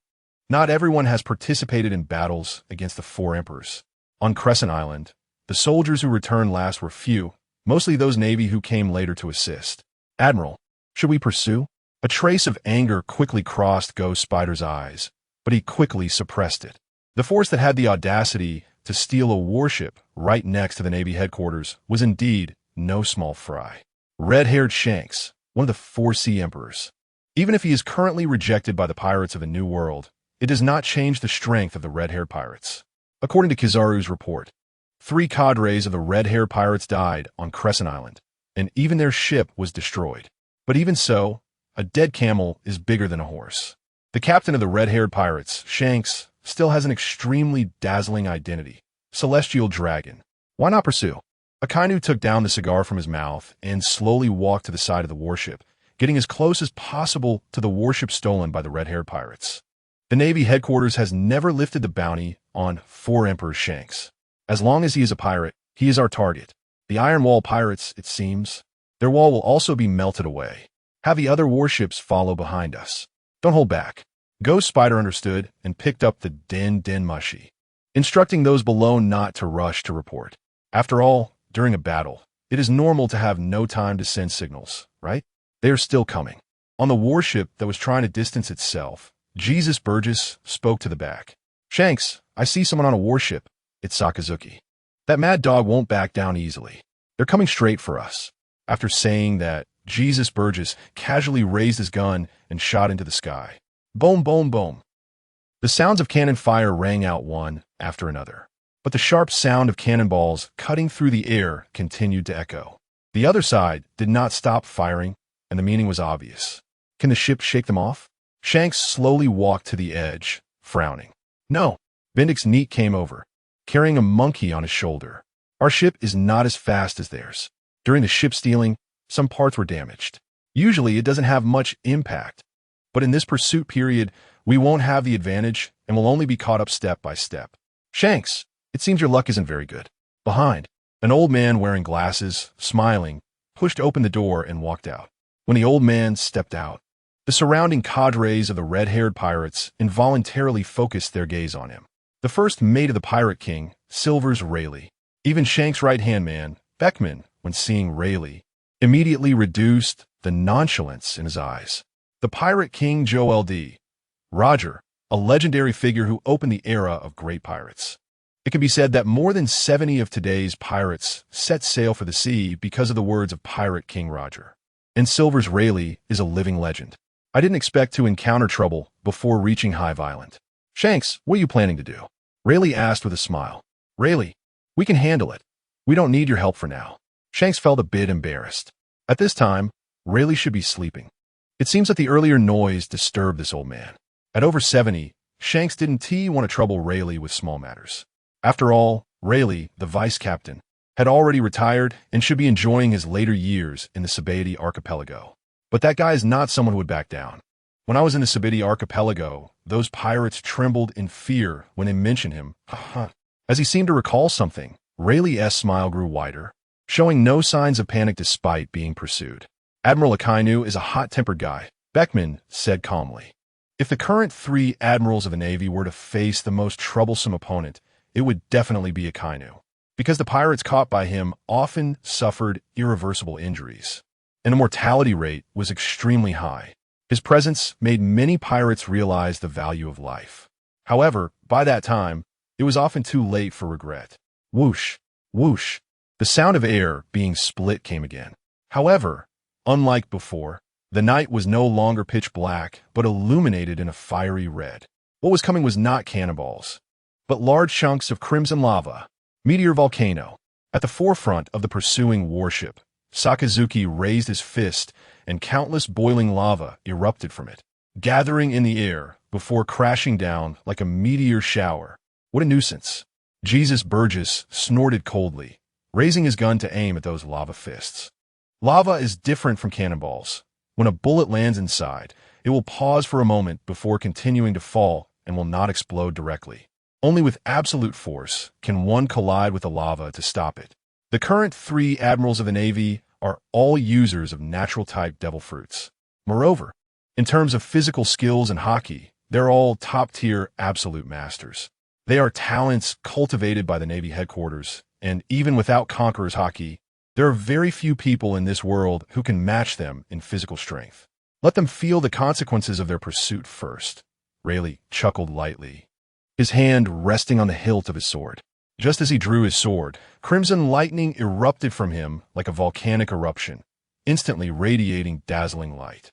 This crimson lightning seemed like an angry giant dragon, spreading with endless might and power, tearing the air apart wherever it passed. Beckman stared intently at Rayleigh. The solidified conqueror's hockey. This old man's strength is still so astonishing. No wonder Shanks would invite him to take action. Suddenly, a flash of sword light cut through the air at an extreme speed, shattering the lava fists under the night sky. In the distance, Sakazuki's pupils suddenly contracted.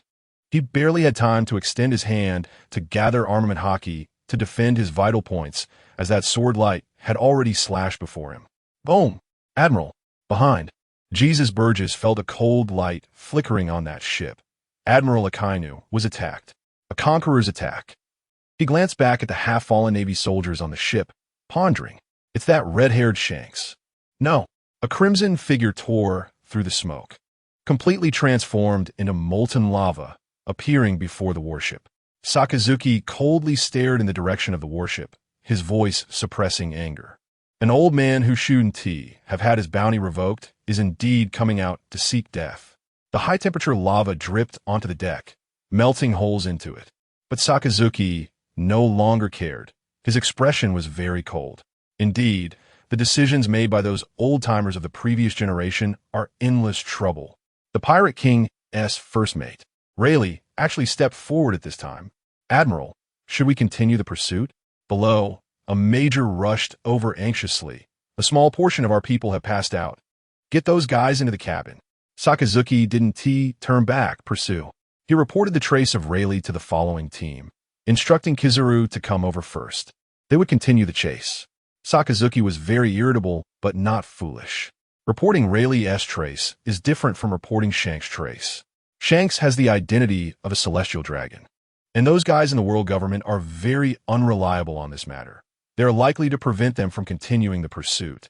Moreover, at this time, there were also old guys of celestial dragon descent on the ship. If there is a pirate that the world government hates the most, it must be the Pirate King Roger, who started the Great Pirate Era. They equally despise Rayleigh. The request to eliminate Rayleigh would basically not be obstructed. Vice Captain Rayleigh, it seems your face doesn't carry much weight anymore. On the ship, Shanks saw that Sakazuki was still pursuing and showed no signs of backing down because of Rayleigh. A faint smile on his lips. Times are changing. I really am getting old. Rayleigh's lips curled up. It looks like we have to fight, Shanks. Let us settle this quickly. We're not far from Silver Axe and Wang Ji's territory. We can let them go ahead first. Yeah, that is what I was thinking, Shanks nodded. They had no intention of engaging in battle with the Navy. Their goal this time was to rescue Luffy and protect this new generation's prodigy. Once the world government and Navy troops arrived at Hive Island, that island would probably meet the same fate as Crescent Island and be sunk. They needed a suitable time to slip in and rescue Luffy. Boom! The warship shook as the stern was hit by splashing cannonballs. Damn it! Jesus Burgess spat, even though this was a ship they found temporarily. It reminded him of the Red Force before. Beat Bustat. Jesus Burgess's eyes glowed red as he aimed at the outermost warship. Bang! The gunfire rang out, accompanied by the explosive sound of the warship being pierced. Boom! At the moment the warship exploded, the entire area fell silent for an instant. Jesus Burgess, Beckman said in a deep voice, at this time, we should prioritize stability. Sorry, Jesus Burgess chuckled awkwardly. He accidentally went a bit too hard. It was just a warship. He didn't expect it to be so fragile. In an instant, the entire sea surface became steamy, engulfed in a temperature as hot as lava. The red-haired pirates, damn it, Canine Bite Red Lotus. Sakazuki's eyes were filled with rage. His arm instantly turned to lava, then transformed the molten arm into the shape of a dog's head and elongated it. As the lava giant dog roared and bit towards Jesus Burgess. Bang! The cold light flashed, and Shanks held his griffin in front of Jesus Burgess, his expression serious. Admiral Akainu, are you declaring war on us? A bunch of lost dogs? What does it matter if we go to war? Sakazuki's gaze was icy. As a Navy member, he exuded a rather violent aura, and terrifying lava transformed into a meteor shower, rapidly falling. Boom! Boom! Each piece of lava heavily struck the stolen warship's side, and some damaged wood was ignited by sparks, bursting into flames. We can't delay any longer, Shanks, Rayleigh said sternly. The warship won't hold out for long.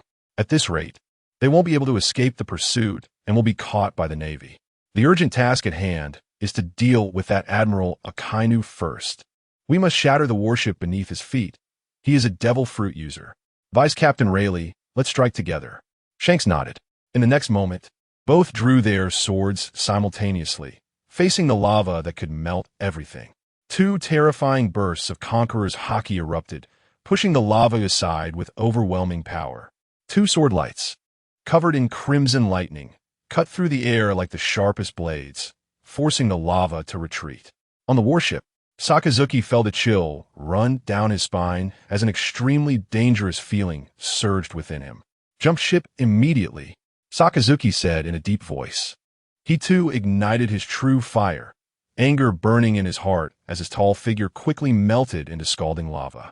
A scorching aura radiated from him, as if he intended to turn everything around him to ashes. At the same time, a powerful armament haki surged within him, flowing between the lava to form a hard shield. Then he charged towards Shanks and the others without hesitation, his speed astonishing. Boom! The sound of the impact was deafening, even more intense than before.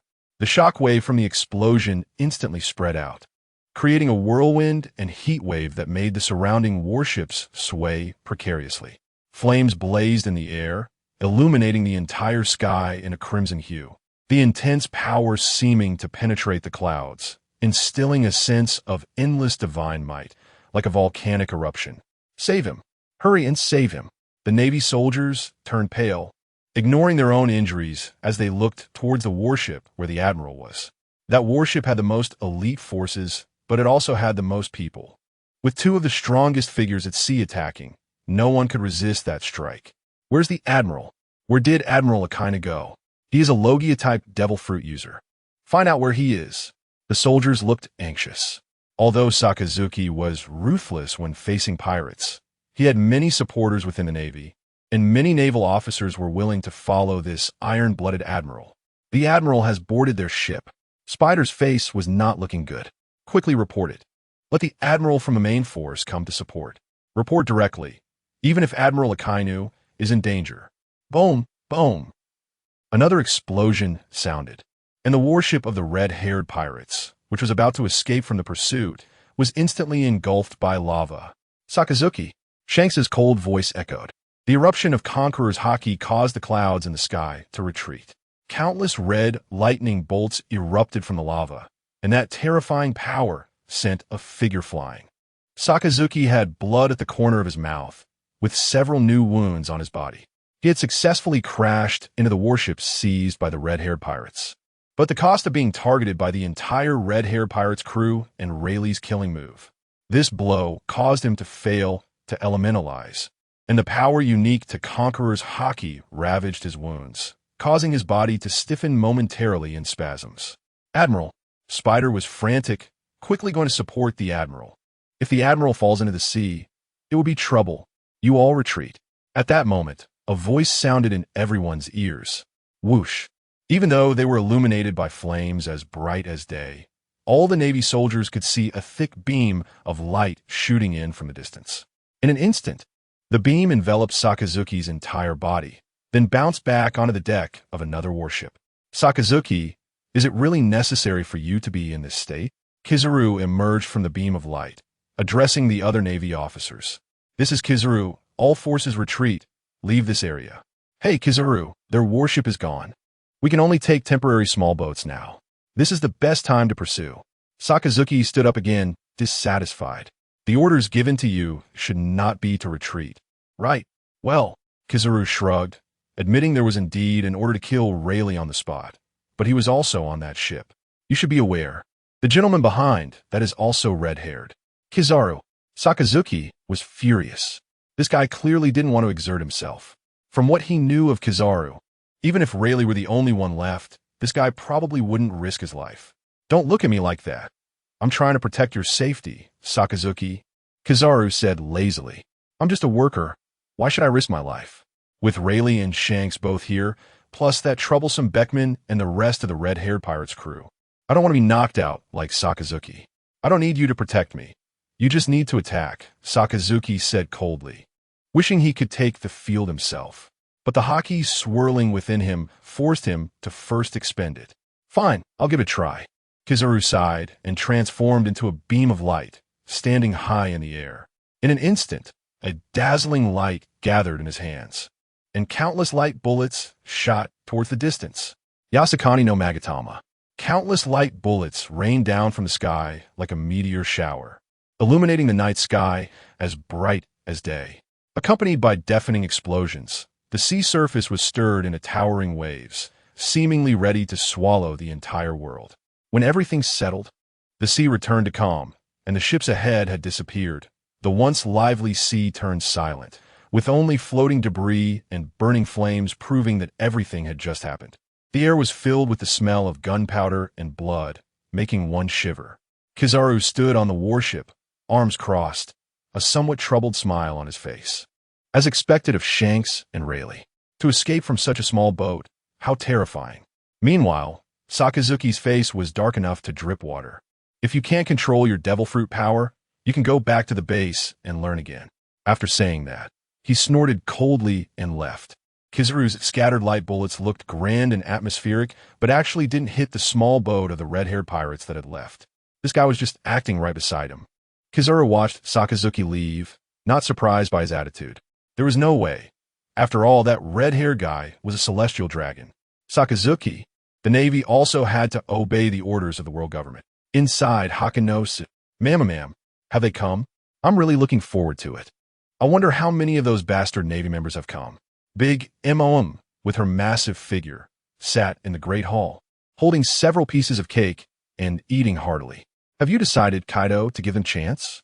Do you think those guys will really agree to our demands? Lin, if it weren't for your attitudes, I would prefer they come directly to attack. Next to Kaido was a wine gourd taller than 10 ordinary men, its voice cold. There's no need to directly engage in battle with that group. Whitebeard hasn't arrived yet, said Silver Axe, sitting across from him. Isn't it better to let this world descend into chaos instead? Kaido? Another elder laughed. Wang Ji, who was also a former officer of the Rocks Pirates. They had captured the celestial dragons to lure the higher-ups of the world government. It wasn't just about starting a war, it was also about exchanging interests. Among them, Kaido's demand was naturally the return of all the officers of the Beast Pirates, while Big Mom specifically requested dozens of special races collected by the world government. Silver Axe and Wang Ji sought large sums of money and treasures, demanding gold from the heavens. Whitebeard asked for nothing. These were the demands they had previously made. But when the world government truly arrives, as pirates, they wouldn't easily let anyone go. It's better to get a Marine Admiral's head in exchange. Ha ha! Wang Ji laughed. You're thinking too much, Wang Ji. There's no way those idiots sitting in Holy Land would do something like that, Silver Axe scoffed. How about we ask them to bring women instead? The daughters of those kingdoms, the queens of the renowned kingdoms. By the way, Kaido, I heard that your country, what was it called again, Wano, had its citizens flee after the Marines destroyed it. The samurai and geishas there are quite good. Aren't you going to take any? Upon hearing Silver Axe's words, Kaido slammed the ground fiercely, his voice filled with rage. Silver Axe, mind your own business. What use are those wastes? Kaido was furious. He had been to Wano. The huge mountains that were shattered, and the entire country seemed to have been forcibly cut apart by a massive force. He hadn't seen any subordinates of the Beast Pirates. The only thing he found was a large number of corpses submerged in the sea. According to reports, Queen and the Flying Six, a team of abilities made from artificial devil fruits, had all been captured by that damn Marine Admiral Akiji. However, in the news, Kaido didn't see any information about his foolish son. In this level of war, Wano had been completely shattered, and countless lives had been lost. The possibility of Yamato being dead was not low. As a son whom he wanted to cultivate to inherit his empire, Kaido felt that Yamato wouldn't just die like that. But facts speak louder than anything. With no news from the other side at sea, Kaido could only attribute this grudge to the Marines. Just wait. When the time comes, I want that Marine Admiral's head. Report, Chief, we cannot confirm. The information from the Marines only assures us that the new scientific defense god, Vegapunk, has left the Holy Land, Mariehua, with the Marine forces. Besides that, We have not found evidence of the four elders leaving the Holy Land. Keep investigating, Dragon said as he hung up the transponder snail, his finger rubbing his brow, his gaze flickering. Ever since the Marine forces left, the Revolutionary Army had gathered at Sabeti Archipelago. Their goal, of course, was the lofty Holy Land. Last time, with the war at the Crescent Moon Island, they had broken through the gates of the Holy Land and witnessed another force of the celestial dragons, the Knights of God. This time, they still planned to take action against the Holy Land Mariewa, trying to see if anyone truly existed on the empty throne. After all, this time, almost all high-ranking officers above Rear Admiral in the Marines had left, including his father Garp and Fleet Admiral Sengoku leading the 3 Marine admirals personally. This was an opportunity that wouldn't worry about Marine interference, a once-in-a-lifetime chance. The only thing to confirm was how many elders remained. If only 2 or less were left. Dragon even considered having the Revolutionary Army completely storm the Holy Land and seize the highest power of the world government. But if all 4 were present, Dragon would only lead the most elite troops, just like last time, launching a quick attack before retreating. Meanwhile, the death of their Northern Army Vice Commander, Kuro, was a pain for the high-ranking members of the Revolutionary Army. The power of the world government to directly annihilate an island left Dragon feeling wary. But if they failed this time, it would be difficult to find such a good opportunity again. Good things come in threes. Recently, inexplicably, some CP organization members had appeared in areas where the Revolutionary Army was active, all of which Dragon had noticed.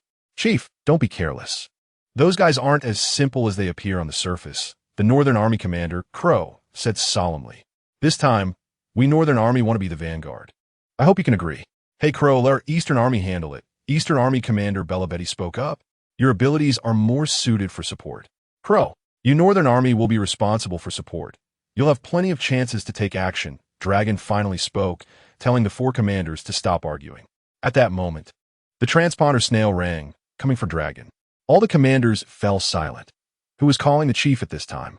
Dragon took out the portable transponder snail. This is Dragon. I think you might need intelligence on the elders. The transponder snail spoke arrogantly. Dragon's expression didn't change. He naturally recognized the voice on the other end. It was Morgan's, the president of the World Economic News. On a remote, deserted island, a dazzling golden flying ship descended from the sky. Beepo, a massive fruit sprouted from the ground, and a figure popped out, leaping onto the ship. Xiachi, how have you been? Beepo and the newcomer embraced tightly before quickly separating. Just okay. There aren't any strong people in the North Sea. It's boring to death, as you know. Xiachi pouted, turned to look at Hawkins over there. What are you looking at? Do you want to fight me? Hawkins, your chances of getting beaten today are 83%. Are you kidding? Who can beat me? Xiachi scoffed. Who can compete with me? Are you finally going to agree to have a match with me? Hawkins ignored him, pushing through the air gate and choosing to distance himself. This guy looks like he deserves a beating. Behind, Pecan, Zorro, and others boarded the ship. The golden flying ship started again, disappearing into the horizon. The purpose of coming here was to pick up Pecan and the others, who had been released to the North Sea some time ago. By the way, who is this uncle? Soon, Xiachi's gaze fell on a middle-aged man in a purple robe basking in the sun. Is the other party blind? Where did the boss find this blind man? This time, Xiachi's expression became much more restrained. With a smile, he sensed a strong aura, even slightly stronger than Pecan's. Uncle, are you a swordsman? A voice of surprise sounded, and Xiachi saw a green-haired man with 3 swords at his waist striding forward. Want to have a match with me? Deep inside the ship, Pecan was sitting next to Law, and opposite him was an old man in a golden robe, smoking a cigarette. Law, have you prepared the promised items? I have been babysitting those little brats, giving them quite a few pointers in their battles. Shiki opened his mouth. Standing behind him were Indigo and Scarido. If you become addicted to this body-swapping behavior, I won't take responsibility, Law said calmly. In front of them was a black-skinned man locked in sea stone. Compared to before, Teach seemed to have shrunk, losing nearly half his size. After all, he was only receiving a small amount of nutritional fluid each day, specifically to control the opponent's stamina. Even though the original Teach soul was already dead, the body now contained only an ordinary pirate, Yet the power within this body, after consuming the mythical Zoan devil fruit, was still immeasurable. Haha, don't worry. I won't blame you for this, Shiki said, staring at Teach's body, increasingly satisfied. This special body, full of vitality, was at its peak. According to analysis by Law and the researchers, this person could still consume 3 more devil fruits. For Shiki, this was far better than the celestial dragon. St. Carter's body he swapped last time. The issue of weakness could easily be solved by just eating enough. Room of chaos. Law slightly moved his fingers, and Shiki was bound by sea stone chains, wrapped up like a rice dumpling. On the other side, Indigo and Scarito excitedly helped Teach free from his restraints. Now, Teach was already Shiki. How long have you tied this guy up with sea stone? Shiki said, waving his arms a bit dissatisfied as he sat up. The weakness he felt was not just hunger. It was the overwhelming sense of powerlessness that a devil fruit user experiences when encountering sea stone, filling every cell in his body. Only after all the sea stone left his body did the situation improve somewhat. Would you be careless towards someone who wants to become Blackbeard? Law signaled for someone to take Shiki to the prison. Ha, still Blackbeard? The sons of Whitebeard are quite interesting. Shiki grinned, black mist rising from his dark arms. The mythical Zoan devil fruit, the form of the Qing Fangzhu, was indeed powerful. Unfortunately, I estimate it will take me a while to adapt to this unfamiliar ability. Even if you say that you must participate in the battle on Hive Island. Law said lightly, if you need, I can also extract the devil fruit from your original body. But what will happen to your original body? Whether it can maintain its life signs would depend on your luck. A flicker of light flashed in Shiki's eyes. Forget it. You know this old man is more nostalgic. Your fruit has awakened. Can't you extract the devil fruit from a distance? You're overthinking it. Law wiped his hands and tossed the towel into the trash can.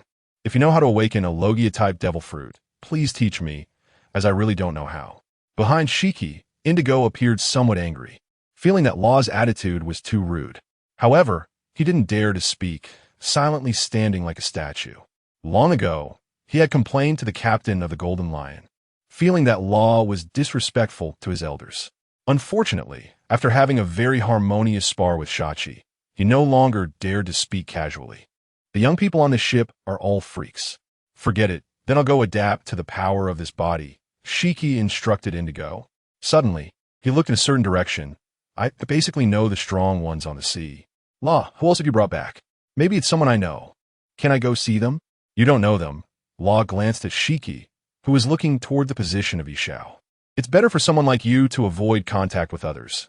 Not everyone is as easygoing as I am. Some people hate pirates, and someone like you shouldn't cause me more trouble. Ha, villain. Shiki picked up his wooden tree and Sakura tin from the side. If we're talking about it, you're not bad either, Law. How many people can leave Hive Island alive this time? The Golden Lion laughed heartily as he left. When he could no longer feel the Golden Lion's presence, Pekin spoke up, Boss, this guy will be a troublemaker sooner or later. Every time I come into contact with his conqueror's haki, I can feel that overwhelming ambition. Well, Luo nodded, watching the figure of the Golden Lion leave. After all, he was the legendary pirate who almost brought Pirate King Roger down at that time. How's your hockey training? Still a bit lacking. Pekin shook his head. I've had little combat experience. No one in the North Sea is my match. I know he won't kill me. Boss, if possible. I want to participate in this battle as well. Don't worry, you won't miss your chance, Luo smiled. When the time comes, let's have some fun. Always hiding in the shadows. How can one make their heart vibrant? With the power we've accumulated, there's no need to conceal it anymore. At a critical moment, we could take down a member of the Gorosei first. On Hive Island, the pirates could not find peace. The distant sounds of explosions earlier and the sea rising inappropriately clearly indicated something was wrong. The world government and Navy's maritime fleet had been known to various forces as soon as they set sail. Such a large army could not be hidden. Some pirates, not very bright, were too nervous to sleep and could only manage to doze off after getting drunk. There was no way around it. This battle was truly captivating, and everyone was watching. It's terrifying. The emperors of the sea are at war, and the world government and Navy's forces. This is practically a war that hasn't happened in 800 years. I heard the Gorosei will be mobilized, along with all the elite forces of the Navy and the 7 warlords of the sea, It seems this time the pirates from the New World won't last long. This news spread like wildfire through the streets, becoming a hot topic of discussion among people. This is the viewpoint of the vast majority. They're dissatisfied with the existence of the celestial dragons. But at the same time, they believe that the pirates from the New World are all vicious and brutal monsters, unable to contend with the powerful world government. This belief is deeply ingrained, leading many to firmly believe that the outcome of this war will be a victory for the world government. However, some nobles and wise men began to think deeply about the possibilities and impacts of this war. Some even invited military experts and think tanks from within the country to analyze the situation, hoping to find countermeasures. In addition, some adventurous nobles dispatched their own ships to the vicinity of the battlefield, hoping to obtain the latest developments in the war as soon as possible. The world's strongest man is also there. Will he be defeated? Some elders from disbanded pirate crews said so. The world government has controlled the world for so many years. Isn't it enough? If the world government falls, some ambitious individuals revealed their eager smiles. However, until the next day, Hive Island remained calm. Old man, should we send the news? Marco stood beside Whitebeard, blue flames flowing into him, providing the final healing. He wanted to mention Carp. They had all arrived at Hive Island, but Carp's dog-headed battleship was missing. Something was off, and it shouldn't be. Marco had followed Whitebeard since childhood and had known that naval hero for a long time, understanding his straightforward nature. It's not our concern. Whitebeard slightly shook his head. Carp is here to save his grandson. Just like when he went to Crescent Moon Island, he doesn't have many familiar faces left in this era. Anyway, he hasn't caused any trouble, has he? Alright, Marco Nadif. People are coming. The world government is here. So many warships. There must be at least 100 of them. Right. How many people does that mean? Is it the entire strength of the Navy? Shouts of surprise rang out from outside. Let's go, Marco. Don't worry about me. Whitebeard stood up, a smile appearing on his lips. It's been a long time since I've experienced a great battle. My blood is rarely this hot. In the distant skyline, where the sky met the sea, small black dots gradually emerged, twinkling like stars on the surface of the water. As they drew closer, it became clear that these small black dots were huge warships. They sailed in an orderly formation, well-trained, their hulls gleaming with a metallic luster, flags waving. Each warship exuded a serious and solemn aura, their targets clear as they headed straight for Hive Island. Hand over St. Charlos. A completely black ship sailed out, with several members of the CP organization in black suits standing aboard. At the edge of Hive Island, 3 towering figures stood at the forefront, like 3 immovable mountains, exuding a suffocating pressure. Charlotte Linlin, Kaido of the Beasts, and Edward Newgate. There were also 2 relatively shorter elders, smirking with excitement. Behind them, countless black dots gathered, forming a black ocean. These dots were pirates from various major forces, numbering at least in the thousands, each carrying a strong, killing intent, extremely excited. The pirates from the New World have basically all been brought over. A terrifying momentum came from the front, and the CP members, trained as professional human weapons, couldn't help but swallow hard, cold sweat pouring down their backs. Mamam, it's you disgusting creatures again. Big Amom unabashedly expressed her disdain for the CP members. We want the things you prepared. Are you ready? 3 adults, we are ready, but before that, we want to see St. Charlos. A middle-aged man in a suit stepped forward, forcing himself to suppress his inner fear, his voice trembling. No one wanted to face this scene directly. Compared to the Navy, they, as CP organization members, did not wish to start a war. They only hoped the transaction would go smoothly, allowing them to escort St. Charlos away. That celestial dragon? Big Amom laughed loudly, opening her mouth wide. Katakuri, let these guys see that the celestial dragon is still alive. Under everyone's watchful eyes, a group of pawn soldiers carried a massive cage over. Inside the cage, St. Charlos was curled up naked in a corner, clutching 2 similarly naked women tightly, his eyes filled with uncontainable fear and despair. His body trembled continuously, his face as pale as paper, his lips devoid of color. His entire expression looked as if he had been consumed by fear. Don't kill me. I can make those Navy help you do anything. Just let me go, and I will do everything to make that Navy Admiral. Yes, let the Navy Admiral help you kill. Before St. Charlos could finish his sentence, he was interrupted by Big M.O.M. Mamma. That's a pretty good suggestion. She turned to the CP organization members. Hey, loyal dogs of the world government, did you see that? This guy promised me an incredible deal. The CP members exchanged glances, but no one changed their expression. They had suspected this long before coming. However, St. Charlos is a celestial dragon, and that was enough. He is a world noble, and they come from the CP organization. St. Charlos, the middle-aged man from the CP organization, spoke in a deep voice, drawing the attention of St. Charlos. Are you from CP? St. Charlos looked over and finally spotted the incoming members of the CP organization, his expression filled with joy. You finally came. You finally came. He moved his plump body, his gaze subtly glancing at Big Mom, then seeing the foul expression on Kaido and the emotionless Whitebeard. The imposing figures made all the threats he wanted to say die in his throat. When he was first captured, he was quite arrogant and had a nasty attitude. But now he didn't dare. They're all our dogs. As long as it's an order, they will listen to anything. How about I exchange them for myself? St. Charlos's eyes lit up as he spoke loudly. Behind him, groups of pirates laughed heartily, their tension for being surrounded by the distant Navy fleet easing slightly. The CP organization's status in the world government is well known among the pirates of the New World. Words spoken by them carry a different meaning than those spoken by St. Charlos.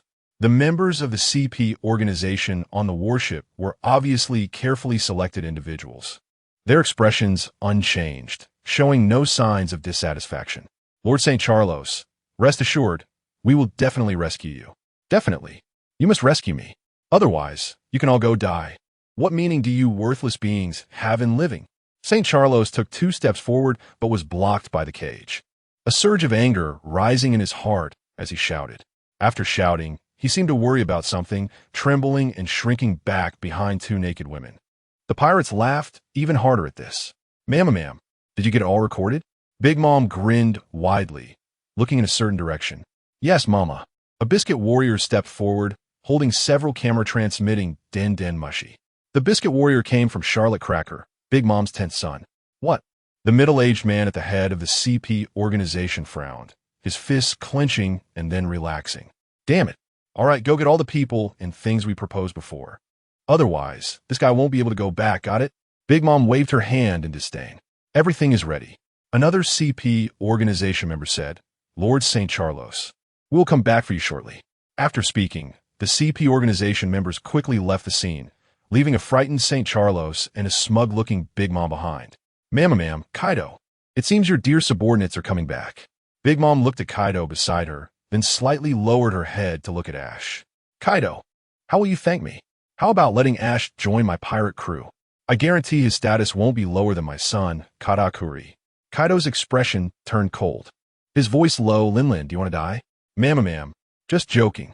But my proposal is valid anytime. Big Mom's eyes were fixed on the hundreds of Navy warships in the distance, her gaze slightly focused. During her hunger pangs, she was the most violent of the Sea Emperors, out of her mind. But on normal days, including back when she was on a rock pirate ship, she was actually the one who thought the most. This battle wouldn't start, nor could it, before this frightened celestial dragon was exchanged, precisely because of the identity of the other party as a celestial dragon. Therefore, those who came to talk to them wouldn't be Navy personnel, nor would they be the high and mighty Gorosei. The CP organization would become the expendable talkers between them. Hey, has it spread? Big Mom took out another Den Mushy and asked. Report, Mama. Morgans didn't lie to us.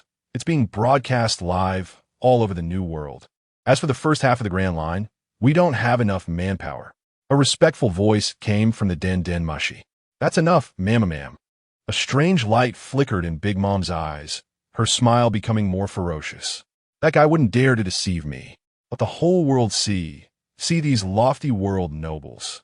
Saying this, several biscuit warriors approached St. Charlos, holding large camera-transmitting Den Mushy. Meanwhile, across the world, residents of various kingdoms looked at the suddenly appeared large screens, their faces filled with shock. On the screen, the scene from Honeycomb Island was displayed, where they saw the vast fleet of warships on the sea. Before they could feel proud of the Navy, they heard the conversation between the CP organization and Big Mom and saw St. Charlos. "Is that the celestial dragon?" a little girl exclaimed in surprise. "Don't look."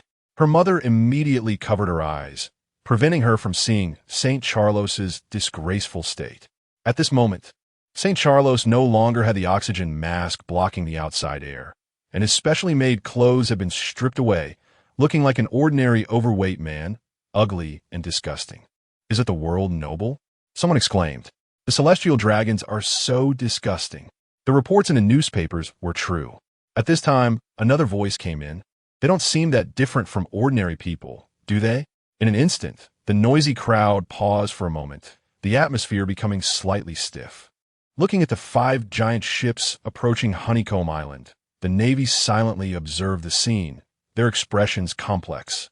At this moment, the 3 admirals of the Navy and Fleet Admiral Sengoku were on a warship. "Humph," Sakazuki snorted coldly. They actually agreed to such a request. "Kazan, look what you've done." On one of the giant ships, all were high-ranking members of the Beast Pirates. They were all from the batch that Kazan had captured from Wano country. "Sakazuki," Sengoku spoke in a deep voice. It was now the pre-war period, the most tense time, and there should be no conflicts. 5 giant ships. One was filled entirely with members of the Beast Pirates. One was filled with slaves from various races collected by the world government. And the other 3 were loaded with treasures. This act of supplying the enemy made Sakazuki incredibly angry. As Fleet Admiral, Sengoku believed that those members of the Beast Pirates should not be alive. Sakazuki's attitude was poor.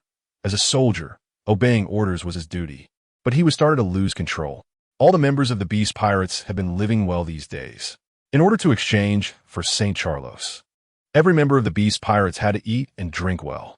Aside from being restricted of freedom, they were living even better than the Navy soldiers guarding them. They were not prisoners of war. They were treated like lords. Knowing the reason, some members of the Beast Pirates became even more excited. Those who had the abilities of animal fruits seemed to have personalities different from ordinary people, becoming more irritable and crazier. Over 100 Navy soldiers had died guarding this group of criminals. Ordinary Navy soldiers were simply no match for them. This made Sakazuki wish he could eliminate these pirates with a single attack. The temperature in the air suddenly rose, and drops of magma fell onto the deck, causing a sizzling sound. "Sakazuki." Sengoku's tone became slightly more intense as he clenched his fingers. He was not a saint, and he was also very angry, but here, he was a Navy admiral. "If a battle breaks out later, I will not stop you. If a battle breaks out later, I will kill all the pirates in front of me." Sakazuki's words were cold. "Whoever stops me will be my enemy." He looked at Kuzan several times, his meaning clear. Previously in the Navy, it was this guy who had always opposed him, talking about peace. Ridiculous peace. Fleet Admiral Sengoku.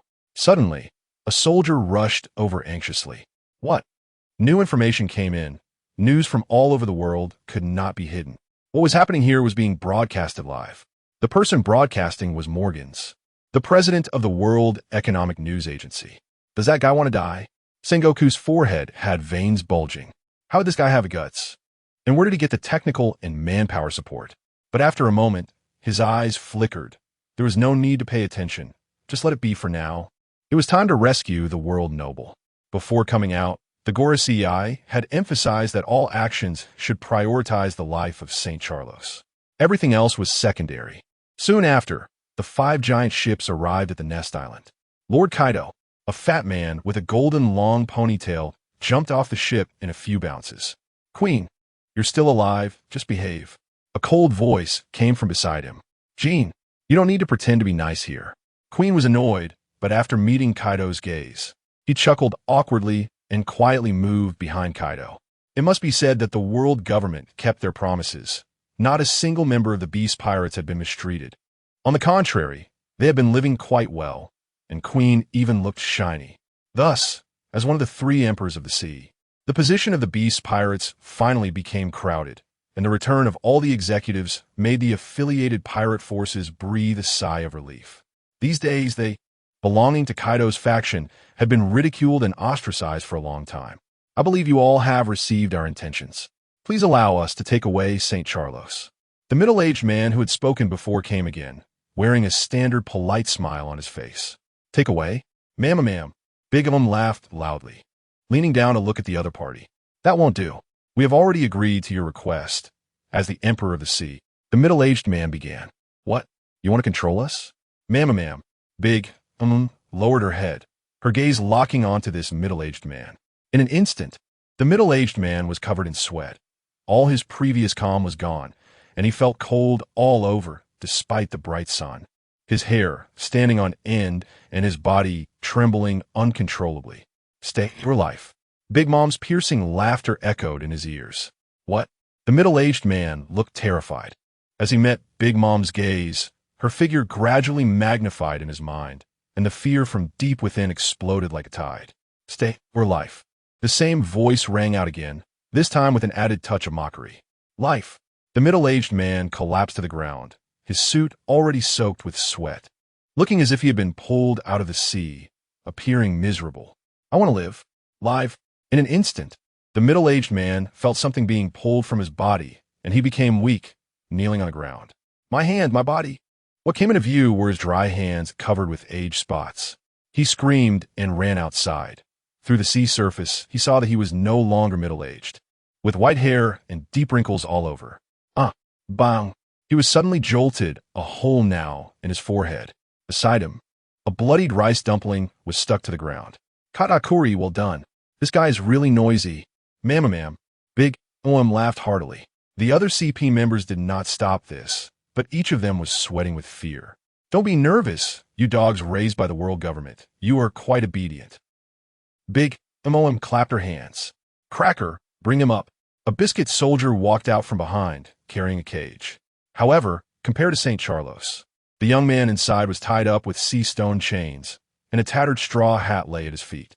Big picked up the din mushy she had contacted the Navy with and said with a smile, Hello, Sengoku.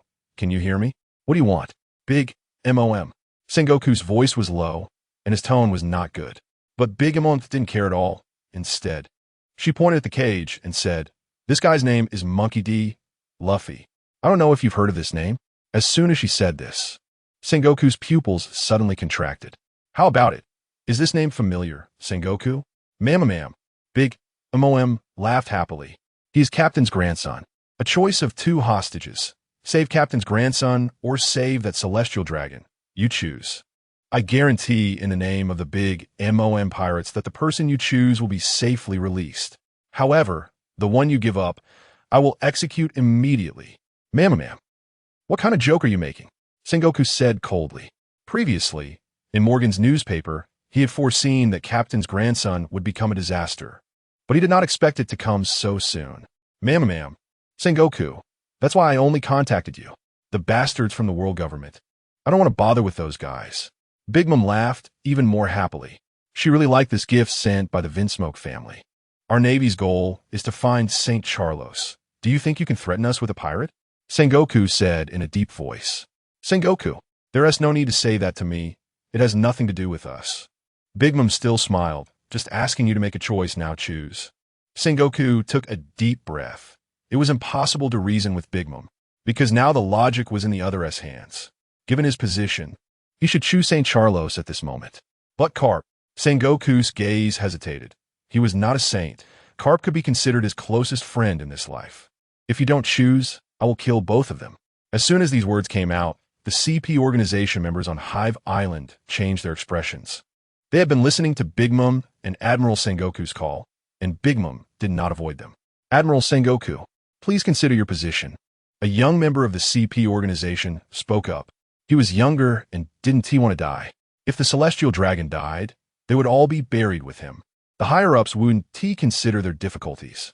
The bodyguards who had followed St. Charles were all killed the night he died, and it was their doing.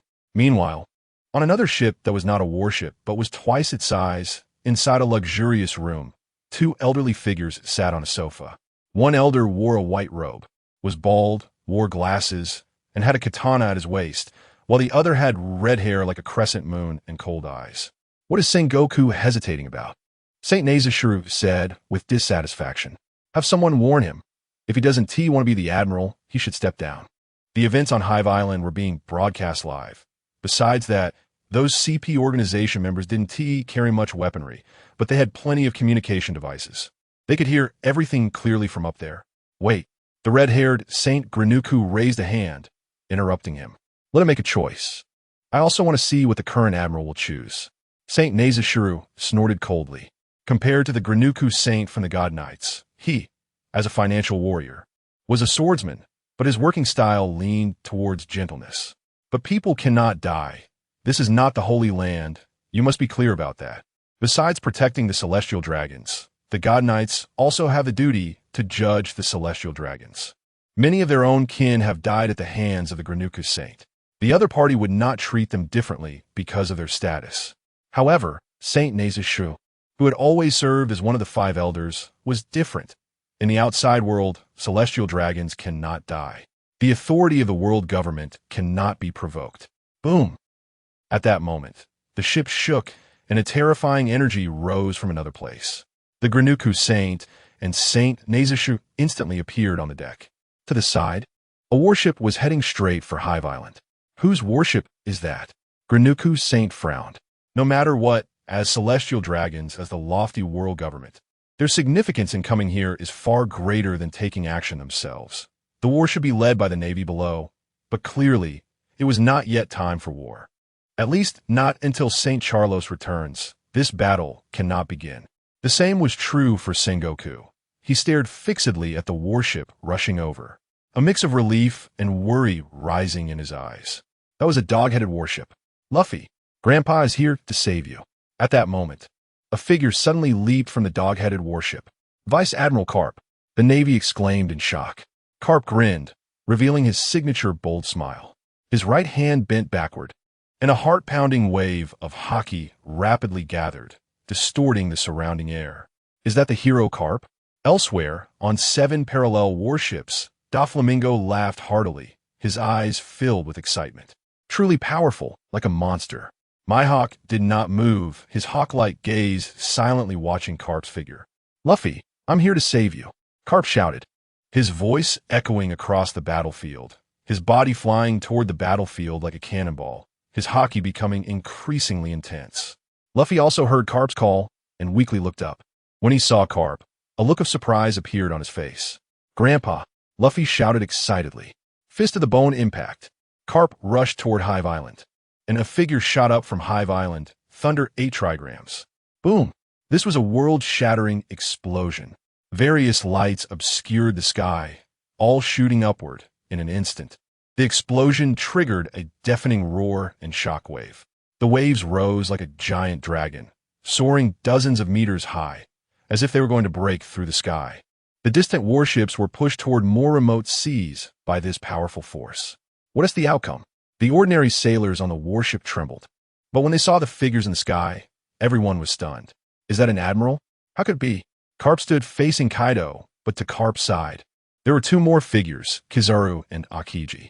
Are you 2 here to stop me? Carp's eyes sparkled as he stared at the 2 in admiral uniforms. Sorry, old man Carp. Kizaru scratched his head, his tone helpless. The higher-ups told me to stop you. Kazan said nothing. The waves shaken by the aftershock below had all turned into ice blocks. Ma'am. Big Mom's laughter rang out again as she glanced at St. Charlos, who was shrinking back in fear.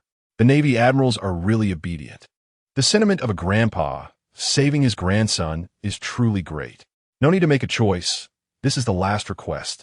If that old man Carp dies, I will let these 2 go. How about that? Make your move. On the other side, a cold voice came from Kizaru's den mushi.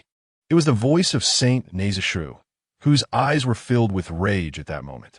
Has Carp gone mad? If that punch really lands, St. Charlos won't die at the hands of pirates, but will die under this guy's iron fist. Vice Admiral Carp, you have acted independently from our team. And if you return now, maybe. Kizaru began to speak. Borisolino, don't say that. But do you really want to stop me?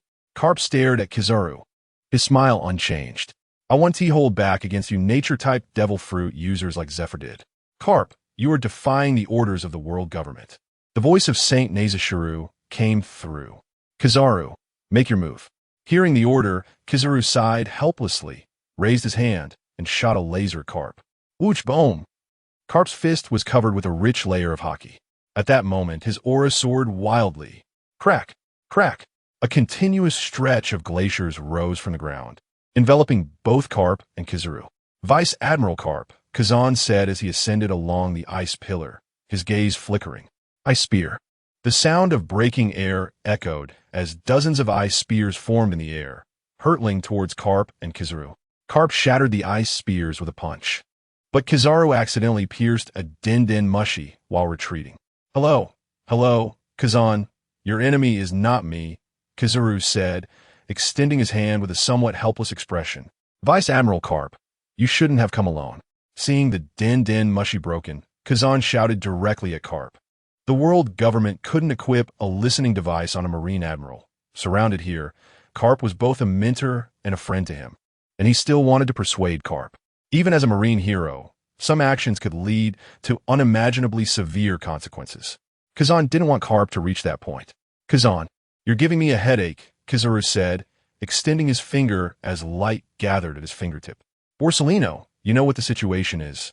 Kazan's gaze turned cold as he stomped his foot on the ice, launching himself towards Kizaru like an arrow. Hey, Kazan, don't be so serious, Kizaru said. But his movements were not slow at all as he turned and kicked towards Kazan. The two clashed instantly, their powerful hockey causing the surrounding space to distort. I say, you too. Boom! A glint of excitement flashed in Karp's eyes as he looked at the massive glacier before him, clenched his fist, muscles bulging, and swung a punch, smashing into the glacier. With a loud bang, countless cracks appeared on the glacier, spreading rapidly like a spider web. Karp didn't stop. He swung his iron fist again, this time with even greater force. With his punch, the glacier finally couldn't withstand the pressure and let out a crisp, shattering sound.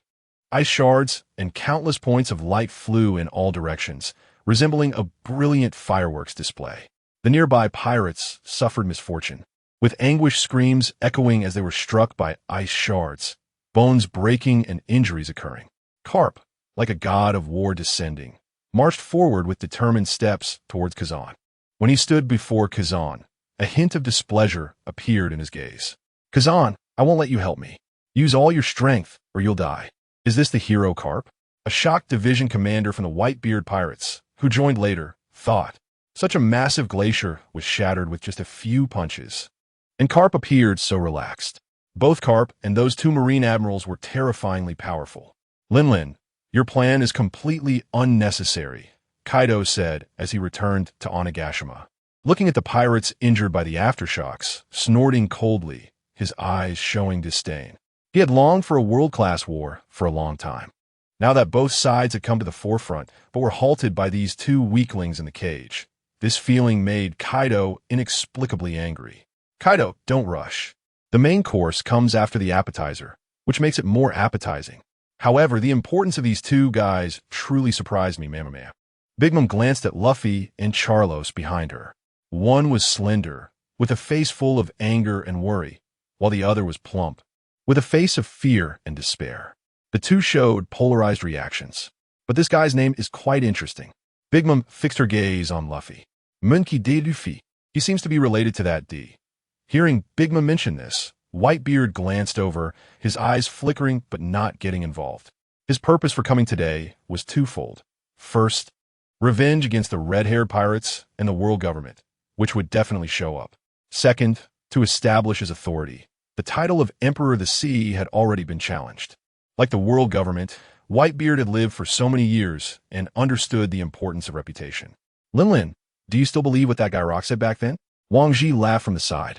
Kaido, however, ignored what was happening here, taking the opportunity to survey Queen, Jack, and the captured officers of the Beast Pirates.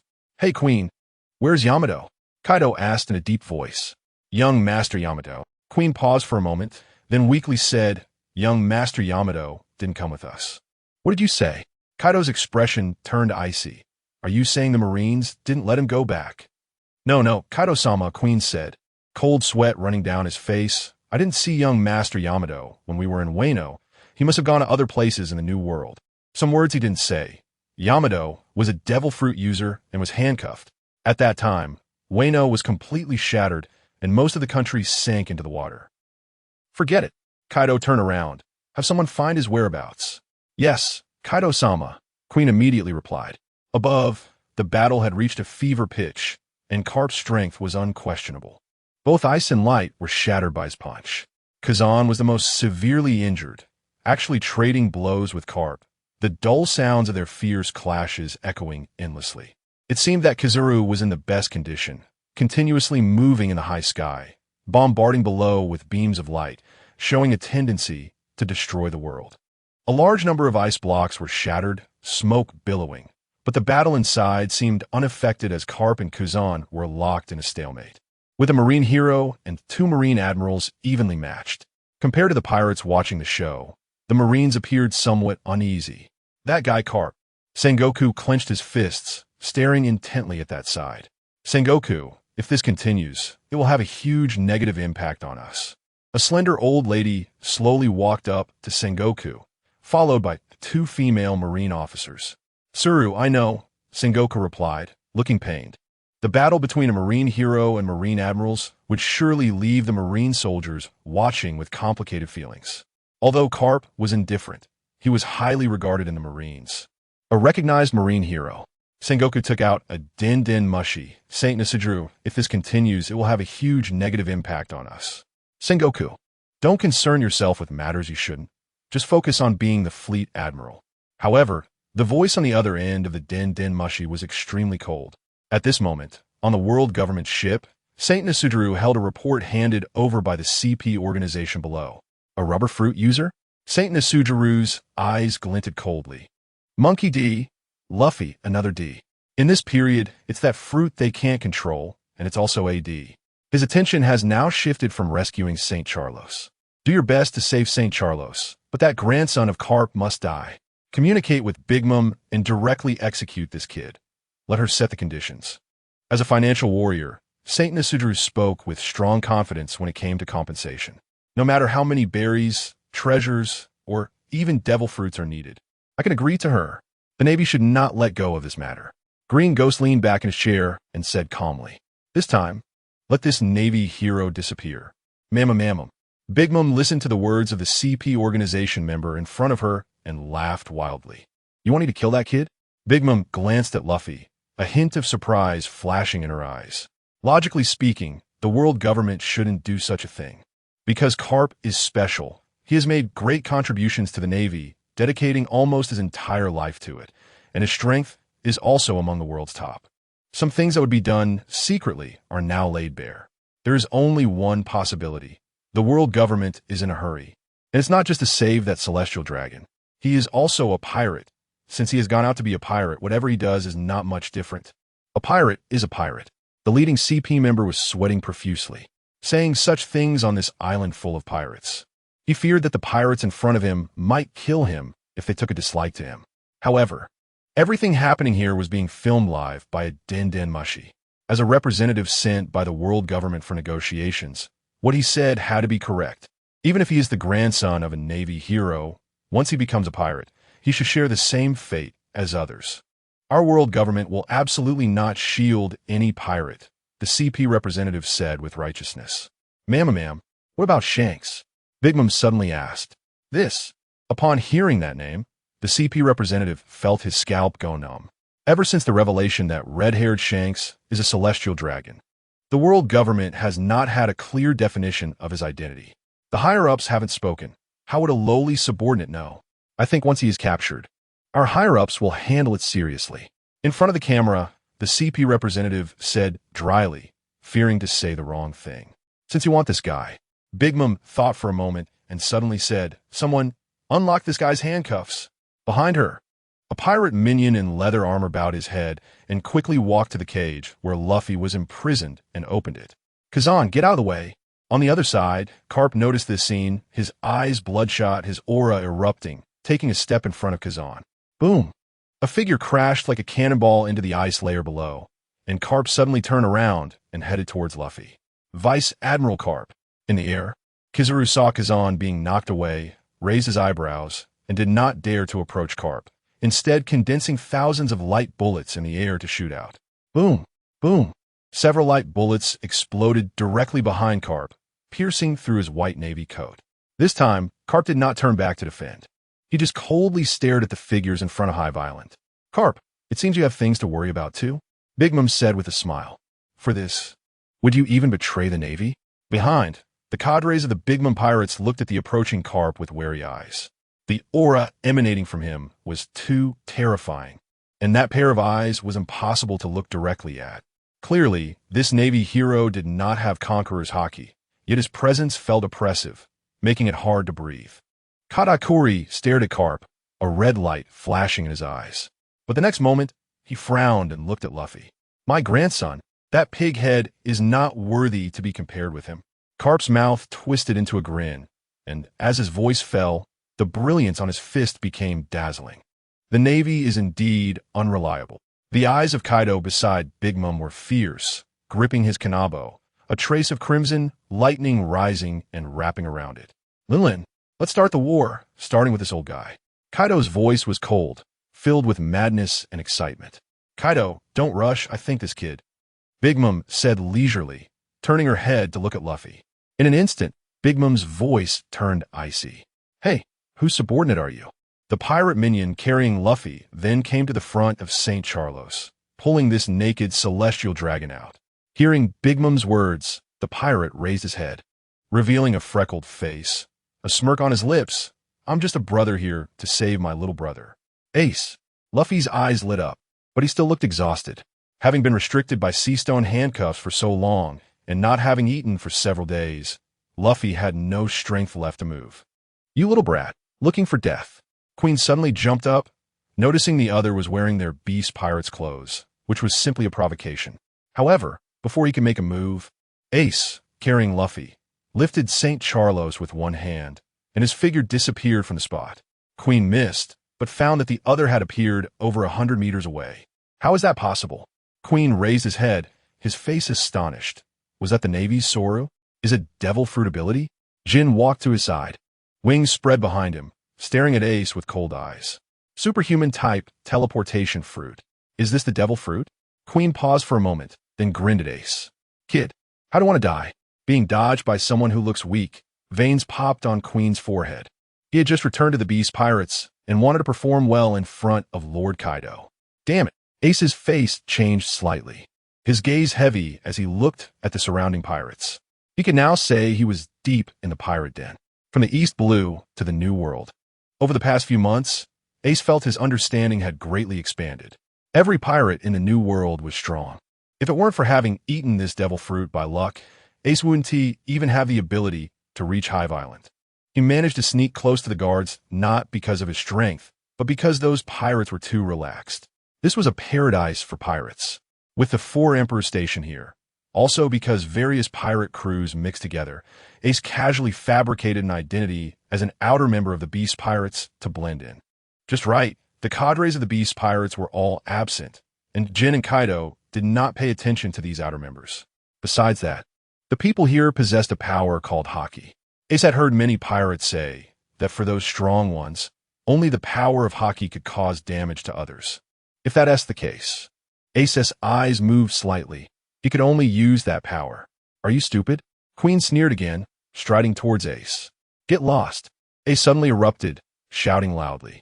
In an instant, an overwhelming pressure erupted from him like a volcanic eruption.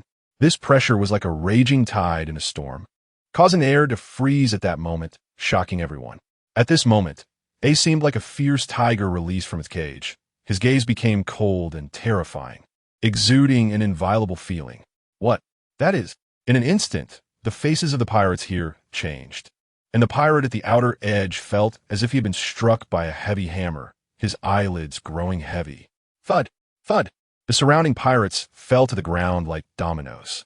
Ace's aura surged, fully erupting, and that astonishing pressure suppressed everything around him. His back straightened, and his gaze became resolute again.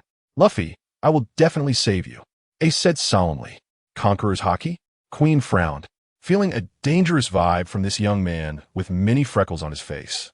Behind him, most of the pirates were stunned. This kid, Whitebeard's gaze also fell on Ace, his eyes deep. He felt a strange familiarity with this young man. This Conqueror's haki is rare in the New World, and it was clear that the other party was not very skilled at it. But this is Haki no Su. Even the most ragtag pirates here are still New World pirates, generally strong. Such a young man's conqueror's haki actually caused a small group of the outer pirates to fall down. This is simply unbelievable. Judging by his aura, Ace was not strong. Many pirates with bounties over 100 million could defeat him. What good is conqueror's haki? Queen's expression darkened. A young brat actually made him feel danger? This was a disgrace to him. The only way to cleanse it was through blood. Boom! Boom! The ground shook as Queen, in his dragon form, stepped toward Ace with a murderous look on his face. Whoosh! Ace had no intention of fighting Queen. This is someone else's territory. What he needed to do was escape. Stop your attack, or don't blame me for killing this fat man. Ace yelled, his eyes fixed on Queen like a starving wolf in the snow. Ace raised Charlot's holy staff high, frightening the latter into screaming. No, don't kill me. I'm a celestial dragon. I can give you many things. I don't want to die. Dumb brat. Queen's face turned pale, and his attacking pace slowed. Celestial dragons absolutely cannot die. At least this matter cannot be related to him. As a scientist, Queen knew many things about the world government and did not want to become the focus of such attention. Seeing this, Ace let out a sigh of relief. As long as my brother and I leave, I will toss this person to the edge of the island later, and I won't get involved in your matters with the world government. Ace had spent very little time at Sabati Archipelago, but he knew what kind of people celestial dragons were. Such a guy isn't worth dying for. If he encountered one on a normal day, Ace would have the thought of killing him. Luffy, let's go. Ace forced a smile at Luffy. The goal had been achieved. He looked at Carp, who was fighting with Kaido in the distance. Once he left and handed Luffy over to him, his brother would be completely safe. The power of the devil fruit activated, and Ace disappeared without looking back. Whoosh! When he reappeared, Ace was already hundreds of meters away. The ability of the teleportation fruit could not be blocked, but there was a limit to the distance it could be used. Carrying someone, Ace could only use it in multiple stages. Is this your devil fruit ability? So amazing. Luffy lifted his eyelids, his face full of joy. However, Ace, who was carrying him, trembled all over but did not answer him. Ace? Luffy looked over in confusion, his eyes suddenly narrowing. Ace. Hey Ace, what's wrong? Ace's expression seemed to be frozen, as if someone had pressed the pause button. His muscles stiffened. Ace turned his head to look at Luffy, wanting to say something, but a mouthful of blood spurted from his mouth. Run! A cold voice sounded from behind. Luffy turned his head in shock and saw a tall man wrapped in a large scarf, silently standing behind Ace. The man had reddish short hair, a strong build, long legs, pink tattoos on his left arm and left upper body, a skull tattoo on his left arm, and a wing tattoo on his left back, with a white scarf covering his mouth like a flower. Upon seeing him, Queen's footsteps completely stopped, his face even more displeased. TCH. Katakuri drew the trident in his hand, and blood immediately gushed out like a fountain. Ace. Luffy's face turned terrified as he hugged Ace's body, only to get covered in blood, his hands smeared with the thick liquid. Run. Ace's eyes were also filled with disbelief. The location of his teleportation was something only he knew. It was not a simple straight line, but a series of jumps. Mamamam. Katakuri, you are still reliable. In the distance, Big MOM laughed, staring at Ace's face, her eyes filled with a hint of ferocity. That grandson of Carp could be overlooked, but that celestial dragon was their treasure. Katakuri extended his hand, and a mass of machi quickly stretched out, firmly binding St. Charlos. Thank you. Thank you. St. Charlos cried out in pain, clearly being tied up again, but he nodded in gratitude to Katakuri. Having been bound for so long, he knew that the fierce pirates in front of him would not easily kill him. And a fugitive like Ace, such a troublesome person, might really kill him while escaping. Luffy. A mouthful of blood spewed from Ace's mouth, and he tried to summon his strength again, but this time, Ace discovered that his injuries were far more severe than he had imagined. It was merely a puncture wound in his abdomen, but the attack seemed to possess some kind of power that was continuously destroying him from the inside. Armament haki, perhaps, Ace thought to himself. He had heard that this kind of power would exacerbate the damage suffered by devil fruit users. On the way to the New World, he had also witnessed such power, but that tall man behind him seemed to possess armament haki that was stronger and more terrifying than any opponent he had ever defeated. Ace. No. Luffy's eyes turned hollow as he held Ace, tears mixed with blood streaming down. However, the next moment, he was lifted by the Machi hand, unable to move like St. Charlos. That guy, just kill him. Big Mom's voice came with a hint of disdain. In broad daylight, facing a live broadcast that spanned the entire world, someone was actually hiding under her nose. If Kaido hadn't left now, she would definitely have to mock him a couple of times for not even being able to manage his own pirates. Luffy. Ace. An angry roar came from the seaside. Boom. A violent aura surged into the sky, and a fierce wind swept in, carrying a strong smell of blood. Luffy turned slightly and saw that familiar old man charging in from the distance. Beside him, Kaido was sent flying, his arms spread wide, a deep fist imprint on his chest, blood flowing from the corner of his mouth, yet he was laughing wildly. Yuru. Carp, old man. Your punch is still as painful as ever. Kaido. Big Mom's tone was displeased. This guy is still, as always, looking for trouble, deliberately seeking to take Carp's punches. Napoleon. Big Mom waved her arm, and the hat on her head immediately jumped into her hand, transforming into a grim giant blade. Here, Mama. A set of facial features condensed on the giant blade, with a grin forming at the corners of its mouth. Prometheus. Here, Mama. A small sun appeared, landing on the giant blade and merging with it. Emperor's sword breakblade. As the words fell, the long sword in Big Mom's hand crazily elongated, wrapped in pulsating crimson lightning, and fiercely slashed towards Carp. Boom! A terrifying explosion sounded immediately. Kazan, you finally woke up. In the air, Kizaru looked at Kazan, who jumped out from the depths of the ice, and smiled. Borsellino, why don't you stop Vice Admiral Carp? Kazan's expression darkened as he looked up at Kizaru, who was watching the show with his arms crossed. As Carp's disciple, he didn't want to fight his master. He came here only to stop the opponent. With the strength of him and Kizaru, Carp couldn't possibly rush through against two admirals, but Kazan also didn't want to see Carp get hurt. However, he didn't expect Kizaru to be so unreliable. At least he should have gone up to face Carp directly before being temporarily driven away from the battlefield. This guy clearly didn't want to confront Vice Admiral Carp at all, not even pretending. Watching Carp already rush to Honeycomb Island, Kazan said in a deep voice, "Come with me to bring Vice Admiral Carp back." Bringing him back was a pretense. Protecting him was the true intention.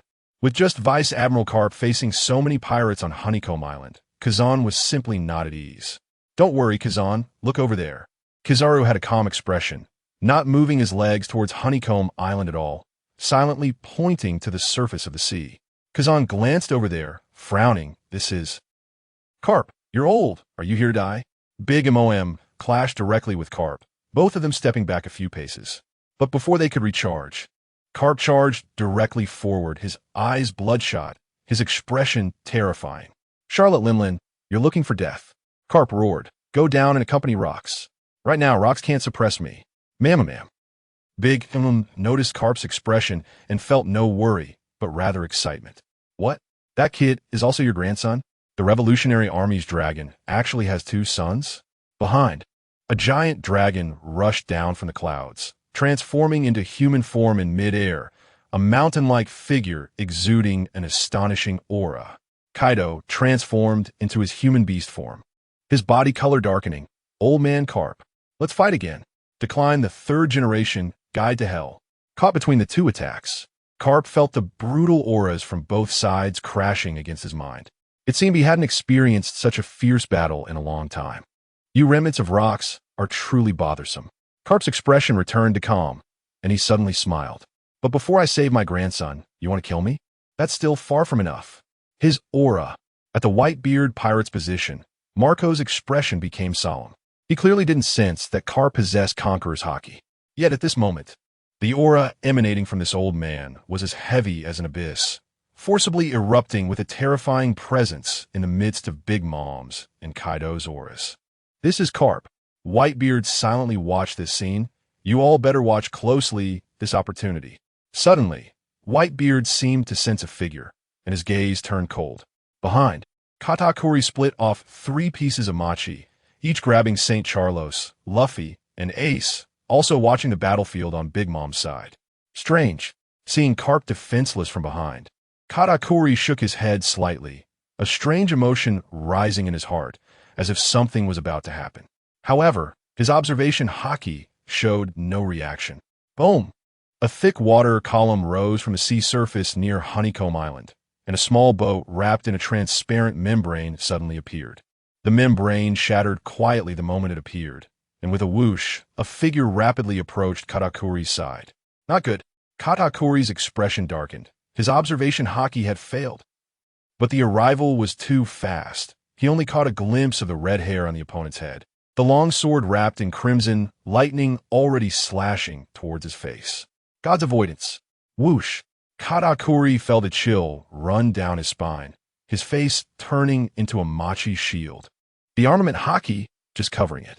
The lightning roared, and as the thunder clashed, a massive sense of crisis surged from his heart. Griffin unleashed a burst of crimson lightning, and with a loud boom, Katakuri was sent flying, tumbling through the air. Shanks! In the distance, a muffled voice erupted on the scene. A towering figure over 66 meters tall, stomped heavily, rushing towards this side like a cannonball. Boom! Terrifyingly, Whitebeard immediately activated the power of the Tremor fruit, the might astonishing, the sky trembling, the space shattering like a mirror. Whitebeard, your opponent is me. A figure shot out with a whoosh, wielding a long sword, with white hair and beard, black light dazzling. A domineering presence soaring to the heavens, completely opposite to the vibrating energy, pitch black as ink, and the two sides collided violently. Rumble. Rayleigh. Whitebeard withdrew his handprint, picked up the Tsongyin Chia, his gaze complex. You, Roger's first mate, are you also coming out to support the younger generation now? The crew of the Roger pirates had scattered after his death. Because of this, the Navy's bounty on them had gradually weakened. Now, Rayleigh jumped out again, attracting the attention of the world government at this crucial moment. It would be difficult to hide. I'm just here to rescue the seedlings of the new era, Newgate. We're old now. We have to give the young ones a chance, right? Rayleigh smiled slightly. In that case, let's fight. Whitebeard's gaze turned cold. No matter what, the red-hair pirates had killed several of his sons. This grudge, he must repay. Meanwhile, Shanks lightly slashed, saving Luffy and Ace, and violently threw them back. St. Charlo screamed and ran back, and in a moment of silence, Shanks charged towards him. Suddenly, two figures stepped out, blocking Shanks' path. Shanks, do you want to die? Aren't you being a bit greedy? Silver Axe and Wang Ji stared coldly at Shanks. You must be the celestial dragon that Roger picked up back on God Island, right? Roger really picked up a bastard. Shanks. In the distance, two terrifying figures approached from the side. Big MOM coughed blood, her forehead bulging with veins, her clothes dirty, her right hand clutching her abdomen, looking very unwell. Behind her was Kaido, and Carp had already disappeared, leaving only a bottomless pit in place. Even as the iron balloon, facing Carp's full power strike, Big MOM felt a pain she hadn't experienced in a long time. Not only was it pain, but she was also injured. But if Kaido takes a hit, Carp's injuries will be worse than Big Mom's. He has no defense at all. Kaido, you go. I'll hold off the guys behind. Big Mom's expression darkens. Oof, don't die. Kaido grins. Lin, you're really getting worse as you age. Carp is old, but Big MOM is in her prime. This hard clash has left her with significant injuries, which Kaido finds ridiculous. Mind your own business, Kaido. Big MOM is displeased. Emperor's sword. Boundless killing intent emerges, her terrifying conqueror's haki sweeping through the sky, slashing towards the shore. Two figures step out, cold air rapidly spreading in the air, golden light filling the sky. Boom! The earth trembles, the shockwaves rush down, the coast shakes, many pirates struggle to stand, almost falling to the ground, and the two tall figures are pushed back. Oh, Big M, what a terrifying sea emperor. The yellow monkey transforms into points of light and reassembles. On the other side, Kazan walks out, approaches the deep pit, glances, and then focuses on Kaido and Big MOM. Hey, you two admirals, are you planning to tear up the agreement? Big MOM coldly laughs. Katakuri. Mom. In the distance, Katakuri runs with St. Charlos, stabbing the trident into the skin of the other's neck. Blood drips down the blade, and St. Charlos is completely panicked. No, don't kill me. You two admirals. Do you want me dead? Hurry and go kill that batch of people. Hurry up. Perhaps due to the desperate situation, St. Charlos toughened up and yelled angrily at Kazan and the yellow monkey, pointing at the red-haired pirates, his eyes filled with resentment. He doesn't know Shanks, but because Shanks saved that straw hat guy, the battle broke out, leaving him in such a predicament. Did you hear that? Ma'am. Big, phlegm grins. The loyal dog of the world government, instead of going to kill Shanks, just roll away. As she speaks, she's also suppressing her anger. If it weren't for the fact that it wasn't suitable to fight the Navy right now, she would have acted directly. That old man really actually mixed in with Shanks. The crew of the Roger Pirates, truly troublesome remnants. Back then, they intervened in the Rocks incident, and now they want to meddle again. How outrageous. Yellow Monkey, Kazan, kill that Straw Hat kid. At this moment, a CP member holds a den mushy, and the voice of Saint Nesujuru comes through. The Straw Hat kid? The Yellow Monkey scratches his head. That's really a big problem. He doesn't want to go against the words of the Gorosei. But the Straw Hat Monkey D. Luffy has already become the focus of another battlefield, guarded by the members of the Red-Haired Pirates. That's Carp's grandson. Those two over there are both Carp's grandsons. For a moment, let alone Kazan not acting, the Yellow Monkey's raised finger sparkled with light, but was slow to release. Meteor Volcano. At this moment, a deep voice filled with killing intent reaches everyone's ears. Big Alone looks up. Her expression becomes cold. Do you want to let this celestial dragon die? The sky is covered with raging, burning lava, scorching magma, converging from all directions, forming a vast ocean of lava. This lava erupts like a volcano. Flames and thick smoke intertwining, creating a breathtaking scene. The lava flows in the air, like fire dragons dancing their bodies, colliding and merging, releasing endless heat and energy, enveloping the entire sky with this powerful force, as if to burn everything to ashes. Oh, it's Sakazuki. The Yellow Monkey steps back slightly, his eyes narrowing. As a colleague, he has long known how this guy operates, and now it seems even more ruthless than he imagined. Clearly, he and Kazan are on the island. Yet, that guy launches such an attack, disregarding even that celestial dragon. Is he trying to bury them all on this island?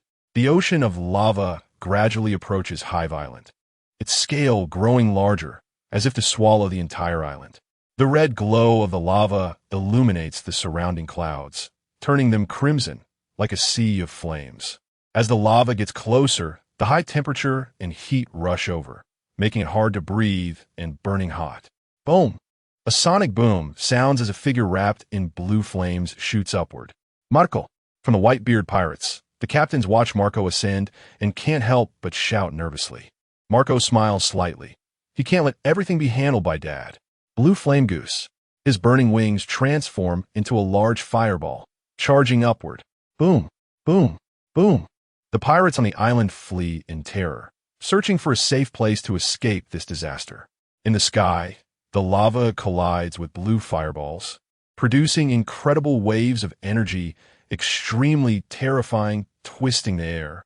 The first division captain of the Whitebeard Pirates, Marco, the Yellow Monkey, stops his attempt to leave, somewhat surprised. Sakazuki's move isn't a particularly powerful technique, but as a Logia Devil Fruit user, the attack range is akin to a natural disaster. For Marco to handle it all, it doesn't look too difficult, indicating that this first division captain has solid fundamentals, not much worse than them, the admirals. Attack! In the distance, a fleet of Navy ships approaches, led by none other than Sakazuki. The Navy has mobilized nearly half its fleet. This is a test. What is Fleet Admiral Sengoku doing? Why'd he let this guy come? Seeing the newcomer, the Yellow Monkey feels a headache. The look in the opponent's eyes clearly wants to carry out a massive extermination order, flattening this island. Although this island, known as the Pirate Paradise, doesn't have any good people, the air temperature drops as Kuzan heads towards the officers of the Red-Haired Pirates. Yellow Monkey, are you planning to fight me? Big turns to look at the Yellow Monkey, her eyes filled with hostility. Of course not. The Yellow Monkey raises both hands. Big Mo, I haven't received orders to act against the 4 emperors. I think I should go and make Sakazuki stop. You don't want that guy to arrive, do you? After speaking, he gives Marco a deep look, his body transforming into countless particles of light, rushing towards the fleet of Sakazuki. Boom! The air vibrates. A slender figure is pushed back repeatedly, Rayleigh halts his retreat with his sword. Shanks, it's time to go. Ahead, a low growl sounds. Rayleigh, Whitebeard, holding the sword, Song Yun Xie, walks step by step, each step heavy and powerful as if stepping on people's hearts. His aged yet majestic face is partially obscured by his crescent-shaped white beard, but he still exudes an irresistible aura. At this moment, his violent conqueror's haki surges like a torrent, pressing down on Rayleigh's slender figure. Rayleigh stood silently, a hint of seriousness flashing in his eyes as he sensed the overwhelming aura of Whitebeard, the pressure belonging to the strongest man in the world. Having once followed Roger, he had experienced it many times before. However, it was often Roger who faced Whitebeard, not him. Facing Whitebeard, Rayleigh knew he was no match, both then and now. Yet, he did not back down. A faint smile appeared on his face as he straightened his posture. His own conqueror's haki erupted from him, like a surging torrent sweeping through the surrounding air. The formidable force of his haki clashed with Whitebeard's, creating an intense confrontation. At that moment, it seemed as if only the two of them existed in the world, rendering everything else insignificant. As the two haki forces continued to collide, the pressure in the air grew, making it hard to breathe. Thunder rumbled. The clouds in the sky began to churn, as if torn apart by an invisible force, with bright sunlight breaking through the gaps, illuminating the entire battlefield. Whitebeard's steps quickened, eventually turning into a flash of white lightning as he swung his weapon, the tidal wave, down at Rayleigh with great force. The blade gleamed with endless might, as if it aimed to tear apart the very space around them. Rayleigh took a deep breath, gripping the hilt of his sword tightly, his gaze sharpening as he leaned slightly forward, and the long sword in his hand collided violently with the tidal wave. Clang! Unfortunately, the sword Rayleigh wielded was not a renowned blade, and it shattered under the impact. Go! At that moment, Shanks, holding Griffin in one hand, appeared and slashed, pulling Rayleigh back rapidly. Red-haired brat, you bastard! The silver axe rushed over, covered in dirt, and teamed up with Wang Ji. Yet they still couldn't gain the upper hand and were seized by Shanks, who took the opportunity to retreat. This outcome filled him with immense anger. The remaining members of the red-haired pirates were not having an easy time either. They faced the entire Beast Pirates crew. Kaido suppressed Beckman, sending the fierce warrior Monkey flying with a single blow. But it was clear that the cadres of the red-haired pirates had planned ahead this time. Luffy, watch out! Rikairu took a blow from Jack, throwing Luffy and Ace onto the ship. All the cadres of the red-haired pirates evacuated immediately, not lingering for a fight. Their goal was to save Luffy. Now that the objective was achieved, they withdrew immediately. With Rayleigh's coating on their small ship, they could quickly dive underwater and escape. Rikairu. Luffy's eyes brightened, not expecting to encounter Shanks and the others here. Rikairu, can you save Ace? He's so weak. Luffy held Ace, his voice anxious. Luffy, we can talk about it after we leave. Rikairu looked worriedly at the approaching Rayleigh and Shanks, preparing for the small boat to dive. Get away. Feeling the terrifying conqueror's haki, Rikairu abruptly turned his head and saw Beckman being knocked away by Kaido. Beckman, damn it. Yasopp raised his gun, shooting frantically. However, he was facing Ash. His bullets, even if they hit Ash, only caused him to stagger slightly. You still want to leave? Ash's gaze was cold. Queen, you can use that weapon. Back on Crescent Island, it had only been him and Kaido, but now it was different, with all three calamities present. They held an absolute advantage against the red-haired pirates, who had lost 3 cadres. Kill them all, Kaido ordered coldly. Upon hearing Kaido's command, Queen immediately took out his weapon. Let me show you my new weapon, Plague Bullets. One by one, cannonballs were fired, only to be knocked away by Rikairu. For a moment, poisonous mist spread, and many nearby pirates fell victim. Screams erupted, and all those infected immediately showed symptoms of the zombie disease, their bodies heating up. Just then, a red light flashed, and Shanks made his move. Condensing his tangible conqueror's haki, he descended upon the cadres of the Beast Pirates, simultaneously shouting, "Prepare to retreat." Rayleigh smiled slightly, his conqueror's haki rolling outward, stunning the surrounding pirates. Meanwhile, Yasopp continued to confront Ash, firing continuously while retreating to prevent Ash from getting closer. Rikairu took the opportunity to pilot the small boat, escaping with Luffy and Ace. Warrior Monkey, over here. Rikairu pulled the warrior monkey onto the boat. Binshi, Heri. Binshi was quickly approaching from behind the warrior monkey.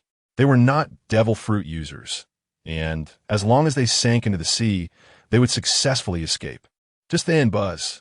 2 magic circles suddenly rose at the coast. Leave that straw hat kid behind. An old voice rang out, and from the magic circles, Saint Nesujuru and Saint Grinko stepped forward. At the moment they appeared, 2 streaks of sword light shot forth like lightning, instantly exploding with cold light. Like 2 meteors streaking across the sky, carrying a fierce momentum and endless killing intent, slicing towards Luffy. These 2 streaks of sword light were so fast that there was no way to dodge them, and the crimson lightning they emitted made the surrounding air turn icy cold, as if it could annihilate everything. Rikairu, Luffy, be careful. Binshi shouted. The sword light covered everything, not just Luffy, but everyone on the small boat, including the warrior monkey living with Binshi. Screech. A piercing scream escaped from the warrior monkey's mouth, its gaze fixed ahead, filled with disbelief. Drip, drip. Blood slipped from the warrior monkey's hand as Binshi stood in front of everyone. Luffy stared blankly at this scene, his expression frozen. Unlike when Ace saved him earlier, the 2 streaks of sword light directly severed Binshi's head and chest. A shattered corpse, maintaining the form of armed Haki, fell to the ground with a thud. Screech. The warrior monkey supported Binshi, looking up but not seeing the familiar round face. Bastard. Saint Nesujuru cursed angrily. However, Saint Grinko beside him acted more decisively, swiftly slashing out again. Binshi. A roar echoed like thunder throughout the area, causing everyone's eardrums to ring. Shanks emanated a powerful aura, transforming into a blazing red light, like a burning meteor rushing towards this side. His speed was incredibly fast, and in the blink of an eye, he reached the coast.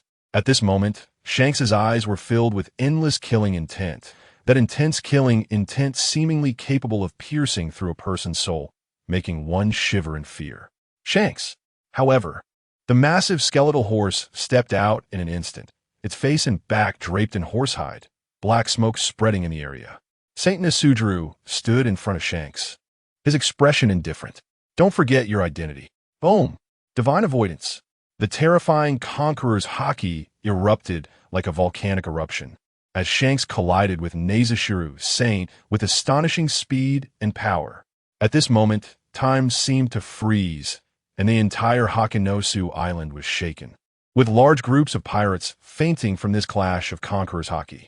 Shanks' slender figure displayed unparalleled strength, pushing back the enormous skeletal horse repeatedly. This power. Nesujuru Saint's expression changed slightly, a hint of astonishment rising in his heart. He never expected that Shanks' strength had now surpassed his own. However, in Shanks' eyes, besides the endless sadness for his fallen comrades, there was also a hint of tension. Roger truly deserves to die.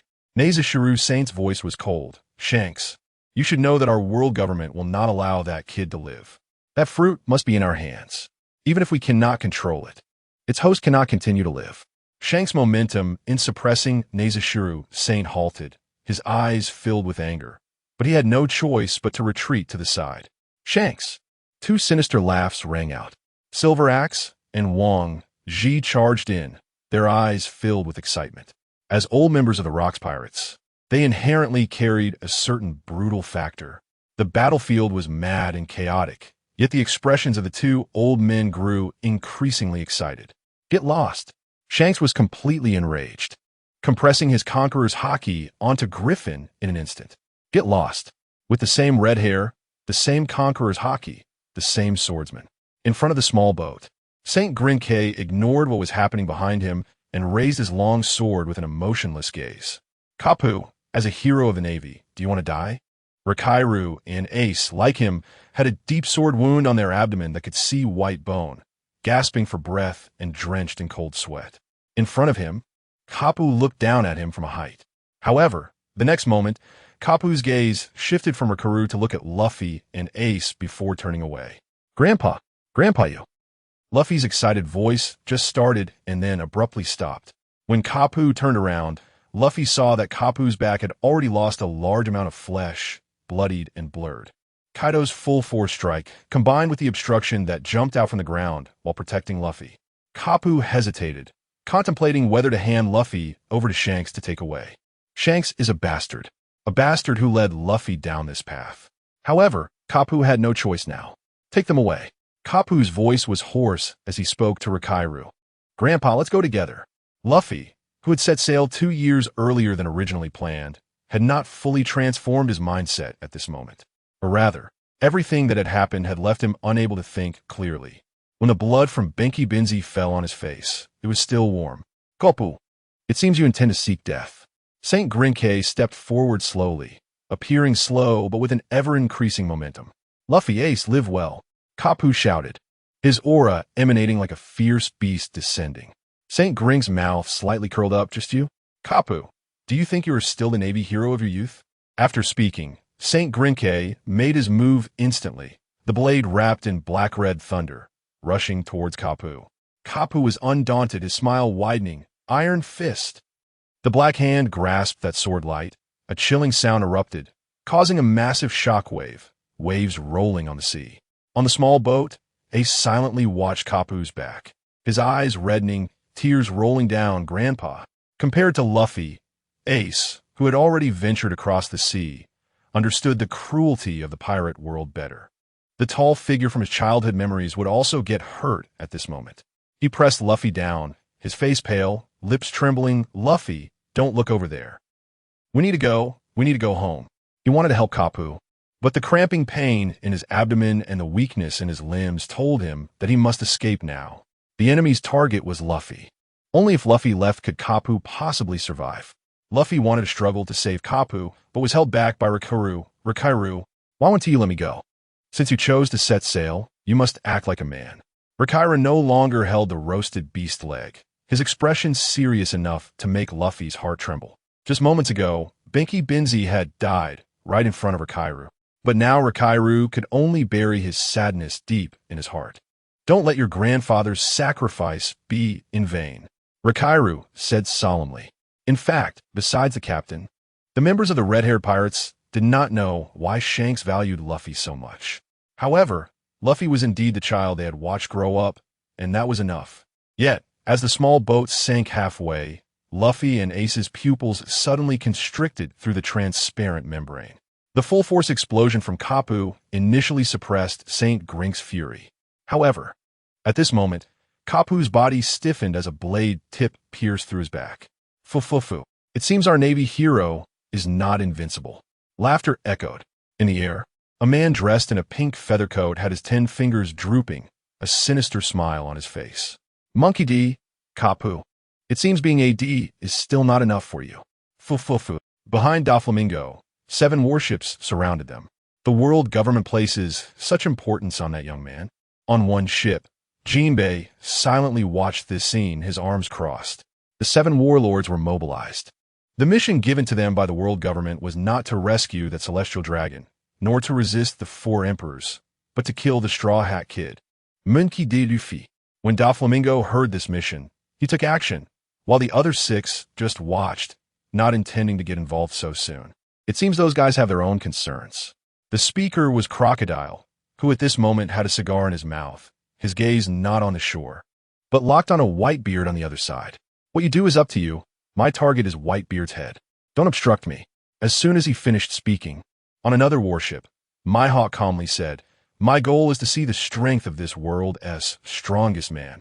Mihawk, are you provoking me? Crocodile said displeased. If you think so, then yes.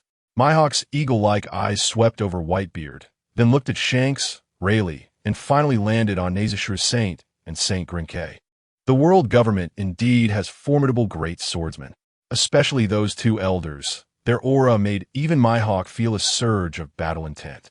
Known as the world's #1 swordsman, he now felt pressure from other great swordsmen.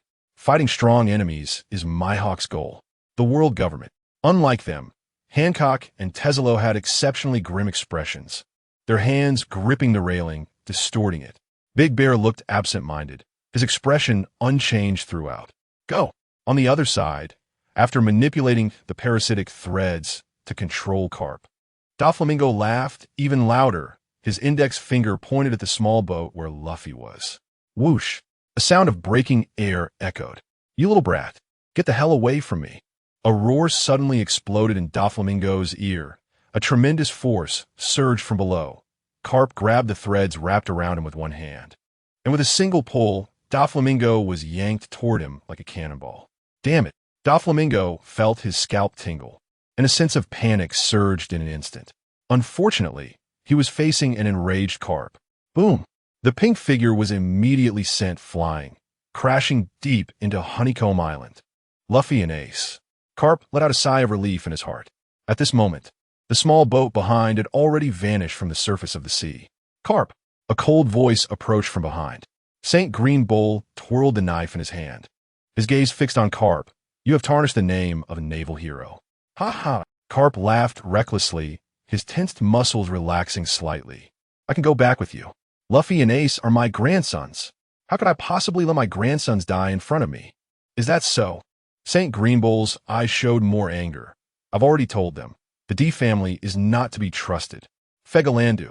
St. Green Bull. In the distance, two figures rushed over. The usually composed Sengoku looked anxious. "Please spare Carp's life. He is one of us in the Navy." Before he could finish, a violent conqueror's haki erupted from St. Green Bull's hand. Black-red lightning surged into Carp's body like a tidal wave. Puffed. St. Green Bull drew his long sword, no longer paying attention to Carp, who had collapsed on the ground, and addressed the grim-faced Sengoku and Tsuru. "Sengoku, mind your identity. Rescue St. Charlos. If you can't save him, launch the Demon Slaughter Order on Honeycomb Island." Tsuru grabbed Sengoku, their expressions extremely complicated. Even Sengoku couldn't help but harbor killing intent, openly directed at St. Green Bull.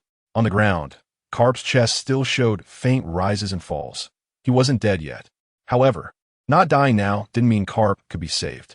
The penetrating sword wound, and the violent conqueror's haki exploded within Carp, shredding his internal organs. "Do you want to make a move against me?" "Sengoku." St. Green Bull's gaze met Sengoku's, his voice turning cold. Sengoku did not answer. He quietly walked over with Tsuru, gently lifting Carp to take him away, both remaining silent throughout. St. Green Bull snorted coldly, not caring. As the leader of the Knights of God, he was responsible for cleaning up some dark aspects within Holy Land, and his views on external powerhouses differed somewhat from the other 5 elders. But he was still a celestial dragon. In St. Green Bull's eyes, not executing Carp on the spot was already his mercy. "And you, are you sure you want to make a move against me?"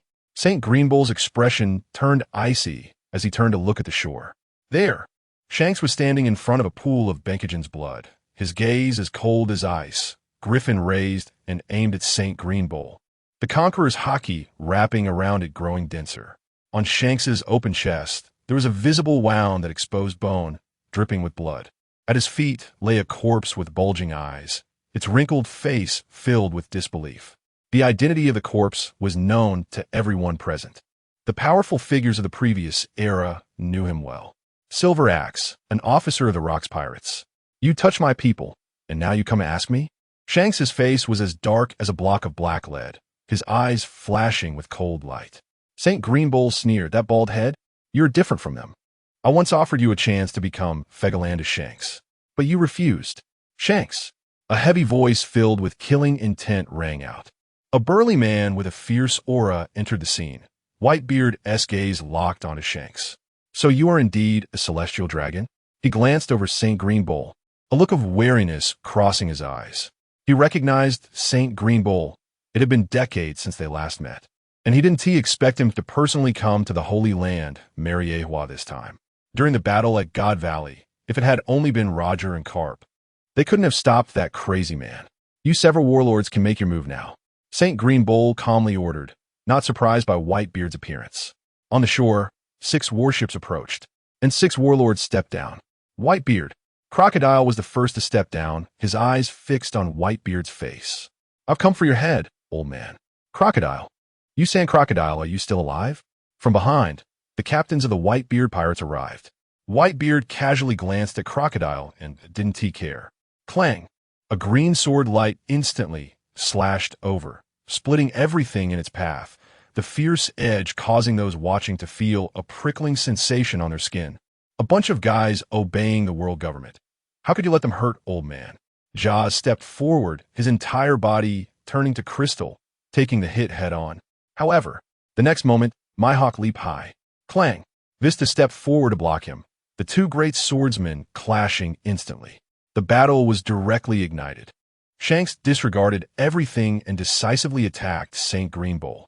Shanks, since you refused to return to the Holy Land, then just like these pirates, you'll be buried in this sea. St. Greenbowl's conqueror's haki erupted, the terrifying wave not inferior to Shanks. Bear silently approached several captains of the Whitebeard pirates, while the other warlords charged towards Whitebeard. Whoosh! Figures flickered. Marco and the other captains landed in front of Whitebeard, preparing for battle, but suddenly they all froze. Of the four warlords, only Crocodile charged in and was blocked by Marco. The other three, Jinbe, Trafalgar, and Hancock, headed towards another battlefield. You don't need to worry about this side, St. Greenbowl said coldly. Suddenly, he turned his head sharply as three warlords' attacks came crashing down on him. Boom! Shanks frowned, not making another move. As the smoke cleared, the three warlords emerged, but St. Greenbowl had vanished. Whoosh! On the island closest to Honeycomb Island, St. Greenbowl's figure suddenly appeared. Clang! The sound of metal clashing echoed in an instant. St. Greenbowl, holding a long sword, blocked the incoming sword light. The environment around him changed, and in his observation haki-esque perception, there were very few presences on the island. But each one was comparable to those officers of the Yonko from just now on Honeycomb Island. Ha ha ha! It seems you have arrived. The black, chubby man with dual swords approached him with a sinister grin. Who are you? Green's pupils shrank slightly. This guy looked somewhat familiar. But what was familiar were the two famous swords in his hands, Sakura Ten and Muga. It has been a long time since we last met after God's Island, hasn't it? Green. The golden lion grinned widely, and the conqueror's haki surged violently into the two famous swords. Today is the day of your demise, new Elder Star. Not only him, but from the other side, a white-haired ape that Green had never seen before slowly emerged, with streaks of black and red lightning flickering within its fur. Behind it, Yamato, wielding a small wolf fawn club, also exuded terrifying conqueror's haki. Boom! The ground shattered as a massive plant shot up into the sky, engulfing Green. In an instant, the violent attack covered the area. On Hive Island, the sudden change with Green left everyone stunned. Seizing this opportunity, Shanks did not hesitate and, along with Beckman and Jesus Burgess, rushed toward the location where the pirate ships were docked, decisively escaping after seizing a ship. Luffy had already rescued him. After experiencing Bon Clay's death, Shanks had now adjusted and completely calmed down. He did not intend to intervene in the war here. It was too chaotic, and he feared something might happen to Beckman and Jesus Burgess. Just like on Crescent Island, the battle between the Navy and pirates was intense from the start. A war among a few elites. Ordinary soldiers and pirates couldn't get involved in this place at all. The surges of erupting conqueror's haki could only be withstood by at least mid-ranking officers in the Navy. Old man, the Navy has arrived. Marco landed beside Whitebeard and spoke. On the other side, Kaido and Big Mom were blocked by three Navy admirals. At this moment, no one was thinking about the rescue, except for the CP organization. The goal of this war had changed. The world government decisively targeted Luffy, directly igniting the war. Sengoku and Tsuru were busy saving Carp, and at this time, the temporary commander of the Navy became Akainu. This admiral, who had zero tolerance for pirates, had only one order: kill. Kaido and Big Mom also erupted, leading their pirate crews into a frenzied battle with the approaching Navy. The earlier threats were just foreplay. The world government would not stop after saving St. Charlos. The goals of Kaido and the others were not limited to the conditions agreed upon by the Navy. Whitebeard watched Carp leave, his expression complex. Hearing Marco's words, he nodded slightly, and the smile at the corner of his mouth rose again. Everyone was ready. Let's not die next. Our target is the heads of the Gorosei. St. Nasujuro's expression turned cold. Whitebeard and Roger were dead, the world's strongest man. You're also on your way out. At this moment, his shadowy eyes scanned the surroundings, unable to maintain calm. Just now, St. Green Bowl had vanished right under his nose. This was the reason he hesitated. What are you guys doing? He glanced at Tizolo, Jinbei, and Hancock, the 7 warlords of the sea. Are you planning to betray us? His words shifted everyone's gaze. Although no one spoke, many had noticed the actions of the 3 warlords of the sea just now. A Gorosei who could push Carp to the brink of death. No matter how he used Carp's eagerness to save his grandson, that terrifying conqueror's hockey and swordsmanship were no worse than anyone else present. Yet, such a presence had disappeared. It was definitely related to these 3 warlords. Hey, are you 3 dragging us down? Doflamingo stepped forward, his expression not looking good. He was worried that the entire group of the 7 warlords would be affected. The act of selecting powerful individuals from pirates to appoint as warlords had already displeased many kingdoms and high-ranking officials. Now, a Gorosei, who was also from that place, had appeared. Because of the issues with the 3 warlords, it was likely that the entire warlord system would be affected after this war ended. Crocodile glanced over there calmly and collided with Marco again. Sure enough, that person wouldn't miss this war. It seems that after this battle, that person would also reveal his true face and wouldn't plan to remain underwater any longer. Kuma's expression remained unchanged. Let's handle them. They cannot represent us. His voice was soft, but at the moment the words fell, his figure vanished. Boom! Jinbei struck out with one palm, meeting Kuma's palm, and terrifying power erupted. I think this is good. Doflamingo smiled, dozens of transparent threads flickering beneath his fingers. Suddenly, strands of golden light erupted, and golden liquid spread from the ground. Tizolo threw a straight punch, layers of gold stacking up, and a giant fist descended from the sky. Doflamingo, playing pretend. Aren't you a celestial dragon too? Tizolo's gaze was sharp. What did you say? Doflamingo's forehead bulged with veins, his eyes serious beneath his sunglasses. Whoosh! Doflamingo jumped back, but as he landed, a graceful figure rapidly closed the distance between them. Great snake kick. A cold voice and a heavy collision sound echoed simultaneously. He felt a tremendous force strike, and Doflamingo was kicked away. Boa Hancock. Doflamingo's gaze turned fierce, and a terrifying aura emanated from him, his conqueror's hockey exploding instantly.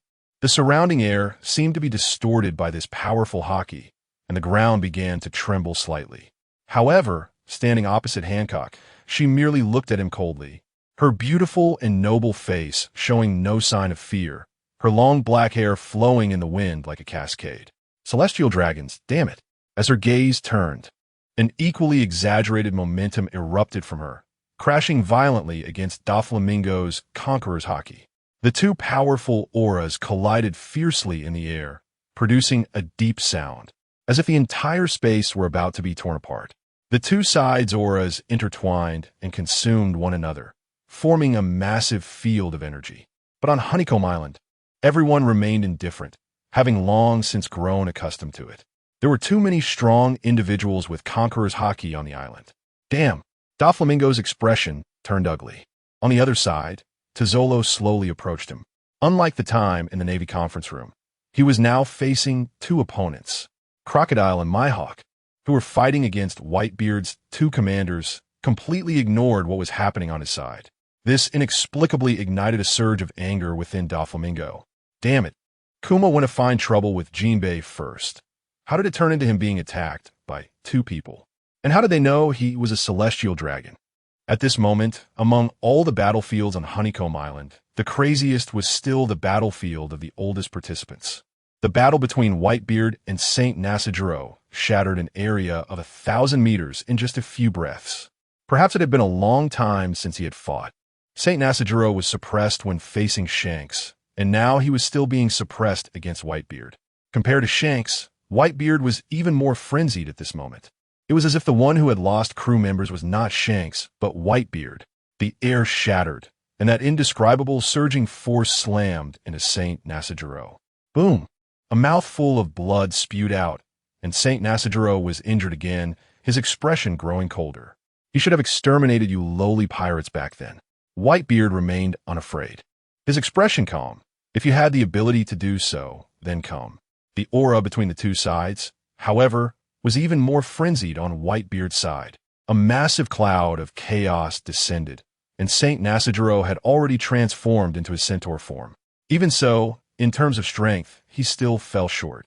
Thunder and lightning flashed. Crimson lightning arcs continuously shot up, and the two sides conquerors' hockey violently intertwined, evolving into a place of destruction. Whitebeard's expression was calm, yet the killing intent around him surged like an ocean. He accepted the invitation from Big Mom and Kaido. It was not only for old friendships and the pirate landscape of the New World, but also to establish his authority. The balance of the four emperors had changed due to Shanks, and for the sake of his sons, he wanted the world to remember his Whitebeard pirates once again. Today, Whitebeard, say I will kill Agora Ci. I will definitely kill Agora Ci. Nasajiro, hey old man, you can't do it? A mocking voice rang out, as if the entire ground was turned over, with countless giant branches over 2 meters in radius shooting up into the sky. Shaki had already transformed into a treeman form. Striding forward, whoosh, the blade light flickered, and the treeman was cut in half. 2 wooden bodies fell to the ground, and Xia Qi grew back again, her expression unchanged and still spirited. Thunderous 8 trigrams. Yamato, dressed in a kimono, laughed heartily as the wolf fawn club in his hand crackled with red lightning and smashed down toward the old man ahead. Boom! Gringoth Saint staggered back, coughing up blood from the corner of his mouth, but dark mist was approaching from behind. The blue-clad Shiki, with ghostly flames rising from his palm, had 3 ropes around his neck transforming into black snakes, and rich armament hockey flowed over his blue skin. Blue lion slash.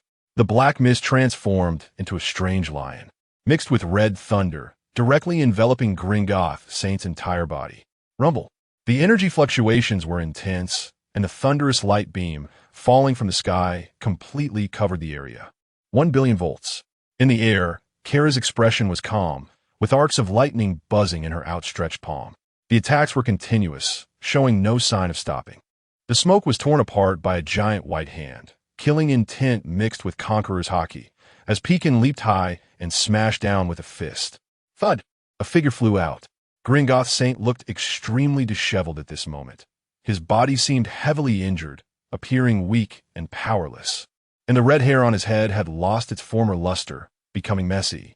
The once neatly styled hair was now in disarray, looking chaotic and disordered, like wild grass blown by a fierce wind, appearing so decrepit and pitiful. Gringoth Saint's face was filled with fatigue and pain, his eyes bloodshot, lips cracked, with dried blood stains at the corners of his mouth, his expression twisted. Moreover, his beard was smeared with a thick layer of fresh blood, looking exceptionally terrifying. The viscous blood seemed to have just coagulated, and his muscles were slightly trembling with every breath, making it particularly difficult for him to breathe as his chest heaved violently, as if he needed to expend all his strength to perform this simple action. His body emitted a strong smell of blood, sending a chill down one's spine. He was utterly powerless to fight back. If the battle between the world government and the pirates on Hive Island maintained some balance, the fight here was simply a crushing defeat. Gringoth Saint was strong, which was why he was still alive. His special fruit ability and the advantage of Conqueror's hockey wrapped around him could not be exerted at all. You are Shiki. Gringoth Saint slightly raised his head, his gaze landing on the black fat man before him. Though their appearances were different, the life force could not hide from such skilled observation hockey users. The 2 swords in the black fat man's hands, Sakura Ten and Muku Kaki, were both familiar famous swords. Old man, this isn't our first meeting. Shiki grinned, Conqueror's hockey wrapping around the 2 famous swords. I didn't expect there to be such an organization hiding. Gringoth Saint's gaze turned cold. Nearby, Pekin, Xiachi, Kara, and Yamato, the few who were taking action, all possessed strength far exceeding that of ordinary vice admirals, at least equivalent to quasi-admirals in the Navy. Moreover, Gringoth Saint could sense several auras on the other side, one of which felt somewhat familiar and was not much weaker than Shiki before him. Shiki, so you willingly became their subordinate? Gringoth Saint spoke, the soil beneath his feet rolling again, as the special plants below directly locked onto his aura, leaving him no chance to escape. The guy who moved him here had not yet shown his face, even if he was simultaneously restricted by several warlords. possessing the ability to relocate him to a new island. Such power was undoubtedly formidable. Gringoth Saint, today one of the 5 elders must die. At the forefront, Shiki's eyes flickered. In this situation, you only have one outcome. How pathetic. Is that so? Gringoth Saint retreated violently, turning to clash his sword against Yamado's. Boom! Previously, he could suppress this woman, but now he could not. Captain, should I go? In the distance, Beepo scratched his head and asked. No need for you. Law. Holding his sword, Ghost Cry silently watched the scene, his fingertips lightly tapping the sword's hilt. A dying tiger's danger level would suddenly increase several folds. They could handle it. A calm female voice spoke. Who knows, if they suddenly summon several 5 elders, they might get killed, you know? Beepo looked nervous. Really? Miss Robin. Behind. The skeleton Brook and Beepo huddled together, both looking worried. It's been so long. What's there to be afraid of? Law's fingers stopped tapping Ghost Cry. Speechless. Robin, don't scare them. Of course, my captain. Robin chuckled softly, quietly watching the battle before her. So unwilling. On the other side, Zoro propped himself up with his head, covered in injuries and wrapped in large bandages. Seeing Gringoth Saint appear, still a great swordsman, Zoro naturally couldn't suppress his fighting spirit and went to challenge him. With just one sword, if it weren't for Law's quick rescue, Zoro would have been done for. Even so, Zoro was knocked unconscious. Be quiet. Kuina struck Zoro on the head with the back of her sword, satisfied only after seeing the large bump form. If this continues, you might not even be a great swordsman anymore, just get killed. Kuina, what do you know? Zoro hissed, covering his head. I've already felt that power. The special power with killing intent. Suddenly, Law paused slightly, looking towards Hive Island. What's wrong? Robin was the first to notice Law's expression. Their observation haki couldn't extend that far. Only Law and Kara could use their abilities to observe Hive Island. Law's gaze flickered. A big shot had died. On Hive Island. Get over here. A roar, as Whitebeard forcefully cleaved down with his Tsong Yun Xia. Nesudru raised his weapon to block, but was still sent flying by the tremendous force. At this moment, he spat blood, looking at Whitebeard with eyes filled with fear and anger. The New World is our territory. Even the world government, if they dare to interfere, should be prepared for death. Whitebeard stepped toward Nesudru, each step carrying a terrifying pressure. At this moment, Hive Island had only been shattered by a quarter. Among them, the battlefield between Whitebeard and Nesudru was not the most severely damaged area. However, in front of Whitebeard, Nesudru had become the most miserable old man on the scene. At this moment, Nesudru was covered in blood. With not a single intact piece of skin, Whitebeard had not unleashed the full power of the Tremor fruit to create a cataclysmic attack. Instead, he compressed the intense vibrations into Tsong Yun Xia and his fists, condensing the attack. In the distance, regardless of which side, people looked over with a hint of terror, not daring to approach. A masked CP0 member watched Whitebeard not activating the Tremor fruit's ability, wanting to sneak attack. That was supposed to be a master on par with a Navy Vice Admiral, but facing Whitebeard, he was just a palm's worth. With one slap, that CP0 member was completely shattered. Clothes, skin, blood, muscles, bones crushed in an instant, then dissipated into this world. Whitebeard. Nasashir Seiji's eyes glowed with a faint red light as he regained his human form, holding the first-generation Kitetsu, his voice hoarse. As one of the 5 elders, he had gone mad. The Whitebeard before him was reckless. The way he activated the Tremor fruit and controlled it within a small range came at a high cost. And Whitebeard had to endure the backlash of the fruit's power as well. Bang! The Tsongyun cut slammed heavily onto the ground.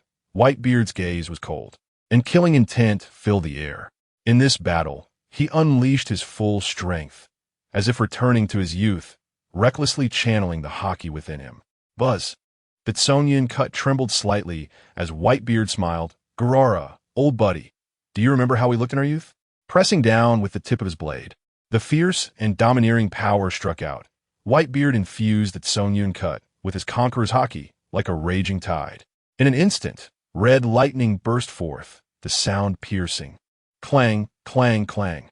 The sound was so jarring that it felt like eardrums might shatter. This was no longer a duel between great swordsmen, but a frenzied slaughter between violent warriors. Each strike carried immense force, the aftershocks tearing the clouds apart. Ding! Amidst the deafening noise, Nasashir Seiji was sent flying, a blood mark appearing on his chest, and he spat out a mouthful of fresh blood. The ability of the Tremor fruit not only could be unleashed outward, but could also concentrate and suppress single-target damage upon retraction, making it nearly unsolvable. If it weren't for the first-generation Kitetsu in his hand, the black blade that Nasashir Seiji had cultivated, any other sword would have shattered long ago. Even if it were a famous sword, every direct strike from Whitebeard was heavier than a mountain, focused on the tip of the Tsongyun cut. That guy, Green Bull. Nasashir Seiji couldn't hold on any longer. A magic circle began to form beneath his feet. Boom! However, Whitebeard's attack followed closely, preventing him from summoning the power to connect the five elders. CP, Navy, gather towards me. Nasashir Seiji shouted. The crowd on Hive Island looked over, gasping in surprise. The aura emanating from that battlefield was terrifying. Members of the world government, clad entirely in black or white, moved towards Nasashir Seiji. But surprisingly, the Navy did not take action. The three admirals seemed to have not heard. The explosive sounds from another battlefield never ceased. The other vice admirals exchanged deep glances with Nasashir Seiji, hesitating for a moment, but they did not move. Everything was due to the incident involving Karp. For the Navy, Vice Admiral Karp held an incredibly revered position in their hearts, even surpassing Fleet Admiral Sengoku. The hero of a Navy, he was their faith. Generally speaking, cooperation between the Navy and the world government was rare, and there was even less interaction with the CP organization. In this special time, the two sides gathered together. It seemed like a strong alliance, but beneath the surface, many conflicts had also arisen. The world government's ambush on Hive Island was partly due to this reason. They could understand Karp saving Luffy and Ace, but the five elders deliberately trying to assassinate him was something many in the Navy could not comprehend. Luffy did not have a bounty on his head, not considered a pirate. The five elders taking action against Luffy would only make the Navy resentful. As the saying goes, my superior's superior is not my superior. The Navy would listen to Fleet Admiral Sengoku's orders and also to the Admiral's commands. But for the five elders to try to command them, many vice admirals showed no intention of moving at all. Meanwhile, the members of the CP organization were intercepted by the captains of the Whitebeard pirates before they could even approach Nasashir Seiji. The battle continued, and it was unknown how long had passed when, just as night was about to fall, the first-generation Kitetsu in Nasashir Seiji's hand was sent flying. The exceptionally sharp, long sword descended, the light of the Tsongyun cut dazzling, illuminating the boundless sky, landing in Nasashir Seiji's abdomen. Bush boom! Whitebeard! Nasashir Seiji roared, channeling all his haki, especially the power of the mythical Zoan devil fruit within him. His skin color changed. At that moment, his aura surged, the haki outside fiercely interweaving with that power. However, Whitebeard remained expressionless, the Tsongyun cut raising a spray of blood. With a thunderous sound, Nasashir Seiji's chest spread out like a spiderweb, his whole body trembling, rumbling, the violent conqueror's haki sweeping through his flesh and blood. Bang! Bang! Bang! The sea behind Nasashir Seiji seemed to be disturbed by an invisible force. The originally calm surface began to churn violently. Huge waves rose like towering mountains, intertwining and colliding, producing deafening sounds. These massive waves spread out at an astonishing speed, forming a spectacular and terrifying scene. Each wave carried infinite might and power, as if to engulf the entire world. In an instant, the area centered around Whitebeard fell silent. Blood and flesh continuously spread outward from Nasashir Seiji's chest. Layer upon layer severed, bones and blood mixed together. The cold light in his eyes gradually dimmed. The five elders are dead, someone immediately exclaimed, their face filled with disbelief. They really died? A pirate skilled in observation haki focused his senses towards that direction, muttering. This was the first five elder to die in front of everyone. Big Moem shattered the frozen sea with a single slash, looking toward a certain direction, her eyes gleaming with excitement. Mama, did another one of those old geezers die? That old man Whitebeard is doing well. Kaido beside her, also crawled up from the magma, his dragon-like body radiating an intimidating heat. The most excited was a pirate holding up a din mushi, broadcasting live to the world. The 5 elders are dead. This is the strength of the Emperor of the Sea. Even at night, the live broadcast screen was incredibly captivating. People around the world stared wide-eyed at the scene of Nasashir Seiji's death, shock and fear filling their hearts. Previously, when Saint Satan died, there were news reports. But that was speculation. Compared to death, describing it as missing would be better. The world government had hidden it for so long. Who knew if they were truly dead? Now, Nasashir Seiji died in front of everyone. Meanwhile, pirates around the world cheered and shouted Whitebeard's name as one of the 3 legendary pirates. The number of pirates who admired Whitebeard in this sea was countless. Now it had reached a peak. The 5 elders, in everyone's eyes, were the 5 people at the pinnacle of power in the world. But now, one of them was brutally killed right in front of everyone. Whitebeard's mouth opened wide. In mid-air, the flickering light transformed into the figure of Admiral Kazu, who looked at that direction with a face full of apprehension, his demeanor more serious than ever. Crack! Ice crystals condensed, and Kuzan's figure appeared, silently looking in that direction, his gaze calm and undisturbed, not speaking. His condition was clearly much worse than Kizaru's, blood dripping continuously from his fists. Vice Admiral Karp was severely injured by the 5 elders, in life-threatening danger, and Kuzan witnessed this scene. Looking at the death of Nasu Shura, he surprisingly felt a sense of relief. What you 2 doing? Boom! Up ahead, the magma violently collided with the intense dragon breath. Sakazuki's upper clothing was torn, revealing a scarred torso, while his lower half was submerged in magma, sounding discontent. Among the 3, his appearance and condition were the worst. Ma'am, Kaido, we can't let that old man outshine us. Big Mom's sharp laughter pierced through the calm night. Her bloodthirsty gaze fell on the 3 admirals, and the air became heavy. Facing 2 against 3, Big Mom and Kaido grew more excited as they fought. Linlin, no need for you to say. Kaido snorted coldly. Use that move, Kaido, to keep them from getting distracted. Big Mom laughed heartily. The 2 simultaneously pulled back their spiked clubs and Napoleon's sword, their brutal power wildly coalescing into a terrifying energy wave. Their eyes, filled with laughter, brimmed with killing intent, as if they wanted to tear the entire world apart. See dominance.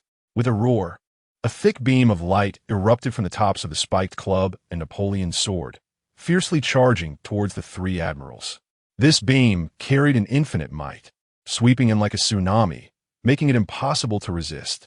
Where the beam passed, space seemed to twist, and the air became incredibly scorching. Akainu felt this power, and his expression immediately turned grave. The manifested conqueror's haki, accompanied by overwhelming force, pressed down violently. It was nearly impossible to escape, but of course, Sakazuki had no intention of dodging. Glug glug. Countless streams of magma erupted from below. Magma, hellhound.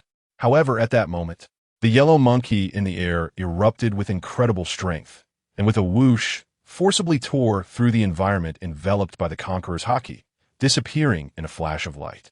Meanwhile, Kazan felt the incoming high temperature and quietly distanced himself, an ice wall rising before him. But between the ice wall and the magma, the defense was the weakest. Boom! Sakazuki's body was sent flying, crashing heavily to the ground, spitting out blood. Sakazuki, are you okay? A beam of light fell beside Sakazuki, taking him away from the attack of the thundercloud Zeus. The yellow monkey scratched his head, feeling a lingering fear, as expected of the 4 emperors, even in front of us. They are still terrifyingly fierce. Sandstorm. On the other side, endless dust began to rapidly coalesce as if controlled by some power. In the blink of an eye, a massive sand wall rose from the ground, blotting out the sky as if doomsday had arrived. This sand wall rushed towards Whitebeard in astonishing speed, causing the ground to tremble and the wind to howl. Yet, to everyone's surprise, Whitebeard did not turn around, remaining with his back to the raging sandstorm. Old man. A cry of alarm sounded. Finally, someone noticed something was off. Go save the old man. The old man's illness has worsened. Vista was anxious, and the next moment, He felt a chill by his ear as a green blade of light severed a few strands of his hair, startling him. Vista turned his head sharply, his gaze filled with anger. "Hawkeye, my hawk. Old man Whitebeard, you're getting old." A mocking laugh rang out. At the top of the sand wall, Crocodile's half-sandified body was revealed. Boom! A rumbling sound echoed as Crocodile's body was blown through, exploding into a pile of sand, but in half a breath, he reappeared. "Natural disasters. You can't stop me with such simple attacks," Crocodile said, looking up at the sky, his voice cold. After years of fighting with Law, Crocodile developed his own methods to deal with such singularly powerful foes. He couldn't deal with Marco. This 1st Division captain of Whitebeard was excessively resilient, maximizing the abilities of his mythical Zoan type. After several defeats, Crocodile no longer cared about winning or losing, only focusing on achieving his goals. He came here to kill Whitebeard and exact revenge. Marco's single attack could destroy part of the sand wall, but it couldn't shake the overall structure all at once. This sand crocodile. Marco's gaze grew colder. As the sand wall drew closer, Crocodile's aura became increasingly fierce.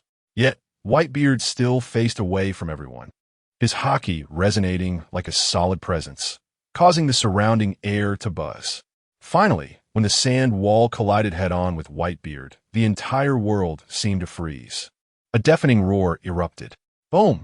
Whitebeard's back slammed into the sand wall, sending a cloud of dust flying.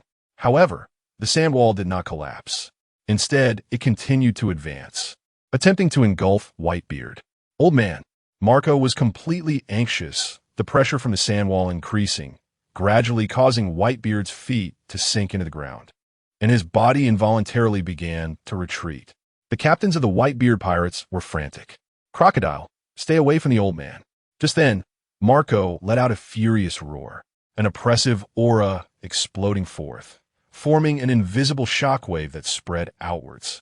This shockwave, like a hurricane, blew the sand wall apart into countless tiny grains of sand that fluttered down. Marco descended from the air, his expression chillingly cold. "Crocodile, I will kill you." At that moment, a powerful aura erupted from Marco, like an invisible storm, instantly sweeping across the entire island. This aura was so strong that everyone present was shocked, stopping their actions, their gazes involuntarily drawn to Marco. "Conqueror's haki?" someone exclaimed. Those who could wield Conqueror's haki had already unleashed their powers. Now who was this? Such a strong sense of oppression. Another muttered. The pirates who saw Marco showed expressions of terror, instinctively retreating. They felt an unprecedented fear, as if they were facing not a human, but a fierce beast.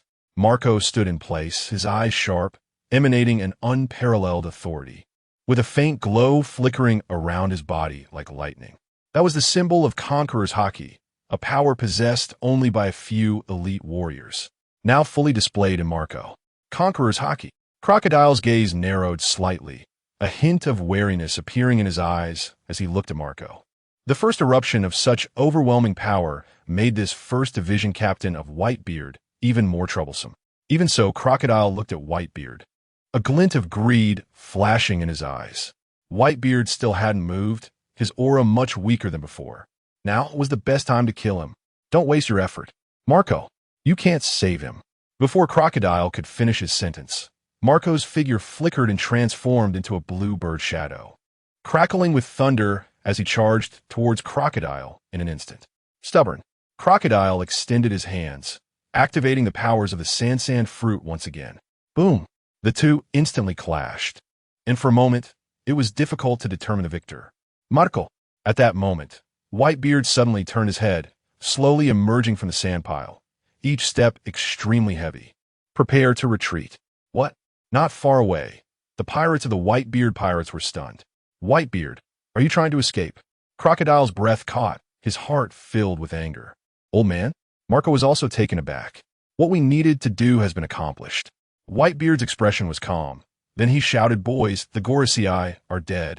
We're heading back to the Moby Dick." After saying this, Whitebeard did not speak again, only casting a silent glance at the clouds above. It was night now, and the area was shrouded in darkness. But for some reason, Whitebeard felt something was off in his heart. It seemed like there was something above that dark cloud. Very dangerous. On the other side of the battlefield, a figure wearing a pink feather coat crashed heavily to the ground, dust swirling. Doflamingo, unite demon. You will die here today. Beside him, Tesoro stared at Doflamingo, a golden glow at his feet. Where he walked, everything turned to gold, morphing into various shapes like clay in his hands. This sight drew the attention of many pirates around. However, those who tried to attack Tesoro simply couldn't withstand 3 moves. Celestial dragons, damned. Hancock slightly tilted her head, her beautiful face illuminated by the moonlight, appearing particularly mysterious and enchanting. Her gaze was as cold as ice, exuding an indescribable majesty and dominance, fixed sharply on Doflamingo, extremely frosty. You two bastards. Doflamingo's forehead bulged with veins, his murderous intent intensifying. He wanted to kill these 2 traitors among the Shichibukai. But whether it was Hancock or Tesoro, their strength was not inferior to Doflamingo. Faced with the 2 working together, if he hadn't been using the string fruit to repair his body all along, he would have long been unable to move. Compared to this side of the battlefield, the other side appeared somewhat lazy. Kuma and Jinbei exchanged punches, the sounds of battle roaring continuously, yet they hadn't even shattered a single house, and were even moving towards a more secluded area. Say hi to Law for me. After seeing the death of Nesujuru, Kuma said softly. MHM. Jinbei nodded, retracting his fist, just watching Kuma slap himself. With a pop, Kuma disappeared from his sight. Beep, beep, beep. Jinbei took out a din mushy and dialed Law's number. With 1 Gorosei dead, their mission had been halfway accomplished. Compare to balance. Law pursued chaos. Whether it was the world government, pirates, or the navy that died, as long as a big shot was gone, it would make the waters of this sea murkier. Of course, Jinbei preferred to eliminate those pirates and world government members. However, after dialing for a full minute, Law did not pick up. Something's off. Jinbei's expression slightly darkened as he dialed Pekin and Shachi's numbers. Beep, beep, beep. The din mushy still did not transform into the other party's image. Nesujuru had actually died. From the photographic din mushy, Monet and the others were somewhat incredulous about the situation on Honeycomb Island. They had been beating up Green Bull for so long without killing him. Yet Nesujuru had been brutally killed by Whitebeard. The strongest man in the world, when he truly unleashed his power, was indeed extraordinary. Brooke looked grave, unusually not joking, while feeling somewhat emotional. That rookie pirate who was just starting out back then has now become so powerful. After all, they're really fighting for their lives over there. Law said lightly. He had been observing the battle on this side. Although Shachi and the others were attacking together, they did not seem to be fighting with all their might. Over there, Whitebeard had truly gone mad, unleashing all firepower, compressing the abilities of the Tremor fruit to a point, creating a terrifying destructive force. However, he was also nearly done here. With a thought, Law enveloped the entire island in a special spatial cyclone. Is the captain going to make a move? Shachi was slightly taken aback, sensing Law's power. After spending so much time with Law, they all understood his intentions once his ability activated. When facing a formidable enemy, Law often dealt the final blow. It was an old rule. That little brat finally intends to make a move. Holding the sword Sakura Ten and the wooden sword, the golden lion grinned and took 2 steps back, no longer attacking, his eyes glowing red. The surrounding Pekin and others also skillfully stopped their attacks. Whoosh! A figure instantly appeared in front of Green Bull. Clang! The clash of swords rang out sharply. Law's gaze was calm as he slashed horizontally, forcing Green Bull back. It really is you. Green Bull frowned and said, You're the boy who escaped from Doflamingo's side back then, right? Trafalgar Law? No, I should call you Trafalgar D. Water Law. Whoosh! Law flickered and appeared behind Green Bull, the cursed blade covered in red lightning. The solidified Conqueror's hockey wrapped around the blade and fell heavily. Green Bull turned to defend, but it was too late. Compared to the beginning, his body could no longer keep up. Law's movements were too fast. Clang! The black blade in Green Bull's hand was sent flying, and his aging body crashed into a mountain peak, causing the ground to shake, ancient trees to fall in droves, and the earth to crack, with countless rocks rolling down. Slaughterhouse, Law murmured, and with a thought, a figure appeared before him once again. Green Bull was covered in blood, his palms torn, glaring at Law with shadowy eyes. As the leader of the Divine Knights, he had never been so embarrassed. Law before him, just like him, disliked talking, but his hands never stopped moving. I really hate those guys in the clan who keep talking about the D-clan. Green Bull looked coldly at Law, a layer of hockey covering his body again. The surgery fruit was very special. Its ability to transfer positions could easily lead one to fall into Law's trap if they weren't careful. You pirates truly deserve to die. Green Bull, heavily injured, but his combat power undiminished, charged forward despite his wounds, taking the initiative. His foot stomped the ground, causing the rock layers to explode, and his figure instantly disappeared. This was the result of refining the Soru technique to its essence, condensing his footwork to an extraordinary speed, catching the attention of Pecan and the others. Earlier, Green Bull had not revealed this move. Trying to sneak an attack on our captain, Shachi extended his hand, the soil beneath him rolling, and a fruit tree immediately grew, bearing various fruits. He picked a watermelon, waved to Pecan and the others. Want one? Let's see how this old guy dies. With a whoosh, a somewhat nervous Beepo jumped up from behind, picked a fruit, and turned to look at the battlefield on Luo's side. I'll go check on the prophecy. Keela picked a peach and flew into the air. They weren't too tense. They had absolute confidence in Luo. Not to mention an old man who had been beaten up for a long time. Even at his peak, Green Bull wouldn't necessarily be able to defeat Luo. The current Green Bull was like a lamp running out of oil, not far from death. Whoosh! A pure sword aura broke through the air, flashing with cold light. But Green Bull didn't dare to take it head-on. An awakened surgeon fruit user was truly troublesome. Luo's eyes sparkled with cold electricity, and as he took steps, he vanished, his figure appearing all around Green Bull. With each slash, the armed color hockey on Green Bull's body began to crumble. The two candidate admirals of the Navy. Are they in your hands? Upon hearing Luo's words, Green Bull raised his hand, pointing like a sword, and clashed with a blade of Ghost Cry. His fingertips meeting the sword tip, with hockey exploding wildly on both sides. Boom! Crimson lightning continuously evolved in the void, like the most brilliant flame between heaven and earth, burning the entire world. Under this endless lightning, two figures stood quietly, as if they had merged with this world. The aura they emitted caused the surrounding space to begin to twist, as if unable to bear the terrifying pressure. The overwhelming conqueror's hockey surged like a roaring tide, sweeping in all directions and engulfing everything. At that moment, time seemed to stop flowing. Only the endless lightning and terrifying aura continued to ravage this space. Bang! Green Bull was sent flying, but his palm pressed against the ground. As the one hidden behind the scenes, don't you understand? Green Bull's expression was somewhat grim, but deep in his eyes, it was incredibly cold. Zzz. A purple magic circle appeared beneath his feet, and two figures suddenly appeared. Whoosh! Whoosh! Summer Chi, who was eating watermelon, reacted quickly, and the watermelon in his hand transformed into a black melon covered with armed color hockey, which he slammed forward. Boom! The sudden figure stepped back, and after a shake, a lewd face entered Summer Chi's sight. What the hell? Summer Chi was startled by Kaki. Boom! Another explosion sounded as Pei-Jin's punch collided fiercely with the woman in front, holding a long knife. These two, Pei-Jin frowned, recognizing their identities. The Navy's candidate admirals, Tashiji Kaki and Momonosuke. These two should have been dealt with at Crescent Island. How did they end up here? Instead of following the Navy, they were summoned by the Gorosei? It's not fair. A roar erupted in the arena.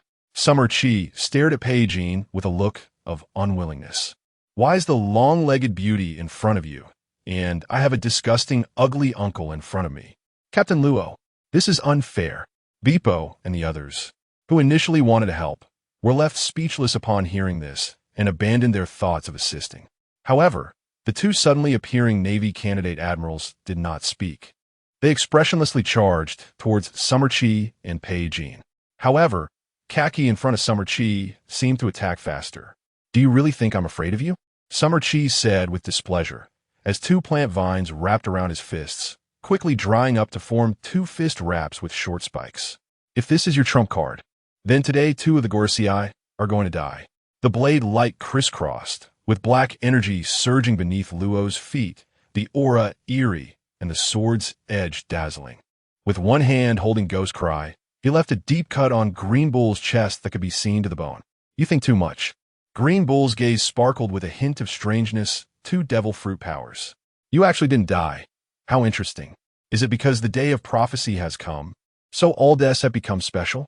Green Bull's fingers unleashed Sword Rainbow, and even without his weapon, he remained a great swordsman, with sword energy and hockey entwined on each finger, applying technique to the utmost. Unfortunately, I'm not a devil fruit user. Sorry to disappoint you. Before he finished speaking, clang, a loud shock echoed. Luo ignored Green Bull, sweeping Ghost Cry backward. A massive force erupted from the middle, instantly forming an unparalleled powerful shockwave that rapidly spread outward, violently agitating the surrounding air and producing a deafening roar. TCH. Luo, you really didn't succeed in a sneak attack, huh? Is this your choice? Luo turned around, his eyes showing little surprise. 3 swords collided with each other, and the violent force shot up into the sky. Wherever this shockwave passed, all objects were ruthlessly pushed away or crushed, as if nothing could withstand its impact. At the center of this force, there was chaos and destruction, the originally intact space becoming twisted and deformed due to the influence of this power. In front of him stood a black fat man with a cold smile. Black Lion. Shiki. The substantial conqueror's haki completely enveloped the area, with strands of crimson lightning striking the ground, creating craters. Whoosh! Luo suddenly took a step back, dodging Green Bull's attack. Under this haki's cover, even though his surgeon fruit had awakened, he couldn't instantaneously leave. The attacks from Green Bull and Shiki fell like a torrential rain. Bang! Bang! So you were deliberately waiting for me, huh? The rock layer beneath Luo exploded, his figure disappearing, and the next second, the spot where he just stood was immediately swallowed by blade light. Luo's footwork bore at least a 50 resemblance to Green Bull's. Soru, it seems those useless ones need to be cleaned up. Green Bull's gaze was icy. Every year, members of the Navy and world government defected to the outside world. The number of times the Navy's 6 forms were leaked was increasing. Luo's movements were clear to him. Like him, he had clearly cultivated the Navy's 6 forms to the level of mastery, further integrating them into his combat techniques. Without practicing for at least 5 years, it's impossible to be this proficient. Facing the bull, after catching the knife that had been knocked away, Green Bull's aura gradually grew cold. Then you won't see it. Luo smiled at Green Bull.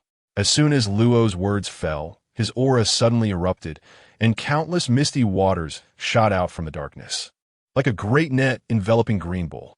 Dark water. Green Bull's expression changed slightly as he swung his long knife. However, this black mist was exceptionally gentle. No matter how much force Green Bull exerted, once he cut it, it would immediately restore. In the blink of an eye, the black mist wrapped around Green Bull, and a strong pulling force erupted, tugging at his aging body. The ability of the dark fruit was not just about making devil fruit users' abilities disappear.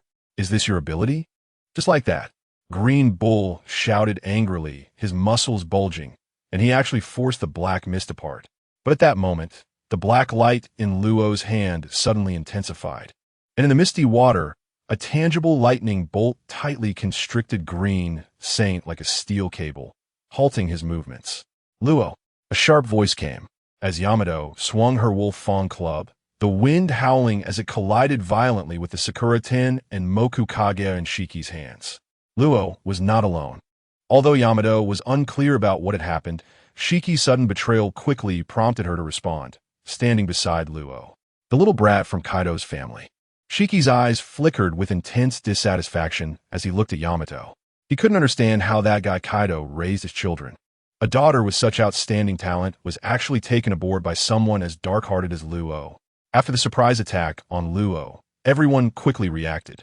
Pikun and Shachi were blocked by 2 expressionless and silent Marine vice admirals. However, there were too many experts on Luo's ship. Bippo and Monet were the first to step out, attacking Shiki. Creak! An air gate opened, and Hawkins stepped out, holding a blood-red cube, within which a beating heart could be faintly seen. Puff! The cube exploded directly, and blood immediately flowed from the corner of Shiki's mouth. But after a violent shudder, he forcibly steadied himself and did not fall, instead bursting into laughter. Ha ha! Luo kid, do you really think such methods can bind a pirate? Pirates are the freest people on the sea. Want me to always follow your commands? Don't dream. Even Roger doesn't have that qualification. Shiki's smile deepened, the light in his eyes growing more ferocious. The artificial heart technology had long been in the hands of the world government. It was all thanks to that guy Vegapunk, who did a great job. Hey Luo, why not become my subordinate? Bring your people to join me, and I can give up my cooperation with those old geezers in the world government. His reckless laughter echoed in the arena. Luo ignored Shiki and simply said to Hawkins, take them back to the pledge. He was referring to Zoro, Kuina, and the others who had landed on the island to watch the battle with them. Okay, big brother Luo, you all be careful. Kuina nodded, dragging the unconscious Zoro into Hawkins' air gate. Shiki laughed, did you notice? But you are already too late. Luo bro. On the pledge, Keela's voice became heavy. Something was coming from the clouds. My observation, Haki, surprisingly didn't detect it in time. It broke in my electric field. Heavenly King? Luo frowned, his eyes coldly fixed on Shiki. Cooperating with the world government. Is that the kind of pirate you want to be? Seemingly sensing something, Shiki turned to look at Green Saint, his voice filled with dissatisfaction.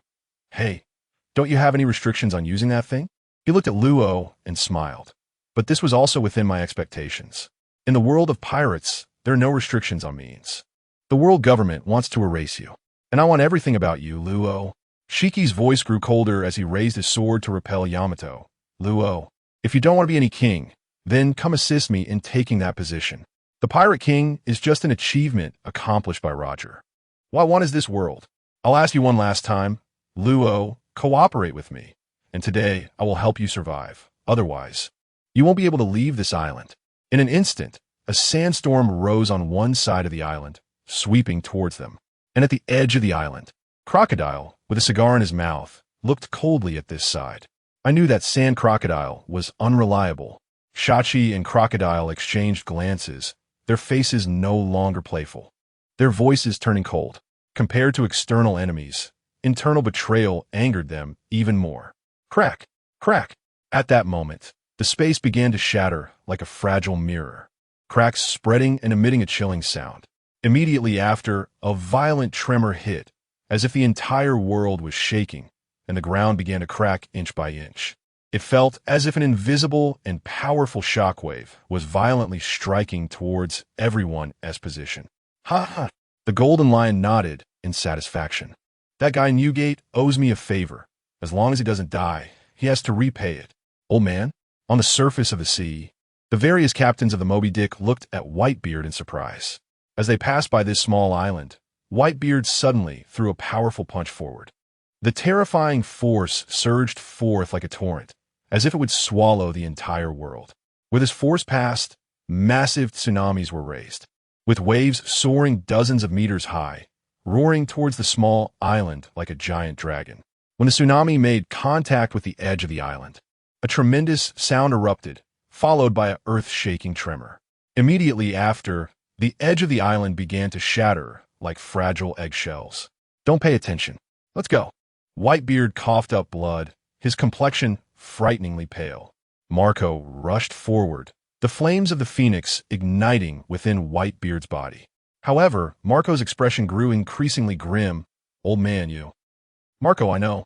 Blood stained the whiskers on Whitebeard's chin as he forced a smile. The old era is coming to an end. The debts owed must be repaid. The new era belongs to you. Law, you can't escape.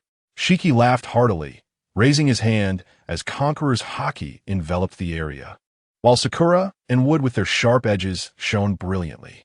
The attacks sweeping from all directions were not to defeat Law, but to keep him in place. In the air, a giant thunderous figure appeared above the pledge. Kurla furrowed his brow as brilliant lightning illuminated the entire void. Boom! Dark clouds rolled in, with flashes of lightning and thunder inside, a cold sheen emanating a ghostly light, revealing a massive black silhouette. The shadow resembled a gigantic fortress, gradually becoming clearer over time.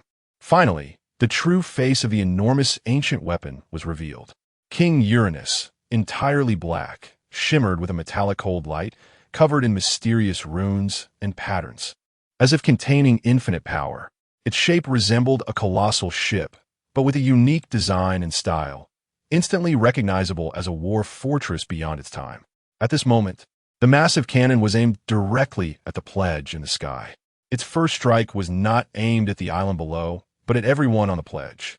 Thunderstrike. Zzz. Kurla stood in front of everyone, unleashing exaggerated lightning from the wide-ranging thundercloud, as a massive black thundercloud formed, resembling ball lightning, with an incredible airflow and electric current shooting into the sky. Can Kurla withstand this? Below, Beepo looked worried.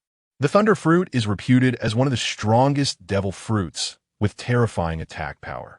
This was Kurla's strongest move, capable of destroying an island teeming with giant beasts in a single strike. Buzz! The cold cannon mouth slowly lit up, its brilliance seeming to pierce through all darkness. In an instant, the entire sky was illuminated by this dazzling light, as if it were daytime. That powerful force surged forth from the cannon mouth, carrying unmatched destructive power towards the pledge. The massive black thunderball, surrounded by crackling lightning, instilled fear in all who beheld it, its power equally formidable, colliding with the previous energy beam and creating a deafening roar. As these two forces collided, the entire space seemed to tremble. Terrifying energy waves spread out, stirring up a furious wind and massive waves. The surrounding air was twisted and deformed, as if it would shatter at any moment. While the energy beam and the gigantic black thunderball clashed like two unparalleled warriors engaged in a breathtaking duel, neither yielding, locked in a stalemate. After the strike, the clouds in the sky dissipated, revealing a vast, starry sky. The pledge did not explode, but seemed to lose its strength and crash far away, while the thunderous giant conjured by Kurla also vanished. Boom! The pledge crashed heavily into the sea, plunging into the deep waters. And the cold cannon mouth in the sky lit up once more. Ha ha! Shiki laughed heartily, looking at the King Uranus in the sky, a fleeting look of shock in his eyes. The strongest natural type is still insufficient in the face of this ancient weapon. When Kurla unleashed that strike, even Shiki himself felt an indescribable sense of danger. Enduring that black thunderball would leave him gravely injured if not dead. However, the black thunderball had a clear weakness. It was too slow. With its falling speed, it was enough for Shiki to escape 10 times. Moreover, it had used all the power from the pledge. The pledge was a ship, also an amplifier for the Thunderfruit user. In comparison, the ancient weapon king was simply beyond standards. Not only was it terrifyingly fast, but after a strike, it seemed to have no effect. Even when he met the Revolutionary Army earlier, Shiki had witnessed it once, but this time still left him shocked. This kind of attack, beyond his understanding, was comparable to Whitebeard's peak power explosion of the Tremor fruit.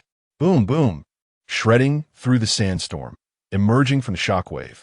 Law did not look at the pledge, but locked his gaze on Saint Greenbow. At this moment, Saint Greenbow was also smiling, his eyes cold, attempting to resist our world government with human strength. Can that be done? I do not believe in prophecies.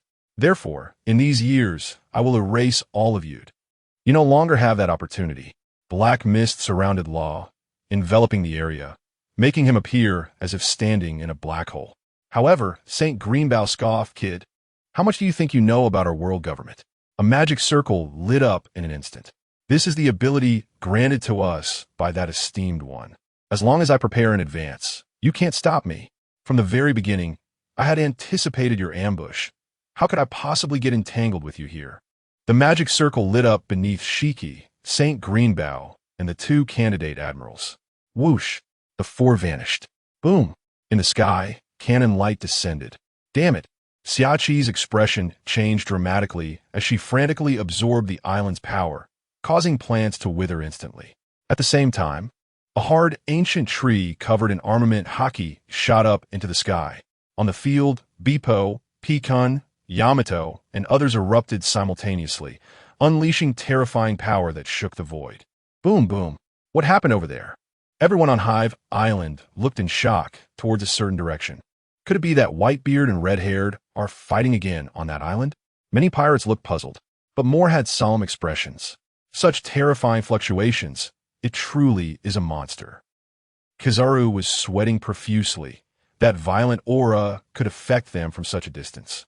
Let alone him. Even Akainu at full power could not achieve this. Inside the cabin, Sengoku and Tsuru stepped out, gazing at the suddenly bright light in the distance. Little Tsuru, it seems that thing truly exists. The world government personnel have all left. Tsuru put down the din-din mushi in her hand, her eyes sharp. Now, there isn't a single Navy officer below the rank of Rear Admiral left on Hive Island. Similarly, the world government has a group of exceptionally strong elites who have been trying to rescue St. Charlos. Now, that group of elites has retreated, and their target is the island where the terrifying fluctuations erupted in the distance. Sengoku, what do you plan to do? The crane's voice carried a hint of melancholy as its gaze turned towards the sea. The two of them had led the Navy for a long time, and over the years, every treaty of the Navy had been crafted by their hands. But no one is perfect. Their actions in this battle were quite irrational. Everyone was fighting while they prioritized Karp's escape for battle. This level of combat had nothing to do with ordinary Navy personnel. Commanding was of little use. Only fighting and slaughter mattered. We are the Navy. As the warship approached Honeycomb Island, Sengoku's figure suddenly grew larger. In an instant, a massive Buddha emerged from the void, radiating a brilliant golden light, akin to a rising sun illuminating the entire sky and sea. At the same time, a new wave of Conqueror's haki erupted on Honeycomb Island. This haki surged like a roaring sea wave, instantly sweeping across the entire island. Everyone felt this powerful aura and showed expressions of shock, especially the naval commanders who sensed it and felt a chill in their hearts. Marshal Sengoku. It was Marshal Sengoku, the only one in the Navy with Conqueror's haki. Sengoku's appearance ignited the blood of countless commanders. The animal type, human fruit, mythical Zoan, great Buddha form. Kaido, Big Mom, the emperors of the sea. Their curtain call has come. Sengoku's expression was serious as he raised his hand, gathering golden light, and struck down fiercely at Big Mom. Boom! Big Mom staggered back a few steps, coughed, and blood trickled from her lips, her eyes becoming increasingly ferocious. Mamam, Sengoku, you came too, huh? Looks like that old guy Karp is dead, right? Contributing his whole life to the world government. Yet Karp died at the hands of that red-haired old man. If Karp had fought back with all his might, how could that guy have easily killed him? You Navy are truly useless. Ma'am. Big Mom grinned, her laughter causing the nearby commanders to retreat further. In this battlefield, even the vice admirals couldn't get involved. Entering meant death. Even other pirates didn't dare to interfere. Big Mom, remnants of the Rock's pirates. Today, you and Kaido will remain on this island.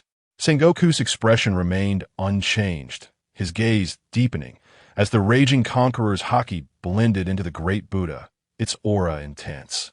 The pressure overwhelming even the three admirals of the Navy.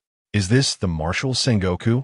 Kizaru silently stepped back, astonished and impressed. This was the first time he had seen Sengoku unleash his full power. Indeed, he was as strong as a monster. Roar, Sengoku. Are you here to seek death too? Kaido's ferocious gaze locked onto Sengoku and the crane, smirking coldly. There are too many of you old guys. Rotz has been waiting for you. In an instant, the battle erupted. The three admirals of the Navy, along with Sengoku, directly suppressed Big Mom and Kaido. The arrival of the crane compensated for the lack of combat power on the other side of the battlefield. Apart from the most intense battlefield, the Navy was not at an advantage. There were too few who could stop Ash and Katakuri. Ordinary vice admirals were no match for them. Furthermore, with Silver Axe and Wang Ji, the world government's experts had exited the battlefield, leaving too many strong pirates. Among the Shichibukai, those who could escape had escaped, and those who betrayed had betrayed. There was not a single one to be seen on Honeycomb Island. Some Navy personnel witnessed Jinbei, Hancock, and Tezulo seizing a warship and heading towards a distant island. After defeating the white-beard pirates Bista, Mihawk disappeared without a trace. This was also why the crane's face looked so grim when she received the call. As the third major force established directly by the world government to counter the Navy and pirates, the Shichibukai had not a single reliable member. Just as Sakazuki said, One should not rely on these pirates. At that moment, an unpleasant laughter echoed. Since the war was fully erupting, that guy was of no use, right? Deep within Honeycomb Island, Wang Ji's cold gaze fixed on Charlos, and he slashed down. Whoosh! A violent sword light arrived in an instant. Crack! A piece of solid ice exploded, and the surrounding temperature dropped sharply. Kazan made his move from over 1,000 meters away, exhaling a breath of cold air. The next moment, he was enveloped in thunder. Rumbling, Zeus transformed into a black thundercloud. Looking down at Kazan, Big Mom applauded. Zeus, well done. Since you chose me, don't interfere with other battlefields. Admiral Kazan. Big Mom strode towards Kazan. Gurgle, gurgle. Hellhound. Hot steam rose, and molten lava instantly slammed into Big Mom's back, sending her flying several meters.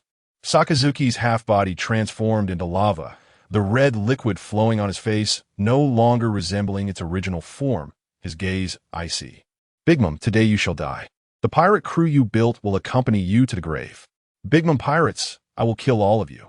He raised his hand, the crimson light flickering. A roaring sound exploded from his arm, and the sky was lit up red, as if a meteor shower was descending. Is that so? Big Mom let out a sharp laugh and headed straight for Charlos. Then I'll kill this guy first. At that moment, Charlos was already terrified to the point of being dumbfounded. Collapsing to the ground, his face filled with horror. No, don't kill me. I can give you everything. Ice Age. A deep voice sounded as Kazan stood in front of Wang Ji, half of his body turning into an ice wall, charging straight toward the front of Charlos. He needed to stop Big Mom's movement. Big Mom was not surprised, only laughing heartily. Then how will you choose? Navy. Mingguang Cannon. Suddenly, a blinding beam shot out from Napoleon in Big Mom's hand. The target was those Navy personnel who had been stunned by the Conqueror's hockey. Just by looking, there were at least 1,000 people. How will you choose? Mamam. Crack. Crack. After hesitating for just a moment, Kazan had already made his choice. As the ice wall extended to a certain point, it suddenly turned. Mamam, what a caring admiral. Big Mom cackled, grabbing Charlos and tossing him lightly. In everyone's gaze, Charlos transformed into a cannonball, violently colliding with the rapidly approaching lava in the air. With a scream, Charlos was engulfed by the lava, instantly turning to ashes. Big Mom looked on with satisfaction, having achieved her goal. In the distance, several camera snail devices transmitted the events here. When Saint Nasujaru died, everyone had guessed Charlos's fate, with the 5 elders dead. What reason did a worthless celestial dragon have to survive? However, he died at the hands of the Navy's admiral. Even though everyone was clear about what was happening, the Navy officers on the scene were visibly stunned for a moment. Normally, when a celestial dragon is in trouble, a Navy admiral would be dispatched to protect them. There are social classes, with the celestial dragons at the top, yet one has now died at the hands of the very admiral meant to protect them. Sakazuki. The ice wall blocked Big Mom's attack, but Kazan's eyes showed a hint of pain and helplessness. Protecting those Navy soldiers was an instinctive action for him.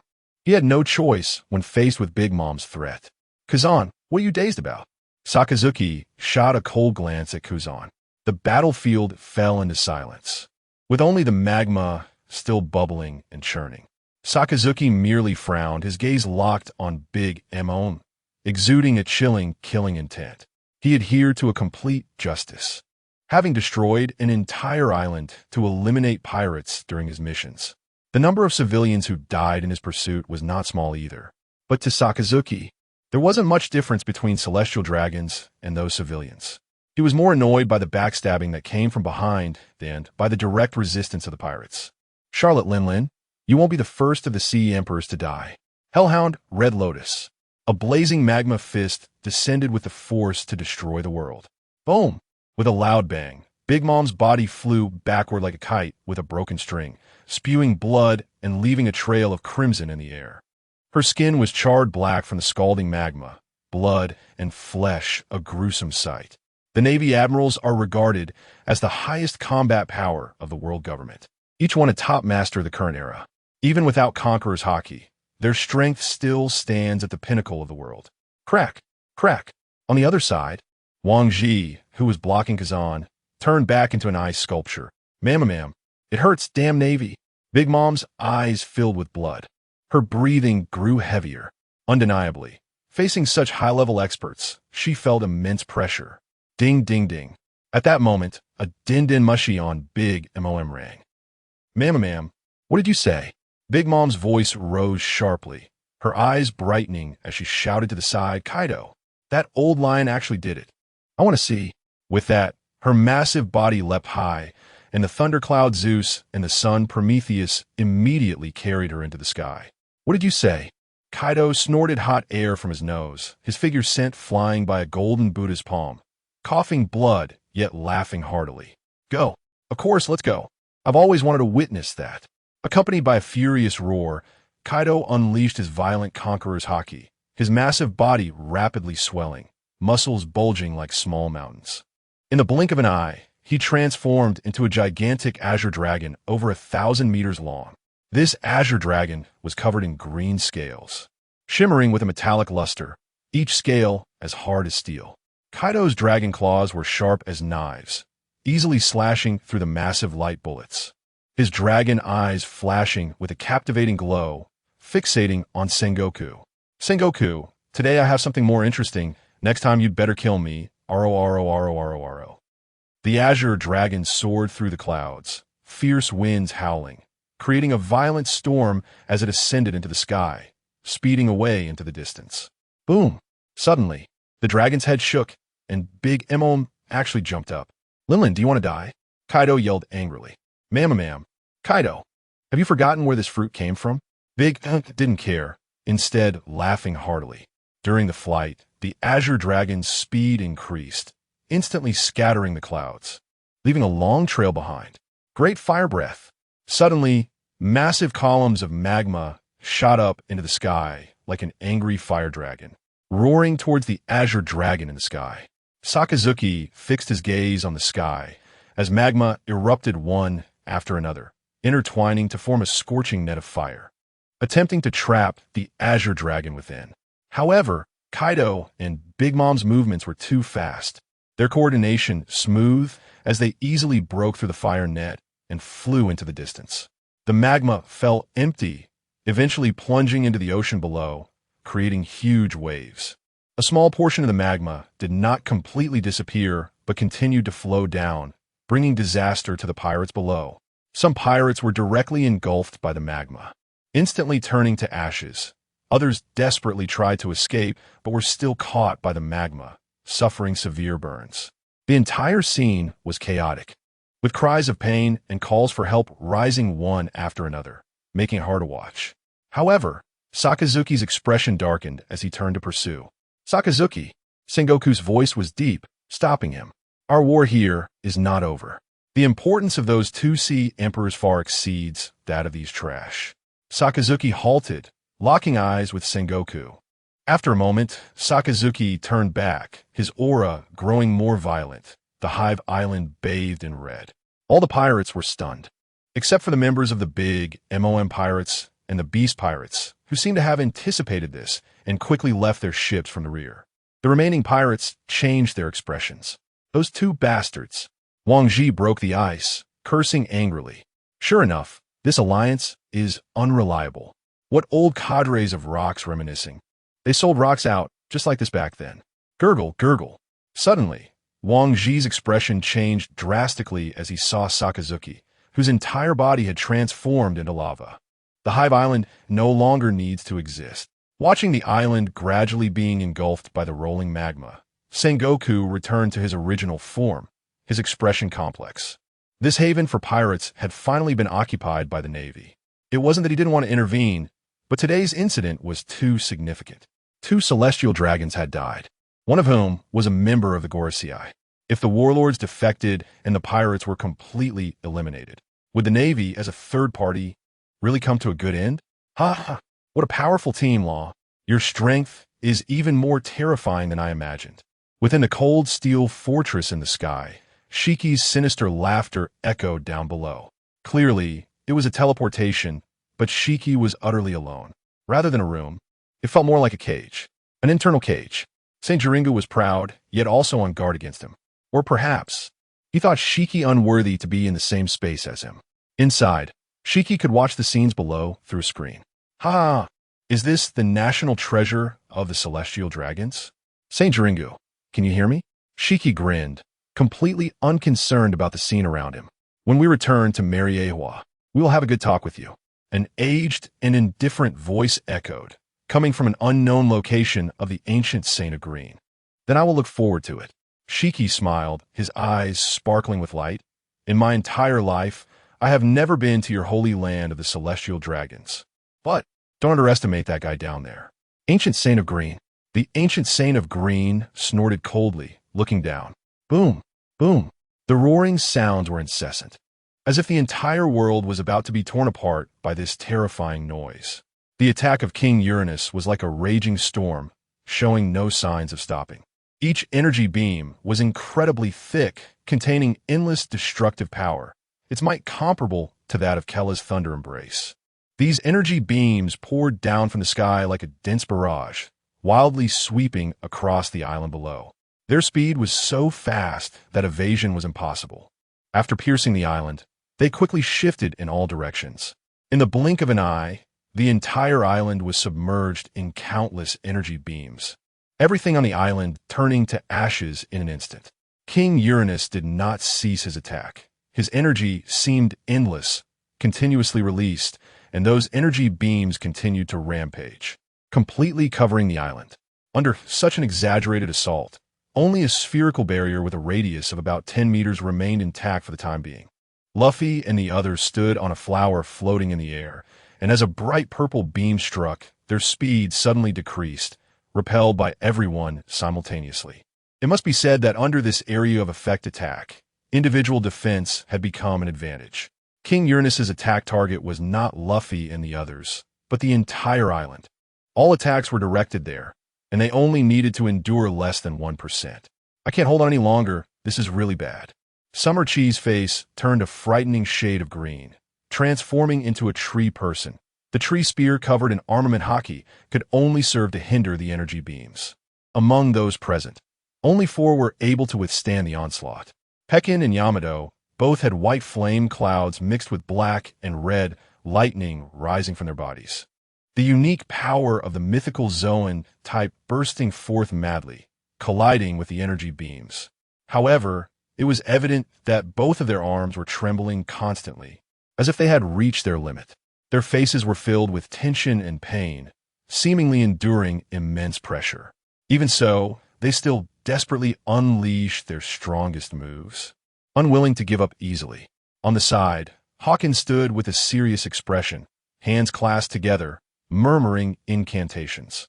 As he chanted, portals appeared out of thin air, displaying strange runes and light. Upon appearing, they began to open automatically, layer upon layer, unfolding like a folding fan.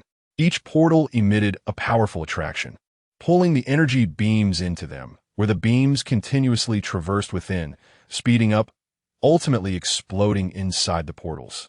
The sound of the explosion was deafening, shaking the entire space, and the energy shock waves spread outward, stirring up gusts of wind. That guy Hawkins. Everyone, hang in there, Summer Chi shouted, his voice booming like a war drum, resonating throughout the battlefield. The flower beneath his feet bloomed again, this time producing small pale yellow flowers that shone like brilliant stars, giving a tranquil and warm feeling. As the flowers opened, a large amount of brilliance surged from them, like a warm current that quickly flowed into everyone's bodies. Those were special pollen, containing the powerful life force that Summer Chi usually extracted from plants. It could not only heal everyone's injuries rapidly, but also replenish their lost stamina.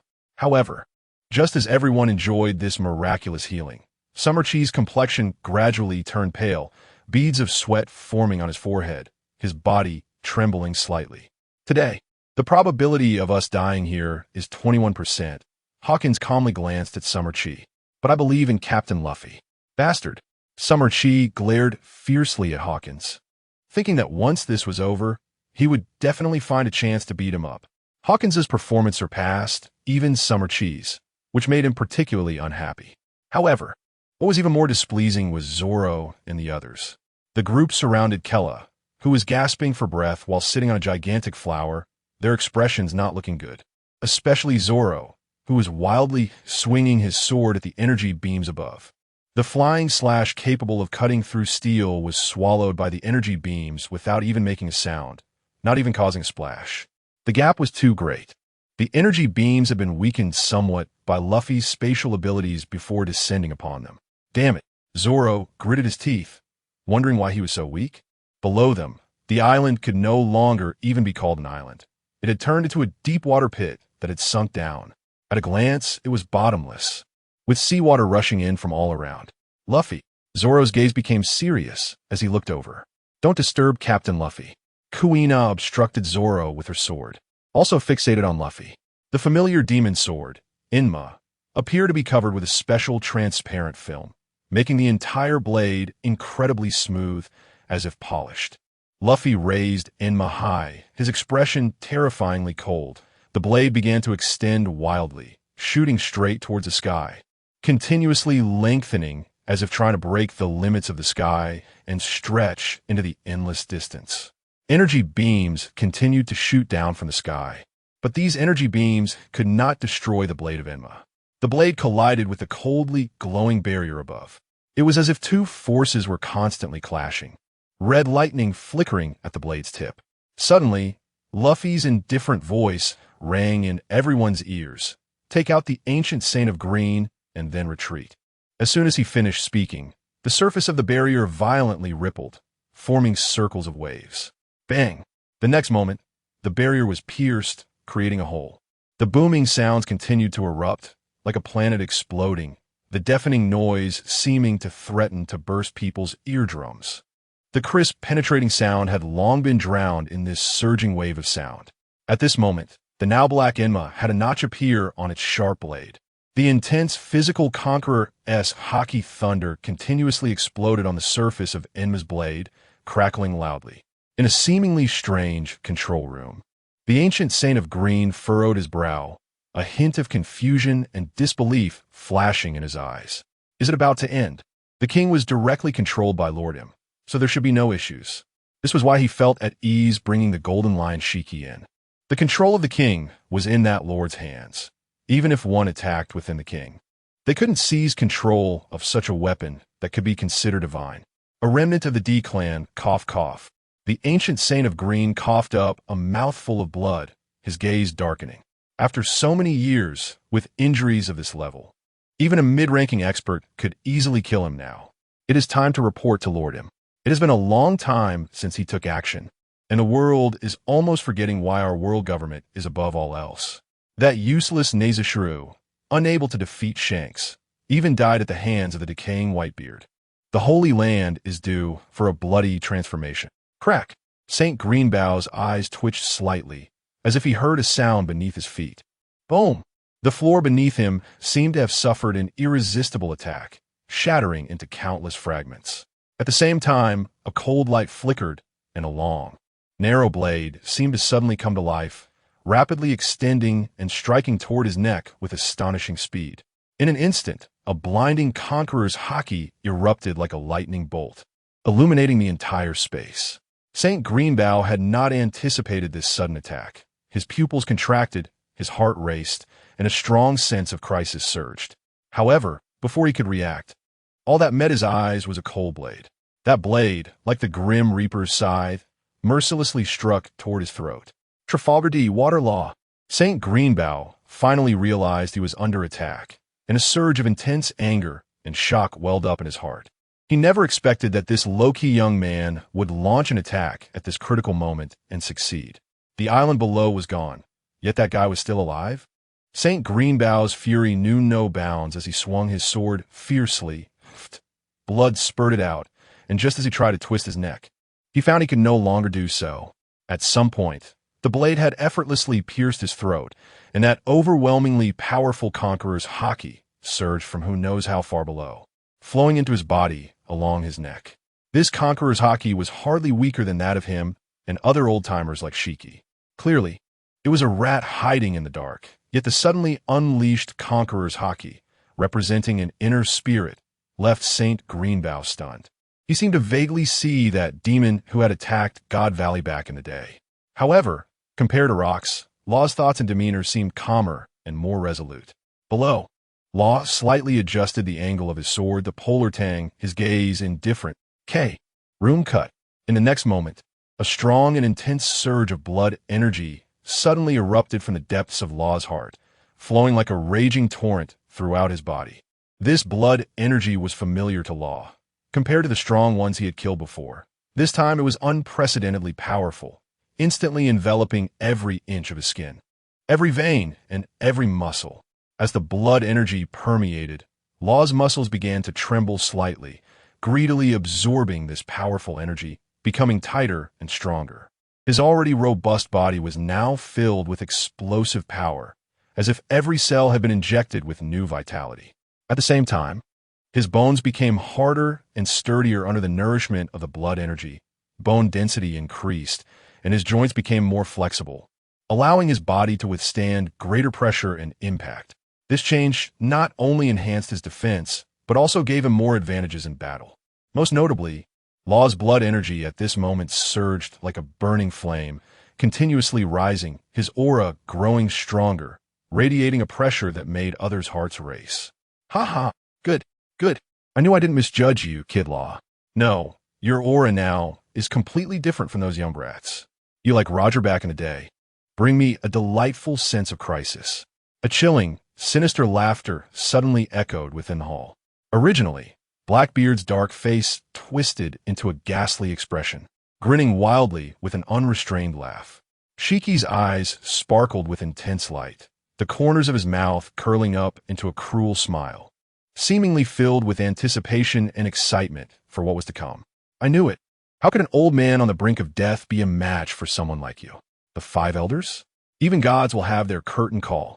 Kaido, Lin, let's bring this thing down together. Shiki?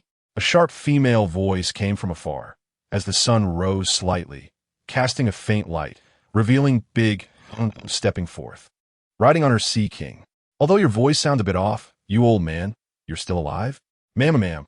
Big MOM cackled with her mouth wide open. Kaido, did you see? The thing rocks couldn't find really exists. Lin, I don't need you to remind me. Kaido snorted coldly, shaking his head in an attempt to throw Big MOM off, but he failed each time, his dragon face growing increasingly displeased. It's good that you came. Shiki smiled. I thought you guys were like that Newgate fellow, rushing to your deaths on Hakanosu Island.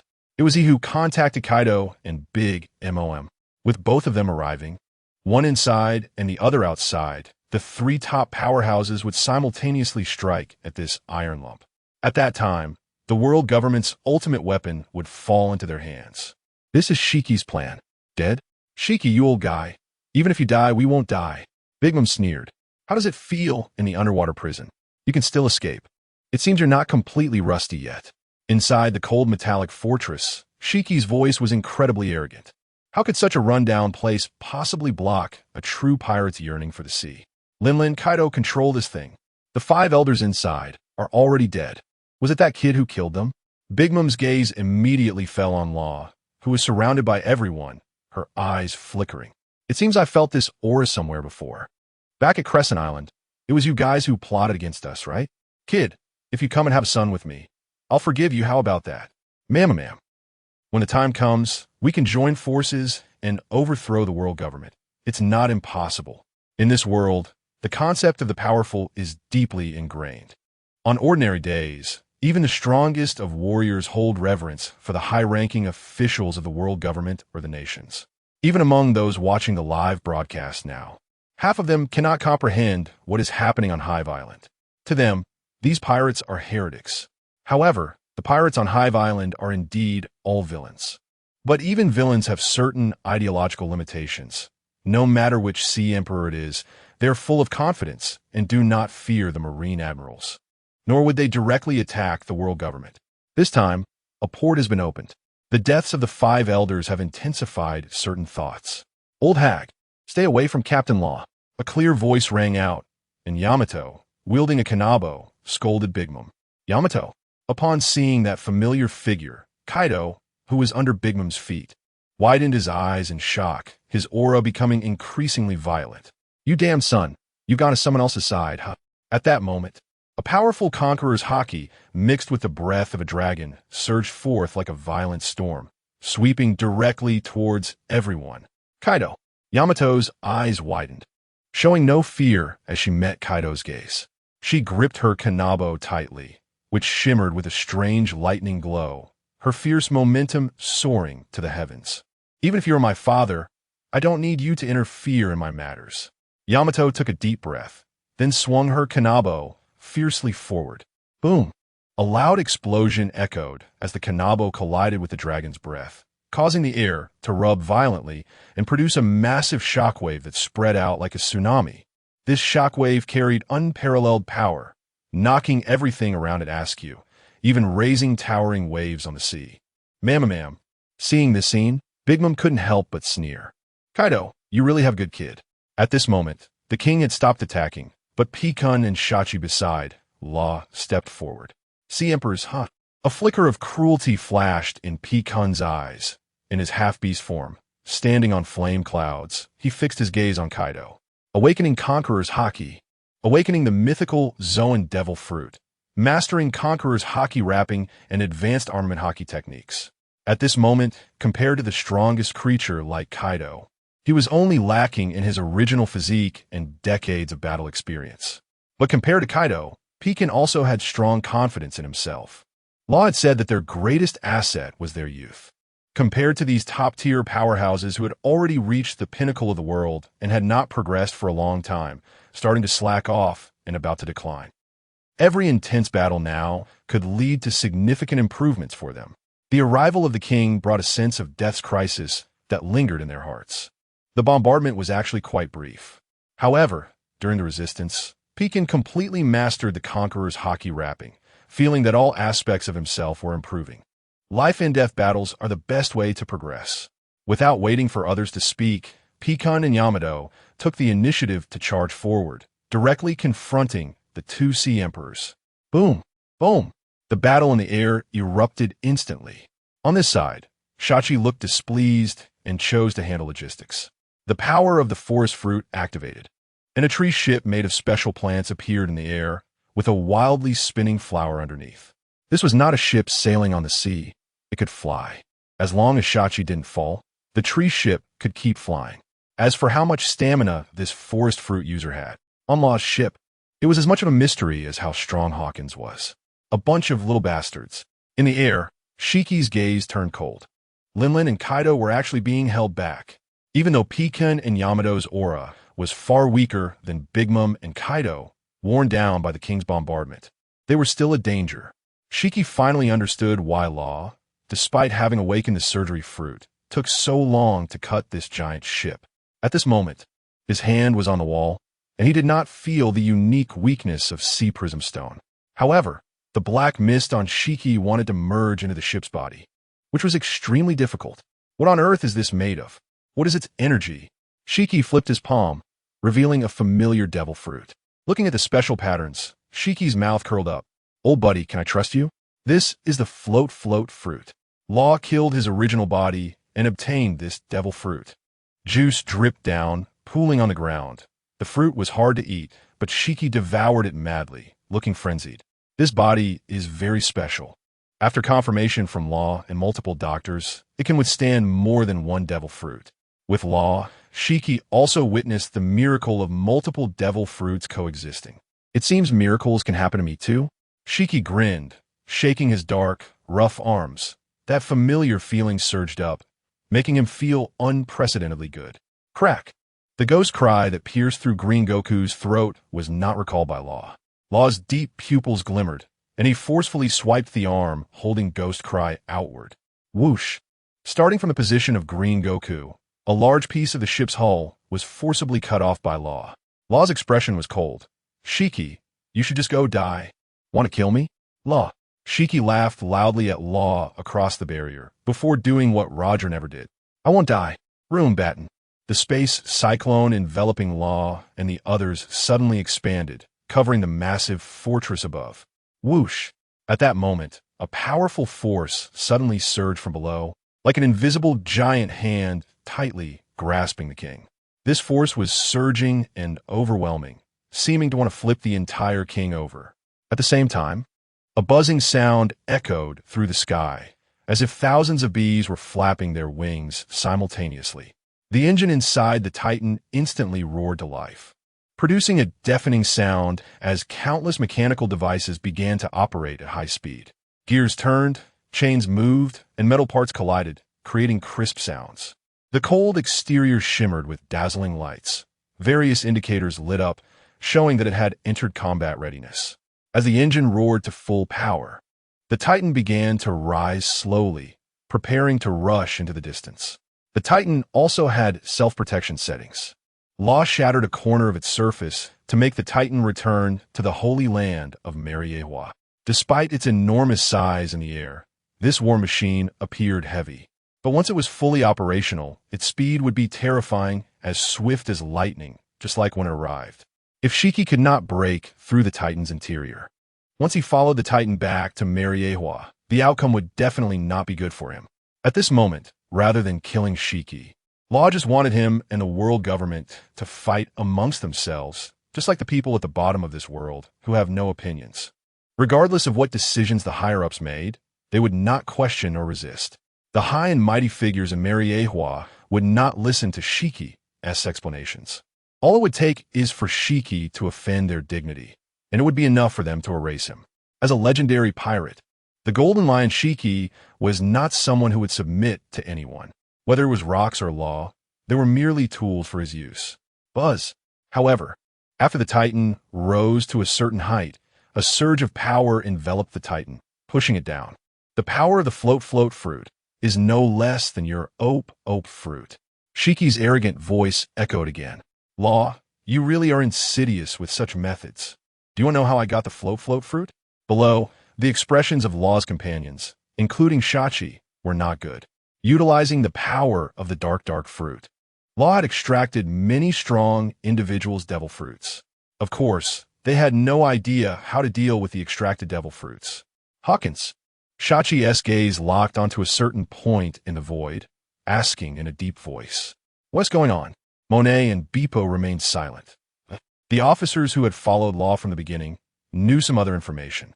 For example, some of the devil fruits extracted by Law were handed over to Hawkins for processing. As the other space was inaccessible to others, it was Hawkins' unique territory. In the air, a portal opened, and Hawkins, dressed in a luxurious robe, stepped out, frowning. "I will give you an explanation. The float fruit is indeed with me. It shouldn't have gone missing. Captain Law, I have not betrayed you." Hawkins bowed to Law and then took out a set of oddly shaped tarot cards. The next moment, Hawkins stepped back into that alternate space. When he came out again, he was holding dozens of constantly writhing shadows of people. That guy. Upon seeing these shadows, Shachi's expression suddenly turned cold. Law glanced over and said to Hawkins, "You deal with him, bring him back, regardless of life or death." Yes, Hawkins nodded, saying no more. This was not a time for jokes. They all understood that Law was truly angry. With a bang, all the shadows were crushed by Hawkins. These shadows had weak auras, likely planted in his space by that guy during a previous mission. No wonder he didn't T-come this time. This was the ability of the shadow fruit from Moria, which Law had given to someone he brought back from the East Blue, Croco. The reason Law valued Croco was that he had heard this Croco had a very high IQ, second only to Ben Beckman, the vice captain of the red-haired pirates. Their group lacked powerful devil fruits, but needed talented individuals and useful ones at that. Over the years, Croco had indeed helped a lot in logistics management. Although he was not as strong as Beppo and other powerful officers, he was still a useful person. A guy who only had a bit of strength thanks to the shadow fruit was really seeking death. Shachi's voice was very cold. This feeling of betrayal was very unpleasant. Croco was different from Shiki. They had brought him out from the weakest sea, the East Blue. Croco's entire strength was taught by them, and they had been together for several years. This kind of betrayal was even harder for them to accept. Hawkins, I will go with you later. Find Tesoro. Using his information, that guy can't escape. Above, Shiki's laughter continued. Ha ha ha. So you young kids just can't see through human nature. The first time I met that guy, I saw the greed hidden deep in his heart. And it was you who gave him the opportunity to rise. By the way, he and my subordinate should be on your Sky Island now. I wonder if the people on your island can withstand them? I heard that this land of gold, Skypea, is with you. What an astonishing fortune. Ha ha. That bastard. Shachi clenched his fists.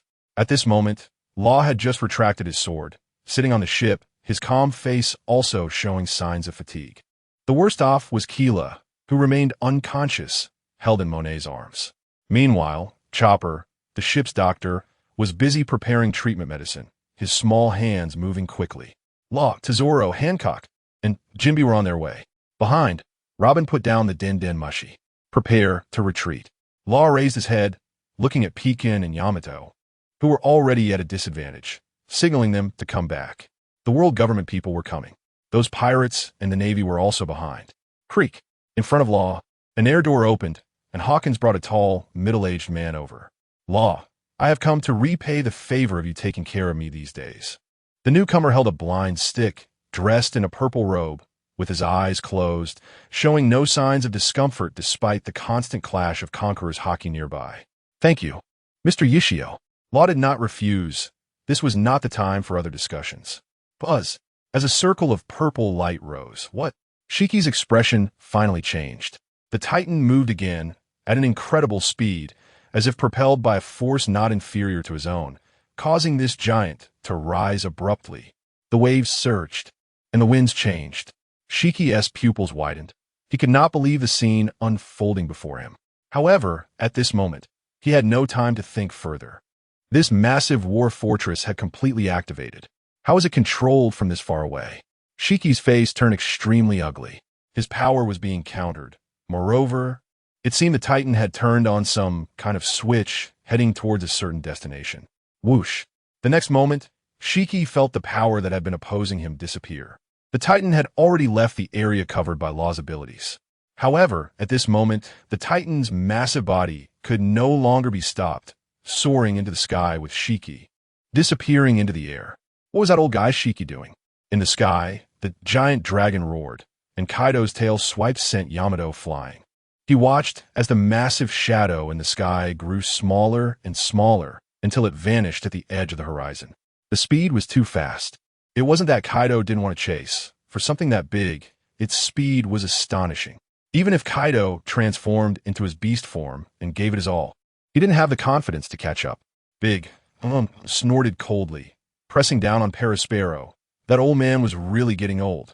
Whoosh, whoosh, two figures disappeared, and Perispero and Yamato returned to the plant ship built by Shinnok.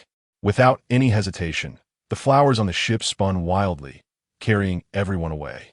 Hey, you brats, are you really trying to leave? In the air, Kaido spoke coldly, then swung his kanabo. The conqueror's haki surged, entwined with a powerful force of lightning, and smashed down toward the group.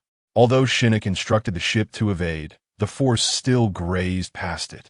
In an instant, wood chips flew everywhere, and the wooden ship shook violently, large sections breaking apart. Figures stepped in the air, each step resembling treading on air stairs. Moonwalk. Knowing the training methods of the Marine Six Powers, the fighters on Law's ship were all required to master it. However, some were not good at it, like Zoro, who was being held by Kuina, and looked quite displeased. That bastard. I'm going to cut him down. Be quiet. Kuina struck Zoro's head with the hilt of her sword, causing him to go limp and struggle less. He had taken a strike from Green Bull earlier and hadn't recovered yet. He looked spirited, but was actually very weak. For Emperor's Kaido, we have no intention of being your enemies. Law turned his head, coldly staring at the huge azure dragon behind him. No way, brats. Kaido's nostrils flared as he exhaled hot air, his expression vicious. The world-class war I crave cannot just end like this. Those guys ran away, so you will take their place. His eyes were filled with madness. The world government and navy were on their way. But even so, Kaido had no intention of leaving. He didn't even consider how his crew would fare. The high-frequency battles made his blood boil. And you, Yamato, my disobedient son, come back here. Kaido, I will kill you one day. Yamato's face was filled with anger. In a recent battle, Kaido had not held back at all. The small kanabo in Yamato's hand had developed cracks, and every muscle in her body ached. If she held back or stopped, she would have truly died. If previously on Onigashima, Kaido still cared about her life, now in battle mode. He had completely lost any emotional consideration, turning into a cold, human-shaped war machine. Shinnok, continue building the ship, Law said, stepping forward. Are you ready to fight? Kaido's gaze fell on Law. Shiki had mentioned this young man and regarded his potential highly. However, he didn't know how strong Law was. Kaido could sense that this young man, like Yamato, had already consumed a large portion of his stamina. Yet even so, he still brought a sense of crisis to Kaido. The more it was so, the more excited Kaido became. In the next moment, Law's figure disappeared. K. Room scalpel. The young man's cold voice reached Kaido's ears, and in an instant, the vague sense of crisis surged dramatically. Good timing. Kaido's gaze remained unchanged. He didn't think twice and unleashed his attack. At this moment, Kaido had reached a level of madness. The bloodline of the Oni race flowed within him, and he was unafraid of anything. However, the result of the collision was shocking. The air wailed, easily sliced by the Grim Reaper, as if a spatial leap occurred. The two crossed paths without a direct collision. Boom! Buzz. This Kanabo slammed into Law like a mountain crushing an egg. At the same time, the Grim Reaper in Law's hand easily cut through Kaido's scales and tough skin in his half-beast form. The feeling of death's crisis instantly surged in Kaido's heart. However, he grinned, showing no sign of retreat. Instead, he intensified the power in his hands, the overwhelming conqueror's haki intertwining with his armament haki, violently smashing down on Law. A life for a life. He was never like those cowardly celestial dragons. Whoop! A mournful cry echoed, as if a wicked ghost was weeping. And the source of this sound came from within Kaido's body. The cursed blade that had deeply pierced him was now radiating a strong, killing intent. A tide of darkness blossomed within his dragon body, causing the unique powers of the mythical Zoan devil fruit to rapidly fade. In the next second, a similarly murderous power erupted violently within Kaido. Boom! Law was sent flying like a meteor, crashing heavily into the distance. Although Shinnok and Monet quickly created thick snow and soft plant barriers, the newly built ship still inevitably collapsed in large areas. Puff! Similarly, Kaido's towering dragon body shook violently. The hard scales that had covered his body surfaced, then exploded, losing all their luster. Hey, Kaido. Big MOM frowned, witnessing Kaido lose the enhancement of his devil fruit. The flame clouds disappearing, and he silently fell toward the sea. Zeus, go catch that guy. Big MOM said coldly. Yes, mama. The black thundercloud transformed into a white cloud. Boom! After catching Kaido, Zeus's white body was immediately stained red with blood. Severely injured? Seeing this, Big MOM frowned. She was quite aware of how terrifying Kaido's defense was in his half-beast form, having been with him since the Rocks Pirates. Zeus brought Kaido to Big MOM. Looking at the deep knife wound on his chest that nearly cut him in half, Big MOM unceremoniously pressed down on it. Lin. Kaido glared at Big MOM, his voice filled with anger. He wasn't afraid of pain, but it was clear that this was intentional. Ma'am, it seems you won't die yet. Big stood up, her gaze fixed on the ship that was sailing away again, not pursuing further. Although she shared Kaido's volatile temper, she thought things through more than he did. Usually, Big MOM didn't like to think and train, but that didn't mean she couldn't or that she was weak. Suddenly, she spoke. Kaido, let's go back. Lin, what are you saying? Upon hearing her words, Kaido couldn't sit still. This time counts as a failure. Big stated plainly, her voice calm, but we saw with our own eyes that 2 of the 5 elders died, and that's already quite good, isn't it? Kaido's voice was agitated. This was a hard-won war. In the next moment, Big MOM glanced down at him. I don't want to fight alongside a useless person. You old hag, Lin. Kaido's expression darkened. Now he indeed has no combat ability, just as the other party said. That one strike was heavier and deeper than the one Yudien left on him back in the day. No, it should be said that the two are not comparable at all. The opponent's devil fruit ability is too bizarre, directly breaking through his defenses and restricting his own fruit ability. This overwhelming and intuitive crushing attack inevitably reminded Kaido of the scene he saw on that man's ship. However, compared to Rocks, this young man, named Law, uses his devil fruit ability in a more terrifying way. Dark fruit. Suddenly, Kaido spoke. What did you say? Kaido, speak louder. Big MOM glanced at him. That guy possesses more than one devil fruit ability. The calm Kaido's voice was low. He, like rocks, is also a user of the dark fruit, the most vicious ability in history. Big MOM stared at the receding Law, understanding Kaido's meaning. It seems that Rock's ability has indeed fallen into the hands of an extraordinary person. On the other side, Law was rescued by Chopper and Monet. Captain Law, Beepo cried out and rushed over. As Law opened his eyes, he felt himself fall into a furry embrace. Beepo, Law's mouth twitched as he shouted. No jokes. He was about to suffocate. Don't shove the injured. The petite Chopper pulled Beepo's arm, finally saving Law. Seeing Law's flushed face, Beepo chuckled and scratched his head, feeling quite embarrassed. Sorry, Captain Law. Chopper, how's Captain Law? Summer Chi hurriedly asked. After a thorough examination, Chopper solemnly said, without a complete check, he looks okay on the surface, but his internal organs are severely injured. Seeing everyone's gaze turn to him, Law spoke. I won't die, don't think too much. Prepare to leave immediately, and let Jinbei and the others retreat right away, providing support from the outside. Hurry.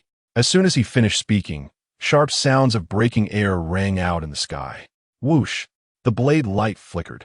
Boom. A cannonball exploded at the edge of the ship. Kuina raised her large sword, the 21 Work and the Dowie character, looking down. Their ship was originally flying in the air, but after 2 damages, its height had decreased significantly. 11 black ships, flying the world government's flag, were crazily charging towards them. The crew on board wore black clothing, with the leader dressed in a white suit and wearing a strange mask. These were all CP0 and other members of the world government. They all carried a sense of death.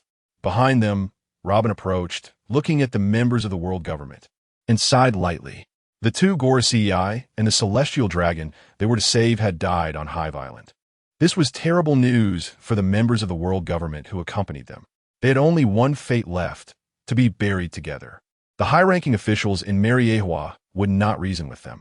Quickly eliminate them and listen to Captain Law's orders to retreat. Pekin had released his devil fruit ability, and after the adrenaline rushed, every step he took made his body sway. After all, he was just an ordinary human, without special bloodlines and with ordinary talent. His only chance was the monkey wine he drank on that island years ago and the mythical Zoan devil fruit. Compared to monsters like Kaido and Big MOM, he was still far behind. The gap in all aspects was considerable, and it would take too long to make up for it. The world government's people are seeking death. Summer Chi sneered, the tree ship beneath him growing wildly, tree spears condensing, and the rich armament hockey flowing along the spear shaft. Whoosh! The next moment, a 10-meter-long tree spear shot downwards. 2 explosions followed. 2 black ships shattered and sank to the seabed. Summer Chi destroyed one, while the other was swallowed by a door. Hawkins stepped out from the side, his chest rising and falling violently. Their exhaustion mainly came from resisting the attacks of the Celestial King. That unreasonable war weapon made it very difficult for them to block each shot. Snowman, Zhu Yan, a cold voice rang out, and a cold wind blew, covering the remaining 9 black ships with frost. Roars echoed as 9 Snow Zhu Yan, resembling Pecan's beast form, rose from the ground. Roar, roar, roar. On the ship, Brook also drew his sword. As the blade light flickered, a chilling aura that seemed capable of freezing souls spread. The others on the ship also acted at this moment. In the blink of an eye, the 9 black ships exploded. Summer Chi kindly strung up those CP0 members and sent them to Law, allowing him to kill them. They're all useless. Summer Chi looked disdainful. Those few CP0 members were not strong and were already injured. Even if they fought desperately, they couldn't be their opponents. Perhaps they couldn't deal with monsters at the level of Kaido and Big MOM, but handling these government dogs was not difficult. Swish! The blade of the Oni cry cut through the necks of those CP0 members, and several corpses fell into the sea. Law looked into the distance. They were just bait, sent out to die. It seems that it's not just the world government. That Admiral Sengoku's heart is quite ruthless. In the time they had delayed, 8 warships surrounded them and Big MOM from 8 directions. Although the number of warships was small, the naval commanders at the forefront were all at least rear admirals. Led by Admiral Sengoku and Vice Admiral Tsuru, 3 admirals of the Navy surrounded them from different directions. Their target was everyone here. Damn. Summer Chi cursed quietly. Things had become troublesome. If they were all at their peak, how would it be to battle the Navy headquarters? But now they were all quite injured. Color and Law were in the worst condition, and Yamato and Pekan were also close to exhaustion. As for the other commanders, they had consumed too much in the battle against the Celestial King's attacks. It must be said that such a war fortress was terrifying. Even if their numbers doubled, they could do nothing against such a thing. They had similar weapons. The ancient weapon Pluton was in their hands, being researched by Iceberg and the scientific team. According to their information, even Color couldn't sustain all of Pluton's energy. The consumption was too great. Hawkins calmly said, "They have long been plotting. We can't let them form an encirclement. We must break out. Okay, I'll take the lead, and you all follow." Summer Chi said solemnly. Among them, the weakest chopper, after eating the rumble ball, had power comparable to a Navy rear admiral. As long as they quickly created a gap, they could break through. Big Oem pirates, Kaido pirates, Flink Kevin. If you surrender now, you still have a chance to survive. On the foremost warship, Sengoku's expression was serious, and his voice was loud, carrying nearly 1,000 meters. Damn Navy. On the ship of the Beast Pirates, Queen looked displeased and anxiously glanced at the big Oem pirates. They had successfully regrouped, but Governor Kaido was still on the big Oem pirate ship and appeared to be seriously injured. This worried him as a scientist about what might happen next. This was not the first time they had been captured. The feeling was not good. "Brother Jin, why don't we just go over there? Let's kill a Marine Admiral as a gift for Lord Kaido." The speaker was Jack, his eyes crazed as he looked at the encircling warships, his voice hoarse. "Are you crazy?" Queen looked at Jack speechlessly. Among the three disasters, he was most annoyed by Jack. Facing any Marine Admiral, even if they could kill one, the surviving officers on this ship would probably be few. "Follow the big Oem pirates and break out together," Jin said coldly.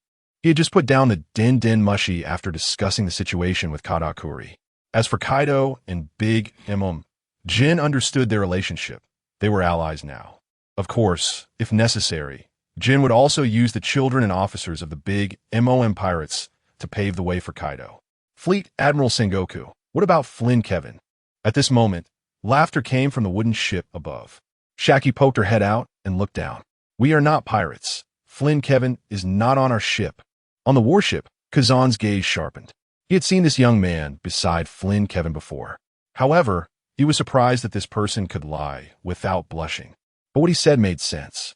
Flynn Kevin's bounty poster did not show the face of anyone on that ship. Everyone understood it was a fake face and knew what was going on. The decision was in their hands. Kazan's gaze fell on Sengoku's face and noticed that the admiral did not answer immediately.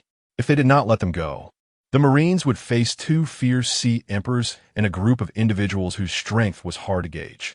Kazan knew that among Flynn Kevin's group, there were three Logia Devil Fruit users, the Snow Fruit, the Burn Fruit, and the Thunder Fruit. Now looking at it, the one speaking was likely a user of the Force Fruit. Such a foundation was even more luxurious than that of the Marines. His gaze fell on the enormous swirling sea that was gradually dissipating. There should have been an island here. Now it was gone. The one who acted was most likely the world government.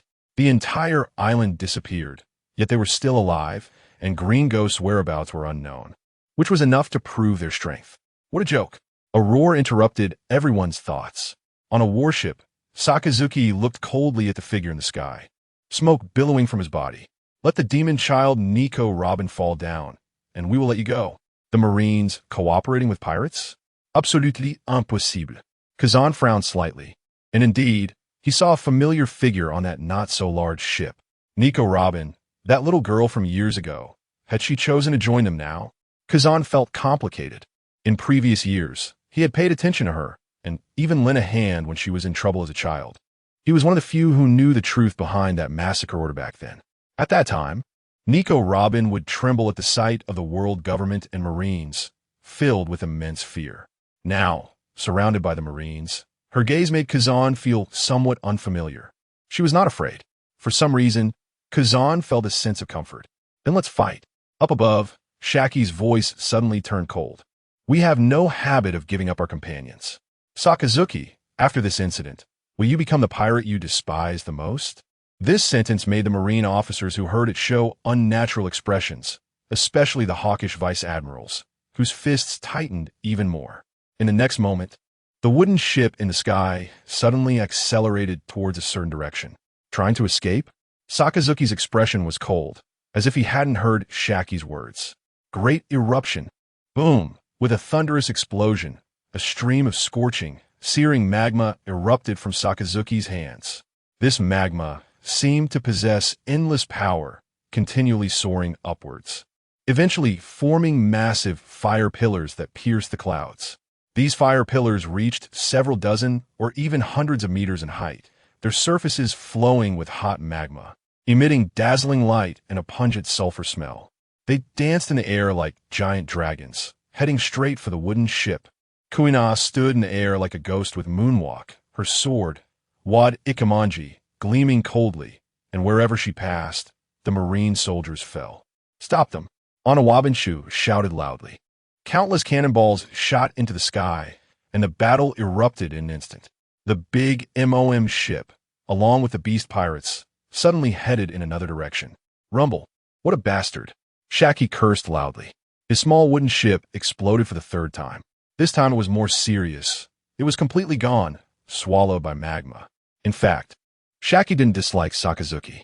When they first set sail, the Marines went to trouble Kaido, and Sakazuki's Doberman had invited them to join the Marine Army. They even provided them with a training booklet from Marine headquarters detailing the most basic methods of hockey training.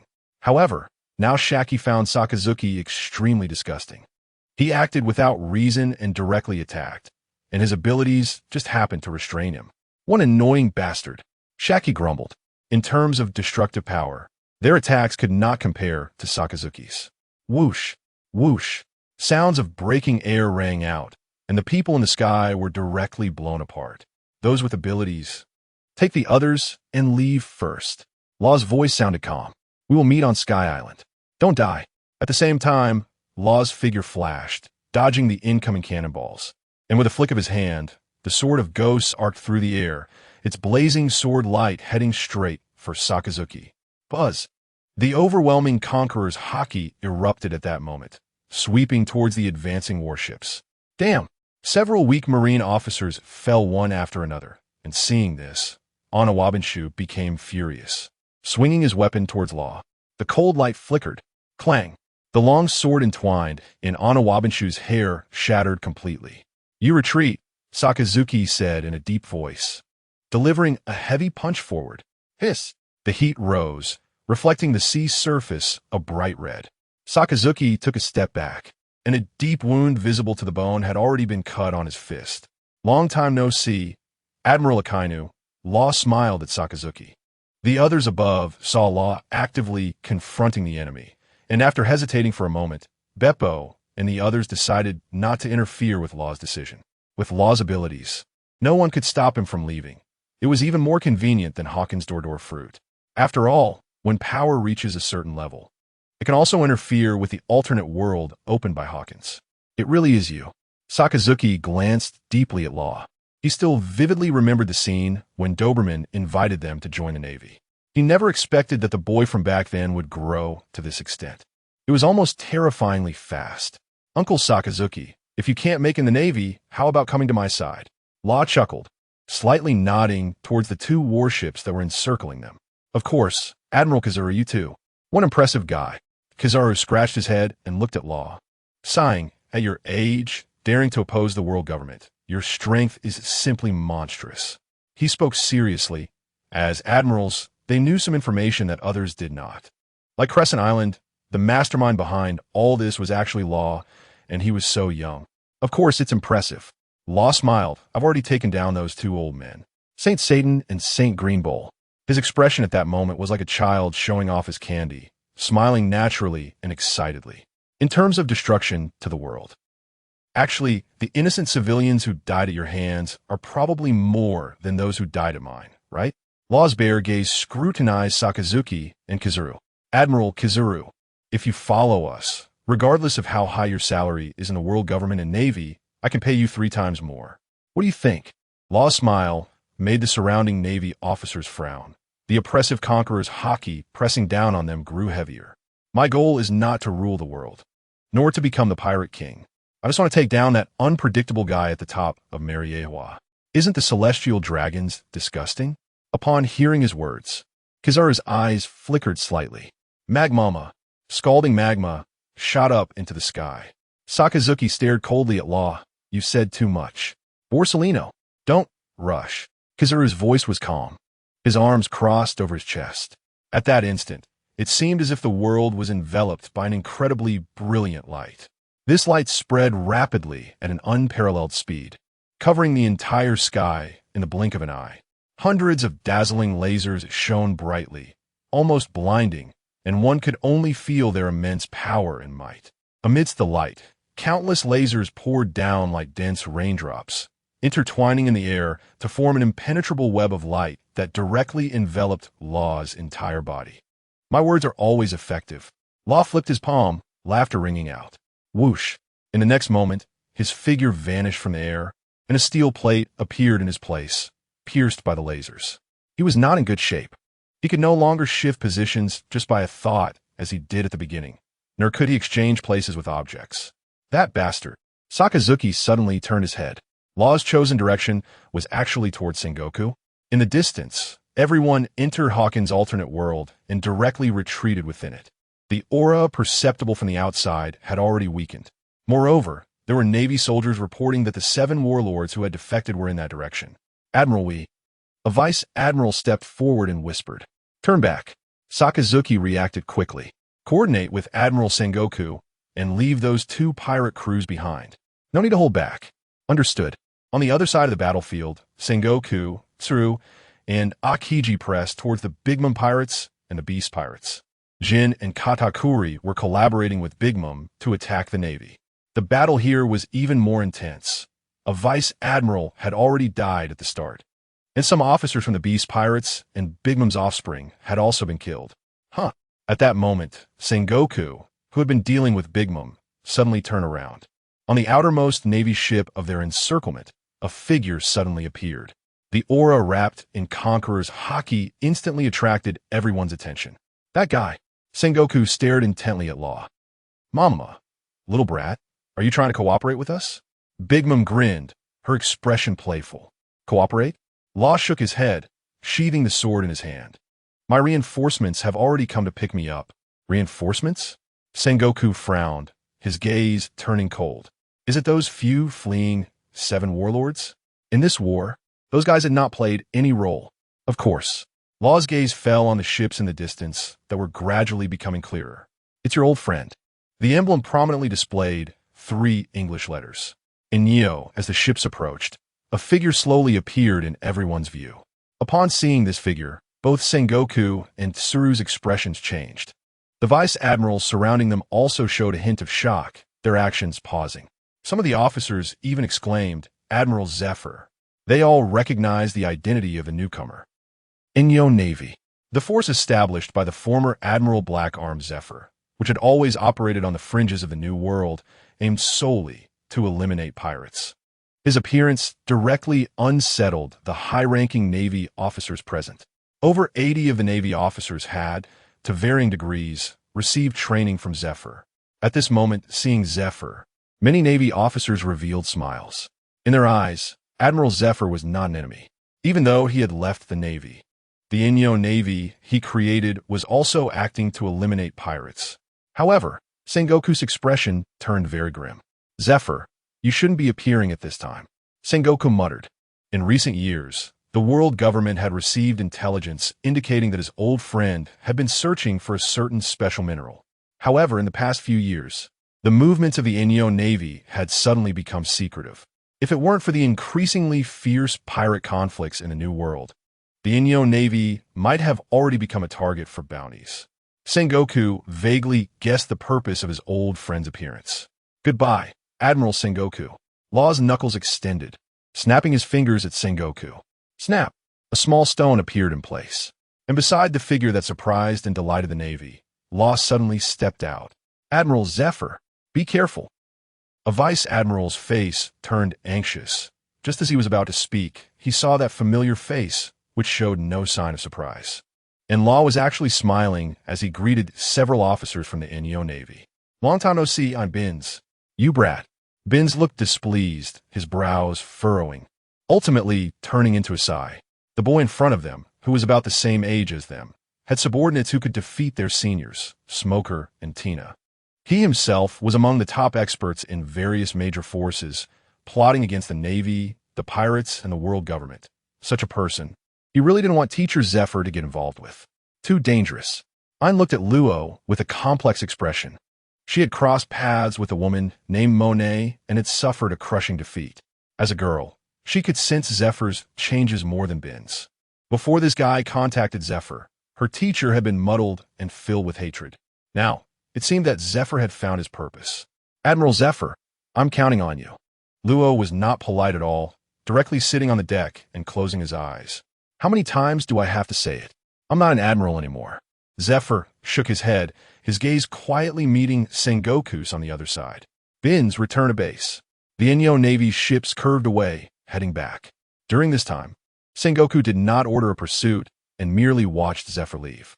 Sengoku stared at their departing figures, his clenched fists involuntarily relaxing. If he were a Navy officer, how great would that be? He did not order the generals to take advantage of the enemy's turn to attack. If a fight broke out, the Inyo Navy could not leave unscathed. But Sengoku could not give such an order. The influence of the older generation on the younger generation was immense.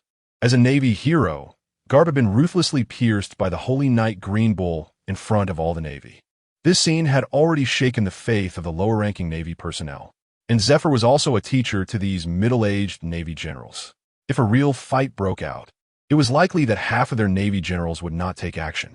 Even the usual hawks who favored war, the vice admirals, would not exceed 5 in number. Sengoku saw clearly that Zephyr did not bring that heavy iron wall-crushing right hand. His right hand seemed to be intact.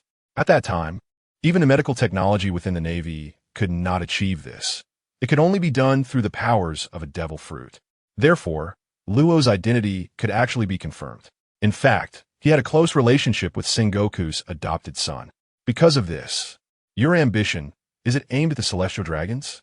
Kizaru, take Kazan and go catch those who escaped. Sengoku said to the transponder snail, his gaze fixed on the big Moan pirates and the beast pirates, who had initially broken through the line of defense. All troops listen up. Full-scale encirclement of the big Moan pirates and the beast pirates. 3 days. The outcome of the battle at Hive Island spread throughout the world at an astonishing speed. Just a day later, this news topped the headlines of the Newsbird's distributed newspapers, becoming the focus of attention worldwide. In places not covered by live broadcasts, countless people were shocked, unable to believe the details reported. The battle was so intense that it destroyed 2 entire islands. The pirate paradise Hive Island was completely flattened, while the other was blown to pieces and sank into the sea. What was even more jaw-dropping was that this fierce battle resulted in the death of one of the 5 elders, while another went missing. Additionally, over 10,000 pirates and Navy soldiers lost their lives, filling the entire sea with the scent of death and blood. People were astonished by the scale and consequences of this battle. Celestial Dragon Charlos was publicly executed.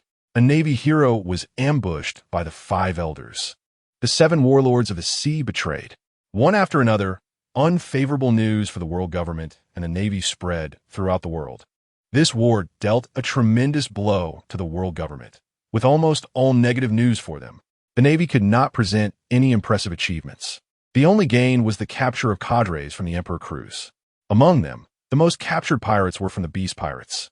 The cadres, originally released as hostages, had only been freed for a short time, and except for Queen, all were captured again. Drought Jack was killed on the spot by Admiral Akainu. As the situation continued to escalate, especially those who had watched the live broadcast began to spread the news. After returning to Marineford, the expressions of the major Navy generals were not good. But not long after, news quickly spread from Marineford. Navy hero Monkey D. Garp unfortunately lost his life in the battle at Hive Island. His funeral will be held in half a month at Marineford. And soon, another piece of news broke the original period of calm. On Sabeti Archipelago, a blind swordsman publicly killed a celestial dragon. One smile. This name emerged from Sabeti Archipelago, and attracted the attention of countless people.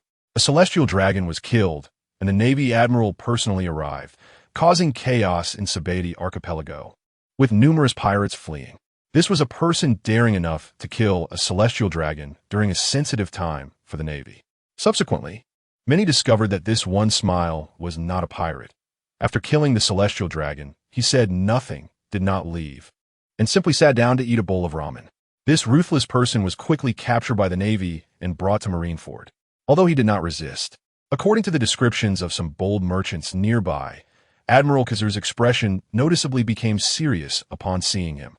He was suspected to be a devil fruit user, but after being handcuffed with seastone cuffs, his body merely paused, and he walked step by step onto the warship, appearing not particularly uncomfortable.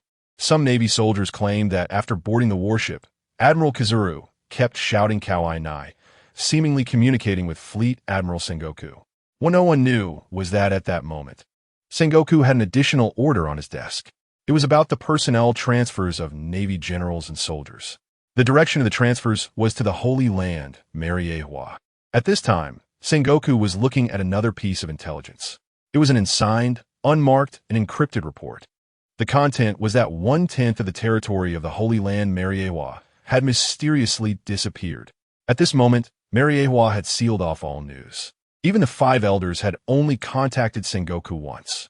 The content of the contact made Sengoku change his expression for the first time after the Battle of Hive Island. It seems I'm still not competent enough as Fleet Admiral.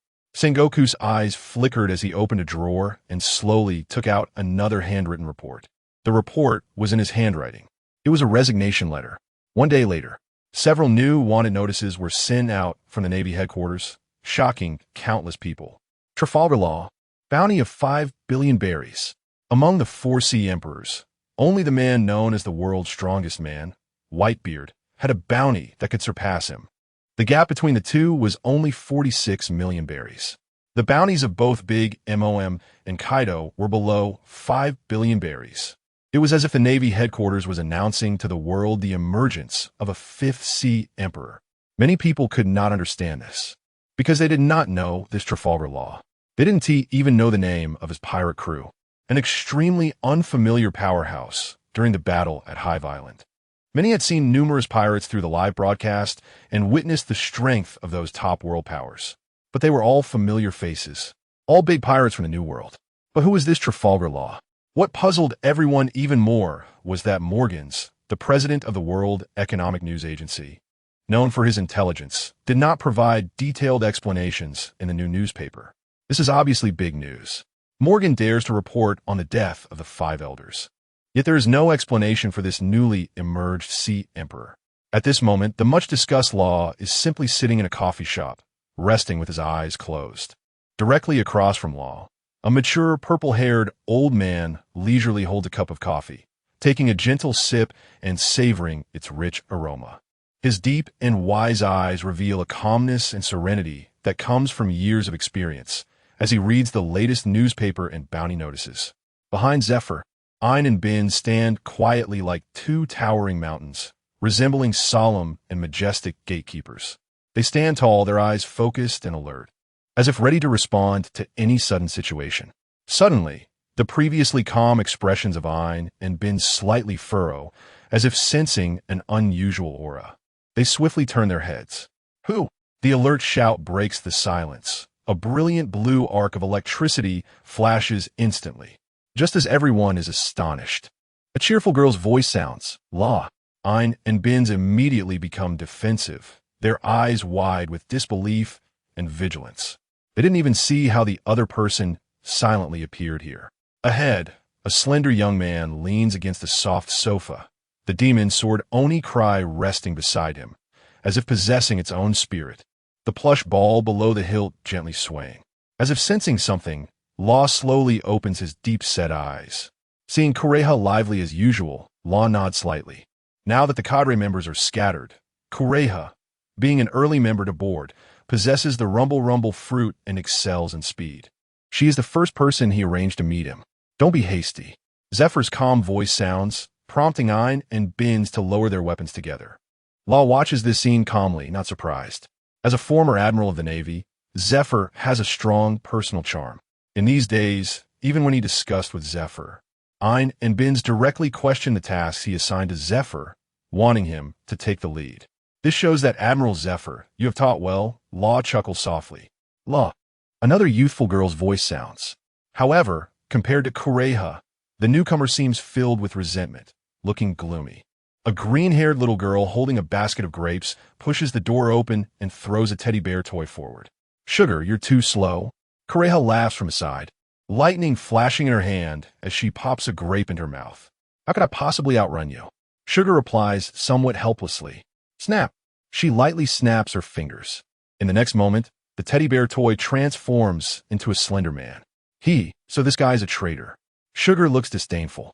I told you back then. That way of recruiting people would definitely have issues. This ingrate should be killed directly. The man is none other than Crocodile. However, at this moment, this man, known as Mr. Zero, looks terrified as he gazes at Sugar. You. Crocodile's voice halts abruptly as his gaze shifts to Law sitting on the sofa, his heart sinking completely. Master Law, please spare my life. I was threatened by that legendary pirate, so I had no choice. Whoosh. Before he finishes his sentence, Crocodile suddenly leaps up, his shadow fracturing and scattering in all directions, really asking for death.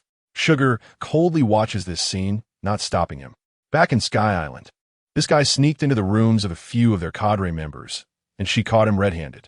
The shadow fruit is strong, but Crocodile is just a waste. He can't even last 10 moves against her. Dark water. A cold voice echoed in the CAF. Luo calmly extended his hand, and black tide spread across his pale palm. No. Crocodile's expression suddenly changed, his body involuntarily converging towards Luo. Spit. A mouthful of fresh blood spewed out. Crocodile's body shriveled, as if some power within him was being drained. His skin became dull, and his scream abruptly stopped. A breath of life slowly disappeared in the CF, and Crocodile's body was devoured by darkness. I'll leave the reliable candidate to you, Sugar. Luo tossed the devil fruit in his hand to Sugar, a faint smile appearing at the corner of his mouth. Let's talk later.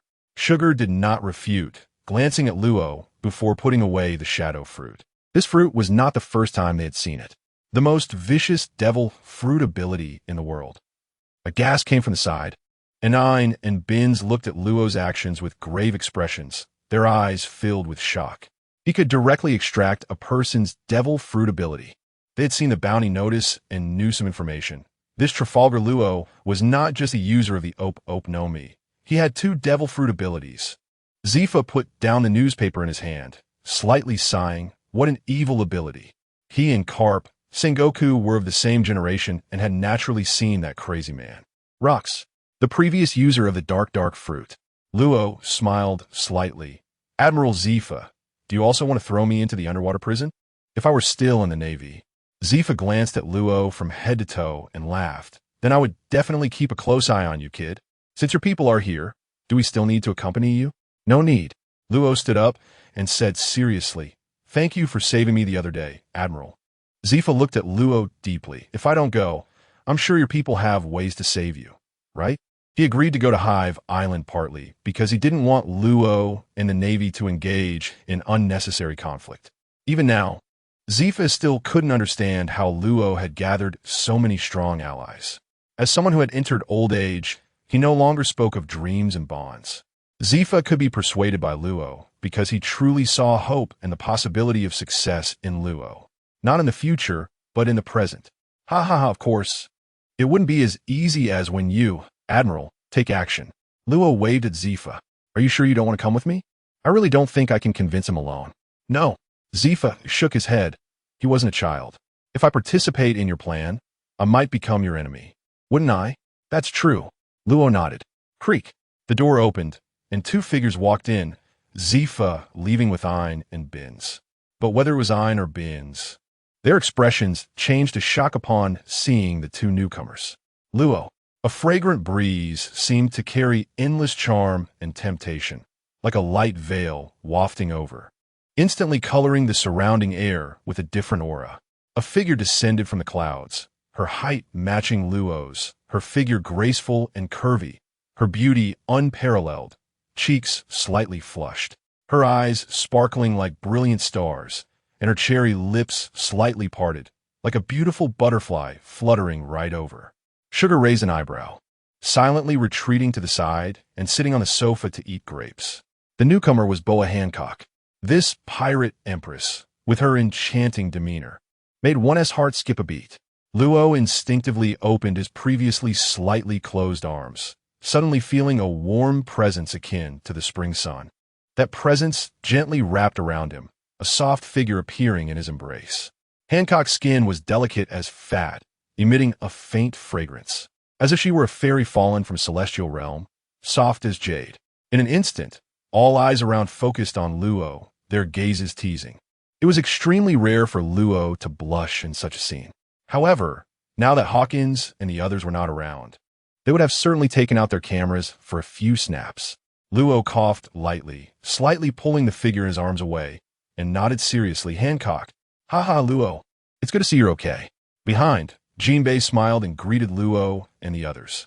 The small island next to Hive Island that had been sunk surprised those who had rushed over later. That level of destructive power made Jinbei's heart race.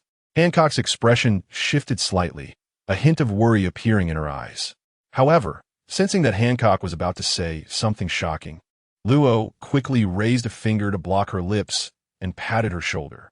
Don't worry, I'll definitely take you next time. I'm Fine. Hancock nodded vigorously, her shy demeanor leaving Luo at a loss for words. Not many people had gathered. Pecan and the others had all returned to Sky Island to recuperate. Not everyone had a special physique like Luo, within human recovery abilities, and could treat their injured body parts. At the port, a luxurious giant ship was already waiting for everyone to arrive. The ship naturally belonged to Tizolo. This time, their target was the Navy headquarters. Not to challenge the war again, but to save someone. That day, Admiral Kazuru did not come back empty-handed. Shaki was captured. After he was captured, Pecan and Hawkins led everyone to flee even faster. There was no choice. With the officer captured, Luo, as the captain, had to go rescue them. However, Captain Luo, Tizolo smiled when he saw that Luo was okay, his lips curling. You guessed right. That straw hat kid really appeared on this island. Rayleigh, were Shanks and the others. On the other side, also in Sabeti Archipelago, inside a bar, Luffy was eating barbecue, feeling somewhat down. I wanted to personally thank him. Next to the bar, Rayleigh swirled the drink in his glass, tilting his head back to down the liquid in one gulp. He has his matters. And you have yours, don't you? Luffy, are you sure you want to see your grandpa? Rayleigh asked. Of course. Luffy nodded, feeling inexplicably sad, the meat in his hand seeming less tasty. It had been less than half a year since he set sail, yet so much had happened that he had not anticipated. That is the Navy headquarters. Aren't you afraid of being captured? Not afraid. Luffy shouted. Rayleigh, can I follow you to learn how to get stronger? Hey. Since we know each other, can you let me go? In a prison cell, a young man with orange short hair sat on the ground, his entire body bound by dozens of chains. Upon closer inspection, the chains were all made of sea prism stone.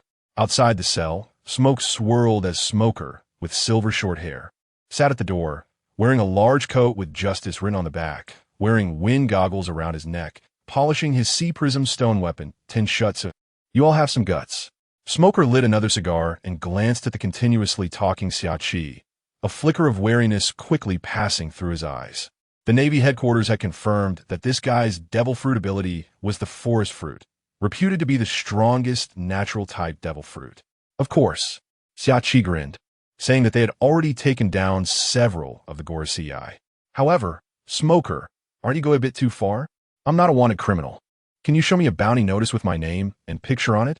That Admiral Kazuru of yours is just randomly arresting people. Hee.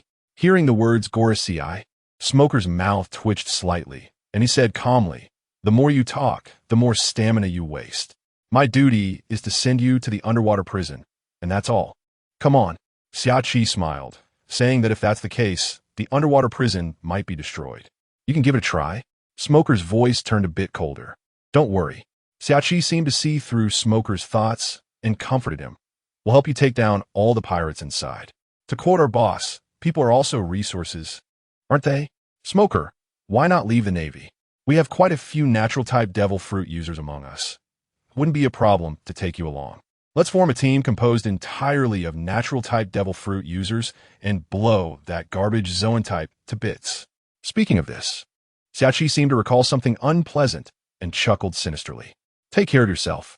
Smoker stood up and ignored Xiaoqi. The Zoan type. Smoker seemed to remember the first meeting with this group of people several years ago.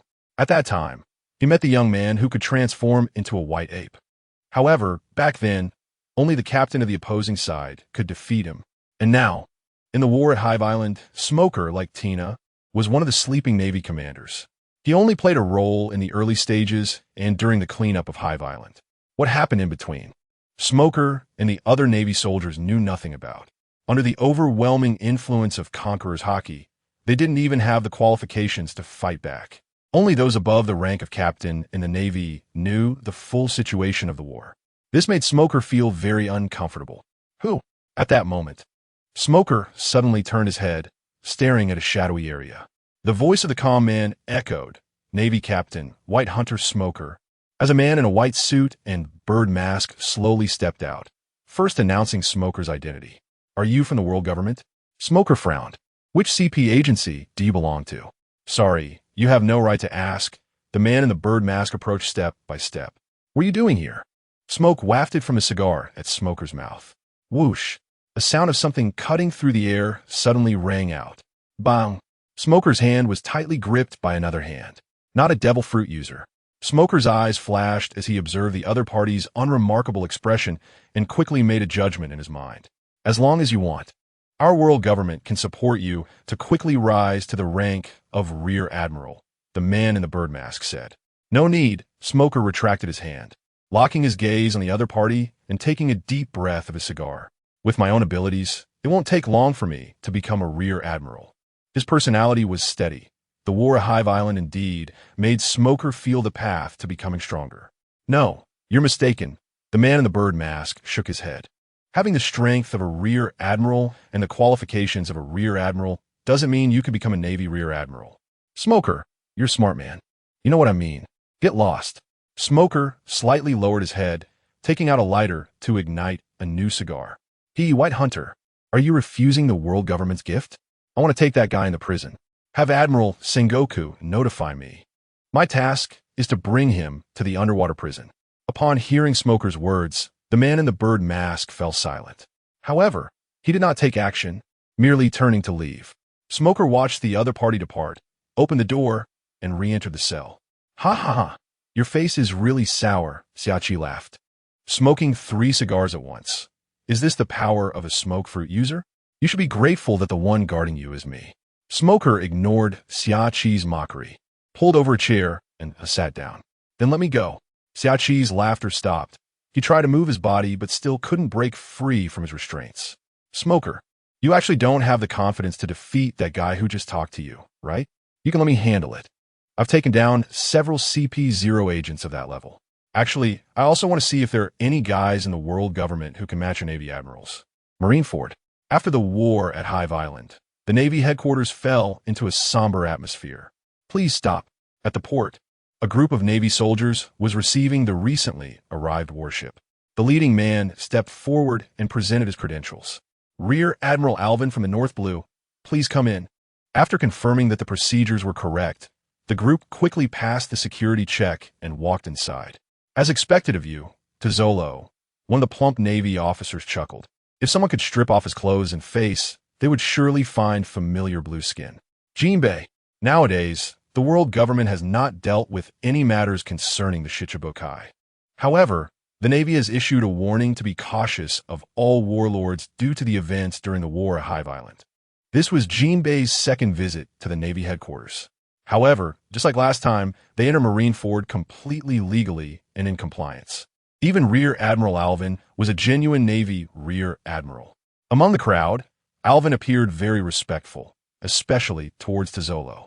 This Rear Admiral had been brought up by Tizolo using his money fruit ability and had also participated in the war at Hive Island, fainting on the periphery.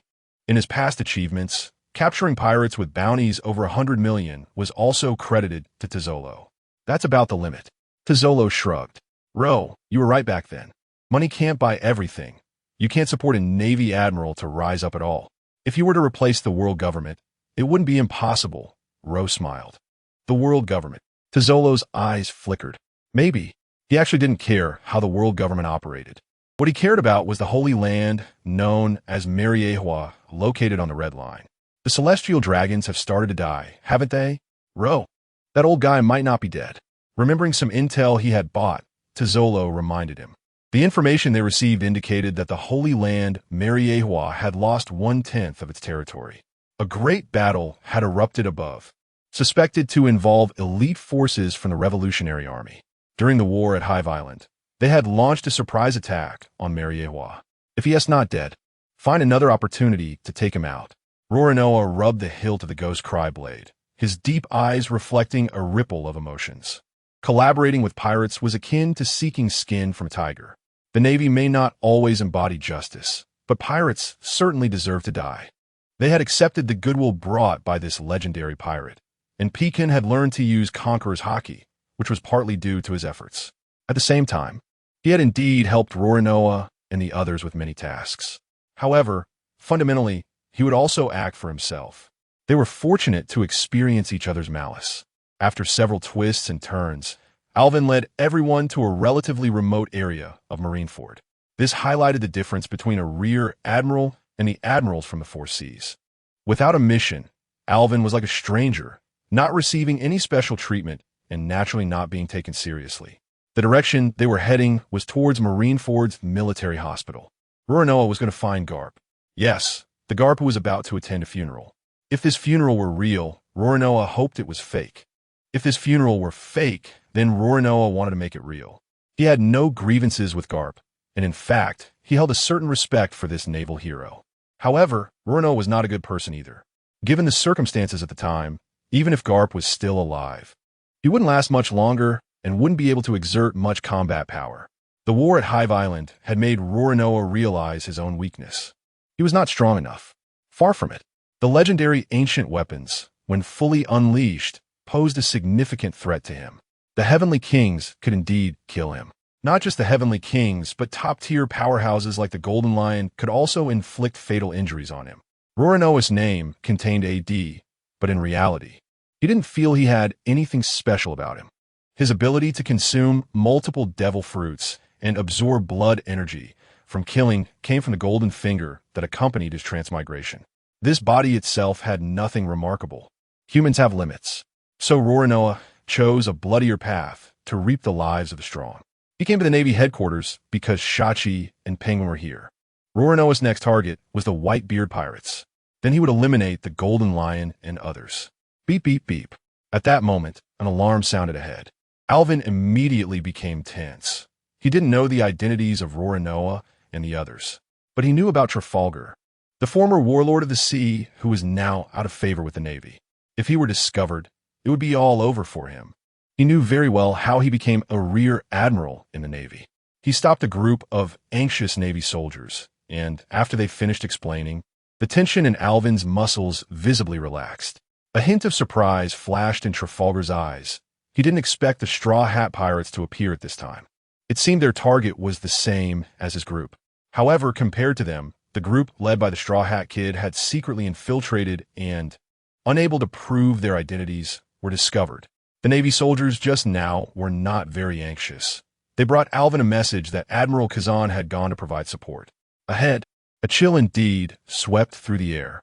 Then let's go to our original destination. 2 more Navy majors came to meet Alvin, smiling. They were also from their side, here to guide them to the deepest part of Marineford's prison. The prison located at the Navy headquarters had security forces more lax than what Jean Bay and others had imagined.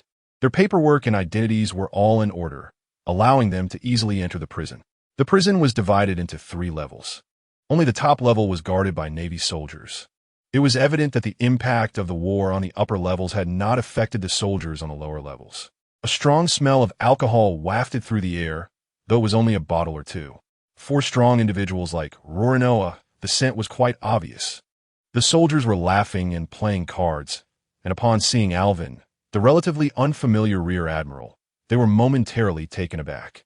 But upon seeing the other 2 majors, They immediately broke into smiles, waving at everyone and even whistling at Hancock and Carla behind them. These guys. Hancock's beautiful eyes narrowed. Don't get worked up with these guys, Hancock.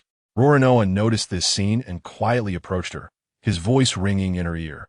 In an instant, the frost on Hancock's face disappeared, and her eyes showed evident joy and shyness as she softly replied, and happily followed Roronoa's pace. The two majors lingered on the top level, chatting with the soldiers, while Alvin led Roronoa and the others downwards. The first level was filled with pirates trying to travel from Sabeti Archipelago to the New World, coming from all over the seas. None of whom had bounties over 100 million. They were all small fry. The second level underground had pirates with considerable reputations. Bounties ranging from 100 million to 300 million, many of whom had been to the New World. Trafalgar pointed out their identities to Roronoa, noting that some were customers of their casino. Most were prisoners captured from Hive Island. Whoosh! Ghost Cry was drawn, its cold light harvesting lives from the pirates in the cages on both sides. Roronoa moved silently, as if harvesting cabbage, and lives disappeared one after another without a sound. It's you guys. Finally, deep in the second level, someone recognized Roronoa. It was actually the Ghost Cry blade that gave him away. They were indeed familiar faces, members of the Beast Pirates, led by the Flying Six. Sasaki, page 1. They were back in prison, looking as natural as if returning home, contrasting sharply with the terrified and worried expressions of the previous pirates. The response to them was still the thunderous sound of Ghost Cry slicing through the air. Sugar skillfully pulled out fruit from her bosom, while a tide of darkness rose in Roronoa's hand. This batch of leeks would be worth a lot, with several ancient types among them. Roronoa certainly wouldn't miss out. They might not need them, but collecting them was good. This time, even if Kaido kidnapped a Gorosei, he wouldn't be able to ransom back his subordinates. Snap! Snap! The sound of footsteps echoed in the bottommost level, standing out starkly in the empty, quiet environment. The cells here were all empty, except for the innermost cell where an empty chair was placed. Hearing the sound grow closer, the man inside raised his head, his gaze falling on Roronoa and the others. Upon seeing the person in the deepest part, Alvin was clearly taken aback, his face filled with disbelief. At this moment, Roronoa tore off his disguise, revealing his true face. Admiral Sakazuki, it seems your situation isn't very good. It's you. Sakazuki's expression darkened slightly as he saw Luo approach, his gaze falling on Alvin behind him, looking unfriendly. There was no fluctuation of battle, no noise, and not even an attempt to stop them. The way Luo and the others appeared before Sakazuki seemed to mock the former Marine Admiral. The war at Hive Island felt like it was just yesterday, and today, the positions of both sides had undergone a tremendous change. I spoke with Admiral Sengoku. There are some useless people in the Navy who are just dragging things down. It seems to be true. Sakazuki didn't get angry and shifted his gaze back to Luo. Don't be so angry, Admiral Akainu. Luo smiled slightly. Can I ask you something? Where are my companions? Sakazuki snorted coldly. Do you think I would tell you? Or do you think that because of this, I would betray the Navy? Don't dream. He suddenly stood up, scaring Alvin to retreat behind Taizolo immediately. But the decayed system, the old rules, you can no longer change them. Luo drew his sword, Onakiri, and waved it lightly. The cold light sliced through the iron bars of the cell, instantly eliminating the distance between the two. Luo truly believed that this Admiral Akainu would become the future Marine Marshal, replacing Sengoku's position. After all, that's how it was portrayed in the anime. He just didn't expect that the celestial dragons the Navy went to rescue would end up being killed by Sakazuki. Not only that, but this Marine Admiral was indeed bound and had not defected. Oh, he should be considered a former admiral now. Taizolo took out a document and handed it to Sakazuki. Sakazuki only glanced at it, snorted twice. The operations of the loyal dogs were still so disgusting. It was a document from the world government, secretly transporting Sakazuki to Mariehua for execution. He didn't doubt that it was a fake document because he was too familiar with the style of doing things. As a Marine Admiral, one of his responsibilities was to protect the celestial dragons, and naturally, he had interacted with those loyal dogs of the intelligence organization many times. So what is your choice? Luo stepped forward, sheathing Onakiri, appearing unguarded. Or do you think we will burst into battle in the next second? Upon hearing this, Alvin's face turned even paler, and the positions of Taizolo and Jinbi, seemingly casual, were actually ready for combat. Although Sakazuki was in a cell, he was only wearing a pair of sea prism stone handcuffs, which were quite loose, more like a training product. Taizolo and the others had experienced some of Luo's training methods. As a devil fruit user, after continuous training, one could gradually resist that sense of weakness. For trained, strong individuals, the sea prism stone only restricted their abilities and could not completely confine them. This was also the reason why Kaido of the Beasts, one of the four emperors, was captured time and again yet escaped repeatedly. Even with sea prism stone handcuffs, it could not limit his powerful physique and haki. Similarly, Sakazuki was no different. If he truly wanted to break free, these broken handcuffs could not restrain him. Sakazuki met Luo's ink-black eyes, a slight curve at the corner of his mouth. Do you want to fight me? He leaned back, sitting back down in the cell. I am no longer a Marine Admiral, just a prisoner who made mistakes. Mistakes? Luo smiled. Killing a celestial dragon. Isn't that a good thing? Eliminating evil for the people, what's wrong with that? Hancock, who was beside Luo, nodded seriously in agreement. All celestial dragons deserve to die. Lord Luo, I support you. Sakazuki did not respond. As a Marine who obeyed the orders of the world government, he always prioritized the orders of his superiors. To kill pirates, he would not even care about civilians, nor would he care about the nobles of those kingdoms. However, now the ones wanting him dead were the world government he had obeyed all his life. Betrayal? Become a pirate? Sakazuki felt it would be better to just die like this. He was not afraid of death. Seeing him close his eyes, Luo still approached, his low voice filled with temptation. The Navy has always obeyed the world government. That's your biggest failure. If the world government were truly fair and just, that would be one thing. Allowing a group of disgusting celestial dragons to stand above you? Our predecessors bore their debts, and we, as their descendants, have to repay them endlessly as if we were cattle and horses? Moreover, history is written by the victors. Perhaps their ancestors were enemies of our ancestors. After all, 3 of the 5 elders are already dead. Come to me, and you will be the marshal of the Inyo Navy. Once those guys in Mariewa are dead, we will support you to become the marshal here in Marineford. Who would dare to oppose?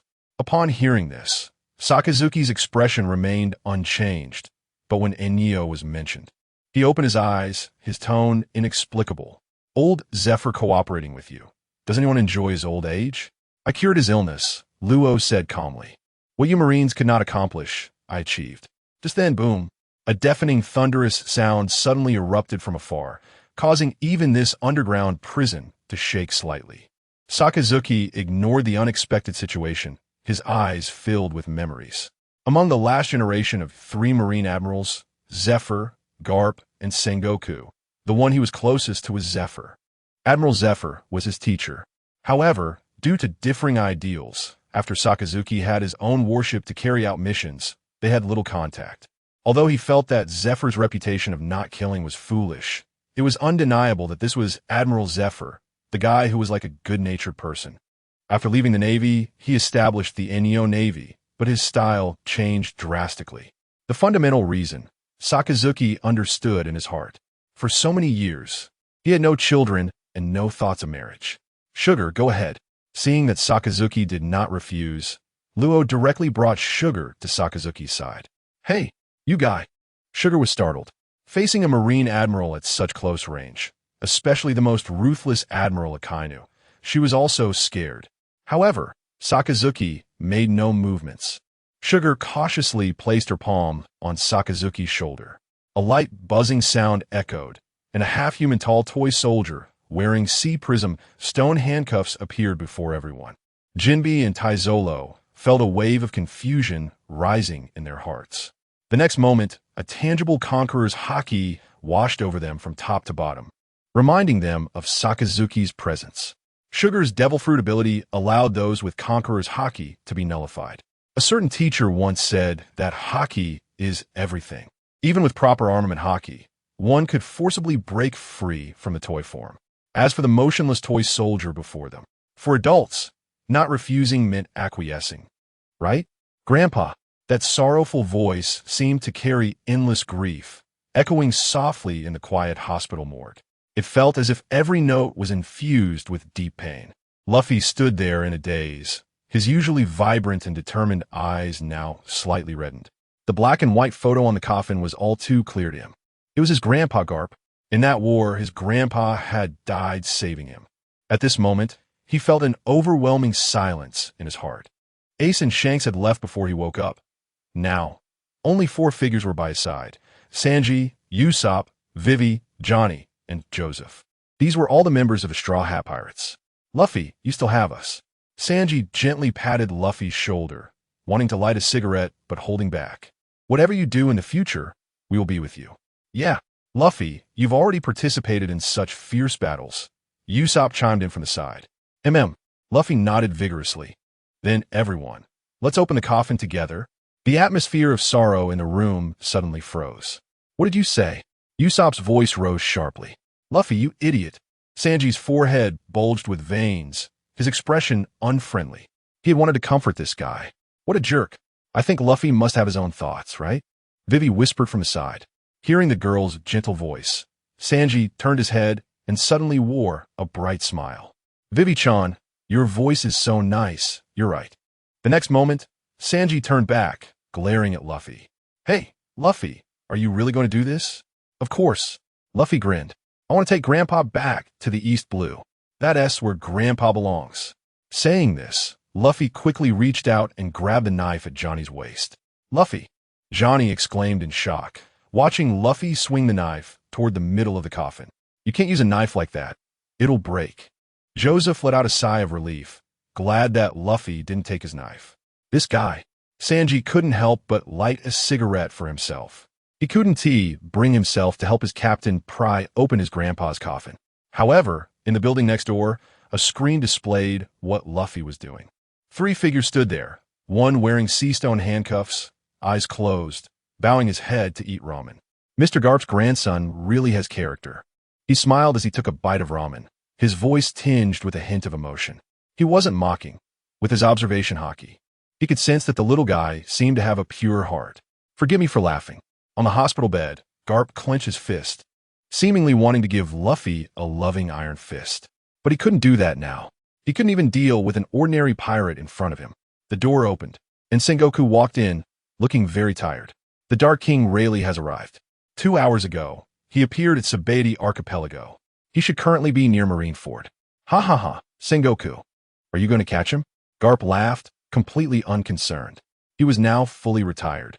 He had no choice but to retire. "Garp." Sengoku's tone was harsh. "It's all because of your grandson. Do you think it's for whom? Before your grandson causes a disaster, don't let him become a pirate anymore. You should know, right? The Yonko, Shanks, and remnants of Roger are all involved with your grandson. Otherwise, only the underwater prison awaits him." Garp's smile froze. This was the reason for his collaboration with Sengoku to spread his funeral message. He wanted to bring Luffy and Ace back, not letting them go to sea again. The sea was too dangerous. However, the screen only showed Luffy, and there was no sign of Ace. Garp was also very anxious inside. At that time, Ace had also been seriously injured and taken away by Shanks and others. He didn't know what the future held. When Shanks interacted with Luffy in his childhood, Garp felt something was off, especially when he heard about a certain incident where Shanks lost an arm in Windmill Village. When Garp first heard about this, he didn't believe it, not to mention Shanks. Even another kid on Roger's ship who ate the tornado fruit couldn't possibly lose an arm to that so-called king of the near sea. Inside the screen, Luffy's expression grew more intense, and finally, with a loud bang, he pried open the coffin. Immediately, Garp's face darkened. This was indeed his good grandson. In front of everyone, he pried open his coffin. "Sengoku, according to your plan," Garp said in a deep voice. As the patrolling navy arrived, Luffy and the others began their escape. However, everything was settled after Kazan made his move. Aside from Luffy being frozen from the waist down, his 5 crew members had all turned into ice sculptures. "Grandpa, you liar." In the hospital room, Luffy shouted, tears welling up in his eyes, but his mouth kept cursing. "Let my friends go." "Luffy," Garp sneered. "Let your friends go? Then let you continue being a pirate? It seems you haven't tasted your grandpa's loving iron fist in a long time." Garp controlled the hospital bed to move toward Luffy. Rubber, headbutt. Suddenly, Luffy leaned back, pulling his neck back, and then slammed his head against Garp's. Mr. Garp. Instantly, the hospital room fell into chaos. Z. The sound of electric currents intertwined. Keela held a golden stick, pointing at somewhere, with arcs of electricity swirling around her body. Come out. Kizaru, the user of the Pika Pika no Mi? As light shone, a tall figure gathered in the back. How terrifying. Kizaru slightly raised his hand, his gaze sweeping over Law, Keela, and the three warlords, his eyes flickering with unusual light. The presence locking onto him brought him an overwhelming sense of crisis. Tonight, he was just here for routine patrol, thinking he would zip around at the speed of light and go back to sleep. When he reached the prison area, he felt as if he suddenly forgot something. This made him, who intended to slack off, rise to the idea of walking over there. And then, he saw these familiar faces, especially Law in front of him. Kizaru was no stranger to him. A few days ago, Admiral Sengoku had just talked with him about some matters. Trafalgar Law. Kizaru spoke. Admiral Sengoku invites you for a meeting. That blind swordsman from your crew is visiting the Admiral. Visiting? I see you have set up an ambush in advance, right? There are Navy soldiers everywhere. Keela's expression was grim, her gaze at Kizaru filled with battle intent, and the blue arcs of lightning on her body crackled and danced. At that time, it was this seemingly lazy admiral who captured her. The lightning lighting fruit. The opponent's speed was astonishing. If it weren't for Keela having taken the king's attack first in the battle at Honeycomb Island, leaving her completely exhausted, she would have genuinely wanted to have a good fight with this admiral. Both the thunder fruit and the lightning lighting fruit grant exceptional speed abilities. This is Marineford. Isn't it normal to have Navy here? Kizaru scratched his head, looking at Keela with a bit of a headache. His observation haki told him that the young girl was filled with fighting spirit. But Kizaru really didn't want to fight. Fighting in the middle of the night. Not on a mission. No reward. Just wasting time. The aura Keela emanated was not weaker than those ferocious pirates. How could he possibly engage in such a thing? Too much of a loss. With that thought, Kizaru looked at Law with an even more serious expression. A young man capable of gathering so many strong individuals is truly remarkable. He glanced briefly at Sugar. The little girl gave him a strange feeling, holding a toy soldier in her hand. The toy soldier seemed to move, giving Kizaru the impression of being alive. Another unfamiliar strong individual. Sugar's aura was not at all weaker than that of a Marine colonel, and she appeared to possess a very special devil fruit ability. Strange. Why does this toy feel so familiar? Kizaru suddenly recalled whether he had played with a similar type of toy in his childhood. But that couldn't be, as his dreams and hobbies as a child were not about being a soldier. Lead the way, Law said, giving Kizaru a deep look. He didn't meet this admiral often. In his previous life, the admiral who could transform into light left a deep impression on Law. After all, that was the lightning lighting fruit. Who could resist the temptation of becoming light? Unfortunately, trying to snatch it from him would be extremely difficult. Every Marine admiral is exaggeratedly strong. Even without Conqueror's haki, they have thoroughly integrated their devil fruit abilities with their combat talents, making them top-tier powerhouses in the world. Please follow me. Kizaru turned around immediately, leading Law and the others towards Sengoku without any delay. He felt a slight chill in his heart, sensing a hint of malice in Law's gaze. As expected, today us young people are very scheming. Admiral Kizaru, why don't you consider joining us? Law quickened his pace, no longer maintaining a cold expression, his voice very serious. How much does the Navy pay? I'll pay 5 times. The city of Sandora, known as the Golden Capital, I'm sure the Admiral has heard of it? Kizaru's pace quickened slightly, but Law's voice continued. Not only is the salary multiplied, but the holidays are also doubled.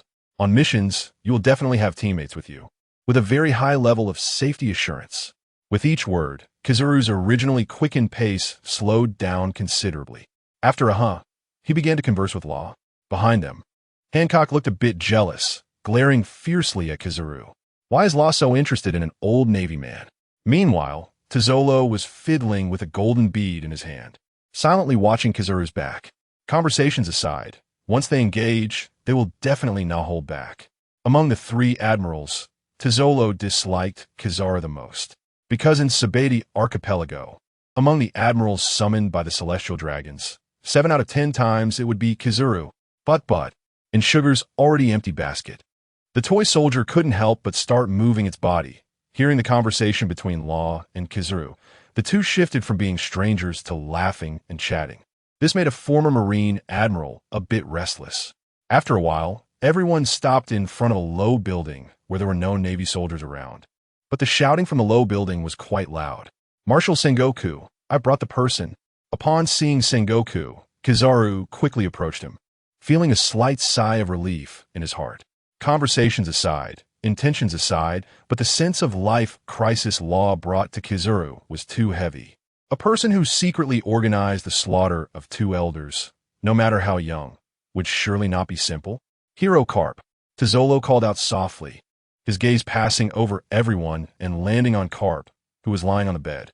"The hero has not yet fallen." Jinbei seemed a bit emotional. His gaze had become much more vigilant. Ahead, Sengoku and Tsuru stood beside Carp. 5-eye sculptures and a guy whose head was the only part not frozen stood on the other side. The Straw Hat Kid Luffy, Carp's own grandson. For this guy who made the Battle of Honeycomb Island even more chaotic, Tizolo and the others recognized his identity. At this moment, Luffy was cursing, with a look of defiance, as if to say, "What can you do to me?" Upon seeing Law arrive, Luffy looked over, recalling carefully, his voice filled with surprise. "You were that Trafalgar guy that Rayleigh mentioned. You're strong, right? Get us out of here, and I'll have Sanji treat you to barbecue. His cooking is really good." After Luffy spoke, he paused, mainly because Rayleigh and Sanji had been emphasizing Law's identity and danger level to him these days. He couldn't help but remember some things. "Isn't he a pirate too? By the way, Trafalgar guy, what are you doing here? You're not also a friend of my grandpa, are you?" Law calmly glanced at him. Compared to the original story, this sun-god situation had undergone tremendous changes. Even if Grandpa was seriously injured and crew members had died, could he still be so relaxed? From the information Law had previously obtained, that Yalta, who ate the slide fruit, had also joined the Straw Hat Kids group. Now that the other party had not appeared, the likelihood of death was extremely high. In the ocean, it's perfectly normal for a pirate to die. "I have only 2 purposes for coming to Marineford," Law said softly. "The first is to take away my crew." He glanced at a smile bound by sea stone and continued. "The second is to send off old Mr. Carp." Send off? Luffy clearly couldn't understand this term. In the Marine headquarters, to say that Mr. Carp's life. Kazan, who originally had his hands resting on the windowsill, turned around, exhaling a breath of cold air, staring at Law. "Your courage is still as great as ever." "Flint Kevin, that name I no longer use." Law smiled at Kazan. "It was your navy that spread the news of Hero Carp's death, right? Then let me make that news a reality." As his words fell, Law's gaze sharpened, and he raised his hand. A spatial vortex rapidly covered the area. His words caused the atmosphere in the room to freeze abruptly. Luffy was stunned, frowning and shouting. "Grandpa wouldn't be so easily defeated by you." A hint of seriousness flashed in Kazan's eyes, but he quickly regained his calm. Sengoku and Tsuru had already blocked in front of Carp. "Defeated?" Law said calmly. "Even if I don't take his life, within a month, he will undoubtedly die." As a user of the surgical fruit ability, and after quickly brushing up on medical knowledge under the guidance of the top doctors in the Drum Kingdom, the current Law is also a highly skilled doctor. Upon examination, Carp's condition is far more serious than he had guessed. At that moment, the terrifying Conqueror's Haki that Green Bull had inserted into Carp's body could probably easily tear apart an ordinary vice admiral. The world government must have wanted to kill Carp long ago. The fall of a hero is always a tragedy. What? Upon hearing this, Luffy was shocked. Turning to look at Carp on the hospital bed, his expression blank. "Luffy, don't look at me with such a weak expression." Carp snorted coldly, picked his nose, and flicked a booger at the unable to evade Luffy. "You old bastard." Luffy shook his head violently, but still ended up with a booger stuck to his face, coming to his senses and struggling incessantly. "Trafalgar D, Water Law." Sengoku spoke, his gaze falling on Law's face, his expression complex. "Do you remember Corazon?" Law frowned slightly, his heart tightening inexplicably. He understood what the other party meant. As a transmigrator, Law had inherited the original memories. so he naturally felt a strong connection to the name Sengoku mentioned. Sengoku, if you want to talk about Razanani, then there's no need, Law replied, not wanting to get involved in past matters. Those were merely memories he inherited, and Razanani was no longer in this world. However, I will visit the Don Quixote family in the future to settle some old and new scores. Both in his past life and after his transmigration, the Don Quixote family has caused Law trouble. Law remembered feeling a strong sense of crisis when he encountered Lao Ji. The sea has become completely chaotic. They have all been exposed, and he doesn't mind cleaning up this old enemy. The Don Quixote family has some pretty decent devil fruits. This time, it was Sengoku's turn to frown. Indeed, this child is completely different from Razanani. He has not walked the path you wanted. Your killing intent is too heavy. At least after becoming my enemy, the ones who die are the enemies, not me. Law replied calmly. He is actually similar to a Kainu, willing to disregard too much for his own goals. However, Law's moral bottom line is clearly lower and more flexible than Akainu's. Your non-killing admiral is now on my side. If you came here today to throw us all in prison, we are ready to fight at any time. Law lightly tapped the sheath of his sword. Boom. In an instant, the violent conqueror's haki surged out like a roaring wave, sweeping out with an unstoppable force, as if it wanted to completely engulf the small hospital room. It was like the pressure released by an enraged ancient beast, instantly enveloping the entire space, making Sengoku and the others feel an indescribable sense of oppression. The dissipating red lightning was like countless angry fire dragons, with scorching heat and astonishing power, crashing down hard onto the originally solid walls.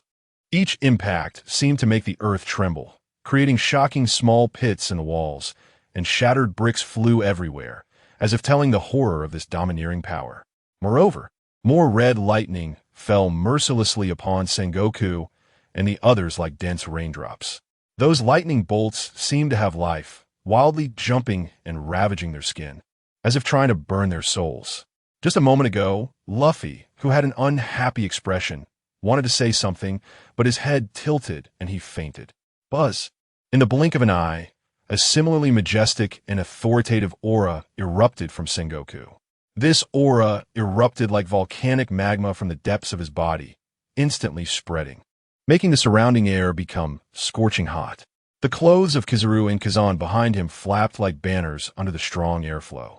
Is Admiral Sengoku's conqueror's haki really this terrifying? Kizaru looked at the movements of these two and sighed. After becoming an admiral, they rarely saw Sengoku take action. During the war on Hive Island, the combat power displayed by Admiral Sengoku was terrifying and unparalleled. In the pursuit of the big MOM pirates, Admiral Sengoku single-handedly made big MOM cough up blood, and the feeling brought by the golden giant Buddha was only one: powerful. Kizaru even felt that if the high-ranking Navy members acted together, it would be completely possible to eliminate one or two emperors of the sea before this. At this moment, both Law and Sengoku exhibited extremely sophisticated control abilities. Both of their conqueror's haki were confined to this hospital room and only fell upon each other. However, no one fainted behind Law. The clash of momentum was brief, and Law turned to signal Hancock not to act impulsively. As the third owner of Conqueror's haki in the scene, Law could feel her eager Conqueror's haki. However, compared to Law and Sengoku, Hancock clearly did not master the detailed application of this aspect. Once it erupted, it would inevitably spread to the outside world, making a grand spectacle. During the Hive Island War, Mariewa was attacked by the Revolutionary Army. The commander of the Revolutionary Army's Western forces, Mori, was confirmed dead below Mariewa. In addition, we found corpses in the forest, confirmed to be members of the Revolutionary Army, totaling over 200. You have betrayed the Revolutionary Army. Sengoku stared at Law and said slowly, "They also betrayed me." Law quickly replied, not caring about revealing information. Where did the artificial hearts owned by the Golden Lion and Crocodile come from? The top medical team that Law had brought from the Drum Kingdom couldn't produce artificial organs. The only explanation is that they were obtained from the man with the world's greatest brain. Vegapunk, this doctor ultimately stood on the side of the Revolutionary Army. Of course, Law had never considered that the other party would stand on his side, even though they had cooperated before. This is the flaw of youth. Others have connections, while they do not.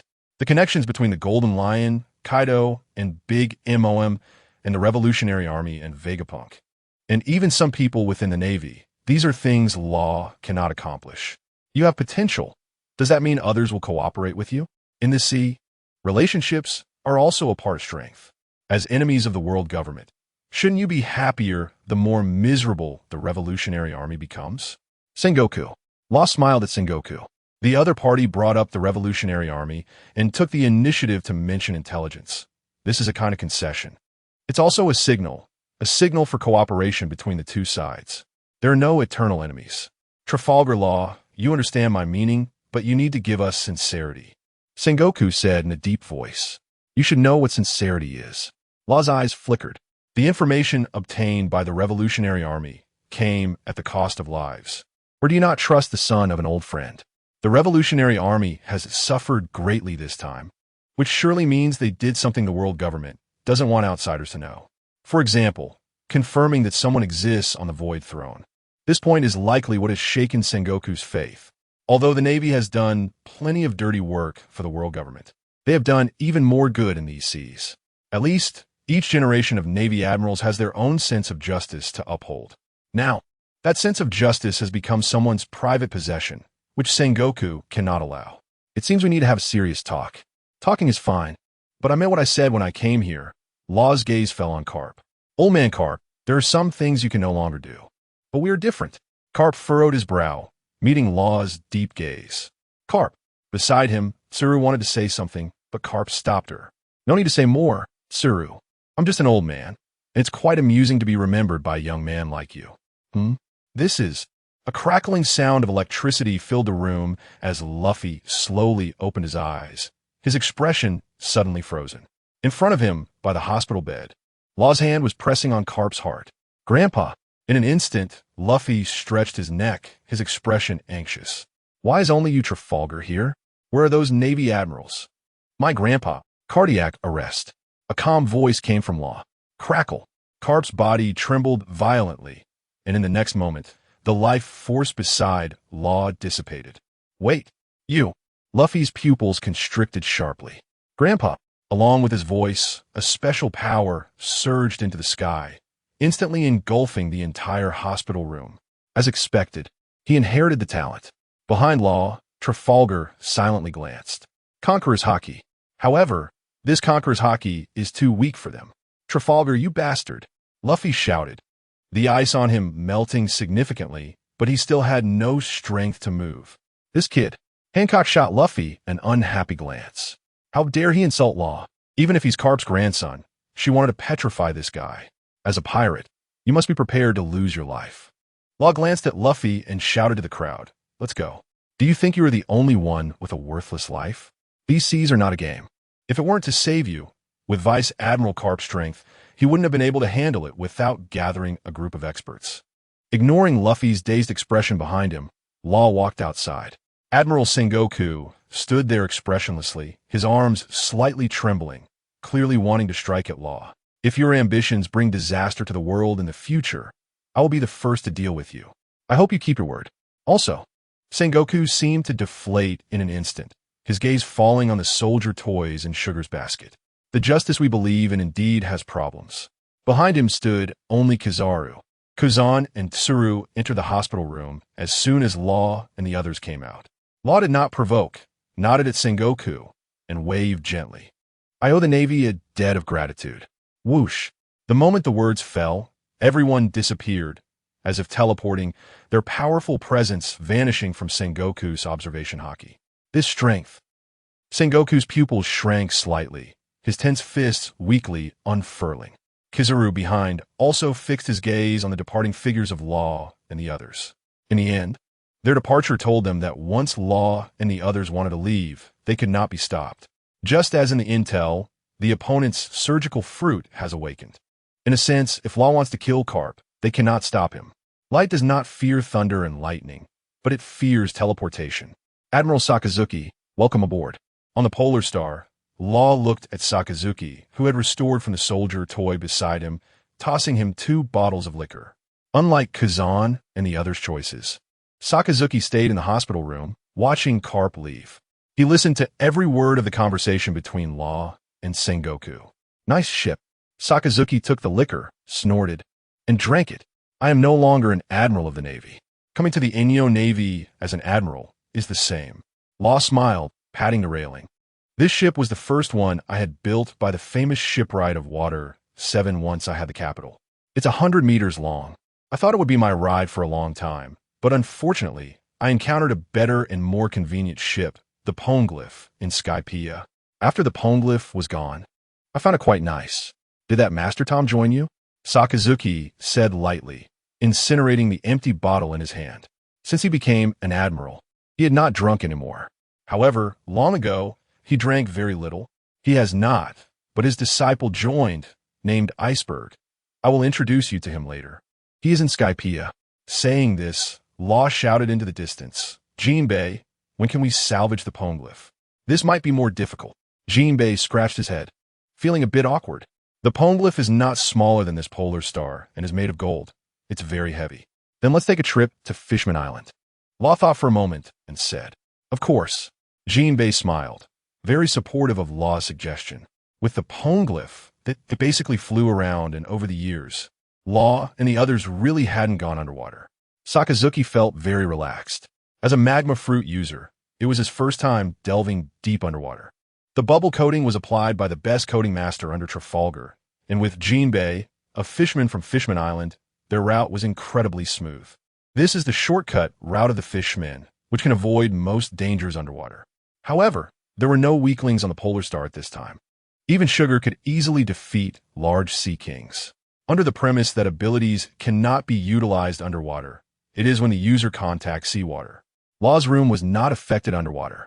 Sakazuki's magma, the moment it comes into contact with seawater, forms a rigid shell, but the internal magma remains quite intact. The deep environment feels more tranquil than on land. The sound of a cane tapping the ground echoed beside Sakazuki, and the newcomer was Ikeku. As an old man of similar age to Sakazuki, their relationship had unexpectedly become harmonious these days. This made Law glance over there. He felt that Ikeku and Sakazuki would eventually clash, because Ikeku is a soft-hearted blind swordsman. If he is beside Sakazuki, when Sakazuki acts to achieve his goal, if it involves the crowd, Ikeku would undoubtedly intervene. However, Law is also feeling very troubled now, or rather, at a loss. Beside him, Hancock was indeed too enthusiastic. Tetsolo dropped his subordinates and ran over, but everything had already been arranged beforehand. On Hancock's side, Law heard the grievances of that old lady from the snail phone and felt a bit embarrassed. They had really taken a queen out. Of course, as a response from the cooperating side, Monet, Kana, and a group of girls would soon go to the Amazon Lily Kingdom to pass on Law and others' training methods to the female warriors guarding there, while also utilizing the resources on Amazon Lily that specifically benefit women for their training. Law, eat some fruit. A gentle, alluring voice sounded as Hancock brought a peeled grape to Law's mouth, her eyes filled with anticipation. Law helplessly opened his mouth and ate the grape. Kura on the side chuckled, and Law shot her a fierce glare. However, this did not stop Hancock's enthusiasm.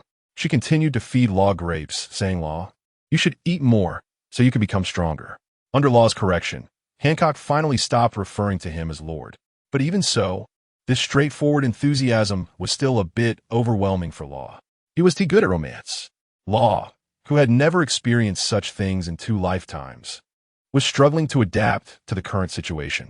While being fed, Hancock's pale, jade-like fingertips gently brushed the corner of Law's mouth. In that instant, a cold sensation surged through Law's body like an electric current. The beautiful and delicate-faced Empress, Hancock, stood quietly beside Law, her gem-like bright eyes sparkling. Law lay on the soft chair next to Hancock's graceful figure. Just a glance at her sexy and curvaceous body. Every curve seemed meticulously sculpted, flawless.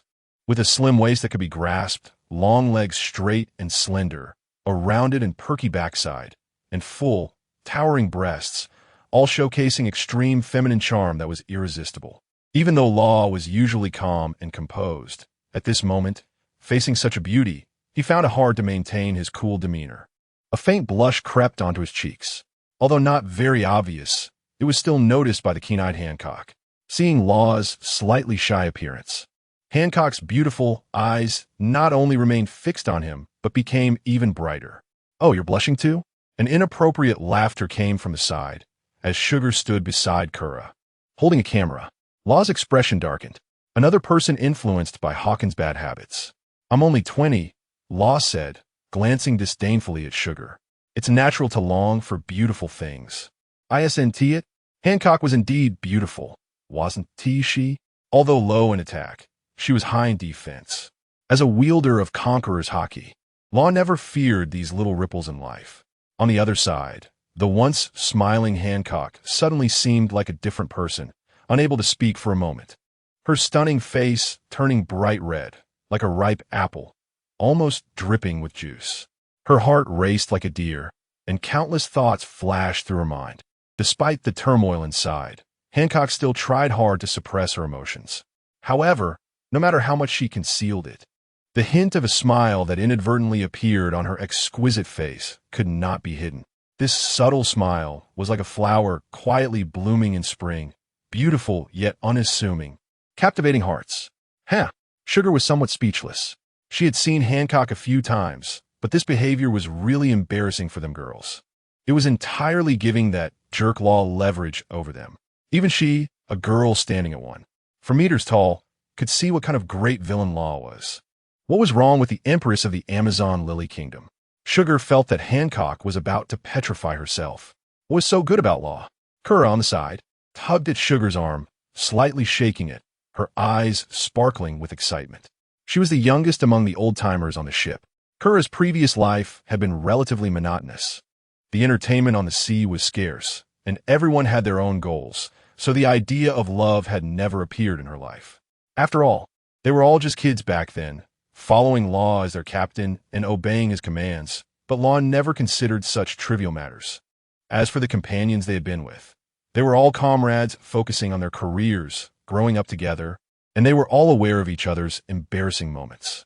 It seemed that Kura had never seen a girl who could make Law blush for so many years.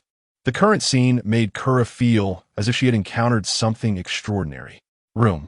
A plain voice sounded, and Sugar raised her camera, counting 1 second, 2 seconds. The camera showed no changes. The tide of hockey had completely enveloped the camera without anyone noticing.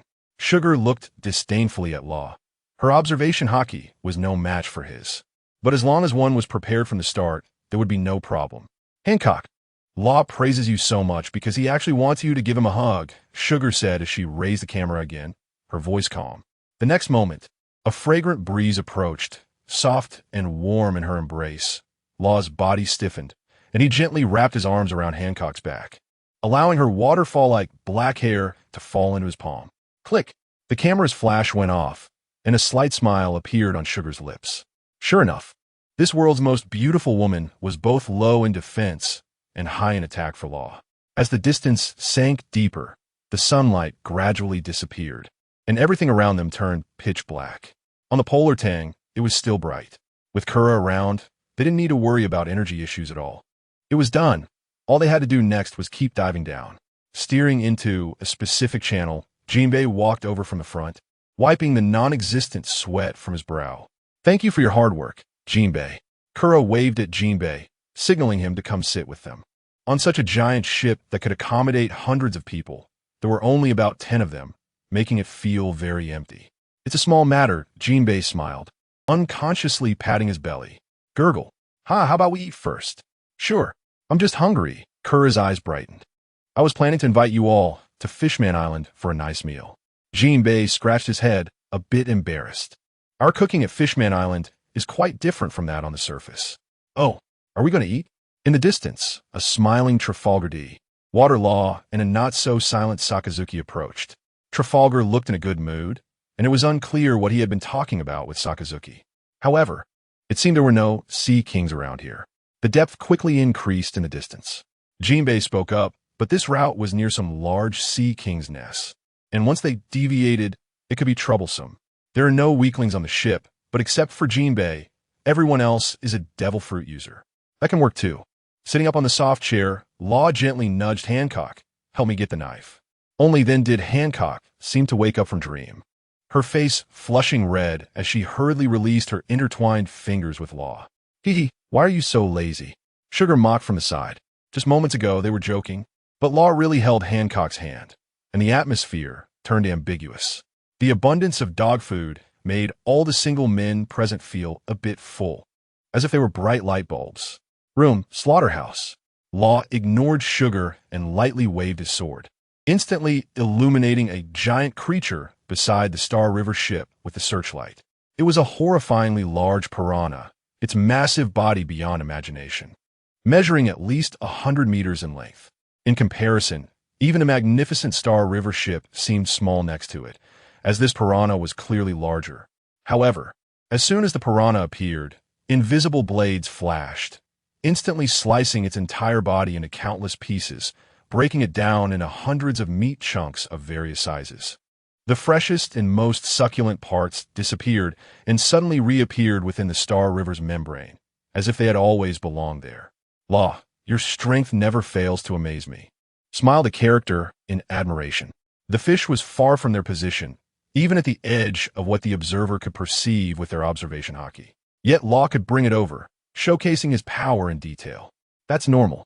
Carla was quite happy to see the chunks of meat that looked delicious. To be honest, she was getting tired of the food from Sky Island. The taste of deep-sea sea kings must be good, right? On the other side, as Law prepared to sit back down next to Hancock, his body suddenly shook. Scanning from left to right, a new question arose. Who's going to cook? The second person to realize this was Sugar. She looked at Law sideways. Captain, you don't expect me, a little girl, to carry these meat chunks that are countless times larger than me to cook, right? Huh. Law completely ignored the old lowly pretending to be young. Sugar was actually older than him. However, with Carmen not around, wanting a hot, delicious meal was indeed a problem. Before Carmen came aboard, Law had often cooked for everyone himself. Then it was Sugar and Monet or Hawkins. After taking Sky Island, the head chef on board. Law, how about I try grilling fish with electricity? Carla's hands crackled with electricity. Don't waste ingredients. Law paused for a moment before slowly speaking. Carla had a high talent for combat, but her cooking skills were quite lacking. How about I make you a meal? Hancock came to Law's side, her cheeks adorned with a gentle smile, giving off a soft, spring-like feeling. She suddenly thought it wouldn't be bad to prepare a loving bento for Law in this environment. No, you should rest, Hancock. Law raised an eyebrow, took Hancock's hand, and pushed her back onto the soft chair he had just occupied, using his powers to create a pillow for her. As an empress of a nation, Hancock likely had never set foot in a kitchen. Just as Law was about to take action himself, bang! A torrent of searing magma surged, rising into a roaring flame. Above the flames, the wide belly of the fish resembled a small hill, covered with a thick layer of white fat. As the magma's high temperature roasted it, the fat began to melt gradually, flowing down like golden honey, soaking into the tender, juicy fish meat. In an instant, an incredibly tempting aroma wafted through the air, capturing everyone's attention. I'll do it. The tall Sakazuki stood firmly beneath the giant fish, gripping a large spoon formed from condensed lava, bubbling with molten lava that released tremendous heat. Despite the intense heat of the lava being in close proximity to the fish, Sakazuki could precisely control the heat, ensuring the fish meat didn't get burned. So fragrant, Carla rushed over to help. Soon, a lavish feast of whole fish appeared before everyone, with an array of mouth-watering dishes that made their appetites surge. Who would have thought you could cook? Law took a bite and was surprisingly pleased with the taste. Reliable admiral. When the Navy goes on long missions, they can't possibly bring a chef along. Sakazuki nodded slightly, and it was clear that there was a noticeable generational gap when he talked with Carla. However, Carla was very outgoing and talkative. After an initial period of tension, she could chat endlessly once she caught Sakazuki's attention. Jinbei, how many sea kings are there in the deep sea? Law asked Jinbei while feeding Hancock. If he didn't take the initiative, he would end up with his mouth filled by the other party. Law, are you planning to take action against the Sea Kings? Jinbei thought for a moment. At least 100, but some of the super-large Sea Kings below Fishman Island can exceed 5,000 meters in length. Those are troublesome giants. Let's see when the time comes, Law mused. Without witnessing the super-large Sea Kings firsthand, he couldn't make a judgment. Generally speaking, he couldn't cut things he hadn't seen continuously. Especially after awakening the Ope Ope no Mi, he could even cut a wound on one of the ancient weapons, the Heavenly King. The blood energy provided by the Sea Kings was quite substantial. Although this quality could not compare to a mid-level officer, it excelled in quantity. Due to their strength, everyone's appetite was considerable, even though Sugar was only 4 meters tall. She could still consume several cubic meters of fish meat. The ability to eat and digest came from one of the techniques created by the world government, life return. Seeing Sugar and Carly use it so skillfully, Sakazuki couldn't help but pause for a moment. This wasn't an ordinary technique. It could even be applied in combat. Among those present, only the honest person, Mr. Smile, would he know how. Mr. Smile, I'll teach you later. Tesla noticed this scene keenly. Thank you. Smile didn't refuse. Eat more, digest quickly. Digest quickly, eat more. This was indeed an enticing technique. Although Smile was blind, he was still quite envious of it. Sakazuki silently ate the fish he had grilled, his expression unchanged. He was no longer part of the Navy, so he didn't need to concern himself with so many things. These days, Sakazuki experienced a life he had never known before. Now, he somewhat understood that guy, Poliusolino. No wonder he liked to slack off so much. The days without missions were indeed quite nice, even in this deep sea that he hated the most. After dinner, everyone returned to their own rooms. LawAwakens lay on the bed and closed his eyes. He did not intend to actually sleep. Like Sakazuki, Luo also hated the underwater environment. This was all rooted in the threat to his life posed by the surrounding environment. Luo and Hawkins could be said to be the ones who used sea prism stone and seawater baths the most, with the purpose of reducing the situations where their abilities could be restrained. However, even so, Luo still couldn't swim in the sea. Once he fell into the seawater, he would have a slight resistance and then drown. Since boarding the ship, he had communicated with Keela and Sugar to take turns keeping an eye out with their observation hockey. Knock, knock, knock. The door was knocked on. Come in. Luo frowned, wondering why there were several people outside.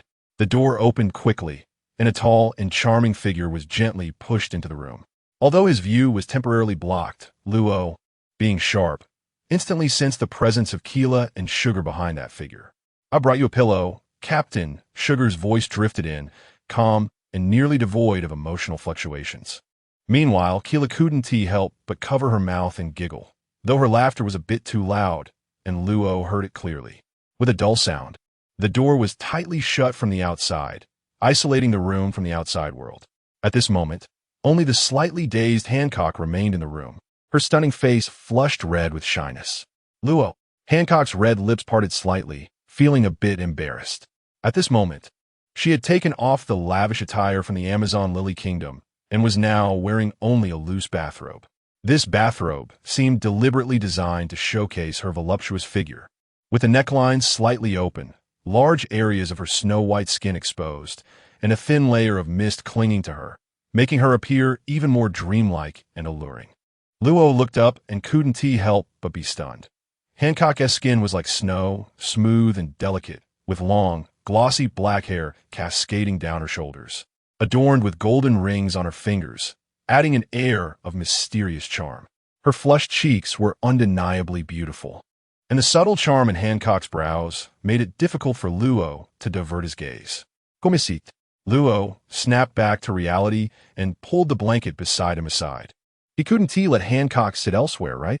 After all, this was the captain's room, which was quite spacious, and the bed was also large. Hancock's eyes brightened, and she smiled, quickly walking over and flopping onto the bed, taking up half of it. Let us not listen to any more bad ideas from Sugar, Luo said helplessly. How could a dignified empress of the pirates be so obedient at this moment? What if she got led astray by Sugar and the others? Okay, Hancock nodded, but a thought of disagreement arose in her heart. At least what Sugar and the others said seemed quite useful. What would a lone man and woman talk about in a room together? Of course, it would be about combat techniques. Hancock, can you compress your Conqueror's haki after manifesting it? Luo extended his hand, a thread of crimson lightning crackling at his fingertips. Is that Conqueror's haki? Hancock sat up, the friction between her bathrobe and the blanket causing it to slide down slightly, revealing her snow-white shoulder. Zzz. Noticing this scene, Luo's lightning arc suddenly grew larger, almost slipping out of control. Yes, Luo nodded. Learning this was at a different level than not knowing it. Hancock's Conqueror's haki was strong. As someone who became the Empress of Amazon Lily at 18 and gained the title of Warlord, her strength was formidable, even against an Admiral of the Navy. Hancock could probably intervene in battles of that level. However, in terms of offensive capabilities, Hancock still lacked effective means. The Sweet Fruit's ability was very domineering, but its effect was limited against strong opponents above the rank of captain. After a thorough and straightforward exchange, Hancock was already able to manifest her Conqueror's haki, condensing a destructive crimson lightning arc. However, to apply it in combat, she would need more intense practical experience. Hancock's talent was among the top tier in this sea. Luo, wait. That over there is not okay. Hancock, with her back turned, trembled slightly, and the loose bathrobe slipped down a bit with her movement, inadvertently revealing her snow-white skin. At this moment, Luo was gently pulling the other side of the bathrobe aside. As the dignified empress of the pirates, Hancock appeared majestic in public, but at this moment, her stunning face was filled with nervousness and shyness. Her cheeks were as red as sunset, and her captivating eyes revealed a hint of worry, her pearly teeth lightly biting her luscious red lips, as if trying to suppress the turmoil within her. Don't be nervous. I just want to tell you not to pay too much attention to others' gazes. I won't dislike you for it. Luo's gaze flickered over the mark of Celestial Dragon's hoof, a fleeting killing intent flashing in his eyes. Seeing that Luo did not have a particularly strong reaction, Hancock breathed a sigh of relief in her heart and slowly leaned against Luo. In the future, the Celestial Dragons will all die, I promise. If you're really concerned, I happen to know a few Devil Fruit abilities that can erase that scar. Hancock turned her head slowly to look at Luo, only to see the sharp outline of his profile. She softly again, her lips curling up, and the next moment, she was flipped over and embraced by Luo, closing her eyes in satisfaction. This was her first time being held by a man, but Hancock felt very safe. The next morning, in the depths of the sky and sea, a gloomy darkness enveloped the entire Star Sea ship. We're here. Jinbei's voice suddenly rang out. The room door opened, and Luo stepped out first, holding a sword, ghost cry. Hiss, hiss, hiss. A large white creature with pink spots had a head with a beast skull poking out. Luo glanced at Salome. This snake was Hancock's pet, but it looked a bit silly. Hiss, hiss. Salome saw Luo and backed away a bit. Feeling a little scared, Luo gave it a dangerous vibe, someone you couldn't offend. Behind them, Hancock obediently followed Luo, her face slightly flushed, her red lips pressed together. Forming a charming arc compared to yesterday, she no longer became overly excited just because Luo was too close. After all, last night they had zero distance, and she had served as a good pillow. Have we arrived? Luo had no intention of walking. With a thought, he and Hancock appeared at the bow of the ship. Ahead, an island surrounded by a massive double-layered hemispherical bubble shield came into view, with an air layer between the two shields. If a coated ship were to intrude into Fishman Island along the wrong path, the coating would automatically peel off and merge with the island's shield, causing some ships to fall into the air layer in between. Jinbei explained, his mood visibly improving. He hadn't been back for a long time. Although it was located deep underwater, the front was filled with brightness, and Fishman Island also had a sky and clouds. This is the giant tree sun tree Eve that grows near Fishman Island, which can transmit sunlight from the ground to Fishman Island, allowing the deep-sea island to experience sunlight and changes in day and night. This is the blessing of the sun. A ship from Fishman Island and a group of mermaid soldiers also discovered the Star Sea and are heading this way. Jinbei, how have you been? As the ship approached, a robust red-skinned fishman with a headscarf came over, sporting thick curly hair, a wide mouth, a beard, and a bit of stubble on his upper lip, with a sun emblem on his chest. Brother Tiger. Jinbei's eyes lit up, his tone excited. Uncle Tiger. Keela also ran up and waved at him. You are Keela. You've really changed a lot. I almost didn't recognize you. Tiger grinned widely, looking very happy. The nearby fishman soldiers looked at Tiger with great respect, silently guarding the Star Sea. Law, although the news hasn't reported it, you must have been involved in those major events, right? Tiger finally turned to Law, his mouth curling up in a nostalgic smile. The fifth Emperor of the Sea, You truly have achieved great things. This is a gift for your meeting."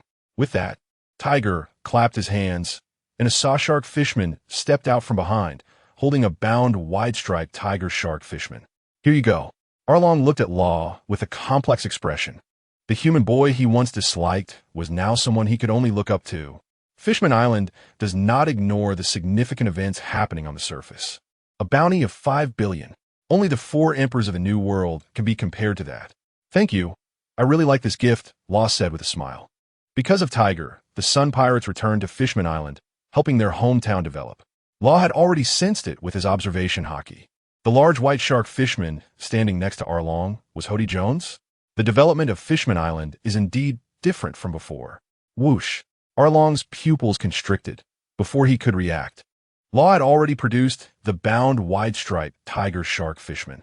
That was Vander Decken IX, captain of the flying pirate crew, a descendant of the original Vander Decken.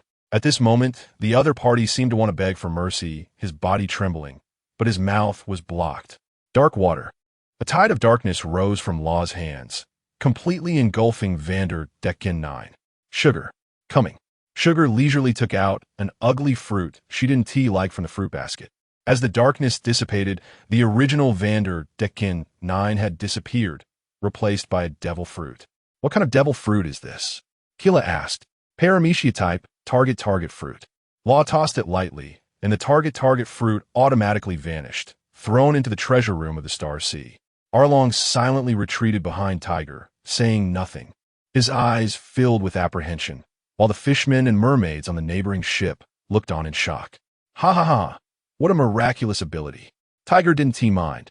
He knew Law was collecting devil fruit users and had long suspected it. As for Vander Decken IX, this guy had ambushed the mermaid princess. If it weren't for leaving him to Law, Tiger would have wanted to personally take him down. Soon, everyone entered Fishman Island, and Law and the others were invited into Ryugu Palace. "Welcome, everyone."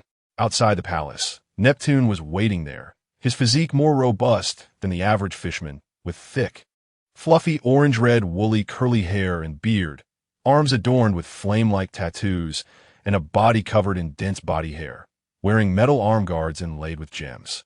Beside him were Odoheim, with her wavy golden hair, and their 4 children. "General Tiger, you've worked hard." Neptune also cast a respectful glance at Tiger.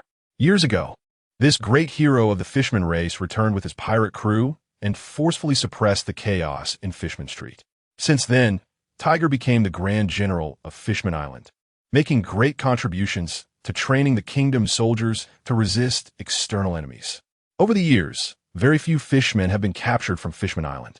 Even if someone was captured, they would be intercepted by the forces of Tizolo on their way to the auction, with Jinbei and Tizolo, both Shichibukai, protecting them. Fishman Island has prospered in both the black and white markets. King Neptune. Law nodded at Neptune. "This time, we're just passing through and bothering you."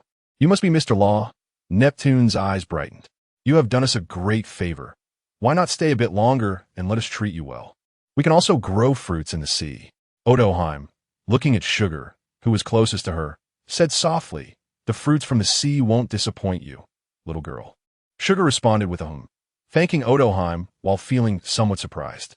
"The underwater world is truly eye-opening for me." Law smiled, as if sensing something, turning his head toward Odoheim and feeling a sense of warmth. However, Sakazuki furrowed his brow, the farthest from Odoheim, with no intention of speaking. Odoheim is very weak. This queen of Ryugu Kingdom does not possess much strength, but her observation haki is quite special, allowing her to hear the inner voices of others. However, Law's side consists entirely of elite members who dare to challenge the Marine headquarters. Everyone felt Odoheim's uniqueness to some extent. During the meal, everyone chatted happily. Suddenly, an alarm rang out. The entire Fishman Island was enveloped in a tense atmosphere. What happened? Neptune's expression tightened. "Report. A ship is approaching, and it's extremely fast. It seems to have malicious intent." A fishman guard rushed a report in a panic. "Humph, whoever it is, if they dare to invade Fishman Island, they will have no return." Tiger snorted coldly, exuding a powerful aura. King Neptune nodded at Tiger and immediately ordered the soldiers to prepare for defense. Now, Fishman Island is no longer the same as before. Meanwhile, Odoheim sighed lightly. Unlike in the anime, this queen has survived to this day. However, her plans have not succeeded in Fishman Island. The strong approach brought by Tiger has garnered the support of the people in Neptune. This is the role of a national hero. Even if Odoheim is well regarded among the people, it cannot change some things. Odoheim has heard Tiger's heartfelt thoughts. Since then, she has been unable to say everything to him. If it weren't for that young man named Law, Odoheim looked at Law with gratitude in her eyes, fearing that Tiger and the Fishmen would become even more extreme. At this moment, Law and Hancock were sitting together, sweetly whispering to each other. Suddenly, Law's mouth curled up slightly. It seems our peaceful journey is about to be interrupted. Law, he is from the world government. Keela slowly opened her eyes, her tone suddenly urgent. It seems my intuition was not wrong. Law smiled thoughtfully, tightening his grip on the sword hidden within his staff. Gambler's line, one of the 12 supreme great swords. If possible, I can help to repay this meal's kindness. Next to him, Law was somewhat speechless and didn't want to get involved anymore, pulling Samuro, who was behind Hancock, over to lean beside her. The scales of this snake were soft, and it was quite comfortable to lean against. As for the smile, this person was indeed a good person. He probably sensed the goodwill of Princess Odoheim and the people of Fishman Island and didn't want this peace to be broken. However, taking on everything for others was not the best kind of help. Fishman Island had its own army and its own ways of handling things. Neptune was much more flustered than before, but he was still a competent king, organizing tasks in an orderly manner. Jinbei and Tiger left together. Just these two were enough. Mr. Law, I'm sorry for the trouble, Neptune said awkwardly, lacking much of a kingly demeanor, even asking if sugar needed any other desserts. It's fine, Law smiled. Your Fishman Island isn't the same as it was 10 years ago, is it? Sure enough, the battle ended quickly. Tiger was followed by a group of figures dressed in suits as they entered the Dragon Palace. Oh, familiar faces? Upon seeing the familiar attire, Law and the others turned their gazes over. You are Trafalgar Law. How did you end up here? The leading CP officer's expression changed suddenly upon seeing Law half lying on a large snake with a lifeless expression. The worried look on his face was now almost overflowing with fear, his legs going weak. The newcomer was indeed an old acquaintance that had not been seen for a long time. Spandam. Behind him, Law noticed several figures dressed in white. The person at the front stood very close to Spandam, seemingly no longer in a superior-subordinate relationship. Rob Lucci, known as the strongest killing machine in CP9's history, was considered by many to be the most talented individual in CP9 in 800 years. Got promoted? Law raised the corner of his mouth, showing no intention of getting up. Behind Rob Lucci were his good teammates, Kaku, Gabra, and others. When they first met, these guys were still in black suits. Now they wore white and had special masks. They had become CP0. Law's voice was calm. Where I am has nothing to do with your world government, right? You. Spandam retreated in fear. We came this time to find the king of Fishman Island to discuss cooperation. It has nothing to do with you. Nearby, Rob Lucci and the others stared closely at Law. It doesn't matter. Do you have a din mushy for the Gora CI? Law slightly raised his eyes, a small spatial vortex appearing in his hand. Don't do anything reckless.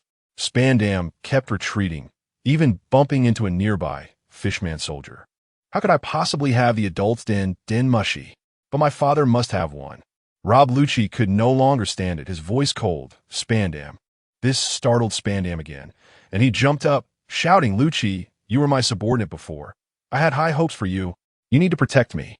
Without permission, we won't engage in battle with Trafalgar Law's group, Lucci said in a deep voice. The next moment, cold light flashed. Lucci suddenly retreated, a chilling aura emanating from him. His pupils constricting. Poof! A head shot up into the sky, like a cannonball, tracing an arc before heavily crashing to the ground, stirring up a cloud of dust and blood. Looking back at the headless body, blood gushed out from the neck like a crimson fountain, staining the surrounding ground bright red. Spandam's face, which had still been wearing a forced smile, was forever frozen in that expression, as if time had stopped at that moment. That smile appeared so eerie and horrifying that the CP members felt their breaths quicken, all drawing their weapons, looking at Law in terror. Engage in battle? Law, holding Hancock with his right hand, pointed his left fingertip at Rob Lucci and the others, his tone unhurried. You guys? In the back, Keela was quite moved, looking like she wanted to take action. Meanwhile, Sugar simply glanced over, silently eating the fruit in front of her. Princess Odoheim hadn't lied to her. The fruits from the seabed weren't too salty and had a unique flavor. Being able to join CP0, Rob Lucci and the others were indeed quite talented. However, compared to Law and the others, CP0 had eliminated several ships in the war on Hakenosu. As for Spandam's cause of death, it was because Hancock found him displeasing. His father Spandam had dealt with many dirty matters for the world government and had offended Amazon Lily. At this moment, King Neptune of Fishman Island appeared surrounded by guards, looking seriously at Lucci and the others. We currently do not wish to cooperate with the world government. Please leave. In the back, some members from Spandam's faction hurriedly said, Neptune, this is a mutually beneficial opportunity. As long as Fishman Island accepts the protection of the world government, you won't have to worry about pirate invasions anymore. You could even come to the surface and participate in the World Conference. The World Conference. Neptune's gaze narrowed slightly. This was one of Fishman Island's dreams, to become a member of the world government and allow fishmen and mermaids to walk freely on land. At this time, Lucci had already transformed into his hybrid form, looking serious. Neptune, I hope you consider carefully, otherwise you will bear the consequences. He was being threatened by Law, forced to use the ability of his devil fruit. Despite having the title of genius recognized by the world government, Lucci realized that the gap between himself and his old enemy was too vast. He couldn't avenge Bruno at all. In Lucci's gaze, Law spoke again. Is it just you guys on your ship? Lucci did not answer. If you don't answer, I'll kill another one. You know I have that ability. You don't think you have the strength to act recklessly here, do you? Law felt that there were always a few stubborn individuals in this sea. Munkide. Luffy was one. The current Rob Lucci was another. Did not the others like the Smiling and Keela, or those sitting below like Sakazuki, not see this? Jinbei Tiger, and Hancock beside him, did they not see? Even if the remaining 3 Gorosei came together, Law would dare to try to slay them. It's only us, Lucci said in a deep voice, his tone carrying a hint of killing intent. No, not just them. Keela suddenly stood up. Law, there's several powerful presences coming in. I felt it. Law sat up, the spatial vortex in his hand disappearing in an instant. Buzz. Law's mind moved slightly, but nothing happened. Whoosh.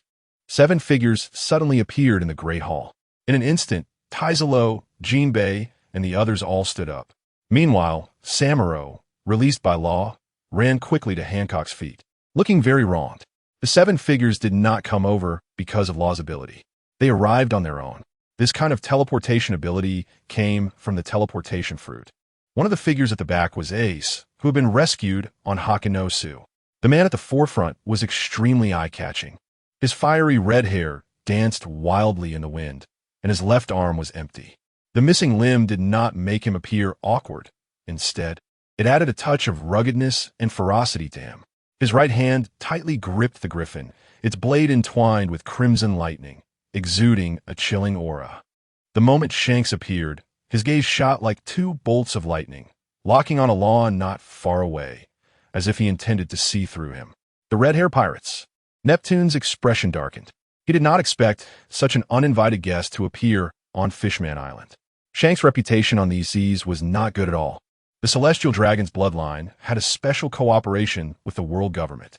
Some even blamed Shanks for Roger's death. Beckman, Jesus Burgess, Lucky Roo, Navigator Bendy Nessick, Monkey Marimo, Ace. This was the current lineup of the red-haired pirates. Nearly half of the crew had died, and the red-haired pirates could no longer be referred to as an impenetrable fortress. It really is you, Shanks said, his eyes deep as he looked at Law. Back then, they had left Reverse Mountain while Law and the others sailed in the opposite direction, returning to the East Blue. Now, both sides had clearly taken opposing paths. If it were back then, I wouldn't have held back, Shanks said coldly. You didn't hold back either, Law replied, gripping his sword, the ghost cry, as he stood up.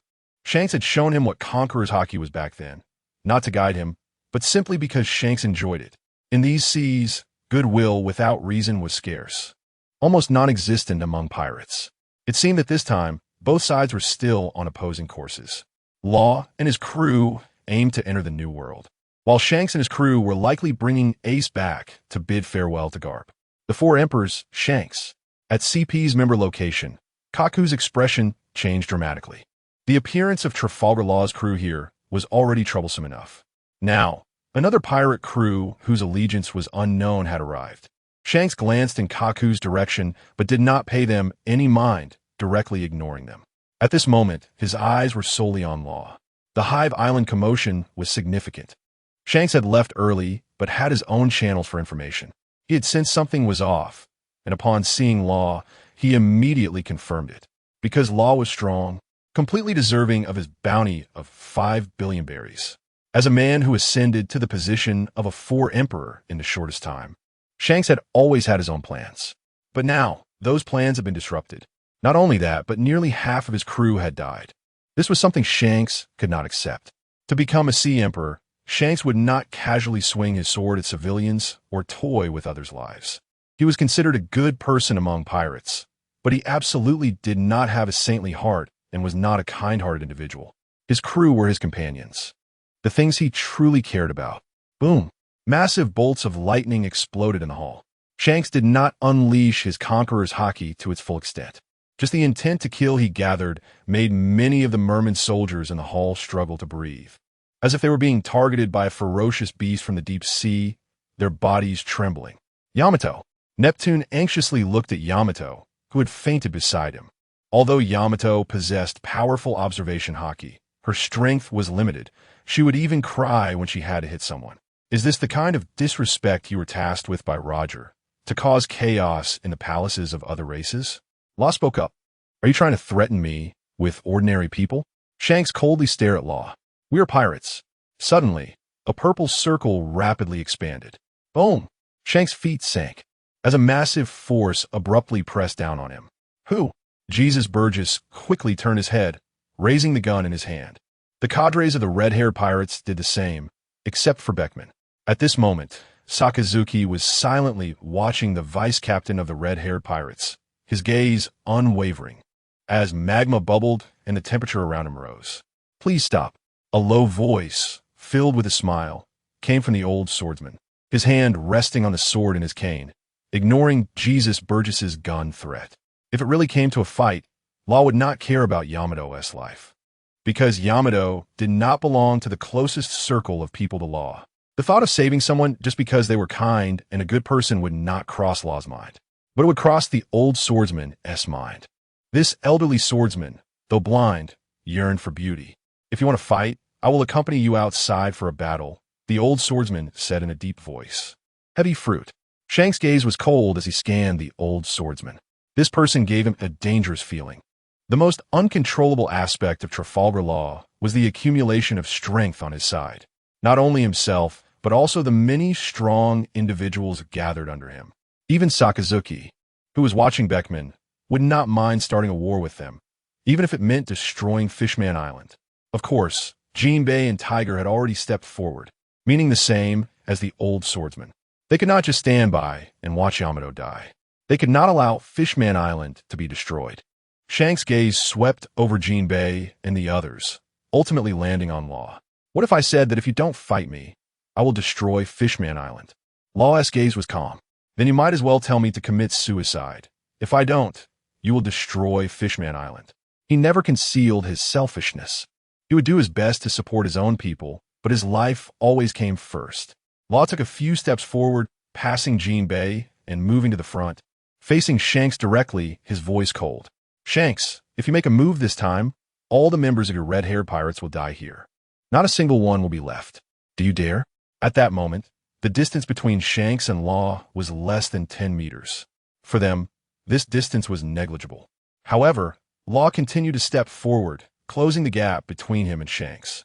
In the end, only 2 meters remained between them, just 1 centimeter more than Shanks' height. You can't kill me, Law said with a tone of certainty. But not just you. Everyone you care about will die. The people from Windmill Village, the kingdom where you stayed the longest in the New World, Monkey D. Luffy, including your adopted daughter, Yuta. In an instant, Law's calm voice echoed in the arena, raising everyone's hearts. If top-tier powers of the four emperors level were to go to war, to say nothing of the consequences, this Fishman Island would no longer simply be 10,000 meters underwater. It would experience a close encounter with the seabed. The destructive power of the four emperors had been answered by Hive Island. It was a calamity of island-destroying proportions. Meanwhile, the members of the CP organization prepared for the worst, their expressions grave. "I will definitely kill you, Trafalgar Law." However, Shanks did not take action and even withdrew the overflow of his conqueror's haki. They left. Luo and the others, including Sakazuki, did not intervene and simply sat back in their seats. After a long time, there was a flicker of lightning in Keela's eyes. "Luo, they are gone." Keela's observation haki could not foresee the future. However, her heart network had the advantage of a large range. Covering an entire island was not difficult. She just knew they wouldn't fight. Sugar let out a light breath, watching Neptune hold Odoheim and leave anxiously with the doctors of Fishman Island. Only Neptune's three sons remained on the scene. The large mermaid princess, Shirahoshi, also cried as she left with Neptune. Actually, it was not certain. Luo slowly sat down and pulled Samuro, who was beside Hancock, over to use as a backrest. It was hard to say whether Shanks would go crazy and fight in such a scene. The opponent mastered the technique of observation kill, and the future Luo foresaw might not be accurate. Luo just didn't want to fight in Fishman Island, because it was at the bottom of the sea. If the seawater flooded in, under the immense water pressure, the fighting would turn into a survival challenge at the bottom of the sea. That would be meaningless. Even the battle-hungry Sakazuki considered this. He hated the seabed even more than Luo. Clearly, both Luo and Shanks hoped to achieve total victory with minimal cost. The next time they meet, it would be a fight to the death. "All right, now it's your turn." Luo turned his gaze to Lucci and the others. "Shouldn't you give us an explanation? I'm on a good mood right now." Lucci sneered. "Pirates killing each other. What does it have to do with us CP0? We were just watching the tiger fight from the mountain." Kaku beside him nervously tugged at Lucci's sleeve and whispered, "Lucci, watch out for the difference in strength. Turn them into toys, Sugar." On the other side, Luo waved his hand, signaling Sugar to take action. The identity of CP0 is the highest among all CP organizations because they directly serve the celestial dragons and have connections with them. Lucci and the others might not have the contact information of the Gorosei, but they could definitely reach some celestial dragon in Mariehua. Killing would be a pity. Even Lucci only had an ordinary Zoan-type devil fruit, and there were countless such fruits within the beast pirates. Not killing and letting them go. Luo was now in a bad mood, which naturally would not be allowed. "You." Lucci suddenly turned his head, fixing his gaze on Luo. However, all of this was meaningless. Lucci and the others finally understood why Shanks had just sunk his feet into the ground. Among them, except for Lucci, all CP members were directly pressed to the ground by an invisible gravity. Lucci also knelt down in an instant, using his hands to support his body. A smile appeared as Sugar made her move. She walked over and easily turned them into toys. Among them, Lucci's leopard doll was even fitted with sea-stone handcuffs. "It's not safe for me to be there." Sugar threw that batch of dolls to Luo. "Is it safe for me to be here?" Luo began to miss Hawkins. The spatial ability of the Ope Ope fruit was indeed very useful. In the end, a batch of dolls turned golden and were enchanted by Taizolo. Although Lucci had not awakened to his powers yet, as a seed valued by the world government, he and Kaku still had decent talent. Sugar's ability is not unsolvable. As long as there is enough haki in the body, one can restore to their original state autonomously. After a meal, Luo and the others left the palace. Next, Jinbei would come forward to communicate with Tiger and discuss the matter of salvaging the poneglyph. It was a massive project. The poneglyph was made up of a lot of gold and was very heavy. One of the purposes of coming to Fishman Island this time was to see the mermaid princess, Shirahoshi. She was indeed extraordinary. Under Shanks' conqueror's haki, Odoheim fainted. But Shirahoshi was unaffected. Both the world government and Shanks should have noticed this scene. The world government might even have more information and thus sent CP0 to invite Neptune to the surface for a visit at this time. Luo had already reminded them of what needed to be reminded. In the end, Fishman Island would have to rely on themselves. There were still many special people on Fishman Island. For example, Tom's brother, Dan was a shipwright and a researcher of the forest of the sea.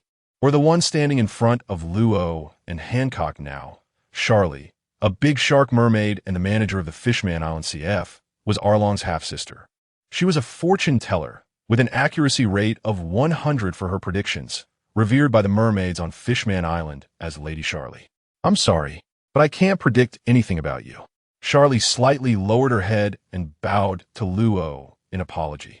Because of Tiger and Jean Bay, Fishman Island was very grateful to Luo and his group. If Luo had not saved Tiger back then, Charlie could not imagine what kind of extremist her brother Arlong would have become. It's fine. Luo was not dissatisfied at all. On the contrary, he felt better that the other party's ability could not be applied to him. After all, this person's predictions had the title of 100% success rate. If it succeeded, it would feel like a predestined fate. Luo hated fatalism. It gave a nauseating feeling of being unable to control one's fate. Not only Luo, but even Hancock beside him could not be predicted by Charlie. Even ordinary divination techniques were ineffective. Luo, how about we go have some dessert? Hancock held Luo's hand. Not thinking too much. She was just happy with her current life. Sure, Luo nodded. The desserts of Fishman Island were indeed one of their specialties. This was a delicacy recognized and remembered by Big Mom. Under the glow of the setting sun, two people walked side by side slowly. Their figures were elongated, their palms tightly clasped together with no gaps. Achoo! On the other side, in the cell on the warship, a thin young man stared blankly at the ceiling. When will Captain Luo come to save me? Help me, help me. Having been locked up for over a week. Xiaoqi now felt that this place was truly hell. Everything else was fine. With Smoker around, those CP members who wanted to lay hands on him couldn't find the opportunity. But it was so boring here. Xiaoqi regretted not taking more seawater baths and wearing more sea stone accessories back then. Now, he could only describe himself in 3 words: muscle weakness. If Luo were here, even if he were handcuffed with sea stone, Xiaoqi believed his captain could definitely force them open. If it were that cunning and cowardly Hawkins, maybe, possibly, probably, should be able to do it? But Xiaoqi really couldn't do it. Without sea stone restricting him, even with this lineup of warships, he wouldn't be afraid even if there were 10 more. Creak. The door opened, and Smoker, smoking 2 cigars, walked in silently and slapped the newspaper in his hand on Xiaoqi's face. Let me take a look. Xiaoqi's eyes brightened slightly. News means external information. It means there's fun. The headline on the front page. No way. Former Admiral Akainu defected, and within the world government. Oh, you really dared to take action against an admiral? Xiaoqi chuckled, reaching out to pinch a corner of the newspaper and flipping to the next page with force. Then, he saw that the 5th Emperor of the Sea had arrived at Marineford, the collaboration between the admiral and the pirates. It recorded that Trafalgar Law, with a bounty of 5 billion berries, was heading to Marineford, while Admiral Akainu betrayed the Navy. However, amidst the cooperation, Admiral Sengoku still led a large Navy force to repel their so-called justice story. Xiaoqi was taken aback. Is Morgan seeking death? He wasn't joking. This guy was under their control. How dare he publish news about Law? It also briefly introduced Law's deeds, mentioning that the disappearance of the Gorsi Eye might be related to this person. Does Morgans have the guts to say such things? And Xiaoqi felt a pang in his heart. Damn it. These useless Navy forces are never this quick in battle. But they're so fast in sending him to the underwater prison, it's simply insane. Morgans? 2 puffs of smoke rose, and Smoker's gaze shifted to Xiaoqi, his eyes flickering. It's nothing. Not your business, Xiaoqi shrugged. After some interaction, he had come to realize that Smoker was a good person. At least, he didn't resort to torture or violence when dealing with someone who hadn't committed any crimes. There were other criminals here besides Xiaoqi. Xiaoqi had witnessed Smoker beating other inmates. That pirate had been beaten quite badly, indicating that Smoker was not just a simple good guy. Where's your boss? Smoker said coldly. Morgans, the president of the World Economic News, controlled the most widely circulated newspaper across the seas. The previous newspapers had already hinted at some issues. It seemed the other party was under control. Just by looking at Xiaoqi's expression, even a fool could tell there was a problem. I don't know. Xiaoqi spread his hands. He genuinely didn't know. He was still hoping for Captain Law to come to his rescue. But he didn't expect the direction of the rescue would be wrong. It was all the fault of the world government and the Navy. The secret transport and the other criminals on the ship seemed like a cover, and Xiachi felt it was aimed at him. Smoker was here for Sakazuki, a vice admiral with a record of dealing with the most pirates during his service, yet now he was defecting. Smoker's first reaction upon seeing the newspaper was disbelief. "You think not saying anything will let you escape?" Smoker said coldly, his sea stone baton hitting the ground heavily. "I really don't know," Xiachi said helplessly, shrugging. But his eyes were darting around, contemplating an escape plan. At that moment, a commotion suddenly erupted outside the cell. "Not good, Vice Admiral Smoker. A new ship is approaching us." A panicking Navy soldier rushed in to report. "What?" Smoker's brow furrowed, and he turned to head outside. However, as he reached the doorway, he stopped his tracks. "UCP-0 people, what's going on?" The cigar in Smoker's mouth released thick smoke, drifting into the air and forming white mist. Leaning against the wall at the entrance was a man wearing a bird mask and a white suit, silently watching Smoker. "No need to panic," he said. "That's one of ours." Smoker's gaze fell on him, and he said flatly, "I told you, it's useless to look for me. This is an order from Admiral Sengoku. If you want to hand someone over, you need to contact Admiral Sengoku. You're quite a man who doesn't know how to adapt." The man in the bird mask shook his head. "Let me remind you, the people coming this time do not belong to our CP organization. They are new recruits from above. He has already submitted an application to your Navy headquarters. The position he applied for is Admiral of the Navy." "Admiral of the Navy?" Smoker's pupils constricted, his tone growing colder. "If this is a joke, it's meaningless. The Navy has a complete promotion system. A newcomer applying directly for the position of Admiral? This isn't funny, especially at a time when Sakazuki has just defected from the Navy. That man's name is Aramaki."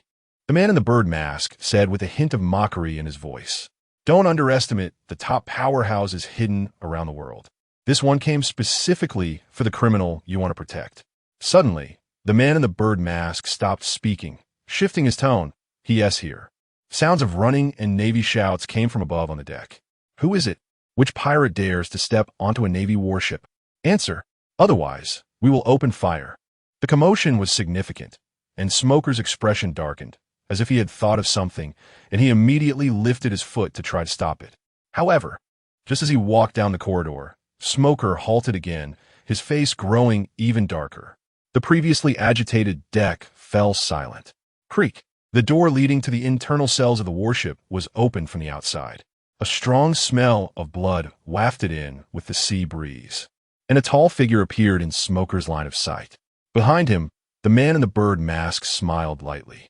The newcomer had prominent facial features, drooping eyelids, slightly thick lips, messy dark green curly hair, sunglasses, and a cigarette in his mouth. He was tall and muscular, with long legs and an upper body bare. A tattoo reading Death River Heart on his left side. "What have you done?" Smoker's voice suppressed his anger, his eyes fixed on the man before him. "Oh, it's a Vice Admiral?" Aramaki scratched his head, his expression still calm. "Those guys outside, they're really too impulsive. I just gave them a little lesson. The orders of the world government cannot be disobeyed. Your Navy should know that, right? The purpose of my coming here is white smoke bomb." Smoker didn't wait for Aramaki to finish speaking. He slammed his hands towards the distance, and thick smoke expanded, sweeping towards Aramaki. In an instant, the small corridor was filled with smoke, and Smoker's figure surged forward towards Aramaki like a jet. Smoker's observation, Haki, wasn't particularly strong, but he could sense the presence of the crew outside. The presence of the Navy soldiers plummeted. Aramaki's little lesson had left the ordinary soldiers at least heavily injured. A Logia-type devil fruit? Aramaki silently watched this scene, a strange light appearing in his eyes. "Actually, I also prefer Logia-type devil fruits.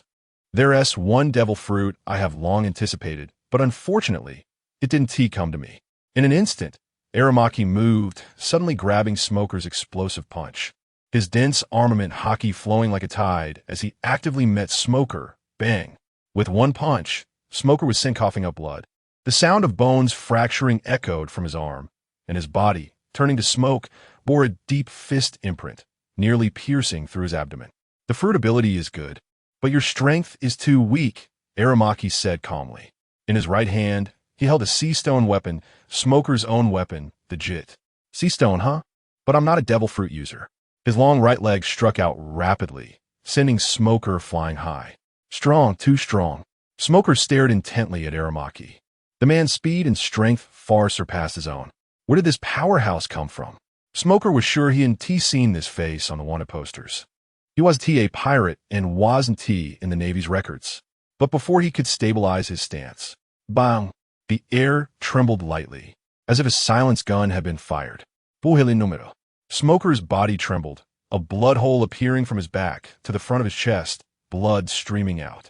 The White Hunter Smoker was too focused on the battle in front of him, which was not a good habit. Behind him, the CP0 agent wearing the bird mask slowly stepped out, his right index finger still trailing a wisp of smoke. What is this guy doing? Inside the cell, Xiachi felt numb. What was going on? A proud user of the natural type devil fruit, an outstanding graduate of the Navy headquarters, trained under Admiral Zifa, and a man with the most systematic and complete path to becoming stronger in the Navy. You, Smoker, have actually been defeated? No, buddy, don't fall. Get out of the way. Hold on. Get up. Summer Chi leaned against the wall, slowly sliding down to the ground, his eyes vacant. Damn it. His mastery of observation hockey was telling him that someone had invaded. Moreover, the person who had been protecting him, Smoker, had been taken down. Feeling the opponent's presence weaken significantly, Summer Chi didn't know what to say. A miracle did not happen. The strongest Navy officer on this ship had been defeated. Summer Chi wasn't afraid of falling into the hands of the Navy, nor was he afraid of going to that underwater prison. But he didn't want to fall into the hands of the world government. That was a place even Law had to be wary of. When they were young, they didn't understand why Law treated the world government, as several Navy headquarters, as a hypothetical enemy. But as time passed, Summer Chi had long realized how dark the high and mighty world government was. The celestial dragons were arrogant, and, at the same time, they were despicable. Now, Summer Chi could sense that someone outside was filled with malice toward him. Not good, they're coming for him. Bang! The cell door was opened. Ahead, a man in a neat suit with a bird mask, a member of CP0, stepped in. Summer Chi, a user of the Sensen fruit, the fifth Sea Emperor of the New World, and a subordinate of Trafalgar Law. Am I wrong? A calm voice came from the front. Yes, it's your father. Summer Chi grinned. Did you eat my son's fruit? A voice that seemed to squeeze out from between teeth sounded from behind. Aramaki pushed aside the bird mask CP0 and stepped in front of Summer Chi, his long legs slicing through the air. Bang! The wall behind Summer Chi was kicked open, debris scattering and splattering outward. This kick did not land on Summer Chi. Just a little trick. Aramaki sneered. His foot was brushing against the edge of a sea stone handcuff, stepping inside the wall. The sea stone handcuffs were specially made. Even if I kicked you, they wouldn't break. Moreover, with one hand free and the other locked, you would still be a weak user. Then help me open it. Summer Chi wasn't angry, grinning. You and I could fight fairly. Don't you think I ate your desired Sensen fruit and am unworthy of this power? Wanting to show off. Before he could finish, gunfire erupted. Bang! Cough! Cough, you bastard! Summer Chi glared fiercely at the bird-masked man beside him, aiming at him. Sure enough, dignity and chivalry. These guys had none at all. CP0, I've slaughtered more than one of your good colleagues and seniors. One day, you'll go join them. The bird-masked CP0 was clearly no fool. He didn't get angry, but instead spoke lightly. Thank you very much. Without the deaths of my predecessors, I wouldn't be in this position. For that, I will repay you by making a few more holes in you. A bullet hole appeared in Summer Chi's abdomen. A masterpiece of his own. Huh! Summer Chi spat out a mouthful of blood, his face darkening. If I get the chance, I will definitely kill you. Kid, if there's a chance? If there's a chance, I will kill you first. Aramaki seemed even more agitated, stomping hard on Summer Chi's left knee. Crack! A crisp sound of bones breaking echoed in the small space. Just as the smile on Aramaki's face began to rise, he suddenly turned his head. Who? Behind him, a portal in the air opened silently, and a golden-haired youth dressed like a noble slowly walked out. The probability of forcibly killing them is 73%. The probability of capturing them is 21%. The probability of saving them is 99%. Summer Chi, this time you owe me a big favor. The golden-haired youth had 6 vertical lines on his forehead, a black cross on his throat, and his voice was ghostly and cold, devoid of any emotional color. Baka. His appearance made Summer Chee's eyes widen. Hawkins, you bastard. Why didn't you save me when you arrived earlier? Just got here. If you just got here, I might as well eat shit live. 3 meals. I could provide props for you.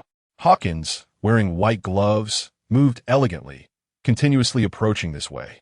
Get to it. Finger gun, secret technique. 2 voices sounded simultaneously.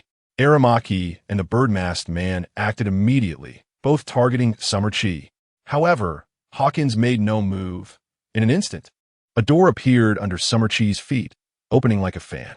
You. Summer Chi's complaint was not yet finished when his figure fell down, disappearing. Boom. The wall behind the cage was completely shattered, large stones crashing down, smoke billowing. Summer Chi gasped as he walked out from behind Hawkins. Where did you put your camera? You're such a dog. If it were Beepo, it might really be that he just arrived.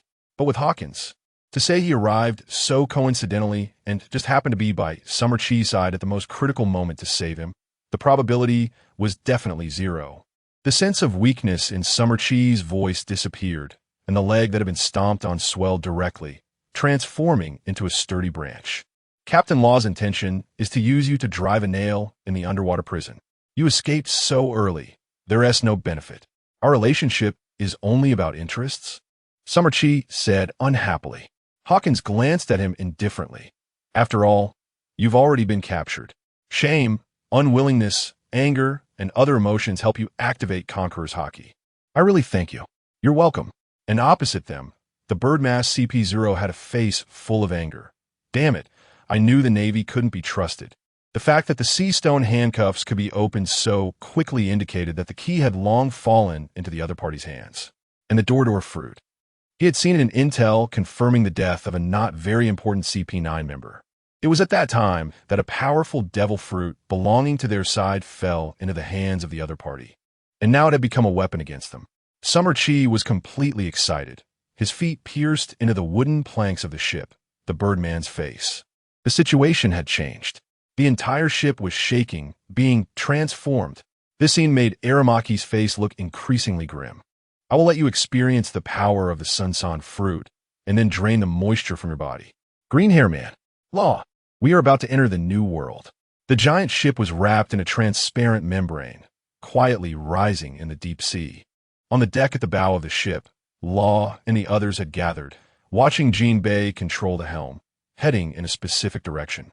They had stayed on Fishman Island for a week.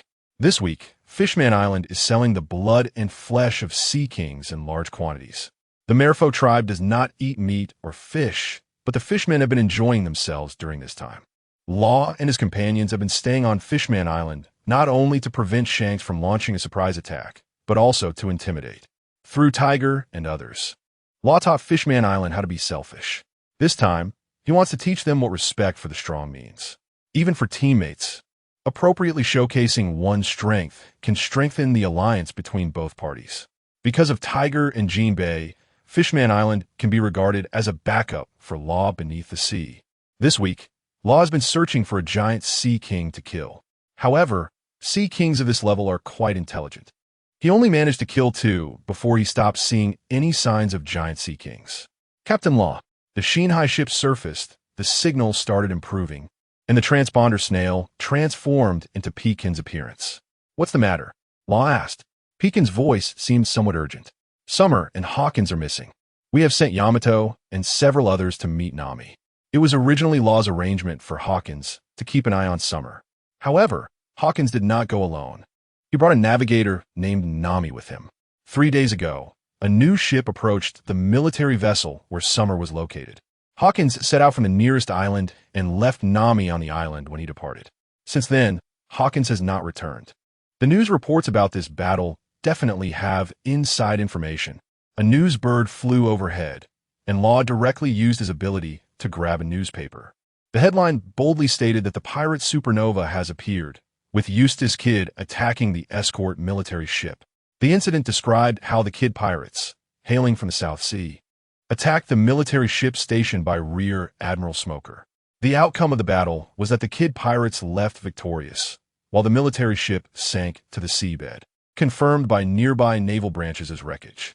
Among them, the Logia-type smoke fruit user, Rear Admiral Smoker, and everyone aboard the military ship have vanished without a trace. Some rumors even suggest that ships from the world government appeared nearby, implying that the world government may have intervened. The transponder snail conveyed Pecan's serious expression completely. This matter is too strange, Captain Law, which is why I wanted to contact you immediately. Even someone like Hawkins can go missing without a word. The problem is too big. Pecan knows Hawkins well. A Hawkins who possesses the Door fruit, combined with Summer, who has the Logia-type forest fruit.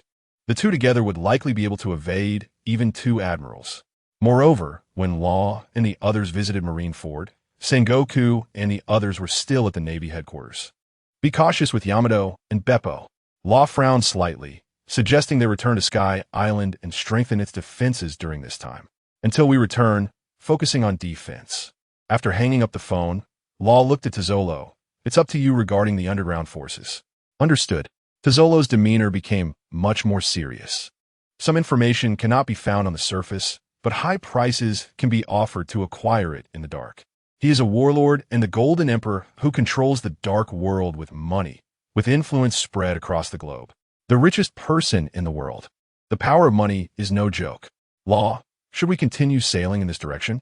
Jinbei's voice came from the ship's helm. Continue. Law replied calmly. They were already within the territory of their forces. If they wanted to stand firmly in this sea, merely relying on the small maneuvers behind Crescent Island and Honeycomb Island wouldn't suffice. They could already stand at the top of this world. Zzz.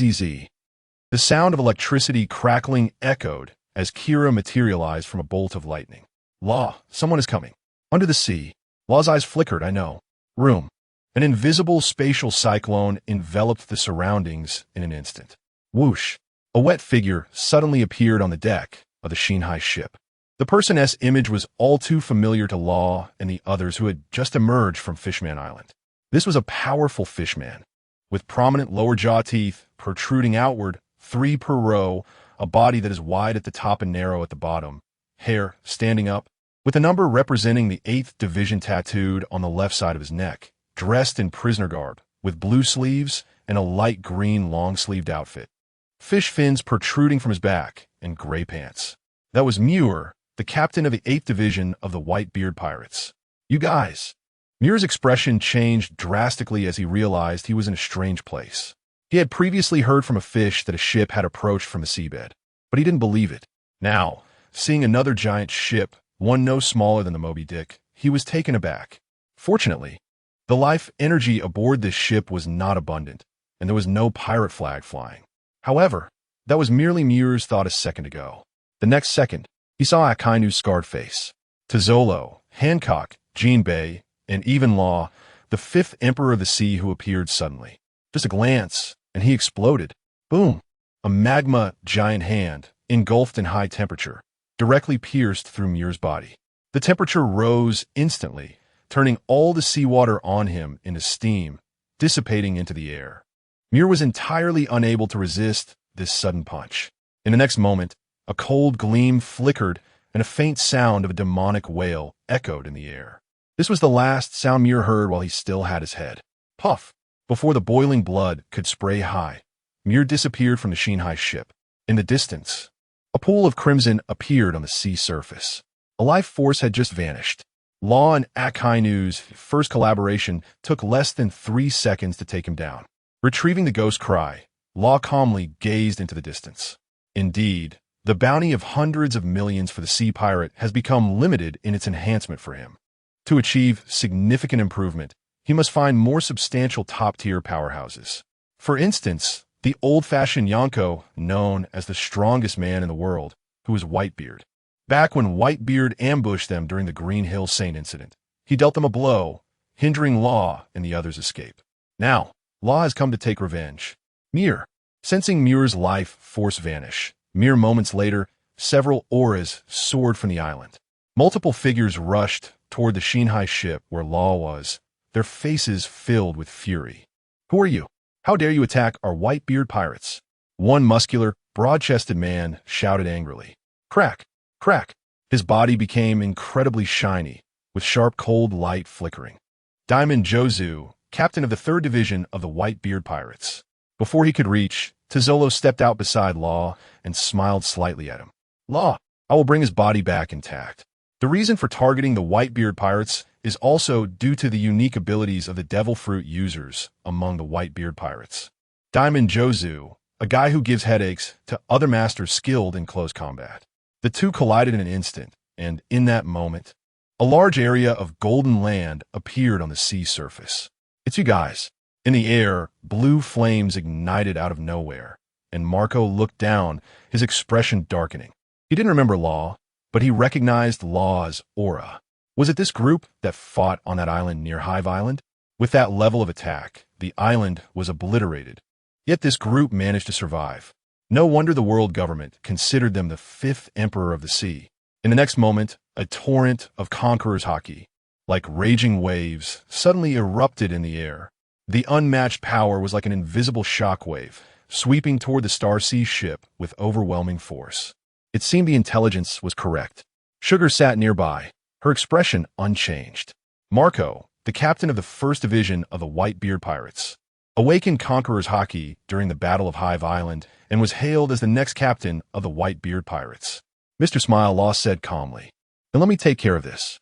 Marco, who had been frowning and looking at the Starsea ship, noticed that no one on that ship fainted from his conqueror's haki. There wasn't even a hint of abnormality. In the next second, Marco, standing in the air, suddenly felt an indescribable immense pressure descend upon him, as if a heavy mountain was crashing down on him. What is this? Marco staggered, his body suddenly dropping. Fortunately, just as he was about to plunge into the sea, he stopped himself, staring intently at the blind man holding a sword and a cane. This blind man he had seen in the newspapers. He was the one who killed the celestial dragon in the Sabati archipelago and was then captured by Admiral Kizuru. Marco, the long sword was drawn, petals fluttering. A flying slash descended, poetic and beautiful, with a mesmerizing floral fragrance lingering in the air. As the petals suddenly transformed into countless sword lights, violently striking toward the Starsea ship. The enemy ship was capable, and they were on the sea. So the primary target of the attack was naturally the enemy's ship. In the chaos of the sea, there are no such rules. Once the enemy killed that mirror, it was destined that today both sides would face life or death. Boom! A violent tremor erupted, and the sea surged upwards. Jimby sat on the flowing water, blocking in front of Bista, the captain of the 5th Division of the Whitebeard Pirates. These three were the most powerful division captains of the Whitebeard Pirates, their strength exceeding that of ordinary Navy vice admirals, and they were notorious pirates of the sea. Unfortunately, today Law came with killing intent. He was not prepared to let any member of the Whitebeard Pirates escape. Law glanced at Sakazuki beside him, and Sakazuki nodded slightly. Room. In an instant, Law, Sakazuki, Kureha, and Hancock on the ship vanished from their original spots. Boom! Accompanied by a deafening thunderclap that seemed to tear the sky apart, the sound reverberated through the clouds, spreading far and wide. Striking, dazzling blue lightning arcs danced in the air like serpents, intertwining, colliding, and bursting forth with dazzling light, instantly filling the entire island. Amid this breathtaking spectacle, the war suddenly erupted without warning. The many figures that had been charging fiercely toward the Starsea ship seemed to be held back by an invisible immense force, stopping in their tracks.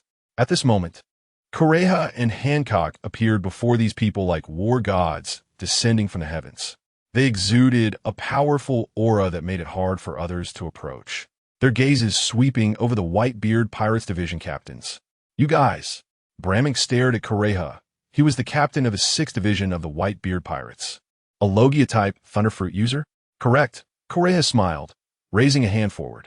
ZZZ. 1 billion volts, thunderstorm. On the other side, on the massive ship with the bow of a white whale, a burly man sitting in the highest position coldly observed the two figures walking out in front. It seems we haven't arrived late, Law said calmly. Boom! The blade of the supreme great knife, one of the 12 techniques, the Cloud Splitter, slammed heavily onto the deck as the tall man, standing at 66 meters, rose. Even though he was over 70 years old, Whitebeard still appeared strong and robust.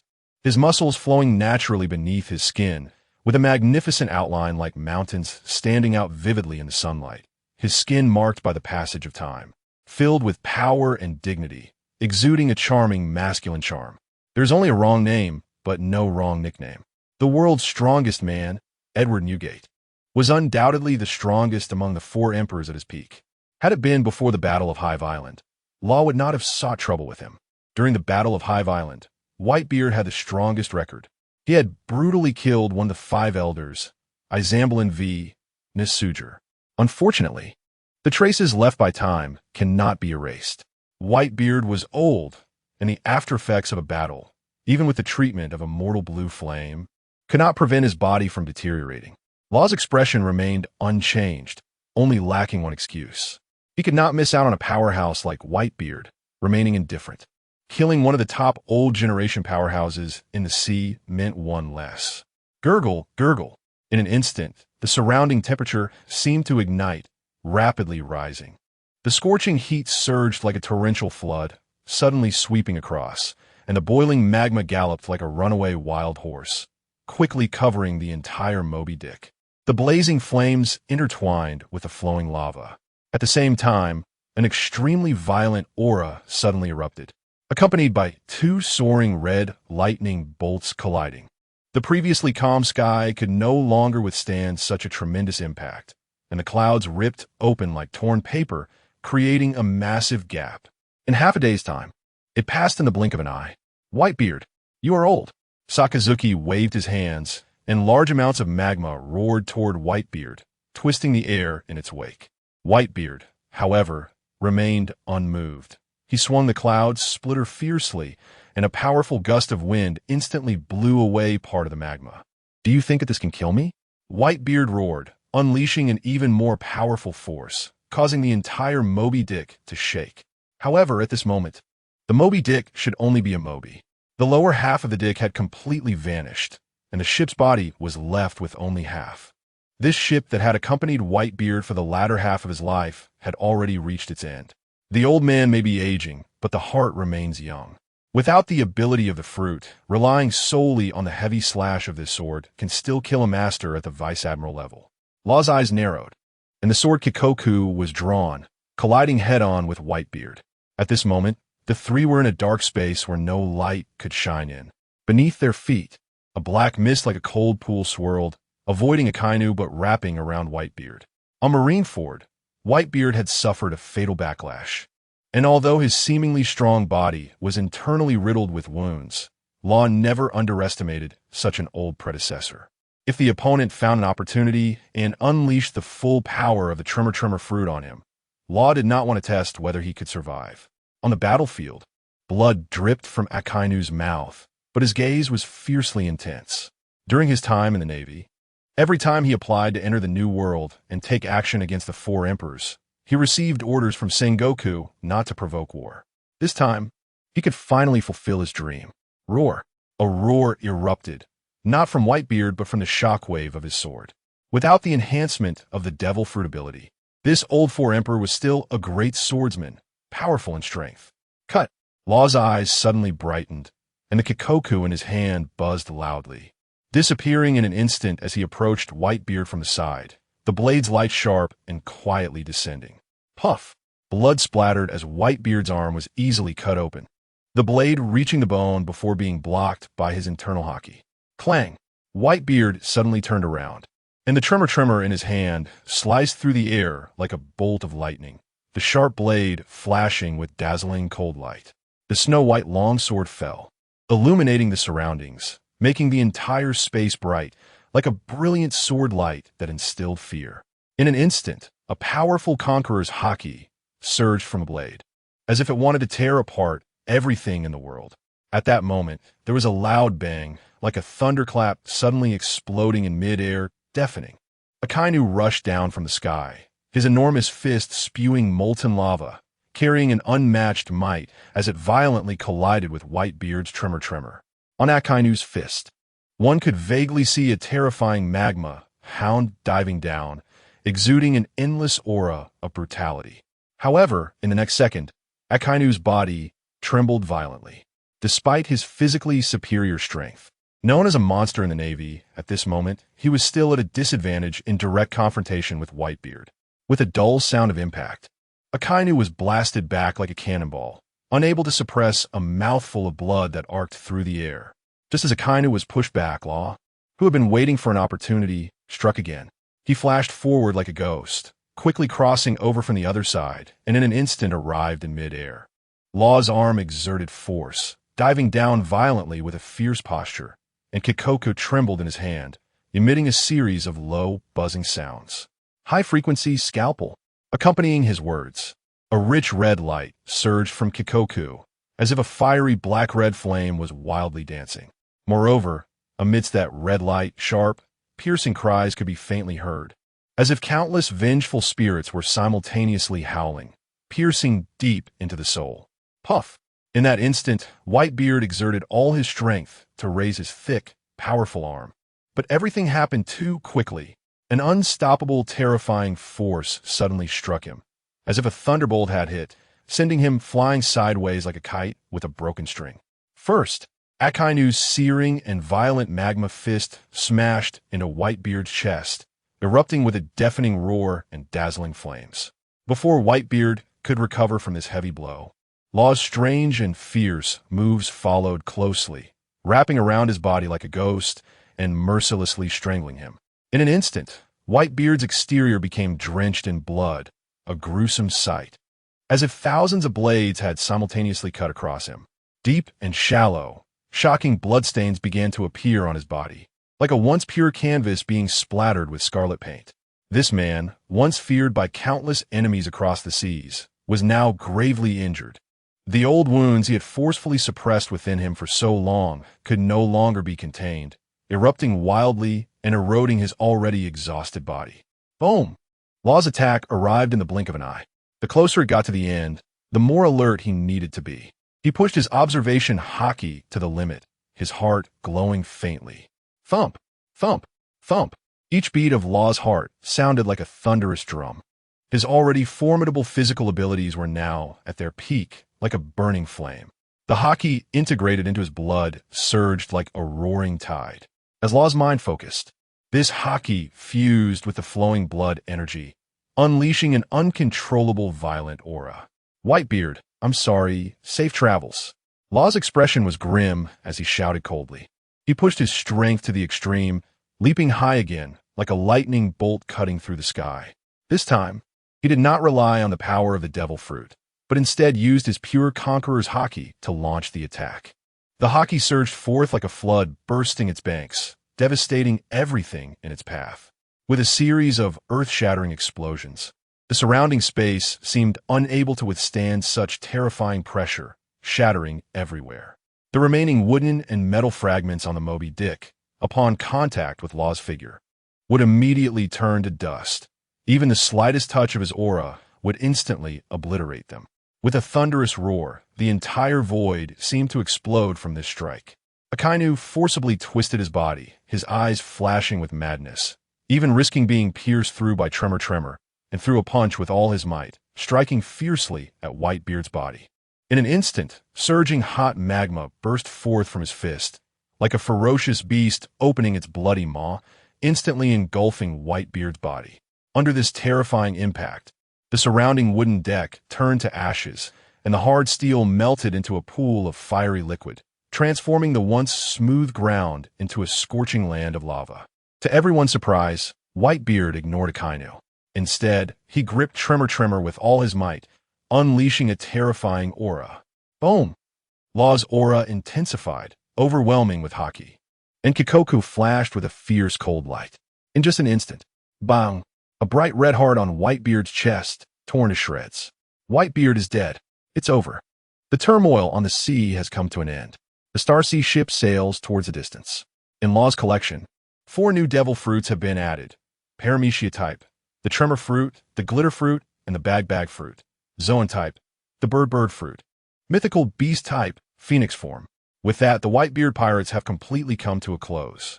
None of the division commanders managed to escape. All were stopped by a smile. The reason is simple. He did not want to see civilians die. This is the territory of the Whitebeard pirates, and the nearby islands are inhabited. Law and Akainu could not stop their thoughts, so they could only prevent the division commanders of the Whitebeard pirates from leaving. The outcome of this battle caused the waterline of the Starsea ship to rise slightly. The storeroom is filled with treasures and supplies. Among them, the items from the Moby Dick are the least. Although Whitebeard exaggeratedly took countless lives with each tremor in battle, he could indeed be considered a good person to certain nations under his command, such as his hometown. However, the treasures Law obtained from the division commander ships are worth over 5 billion berries. Especially from a few lesser-known division commanders, the treasures on their ships are exaggeratedly abundant. The luxury inside their ships made Keela and others momentarily stunned. Ordinary nobles cannot compare. They're simply rolling in wealth.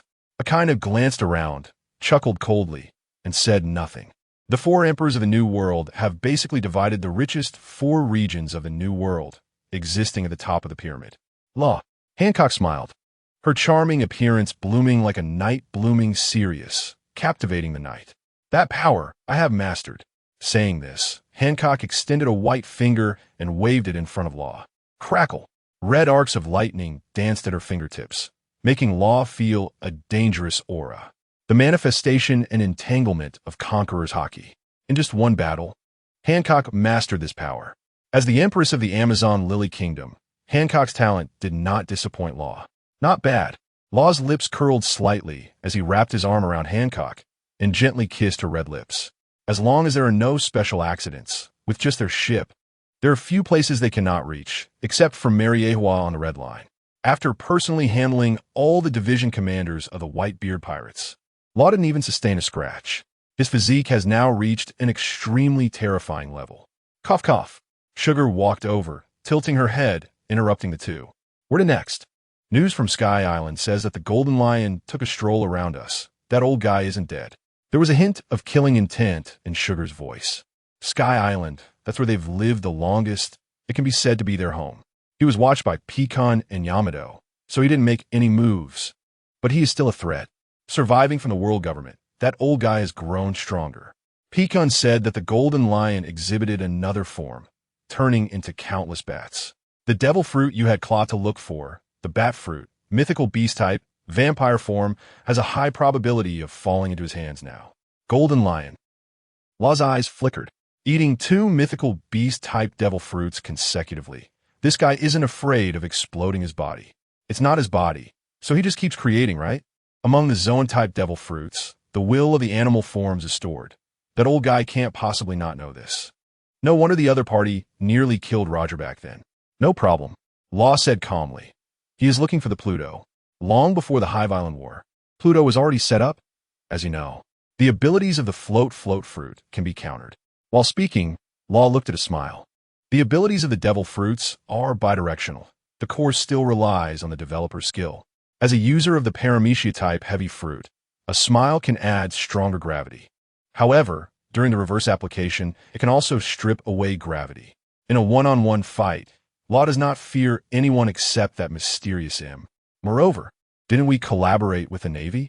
Watching pirates is their job. Law's gaze shifted to Akainu. Akainu nodded slightly. As long as the Navy expends a certain amount of energy, when they reappear in other places, the news will spread immediately.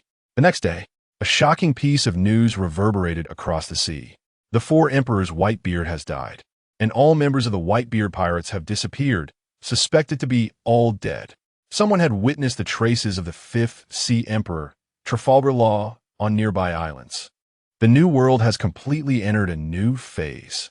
Compared to the headlines related to the Whitebeard pirates, those on the Starsea ship are more concerned about the news that should have been the headline in a corner of the newspaper. One of the 7 warlords of the sea, Don Quixote da Flamingo, has led his entire family away from the Dressrosa kingdom.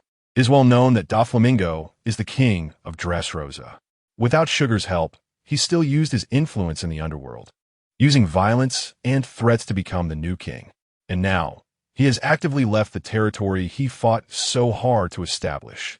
It has already been confirmed in the palace of Dressrosa that all the treasures and supplies inside have been taken away. Da Flamingo has escaped. A clever guy. Tesoro put down the phone and shook his head at Law. Da Flamingo has already realized that he is on Law's side. Now, Even the people of the underworld cannot find traces of the Don Quixote family. They seem to have completely hidden away, perhaps to an unknown island to survive. The complete annihilation of the Whitebeard pirates is an unmatched achievement.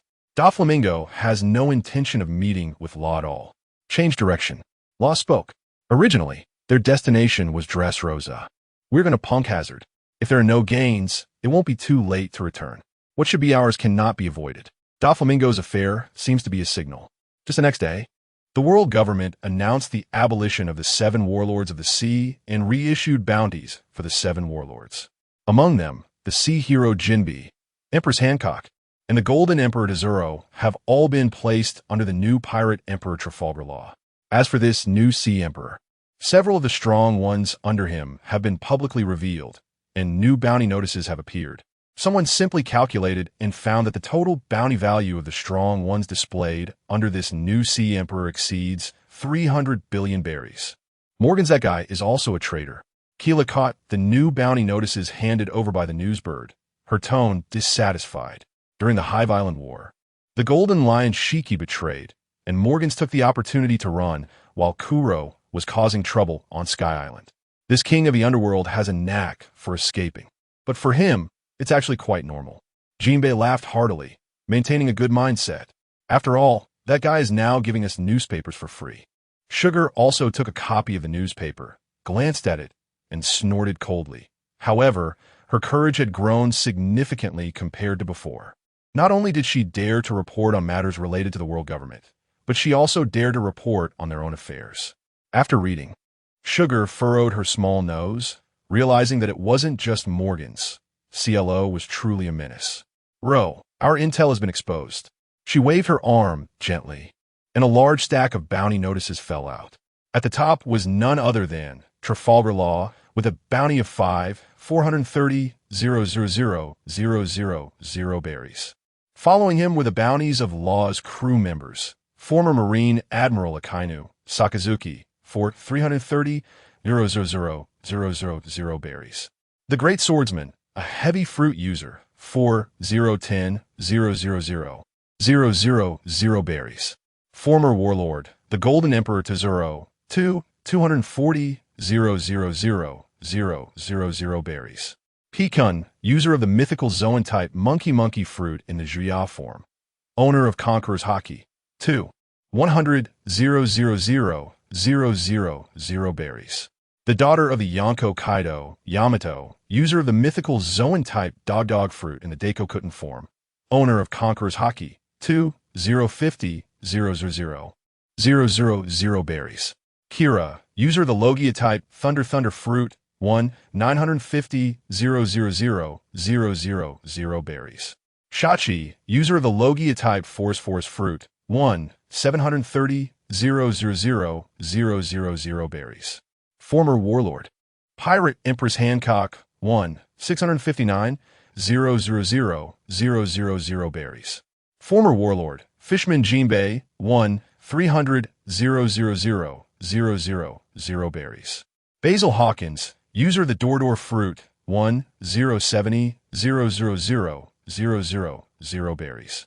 Monet, user of the Logia-type Snow fruit, 680,000,000 berries. Sugar, unknown fruit user, heavily protected, 500,000,000 berries. The world's greatest shipwright Tom's disciple, Frankie Espego, user of the Swallow fruit, 420,000,000 berries. Beepo, member of the Mink tribe, 340,000,000 berries.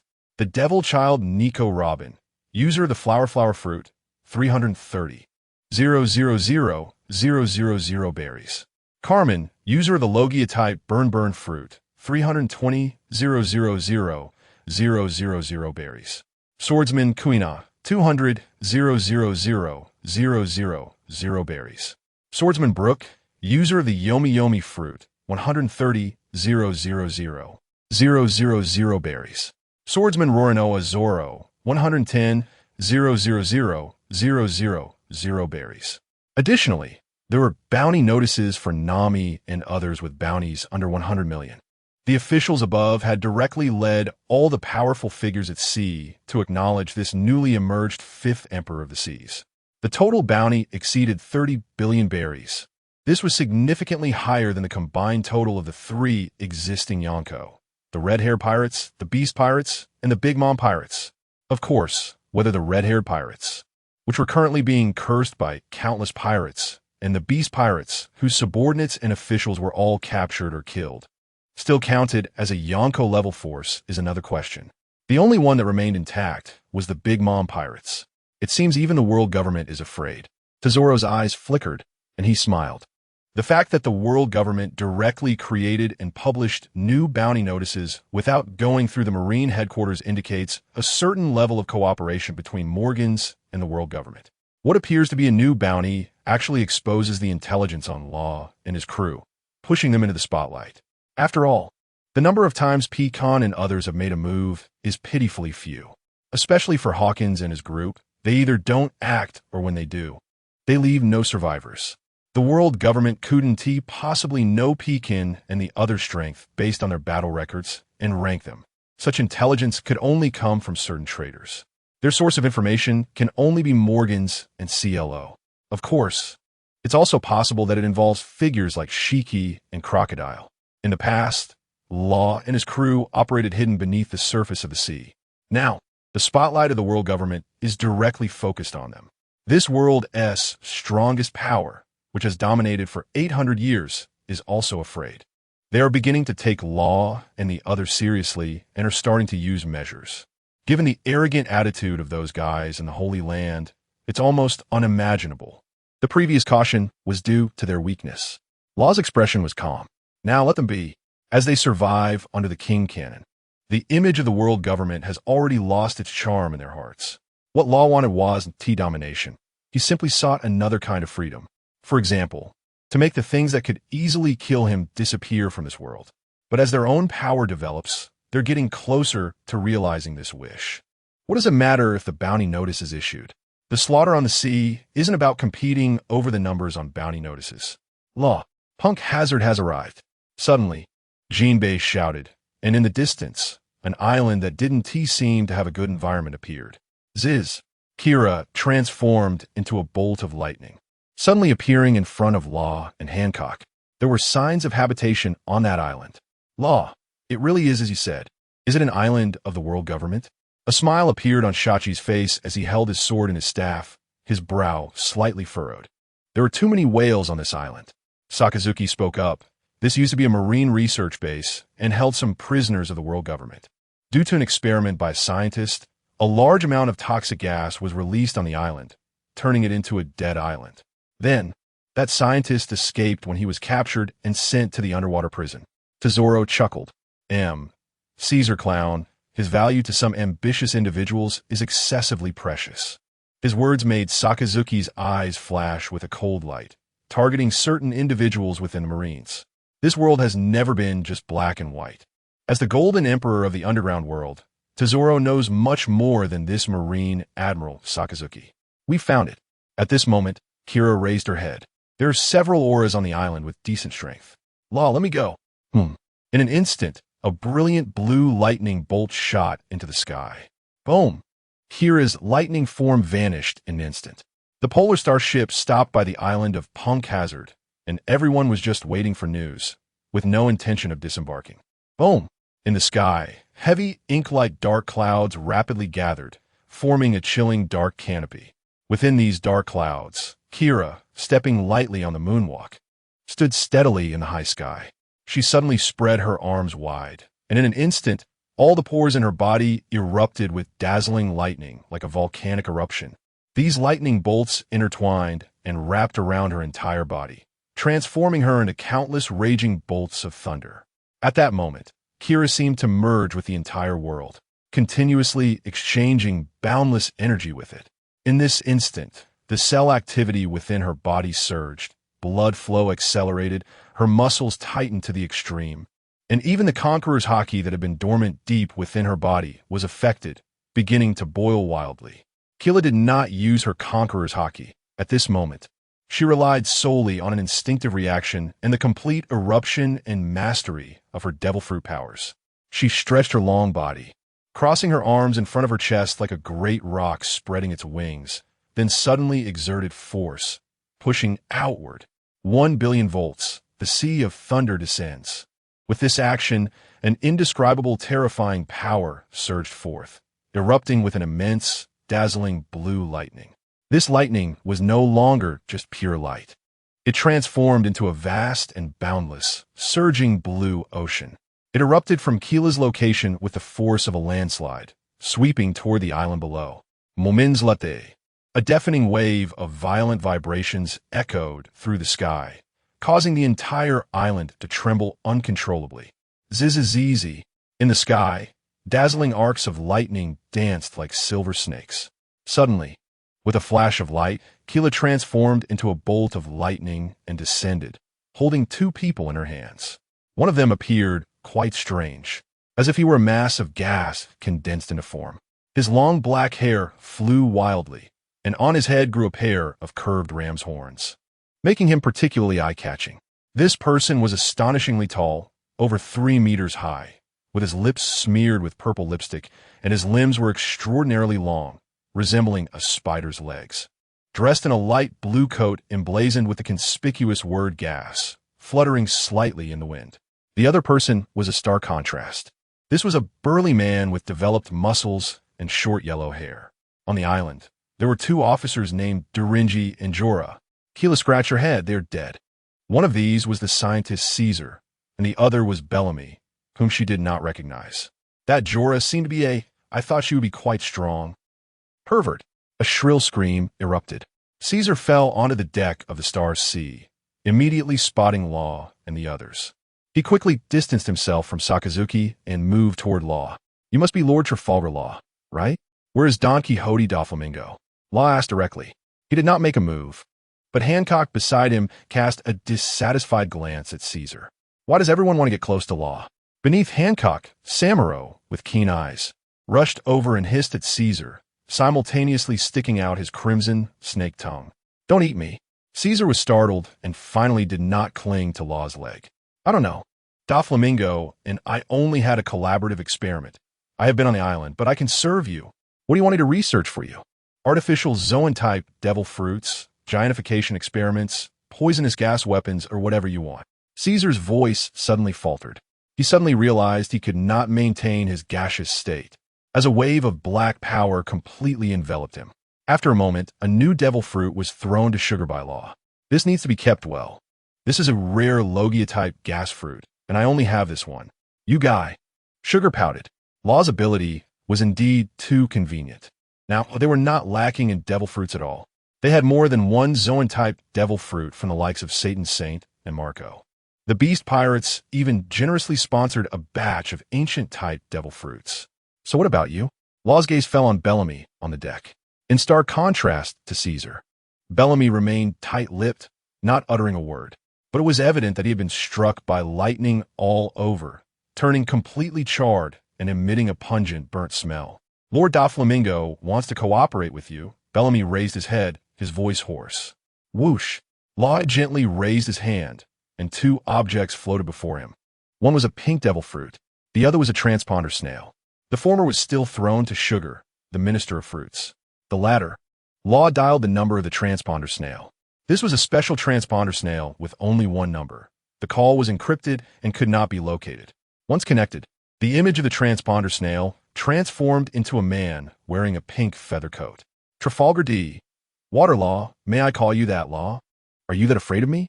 Law said directly. I can't not be afraid. Law, you have truly become an extraordinary man now. The 5th Emperor of the Sea.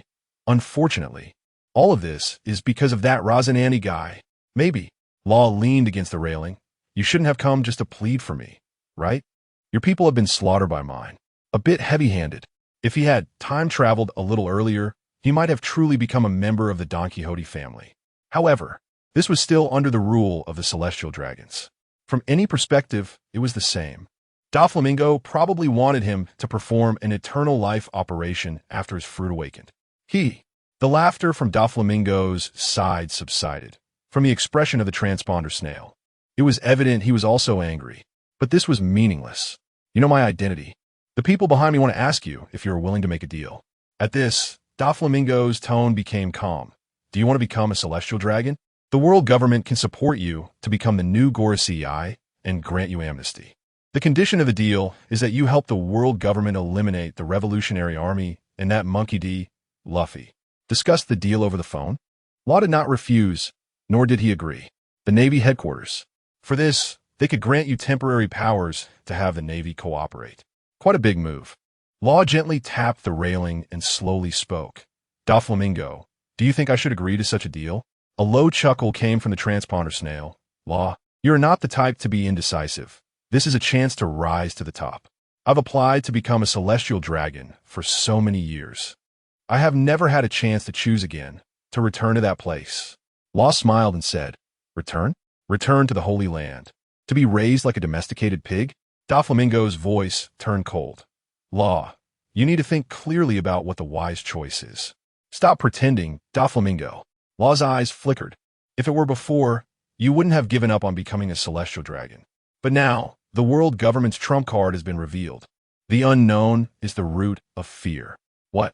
Want to sell me information? Or do you want to sell me weapons? Fufu-fufu-ha. Doflamingo laughed heartily over the transponder snail. What weapons could catch your eye? Sell information, then. I have the location of that pirate supernova, and I can lure out a Gorosei for you. The price? My life. Doflamingo laughed, and so does the fate of our Don Quixote family. Law, you know they're all my family. All right. However, we can change the approach regarding the previous cooperation with the world government. In the blink of an eye, 3 months have passed. The sea seems to have fallen into a period of calm. Large-scale wars have not broken out, but various forces are constantly communicating, exchanging ideas, each with different thoughts. Trafalgar Law is hailed as the new sea overlord. On the other hand, a new message suddenly emerged. The legendary pirate, Gold Lion Shiki, has re-emerged, and it is said that he has taken on a new body and possesses the ability to control multiple devil fruits. A massive tsunami once erupted in Big Mom's territory, Whole Cake Island. Meanwhile, a new power is rising, with Gold Lion Shiki as the leader and Big Mom and Kaido below, forming a new pirate alliance with powerful pirates like Silver Axe and Wang Ji stationed at the forefront. At the same time, former warlord of the Sea Crocodile has also joined this new pirate alliance, completely monopolizing the territory of the New World. Trafalgar Law and others, who were highly regarded by many pirates, seem to have disappeared, no longer showing themselves on the sea. The emergence of the new pirate alliance has made life even more difficult for the people of various countries in the New World. Their original lives have been completely shattered.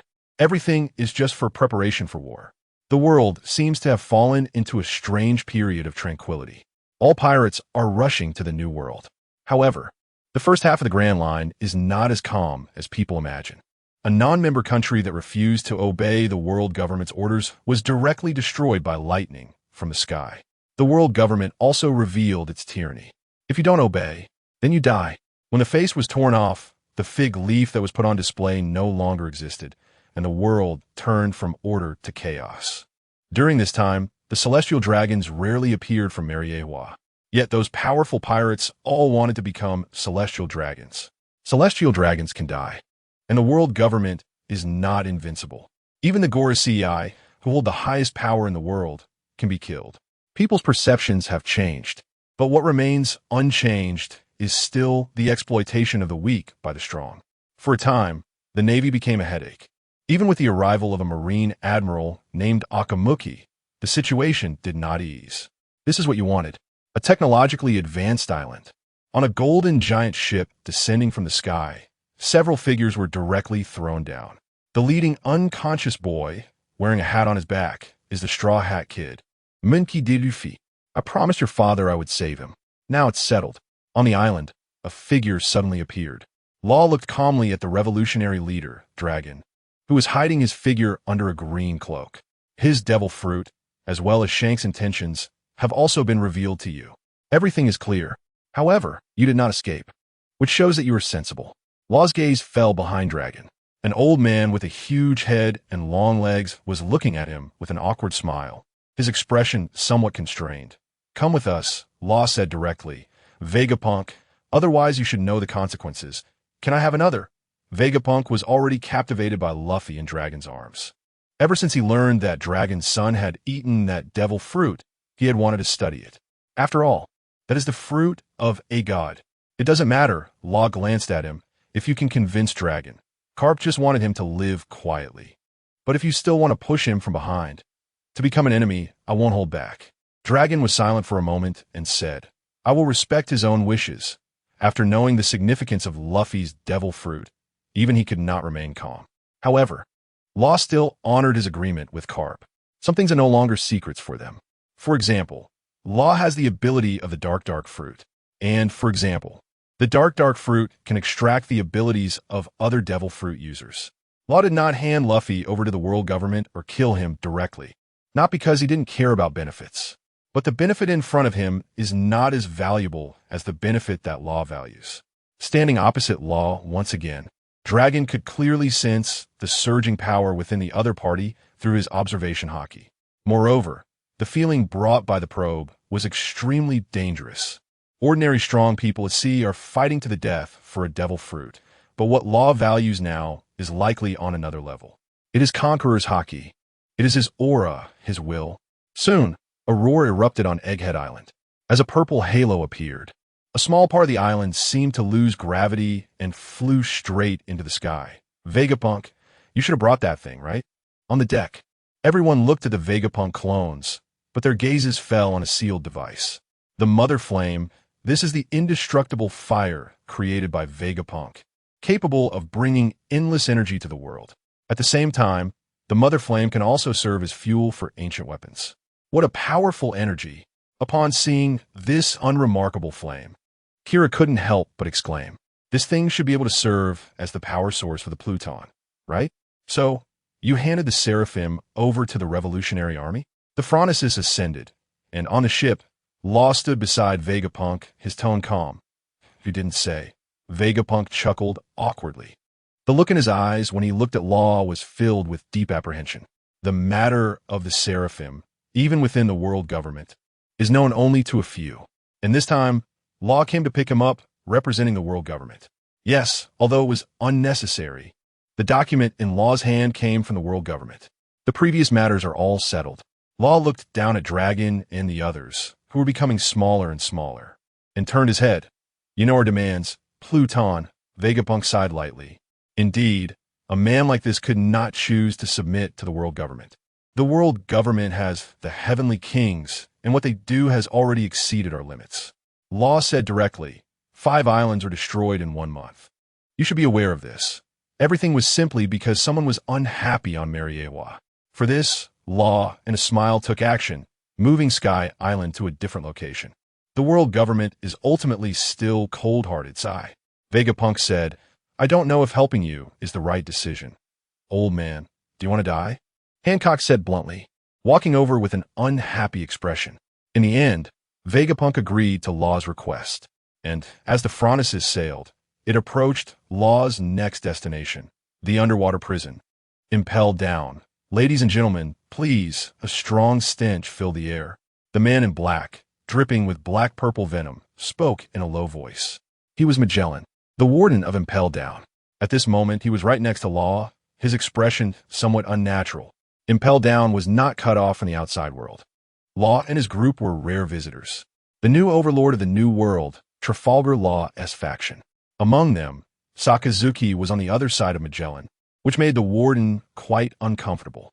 After all, Sakazuki was one of the least frequent admirals to visit Impelled Down. Magellan, are you planning to join me? Law invited as they entered the first layer of the Red Lotus Hell. Sorry, Magellan shook his head. I intend to dedicate my life here. Is that so? Law smiled. But this place will soon cease to exist. Room, slaughterhouse. As a light chuckle fell, cold light flashed, and heads soared into the sky. This was a massacre. Warden Magellan. In the distance, Hannibal rushed over, looking incredulous. What are you doing?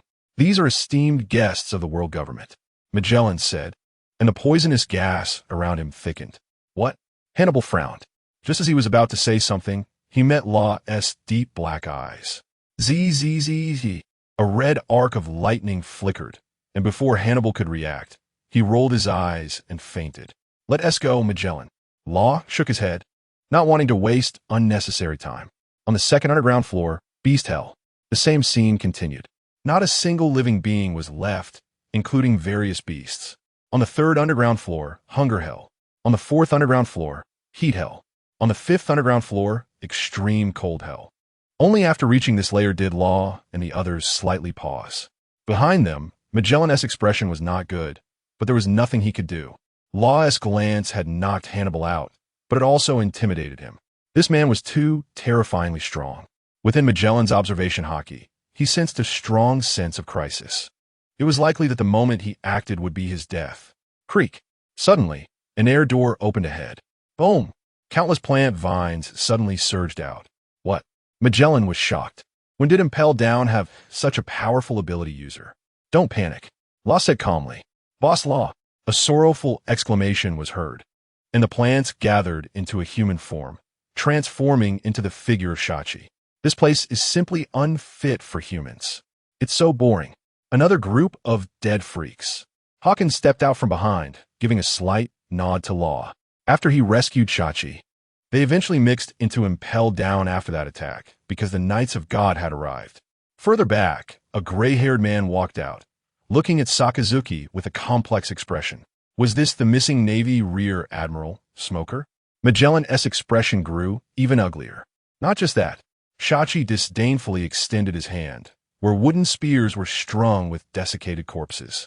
All were androgynous bodies, with only a purple afro and a man with orange and white hair still having a trace of breath. So disgusting. If it weren't for replenishing my strength, I wouldn't want to touch these dead freaks. Shachi threw the two towards Law.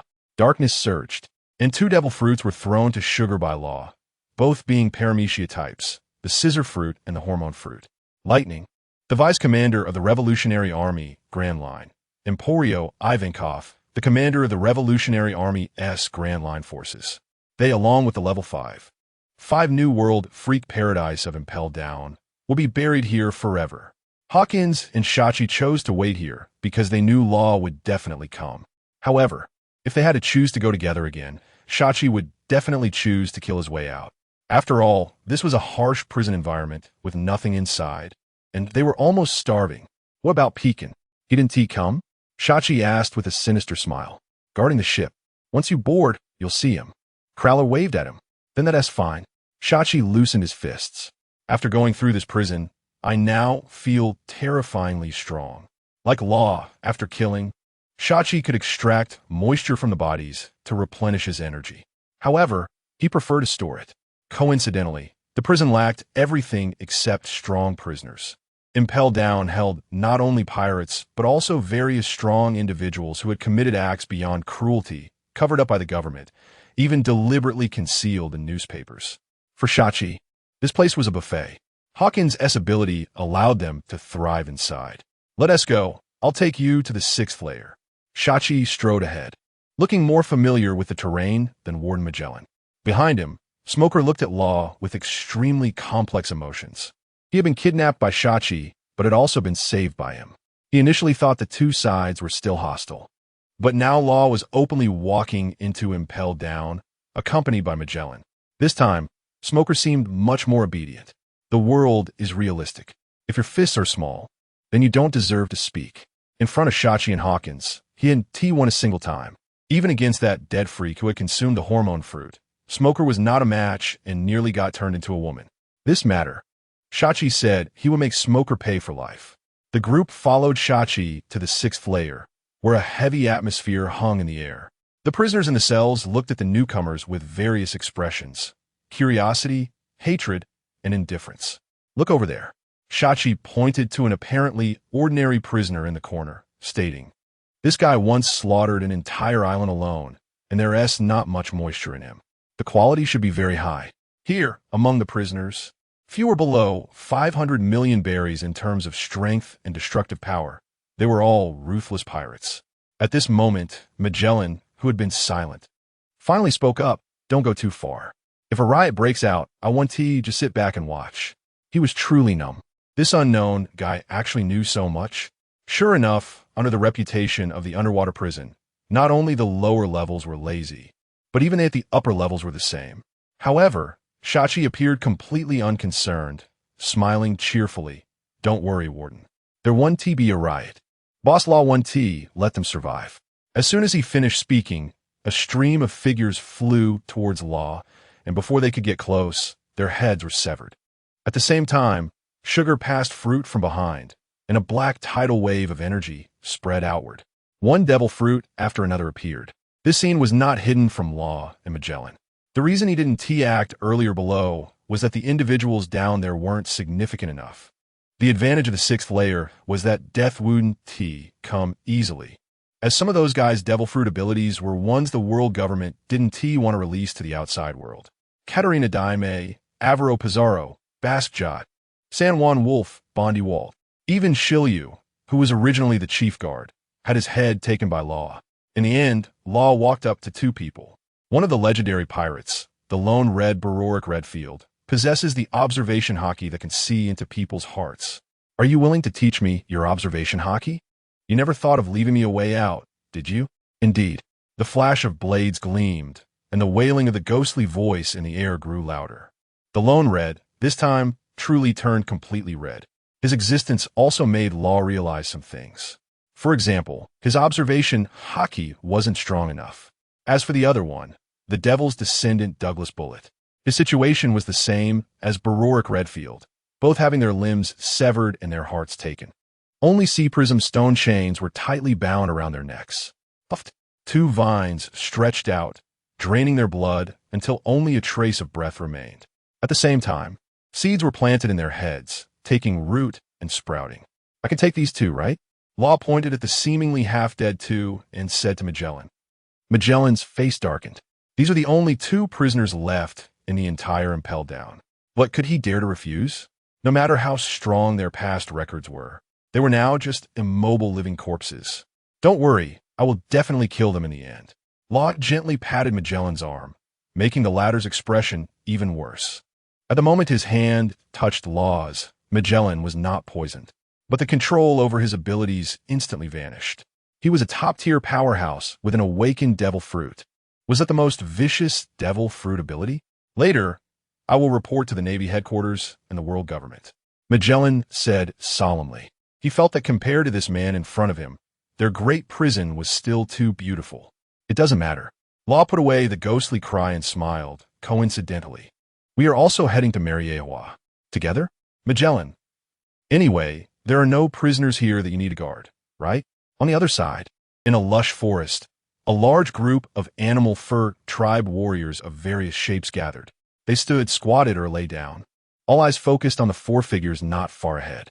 And the reason these warriors were so excited was not because of the other three figures, but because they were intently staring at the small figure in the middle, a child dressed in a pink kimono. This child looked to be only 7 or 8 years old, but exuded a unique aura, though his voice trembled while speaking. Did you really hear it? Of course. I never lie. Is really speaking. Behind, two taller figures than the other fur tribe warriors stepped forward. Don't worry, Mamanosuk. We will all help you. Yes, Mamanosuk. Don't lose heart. The two were Kineman and Kanjuro. And further back, 6 figures silently watched this scene. Boss, is it confirmed now? Communicating with such a giant beast is truly terrifying. Lakiru bit into the roasted meat and looked at Shanks beside him. Shanks nodded slightly. Just like Captain Rogers' prophecy. They weren't wrong. Have you found Luffy? He is not in the hands of the Navy now. He is with his father, the leader of the Revolutionary Army, Dragon. Dragon, huh? Shanks murmured. Boom. In the vast and boundless sky, a thrilling battle was in full swing. Blades flashed like lightning, piercing the heavens and seemingly tearing the sky apart. Above, Luo stood in the void, his entire body suddenly erupting with scorching and dazzling red lightning, instantly illuminating the surrounding space. The lightning was so intense that it obscured the specific situation on the battlefield, which was completely enveloped by his terrifying conqueror's haki. The sounds of fierce collisions erupted one after another, occurring at an unimaginable speed. With each breath, countless impacts could be heard, like a dense drumbeat. These sounds converged to form a powerful sound wave, which, even from thousands of meters away, caused discomfort and a stinging sensation in the ears of those who heard it. Suddenly, a crisp crack echoed through the clouds. Luo delivered an unmatched slash that directly tore through the flowing lava below. At the same time, with the fall of this blade, a chilling and eerie wail was heard, as if a vengeful spirit was howling. Admiral Sakazuki, this magma is not fierce enough.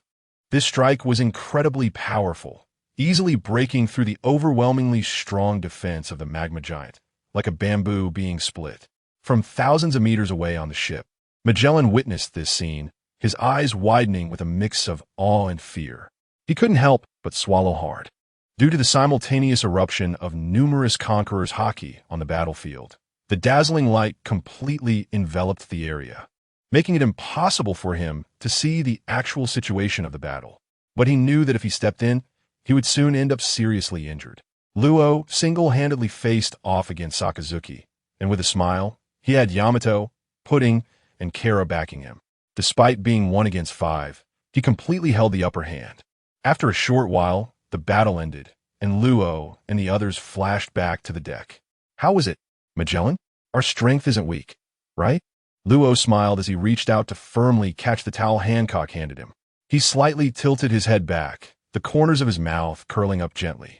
At this moment, he was completely bare from the waist up, unabashedly displaying his well-proportioned and strong physique, his cool-toned skin glistening with a healthy sheen, muscle lines flowing naturally, neither exaggerated nor lacking in strength. His broad shoulders, solid chest, and tight abs perfectly showcased his excellent physical condition. The sunlight shining down on him made everything even more perfect and charming. No more fighting, no more fighting. Kara shook his head, looking speechless. You all can't keep up with Luo's speed. Unless you disable your Ope Ope no Mi abilities, it's just too over the top. In the space of the Ope Ope no Mi, Luo was essentially invincible. His abilities were even starting to lean towards telekinesis. Unless one used armament haki to compete with Luo, he could still control others to move elsewhere. You are all impressive, Magellan sighed. Even the youngest-looking Kara, with the exaggerated thunder from the thunder fruit, was not inferior to his venom. He understood Luo's intention to show off his muscles. But ironically, it was he who was shown up. It was truly overwhelming. Moreover, he thought of Fleet Admiral Sengoku. Sengoku didn't say much about his presence on the ship. As for the world government, Magellan did not reach out. The recent actions of the world government had made all parties feel uneasy. He also knew about Luo's mission, cooperating with the Navy headquarters to eliminate the new pirate Overlord Alliance. This alliance was led by the legendary pirate Golden Lion Shiki, along with former Yonko Kaido and Big Mom. This was a war against external forces. However, aren't we heading towards a new world? Magellan frowned. Even though they were in the sky, he could still vaguely identify some iconic structures from the traces of islands below the clouds. For example, they had just flown over Marineford. Our target is indeed the new pirate Overlord Alliance. Luo nodded slightly, turning to look at Magellan. But who said our battlefield was the new world? On the other side, at Marineford, led by Sengoku, 3 admirals followed, along with a group of powerful figures, each at least a vice admiral, boarding 5 warships. Hey, Admiral Kizuru, do you know where Fleet Admiral Sengoku is taking us? The green-haired Rorinoa stood by the railing, lightly twirling a din mushy in his hand, with a frown on his face. Though he was a Navy admiral, he was actually a world government person. Now, the Navy had dispatched all its high-end combat power. Such a battlefield inevitably reminded him of the Hive Island battle where the 5 elders died. He reported to the world government, but received orders to follow. Yet inexplicably, Rorinoa felt something was off. I don't know, Rorinoa. Kizuru scratched his head, looking quite troubled. Fleet Admiral Sengoku has his own considerations. I'm not quite sure. Admiral Kizaru. Amu looked visibly dissatisfied.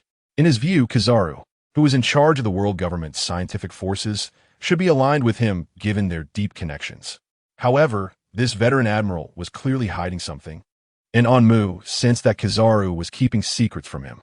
Suddenly, Onmu noticed a change in Kizaru's expression as he floated back, appearing impatient with him. Ahnmu? What does that mean? In the next second, he understood. A massive, searing breath of dragon fire descended from the sky. Ah! Amu cried out in pain. In an instant, his entire body was covered as if by a layer of black armor, the flow of haki enveloping him. However, the intense heat, akin to lava, quickly spread to every corner of his body, wrapping him up in an instant. In the blink of an eye, Onmu's once thick, dark hair was gone, leaving his head smooth and bald, resembling a salted egg. At this moment, Onmu's expression on that egg-shaped head was cold to the extreme, with endless murderous intent surging from his eyes, chilling to behold. Boom! A loud bang erupted, like thunder cracking across the sky. The people on the warship looked up to see a massive azure dragon suddenly emerging from the thick clouds. The dragon's body was enormous, twisting and coiling, and in the next second, its form began to shrink and distort, ultimately transforming into a hulking man. The man's muscles bulged with distinct lines, exuding explosive power. Even more unsettling was the extremely violent aura radiating from him, as if he were the embodiment of destruction and death. Kaido of the Beasts. With Kaido descending from the sky, the overwhelming conqueror's haki crashed down like a mountain, creating a strong sense of pressure and unreality. Kaido charged downwards at the warships below without any hesitation. His icy eyes were fixed on Onmu, with murder unmasked. Kaido. Upon seeing the newcomer's face, Onmu's expression changed instantly, a wave of panic rising in his heart. No, it wasn't just Kaido. Boom, boom. Thunderous roars echoed in the sky, and in the distant horizon, a blazing inferno was spreading wildly, the flames fierce and colorful. Within the sea of fire stood a giant figure, big Mamamam. At this moment, she stood firmly atop Prometheus, engulfed in roaring flames, looking down from a high vantage point. The calm was shattered. A physical manifestation of Conqueror's haki surged towards the central ship. Where the sword energy passed, the waves vanished, and incoming cannonballs were effortlessly torn apart like paper. Sengoku, accompanied by a roar, a tall, dark-skinned man, slowly walked down from above. This man's appearance resembled that of the original Marshal D. Teach. However, now, his identity was no secret in the Navy. The Golden Lion, Shiki.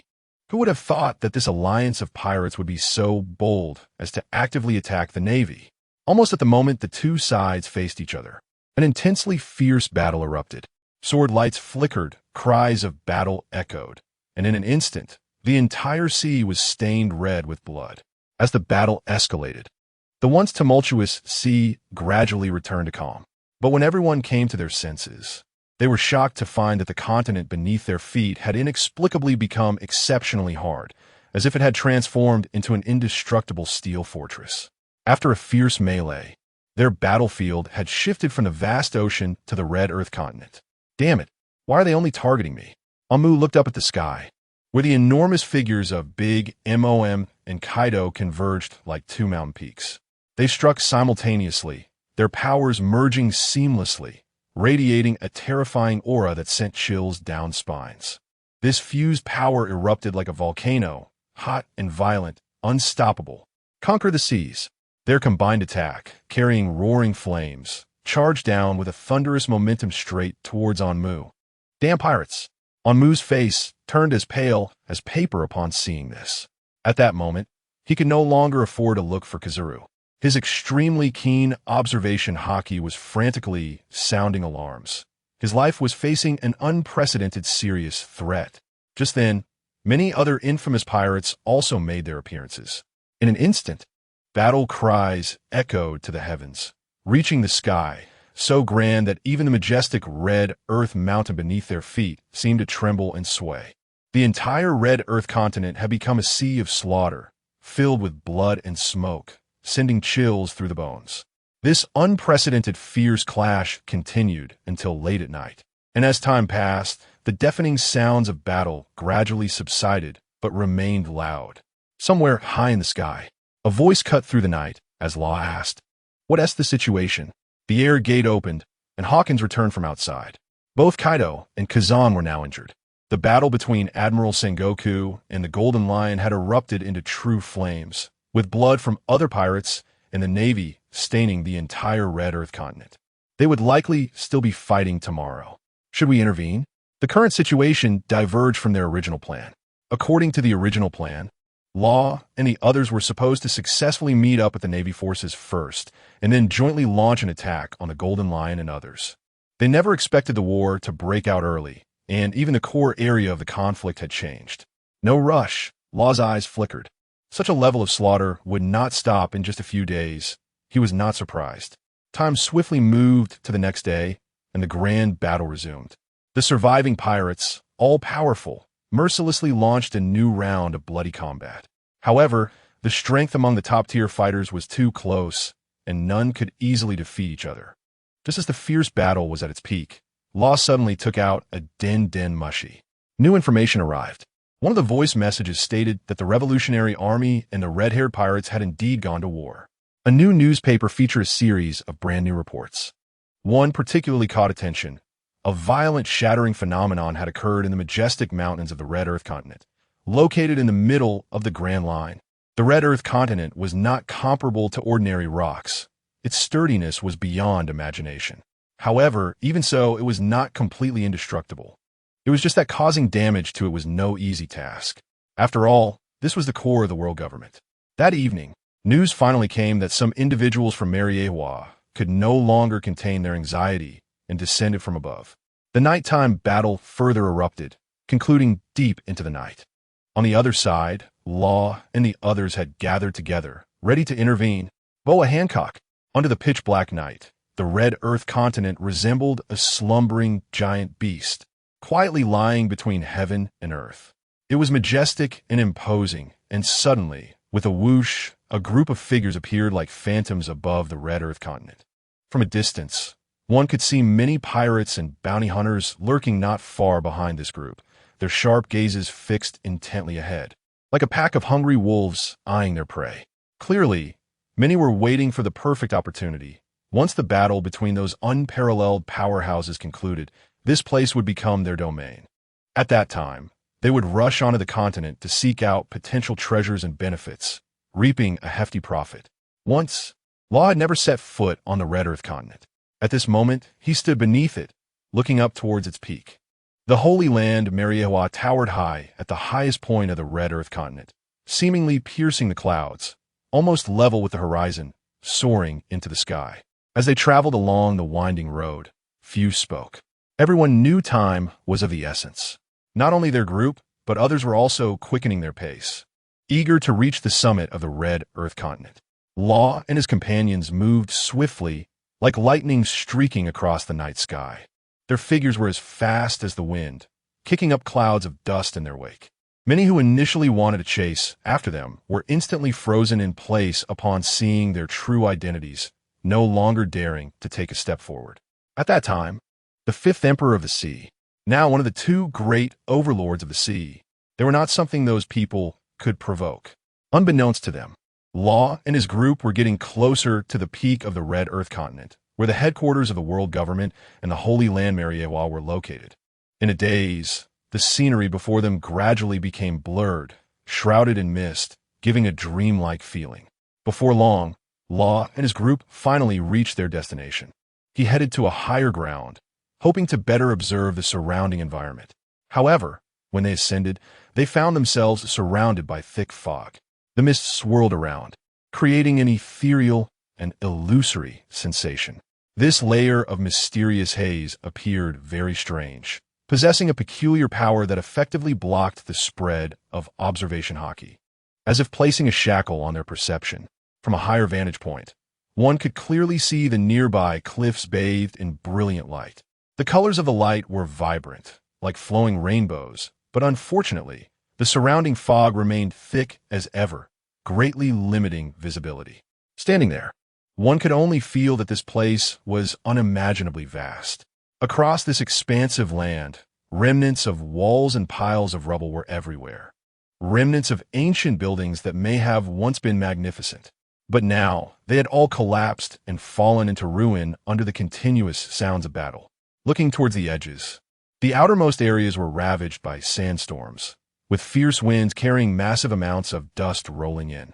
The once solid Red Earth continent was gradually being eroded by the wind and sand, turning into endless dunes. "Oh, a familiar face," Xiaoqi said, looking over and smiling. It was the former warlord of the sea, Crocodile. At that moment, Crocodile was fully suppressing a Navy vice admiral, someone Law and the others recognized. Vice Admiral Doberman, once Akainu's right-hand man, was a hawkish figure. What? Crocodile frowned and looked back.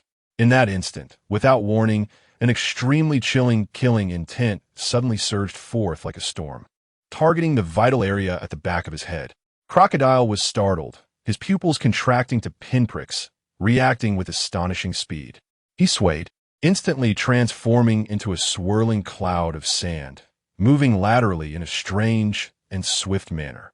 At the same time, there was a sharp sizzling sound, and a massive fist made entirely of molten lava roared past, generating scorching waves and thick smoke, crashing heavily onto the nearby earth and stone.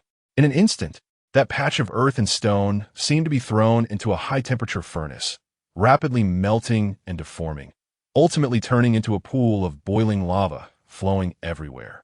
Had Crocodile's earlier movement been even slightly delayed, his fate would have been as tragic as those stones struck by the lava. Once Crocodile steadied himself, his gaze turned icy, staring intently behind him. Not far away, Akainu, dressed in a large black coat that wrapped tightly around his entire body, appeared like a cold and ruthless demon descending into the world.